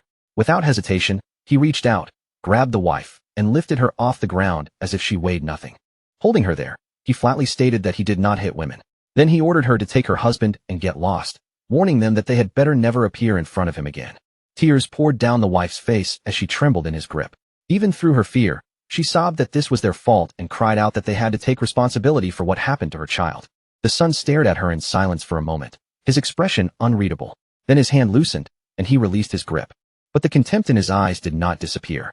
Looking down at her like she was nothing, he drew back his fist and coldly declared that this was an era where the strong preyed on the weak. The woman's face went pale with terror as his fist came rushing toward her. With nowhere to dodge, she could only scream in fear. Just as the punch was about to land, purple energy ribbons suddenly appeared in the air. They wrapped around the woman's waist and yanked her away at incredible speed, just as the Sun's fist smashed into the wall right beside where her head had been. The wall cracked from the force of the blow, and the Sun slowly looked up in confusion. He clearly had not expected anyone to interfere at that exact moment. Ghost Spirit now stood in front of the wife, shielding her from danger with a cold, steady presence. When the woman nervously asked who she was, Ghost Spirit answered that they were not qualified to know her identity, but she knew exactly who they were. Her eyes glowed with a terrifying purple light as she glared at Feng Xiaoying and his son. In a voice filled with cold killing intent, she stated that she knew they were the ones spreading rumors to smear Shadow, and now they would pay for it. The Sun stared at her in shock and asked if she was Shadow. Behind him, Feng Xiaoying immediately shouted for him not to be afraid, pointing out that Shadow was a man, not some petite girl standing in front of them. Hearing that, the muscular Sun regained his confidence and gave a smug smile. He boasted that even if the real Shadow came, it would not change anything. He was already level 16, with all his points poured into strength and constitution, making him invincible inside his magic forbidden barrier, where only physical combat mattered. Ghost Spirit did not take even half a step back. Purple energy swirled around her body as she looked at him with a hint of pity, called him an idiot, and declared that she would personally teach him just how stupid he really was. The fight erupted right there in the hallway, inside the oppressive field of the magic forbidden barrier. With skills sealed away, the entire battle was forced into pure physical combat. Feng Xiaoying's son stood tall and confident, his massive body blocking the hallway like a wall. He proudly declared again that inside his magic forbidden barrier, he was completely invincible. Ghost Spirit stared at him coldly, her expression sharp with disdain. To her, his confidence was nothing more than the arrogance of a frog sitting at the bottom of a well. In the next instant, Ghost Spirit attacked with blinding speed. Her body shot forward so quickly that the large man was visibly caught off guard. She swept in with a fierce kick, forcing him to react at the last second. Surprised by her agility, he quickly realized that she must be an assassin-type fighter. As Ghost Spirit followed up with another punch, he twisted his body in midair and spun aside, narrowly avoiding the attack before it could connect. Even so, the difference in raw physical stats was obvious. His strength and durability clearly overwhelmed hers, giving him a huge advantage inside the barrier. Ghost Spirit did not slow down. She launched a rapid barrage of strikes, attacking again and again with sharp movements that cut through the air. She suddenly shifted angles and struck from a different direction, trying to catch him off guard. But this time, he was ready, and he effortlessly caught her fist in his hand, stopping her attack cold. Holding her hand in his grip, the Sun laughed at her lack of power despite her speed. He reminded her that without skills, all of her physical attacks were nothing more than harmless little tickles to him. Ghost Spirit struggled to pull free, but before she could break his grip, he drove a devastating uppercut into her body. The blow sent her flying backward with brutal force. Ghost Spirit slammed hard into the ground, while Feng Xiaoying cheered loudly for his son from the side. The Sun flexed arrogantly, taunting her about the overwhelming gap in their strength and warning her not to die too quickly. Battered against the wall, Ghost Spirit lay there unable to move for the moment. The Sun looked down at her and quickly guessed that she must be working for Shadow, so he decided she still had value for interrogation. The towering Sun grabbed Ghost Spirit by the collar and yanked her up, his face twisted with rage. He shouted that Shadow had killed his mother in the game again and again, and because of that, he had to kill Shadow no matter what. Then he gave Ghost Spirit 10 seconds to reveal everything she knew about Shadow, pulling her even closer with raw aggression. With only one arm, he lifted her off the ground as if she were weightless. His voice turned colder as he threatened to tear off one of her hands if she still refused to speak. But Ghost Spirit did not show the fear he expected. Instead, she slowly looked up at him with a mocking smile and called him an idiot. The sun froze for a brief second, confused by her reaction. Then Ghost Spirit calmly told him to take a good look at his own body. In the next instant, green ghostly flames suddenly erupted across his body, spreading over him like a cursed fire from the underworld. The huge man suddenly collapsed to the floor, his body shaking as violent coughs tore through him. Only then did he finally understand what had happened, but by the time he realized he had been poisoned, it was already far too late. Ghost Spirit stood there calmly, one hand glowing with a faint green light as she looked down at him. She coldly told him he was a fool for believing that his magic forbidden barrier made him invincible. Long before the fight began, she had already placed a venom enchantment on herself, and even though the barrier blocked new skills from being released, the enchantment had been active from the start. That meant every punch she landed had quietly stacked more poison into his body. The sun screamed in unbearable agony as the green flames swallowed him from head to toe. His powerful body twisted helplessly on the ground while he cried out for his mother, and Feng Xiaoying could only watch in horror as his son burned before his eyes. Ghost Spirit looked down at the dying man with cold eyes and revealed that she had already investigated them in advance. She knew Feng Xiaoying was nothing but a troublemaking nuisance, and she knew his son, Han Bingxiong, was a magic forbidden warlock. Then she mocked Han Bingxiong's ridiculous build, pointing out that he looked down on support classes, poured all his points into strength, and only learned the barrier skill so he could bully people who could no longer use their abilities. In the end, Han Bingxiong's body could not withstand the poison any longer, and he died right there. Ghost Spirit watched him fall and said coldly that something as simple as the basic priest's skill dispel would have been enough to save his life. Feng Xiaoying was instantly swallowed by panic. His face twisted in terror as he screamed that Ghost Spirit had killed his son, then fumbled for his phone, trying to contact the officials as fast as he could. But before Feng Xiaoying could make the call, a boot suddenly swept in and kicked the phone straight out of his hand, sending it clattering across the floor. Feng Xiaoying slowly looked up in fear and saw Ma Dagon standing over him. Ma Dagon had already recovered, his body fully healed and his eyes burning with rage. Now that the barrier was gone, he coldly told the old man that it was finally his turn to pay. Terrified, Feng Xiaoying opened his mouth and screamed for help, but no one cared about his desperate pleas anymore. Ma Dagon stepped forward and slammed a vicious kick directly into the old man's face. Ma Dagon grinned fiercely as he looked down at Feng Xiaoying, saying he would hand him over to the officials eventually. But before that, he was going to beat him until every bit of anger in his chest was satisfied. His wife stood beside him and encouraged him, promising that she would keep healing him so he could continue without holding back. Ma Dagon then activated a transformation skill, and his body began swelling with explosive muscle. Veins bulged under his skin as the venom enhancement state took over, turning his already furious aura even more brutal. With that power surging through him, Ma Dagon rushed in and unleashed a storm of heavy punches. Each blow smashed into Feng Xiaoying with savage force, pummeling the old man until he could barely resist. His wife cheered him on from the side, her hands glowing as she repeatedly cast healing magic to keep him supported. With her backing him up, Ma Dagon could continue beating Feng Xiaoying without slowing down. The brutal punishment finally ended with one last crushing stomp. Ma Dagon brought his foot down hard onto Feng Xiaoying's face, ending the old man's resistance completely. Feng Xiaoying died on the spot, his body dissolving into scattered light. Ma Dagon stood there panting heavily, finally feeling some relief after venting all the anger that had been trapped inside him. Then he turned to his wife and asked whether the girl who saved them was still there, and she confirmed that she was, mentioning the effect of an angel's heart skill. Ma Dagon immediately turned around, his expression filled with sincere gratitude. He said that if that girl had not stepped in, their family would have been completely doomed, and then suggested that they should call the officials to handle everything properly. But when the couple looked around, their mysterious savior had already disappeared without a trace. His wife stared at the torn clothes left on the floor, confused and unable to figure out exactly when Ghost Spirit had slipped away. Outside the building, Ghost Spirit had already leapt away from the scene. Her figure moved swiftly through the air, leaving the chaos behind without waiting for anyone to thank her. As she fell through the air, she opened a communication window with Shadow and reported that the mission had been completed. When Shadow praised her for handling it so quickly, a delighted smile spread across her face, and her mood instantly brightened. The scene then shifted to a barren wasteland 300 kilometers away from Magic City. Four cloaked figures were trekking through the harsh terrain under Chu Kunshin's guidance, while one of the subordinates looked around uneasily and questioned whether Chu Kunshin had led them to the wrong place.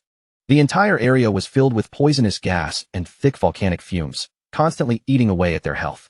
With every step, the air itself felt dangerous, making the subordinates seriously doubt that anything could possibly survive in a place like this.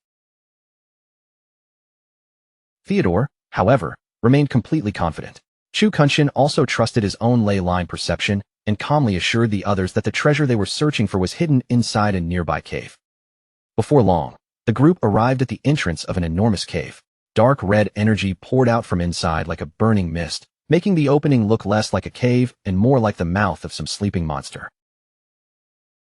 Before they entered, Theodore turned to Zuma, the Soul Walker, and gave him a strict order. If they encountered danger, Zuma had to immediately turn the entire group into an invincible spirit state. Zuma nodded and confirmed that he understood exactly what he needed to do. The four of them stepped into the swirling red vortex and continued forward through the dangerous terrain. After carefully making their way deeper inside, they finally reached a cliff overlooking a vast sea of crimson liquid below. At that moment, Chu Kunshin suddenly pointed ahead, his voice rising with excitement as he shouted for everyone to look. Theodore looked in the direction Chu Kunshin was pointing and immediately burst into laughter. In the center of the crimson pool, a massive fiery plant rose upward, and he knew at once that they had finally found what they came for. Chu Kunshin identified the terrifying plant as the Hellflower of Nightmares. His eyes gleamed with certainty as he declared that with this item in their hands, Shadow would absolutely die. Theodore's group had arrived inside the deep purgatory volcano, a true nightmare zone. Even the system warning was horrifying, stating that the lifespan drain here was 10,000 times higher than the normal rate. Zuma began trembling as he stared at the fiery entity in the crimson pool. His voice shook when he asked Theodore what that thing was, because just looking at it made his very soul shudder. Theodore calmly explained that it was the Hellflower of Nightmares. Then he reassured Zuma that they would be safe as long as they did not wake it up, speaking with the confidence of someone who had already planned everything. Chu Kunshin looked toward Theodore and said that since they had already found the item Theodore wanted, it was time for him to reveal the full plan. Everyone's attention immediately shifted toward Theodore. Theodore agreed and called his subordinate Tony over. He handed Tony a glowing blue book called the Divine Book, Wall Construction, then explained that this item could instantly create walls by consuming lifespan. Tony took the glowing book with visible surprise and quickly activated it. In the next instant, a massive stone wall appeared out of thin air, rising up right in front of them, as if it had been built in a single breath. Tony studied the newly formed wall and quickly analyzed its effect. He noted that creating it consumed 10 days of lifespan, but the wall itself only had 100,000 durability. Sweat formed on Tony's face as concern crept into his voice. He told Theodore that he had personally seen Shadow's attacks before, and with that level of power, he feared a wall like this would not be enough to stop him. Theodore answered sternly that he already knew that better than anyone. That was exactly why Tony's main task over the next few days would be to keep building walls non-stop, raising the book's proficiency as much as possible. Then Theodore pointed toward the Hellflower of Nightmares and gave Tony his real target. He ordered him to increase the wall's durability all the way to 10 million points. After that, Theodore finally revealed the core of his trap. He planned to lure the Chinese officials and Shadow into this cave, and once they were all inside, Tony would immediately build the wall and seal off the only exit. To make sure their targets lowered their guard, Theodore explained that he and Zuma would enter the cave together with them. By putting themselves inside the trap first, they could make the whole setup look far more convincing. Then Theodore laid out the escape plan in detail. Once he gave the signal to wake the boss, Zuma's confidence returned as he listened to the plan. He believed that once the boss awakened, their success would be guaranteed, and the rest could be left to that terrifying creature. Chu Kunshin, however, still looked doubtful. He pointed out that even if the boss killed their targets, players would normally just respawn. Theodore then began explaining the truly terrifying nature of the Hellflower of Nightmares. Once battle began inside the cave, the entire area would be swallowed by a nightmare field. Anyone trapped inside would be forced to endure its effect with no easy way out. Players caught in the nightmare field would accumulate a nightmare gauge, and once that gauge filled completely, they would fall into a state where the Hellflower drained all of their tradable lifespan. Combined with the zone's terrifying 10,000 times lifespan drain, Theodore predicted that the victims would not simply die once. They would face permanent death. Theodore's expression darkened as he emphasized just how devastating this would be. If Magic City's strongest elite squad was wiped out here, especially Shadow, it would be a catastrophic loss for Great Xia. Then Theodore spread his arms wide, his voice filled with ambition. He promised that once the plan succeeded, all of them would become heroes in Country M and spend the rest of their lives surrounded by luxury and glory. Tony, Zuma, and Chu Kunshin all began to smile as greed flickered across their faces. The thought of the rewards waiting for them made each of them look more eager than before. But then Zuma raised another question. He asked how they were supposed to wake the boss from a distance when none of them had any long-range attacks. Tony immediately mocked him for asking something so stupid, then bent down and picked up a rock from the ground. Holding up the rock, Tony explained with a smug look that in this game, anything could be turned into a weapon. If they wanted to wake the boss from far away, all they needed to do was throw a rock. Tony, acting on pure foolish impulse, actually wounded his arm back and hurled the rock straight toward the Hellflower of Nightmares. The stone struck the fiery flower, and in that instant, the sleeping monster was violently enraged. A terrifying surge of energy exploded from the center of the Crimson Pool. The entire cave trembled as the massive boss began to stir, its sleeping aura waking like a disaster being unleashed. Theodore's face changed instantly, and he screamed in panic at the top of his lungs. He cursed Tony as an idiot, then frantically shouted for Zuma to activate his Soul Walker ability right away before they were all wiped out. As the boss's monstrous aura flooded through the cave like a tidal wave, Zuma hurriedly turned the entire group into spirit forms. With no time to hesitate, they fled through the tunnel in complete panic, desperately escaping the terrifying monster they had accidentally awakened. Only after rushing back outside the cave did the group finally manage to catch their breath. The oppressive pressure from inside faded behind them, leaving everyone shaken from the near-death scare. Theodore, furious at the stupidity that had almost gotten them all killed, snapped completely. He stormed over and kicked Tony violently to the ground, screaming at him for being such a brainless fool and nearly throwing all of their lives away. Theodore loomed over the trembling Tony with a terrifying glare, his voice cold and threatening. He ordered Tony to stay there and practice building walls until he mastered it properly, warning that if Tony failed, the powerful Count Bold from Country M would personally erase him. Terrified beyond words, Tony could only nod and agree. The scene then moved to the corroded forest on the outskirts of the Magic City ruins, where the air itself seemed rotten and dangerous. Twisted trees filled the area, and the ground was covered with traces of decay. A swift white creature suddenly lunged forward like a flash of light. It opened its jaws and bit down hard on a tree-like monster, tearing into it with ferocious speed. Lin Xingyu stood nearby with her squad, watching as the white creature tore through the tree spirits one after another. Each defeated monster burst apart into glowing orbs of lifespan, scattering light across the corrupted forest floor. One of her teammates could not hide his amazement and praised her with wide eyes, marveling at how powerful her dragon was and asking when she had managed to get such an incredible treasure. Lin Xingyu laughed lightly and claimed she had simply gotten lucky while opening a treasure chest the day before. The teammate then pointed out that this was probably the first dragon mount in the entire game, and with a full 100% movement speed bonus, it would have been worth an unimaginable fortune in older games. But just as the team was admiring the mount, Lin Xingyu's expression suddenly changed. Her gaze sharpened as she sensed something strange moving nearby. A cloud of green poisonous gas began swirling around the party, thickening around their bodies. Lin Xingyu immediately shouted for everyone to be careful, warning that more monsters were hiding close by. The ground suddenly shook beneath their feet, and enormous wooden spikes and vines erupted from every direction, trapping the party in the middle. Massive green vines whipped violently through the air, knocking the players and the white creature backward in a chaotic burst of force. Then, from deep beneath the forest floor, a gigantic and horrifying tree monster slowly rose up. Its massive body towered over them like a living mountain of corrupted wood.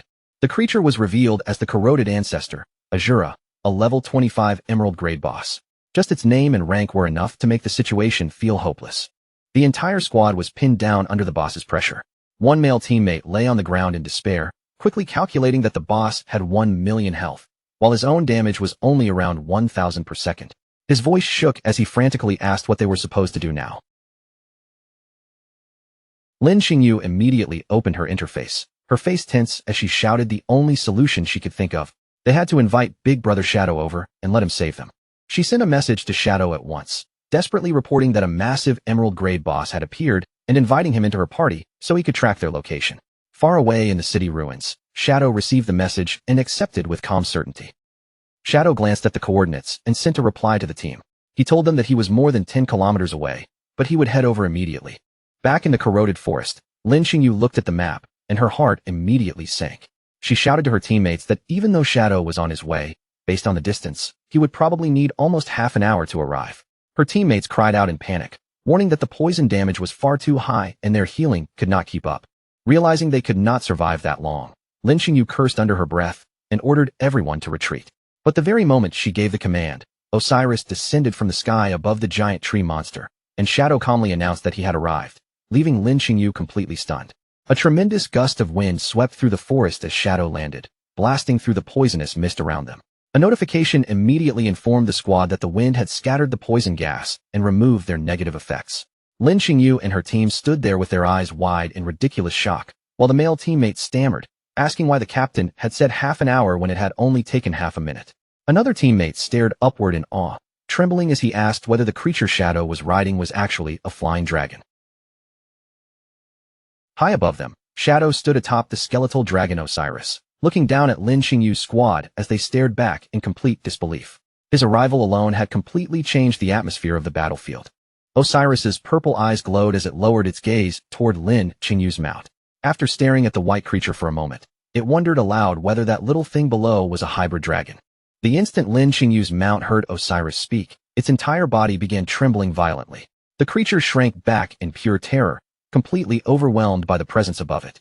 The squad was stunned all over again, their faces frozen in disbelief. None of them could believe that the massive dragon in the sky had actually opened its mouth and spoken. Standing calmly on his mount's head, Shadow explained that creatures of epic grade or higher were capable of speech. Osiris then asked for permission to eat the hybrid creature below, but Shadow shut it down coldly and told it to be quiet. Down on the ground, Lin Qingyu's mount had already fainted from fear. Lin Qingyu looked up at Shadow with awe in her eyes, murmuring that she had never imagined Big Brother Shadow was already using an epic-grade creature as his mount. Shadow ignored her admiration and turned his attention toward the giant tree monster instead. His gaze swept over the corroded ancestor, confirming that this was the boss with 1 million health points. He quickly measured the situation in his mind and realized that with his current damage output, he would need a full combo to kill the boss. To him, that felt far too inefficient, and what he wanted was a clean, decisive strike. Deciding that the timing was, Shadow considered his options for a moment, noting that several of his main damage skills already had overlapping effects. After weighing it carefully, he chose to place the blessing on instant Shadow Slash. A golden aura immediately wrapped around Shadow's body, shining over him like divine light. A notification then confirmed that his skill had been enhanced with the blessing of Alakisi. The upgraded skill appeared as Alakisi's blessing, Instant Shadow Slash. It had become a single target attack, but the number of hits was multiplied by 6. Even better, every strike would count as a weak point attack, and each hit would also charge his ultimate skill. Shadow's eyes gleamed as he realized what this meant. Instant Shadow Slash had been transformed into a terrifying single target burst skill, and after a quick calculation, he understood that one use would now deliver 54 strikes. With his clones included, that number would rise to an astonishing 216 hits, enough to charge his ultimate skill several times over. Below him, Lin Qingyu's teammates watched in confusion, unable to understand why Shadow had suddenly started glowing. Once Shadow finished calculating the effect, he decided there was no better time to test the new power. His gaze locked onto the giant tree boss. In the next instant, Shadow vanished in a swirl of dark energy. His figure disappeared so quickly that the squad could barely follow his movement. A moment later, one of the teammates suddenly spotted him high above the battlefield. Shadow had already appeared in the air, positioned directly over the massive tree monster.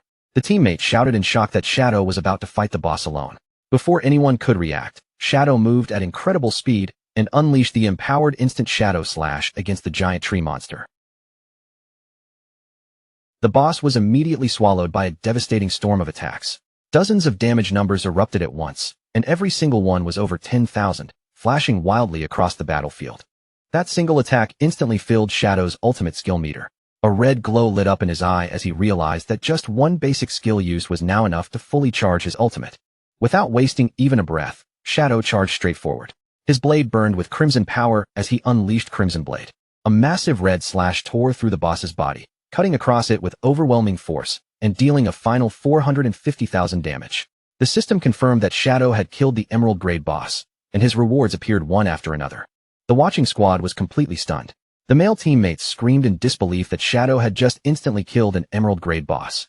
Lin Qingyu, however, stayed surprisingly calm and simply asked whether this was their first time seeing Big Brother Shadow fight a boss, as if something like this was already normal for him. Surrounded by the fading red aura from his attack, Shadow quietly assessed his new strength. He noted that a single use of instant Shadow Slash now dealt around 600,000 damage, making the 450,000 base damage of his Crimson Blade ultimate feel almost lacking by comparison.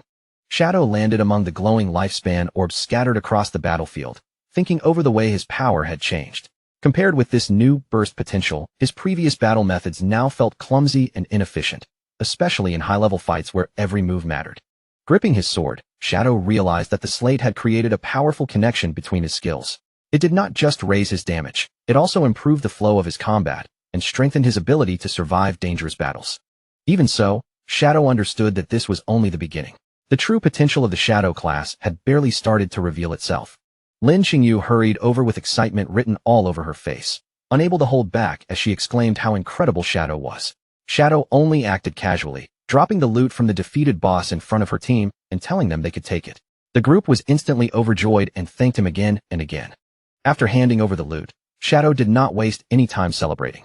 He simply asked whether there were any other bosses nearby, and Lin Xingyu immediately became excited, nodding quickly as she began listing several boss locations in the surrounding area.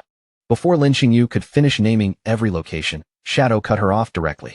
He told her to get onto his dragon, because they were going to deal with those bosses one by one without dragging things out.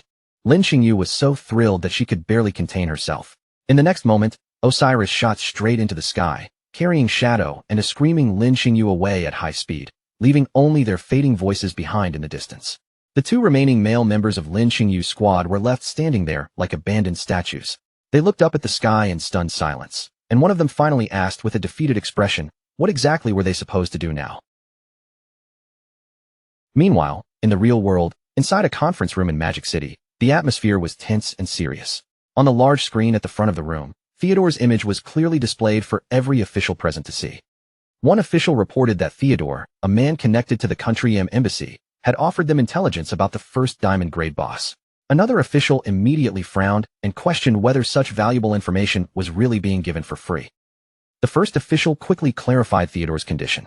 According to the report, Theodore's only request was a flight back to Country M, nothing more. The lead official's eyes narrowed with suspicion. For information this valuable, such a tiny request felt far too abnormal, and he openly stated that it looked very much like a trap. But his subordinate offered another angle. Theodore had also volunteered to personally accompany their team to the boss's location, and if this really were a setup, then joining them would be no different from walking into suicide. The lead official then raised the real problem they could not ignore. Even if the intelligence was true, could they actually defeat a diamond-grade boss? After all, no one had successfully done it yet. The unspoken meaning hung heavily over the room. Even the legendary Shadow might not be guaranteed to succeed against a monster of that level. After a long moment of thought, the lead official proposed a different approach. Instead of trying to handle everything alone, they should cooperate with Shadow. Another man at the table immediately supported the idea with enthusiasm. He said the latest reports showed that Shadow could already solo emerald-grade bosses with ease, and if their elite forces joined hands with Shadow's power, they might truly have a chance to claim the first kill on a diamond-grade boss. The lead official still did not fully relax. He looked at the others with a doubtful expression and demanded to know whether those reports were confirmed facts or just rumors spreading among players. In response, his subordinate raised a phone and played a clear video of Shadow in battle. He explained that the footage had been captured with a phone created by a Divine Authority book, and the lead official fell silent as he watched the proof unfold on the screen. With solid evidence in front of him, the lead official finally made his decision. He agreed to cooperate with Shadow, and the other officials voiced their approval one after another. The leader then announced that he would immediately send someone to make contact with him. Elsewhere, a heavily armored mechanical monster staggered forward, its massive metal body grinding and shaking as it tried to keep moving. Shadow raised his weapon and unleashed his signature move, Instant Shadow Slash, without the slightest hesitation. A massive beam of blue energy tore through the battlefield and split the enemy in a single strike. Shadow stood calmly in place as the attack passed through, his cape fluttering behind him while the mechanical monster was cut apart. Once the enemy was defeated, Shadow turned toward Lin Xingyu, who was peeking out from behind a nearby tree. He called for her to come out and collect the lifespan orbs, because they still had to move on to the next location. Lin Xingyu quickly approached, her face flushed with excitement from everything she had just witnessed. Then she reported that the officials had discovered a diamond-grade boss and asked Shadow whether he had any interest in going after it. Shadow's eyes narrowed slightly, and a hint of interest appeared in his gaze. He looked at Lin Xingyu and asked her to tell him the details. Lin Xingyu explained that the boss was located inside a volcano, then revealed its name, the Hellflower of Nightmares. The moment Shadow heard that name, his attention was fully caught. A memory immediately surfaced in Shadow's mind. He recalled a fiery plant rising above the ruins of the city, a monster that had once brought the first major crisis to the officials of Great Xia. In his memories from the past, a foreign force had used the Hellflower of Nightmares to wipe out more than 100 official professionals in Magic City. That tragedy plunged the entire region into chaos for half a year and led to the deaths of thousands. Shadow also remembered the mastermind who had stood behind that disaster. The man's name was Theodore. Sensing that Lin Qingyu's side probably had not discovered the boss on their own, Shadow questioned her about where the information came from. Lin Qingyu admitted that it had been found by a foreigner, and that the higher-ups had decided to gather a massive 100-person team to launch a crusade against it. Shadow immediately rejected that decision with a cold tone, saying the officials had no idea how dangerous the situation really was. He then ordered Lin Qingyu to gather 25 elite players, each of them at least level 18 and already completed with their first-class advancement. Lin Qingyu was stunned by the strict requirement. Her eyes widened as she asked whether he truly needed that many high-level elites to assist him in the raid. Shadow confirmed that she had understood correctly.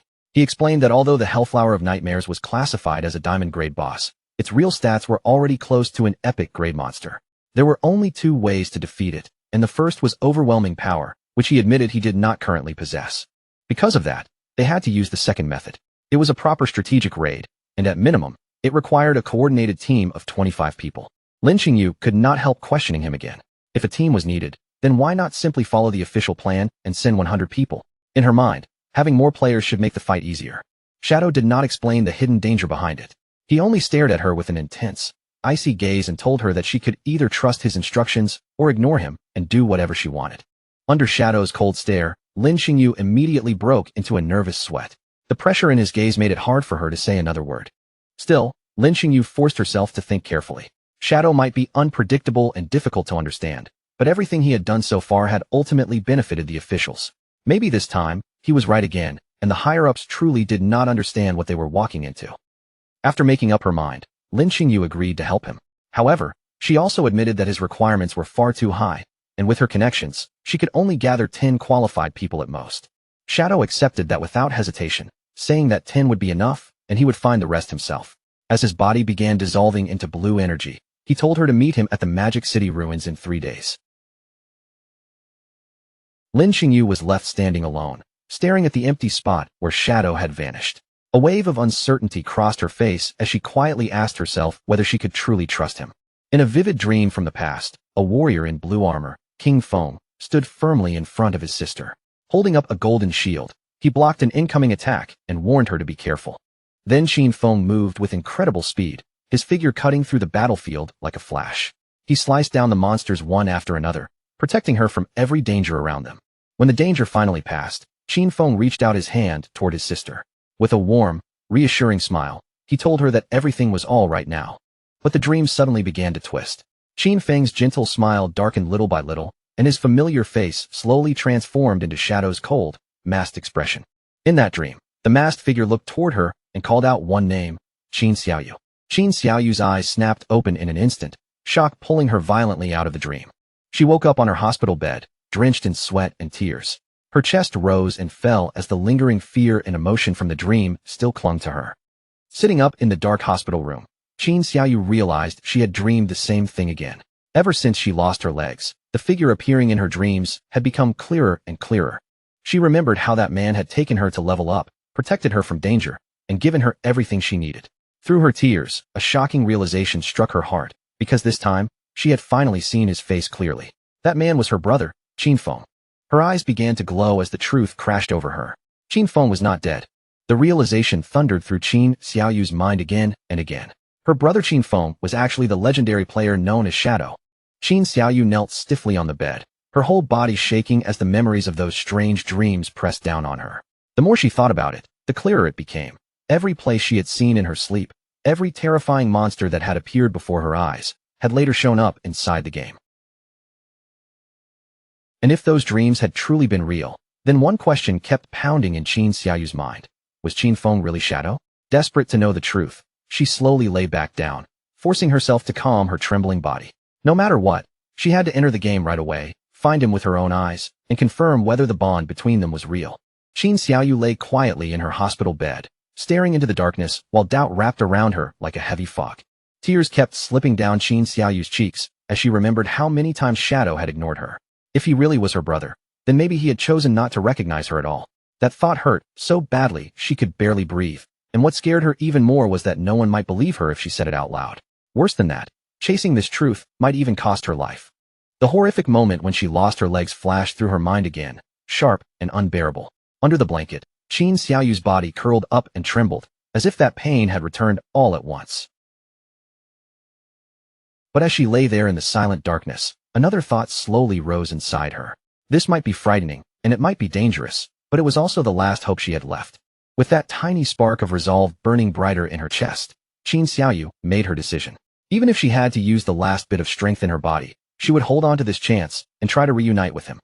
Inside the game, deep within the Knights Templar hideout, the guild leader hurriedly supported Qin Xiaoyu as soon as she appeared.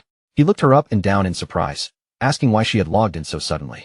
Although her legs were whole again in the game world, her condition was still far from normal. Her stats had been cut in half, and the stumble debuff made every step unstable. The guild leader quickly bent down and asked if she was hurt, but Qin Xiaoyu immediately put on a pitiful expression.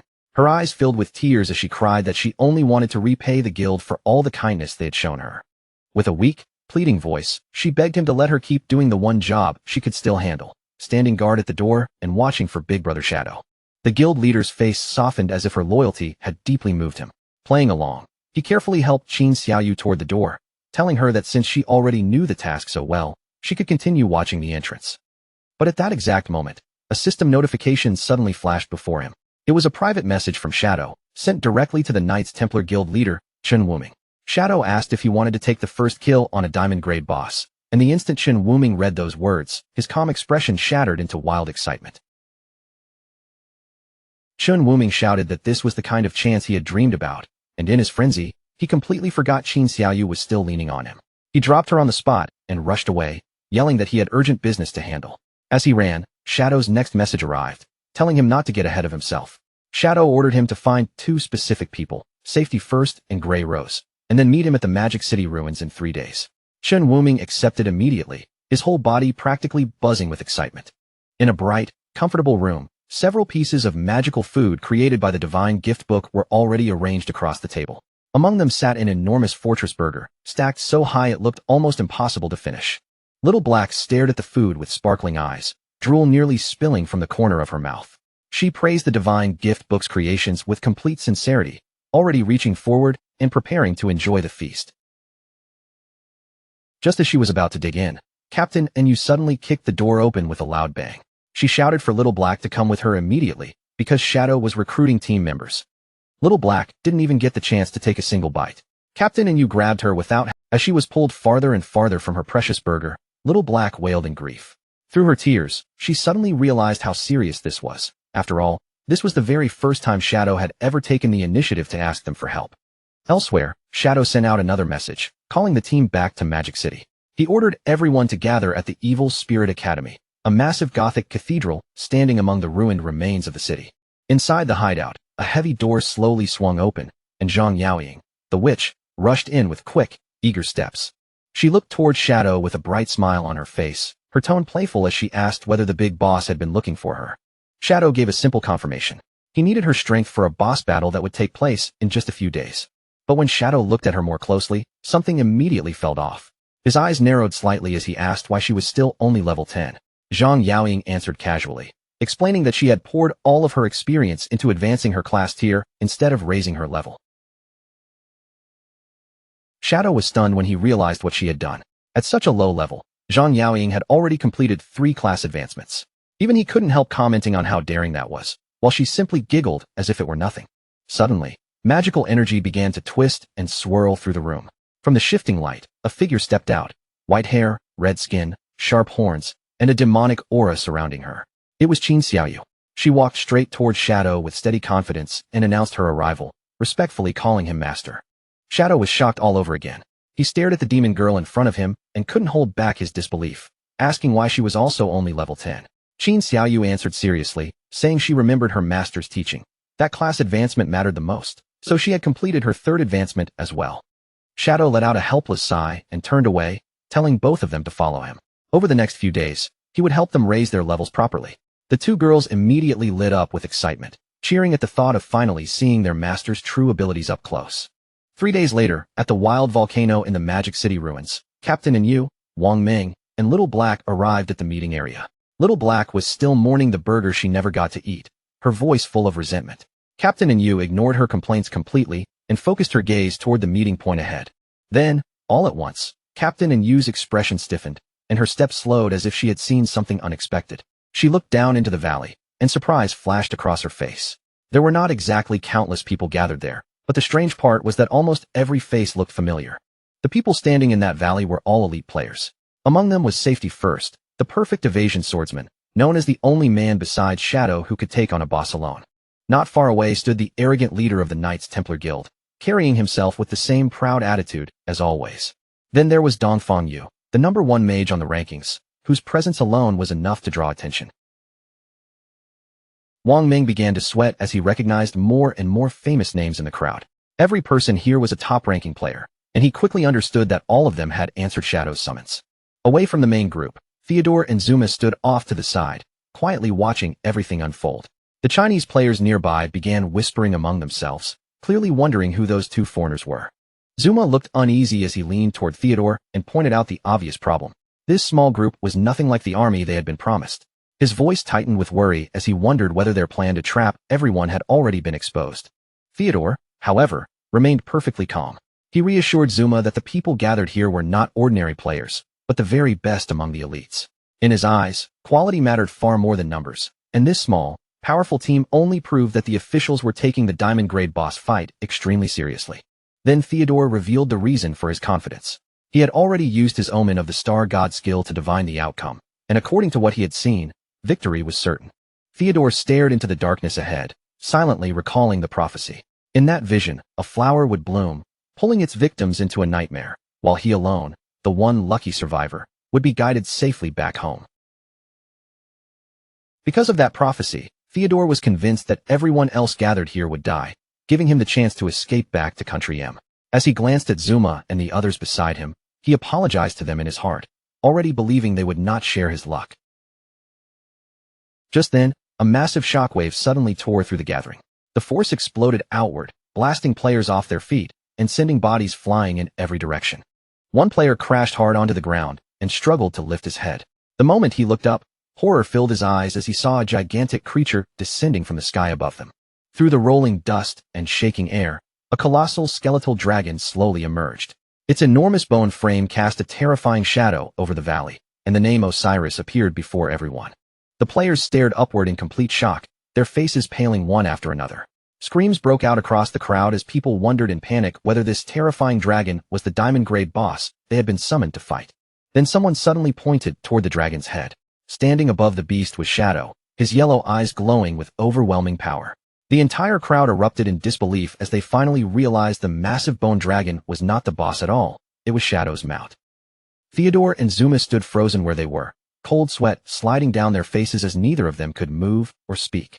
Theodore's voice trembled as he stammered in terror. Shadow's growth had been far too fast, and now he had even appeared with an epic-grade mount. The sight completely shattered Theodore's earlier confidence. Shadow leaped down from the dragon's head and dropped into the very center of the gathered players, landing with a force that instantly drew every eye to him. Slowly, Shadow raised his head. His glowing eyes locked directly onto Theodore, filled with a chilling, killing intent that made the air around them feel heavy. In his mind, there was only one decision. Today, Theodore would die. Shadow began walking. Theodore stood rooted in place, his body refusing to move as Shadow came closer. Shadow did not spare the others even a glance, as if Theodore was the only person worth looking at. Shadow swept his gaze across the gathered elites, his expression calm and unreadable. Then, in a steady voice, he said that everyone who needed to be here had already arrived.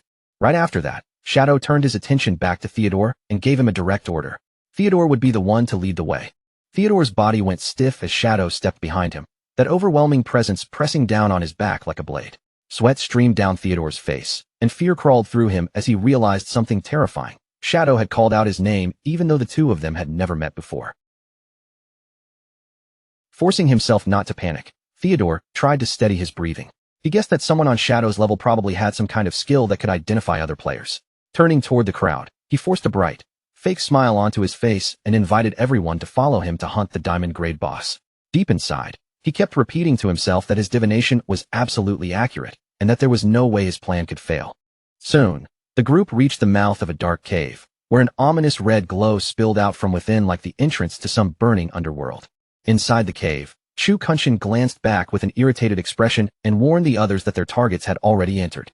Behind him, Tony and Mei Jing were standing close together, and Mei Jing complained in annoyance that the timing had completely ruined the mood. Mei Jing grumbled that the intruders had spoiled everything just when things were getting good. Tony leaned closer and comforted her, saying that once this job was finished, they would escape to Country M, and after that, they could enjoy themselves however they wanted. Shadow, Theodore, and Zuma moved deeper into the tunnel, their footsteps echoing against the stone walls. Theodore raised a hand and gestured for Shadow to keep following him farther inside, while the hidden ambushers whispered from the darkness that the targets were getting close. Concealed in the shadows, Tony, Mei Jing, and Chu Kunshin prepared themselves to strike, their eyes glowing with sinister light. Tony declared that it was finally time to avenge Shir, while Chu Kunshin glared with hatred burning across his face, screaming inside his mind for Shadow to die, so he could avenge his wife and son. The team finally stepped into the depths of the Purgatory volcano. At that moment, the system warning appeared, announcing that this was a nightmare zone where lifespan drained 10,000 times faster, and the entire group immediately looked around with unease. Far inside the volcanic chamber, Theodore stopped in front of a colossal fiery plant bud. Its blazing petals were still closed, but the pressure around it was suffocating as he introduced it as the diamond-grade boss, the Hell Flower of Nightmares. Then Theodore glanced back at the group and suggested that their current numbers were still not enough. In his opinion, they should call in more people before starting the fight. Lin Qingyu rejected that suggestion immediately. Her eyes were sharp as she stated that everyone here was an elite, then bluntly told Theodore to stop wasting everyone's time and explain how they were supposed to fight the boss. Theodore's expression slowly darkened. He looked at Lin Qingyu with a faintly ominous gaze and asked if she was truly sure, warning that once this battle began, there would be no chance to turn back. Lin Qingyu narrowed her eyes at him, suspicion rising on her face as she asked exactly what he meant by that. Theodore avoided giving a direct answer and instead claimed that the boss involved complicated mechanics, and he did not want to explain everything twice. So, he asked them one final time whether they had truly decided to fight with only the people present. Behind Shadow, the elites burst into confident cheers. One after another, they shouted that as long as Big Boss Shadow was here, taking down this boss would be nothing difficult at all. Theodore's face twitched as anger flashed beneath his forced calm. Their arrogance clearly irritated him, but he only muttered a sarcastic word of encouragement under his breath. In his heart, Theodore cursed the Chinese players for being stubborn and foolish. Then he turned his back to them, hiding the cold expression that had crept onto his face. He bent down and picked up a rock from the ground, holding it in his hand as he told everyone to listen carefully. He would explain the boss mechanic only once. The others focused on him, waiting for the key information. Theodore lifted his chin and said the boss was actually very simple, and that there was only one thing they truly needed to understand. Without warning, Theodore's eyes lit up with a red glow. He pulled his arm back, preparing to throw the rock at the Hell Flower of Nightmares, the very same action that had awakened the monster before. Then he screamed that the only mechanic was for all of them to die. The elites froze in shock, their faces changing instantly. By the time they realized Theodore had led them into a trap, it was already too late. Theodore roared and hurled the rock with all his strength. It struck the base of the Hell Flower of Nightmares, and even that single point of damage was enough to trigger the sleeping monster. In the next instant, the massive plant erupted with violent fiery energy, the entire chamber lighting up as scorching power burst outward from its body.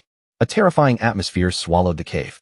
The nightmare debuff spread through the air, and shadowy figures began appearing around the group, like ghosts rising from the darkness. Wang Ming shouted in confusion, completely caught off guard by the sudden change. Lin Qingyu reacted even faster, screaming that this was a trap and immediately ordering everyone to retreat. But when they turned back toward the way they came, their escape route was already blocked.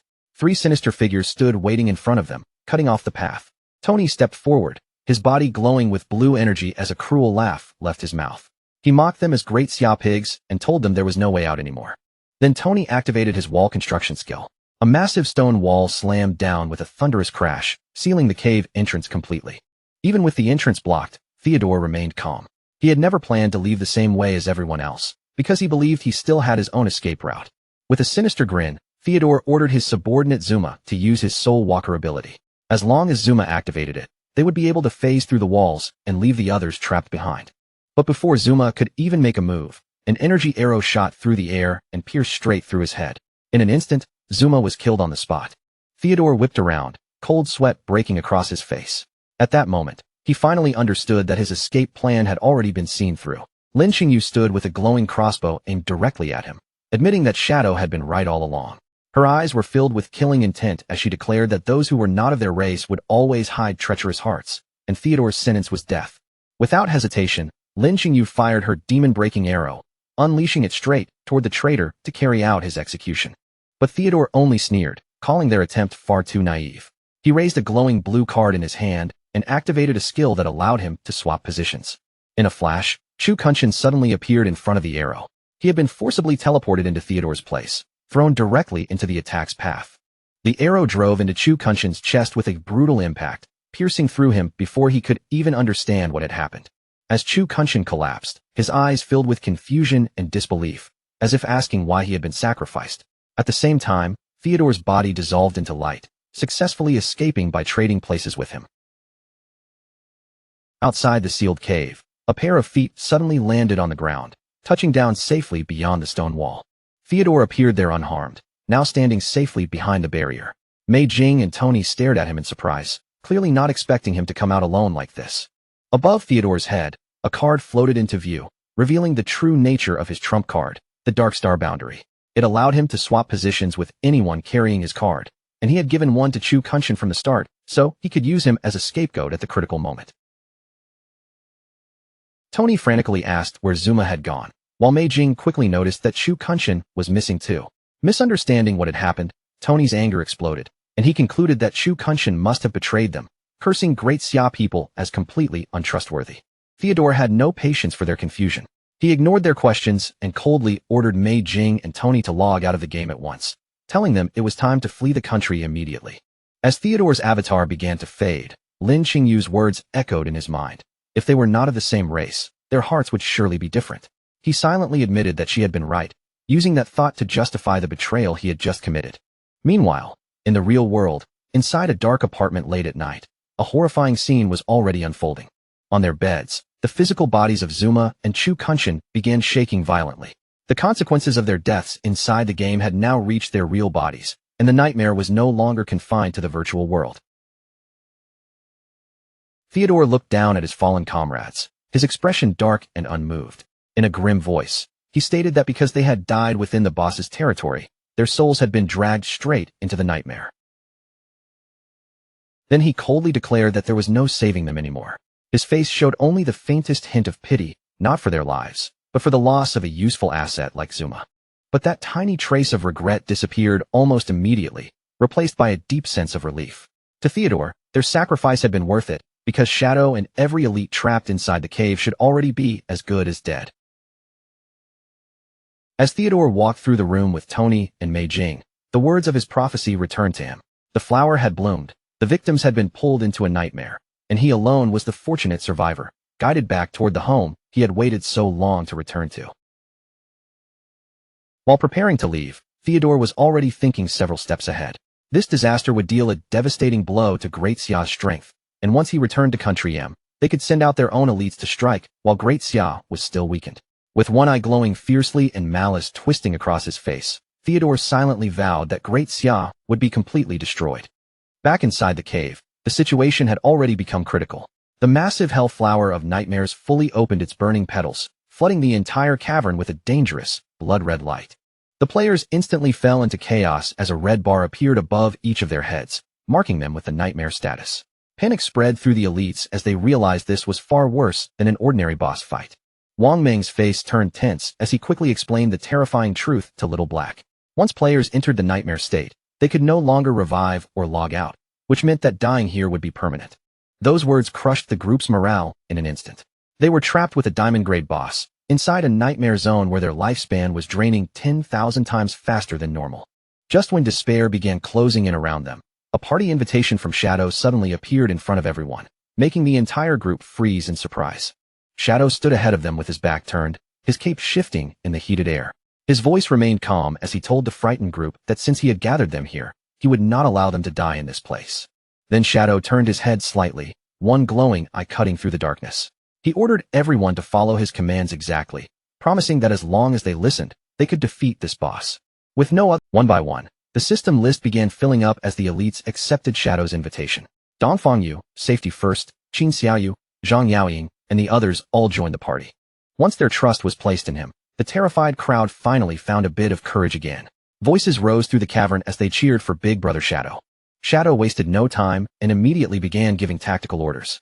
He turned toward the witch, Zhang Yaoying, and commanded her to activate Soul Link. Zhang Yaoying gave him a playful salute, then raised her giant brush with a confident smile. With broad sweeping strokes, she painted a massive magical rune directly into the air. The spell activated at once. Dark, purple chains of energy shot outward from the rune, stretching across the battlefield and linking the souls of every party member together. As the chains locked into place, Shadow explained the key behind the mechanic. Soul Link allowed everyone to share their resistances, and his plan was to use that connection to slow down the nightmare gauge. That was exactly why he had insisted on bringing players who had completed their first-class advancement. Only they possessed the hidden resistance needed to endure the nightmare. At last, the group understood how far ahead Shadow had planned. The battle erupted immediately as the Hell Flower lashed out with thorn-covered vines. Several players were caught before they could react, the twisting vines wrapping tightly around their bodies and trapping them in place. Shadow warned the team that if anyone died or slipped fully into the nightmare state, the boss would devour them and recover its own strength. He ordered everyone to focus on staying alive first, and if anyone fell, they had to revive that person immediately. Taking full command of the raid, Shadow explained that the boss had 36 million hit points divided across 3 phases. In this first phase, the Hellflower controlled 6 vines, and he had already assigned one team to hold back each vine. Then Shadow singled out Safety First and ordered him to handle one of the vines alone. Safety First was stunned for a moment, but when Shadow praised his ability, surprise quickly turned into pleased confidence. The fight exploded around them as the vines whipped through the air with terrifying speed, slicing across the battlefield like living blades. Safety First lived up to his reputation immediately. He slipped past the incoming strike with flawless timing, then counterattacked with his Moonshadow skill, sending a sharp slash straight into the vine. But Wang Ming and the Knights Templar Guild leader were both shocked when they saw the damage number appear, only -250. Their expressions changed instantly as panic set in, and they wondered why the damage was so absurdly low. Shadow calmly revealed the reason. During the first phase, the boss was protected by a shield that reduced incoming damage by 90%. The team's hope wavered again, and several players began asking how they were supposed to fight under such brutal conditions. Shadow ignored their panic and launched himself high into the air. Activating Blessing of Release together with Instant Shadow Slash, he sent a massive beam of blue energy crashing into the boss, dealing a staggering 666,666 damage even through the shield. Then, as if answering everyone's fear, he said this was how they were going to fight. Without giving the boss a moment to recover, Shadow followed with a throat-cutting strike. Another critical hit landed, blasting out more than 630,000 damage. The Knights Templar Guild leader screamed in disbelief, completely shaken by the numbers. Shadow then explained the real strategy. If the vines were left without targets, the boss would unleash a wide-area attack powerful enough to wipe out everyone. Their job was not to deal damage, but to draw the vine's attention and survive, while he alone handled the boss's health. Reassured by his overwhelming power, the elites shouted that they would obey his orders. The Hellflower released the rest of its vines, and in an instant, the cave was filled with twisting thorns spreading in every direction.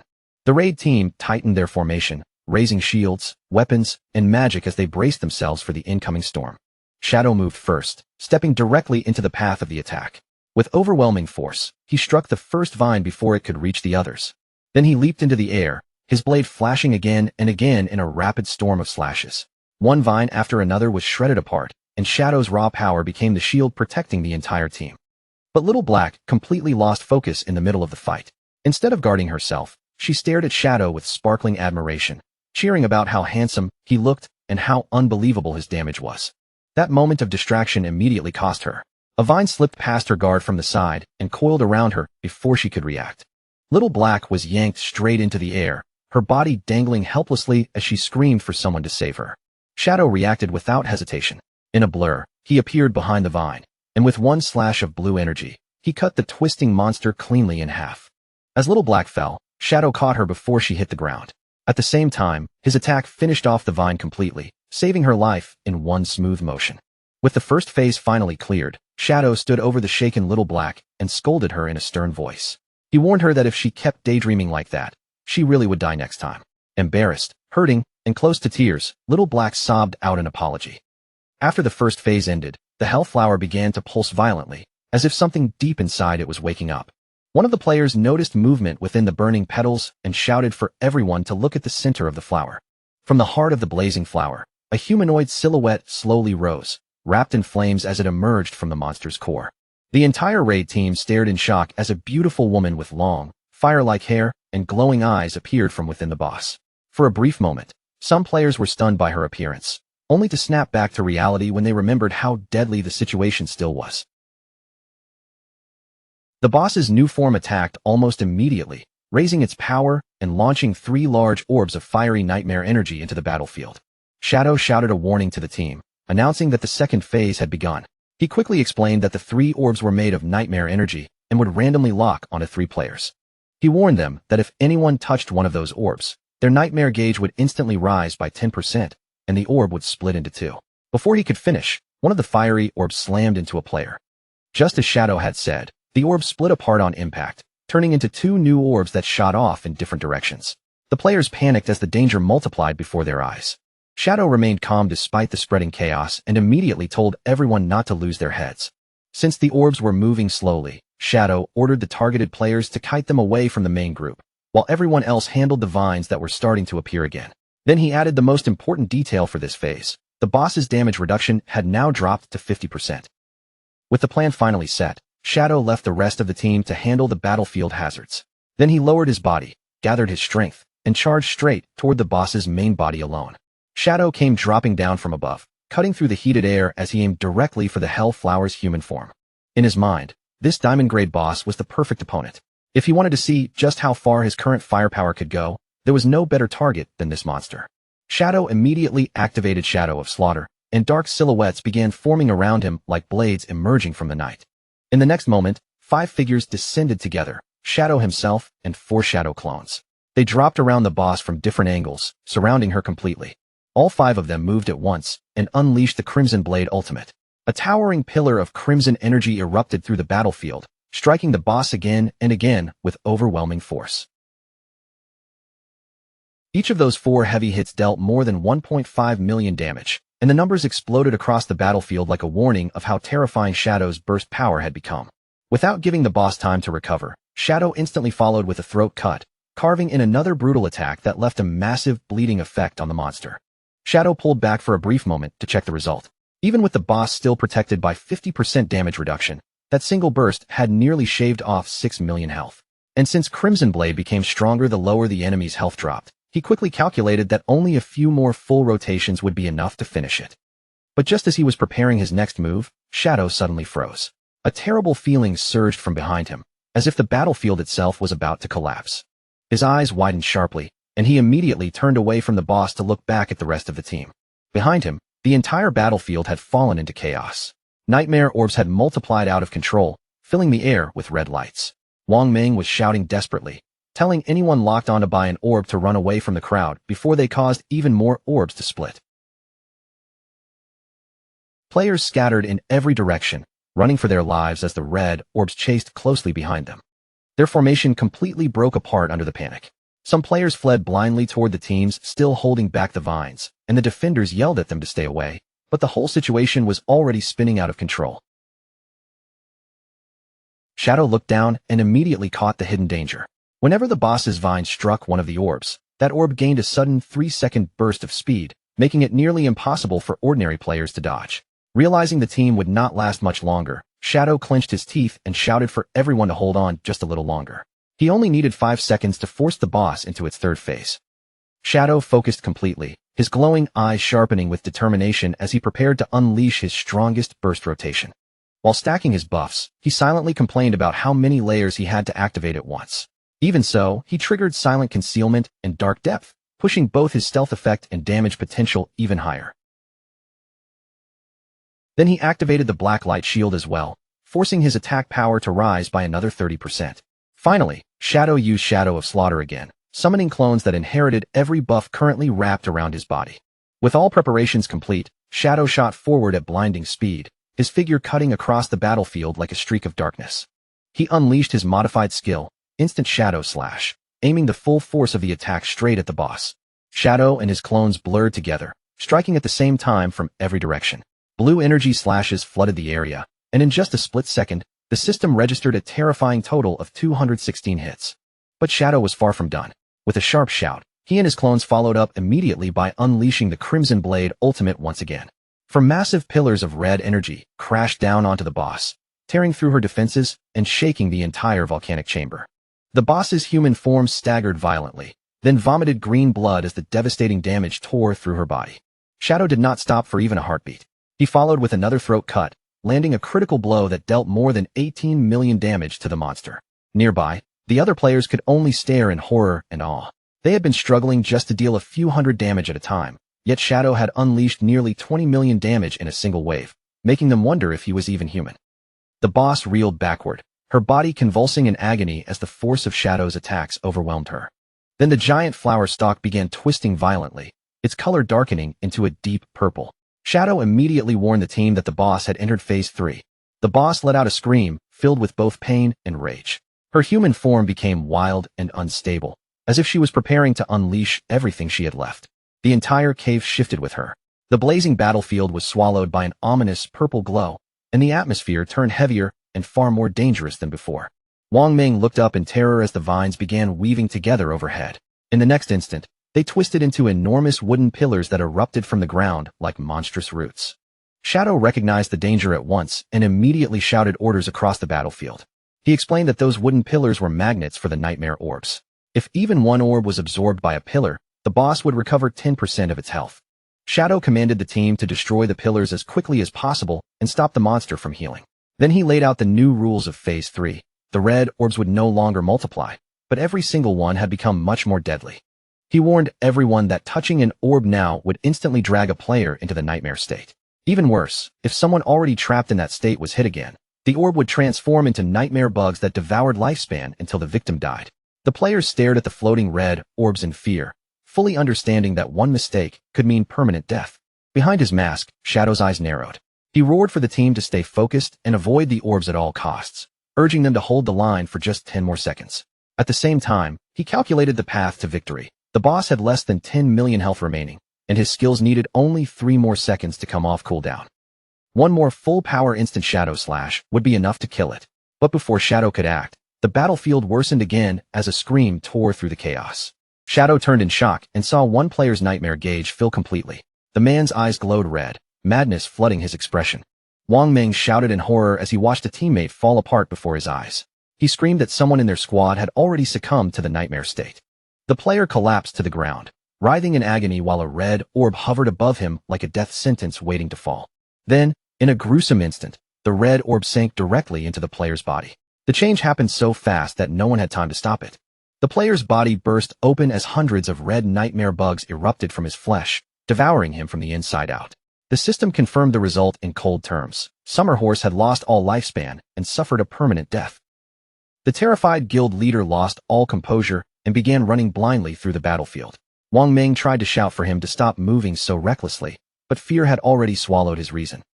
By the time Wang Ming realized what was happening, it was too late. The guild leader had accidentally led one of the orbs straight toward a wooden pillar. He could only apologize helplessly as the pillar's vines reached out and snatched the orb away. The pillar absorbed the orb instantly, channeling a surge of energy straight into the boss. The Hellflower recovered a massive 3.6 million health from that single orb, and Shadow could only watch as the boss's health bar climbed again. Shadow realized the battle was slipping out of his control. Everyone's nightmare gauge was already close to the limit, and this was now his final chance to end the fight. He calculated grimly that if the boss recovered more than 20 million health, even his remaining damage would not be enough to kill it. Sweat ran down Shadow's face as his eyes locked onto his own interface. All around him, the battlefield had become a storm of panic. Players screamed at one another to dodge the red orbs, knowing that any single touch could mean permanent death. The team attacking the wooden pillars finally began to crack under the pressure. Their voices trembled as they shouted that they could not hold on much longer, while their nightmare gauges climbed dangerously close to the breaking point. Shadow watched everything collapse into chaos before his eyes, his expression turning grim as he realized that if things kept going like this, the entire team would be completely wiped out. With the phasing effect from his boots, Shadow knew he still had a way to slip out alone and save himself, but his feet stayed rooted in place because escaping by himself meant abandoning everyone else to certain death. Then, in the middle of that desperate moment, a sword suddenly rose into the air, cutting through the tension like a signal. Wang Ming stepped out from the group without backing down, raising his weapon as he activated Holy Barrier, granting himself 7 precious seconds of absolute invincibility. His eyes blazed with light as he shouted at Shadow to ignore everything else and pour all his strength into damaging the boss, promising that he would take care of the defense with his own body. Shadow froze for a second, clearly caught off guard by the tank's sudden determination, and he couldn't help questioning whether Wang Ming's reckless plan could really work. But Wang Ming gave him no time to argue. He immediately activated Speed Blessing, lowered his stance, and rushed straight into the deadly field of red orbs. Little Black stared in disbelief as Wang Ming threw his invincible body directly into the orbs, smashing into them one after another to stop them from reaching the boss and restoring its health. Captain Anyu screamed at Wang Ming, her voice sharp with panic as she warned him that he was being far too reckless. She shouted that the shield could block the damage, but it couldn't stop his nightmare gauge from rising, and the moment his invincibility ended, the nightmare bugs would devour him instantly. Wang Ming only smiled with a strangely peaceful look on his face, calmly saying that he already understood the price, but he still had to do it because this was the only chance they had to win. As he charged forward toward what looked like certain death, Wang Ming shouted that he trusted Shadow completely, believing without a doubt that Shadow would lead all of them to victory. Seeing his resolve, Captain Anyu's expression hardened, and her glowing eyes showed that she had decided to accept the same desperate gamble. She activated Symbiotic Dragon Spirit, and in the next instant, a huge blue dragon surged into existence, its body shining as it connected directly to her own life force. With one powerful swing of her sword, Captain Anyu commanded the blue dragon to rush forward and swallow the deadly nightmare orbs before they could reach the boss. Because her life was bound to the dragon, the corruption struck her body almost immediately. Her nightmare gauge shot to its limit, blood spilled from her mouth, and she endured the curse herself so Shadow wouldn't have to take it. Right at that critical moment, Wang Ming's invincibility finally ran out, and the protection around him vanished, leaving him exposed to the threat of permanent death. A moment later, Wang Ming dropped to one knee on the ground, his body wrapped in a faint golden glow as he struggled to keep holding on. Little Black cried out in horror as she realized Captain Anyu and Wang Ming were using their own bodies to consume the orbs and buy Shadow more time, and she immediately shouted for the rest of the team to join them. The other players rushed forward without hesitation, throwing themselves into the path of the red orbs and using their own bodies as shields, knowing they might still survive if Shadow could kill the boss fast enough. Anshuan, the swordsman, grinned even as the orbs slammed into him, confidently declaring that their only job now was to buy Shadow every last second he needed. Even Zhang Yaoying, the witch, stood together with the others, laughing boldly in the face of death as if fear itself had no hold over her anymore. One of the support players suddenly realized that since they were all falling into the nightmare state anyway, they might as well spend their final moments strengthening Shadow. He cast a blessing on him and shouted for everyone to use every skill they had on their leader. The other mages reacted instantly, raising their staffs and hands as waves of magic poured out, stacking every buff they could cast directly onto Shadow. Shadow stood in the center of that raging storm of energy, fully empowered as blue lightning crackled around his body, while his teammates screamed for him to kill the boss and drag them back out of the nightmare. Watching his teammates risk everything for him, Shadow's mouth curved with both amusement and determination as he muttered that they really were one reckless bunch. The enormous power they had poured into him surged through his body, overflowing from him in visible waves like he could barely contain it all. Without wasting a single second, Shadow activated one skill after another in rapid succession: Silent Concealment, Deepest Darkness, Shield of Black Light, Shadow of Slaughter, and Grace of Release. Now pushed to the absolute peak of his power, Shadow raised one finger toward the boss, locking onto it with cold focus as he gave the final command. His dark clones appeared around the hell flower of nightmares, surrounding the monstrous bloom from every direction like silent executioners. Together, they launched a perfectly synchronized barrage, and purple slashes spun into a violent vortex that tore through the boss's petals, instantly recording 216 hits. Shadow stood inside the surging energy with his cape whipping behind him, then sprang high into the air, positioning himself directly above the weakened monster. He came down like a falling meteor, diving straight toward the heart of the flower as his eyes burned with a deadly, focused glow. A colossal vertical slash crashed down and split the boss in two, cutting through the monstrous flower so cleanly it seemed to tear through space itself. The monster erupted into a swirling vortex of energy, and as its power collapsed, the twisted red pillars of the nightmare realm began crumbling one after another. A system window appeared before them, announcing that their party had achieved the global first kill of a diamond-grade boss. Below it, Captain Anyu and Wang Ming lay drained but still alive, surrounded by green healing flames as the nightmare finally lifted. An Xuan and Zhang Yaoying burst into cheers, their exhausted faces lighting up as they celebrated the fact that they had truly pulled it off. Captain Anyu complained weakly that the curse had drained 10 years from her lifespan, but Wang Ming comforted her by saying it was a small price to pay for surviving, and that this only proved trusting Shadow had been the right choice. As the boss's remains faded away, golden loot orbs began raining down from above. One greedy player immediately jumped toward the treasure, but the others yelled at him to stop, insisting that Shadow should be the one to distribute everything. But Little Black looked around and suddenly noticed something was wrong. Their leader was nowhere to be seen, and the team quickly started calling out, asking where Shadow had gone. Shadow's voice came through the team chat, telling them to wait for him because he still had unfinished business. The others were confused, pointing out that the boss was already dead. Then Shadow appeared far off in the distance, wrapped in deep purple energy, and coldly replied that although the monster was dead, the people who truly deserved to die were still alive. He mounted his skeletal dragon, Osiris, and the terrifying creature carried him upward into the dark sky. His target was Theodore, the traitor who had already boarded a plane and was trying to flee back to Country M. Even with all that distance between them, Shadow chased after the plane high into the atmosphere, refusing to let Theodore escape after everything he had done. Theodore's earlier prophecy echoed like a cruel mockery in the air. The flower would bloom exactly as expected. Shadow would be the only lucky one, and the invisible path across the sky would guide him back to his long-lost hometown. High above the night sky, our boy rode Osiris through the roaring winds, chasing the airplane across the clouds on the back of his skeletal dragon.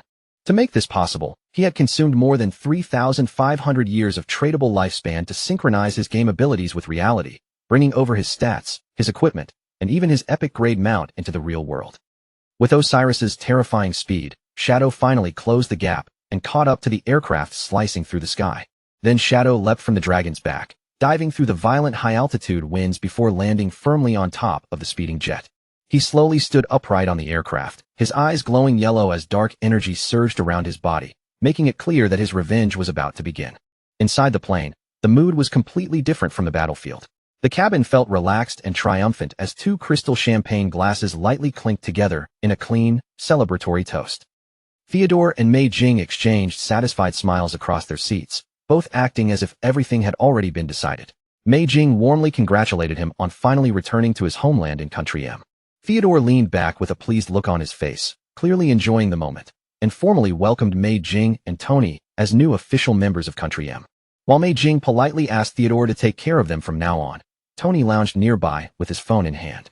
A vicious laugh slipped from his mouth as he opened the news, eager to see whether those so-called great Xiapigs had all died yet. Tony's fingers moved across the screen with mocking confidence, but the second he saw the latest report, the smug look on his face collapsed into pure, frozen shock. His hands began trembling so badly that he could barely hold the phone up. When he showed the others the impossible headline, it revealed that Shadow's team had not only survived, but had also claimed the first kill on the diamond-grade boss with almost no casualties. Mei Jing and Tony stared at the screen like their minds had gone blank, their mouths hanging open as the reality of Shadow's strength smashed through every bit of arrogance they had left. Theodore was shaken so badly that strength left his hand completely. His wine glass slipped from his fingers, hit the cabin floor, and shattered, spreading dark red wine across the ground like spilled blood.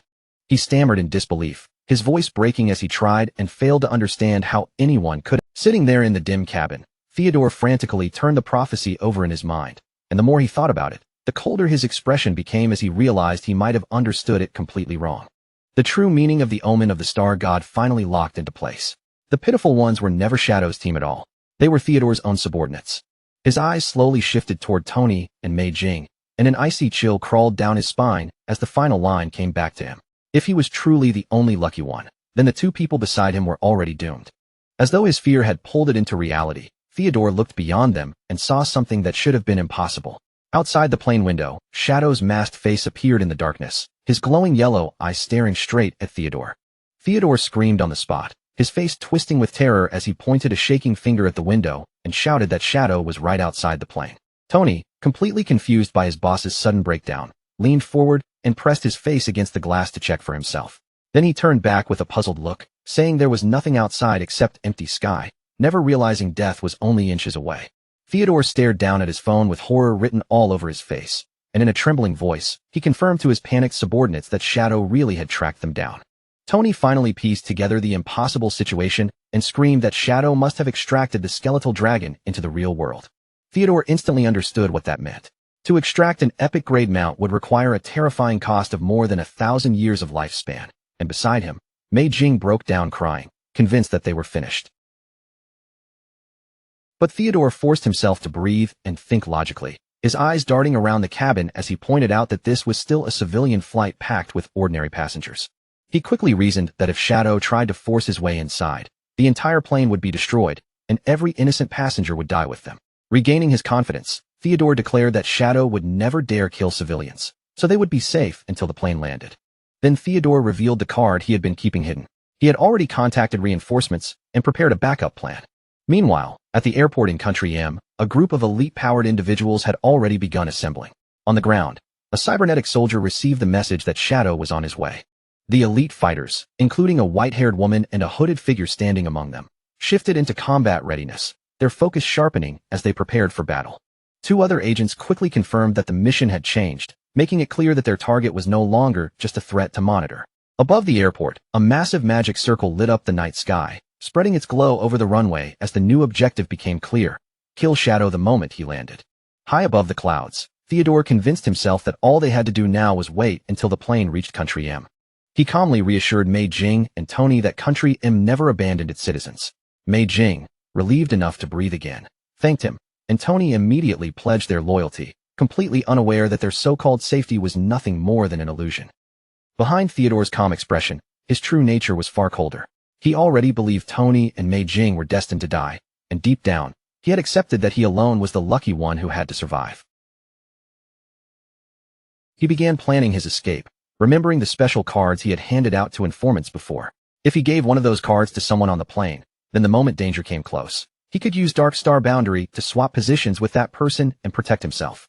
Theodore stood from his seat and walked down the aisle, calmly scanning the passengers one by one as he searched for a suitable scapegoat. He finally stopped beside a young man wearing red headphones, and the passenger looked up in confusion as Theodore greeted him with a polite smile. Theodore held out a golden card and lied smoothly, claiming it would grant the young man powerful buffs. But just as his hand reached forward, a surge of black energy suddenly burst out from the surrounding shadows. The young man screamed in terror, and Theodore's eyes widened as he watched his own subordinates die right before him. The cabin instantly erupted into chaos as terrified passengers screamed from every direction. Glowing red hell flowers, like spider lilies from the underworld, bloomed from the victims' bloody necks, marking the presence of a terrifying skill. Theodore froze where he stood, sweat pouring down his face as the horrifying truth hit him. This was Shadow's doing. He looked back toward the seats, only to find that Tony and Mei Jing's corpses had already vanished, leaving behind nothing but bloodstains and those eerie red flowers. Driven purely by the instinct to survive, Theodore told himself he couldn't afford to hesitate for even a second. He prepared to activate Dark Star Boundary, deciding that even if the mission failed, staying alive came first. But before he could trigger the teleport, a sharp slicing sound flashed through the air. Theodore's body locked up, and in the next instant, his vision was filled with blood. His right arm, the same arm holding the escape card, was cut cleanly off at the wrist. Theodore screamed in agony as his severed hand flew upward through the cabin air. As the severed hand dropped back down, Shadow calmly reached out and caught it. He was standing directly behind the terrified traitor, holding the severed limb as if it were nothing.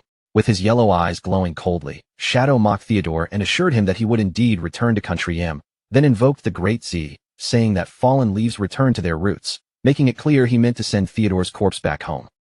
Shadow's gaze grew even sharper as he leaned closer to the mutilated man, his voice low and deadly while he ordered Theodore to carry one final message before he died. Only then did the full horror of Theodore's prophecy reveal itself. In a dark room far away, the lifeless bodies of Chu Kunshin and Zuma lay on a bed, both having suffered the fatal consequences of being dragged into the nightmare zone.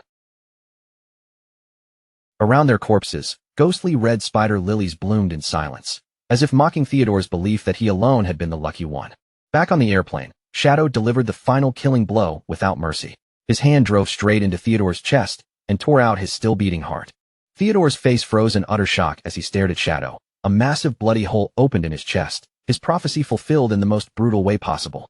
Killed instantly, Theodore's body lost all strength, dropped heavily to its knees, and then collapsed face first onto the airplane aisle. As one terrified man watched from nearby, Theodore's blood spread unnaturally across the floor, forming Shadow's final message to his enemies. Fallen leaves must return to their roots. Outside the cabin, the airplane continued gliding smoothly through the dark night sky, as if nothing had disturbed its flight at all. With his mission complete and the passengers left unharmed, Shadow calmly used his dark power to phase upward through the roof of the aircraft and disappear into the freezing night air. Standing calmly on top of the speeding plane, Shadow glanced down as a faint blue ghostly aura wrapped around his foot. He couldn't help remarking how useful his special boots were, since their formless effect had let him slip straight through the aircraft's structure without damaging it. Then, without the slightest hesitation, Shadow pushed off from the roof of the plane and threw himself backward into the open night sky. His body plunged through the freezing air in a controlled free fall, and with perfect precision, he landed directly on the broad back of his massive skeletal dragon, Osiris. Together, Shadow and Osiris peeled away from the jet, diving downward through the darkness as the aircraft continued on without realizing what had just happened. Ahead of them, the airplane drew closer to Country M's glowing futuristic cityscape, its lights stretching across the horizon as the aircraft prepared to begin its final descent. But the passengers had no idea that a huge military operation was already waiting below. Inside a control room, a commander calmly coordinated the ambush, ordering every unit to move into position. The entire airport had been locked down like a battlefield. Magical barriers, anti-stealth fields, and devastating attack formations were all activated, ready to fire the moment the aircraft came down. The instant the plane's landing gear touched the tarmac, the forces hidden across the airport were already tense and prepared for combat. In the shadows around the runway, cloaked assassins, distant snipers, and armored knights with raised shields waited in silence, all under strict orders to annihilate Shadow at any cost. Inside the cabin, the ordinary passengers remained completely unaware of the deadly trap outside. The young man wearing headphones looked through the window and naively wondered if Country M was always this intense when welcoming people. Once the plane finished docking, the cabin doors opened with a hiss, and an agent stepped inside with his guard already raised. But as he and his partner looked down the aisle, the determination on their faces instantly vanished, replaced by stunned disbelief. Theodore's corpse was lying on the floor of the cabin, and the agents immediately reported back in panic that he was dead, especially after noticing the terrifying message written in his own blood. The leader of the ambush force, a dark-haired man with glowing red eyes, stared furiously at the bloody warning that anyone who offended Great Xia would be hunted down. Rage tightened his face as he realized Shadow had already made his move. Desperate to catch their target, a masked ninja agent turned to a nearby witch and asked whether the anti-stealth barriers had detected anything, assuming Shadow might still be hiding inside the plane. But after checking her magic, the witch confirmed that no invisible entity had been found. The red-eyed leader's expression darkened as the ugly truth settled in. Their anti-stealth barrier was already level 20, which meant Shadow's stealth ability had to be even higher, allowing him to slip past their entire trap. Even with innocent civilians still inside the aircraft, the white-haired mage commander declared that the threat level had reached S-class and ordered every unit to open fire. A masked subordinate hesitated, reminding him that passengers were still on board. But the commander slammed his staff down in fury and demanded absolute obedience. He insisted Shadow was inside the plane and ordered an immediate full-power assault. In the next instant, the airport terminal erupted with magic, unleashing a massive barrage of blazing projectiles and laser-like beams toward the parked aircraft. Inside the plane, the young man with headphones and another passenger looked out the window in horror, only now realizing that the attack was aimed directly at them. The devastating magical strike tore across the tarmac, racing straight toward the defenseless airliner with overwhelming force.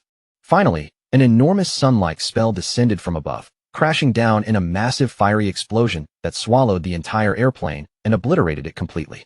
As the flames roared over the wreckage, a scout quickly reported that the life detection barrier could no longer sense a single living being inside the smoking remains. The red-eyed ambush leader stood silently before the inferno, watching the fire burn, while a bald, muscular man and another official hurried over toward him. The bald man confronted him in anger, warning that Great Xia would never ignore the open murder of its civilians and that flights between the two countries would definitely be suspended. Throwing both arms up in frustration, the bald man complained that his long-term plan to use civilian flights to smuggle spies into Great Xia had now been completely ruined, making it even harder to stop their enemy. The red-eyed leader, with his red eye glowing even more fiercely, he reminded them of one brutal truth. Once someone dies, there is no coming back. Standing before the towering wall of flames, the red-eyed leader justified his extreme decision without remorse. If Shadow had truly been on that plane, then this had been the perfect chance to kill him, and in his eyes, even the smallest possibility of eliminating Shadow was worth sacrificing the aircraft and everyone inside. The tension among Country M's forces finally boiled over. The bald man glared at the red-eyed leader with open fury and confronted him directly, declaring that he had never trusted him from the start. Then he ordered the man to shut up, insulting him as a half-breed with great Xia blood running through his veins. Before the bald man could say anything more, the red-eyed leader moved with blinding speed and smashed a brutal punch straight into his face. The impact was so powerful that the large muscular man was sent flying backward through the air like a broken doll. Wrapped in crackling golden energy, the red-eyed leader revealed the darkness buried inside him. He declared that he hated the great Xia bloodline within him, calling it a curse that had brought him endless despair, yet he still defended his absolute loyalty to Country M. After that violent clash, the focus shifted to the retrieval of their fallen comrade. Two agents, one of them the white-haired mage commander, approached the red-eyed leader while carrying Theodore's lifeless and mutilated body. Without ceremony or respect, they dropped Theodore's corpse onto the floor in front of him. The red-eyed leader knelt solemnly beside Theodore's body as a strange purple and golden aura gathered around him. In a low voice, he told the fallen man to rest in peace, honoring him as a hero of Country M and promising to return him to his hometown for burial. When the red-eyed leader stood again, his terrifying power was finally revealed. 3 glowing blue cards formed in his hands, exposing his hidden class, the Corpse Collector, an ability that let him draw power from the dead. Looking down at the shining magical cards, he coldly praised Theodore's enormous contributions and the huge spy network he had planted.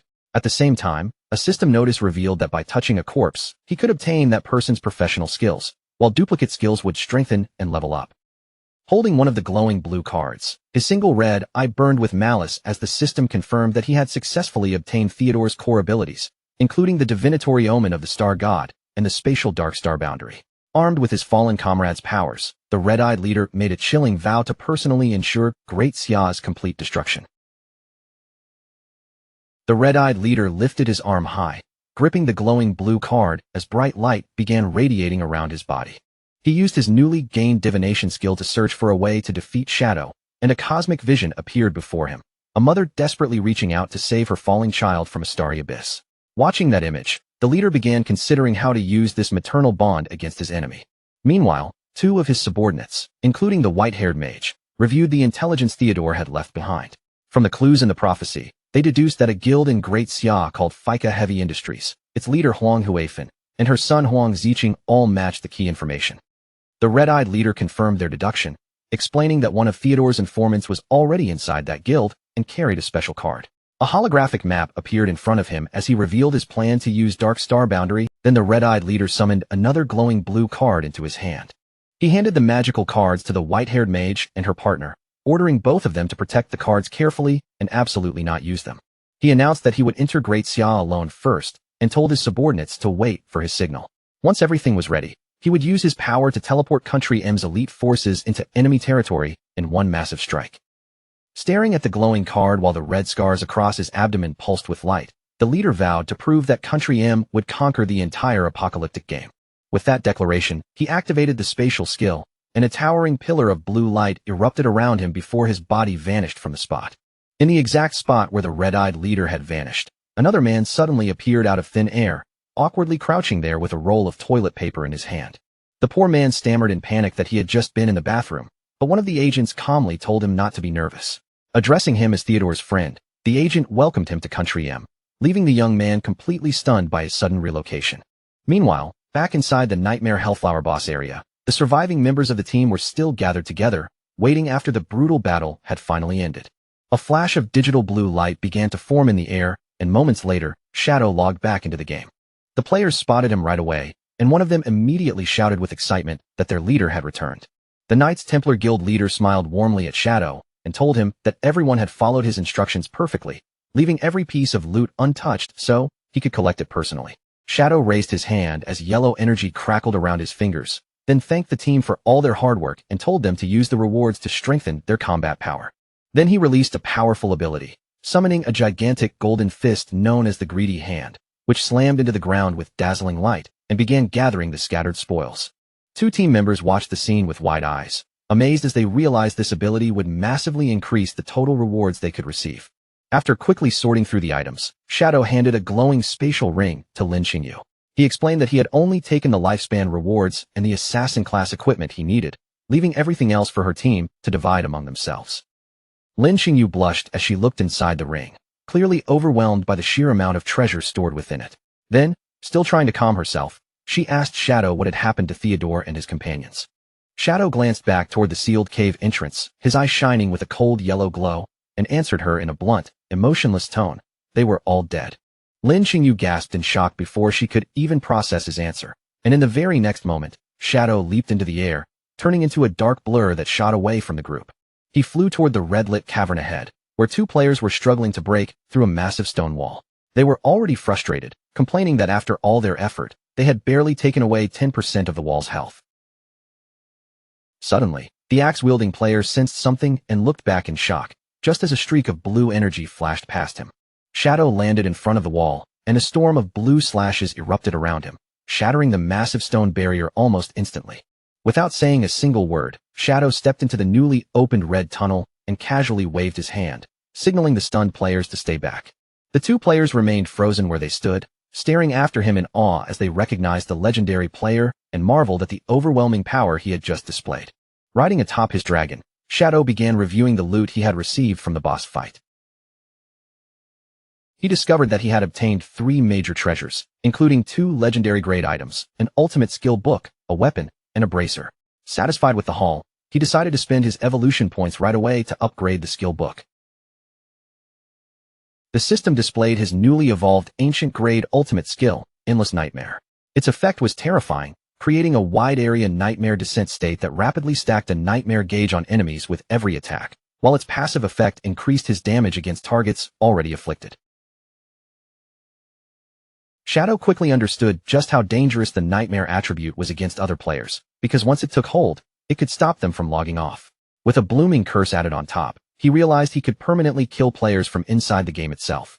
In his mind, he pictured the curse's horrifying result, a terrified player twisting in pain as glowing red spider lilies burst from their chest.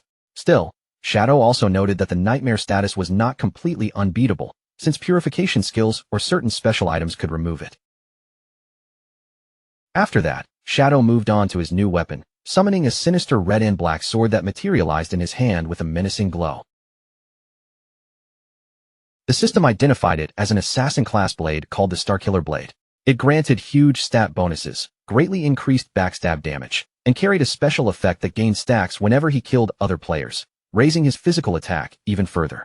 On top of that, it had a brutal shield-breaking bonus that dealt nearly 5 times the damage against enemy shields. Holding the glowing red blade, Shadow smirked and called it a true murder weapon. After calculating its full potential with maximum stacks, backstab bonuses, and shield-breaking power combined, he realized its damage would be terrifying, and he also noticed a special stripping effect that could nullify an enemy's attribute effects once its gauge filled up. Thinking back to the battle he had just survived, Shadow reflected that if he had possessed this sword earlier, he could have stripped away the monster's nightmare attributes and greatly reduced the danger it posed. As Shadow continued inspecting the blade, he discovered one especially humiliating feature.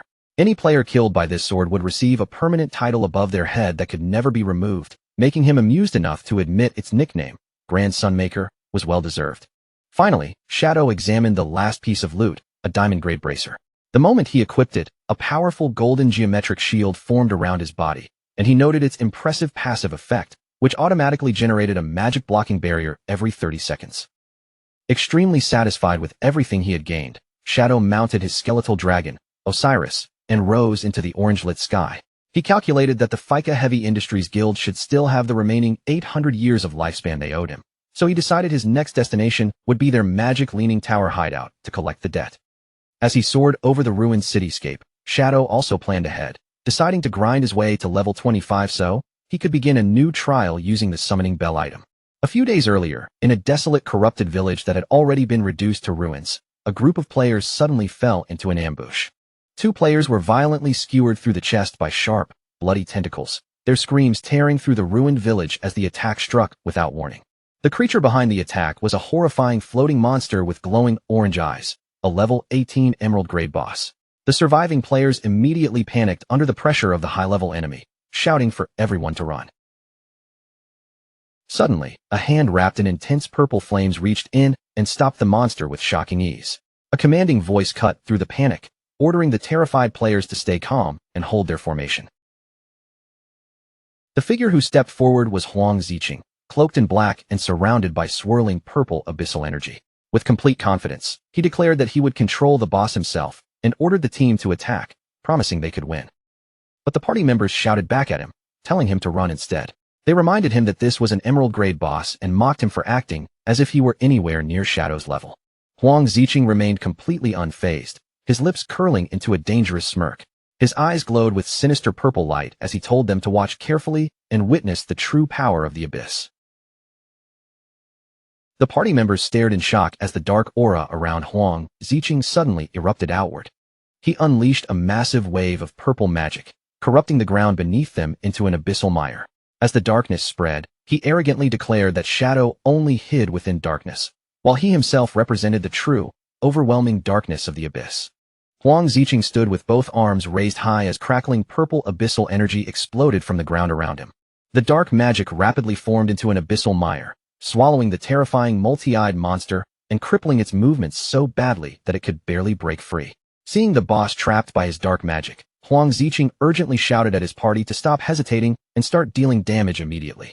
Huang Huifan quickly took command as well, raising her staff and ordering everyone to focus all their attacks on the immobilized boss.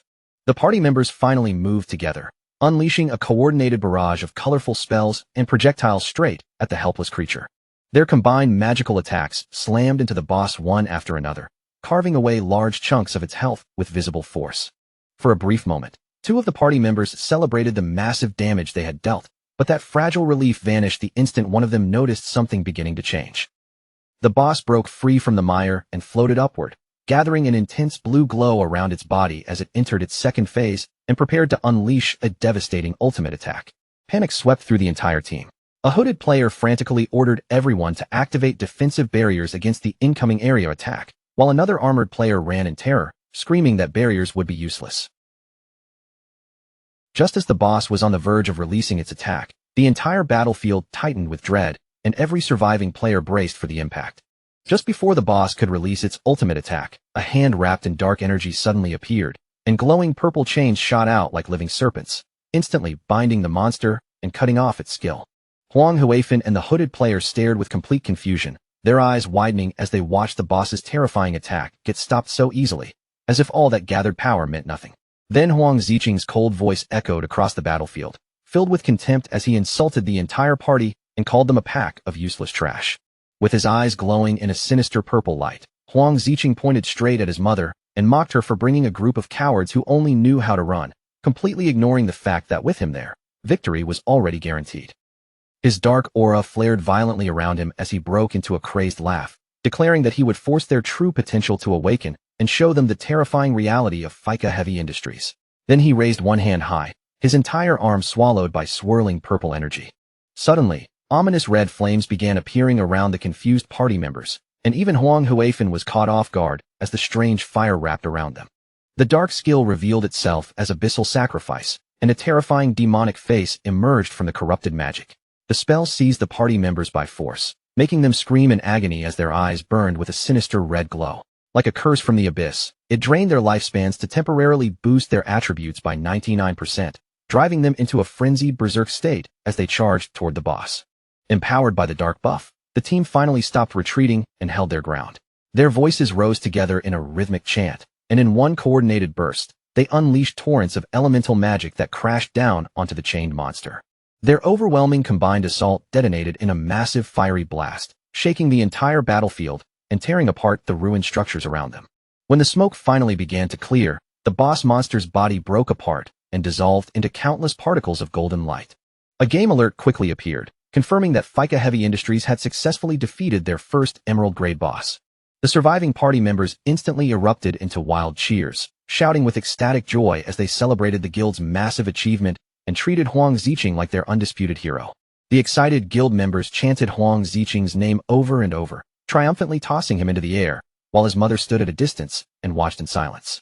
After the celebration finally settled down, Huang Huifan instructed the others to divide the loot.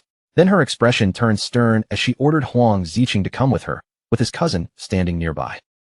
Following his mother's command, Huang Ziqing left the main group together with Huang Huifan and his cousin, walking into the secluded ruins of an abandoned building. Once they were alone, Huang Huifan turned to face her son, her eyes glowing with a sharp purple light as she seriously demanded the truth about where he had obtained those strange and dangerous skills. Huang Ziqing immediately grew irritated by her questioning, complaining that she was treating him like he had done something wrong even though he had just won a huge victory for them. But Huang Huifan remained unmoved and demanded that he answer her. Clicking his tongue defensively, Huang Ziqing avoided meeting her eyes and coldly claimed that he had received those dark abilities as a reward for defeating a powerful boss. Huang Huifan stared him down with intense scrutiny and bluntly called him a liar, making Huang Ziqing turn his gaze away in guilty silence. Huang Huifan's eyes glowed even brighter as she pressed the issue. She pointed out that Huang Ziqing was a mage, yet those dark skills were nothing like normal mage abilities. Then she revealed the devastating price. Although they had defeated the boss, his spell had instantly drained 300 years from the guild's shared lifespan. Huang Huifan continued pushing him, reminding him that the lost lifespan was supposed to be used to repay their massive debt to Shadow. She insisted the cost was far too steep and demanded a full explanation, until the overwhelmed and irritated Huang Ziqing covered his face and snapped at her to stop. Furious, Huang Ziqing finally lashed out. He shouted that he had brought them a major victory, yet she was interrogating him like a criminal. His resentment toward her obsession with Shadow exploded, and he declared that he would never become a submissive dog like her, saying he was sick of her cowardice and refused to be controlled. Turning his back on her, Huang Ziqing arrogantly vowed that he would kill Shadow with his own hands and lead Fika Heavy Industries to become the strongest guild in Great Xia. Huang Huifan cried out desperately for him to stop, warning him that he was still too young to understand the brutal rules of survival in this apocalyptic world. His cousin stepped forward with tears running down her face and gently placed a hand on Huang Ziqing's shoulder, begging him to calm down while telling him that his mother was only doing this for his own good. Slowly, Huang Ziqing turned his head, his single eye glowing with purple malice. Huang Ziqing softly repeated those words, "For my own good," and the dark glare in his eye hardened into pure murderous intent. In a sudden burst of violent rage, Huang Ziqing spun around and slammed a brutal punch into the girl's face, twisting her neck in a horrifying instant. He screamed that if his mother truly wanted what was best for him, why had she forced him together with such an ugly woman? The girl collapsed lifelessly onto the dirt path. Huang Huifan watched in absolute shock and horror, helplessly reaching out as she screamed at Huang Ziqing and demanded to know what he had done. Standing over her body without the slightest pity, Huang Ziqing watched as Xiao Hui dissolved into glowing golden particles. The game confirmed that he had killed her, and Huang Ziqing released a chilling sigh of satisfaction. A thin layer of sweat appeared on his face, but his resolve did not waver. With corrupt abyssal energy still glowing in his eyes, Huang Ziqing coldly justified the horrific act by muttering that they had forced his hand. Without even looking back, Huang Ziqing walked away into the desolate wasteland. As Xiao Hui's fading light particles drifted through the air, Huang Huifan reached out desperately and cried for him to stop and come back, but he ignored every word. Far away, the red-eyed leader from Country M stood over the lifeless bodies of Chu Kunshin and Zuma, his scarred hand crackling with dark red lightning as he reached toward them. Using the grim power of his class, he extracted the lingering skills from their corpses, coldly praising the abilities he had obtained while telling his fallen subordinates to rest in peace. 3 days later, at the Fika Heavy Industries base inside the Magic Leaning Tower hideout, an armored guard with a buzz cut stood on duty, casually yawning from pure boredom. Then his bored expression suddenly changed into confusion and terror as an enormous shadow fell over the entire area. The colossal skeletal dragon, Osiris, descended rapidly from the sky, wrapped in swirling purple energy, as its massive form pressed down toward the base. The guard screamed in panic, mistaking the arrival for an attack from a giant dragon boss. Chaos instantly broke out among the nearby guild members, with one person yelling for battle preparations while a cloaked member frantically shouted for everyone to drop their weapons and run. Standing calmly amid the dark aura, his yellow eyes glowing, Shadow told the panicked crowd to relax. He revealed his identity and demanded they bring out their guild leader, Huang Huifan, announcing that he had come to collect the 800 years of lifespan they owed him. Realizing that the legendary Shadow was the one riding the dragon, the terrified cloaked member immediately dropped to his knees in submission. He nervously apologized and explained that Shadow had come at a bad time because the guild leader was absent, which confused Shadow since they had made an appointment. Still kneeling and trembling, the guild member explained that 2 days earlier, Huang Huifan and her son had a serious argument. Ever since that conflict, Neither of them had logged back into the game, leaving the rest of the guild completely clueless. The frightened guild member repeated that their guild leader and her son had clashed badly a few days ago, and since then, both of them had disappeared from the game. Shadow quietly considered the situation. Since Huang Huifan was usually someone who kept her promises, he concluded that something serious and unavoidable must have happened in the real world for her to miss their appointment. At that moment, Shadow suddenly received an urgent message from one of his contacts about a high-reward bounty mission. The message explained that the remaining forces of the hunted Black Dragon Guild had fled to the southern region of Manhwa. His contact explained that players in Manhwa were usually laid back and preferred a slower pace, but the fleeing remnants had merged with their main headquarters in the region and unleashed an overwhelming amount of power. The violence had thrown the entire Manhwa region into chaos, forcing local officials to send a distress signal asking for Shadow's help against the purple dragon magic destroying their city. Shadow weighed the situation briefly and accepted the mission, noting that he had never visited Manhwa before. Drawing on memories from his past life, Shadow knew Huang Huifan would eventually lead Fika Heavy Industries into becoming a top guild, so he believed she was not in immediate fatal danger. He told the guard to contact him the moment she logged back in so he could return. Shadow mounted his massive skeletal dragon, Osiris, and rose into the sky. He messaged his contact that he would arrive in Manhwa within an hour, leaving the contact stunned because that time frame meant the dragon was flying at supersonic speed. Meanwhile, in the real world, a heavy downpour drenched the gloomy cityscape of the magic capital. On that stormy night, Huang Huifan walked alone with a somber expression, searching along a muddy riverbank beneath a massive highway bridge. There, pressed against the concrete support of the bridge and huddled on the wet ground in the rain, she finally found her son, Huang Ziqing. As she drew closer through the rain, Huang Ziqing lowered his gaze, refusing to meet her eyes. In the shadow of his face, one of his eyes pulsed with a faint, unnatural blue glow, the color carrying a cold and corruptive aura that did not belong to him. Huang Huifan softened her voice and gently asked Huang Ziqing to come home with her. She told him she had already looked into the source of his dark power and discovered it came from an abyssal item. Then her tone grew serious, warning him that although those skills could grant terrifying strength, they would slowly eat away at his mind until he lost himself completely and became nothing more than a mindless slave of the abyss. With tears gathering in her eyes, Huang Huifan finally admitted to Huang Ziqing that she had ignored what he truly felt for far too long. She realized that her neglect had pushed him into chasing dangerous shortcuts, all because he wanted to prove his worth. Her voice trembled as she lowered her pride and sincerely told him that she had been wrong. Standing above him beneath the pouring rain, Huang Huifan explained that she understood why he wanted to make their guild stronger. But even so, success could never be rushed by throwing everything away. She reminded him, with a heavy look in her eyes, that this world had one harsh rule: anything gained too quickly would always demand a price. Huang Huifan reached her hand toward him, promising that from this moment on, she would respect the path he chose for himself. She vowed she would no longer treat him like a child, and she would never again force him into relationships he never wanted. With her hand still extended, she asked him to come back, so mother and son could rebuild their guild together as true partners. Moved by her words, Huang Ziqing slowly lifted his head. Tears streamed down from his glowing purple eyes, mixing with the rain on his face, and in a fragile voice filled with pain, he softly called out to his mother. But in that fragile moment, a bright green portal suddenly tore open across the wall behind them. From within the strange glow, the red-eyed leader stepped out and shattered the reunion with a cold warning. He told Huang Ziqing that going back with his mother would only drag him into the same old life, forever trapped beneath her control. The red-eyed leader stood there in his soul walker state, his body intangible and untouchable, completely immune to ordinary damage. With those sinister red eyes fixed on Huang Ziqing, he asked him one simple question: what would he choose if someone offered him enough power to make every dream come true? Huang Huifan's expression changed at once, both confused and alarmed, as she demanded to know who this intruder was. But the red-eyed leader did not even spare her an answer. He focused only on Huang Ziqing, tempting him with grand promises. He could make their guild the strongest in the entire magic capital, raise Huang Ziqing into the top mage, help him kill Shadow, and place him above everyone else on the leaderboards. A cruel smile spread across the red-eyed leader's face as he looked at Huang Ziqing like he had already won. With absolute confidence, he assured him that all those impossible dreams were nothing difficult for him, and that he could help him achieve them with ease. Huang Huifan immediately stepped in front of her son, her protective instincts flaring.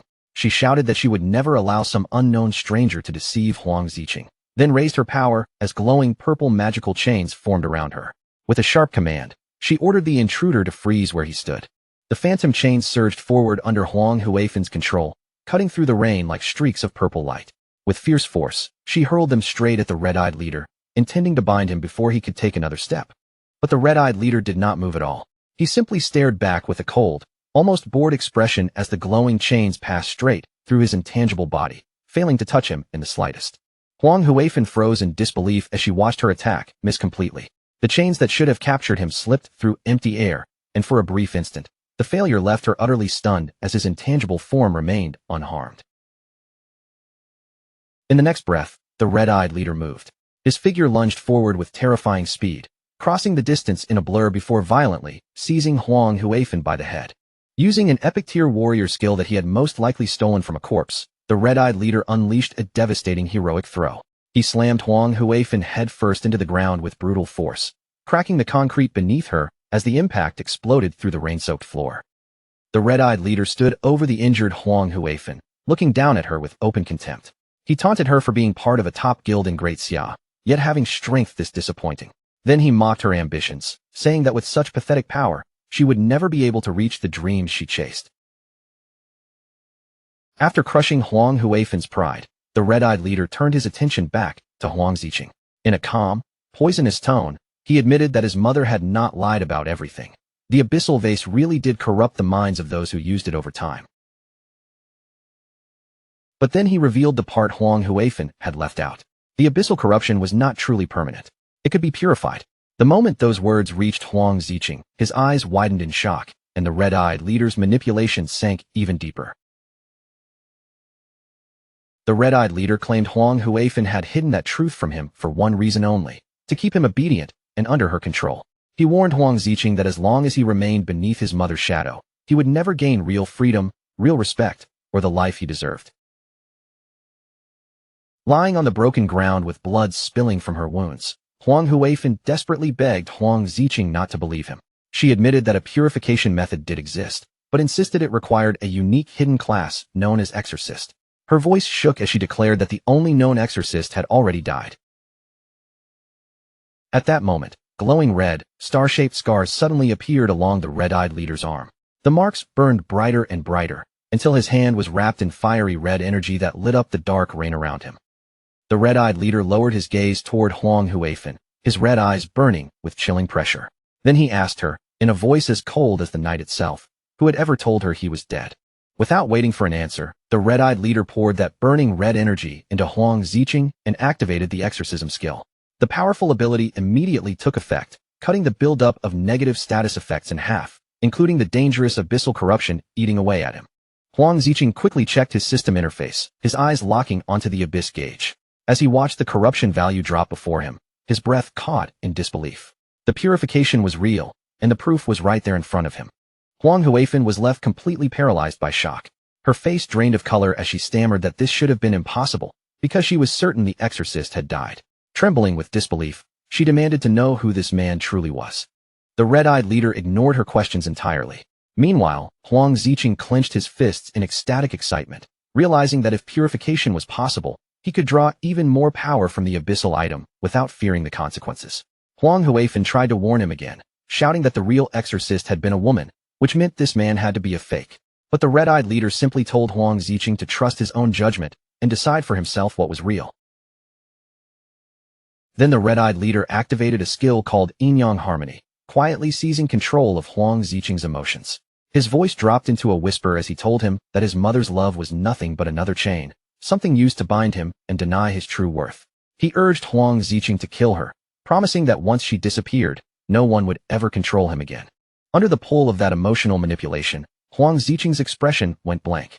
His eyes gradually shifted into a sinister red glow, as if his own will had been buried beneath the darkness. The red-eyed leader promised that everything Huang Ziqing desired would belong to him, then casually tossed a knife onto the ground. The red-eyed leader pointed Huang Ziqing toward the weapon and commanded him to take the final step.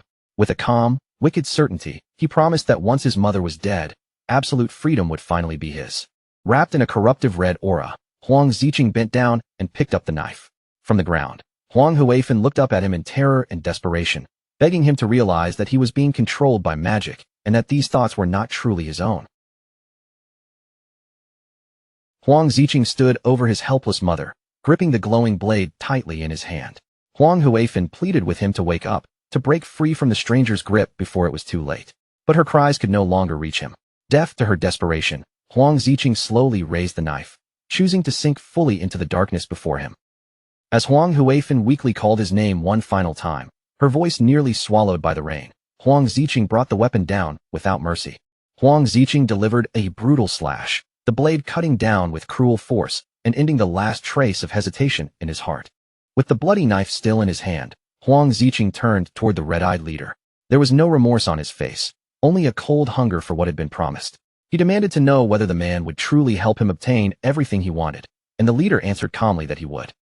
Consumed by dark magic, Huang Ziqing's face twisted into a deeply unsettling, maniacal smile. Thrilled by the path he had chosen, he looked to the red-eyed leader with feverish excitement and told him to begin, asking what they needed to do next. Huang Ziqing laughed wildly as he stood over his mother's lifeless body, the bloody knife still clutched in his hand. Then, with madness burning in his eyes, he turned back to the leader and asked what their plan would be from here. The red-eyed leader raised one of his magical cards, and its surface began to glow with strange power. As the card activated, a new ability awakened under his control. Using the stolen divination skill, the red-eyed leader projected a blazing red portal high into the sky. Huang Ziqing looked up in shock as the crimson light spread overhead like an omen tearing open the night. Inside the spell, a catastrophic prophecy unfolded. A massive fiery meteor ripped across a crimson sky, burning like the end of the world. The vision warned that the abyss would devour the heavens, and that an ominous red star would descend to destroy all darkness. Huang Ziqing stared at the apocalyptic vision above him, his excitement turning into confusion. The blazing meteor and crimson sky reflected in his eyes, but he could not understand what this prophecy truly meant. The leader explained that this power would eventually cover all of Great Xia, leaving no one with a place to escape, not even Shadow. Then he added, with a chilling calmness, that the darkness destined to be destroyed might refer to Shadow, but it could just as easily refer to Huang Ziqing himself. Cold sweat broke across Huang Ziqing's face as the meaning finally struck him. If the prophecy came true, then he was not just gaining power. He might also be walking straight toward his own death in the coming cataclysm. The red-eyed leader reassured him that while the disaster itself could not be avoided, survival was still something humans could fight for. He advised Huang Ziqing to use his abyssal powers to expand and strengthen his guild, preparing it for the inevitable clash with Shadow. Then the leader manifested. With his pawn finally set in motion, the red-eyed leader turned away and walked into the misty night.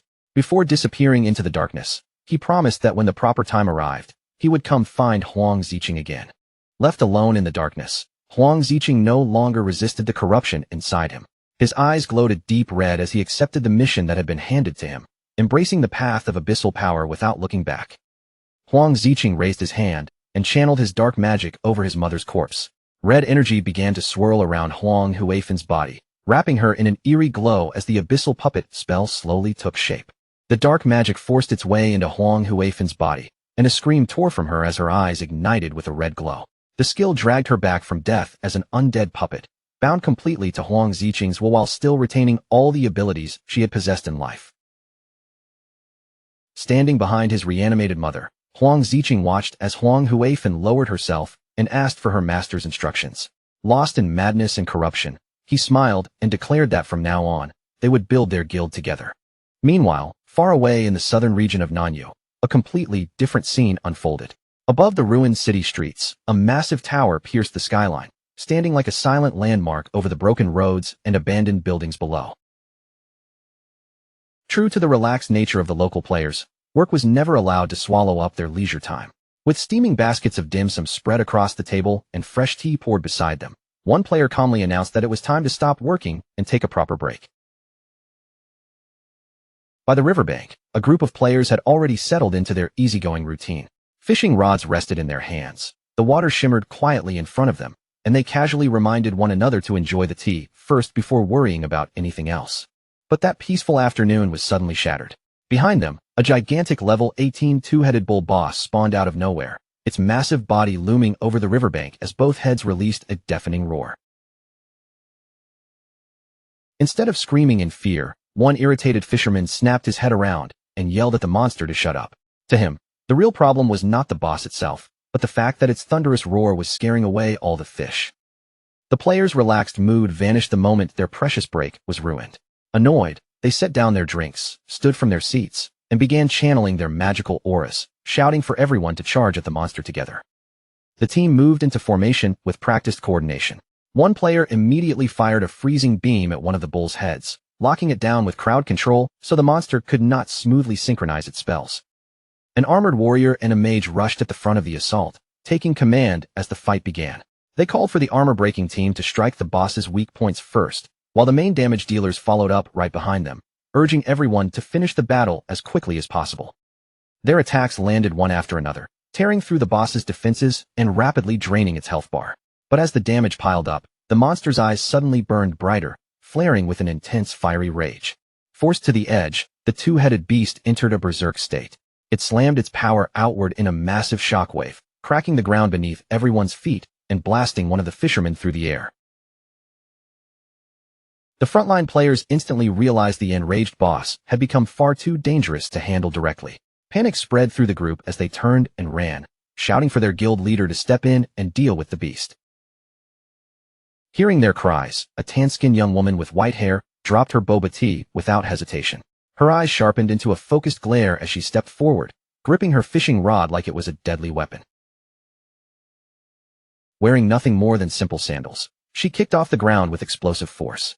Her body soared into the air, flying straight toward the towering monster without the slightest sign of fear. Cursing the beast for ruining their break, she swung her fishing rod with expert control. A glowing green fishing line shot forward through the air, casting cleanly toward the giant bull boss. The magical line stretched outward and began spiraling around the boss at incredible speed. In only moments, it wrapped around the creature's massive body layer by layer, tightening until the bull was completely immobilized. With the monster trapped in place, the guild leader's lips curved into a confident smirk. She steadied her stance in midair, clearly preparing to end the fight with one decisive strike. She yanked the fishing rod back with sharp force, activating her ultimate skill. The razor-like line sliced deep into the monster, carving through its remaining health and delivering the fatal blow that finished the boss instantly. As the guild leader landed, the system announced that she had successfully slain the bull. Her ability had trapped the target first, then inflicted damage based on how much health it had already lost. With its life depleted, the boss dissolved into golden loot orbs scattered across the grass. The surrounding players burst into loud cheers, their earlier panic instantly replaced by excitement. They praised Sister Hai for calculating the damage perfectly, then chanted their fishing-themed guild catchphrase with proud, carefree energy. Sister Hai laughed brightly and declared that protecting the Nanyu region was simply her duty. Her unique hidden class was then revealed as Fishing Master, an assassin-type role that fought from range with a fishing rod, perfectly matching the relaxed lifestyle of her guild. Just then, one guild member called out that the tea was ready. The entire group immediately forgot the battlefield mood and happily rushed back toward their tables, leaving the loot orbs lying in the grass for later so they would not miss tea time. Sister Hai smiled, waved casually, and followed her team back toward their peaceful break. For the moment, even the spoils of battle could wait behind them in the open grass. As the Nanyu players enjoyed their tea and chatted without a care, the glowing loot orbs remained untouched near the battlefield. None of them noticed that, from the nearby bushes, a faint sound quietly broke the calm. A bald, scarred man with blue eyes peeked out from the cover of the bushes. He was a remnant of the Black Dragon Guild, and he scoffed at the Nanyu Guild for abandoning valuable loot just to enjoy tea. With a greedy look, he signaled his men to move in. The Black Dragon members activated a level 15 group stealth skill called Shadow Veil. A camouflage dome spread around them, hiding their figures as they crept forward and greedily scooped up the abandoned golden orbs. While the Nanyu players continued chatting happily about fishing, the hidden thieves snickered under their stealth. To them, this was the perfect moment to strike, while their targets were relaxed and completely off guard. Dropping their stealth at the right moment, the Black Dragon leader, Zentile, activated a buff called Boiling Blood Domain. A fiery aura erupted around him, boosting the attributes of his allies as he ordered them to slaughter the fishermen. The Black Dragon members burst out from the tall grass with weapons already drawn. Their sudden ambush crashed into the relaxed Nanyu players, leaving Sister Hai and her guildmates completely caught off guard. Zentile raised his blade high, aiming it at the shocked Sister Hai and the terrified guildmate. Chaos exploded across the peaceful tea break. Attackers swung their weapons wildly, laughing and shouting for blood, while tables overturned, players screamed, and debris flew through the air where tea and snacks had been sitting only moments earlier. Standing triumphantly among the stolen loot, Zentile clenched his fists with savage satisfaction.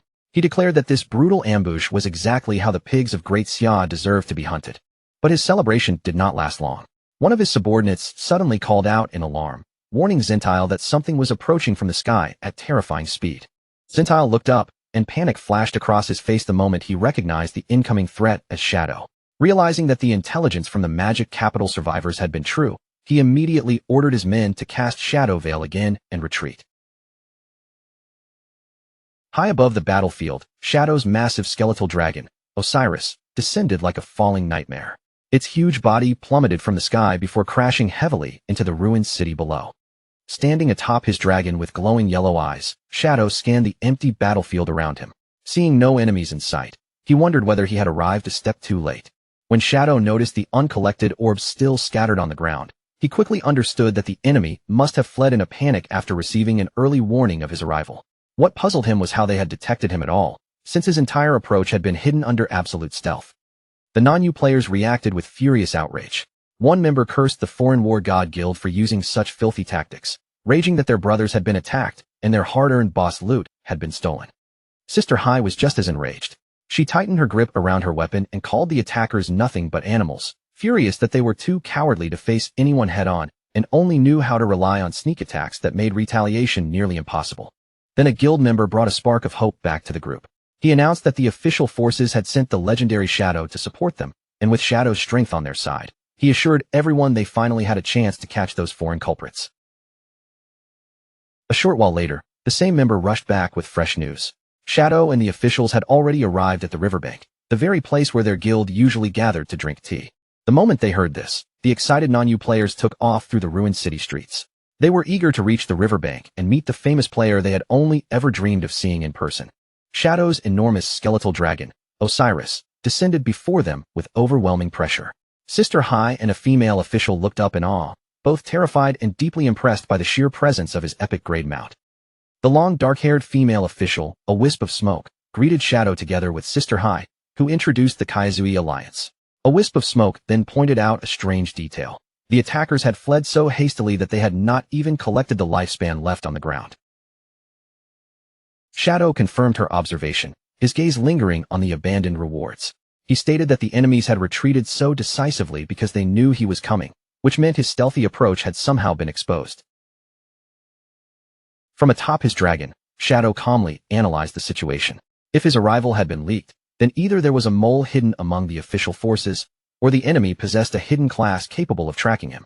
He then asked the official to brief him on the current situation in non-Yu.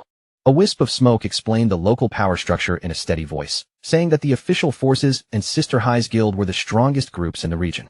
She identified the attackers as the War God Guild, a small faction made up mostly of foreign players. She went on to reveal that the enemy had an assassin who possessed a high-level group stealth skill, which was exactly why the officials had struggled so much to catch them. In the past, however, the War God Guild had been weak, doing little more than petty theft. The situation only became serious after the remnants of the Magic Capital's Black Dragon Guild arrived and joined forces with them. Since forming that alliance, the War God Guild had begun a violent killing spree, and Sister Hai's group had already become their 7th target that very day. Shadow quietly considered everything she had said. He remarked that the remaining Black Dragon members were far too weak to create this level of chaos on their own, which meant there had to be a deeper reason behind the War God Guild's sudden rampage. The official agreed with his judgment and shared the results of their investigation. According to her, the attackers' motives were clearly abnormal. They slaughtered everyone they found, even low-level players, and they often abandoned valuable lifespan just to make sure they could escape safely. A wisp of smoke explained that their reckless slaughter had caused their kill value to skyrocket. That penalty did more than just mark them as criminals. It locked their ability to level up and guaranteed they would lose every bit of lifespan if they were killed. Because of how self-destructive the strategy was, she suspected it might be connected to the requirements of some hidden class, which lined up perfectly with Shadow's earlier theory.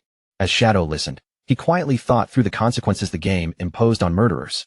He knew that once a player's kill value became too high, their growth would be halted, they would be forced to drop all their lifespan after death, and the system would begin issuing harsher and harsher punishments. The higher that kill level climbed, the more terrifying the restrictions would become.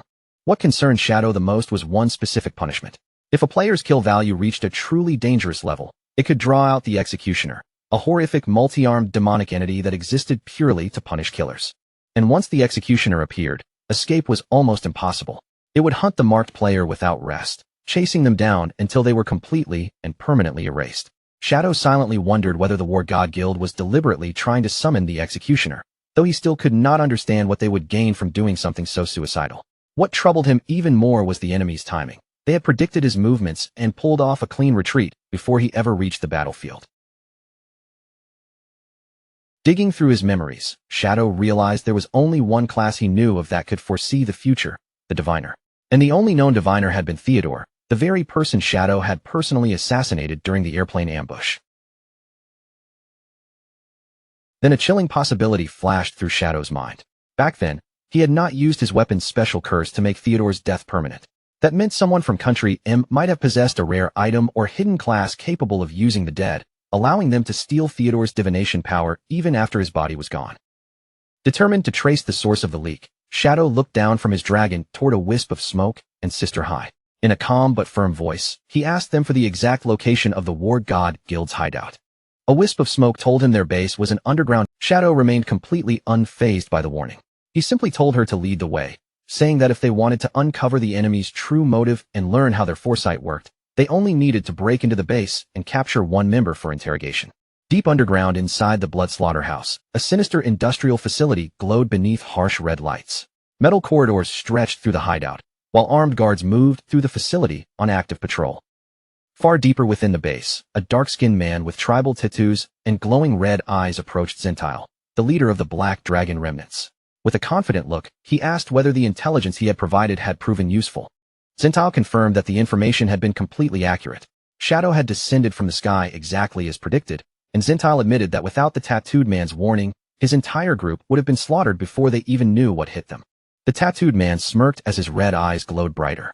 Then he repeated Theodore's original prophecy, speaking of a pitch-black dragon knight arriving silently, of the lucky ones retreating in time, and of an ominous red star that would descend to destroy all darkness. With growing excitement, he told Zentile that the first part of the prophecy, delivered by their mysterious lord, had already come true through Shadow's arrival. He insisted that if they gathered enough kill value, they could summon the ominous star and use it to annihilate Shadow completely. Balancing on the bandaged stump where his leg had once been, the tattooed man declared that Shadow's death was already inevitable. In his mind, once Great Xia lost its strongest player, the remaining forces would be left defenseless, giving his lord the perfect chance to lead Country M's elites in wiping them out.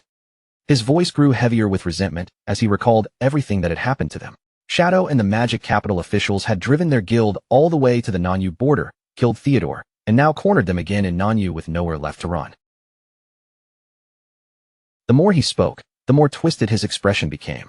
Rage contorted his face as he swore that all the pain and humiliation he had suffered would be paid back in blood. He began naming the people he wanted to destroy. Once Shadow was dead, he declared that his first target would be the young pink-haired witch from the Sky Guild. Then he blamed Shadow's allies for costing him his arm and leg. As Lin Qingyu's face appeared in his mind, he viciously promised to tear at the Magic Capital official's hair and make her suffer for what had happened to him. At last, his thoughts turned to Captain Inyu, the Zhanghai official. His hatred became even uglier as he described the vile revenge he imagined carrying out against her after their side finally won. Zentile and his men listened with dark chuckles, clearly amused by the man's cruel fantasies.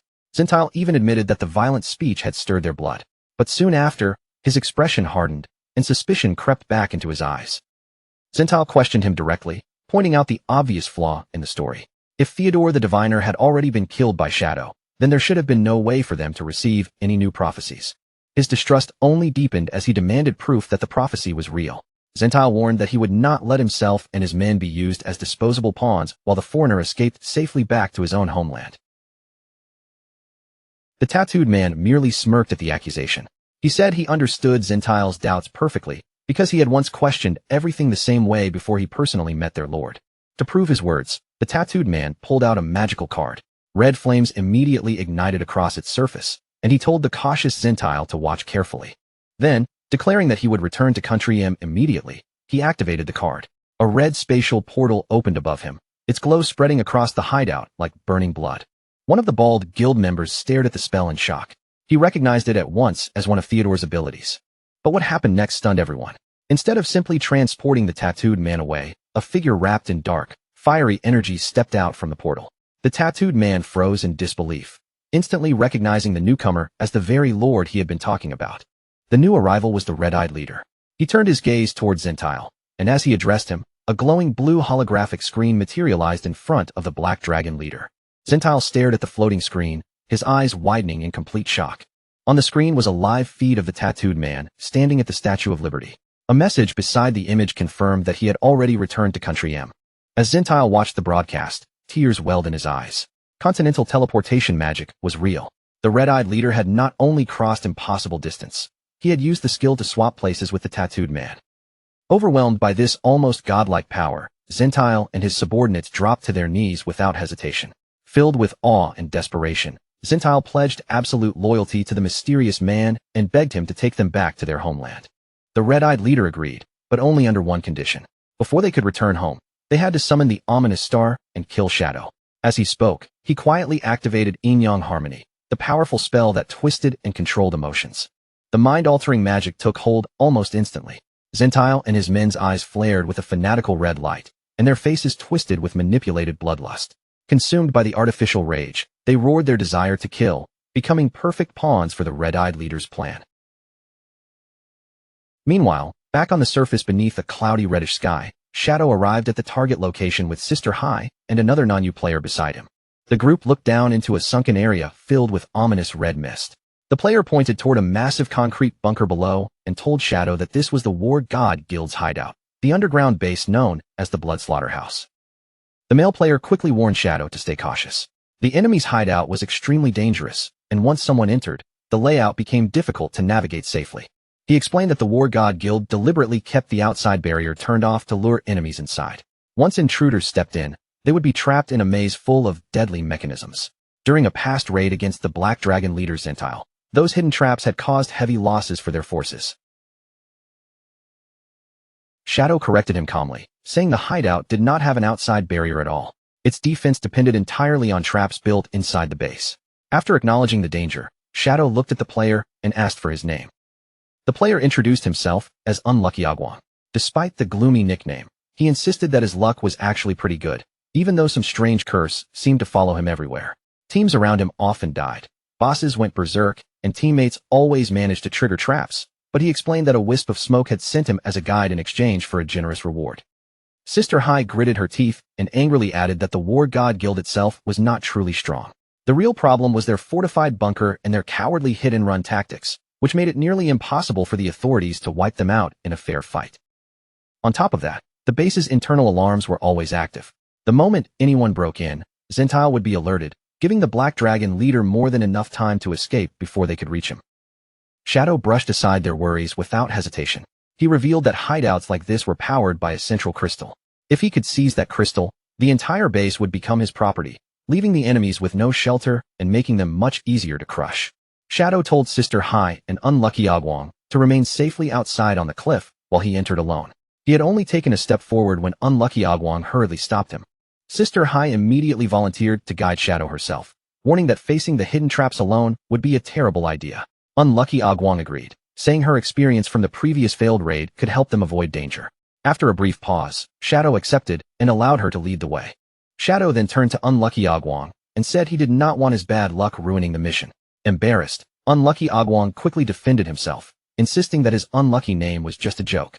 In fact, he argued, surviving this apocalyptic game until now was proof that his luck was actually better than most people's. Shadow ignored his excuses, but he still allowed them to come along. He warned both of them that if an emergency happened, they would have to protect themselves. The two eagerly agreed, and together, the trio jumped down from the cliff toward the bunker's red-lit entrance. The moment they entered the Blood Slaughterhouse, a piercing system alarm echoed through the red-lit corridors, warning everyone inside that intruders had breached the base.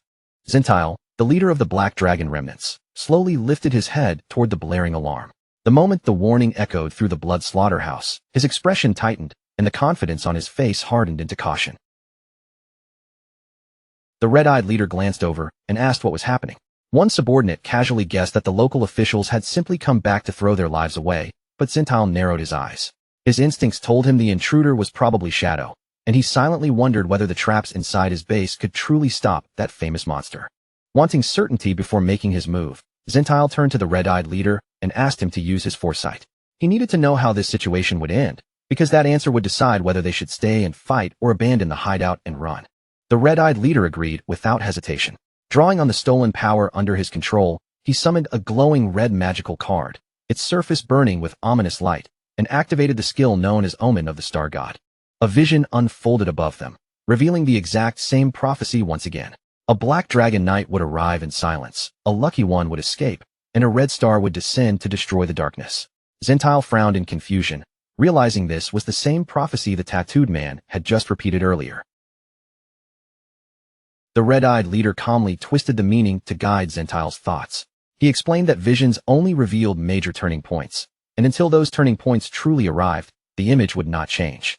In his poisonous logic, seeing the same prophecy only proved that Zentile's fate was tied directly to Shadow's arrival. Zentile accepted the lie completely. A slow smile spread across his face as he became certain that the intruder who triggered the alarm could be no one else but Shadow. Wrapped in a rising red aura, Zentile's ego swelled out of control. He proudly declared that since his own power burned red, he must be the ominous red star from the prophecy. Convinced that destiny favored him, he boasted that Shadow would suffer a painful death inside his endless traps. The red-eyed leader watched his pawn confidently march toward disaster, his gaze cold and unreadable. He merely said Zentile could interpret the prophecy however he wished, then announced that he would return when the time was right, and began preparing his escape. With a spatial skill, the red-eyed leader vanished from the hideout, instantly swapping places with the tattooed man. The crippled man tumbled out of the red portal instead, while Zentile, completely unaware of the trick, happily welcomed him back. The tattooed man quickly realized the truth, and fear drained the color from his face. His dream of escaping was gone. He had only been used as a tool to send their lord away. But Zentile noticed none of his terror and excitedly asked him to help kill Shadow, fully believing he was the ominous red star destined to win. The tattooed man stared at Zentile as if he were looking at a madman. He knew Shadow's overwhelming strength better than anyone, and panic clawed through him as he realized Zentile was truly insane enough to believe they could kill that unstoppable player. At the same time, Shadow, Sister Hai, and Agwong landed inside the massive industrial hideout. Thick red mist rolled around the blood slaughterhouse, swallowing the floor and making the entire place feel like a death trap waiting to close. Sister Hai immediately raised a hand and stopped the group from advancing. Her expression turned serious as she warned Shadow that this was a deadly trap room, the same place where her forces had once suffered heavy losses. Holding a map in her hand, Sister Hai pointed toward a route made of glowing blue tiles across the floor. She told them to follow that path exactly if they wanted to cross safely, and warned them not to step anywhere outside the marked route. Shadow stepped onto the blue path with complete confidence and moved across it without the slightest hesitation. Behind him, a nervous Agwong followed closely, carefully placing each foot where Sister Hai guided him. After they made it across safely, Agwong glanced back at the strange tiled floor. Still uneasy, he asked what would happen if someone accidentally stepped on the wrong tiles. Sister Hai explained that hidden spikes would shoot out and stab anyone who misstepped. To prove her warning was not an exaggeration, she picked up a heavy rock and threw it onto one of the dark, incorrect tiles. The rock landed on the tile with a loud, solid crack that echoed through the trap room. Then came an awkward silence. All three of them stared at the rock, waiting for the deadly mechanism to activate, but nothing happened. The trap that should have gone off simply failed. Shadow looked at Sister Hai and asked if she was absolutely sure the room was trapped. Flustered and frustrated, she insisted that it was, saying she had personally been killed 6 times in this exact room before. Determined to prove she was not lying, Sister Hai stubbornly stepped onto the dark tiles herself. She stomped again and again, growing more confused by the second as the traps still refused to activate. Agwong gave Shadow an embarrassed look and apologized for Sister Hai's strange behavior. Then he suggested they should just move on, since the traps appeared to be broken and the path seemed safe for now. Believing there was no danger, Agwong stepped forward onto an ordinary-looking tile. The instant his foot touched it, a sharp click rang through the room, and the floor beneath them flashed with a bright red warning glow. Because of Agwong's bad luck curse, the trap triggered in the worst possible way. Deadly black spikes blasted up from the floor, completely missing Agwong himself, and instead piercing Sister Hai while she was still stomping nearby. Agwong froze in horror, his eyes wide as he screamed in total confusion. He could not understand why his own mistake had triggered a trap under his teammate instead of striking him. Sister Hai died instantly, her body breaking apart into golden orbs on the floor. While the guilt-ridden Agwong apologized again and again to his fallen guide, Shadow remained calm and simply said they could wait for her to respawn and return. Looking closely at the trap room, Shadow realized Sister Hai had not been lying at all. The enemy had clearly changed the trap settings, turning what used to be the safe path into a deadly route meant to catch returning raiders off guard.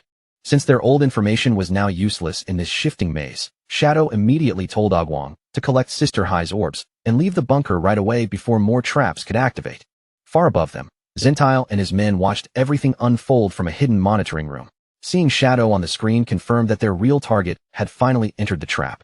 Zentile grinned with cruel amusement, mocking the idea that Shadow and Agwong could simply turn around and walk out of his hideout. Without wasting another second, Zentile raised his fist and slammed it down onto a large red button in front of him. A heavy mechanical rumble thundered through the base. Shadow and Agwong both noticed the danger at once as the floor beneath their feet suddenly began to split open. A massive trapdoor dropped away under them, leaving no ground to stand on. In an instant, both players were sent falling into the dark depths of the blood slaughterhouse. As they plunged down the pitch-black shaft, Agwong screamed in pure terror. Shadow, however, stayed completely composed, adjusting his posture midair and preparing himself for the landing. They crashed into the bottom of the shaft. Agwong hit the ground painfully on his back, while Shadow landed cleanly on his feet. Around them stretched a dark sealed room, its walls stained with blood. Agwong slowly sat up with a groan, blood running from his nose after the painful fall. Then static crackled through the room, and Shadow immediately turned his gaze toward the source of the sound. A large screen on the bloodstained wall flickered to life. From a hidden speaker, a distorted voice echoed through the chamber, pretending to be surprised as it welcomed Shadow into their home. The static on the screen slowly cleared, revealing a live video feed of Zentile. Wearing a creepy behind the mask, Zentile's voice sounded twisted and delighted as he gave Shadow a chilling welcome, savoring the moment like a host greeting prey that had already stepped into his cage. Zentile announced the rules of his game while pointing toward the large circular saws mounted along the walls. Agwong turned pale at the sight of them, and Zentile ordered both of them to stand inside the circles marked on the floor. Shadow calmly stepped into his assigned circle without showing any fear. Beside him stood a pedestal with a red button, while a spinning saw whirred dangerously nearby, waiting for the game to begin. Zentile explained that they would take turns pressing their buttons. Each press carried a 1 in 6 chance of activating the opponent's saw, and that chance would increase with every turn until, by the 6th press, one of them was guaranteed to die. The winner, Zentile said, would claim the loser's lifespan and then be allowed to leave the room safely. Agwong immediately scoffed and pointed out the flaw in the trap. Even if he died, he would simply respawn later, and whoever survived could just return the lost lifespan afterward. He then confidently added that Shadow was practically invincible, so he doubted some spinning saw could even scratch him. Shadow listened in silence, offering no comfort and no denial. Zentile called them both fools and revealed the real danger. Inside his emerald-grade hideout, the rules of the room were absolute. If the saw activated, it would guarantee a kill no matter how strong the target was. Then Zentile added one more chilling detail. As the master of the hideout, he had a small privilege within the game, giving him just enough control to make the situation even more dangerous. To raise the pressure, Zentile released a swarm of disgusting spiders into the sealed room. The creatures spilled across the floor, making Agwong recoil in shock. Agwong immediately drew a knife, ready to slash at the crawling creatures. But Shadow stopped him at once, identifying them as nightmare exploding bugs. If they were damaged, they would detonate and trigger a deadly chain reaction filled with toxic explosions. Relieved that Shadow had stopped him in time, Agwong hurriedly twisted his body away as one of the flying bugs shot past him. He pulled back fast, desperately trying to avoid even the slightest touch. But because of Agwong's cursed luck, even retreating safely became a disaster. As he yanked his arm back, the knife in his hand accidentally scraped across the bug's body. The moment the creature was injured, its body swelled with unstable energy and exploded in a burst of purple light. Agwong was caught directly in the blast before he even had time to react. That single explosion immediately triggered the exact chain reaction Shadow had warned about. One nightmare bug after another began detonating, spreading the danger across the sealed room. A massive explosion. Zentile's voice rang out again as he explained the nightmare state with malicious delight. While affected by it, players could not resurrect or log out, and if they were killed, their minds would be trapped inside a nightmare for 3 full days, leaving their helpless bodies behind for others to loot. Agwong exploded in anger and refused to take part in the twisted game. He argued that if neither of them pressed the button, then neither of them would die, so they could simply wait things out instead. From the screen, Zentile only chuckled. Through the flickering broadcast, his eye glowed red with cruel amusement, as if he had been waiting for them to say exactly that. The entire room suddenly began to rumble. Zentile taunted them from the speaker, asking whether they would rather gamble with the saws or sit there and be crushed to death by the room itself. Agwang turned pale as the spiked walls on both sides began closing in. Zintal reminded them with a mocking tone that pressing the buttons was the only way to slow the walls down. With a delighted laugh, Zintal officially started the game, clearly thrilled that he had trapped Shadow inside his own hideout. Agwang's composure shattered at once, and he cried out in panic that he had no idea what to do. Left with no choice, Agwang hovered his trembling hand over the button, but he could not bring himself to press it. He was terrified that his bad luck would somehow trigger Shadow's death, so he convinced himself that Shadow should press first because Shadow was the one who absolutely needed to survive. Then Agwang started overthinking every possible outcome. If Shadow survived the first press, the odds would rise on Agwang's turn, making the next choice even worse. His fear spiraled out of control, and he began babbling helplessly, unable to make a decision. Sweat rolled down Agwang's face as the pressure nearly crushed his nerves. Just as he was about to lose himself completely, Shadow calmly called his name. Shadow's voice stayed steady and firm. He told Agwang not to move, not to touch anything, and to do absolutely nothing. Agwang stared at him in confusion, his eyes darting toward the approaching walls. He shouted that they were about to be crushed if they just stood there. But Shadow did not change his expression. As the spiked walls continued grinding closer, he repeated the same command, telling Agwang to stay still. On the screen, Zintal watched their reaction with growing amusement. Seeing Shadow remain motionless only made his mocking smile grow wider. He sneered at the so-called legendary player, questioning whether Shadow had already given up without even putting up a fight. The walls were now dangerously close, their spikes almost touching skin. Agwang pressed his hands against them in desperation, tears welling in his eyes as he begged Shadow to do something before they were crushed. Zintal laughed louder, telling them to enjoy the feeling of being flattened alive. He promised that once they were dead and trapped in the nightmare, he would happily loot their defenseless bodies. As the walls closed in with terrifying force, Agwang called out to Shadow one last time, his voice shaking with fear. Convinced this was truly the end, Agwang broke down over his miserable luck. He cried about how unfair it was to survive so much, only to die by being crushed flat in a trap room. Finally, with no way left to escape, Agwang squeezed his eyes shut and braced himself. The cold spikes touched him, and he waited for the crushing impact to come. But a moment later, Agwang slowly opened his eyes in confusion. The deadly trap had stopped moving, and the expected pain never came. The walls and spinning saws had frozen only inches away from them. Over the speaker, Zintal erupted in rage, cursing furiously and demanding to know why his traps had suddenly broken. System notifications flashed across the room, announcing that the hideout had been breached and that its core had been stolen. Zintal stared at the alerts in stunned disbelief. Before Zintal could even process what had happened, Shadow's small dragon burst into the control room and attacked him right on the live broadcast. The system immediately transferred ownership of the Blood Slaughterhouse to Shadow, stripping Zintal of control over the entire base. Pinned near the stopped wall, Agwang stared in total shock. He could hardly believe that Shadow had taken over the enemy's base without seeming to move a single step.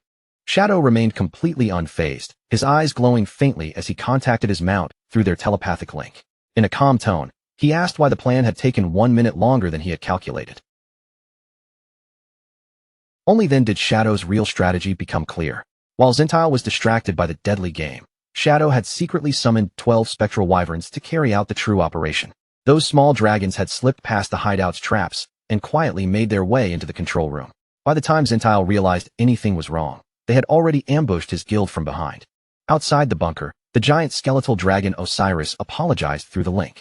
He explained that the maze inside the hideout was more complicated than expected and heavily guarded, which had slowed the wyverns down. Even with the delay, Osiris reported that the operation had succeeded.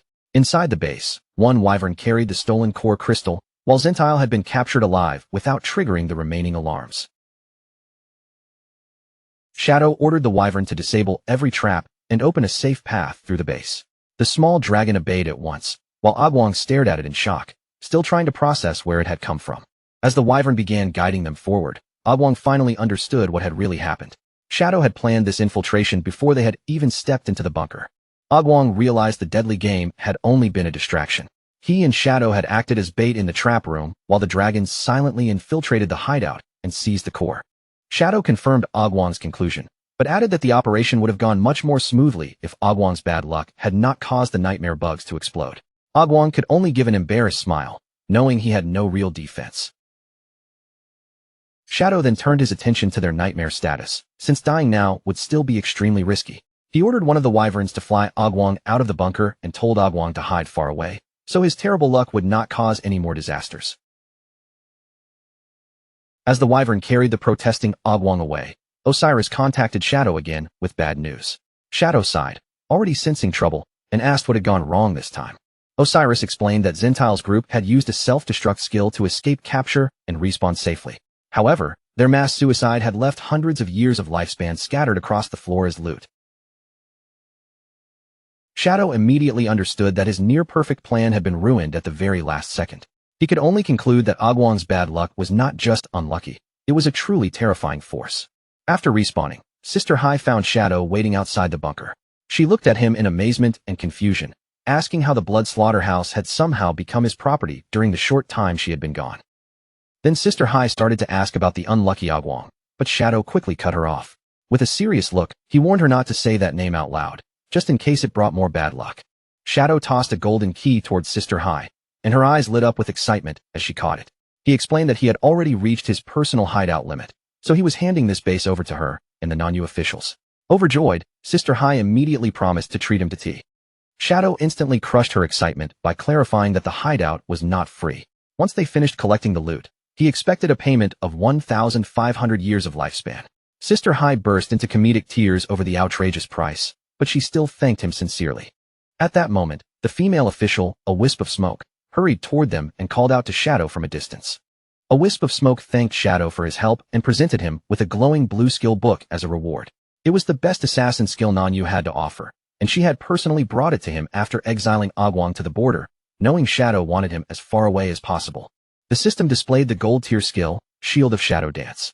Whenever the user entered stealth, the skill would grant damage immune shields equal to the user's stealth level, with a 5-minute cooldown before it could activate again.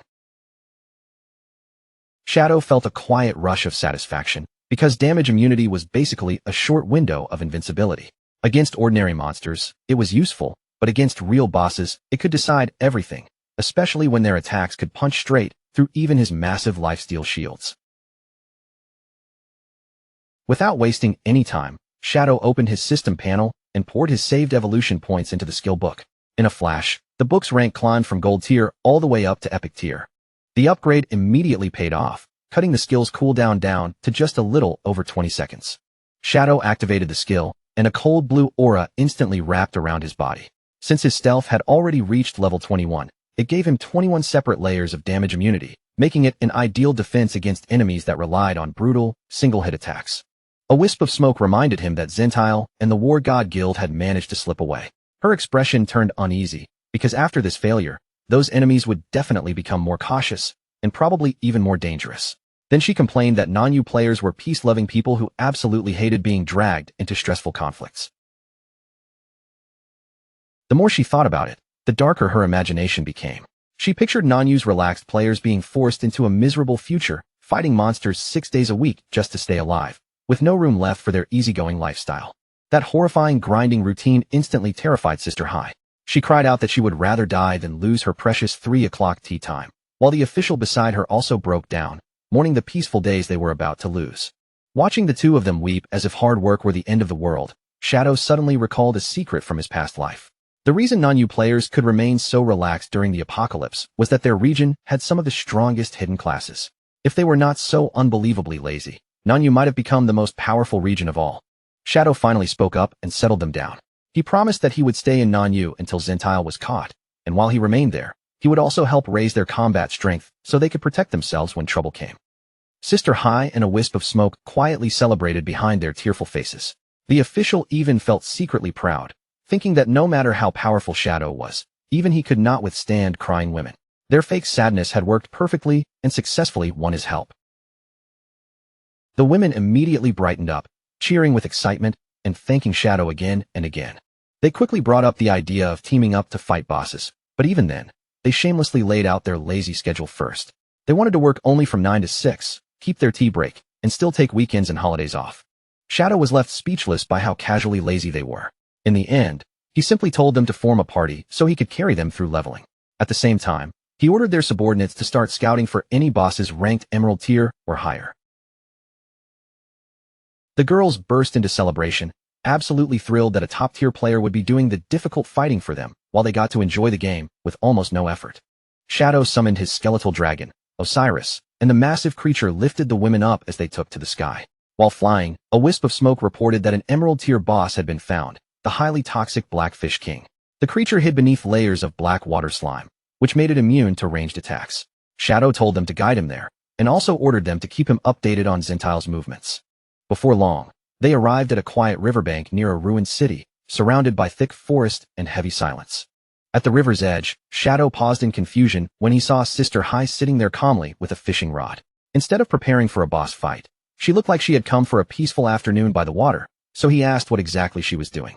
Sister Hai quickly shushed him and kept her eyes fixed on the river. She explained that this boss could only be lured out by fishing. Then she warned him that once its health fell below 30%, it would dive back underwater and recover at a terrifying speed, making it extremely difficult to finish off.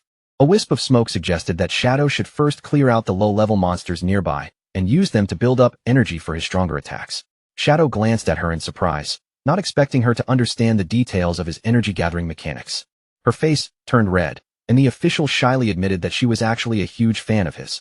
To prove it, she pulled out her phone and showed him the screen. Her lock screen was a secretly taken photo of Shadow, and she proudly said she had watched his boss fights hundreds of times. Shadow stared at the image in silence, completely speechless at how obsessed she was. Before the awkward moment could continue, several large frog monsters suddenly appeared and interrupted them. A wisp of smoke immediately asked whether he wanted to use these monsters to stack combo energy, and Shadow gave a quick nod. Shadow moved first, sending out sharp shadow blades that tore through the air and slashed straight into the frog monsters. The attack wiped the monsters out instantly. A wisp of smoke pointed out that his damage was simply too high to build combos properly. Shadow let out a helpless sigh, realizing that his slow but powerful attacks were killing enemies before he could gather enough energy from them. Seeing him run into that problem, a wisp of smoke quickly offered to help. She summoned a glowing golden figure beside her, then asked Shadow whether he wanted to try her special buff and solve his energy issue another way. Shadow looked at her with clear confusion, wondering what kind of strange technique she was talking about. A purple glow rose around the official as she revealed her hidden class, a succubus who specialized in curses. Her ultimate skill could reduce a target's stats by 80% without needing combo energy.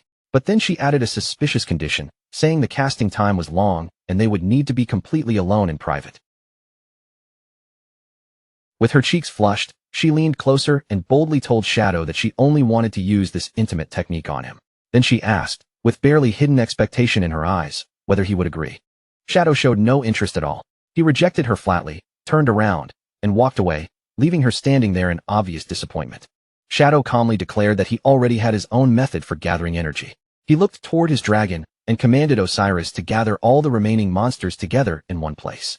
Osiris spread its skeletal wings and rose into the air, then released a dark magic vortex that swept across the area and lifted the frog monsters off the ground. The swirling darkness tightened around them, trapping the monsters inside a dense sphere of purple energy as they were forced together in midair. A wisp of smoke stared up at the scene in awe, stunned by the sheer force of Osiris's power. With all the targets packed tightly together, Shadow bent his knees and launched himself high into the sky. While suspended beneath the trapped monsters, Shadow unleashed Dark Night Ringblade. A massive circular wave of red energy expanded outward, slicing cleanly through the enemies caught inside the dark sphere. The official froze when the damage numbers exploded across the battlefield. There were so many zeros that she screamed she could not even count them. The moment Shadow landed back on the ground, she shouted excitedly, unable to hold back her amazement. Now that his combo energy had reached its maximum, Shadow said he was ready. He turned to Sister Hai and asked whether the boss had taken the bait. Almost at that exact moment, her fishing rod bent violently, and as she struggled against the force, she shouted that the fish was hooked. With one powerful pull, Sister Hai dragged a gigantic dark-scaled fish out of the water, shouting her guild's catchphrase as it burst into view. But right after landing the catch, she quickly retreated, leaving the real battle to Shadow. A huge red slash crashed into the fish's body, instantly dealing 40,000 points of damage. Standing on top of the highly toxic Blackfish King, Shadow immediately noticed the problem. The black slime coating its body reduced incoming damage by 90%. If he failed to kill it in a single burst before its health dropped under 30%, the boss would simply escape back into the water. The giant beast let out a furious roar, pulling its head back as dark poisonous liquid gathered in its mouth. The Blackfish King unleashed its rotten mud attack, sending a wave of toxic sludge surging toward the riverbank. Sister Hai and the official instantly turned and ran in panic, knowing that even touching that poison could be deadly. Shadow ignored the incoming danger and raised his power instead. Several golden orbs appeared around him, and inside each one waited a Shadow clone, all ready to strike at the same time. In a burst of blue light, Shadow and his clones activated Instant Shadow, slashed together. Their attacks flashed across the boss's throat, cutting deep and dealing a heavy blow to the massive creature. Shadow landed lightly on the muddy riverbank. At first, he had planned to kill the boss in a single hit, but then he decided this was the perfect chance to test another ability. A purple light flickered in his eye as dark energy gathered around his body. The timing was just right for him to try out his newly obtained finishing move. Shadow activated his Endless Nightmare ultimate, and purple flames instantly spread across the giant fish's body. The skill forced enemies to accumulate a nightmare gauge every second, while Shadow's own attacks pushed that meter even higher. Wrapped in a deep purple aura, Shadow controlled the dark spell with steady focus. The skill boosted his damage by 80%, and once the nightmare gauge reached 100, the enemy would be dragged into a full nightmare state. Once the nightmare state took hold, the monster would sink into a deep, helpless sleep. But the truly terrifying part came afterward. The first attack that broke it awake would trigger a devastating strike, multiplying the damage 3 times over. With the boss already trapped inside the nightmare, Shadow rushed in again and drove another Instant Shadow slash straight toward its throat. The critical hit burst open in an icy blue explosion, and Shadow immediately kicked back through the air, pulling himself out of the blast range. The system notification appeared right after, confirming that the Emerald-grade boss had been killed. Shadow received experience, evolution points, extra lifespan, and even more nightmare resistance, while Sister High and a wisp of smoke cheered in disbelief, amazed that he had finished the boss before it could dive away and escape. As Shadow looked through the loot, he quickly noticed the usual rewards, evolution points, and several pieces of equipment. But among everything floating before him, one item immediately drew his attention, a glowing blue treasure map. The map revealed the image of a chest marked by a bright star, pointing toward the location of a legendary hidden treasure buried somewhere in the forest near Zhanghai City. Zhanghai City was far too distant for Shadow to rush over there himself right now. So instead of wasting the opportunity, he sent the map to a trusted ally back home, knowing her natural luck made her the perfect person to handle a treasure hunt. Shadow then handed the remaining loot over to his companions. Sister High happily cheered at the gift, but then reminded him that it was nearly time for them to head home. Shadow completely ignored that excuse and insisted they still had 30 minutes left, which was more than enough time to hunt down 2 more bosses. Meanwhile, Wang Ming checked the treasure map that Shadow had sent over and confirmed that they were already getting close to the marked location. Beside him, Captain and Yu warned everyone to stay alert, because none of them knew what kind of monsters might be hiding in the surrounding forest. But the crunching noises kept going, sharp and steady in the quiet woods, and both Wang Ming and Yu grew more irritated with every bite they heard. When they finally turned toward the source of the sound, they found Little Black sitting comfortably on her alpaca mount, happily munching on crackers without a care in the world. Wang Ming immediately lost his patience and scolded Little Black, warning that eating so loudly in a dangerous forest would only attract monsters. To him, she was treating this risky treasure hunt like some casual picnic trip. High above them, the sleeping demon monster stirred as the noise reached its ears. Completely unaware of the danger overhead, Little Black explained to Wang Ming that her luck had been failing lately, so she was trying to fix it in her own way. She raised the crackers for everyone to see and insisted these were not ordinary snacks. According to her, she had bought them from a mysterious merchant inside a cleared dungeon. That merchant had claimed the snacks were rare treasures from another world, special food that could bring good luck to whoever ate them. Believing every word, Little Black eagerly offered some to her friends. Captain and Yu could not help chuckling at how seriously she believed it, finding her reaction strangely cute. Wang Ming, who was already chewing on one of the crackers himself, told Yu not to laugh too quickly, because the snack was actually incredibly delicious. Little Black puffed up her cheeks in annoyance when she realized her friends still doubted her. Then, with a pouty expression, she shoved another cracker into her mouth and continued crunching even louder than before. That final loud crunch was enough to finish waking the monster. The massive creature above suddenly opened its eyes and launched itself off the branch. With a furious roar, the giant demon monster came crashing straight down from the trees, aiming directly at the group below. The beast slammed both fists into the ground with terrifying force. Thankfully, the group reacted just in time, scattering in different directions and barely dodging the impact. As the dust rolled outward, the system revealed the enemy's identity, a level 18 emerald-grade boss called the Ferocious Ape. Wang Ming stared at the monster and instantly panicked, convinced they were all going to die. The Ferocious Ape roared again, its red eyes locking onto the source of the noise, before it violently sent Little Black flying deeper into the forest. To everyone's shock, the ferocious ape did not continue attacking the rest of the party. While Little Black and her alpaca were sent flying through the air, her companions finally snapped out of their shock and rushed off to find her. At the same time, the crackers scattered everywhere, bouncing off Little Black before raining down around the treasure chest below. The moment the snacks struck the chest, the star emblem on its surface suddenly flashed. A pair of eyes opened on the wooden lid, and a low growl rumbled from inside it. The chest snapped open like a living mouth, revealing rows of sharp teeth and a huge tongue twisting inside. A system alert immediately identified it as a level 20 emerald-grade boss, the Greedy Devourer. Little Black screamed in terror and scrambled backward, finally realizing that the legendary treasure she had come to find was actually a deadly monster waiting in disguise. Frozen on the ground, she suddenly understood how close she had come to dying. If those crackers had not hit the chest first and triggered it early, she would have been swallowed the moment she tried to open it herself. Then she noticed the monster happily eating the crackers scattered around it, and her fear eased just a little. In her mind, the mysterious merchant had not lied after all. The snacks really had brought her good luck and saved her life at the most dangerous moment. But that relief did not last long.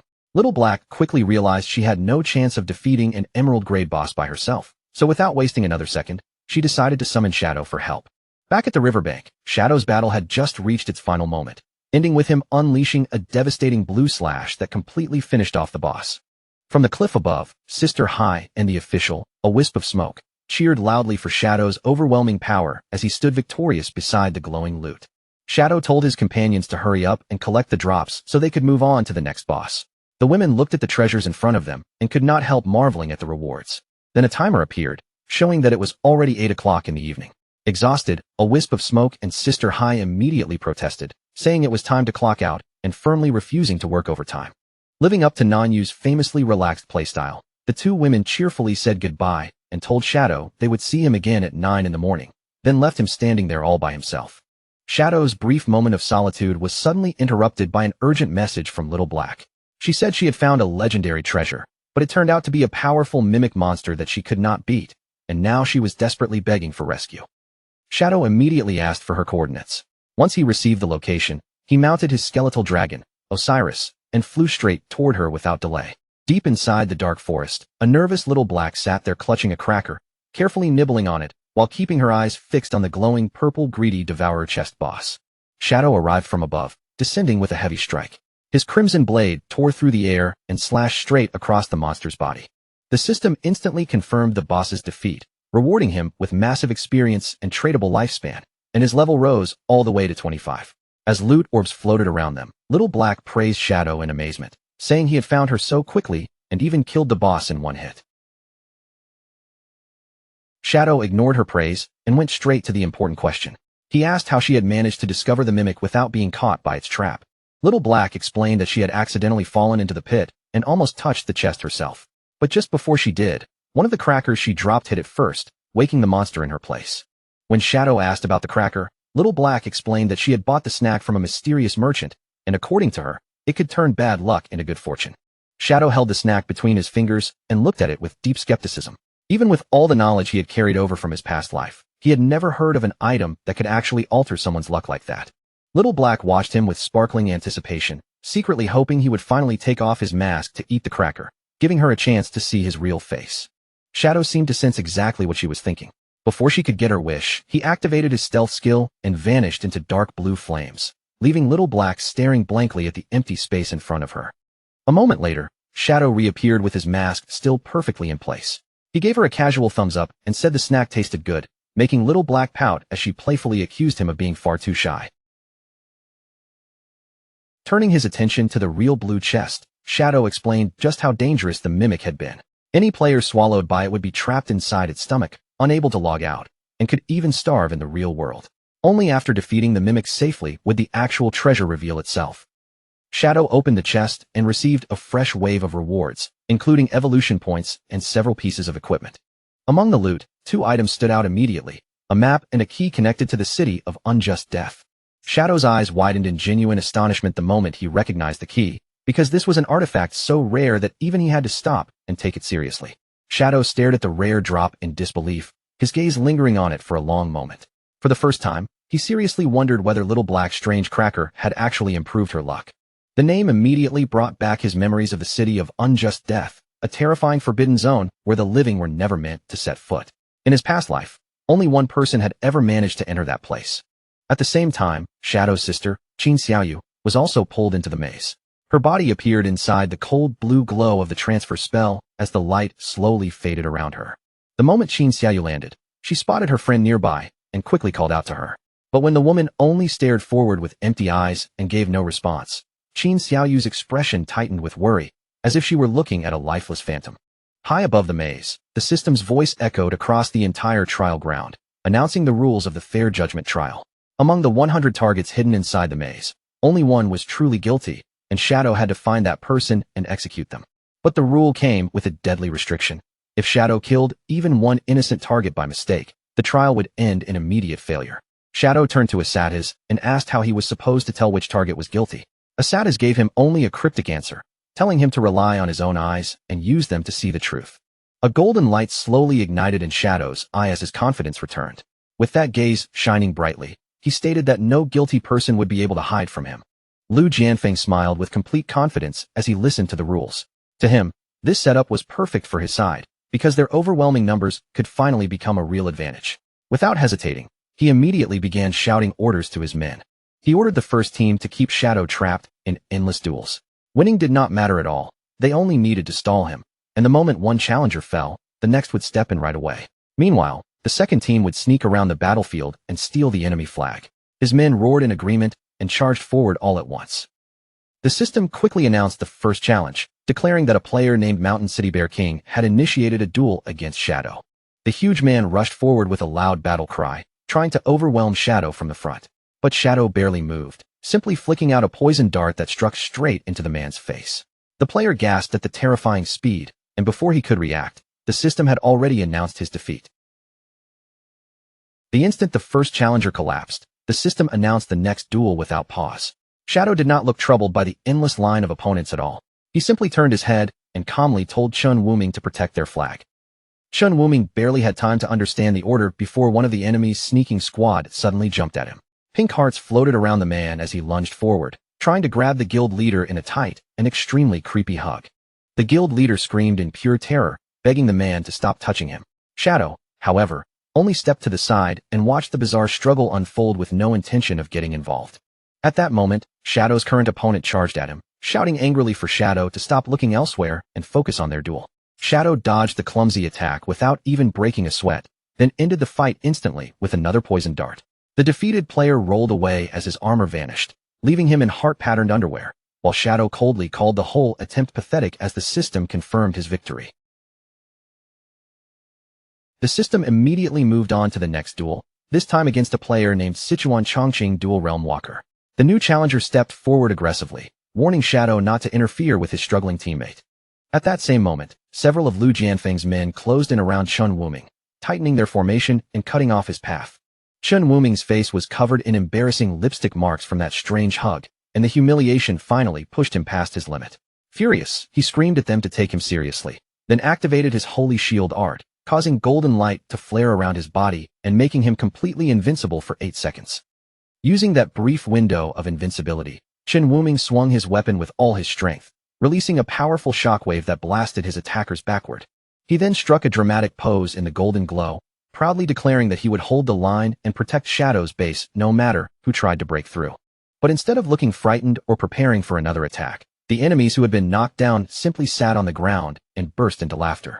One of them mocked the shining guild leader and told him that he might want to look behind him. Chun Wuming's body stiffened, and a bad feeling instantly crawled up his spine. When Chun Wuming turned around, his face went pale. In the distance, another enemy was already running away with their red flag, laughing as he waved goodbye. Sweat rolled down Chun Wuming's face as he realized he had been completely tricked.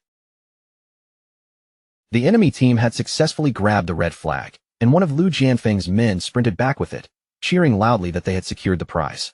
From farther away, his teammates shouted praise at the thief, yelling that all he had to do now was bring the flag back and victory would be theirs. The flag carrier leapt forward with a smug grin, boasting that they would become the first group to defeat Shadow. But the moment his feet touched the ground, he stepped directly onto a hidden trap, triggering a massive green explosion that erupted beneath him. As the poisonous fog slowly spread and cleared, the enemies stared in shock. The flag carrier had been killed instantly, and both his loot and the stolen flag dropped right where he fell. Shadow calmly explained to the stunned Chen Wuming that the blast had come from a poison trap. Then he revealed the truth to Lu Jianfeng. At the very start of the game, he had already used his high-level stealth to secretly place invisible poison traps across the battlefield. Furious, Lu Jianfeng shouted at Shadow, demanding to know why he had not been disqualified for attacking other players while he was locked inside a duel.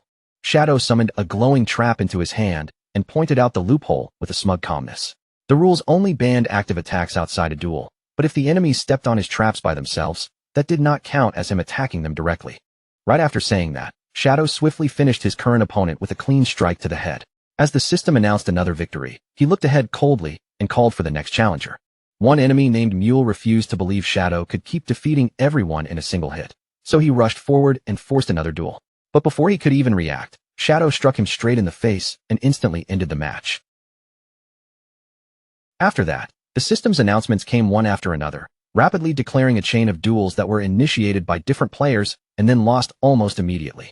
Watching his men fall so quickly, a panicked Lu Jianfeng suddenly activated his sprinting skill and bolted across the battlefield. His confused subordinates shouted after him, asking where he was going. As he ran, Lu Jianfeng deliberately stomped hard against the ground, triggering another invisible trap and causing a huge poison explosion to swallow his body. But when the green blast faded, Lu Jianfeng walked out completely unharmed, protected by the damage immunity shields layered around him. His subordinates quickly understood what he was doing. Lu Jianfeng was using himself as a human minesweeper, setting off the traps so everyone else could pass safely. As more traps detonated around him, his men realized the safest choice was simple. They only needed to follow the exact path of his footsteps. When one of them wondered why Lu Jianfeng did not just grab the flag himself, another immediately answered that he clearly did not understand their leader's true intention. Seeing Lu Jianfeng's intense expression as he charged forward, they became convinced that his real goal was not the flag at all. He wanted an honorable duel with Shadow. The thought of two powerful warriors finally facing each other moved them deeply, filling the group with admiration and excitement. Fired up by that belief, they decided they had to remove every distraction for their leader. With renewed determination, the group rushed forward together to snatch the flag. But Chen Wuming stepped directly into their path, glaring at them with firm resolve as he declared that he would protect everything that belonged to Shadow. The enemies sneered at him, admitting that his level and gear were impressive, but doubting that one guild leader could possibly stop their entire group alone. Chen Wuming answered with a confident smirk, asking them who had ever said he planned to fight all of them by himself. While Shadow defeated yet another challenger in the background, Chen Wuming finally put his real plan into motion. Chen Wuming moved first and directly initiated a duel against Lu Jianfeng. The fleeing leader was stopped dead in his tracks, his body suddenly wrapped in blue energy, as the forced duel locked him into a fight with Chen Wuming. Lu Jianfeng turned back with a furious glare, frustration twisting across his face as he realized he had been caught at the worst possible moment. Because Chen Wuming had entered a duel, the stolen flag was instantly teleported to a random spot nearby. Chen Wuming looked at Lu Jianfeng and taunted him, revealing that he had already seen through the plan and deliberately trapped him here to deal with those annoying damage reduction shields. Now that Lu Jianfeng was locked in battle, Shadow finally had room to move freely. A terrifying red aura burst from his body, sweeping across the battlefield and making the remaining enemies freeze in place with fear. Shadow glanced toward Chen Wuming and calmly praised him, acknowledging that he had handled the situation perfectly. Without their leader's protection, the remaining subordinates suddenly lost all confidence. They looked at one another in panic, their faces sinking into despair. Before any of them could react, Shadow vanished into a blinding streak of red energy. His slashes flashed through the group effortlessly, cutting down the remaining enemies one after another and sending them straight back to their respawn points. When the red light finally faded, Shadow stood alone among the scattered loot, having completely wiped out the entire group. But then a shout rang out from behind him, warning that the fight was not over yet. Shadow turned and saw Chen Wuming hanging limply by his collar, bruised all over and completely unconscious. The system announced Chen Wuming's defeat, and Lu Jianfeng immediately dropped him aside before initiating a duel with Shadow himself. With a fierce expression, he declared that Shadow still had to deal with him. At the same time, a powerful slash broke through and shattered the metal bracelet, revealing that to stop the healing and remove the boss's shield, all 4 bracelets had to be destroyed at once, because they were the locks sealing away its true power. Once the gauge filled completely, the player would lose control and go berserk. But for Shadow, that deadly curse was nothing more than a massive boost to his attack power. Under the force of that overwhelming strike, the giant skeleton god exploded into loot drops, utterly destroyed by the blow. A system message appeared right after, confirming that the boss had been killed. After the boss collapsed, two swirling purple portals opened in front of Shadow. He explained that he had only taken the assassin gear and lifespan for himself, leaving everything else behind for the Knights Templar leader. Shadow reassured Chen Wuming that guarding their flag had been a crucial part of winning the team battle. Overjoyed by those words, Chen Wuming thanked him sincerely and asked whether Shadow planned to return with them. Shadow simply replied that he still had business to handle in the Bashu region. Then, without lingering any longer, he stepped into the second portal and disappeared. The Zhufeng Pavilion leader respawned back at his base, where his subordinates immediately surrounded him and anxiously asked what had happened in his duel with Shadow. Lu Jianfeng sank to his knees and cried in silence, while his men tried to comfort him, saying there was no shame in losing to the world's top player and that they could always challenge him again later. But Lu Jianfeng kept crying, cursing their naive optimism through clenched teeth. Completely devastated, he screamed that he had not even managed to take a single drop of Shadow's health. His men fell into stunned silence as Lu Jianfeng confessed the truth. Even after using all his strength, every skill he had, and every tactic he could think of, he had still failed to touch even a single hair on Shadow's head. He described the gap between them with a trembling voice, revealing that Shadow had shattered all 99 layers of his absolute defense and emptied his health bar before he could even blink. Just as everyone sat there in shock, one of his men suddenly spoke up, claiming that he knew the real secret behind Shadow's impossible strength. With complete certainty, the man declared that Shadow had to be cheating. Lu Jianfeng and the others immediately looked up at him, stunned by how boldly he had said it. The man argued that since everyone was operating under the same system, it should be impossible for one player to solo a diamond-grade boss, instantly break through max-level shields, and dodge every single attack without fail. To him, the only explanation was that Shadow was using hacks. Desperate for any excuse that could protect their pride, the others quickly grabbed onto that reasoning and agreed that it sounded completely logical. Their sadness rapidly turned into anger. They convinced themselves that losing to a cheater did not count at all, and one member immediately demanded to know how they could report Shadow and get him banned. Just as they were angrily cursing the supposed hacker, a sharp knock suddenly sounded at the door, cutting through the room. Already frustrated, one of the men shouted toward the door, furious that someone would dare bother them at a moment like this. They yanked the door open while throwing out threats, but the instant they saw who was outside, every word froze in their throats. Standing silently in the doorway was Shadow's tall, dark figure. Panic swept through the room as the men instinctively backed away. They could not understand how Shadow had found their base, and fear quickly turned into the thought that he had come to slaughter them all. Believing Shadow wanted to take over their hideout, one angry subordinate charged forward, calling him a cheating dog and swearing that their guild would never surrender. Shadow did not even flinch. He simply raised his hand and stopped the charge by tossing a massive glowing orb toward them. Then the meaning behind his action sank in, and the men realized Shadow had just admitted that he had defeated a diamond-grade boss entirely by himself. Overwhelmed by both his strength and his honesty, Lu Jianfeng and his men dropped to their knees. They immediately apologized for misjudging him and swore absolute loyalty to him on the spot. Shadow stared down at the kneeling group in confusion, clearly not expecting their attitude to change so dramatically. Blushing with strange enthusiasm, Lu Jianfeng promised that they would do anything for Shadow, even making an uncomfortably suggestive offer to prove their devotion. Shadow was instantly disgusted and rejected it without hesitation, then told them he only needed help finding the coordinates of every emerald grade or higher boss in the region. Lu Jianfeng hesitated, his expression turning troubled. Shadow noticed the change and asked whether the task was too difficult for them. Sweating nervously, Lu Jianfeng explained that the major local guilds had already wiped out all the surface-level emerald bosses. He added that the only real option left was to enter the Phantom Dungeon. But he quickly warned Shadow that the place was extremely dangerous, especially because rumors said it was haunted by real ghosts. Hearing that, Shadow's interest sharpened, and he asked Lu Jianfeng to explain more. Lu Jianfeng said that the players who managed to escape from the dungeon often came out completely stripped of both gear and clothes. Worse still, those victims could only babble nonsense afterward, and it usually took days before their minds returned to normal. Shadow immediately recognized that strange behavior from his past life. In an instant, he understood the true identity of the so-called ghost haunting the dungeon. Without the slightest hesitation, Shadow ordered Lu Jianfeng's group to lead him there. His eagerness shocked the men, who nervously wondered whether he had some strange thrill-seeking habit, but Shadow firmly told them to move.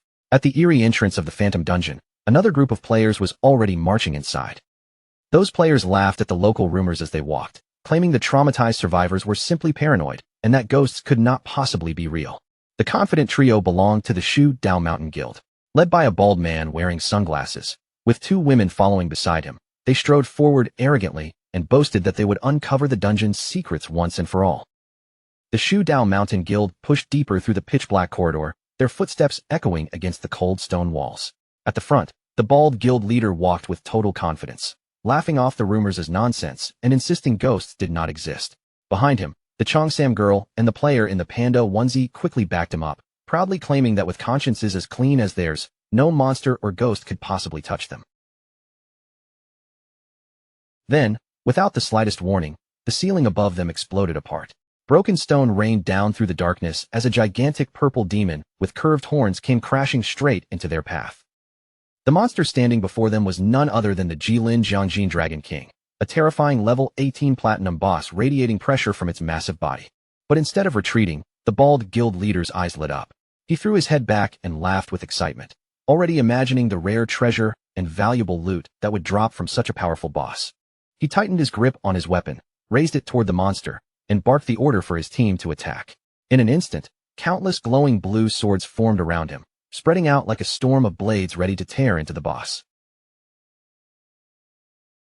The enormous demon lowered its head and stared back at them, its red eyes burning in the dark like twin flames.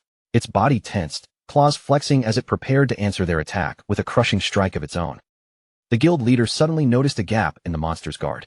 Seizing that brief opening, he kicked off the ground and charged forward, aiming to finish the fight with one clean, decisive blow. With his summoned blades circling around him, he launched himself into the air and swung toward the beast's massive arm, putting all his confidence into that single strike.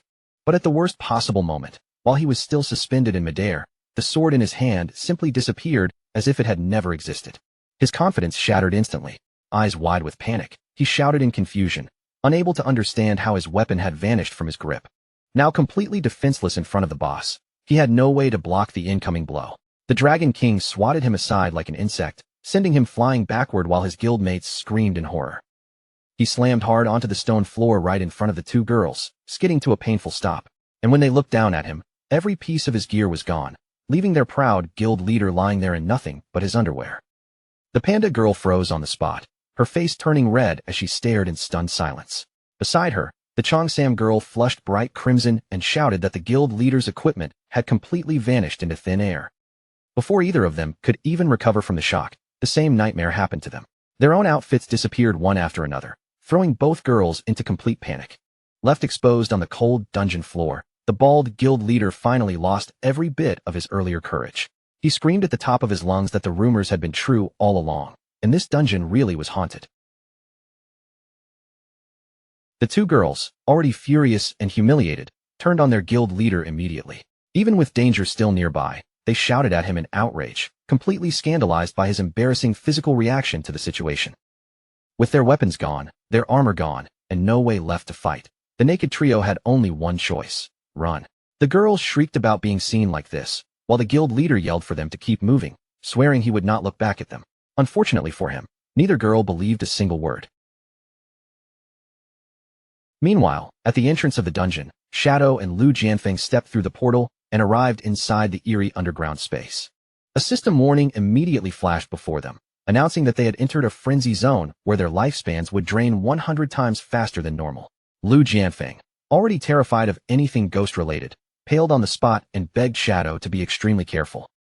Shadow remained calm and told him not to panic, making it clear that the thing causing trouble here was not a ghost. That only made Lu Jianfeng more confused, and he quickly asked what else could possibly explain all the strange and impossible things happening in this place. Before Shadow could give an answer, terrified screams suddenly echoed through the dark passage ahead. A moment later, the three naked members of the Shu Dao Mountain Guild came sprinting toward them, with the massive demon boss thundering right behind them. The bald guild leader spotted Shadow and Lu Jianfeng and immediately shouted for help, desperation written all over his face. His two female guildmates panicked even harder, mortified that two men had appeared while they were in such an embarrassing state. Shadow casually lifted a thumb and joked that these players were surprisingly open-minded, running around the dungeon with no clothes on. Lu Jianfeng broke into an awkward sweat and hurriedly explained that these people were not some strange performers. They were his rivals from the Shu Dao Mountain Guild. Just then, Shadow received a system alert warning him of an attempted theft. His passive skill activated in time and blocked the effect, protecting his gear from being stolen, but the defense immediately entered a 30-second cooldown. Right beside him, Lu Jianfeng suddenly screamed in terror. His cape and shirt vanished in an instant, leaving him half-stripped and fully convinced that an invisible ghost was standing right there with them. Shadow narrowed his eyes, gathered his energy, and released the power of his Dark Knight ring blade. A huge wave of red energy burst forward, cutting through the darkness as it rushed straight toward the towering monster. The red slash tore clean through the Jilin Jiangjin Dragon King without slowing down. In a single devastating hit, the platinum boss was destroyed, leaving only valuable loot scattered behind. The naked bald guild leader stared at the scene with his mouth hanging open. He could hardly believe that someone had just erased a platinum boss in one strike. He immediately wondered whether their mysterious savior could be the legendary Shadow. The panda girl, still stunned, agreed that it had to be him, especially since they could not even tell where the fighter had disappeared to after attacking. But Shadow's attack had done more than kill the boss. The same strike had also injured an invisible epic-grade NPC named William Scott, the Thief Saint. Hidden nearby, William studied Shadow closely, noticing his terrifying stealth and incredible speed, and quickly realized this man must be carrying a huge collection of rare treasures. Concealed within the shadows, William Scott cursed under his breath. He was shocked that a newcomer had not only wounded him, but also blocked his theft attempt. Still, greed quickly took over as his gaze locked on his Shadow's high-grade equipment, especially the valuable dagger that practically begged to be stolen. Lu Jianfeng quickly warned the naked players to leave while they still could, explaining that the thief hiding here was an epic-grade NPC with master-level stealth and would steal every last thing they had. As the bald man began to panic, Lu Jianfeng turned to Shadow and asked whether he could really handle an enemy like that. Shadow stayed completely composed and explained that this NPC's stats were much lower than a normal epic boss, so he intended to fight. Lu Jianfeng then complained in disgust about having to leave together with some local thug. The bald leader immediately snapped back, calling him a fat fake, and within seconds, the old rivalry between the two men flared up again. The two nearly naked men stepped right into each other's faces, hurling insults without any shame. The bald leader challenged Lu Jianfeng to a bet, declaring that the loser would have to kneel publicly and apologize to the entire nation. Lu Jianfeng accepted without hesitation and told him to name the terms. The bald leader struck a dramatic pose as if he were announcing something heroic. Then he declared that the winner would be whoever helped Shadow the most in defeating the Thief Saint. Lu Jianfeng immediately burst out laughing. He mocked the bald leader for thinking he could assist a top-tier player like Shadow when he did not even have pants on, calling him an absolute fool. The bald leader ignored the mockery completely. Instead, he presented a glowing skill book to Shadow, saying it was a gift from his guild, and opened a trade window right in front of him. Shadow accepted the trade and received the skill book called Final Mark. The moment he understood what it did, he realized it was exactly the tool he needed, so he immediately spent more than 200 evolution points to raise the skill all the way to Mythic tier. After the upgrade, the Mythic Assassin skill became incredibly powerful. His next attack would mark the target, reveal their exact location for 30 full seconds, and increase all damage dealt to that marked enemy by 20%. When Shadow praised the usefulness of the skill, the bald leader instantly celebrated. He excitedly explained that once the thief was hit even a single time, his stealth would become completely useless because his position would be locked down. Lu Jianfeng quickly cut in and pointed out the obvious problem. By shouting their entire plan out loud, the bald leader had just warned the enemy, which meant the thief would now know exactly what to avoid. The bald leader's triumphant expression stiffened. Sweat rolled down his face as he finally realized how badly he had messed up. High above them in the darkness, William Scott had heard every word. After weighing the risk, he decided it was better to retreat, realizing that trying to rob Shadow now had become far too dangerous. And besides, the naked players below had nothing worthwhile left to steal. Down on the ground, the bald leader panicked over the lost chance, while Lu Jianfeng wore a smug expression and blamed him for ruining everything. Then Lu Jianfeng suddenly raised his voice and shouted into the darkness above, calling the hidden thief nothing more than a cheap purse snatcher. The insult immediately startled William Scott, who had not expected to be taunted so boldly. Lu Jianfeng then proudly revealed a glowing pink object attached to his backside, bragging that he still possessed an unbelievably valuable treasure. He taunted the thief directly, daring him to resist stealing an epic-grade accessory known as the Heart of Basu. The bald guild leader's eyes nearly popped out when he saw it. He cursed in utter disbelief, unable to accept that Lu Jianfeng actually owned such a legendary item.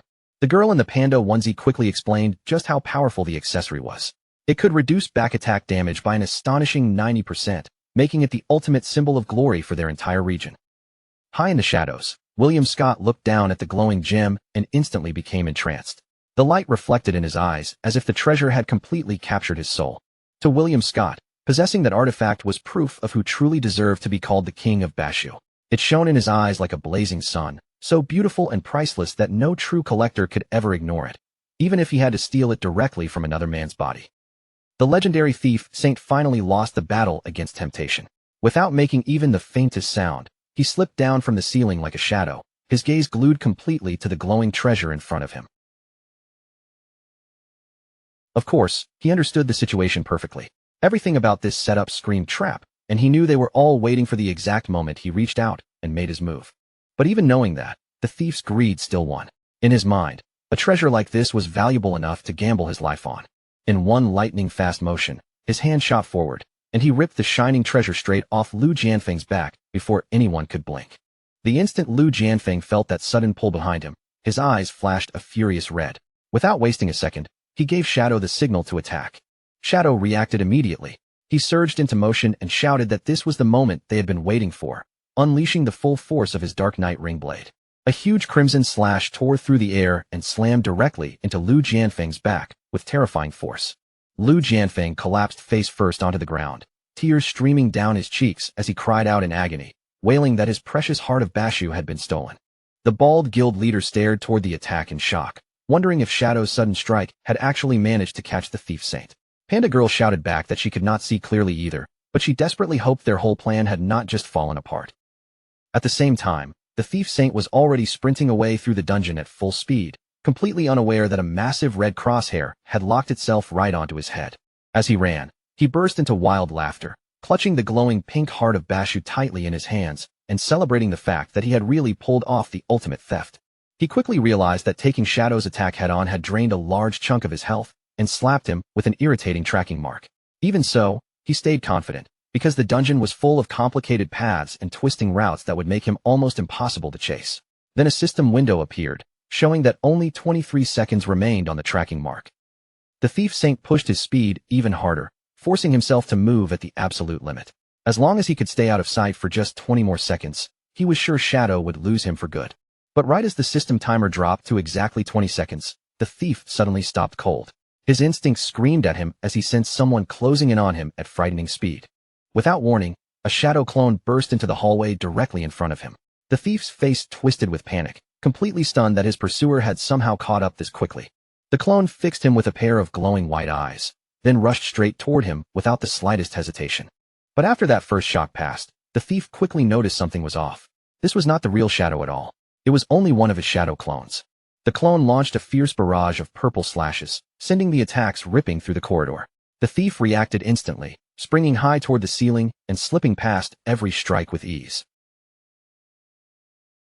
With the system timer already down to 16 seconds, the thief let out a mocking scoff. He called the clone naive, sneering that such a simple attack could never possibly land on someone like him. But the moment his feet touched back down, his eyes caught another figure waiting near the next bend in the hallway. A second clone was already positioned around the corner. He cursed under his breath in surprise and threw himself aside just in time, narrowly avoiding the clone as it dashed past him. The thief kept darting through the twisting stone corridors, his body weaving from passage to passage. Even while running, he laughed loudly and shouted that these clones were nothing but useless obstacles. When the system timer dropped to 10 seconds, his confidence returned in full. A smile spread across his face as he convinced himself that surviving the final 10 seconds would be ridiculously easy. Even when another clone suddenly appeared right behind him, the thief only scoffed again. He shouted that all of this effort was pointless, as if Shadow was simply wasting his time. At last, the system timer began counting down the final moments. 3, 2, 1, and then a notification appeared, confirming that the tracking mark had completely vanished. The thief lifted his hard-earned prize into the air and laughed in triumph, certain that he was finally safe. With a treasure this valuable, he knew he could sell it for an unbelievable amount of lifespan, bringing him one step closer to finally breaking his seal. Then, all at once, his laughter died in his throat. Just ahead of him, a silent figure was standing in the corridor. It was Shadow, waiting there quietly as if he had known exactly where the thief would appear.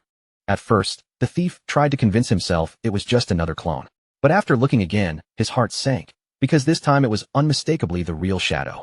For a brief moment, panic flashed across the thief's face. He could not understand how Shadow had managed to get ahead of him before he even arrived. But then he noticed the floating loot orbs nearby and quickly forced himself to calm down. Maybe Shadow had only been farming monsters in this area by coincidence. Since the tracking mark was already gone and his master-level stealth was active, there should have been no possible way for Shadow to see him.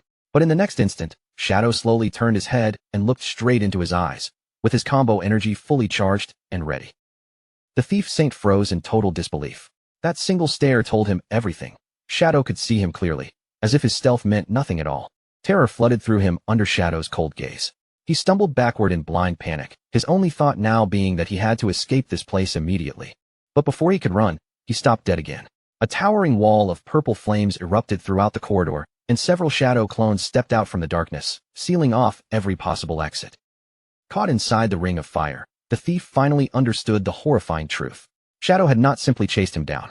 From the very beginning, Shadow had been steering him toward this exact location.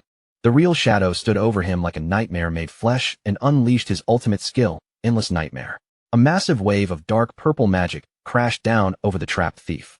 A system gauge appeared above the thief's head, marking the nightmare status. In the blink of an eye, the bar filled all the way to the maximum.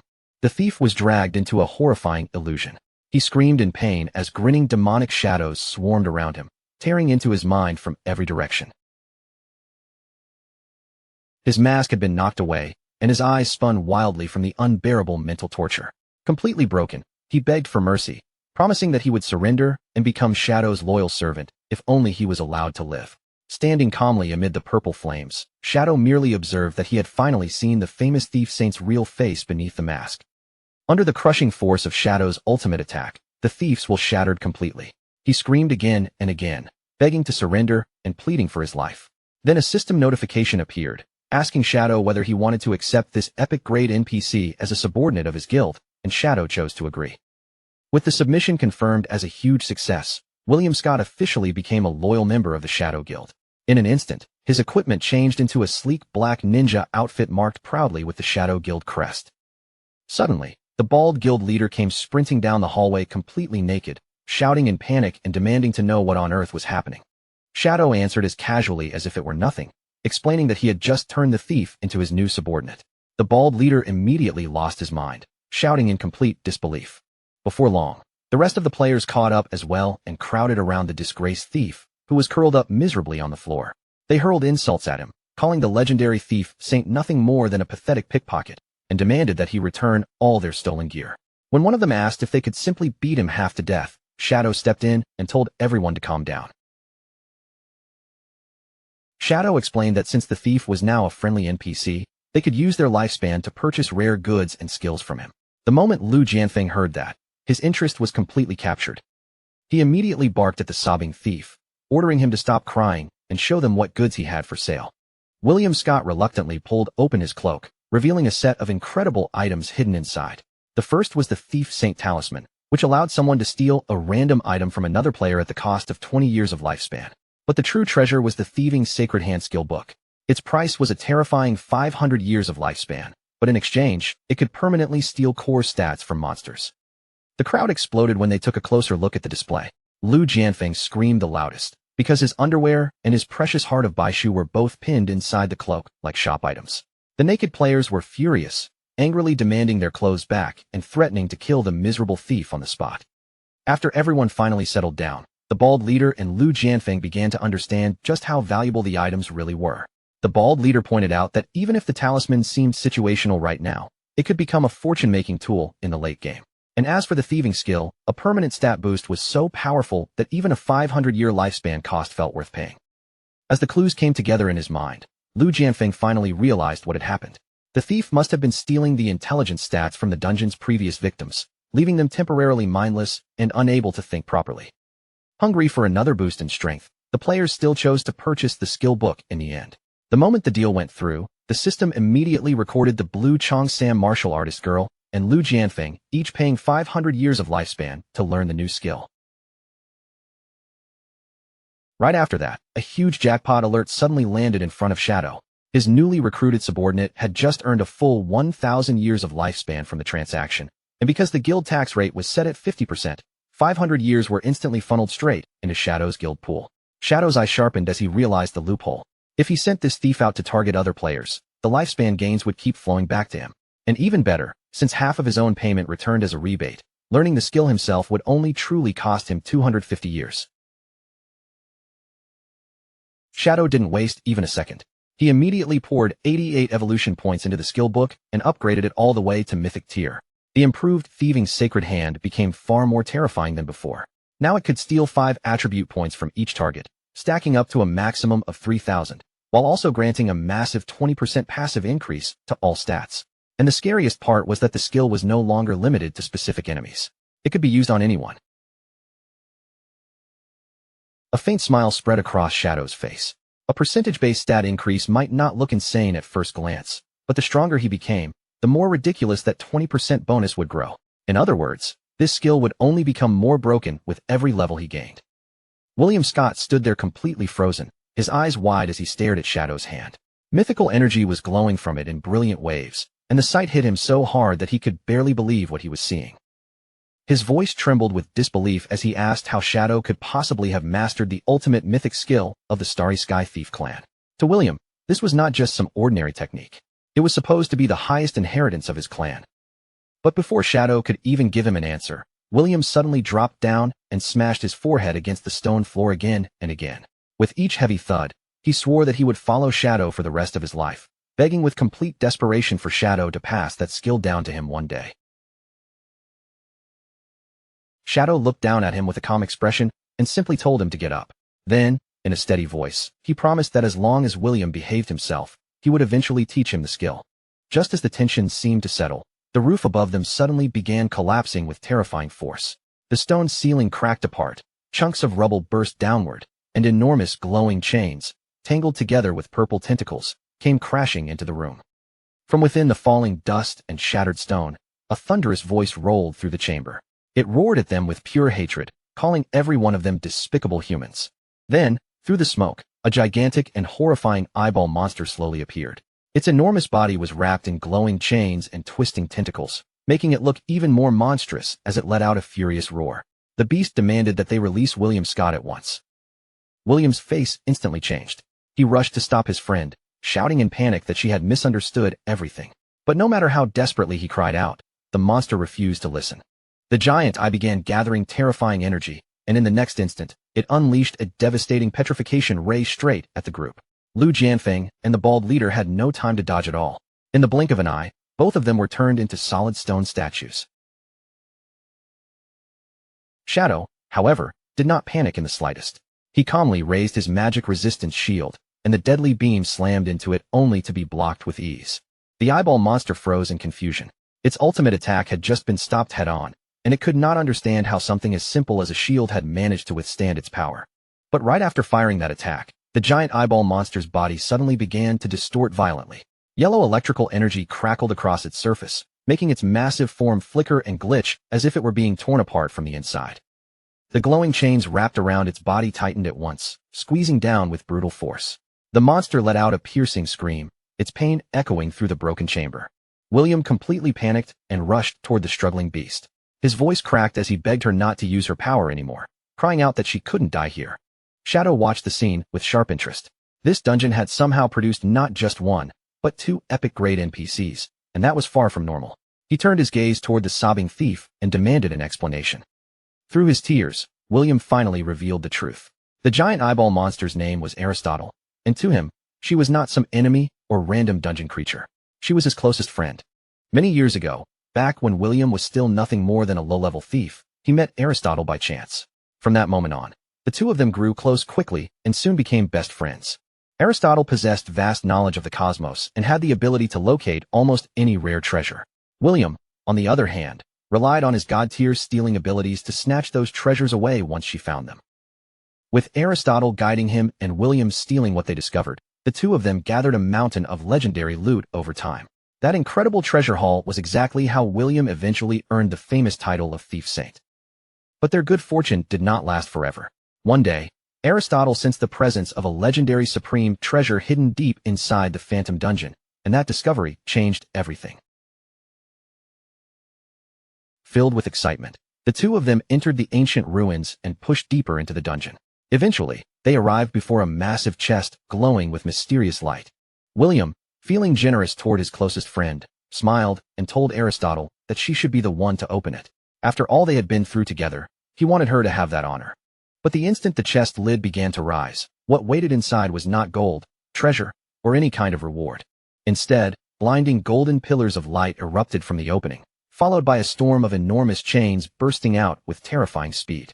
Before either of them could react, those chains shot straight through Aristotle's body. They pierced her violently and yanked her into the air, trapping her helplessly above the ground. Only then did they realize the horrible truth. That so-called legendary chest had never been a treasure chest at all. It was actually a terrifying primordial tear trap. Aristotle was sealed inside the phantom dungeon in an instant, bound by inescapable chains of light that would not allow her to leave no matter how hard she struggled. William then revealed the unbearable price of breaking that primordial seal. It required an astonishing 1 billion years of lifespan. To save Aristotle, he had stayed inside the dungeon all this time, robbing players and collecting lifespan little by little, right up until Shadow's group arrived. Tears streamed down his face as he explained that Aristotle had forced herself to use her power to save him, and that act had triggered the seal's deadly punishment, pushing her to the edge of death. He looked toward his dying friend with despair in his eyes. Now that he was bound to Shadow, he knew he would never be able to collect that billion years of lifespan. The day he had feared most had finally come. It was time to say goodbye to Aristotle forever. William completely fell apart. He cried so hard his whole body shook, apologizing over and over to his oldest friend. His voice broke as he screamed that he was sorry, that he had failed her after everything they had been through. He kept sobbing until his eyes were full of tears, calling out to Big Eye again and again. Every word was filled with guilt as he apologized, crying that he had not been able to save her. Then William suddenly noticed Shadow stepping forward. In Shadow's hand, a glowing primordial sword appeared, its light cutting through the dim chamber. William looked up in confusion and asked his master what he was planning to do. The moment he saw Shadow approach Aristotle, William threw himself in front of the giant eyeball without hesitation. He panicked, asking whether Shadow was trying to kill his friend, then desperately tried to convince him that Big Eye would not drop any good loot anyway. William begged for mercy with everything he had, but Shadow's expression remained cold and unreadable. Without responding to his pleas, Shadow raised his sword and swung it down. But the blade did not strike Aristotle. Instead, Shadow's attack landed directly on the chains binding the giant eyeball. With one powerful slash, the chains shattered apart, leaving William staring in stunned disbelief. The broken chains scattered and vanished into the air, their glowing fragments disappearing one after another. With that single strike, the seal that had trapped Aristotle for so long was finally broken. William stood there completely stunned, unable to process what had just happened. He could not understand how Shadow had pulled off something that should have been impossible. Shadow calmly explained that he had simply wanted to test whether a primordial-grade weapon could destroy the chains. Since the strike had worked, the seal was now gone, and Aristotle should recover without any further danger. Aristotle slowly blinked, her massive eye weakly focusing again as she called out William's name. Overwhelmed with joy, William rushed to reassure her, telling his friend again and again that everything was okay now.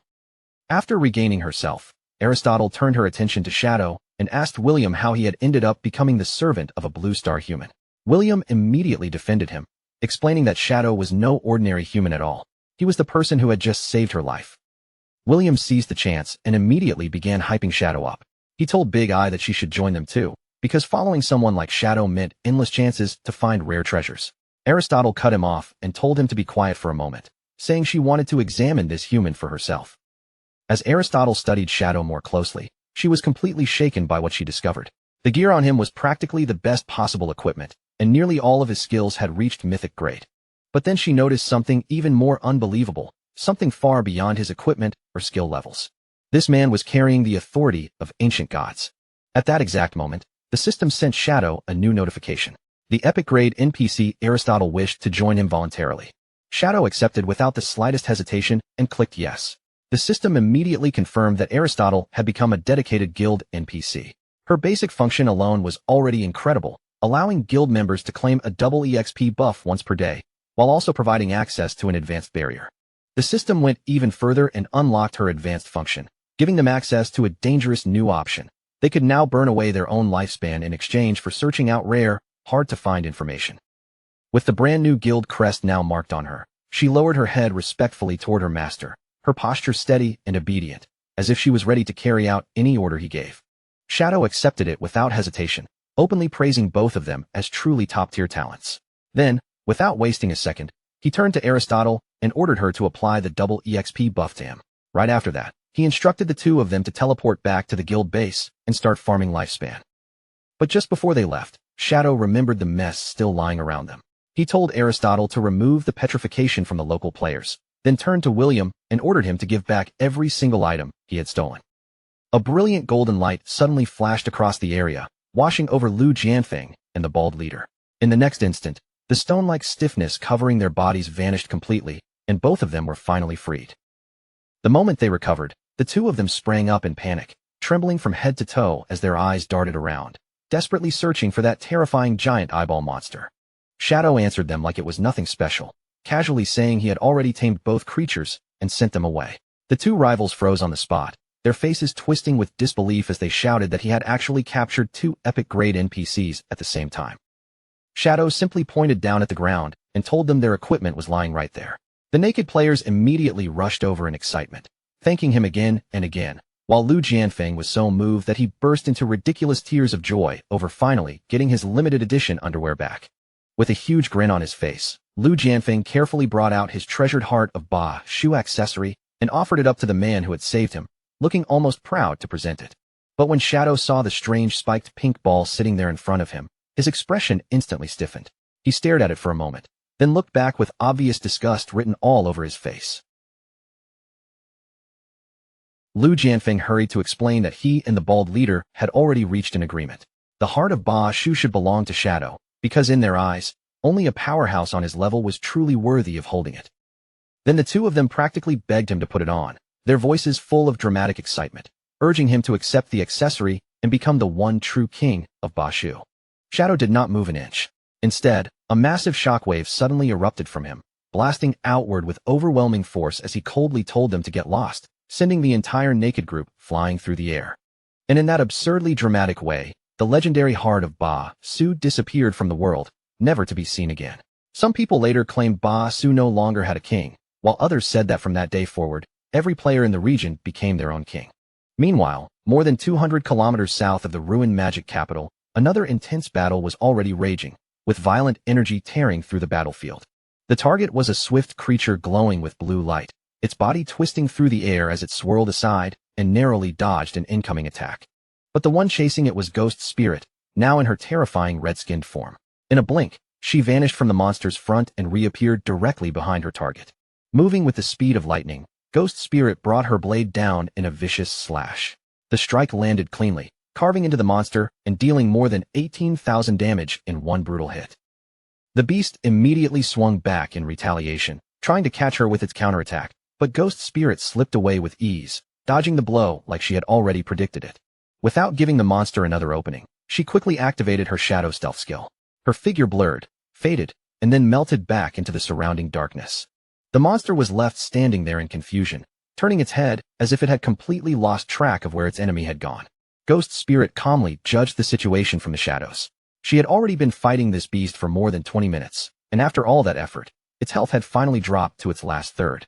She knew that once she killed this monster, she would finally have the strength and confidence to solo farm emerald-grade bosses. Even though the gap between her and her master was still enormous, this victory would at least give her a real glimpse of hope. High above the battlefield, on a raised ledge overlooking the fight, a group of male players watched her every move with hearts practically glowing in their eyes. One of them stared at her movements and admitted that her skill was insanely good. She kept herself just outside the boss's attack range while still landing steady damage, never letting the rhythm of the fight slip from her control. Another player, practically drooling as he watched, began plotting out loud. He said that if they all rushed her together, she would not stand a chance, especially now that the boss's health had already been pushed down to 1/3. One of the men had even lowered himself into the humiliating role of a human chair for their blonde leader. While supporting her like a throne, he eagerly told his queen that they were ready to jump in at any moment and steal the boss. The blonde leader calmly told him there was no need to rush. Her eyes stayed fixed on Ghost Spirit as she advised them to wait, admitting that their target was clearly a top-tier hunter whose attacks were clean, sharp, and decisive. She warned the others that the girl was constantly on guard. The slightest disturbance would be enough to make her disappear again, vanishing before they could even lock onto her. Then, right as Ghost Spirit's outline appeared above the monster and she prepared to strike, the blonde leader's lips curled into a confident smirk. She declared that the only moment they could catch her was the exact second she launched her attack. As those words left her mouth, a glowing red magic circle suddenly lit up beneath them. The instant the red magic circle flashed to life, Ghost Spirit sensed something was wrong. Her instincts sharpened immediately as the presence of a sudden trap closed in around the battlefield. A surge of red energy shot upward from the ground, rising into the sky as the spell fully activated and painted the area in an ominous crimson glow. Ghost Spirit was startled for a brief moment, realizing it was a magic circle. Her eyes narrowed as she wondered who had suddenly appeared and why they had chosen this exact moment to act. Since she had no idea what their goal was or what kind of effect the spell might have, Ghost Spirit made the safest choice. Rather than gamble blindly, she decided that retreating was her best option. Watching Ghost Spirit pull away so quickly, the blonde leader smirked with satisfaction. She mocked how fast the girl had run, calling her a typical rat from the Shadow Guild. Then she turned toward her brainwashed followers, her expression filled with smug command, and ordered them to charge in immediately and take control of the boss. The squad rushed forward with wild enthusiasm, shouting at the top of their lungs for their guild to advance, all in the name of their beloved master. The brainwashed warriors threw themselves at the lightning-infused platinum boss, weapons raised and voices roaring. But Ghost Spirit, already hidden again in stealth, only scoffed coldly at their pathetic attempt to steal her kill. She understood the system rules clearly. Since she had already taken down 2/3 of the boss's health by herself, only she would have the right to pick up the loot during the system's protected time limit. So Ghost Spirit planned to remain hidden, watching from the shadows and waiting for the perfect moment to move in and seize the rewards the second the boss finally fell. From a rooftop above, the blonde leader giggled as if she could see right through her.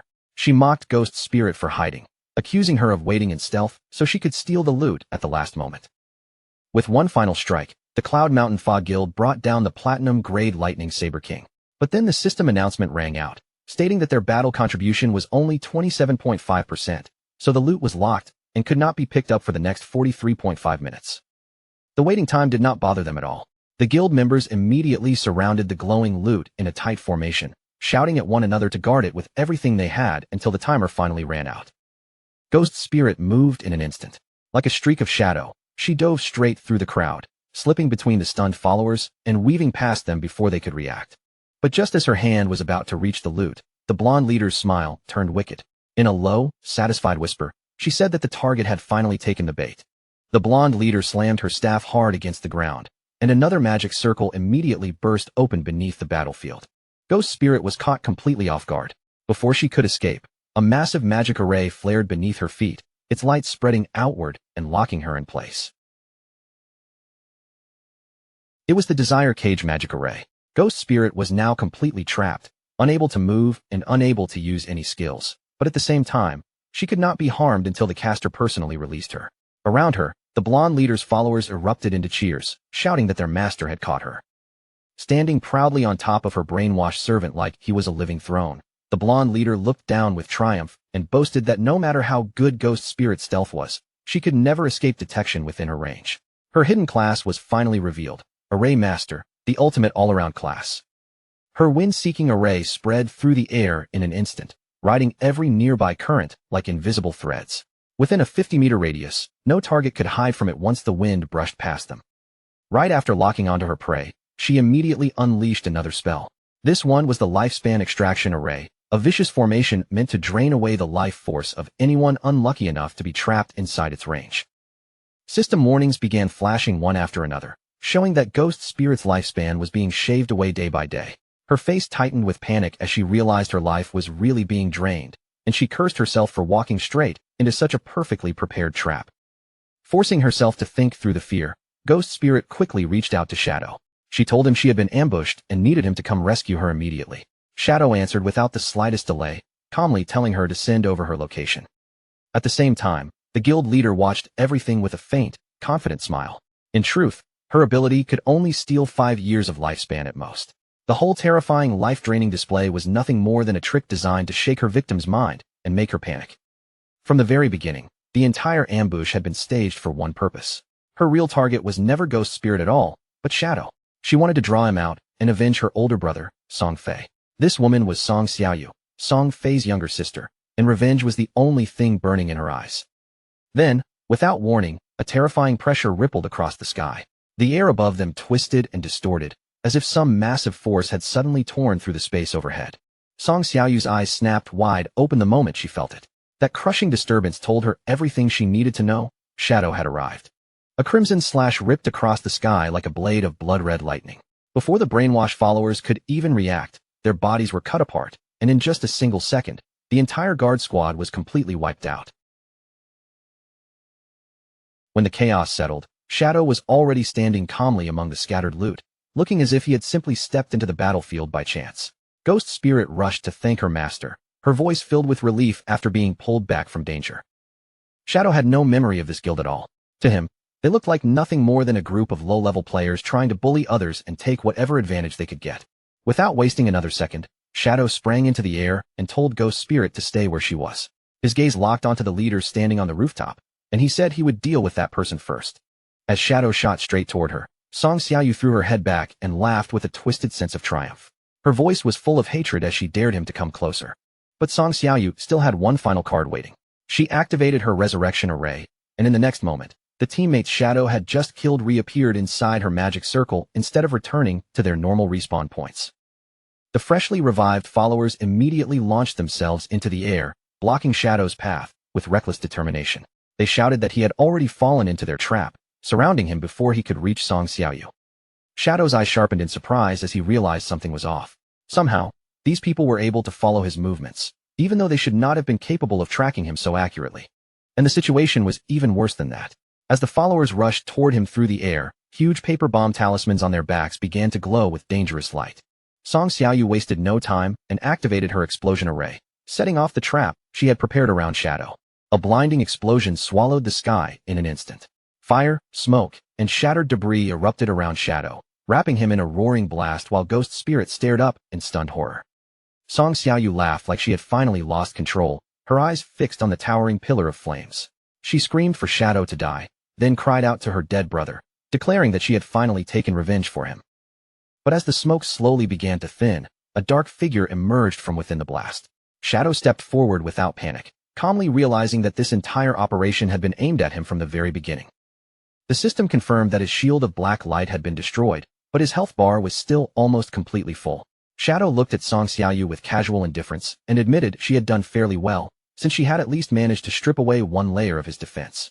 Song Xiaoyu's expression twisted with rage. She shouted that he was a fool for acting so arrogant and told him to look carefully at his own status. Then, with a sly grin spreading across her face, she declared that he was already checkmated and ordered him to become her obedient dog. In that instant, Shadow's eyes went strangely blank. A glowing pink heart-like light flashed in his gaze as the system warned him that he had been struck by the charm curse of Irenas, the goddess of ultimate love. Song Xiaoyu sneered at him, asking if he really believed she would come after him without preparing anything. She proudly declared that he had already lost, boasting that he never could have expected her to possess an ancient divine stone tablet belonging to the goddess of ultimate love. With a wicked smile curling across her lips, Song Xiaoyu explained the true effect of her magic. Every attack she landed would build up a charm gauge, and once that gauge filled completely, Shadow would become her slave forever. She revealed that this charm was not ordinary magic. It carried the power of rules themselves, which meant a normal mortal had no way to resist it. But Shadow's system immediately gave him the answer. Effects that carried the power of rules could only be erased by another power of rules. Fortunately, Shadow was holding his primordial grade divine weapon, the Blade of Judgment, and the system offered to resist the curse by spending 10 of his 16 divinity points. Shadow did not hesitate for even a heartbeat. He ordered the system to resist the curse immediately, burning through 10 divinity points in a single command. A brilliant light burst out around him, washing over his body like a purifying flame. In the next moment, the system confirmed that the charm curse had been completely cleansed. Song Xiaoyu froze in place, her confidence collapsing into disbelief. She screamed at him, unable to understand how he had broken free from what should have been her ultimate magic. Her gaze locked onto the glowing weapon in Shadow's hand. With desperation creeping into her voice, she demanded to know what that blade really was. Shadow looked down at her with cold, emotionless eyes. Without offering any explanation, he simply told her that it was time for her to die. Then his body moved in a flash. Closing the distance instantly, Shadow drove the glowing blade of judgment straight towards Song Xiaoyu's neck. But at the very moment his strike landed, Shadow's eyes narrowed. Something about the hit felt wrong. He immediately spun around and swung his blade at the brainwashed lackeys trying to ambush him from behind. Their heads were chopped off with effortless precision before they could even touch him. Yet Shadow quickly noticed that the real problem had not been solved. The situation in front of him still felt off. His blade had never truly struck Song Xiaoyu. Her body turned into a glowing green phantom, fading away before his eyes and vanishing completely, leaving Shadow standing there with nothing in his grasp. Shadow recognized the ability almost immediately. It was Zuma's stolen soul walker skill, the very same power that allowed a person to slip away like a wandering soul. He thought back to the mysterious cloaked figure he had seen in Hukabin's memories. In that moment, Shadow understood that the hidden mastermind behind the scenes must have stepped in and saved Song Xiaoyu. Ghost Spirit hurried over and asked eagerly whether he had finished her off. Shadow calmly admitted that Song Xiaoyu had escaped, and his answer left Ghost Spirit visibly shocked. Shadow explained that someone was gathering forces specifically to target him, and this ambush had clearly been one of their planned operations. Ghost Spirit's anger flared at once, furious that a group of suicidal fools would dare plot against her master. Shadow told her he was not worried about himself, but warned that she needed to be far more careful. She still lacked experience, and enemies could use that weakness to lure her into traps. Determined not to become a burden to him, Ghost Spirit nodded eagerly. Shadow then handed her the loot from the Platinum Boss, including a new bloodline for her to fuse with and a dual-wield mastery skill book. Ghost Spirit looked at the rewards and asked if he really did not want to keep them for himself. Shadow explained that the bloodline's instant death effect was useless to him, and as for dual-wielding, he had already mastered that skill long ago. Hearing that, Ghost Spirit happily thanked him and accepted the rewards. Without hesitation, she fused with the new power, letting the bloodline merge into her body. The system quickly confirmed that she had obtained the instant death bloodline.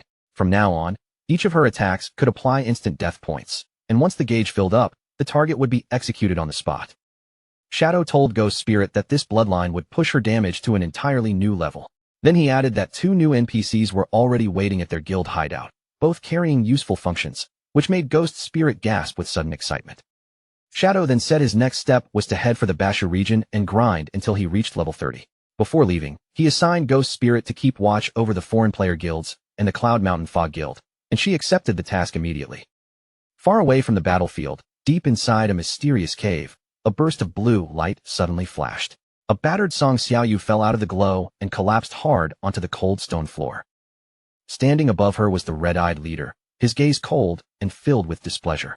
He asked who had given her permission to act on her own, then mocked her for believing that the small amount of goddess power he had given her would be enough to kill Shadow. Song Xiaoyu immediately snapped back at him, her voice sharp with anger as she blamed him for destroying the plan she had worked so hard on, insisting that she had already been just one step away from success. Tears spilled down her face as she shouted that every single night, she saw her brother covered in blood, reaching out and crying for her to save him. To her, the leader could never understand that kind of pain, because he was not the one carrying a personal hatred toward Shadow. The red-eyed leader did not show even the slightest bit of sympathy.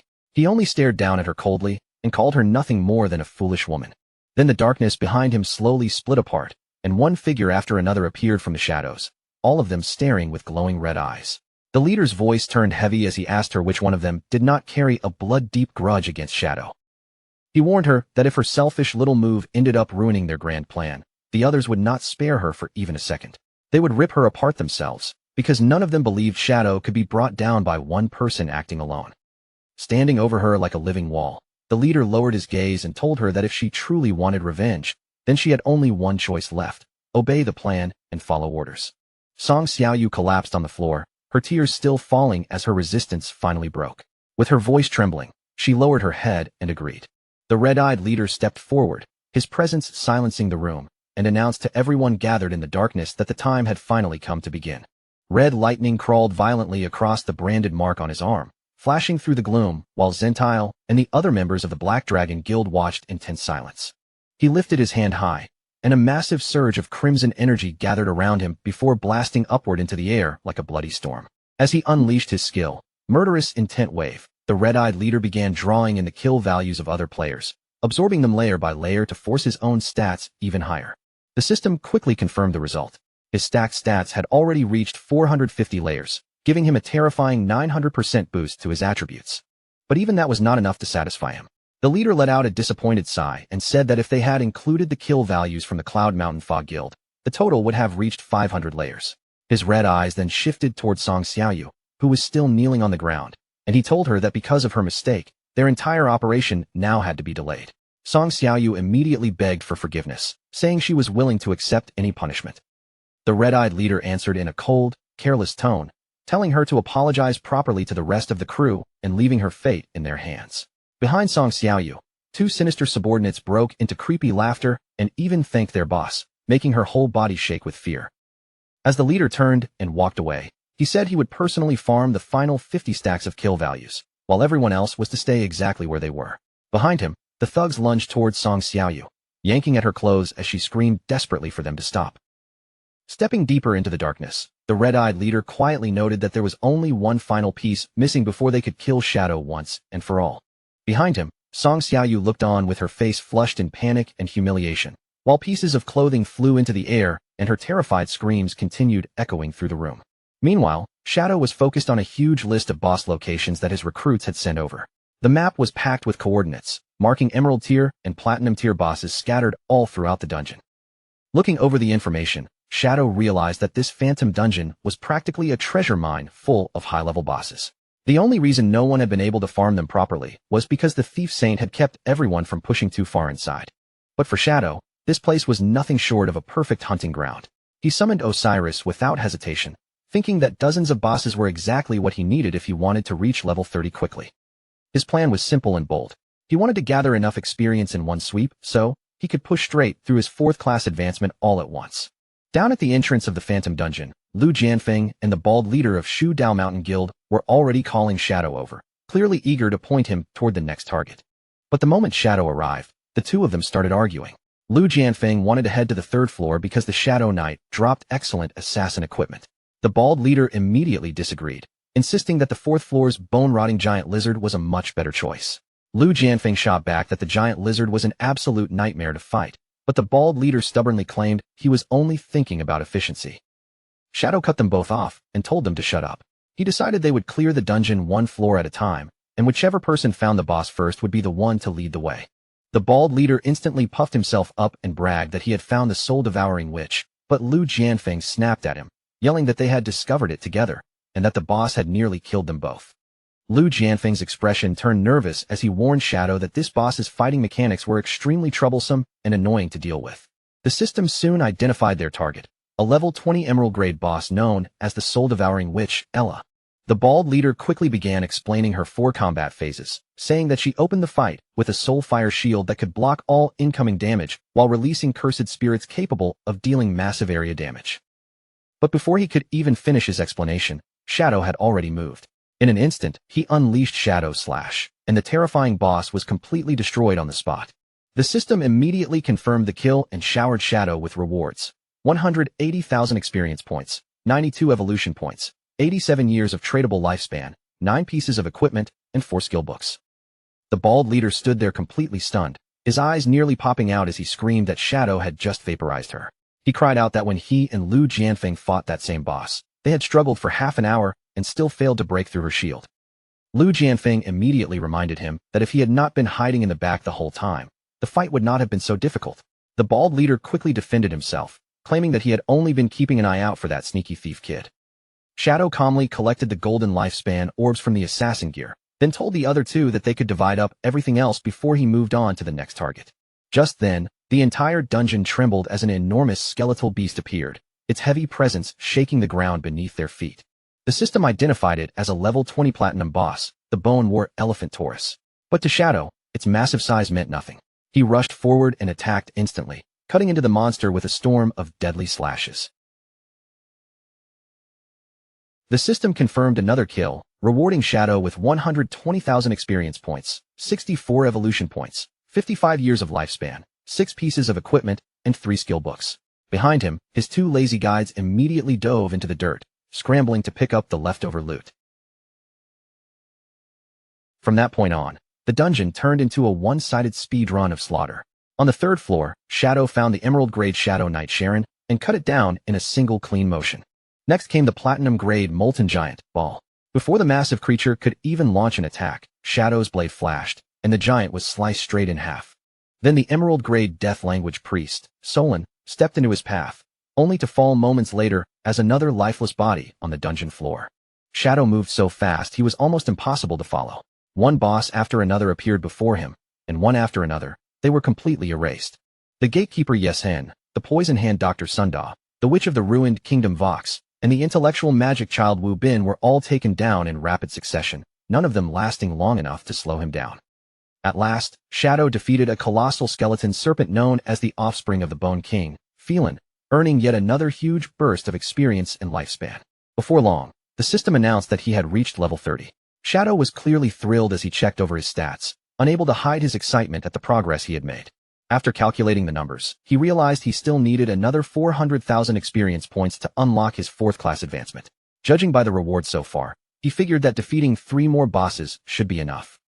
But when he opened his map and tried to search for the next target, his expression suddenly froze as he stared at the empty radar. Only then did Shadow realize the problem. The boss he had just killed was already the last one on his entire list. Lu Jianfeng laughed in disbelief, amazed that they had spent several days tracking down all these bosses, only for Shadow to wipe them all out in less than an hour. The bald leader then explained that Shadow had already cleared every boss on the first 4 floors. There should still be more bosses on the 5th floor, but the entrance gate leading down there had been sealed shut. Shadow looked at him and immediately asked what he meant when he said the gate would not open. Rather than waste time guessing, Shadow decided they would go see it for themselves. The bald leader then guided them forward through the dark, winding hallways of the dungeon. When they finally arrived, a massive stone archway stood before them, and inside its frame, dark purple energy twisted and swirled like a sealed portal blocking the way forward. The bald leader completely lost his composure, his voice cracking as he shouted that the gate had actually opened. They had thrown everything they had at it before and still failed to make it budge, yet now it was standing open right in front of them. Shadow, on the other hand, stayed calm and quickly pieced the situation together. This dungeon must have been sealed by a hidden lock. Most likely, every boss on the previous 4 floors had to be defeated before the road to the 5th level would finally unlock. Hearing that, Lu Jianfeng and the bald leader both froze for a second, then their eyes lit up. The logic fit perfectly, and that meant one thing. There was probably an absurdly powerful boss waiting beyond that gate. Shadow glanced toward the newly opened entrance and said it was time to head inside. But just as he was about to move forward, the bald leader suddenly stepped in and stopped him, as if there was something he absolutely had to say first. With an unusually serious expression, the bald leader admitted that he had never truly believed all those wild stories about the legendary Shadow. In the past, whenever people tossed around those exaggerated titles and ridiculous nicknames, he had only laughed them off, thinking they were nothing more than overblown rumors. Shadow's face immediately flushed bright red when he heard those embarrassing names spoken out loud, and for a moment, he looked like he wanted to disappear on the spot. But the bald leader didn't seem to notice his discomfort at all. Instead, he raised his voice with absolute conviction, declaring that after witnessing Shadow's strength with his own eyes today, he had finally become a true believer. Then the bald leader dramatically pulled out a glowing orange cube, the light from it spilling across his hands. He shouted with excitement that in just 1 short hour, Shadow had helped their guild make more progress than they normally managed in an entire month. To properly show his gratitude, the bald leader activated an incredibly rare item, the Mandarin Duck Pot. The system immediately confirmed its effect. Anyone who ate from this hot pot would gain a 10% increase to all attributes, lasting until death. The bald leader puffed up with pride and explained that this was their guild's ultimate trump card, something they normally saved only for the most dangerous final boss battles. He eagerly began serving Shadow, practically hovering beside the pot as he pointed at the ingredients. With total seriousness, he told Shadow that the beef tripe had to be cooked for exactly 30 seconds in the boiling broth before he ate it, not a second more or less. Shadow picked up a piece, took a bite, and his expression changed almost instantly. The flavor completely caught him off guard. The ingredients were fresh, the texture was perfect, and after soaking in the bubbling spicy broth, every bite carried that rich, mouth-watering heat that made it impossible to stop eating. Lu Jianfeng stood off to the side, watching the whole thing unfold, and his face darkened with frustration. Seeing his rival make such a clever move made him furious, and he silently swore that he would not be outdone here. Not willing to lose, Lu Jianfeng immediately summoned his own legendary feast. With an almost pleading look, he invited Shadow to try Zhu Feng Pavilion's ultimate specialty, Bobo chicken. The system quickly verified the dish's power, confirming that anyone who ate it would receive a massive boost, increasing all status resistances by 50%. Shadow picked up one of the skewers and gave it a try. The moment the flavor spread through his mouth, he was completely drawn in. That numbing spice lingered after the first bite, sharp and addictive, leaving him genuinely impressed by the aftertaste. Once both guild leaders saw Shadow enjoying their food, their rivalry instantly exploded. Lu Jianfeng proudly insisted that Shadow clearly preferred his Bobo chicken, while the bald leader shouted back at the top of his lungs, refusing to accept it and claiming Shadow obviously loved the hot pot more. Shadow, still sitting there between the two feasts, casually asked whether they wanted to join him and eat together. But neither of them paid him any attention. They were already too busy yelling at each other, fiercely arguing over whose local specialty was truly the best. Shadow asked them in the most casual tone possible if they wanted to grab something to eat with him, but the two of them did not even hear him. They were still yelling over each other, faces red, completely locked in a pointless argument about which local specialty deserved the title of best food. Right at that moment, the system suddenly rang out with a new notification. Shadow received a huge enhancement all at once, with every one of his attributes rising by 10%, while his resistance to abnormal status effects shot up by an even crazier 50%. Shadow lowered his gaze to his own hand and watched the faint blue glow spreading across his fingers. Seeing the effect settle in, he could not help thinking that this buff was honestly pretty nice. He turned back with his usual relaxed expression and told everyone it was time to keep moving. But the second he stepped forward, Lu Jianfeng and the unnamed bald Shu Dao Mountain Guild leader started arguing again right behind him. Lu Jianfeng raised his chin proudly and insisted that Shadow had obviously been complimenting his bobo chicken. The unnamed bald Shu Dao Mountain Guild leader immediately fired back, saying Shadow was clearly talking about their hot pot instead. And just like that, the two of them followed Shadow down the corridor while loudly shouting the names of their favorite dishes at each other. Before long, the group walked straight into a room swallowed by darkness and thick mist. None of them noticed that above their heads, a huge and unsettling stone statue was silently looming in the fog. Then, without warning, the statue's eyes suddenly lit up from within. Lu Jianfeng broke out in a cold sweat as he stared upward, nervously asking what that thing was and whether something that creepy could actually be a boss. A deep crack tore through the statue's stone surface, and the sound echoed through the room like thunder. Piece by piece, the outer shell began to split apart. The stones suddenly burst open, revealing a giant woman with pink hair and glasses standing inside. This was Grelina, a level 20 diamond grade boss. The moment Lu Jianfeng and the unnamed bald Shu Dao Mountain Guild leader saw her rank, their faces twisted in panic. Both of them screamed at the same time, completely terrified that they had just run into a diamond grade boss. Shadow's expression sharpened, and he immediately warned them not to get careless. Diamond grade bosses were never simple damage targets. They always came with some kind of special mechanic. The unnamed bald Shu Dao Mountain Guild leader was already panicking, but Shadow had no intention of waiting around. He activated his gift of liberation, his figure blurring into motion as instant shadow slashes tore through the air and slammed into Grelina, each strike dealing nearly 500,000 damage. When Lu Jianfeng saw the damage numbers floating up, he froze in confusion and asked why Shadow's attacks had suddenly become so weak. The unnamed bald Shu Dao Mountain Guild leader immediately yelled back at him, explaining that diamond bosses naturally carried a terrifying 90% damage reduction. But Grelina was not the kind of enemy who would just stand there and let herself be cut down. She threw her head back, opened her mouth wide, and released a deafening scream filled with floating pink hearts. It was not just a cry of anger, it was her charming war cry. In the next instant, a pink charm gauge appeared above both Lu Jianfeng and the unnamed bald Shu Dao Mountain Guild leader.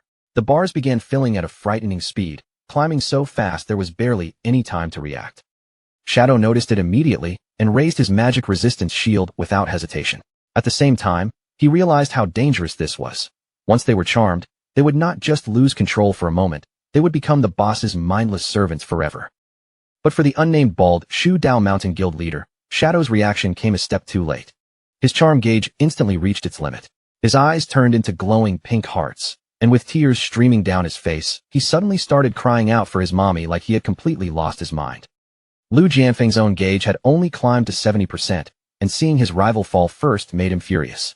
He yelled at him that if he had just eaten the bobo chicken earlier, he would have resisted the spell easily. Then another terrifying change appeared. A 5-minute countdown suddenly flashed into existence above the unnamed bald Shu Dao Mountain Guild leader's head. Lu Jianfeng stared at the ticking timer as the seconds began slipping away. Meanwhile, his brainwashed rival just stood there with a blank face, drooling like a fool, and Lu Jianfeng panicked as he asked what that countdown was supposed to mean. Shadow explained in a low voice that once the timer reached 0, the unnamed bald Shu Dao Mountain Guild leader would permanently become Grelina's slave, and that would even carry over into the real world. Lu Jianfeng instantly asked how they were supposed to save him, even wondering if killing him once would reset the status. Shadow shut that idea down right away. Killing the unnamed bald Shu Dao Mountain Guild leader would not remove the curse, and the only real solution was to destroy Grelina before the countdown finished. But before they could come up with a plan, the brainwashed, unnamed bald Shu Dao Mountain Guild leader raised his power and summoned a cluster of pink magic swords around him. Muttering about killing all men, he suddenly rushed straight at Shadow.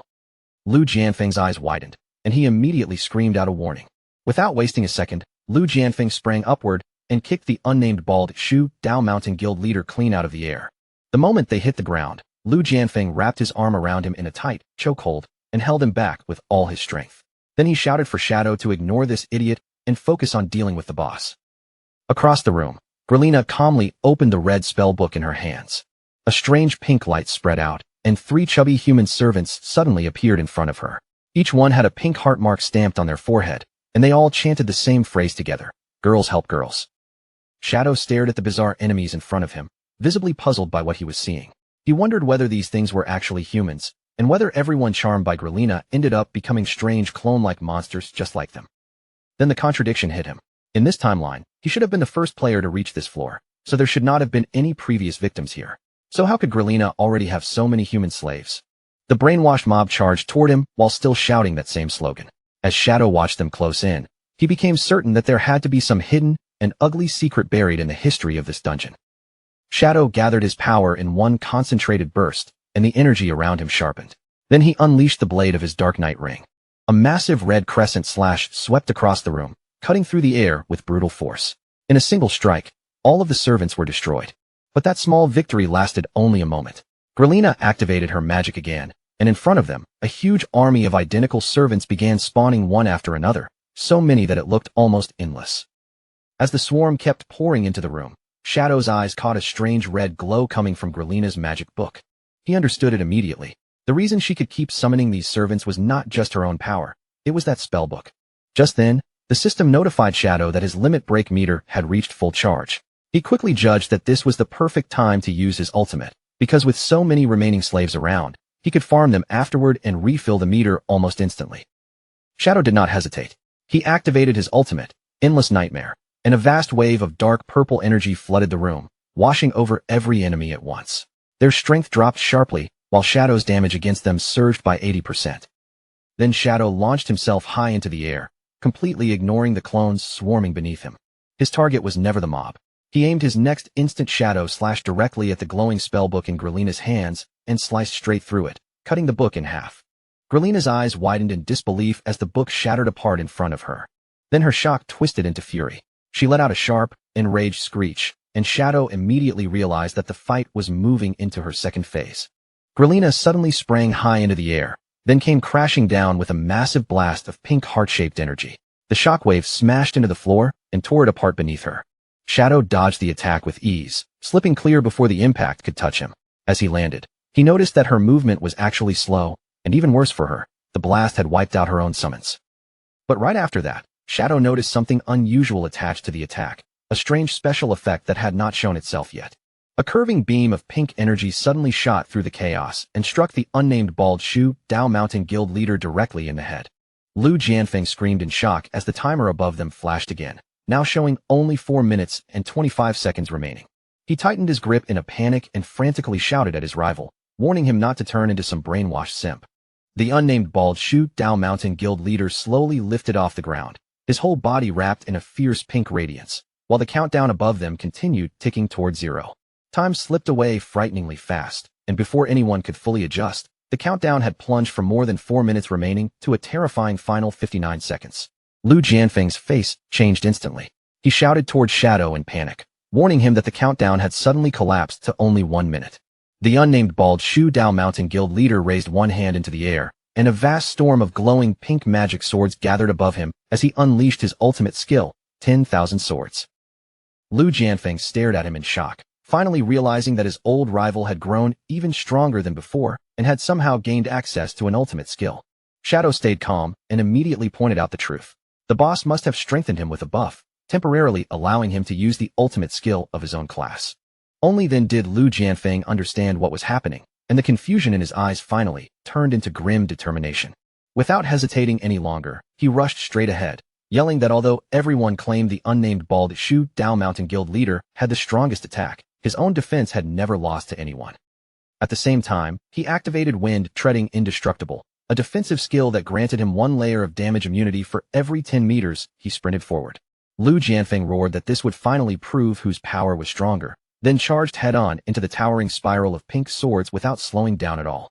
The unnamed bald Shu Dao Mountain Guild leader gave the command, and countless pink swords shot forward like a violent rain of projectiles, forcing Lu Jianfeng to raise a wind barrier in front of him. He immediately released his swift gale/shield, whipping his arms at incredible speed until the rushing wind formed a solid wall that blocked every incoming blade. The clash erupted in a massive explosion of wind and pink sword light. Through the chaos, Lu Jianfeng yelled to Shadow that he would hold the guild leader back, while Shadow had to defeat Grelina and save him. Shadow answered without hesitation, promising that he would handle it, and immediately turning his attention toward the real target. Shadow locked his gaze on Grelina.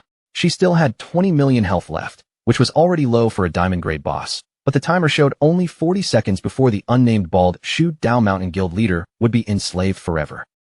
Grelina swung at him with a heavy swipe, but Shadow slipped past the attack with ease, moving just outside the reach of her strike. In the next instant, he flashed back in and countered with a 4-hit instant Shadow Slash, each strike cutting directly across her throat. Grelina let out a shrill scream of pain, then threw herself forward with a bizarre pink-infused baby belly ram, trying to crush him through sheer force. Shadow avoided the charge effortlessly, already thinking that with her spellbook destroyed, Grelina's attacks had become crude, predictable, and far too easy to dodge. Her defenses were no longer sealed up either.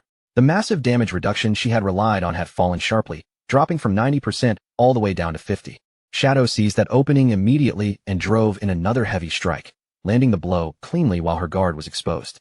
His limit break gauge was now completely full, and with 30 seconds still left on the timer, he had more than enough time to end the fight. Shadow unleashed his ultimate skill, Endless Nightmare, and the moment its dark power erupted, Grelina screamed in horror as if she already sensed her defeat coming. He closed the distance in a single blink, appearing right in front of Grelina before slicing across her throat with a slash too fast to follow. Then Shadow spun like a deadly black blur, releasing his Dark Knight ring blade together with a huge crescent of red energy that tore straight through the giant boss's body. Leaping high into the air, he brought down his final ultimate strike, Crimson Blade, aiming to finish Grelina off once and for all. A system notification confirmed Grelina's defeat, and Shadow received a massive reward of experience, evolution points, lifespan, items, and several skill books. With only 8 seconds remaining, the pink, brainwashing glow on the unnamed bald Shu Dao Mountain Guild leader's forehead suddenly cracked apart and shattered. Lu Jianfeng caught his falling friend in his arms, overjoyed that their plan had actually worked. When the unnamed bald Shu Dao Mountain Guild leader woke up groggily and asked what had happened, Lu Jianfeng explained that he had nearly become a mindless servant and that the boss had saved him. Then an unusual item dropped from the battle, the cursed stone tablet of Irenas, the goddess of ultimate love. It carried a faint trace of divine power, adding a charm attribute to attacks, but there was one strict condition: only female characters could equip it. Shadow inspected the stone tablet closely, surprised that Grelina had dropped the cursed item, but his expression quickly soured when he saw the female-only equipment restriction. Lu Jianfeng suddenly blushed and asked in a shy voice if he could have the tablet since Shadow had no way to use it. Shadow looked at him in confusion and asked whether he was actually a woman. Lu Jianfeng admitted that his body was male, but deep down in his heart, he had always felt like a delicate little girl. Shadow was left completely speechless, but after a moment, he simply told Lu Jianfeng to try it. Lu Jianfeng immediately brightened up, thanked him eagerly, and reached toward the tablet. But the system instantly issued a warning, saying the equipment attempt had failed because of a gender mismatch. Since there were no eligible female players in the team, the tablet would soon vanish forever. Lu Jianfeng completely broke down as the tablet floated away and began dissolving into light. He screamed for it to come back, demanding to know why it refused to acknowledge his inner identity and angrily calling the system's gender-lock blatant discrimination. Shadow narrowed his eyes as he tried to understand how Grelina's charm really functioned. Whatever power supported it seemed to operate under absolute rules, the kind no ordinary mortal could possibly resist. At the same time, another question surfaced in his mind. How had Song Xiaoyu obtained a similar stone tablet without being turned into someone else's slave herself? Before he could think any further, a system notification flashed in front of him. His experience bar had finally reached its limit, and Shadow immediately began his 4th-class advancement. Dark energy suddenly erupted around him, twisting into a massive black vortex that swallowed the space nearby. As his Shadow class officially advanced to Tier 4, every one of his main attributes doubled in an instant. The terrifying transformation made Lu Jianfeng and the bald Shu Dao Mountain Guild leader jump in panic. They thought another boss had appeared, just as the system informed Shadow that his stealth level had also doubled.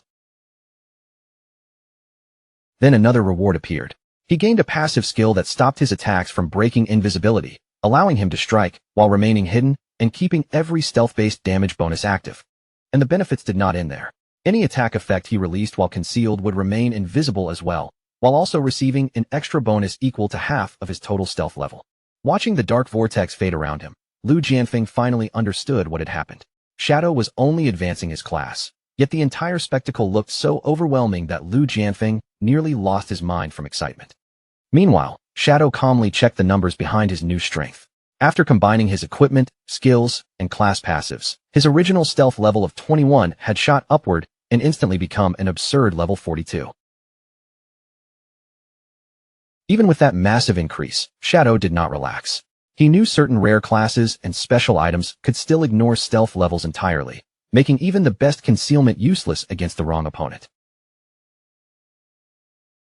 He also remembered that powerful high-level bosses could easily see through ordinary invisibility. As the game progressed into its later stages, relying on stealth alone would become far less dependable. According to old legends, the ultimate stealth of a true assassin was not simply reaching an extremely high level. It meant making the entire world overlook you, erasing your presence so completely that no one could even remember you had ever existed. But for now, that level of mastery was nothing more than a legend. No player in the game had ever managed to awaken such perfect, absolute stealth. Shadow pushed those distant thoughts aside and turned toward the bald Shu Dao Mountain Guild leader. He told him to place a bounty in his name, remembering that players could fuse with a second bloodline after reaching level 30. The reward he offered was enormous. 1,000 years of lifespan for the exact location of the epic grade boss known as the Death-Winged Angel. Shadow intended to increase his power one step at a time, and this boss was the next target. Lu Jianfeng and the bald Shu Dao Mountain Guild leader were stunned speechless for a moment. Then they both exploded in shock, shouting over the insane reward Shadow was offering for a legendary epic grade boss. Shadow remained completely calm amid their panic. He simply told them to contact him the second they found any genuine clue, then vanished from sight as though he had never been there. He remembered from his previous life that the mysterious Death-Winged Angel had only appeared once. Back then, it was defeated by the player who ranked 45th in the entire world. That battle had been kept tightly hidden from the public. Still, everyone eventually learned that merging with the boss's bloodline had pushed that player directly to world rank 6, proving it was an incredible upgrade for an assassin. This time, Shadow had no intention of letting someone else claim that opportunity. He was determined to take the Death-Winged Angel's legendary first kill entirely for himself. Soon afterward, Shadow spread the 1,000-year lifespan bounty across the global server. Along with it came a cold warning. Anyone who gave him false coordinates would be hunted down and killed. The world chat instantly erupted. Some players praised Shadow as the strongest person alive, while others mocked him and insisted that challenging such a boss alone was nothing more than suicide. Far away inside a hidden cave base, Zentile reported the massive global bounty to the red-eyed leader. The man barely reacted, calmly saying that he had already been following the news. The leader quietly considered how quickly Shadow had grown and soon realized what he intended to do. Shadow planned to confront the beast alone, while Qin Xiaoyu stood farther back, visibly nervous at the thought of such a terrifying monster. Then something suddenly clicked in Qin Xiaoyu's mind. A memory from her past life rushed back, and she sprang to her feet, shouting that she had actually seen the Death-Winged Angel before. The red-eyed leader immediately turned toward her, his glowing eyes locking onto her face. In a sharp voice, he demanded to know exactly where she had seen the boss. Qin Xiaoyu explained that in her previous life, she and her brother Song Fei had encountered the Death-Winged Angel inside the forbidden city of unjust death. Her words left everyone around them completely stunned. But the local thugs suddenly burst out laughing. They mocked her talk about a past life and ridiculed her weak stats, while Qin Xiaoyu stood there fuming as their laughter filled the cave. A frightening red aura burst from the red-eyed leader, instantly crushing the laughter around him. He shouted for everyone to shut up, then faced Qin Xiaoyu again and asked what this city of unjust death was and where it could be found. Qin Xiaoyu opened her system map and showed them the location. She explained that the legendary city lay near Jinling and carried a terrifying reputation because only the dead were said to be allowed inside. The red-eyed leader's interest immediately deepened. Without wasting another second, he ordered Zentile to gather their strongest squad members so they could head for those coordinates at once. The other guild members began whispering among themselves. They could not understand why their leader was treating a low-level girl with such importance, and they started gossiping about what kind of relationship the two of them had. Their whispers did not escape the red-eyed leader. Another wave of crushing pressure rolled from him as he coldly warned that anyone who disrespected Qin Xiaoyu again would be killed by his own hand. Zhentao quickly shouted at the men to stop bothering their boss. Terrified by the leader's warning, the subordinates immediately apologized and swore they would never cross the line again. With such powerful protection behind her, Qin Xiaoyu's confidence quickly returned. Wearing a smug expression, she ordered every person who had laughed at her to get down on their knees, and the frightened thugs instantly bowed in submission. Qin Xiaoyu crossed her arms and savored the small victory in front of her. Deep down, she thought that only complete fools could possibly dislike a girl as perfect as her. As the group moved through the bleak Jinling wasteland, Zhentao finally decided to ask the question he had been holding in for a long time. He asked why their leader placed so much value on Song Xiaoyu and Qin Xiaoyu. In his eyes, anyone else who had made mistakes that serious would have already been executed. The red-eyed leader answered that Song Xiaoyu possessed a unique class capable of ignoring stealth levels. Her tracking ability was therefore absolutely necessary if they hoped to locate and hunt down Shadow. Then he revealed an even more shocking secret. Qin Xiaoyu was actually Shadow's younger sister, which made her the ultimate key to bringing him down. Zhentao's face changed in disbelief, and he asked whether that information was really true. The red-eyed leader calmly assured him that he never acted on rumors that had not been confirmed.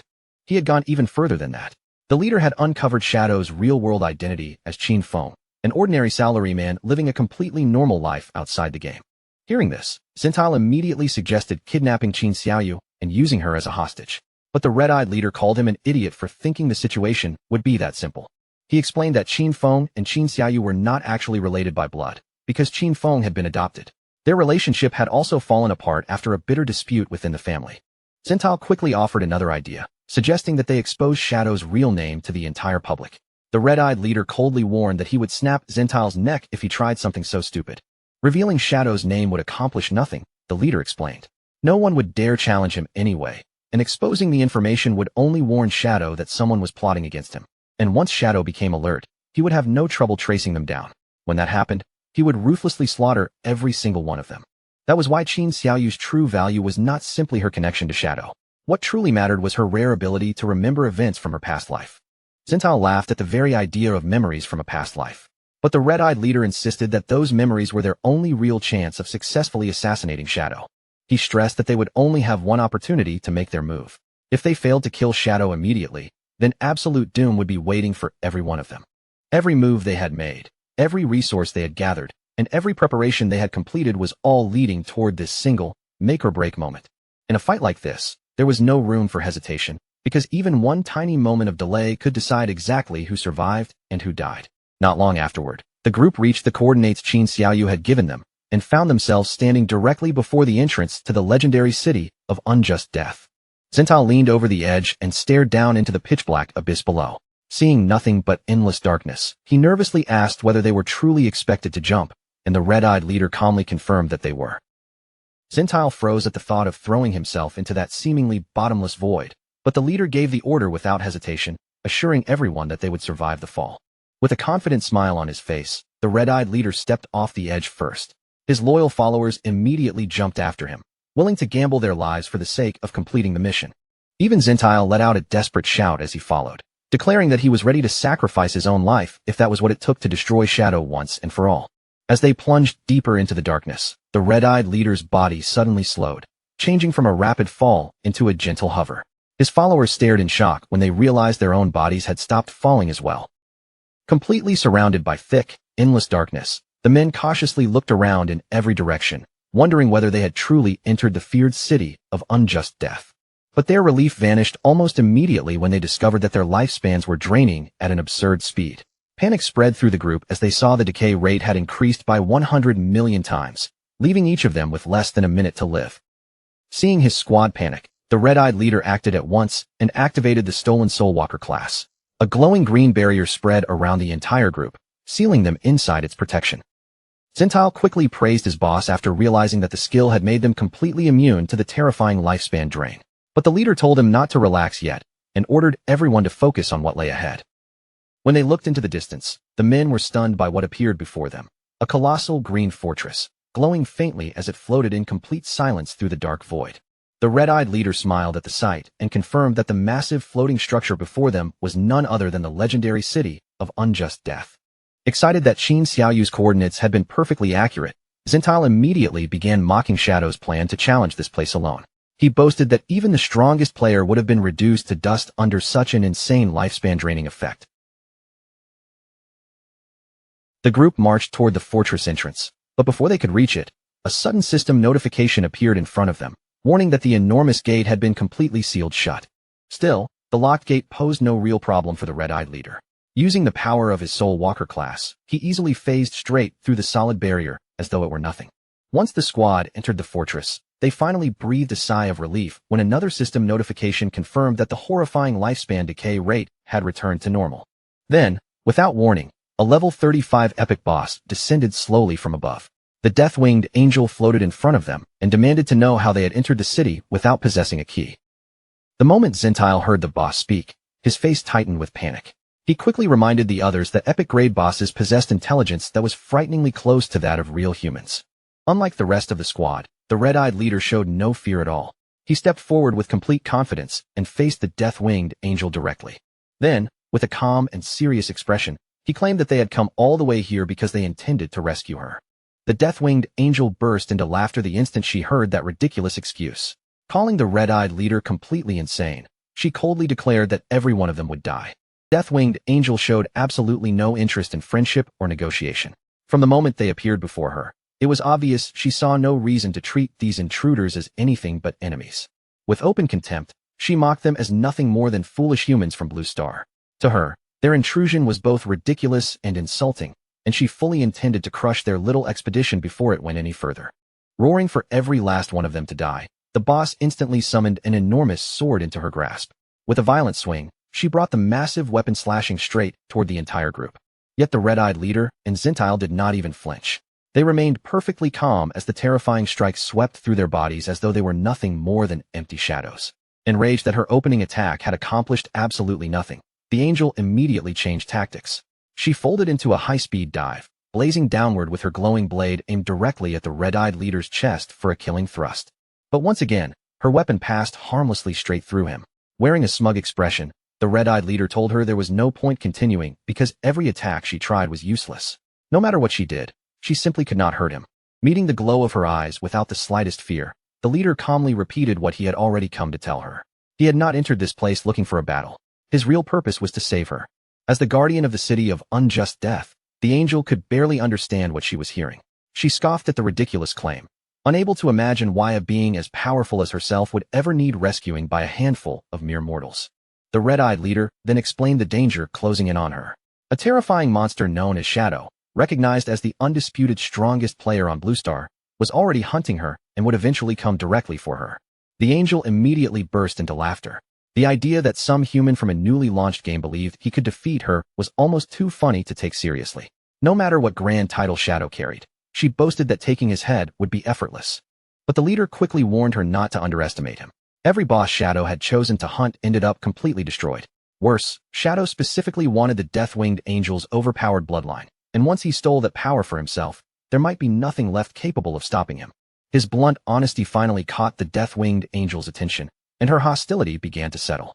She admitted that his willingness to speak so openly was interesting, but reminded him that words alone were meaningless.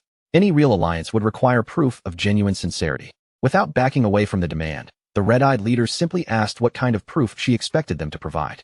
A dark look crossed the angel's face as she finally revealed exactly what she wanted from them in exchange for her cooperation. Their remaining lifespans interested her, but that was not the true price she desired.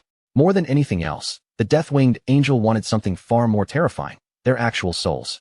For the first time, the red-eyed leader looked genuinely confused. Her demand clearly went beyond anything he had expected when he came here seeking an alliance. Seeing his confusion only made the angel laugh more wickedly. She immediately realized his current player level was still far too low for him to understand the deeper mechanics surrounding souls and what could truly happen to them. So she decided to explain the frightening truth behind this world. Under normal circumstances, when players die, they only lose portions of their lifespan because something far more important, their souls, remains protected. Lifespan, she explained, was essentially nothing more than a protective shield. If that shield disappeared, it was still possible to survive. But if a player's soul itself was destroyed, that person would die permanently, both inside the game and in the real world. A sinister grin spread across her face as she continued. Weak, low-level monsters might be satisfied by feeding on lifespan alone, but powerful high-tier beings like the death-winged angel desired something far richer. What they truly craved were living souls. If the group could offer her a soul powerful enough to satisfy that hunger, then, and only then, would she consider cooperating with them. The entire squad immediately went pale as the meaning of her words settled over them. They finally understood the horrifying price she was demanding. Anyone whose soul was consumed by the angel would not simply respawn or lose years of life. They would be permanently erased from existence. Before fear could spread through the group, Harvey suddenly stepped forward. There was not even a trace of hesitation on his face as he calmly offered the terrifying monster his own soul. Zintal immediately tried to stop him, but Harvey refused to reconsider. His decision had already been made, and he made it clear that he fully understood exactly what sacrificing his soul would mean. Harvey explained that from the moment he accepted this mission, he had already prepared himself to make the ultimate sacrifice. If surrendering his soul was the price required to stop Shadow, then he was willing to pay it. He asked only one thing in return, that Zintal take care of his mother back home. Zintal solemnly promised that he would. The angel responded with a mocking smile, coldly calling Harvey's willingness to die almost touching. Unfortunately for them, she added that one human soul alone would never be enough to satisfy her hunger. Seeing Harvey prepared to face permanent death by himself, the remaining loyal guild members exchanged firm, determined looks. None of them seemed willing to stand aside, while their comrade carried that burden alone. One after another, the others stepped forward until they were standing beside Harvey, looking up at the enormous angel above them. The remaining subordinates shouted together that she could take their souls as well. Zintal could do little more than whisper their names in disbelief, or Kumi and Hylan. Only then did the reality fully hit him. These men were truly prepared to sacrifice themselves and disappear forever. The red-eyed leader then deactivated the protection of the Soul Walker shield. In a single moment, the men who had volunteered themselves were left completely exposed to the deadly conditions of the abyss around them. The death-winged angel seemed genuinely impressed by the loyalty they had shown. Declaring that she could finally feel the sincerity behind their offer, she unleashed enormous tendrils of black energy from her back, each one stretching downward like a massive claw. The razor-sharp tendrils shot straight through the three subordinates, without mercy. Their bodies jerked violently as they were pierced, and their screams echoed through the darkness while the black limbs lifted them helplessly into the air. With her chosen sacrifices firmly caught, the angel spread her wings and soared upward into the crimson sky. The trapped men were dragged higher and higher behind her, dangling helplessly from the dark tendrils. Now that the protective shield was gone, the system immediately recognized that their bodies were fully exposed to the abyss's extreme environment. Their remaining lifespans began draining away at a speed so absurdly fast that they barely had time to react. Within only a few seconds, the change became horrifyingly visible. Their bodies rapidly aged, withered, and shriveled until the flesh seemed to collapse away, leaving behind nothing but dried skeletal husks. Their remaining lifespans were wiped out almost instantly. Then glowing blue souls were violently torn from the skeletal remains they had left behind, drifting through the dark air directly toward the waiting death-winged angel. The angel greedily swallowed the floating souls one after another. As the energy disappeared into her, she released a moan of pure satisfaction, clearly savoring every moment of the horrifying feast. Once she had finally eaten her fill, the death-winged angel slowly descended back toward the surviving leaders. A deeply satisfied smirk rested on her face as she prepared to discuss their new alliance and how they intended to destroy Shadow together. The red-eyed leader immediately presented the next stage of his plan. He wanted the angel to leave the city alongside him and secretly enter the human world. Once there, they could gather even more powerful allies, patiently wait for the right opportunity, and eventually crush Shadow in one decisive strike. The angel quickly mocked the idea and told him he was dreaming. As an epic boss, she was bound by the system's rules to this specific territory. No matter how much she wanted to cooperate, those restrictions made it impossible for her to simply leave the city of unjust death. But the red-eyed leader had already anticipated that problem.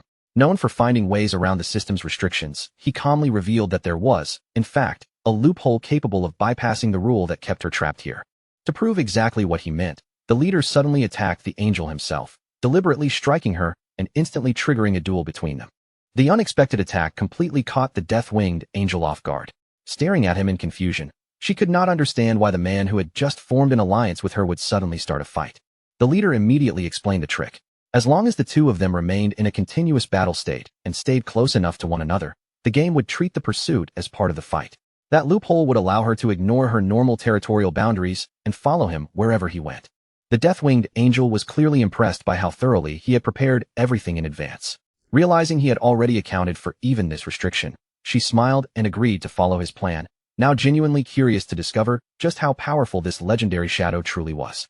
Meanwhile, inside his hideout at the Evil Spirit Academy, Shadow wasted no time getting to the point. Turning directly to Aristotle, he asked whether she knew anything about the legendary creature known as the Death-Winged Angel. The system immediately issued a warning.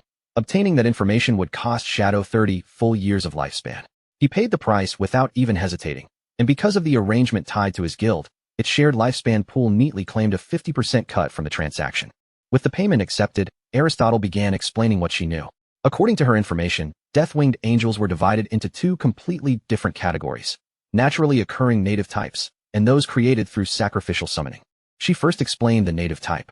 It was an innate epic-grade bloodline boss built directly into the world itself, with only one existing in each civilization.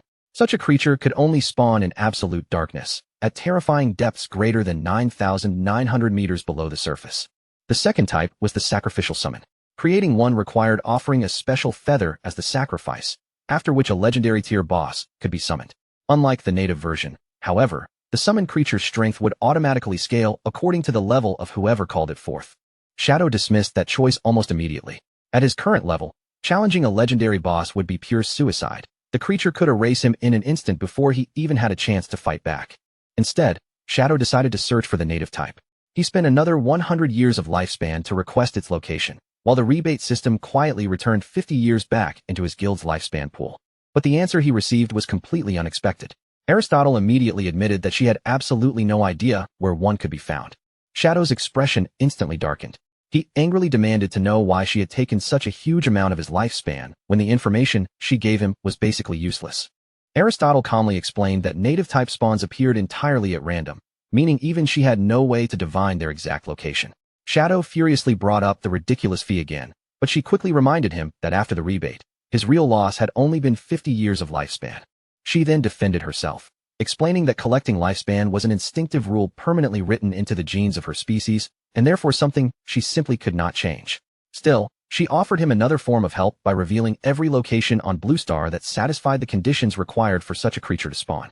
According to Aristotle, only 3 known abysses on Blue Star reached depths greater than 9,900 meters: the Abyss Sea, the City of Unjust Death, and the mysterious Blood Cave. The moment Shadow heard one of those names, his attention sharpened immediately.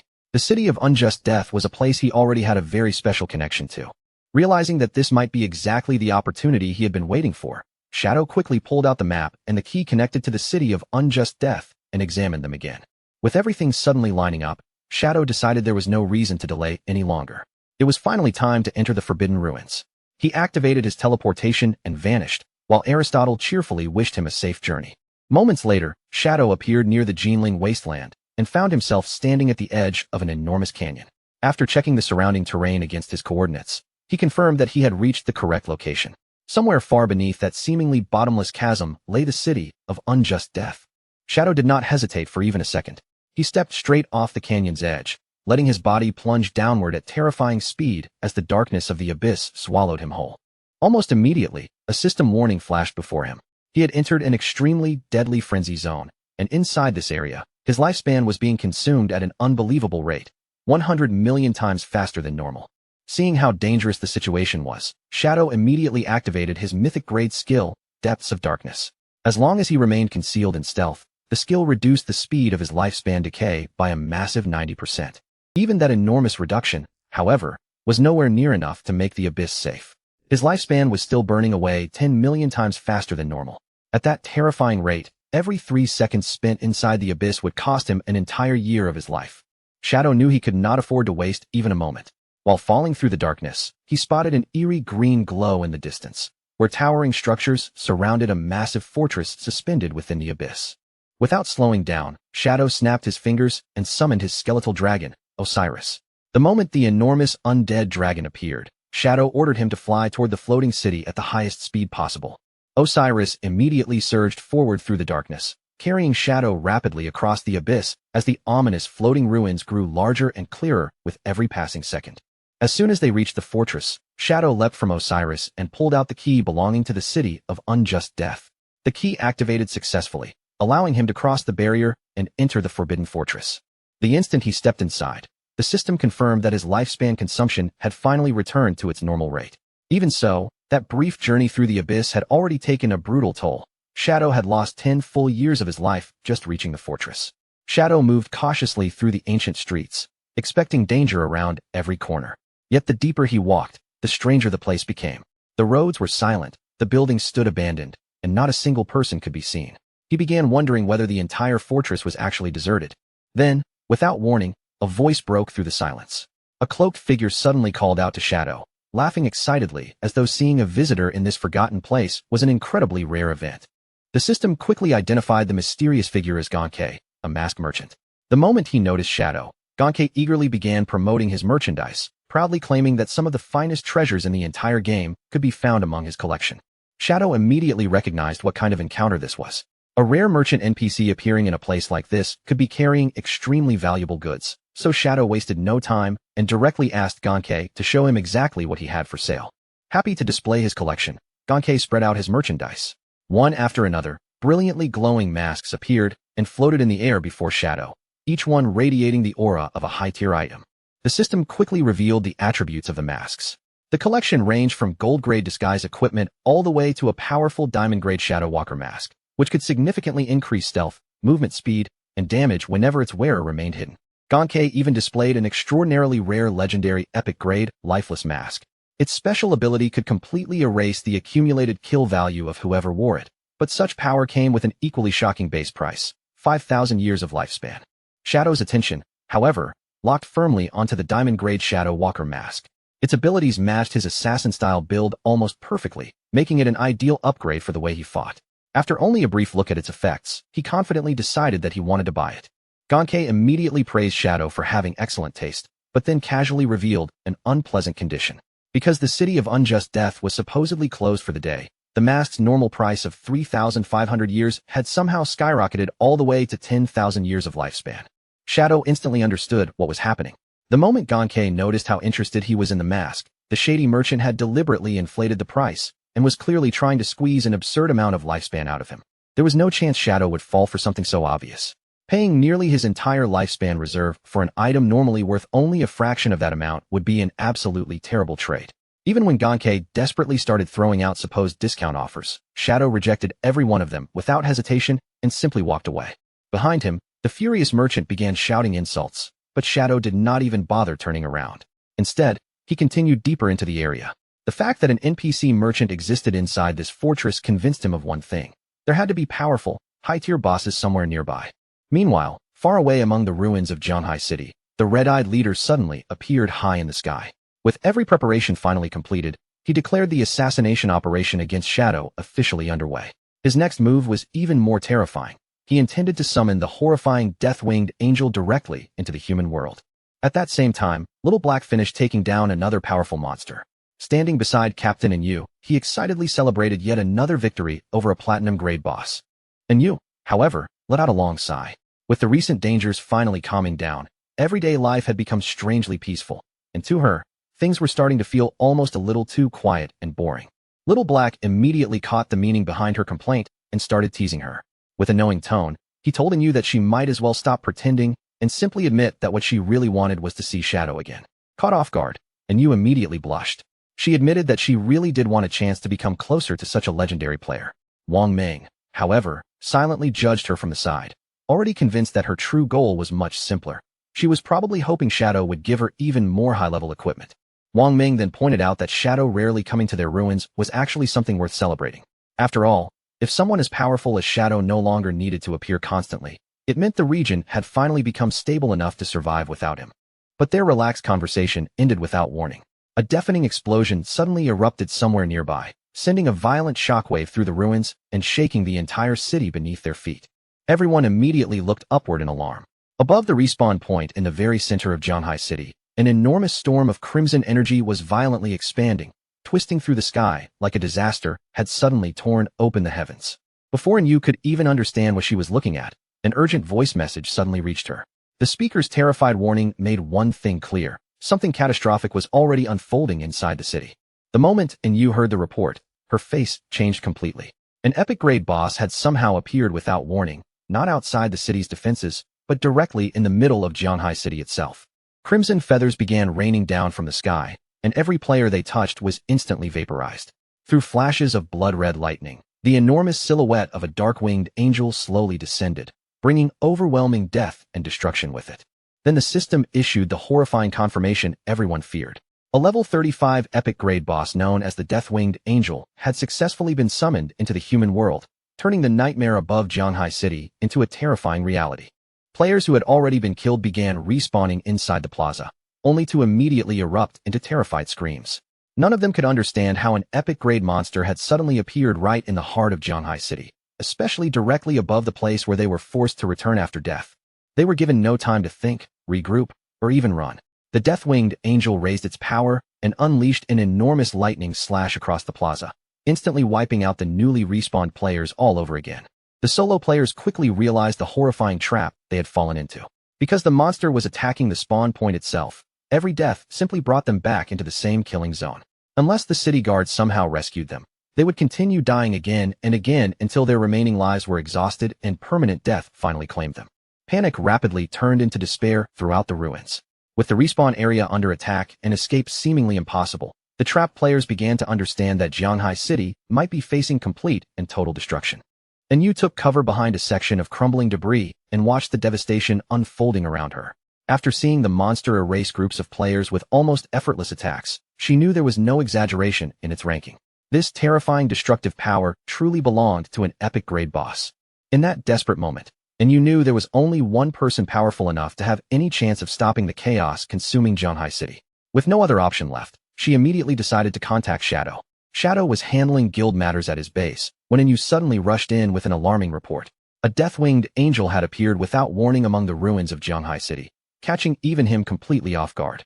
When Inu explained that the boss was already rampaging through the area and would soon reduce the entire city to ruins, Shadow showed no trace of panic. He immediately activated his war teleportation ability, preparing to enter the battlefield himself. As the teleportation carried him toward Jianghai City, however, Shadow began turning the situation over in his mind. Something was clearly wrong. The Death-Winged Angel was a monster from the depths of the abyss, so there was no reasonable way such a creature should have naturally appeared in a city on the surface. Shadow knew random bosses could occasionally spawn without warning, but even those appearances followed the game's established rules. Their strength was supposed to scale around the average level of nearby players, which meant a level 35 epic boss appearing in this area should have been completely impossible under normal circumstances. Back in the central plaza, the enormous statue stood directly in the path of the destruction. One gigantic slash after another hammered into its massive body without pause, carving through the structure and leaving it battered beneath the relentless assault. Far from the center of the chaos, the red-eyed leader remained hidden while watching events unfold. He quietly told Qin Xiaoyu that the moment they had been waiting for had finally arrived and ordered her to begin preparing. She immediately agreed, obediently moving to carry out the plan. Qin Xiaoyu wasted no time at all. Instead of searching for an ordinary entrance, her body passed directly through a solid wall as though the stone were nothing, and on the other side, she stepped straight into a concealed portal hidden from normal view. The portal carried her into a strange chamber filled with a vast, starry glow, almost as though she had stepped into a piece of the night sky itself. Suspended throughout the mysterious space were ancient stone tablets tangled among blood-colored vines, and the moment Qin Xiaoyu saw them, her face brightened. She had finally found exactly what she was looking for. This mysterious chamber was no ordinary secret area. It was actually a legendary room concealed inside another hidden chamber within the giant statue, creating a secret space buried inside a secret space. Under normal progression, ordinary players would not even discover a place like this until far later in the game. Qin Xiaoyu stared carefully at the suspended stones, already knowing exactly what made them important. Each tablet was engraved with the ancient language of the gods, and the only way to make her plan succeed was to activate those inscriptions in one very specific sequence. But just as the atmosphere became painfully serious, Qin Xiaoyu somehow managed to ruin it herself. Her feet tangled together without warning, and before she could regain her balance, she stumbled forward and slammed face first onto the strange cosmic-looking floor. Pain shot through her face as tears welled in her eyes, leaving her both furious and deeply embarrassed. Still gritting her teeth, Qin Xiaoyu forced herself back to the task and bitterly swore that she would complete the activation sequence no matter what. Once she succeeded, the terrifying boss sealed inside the giant statue would finally be released. Trying to steady herself, Qin Xiaoyu searched desperately through the memories of her previous life. She remembered that Qin Feng had once activated these very stones, so she carefully retraced that memory in her mind, struggling to recall the exact order in which he had triggered each one. Then something unexpected happened. Memories that should have been old, distant, and blurred by time suddenly became unbelievably vivid. Every detail surfaced in her mind with crystal clear clarity, as though the events of her previous life had happened only moments ago. To Qin Xiaoyu, it felt almost as though even the heavens had chosen to help her.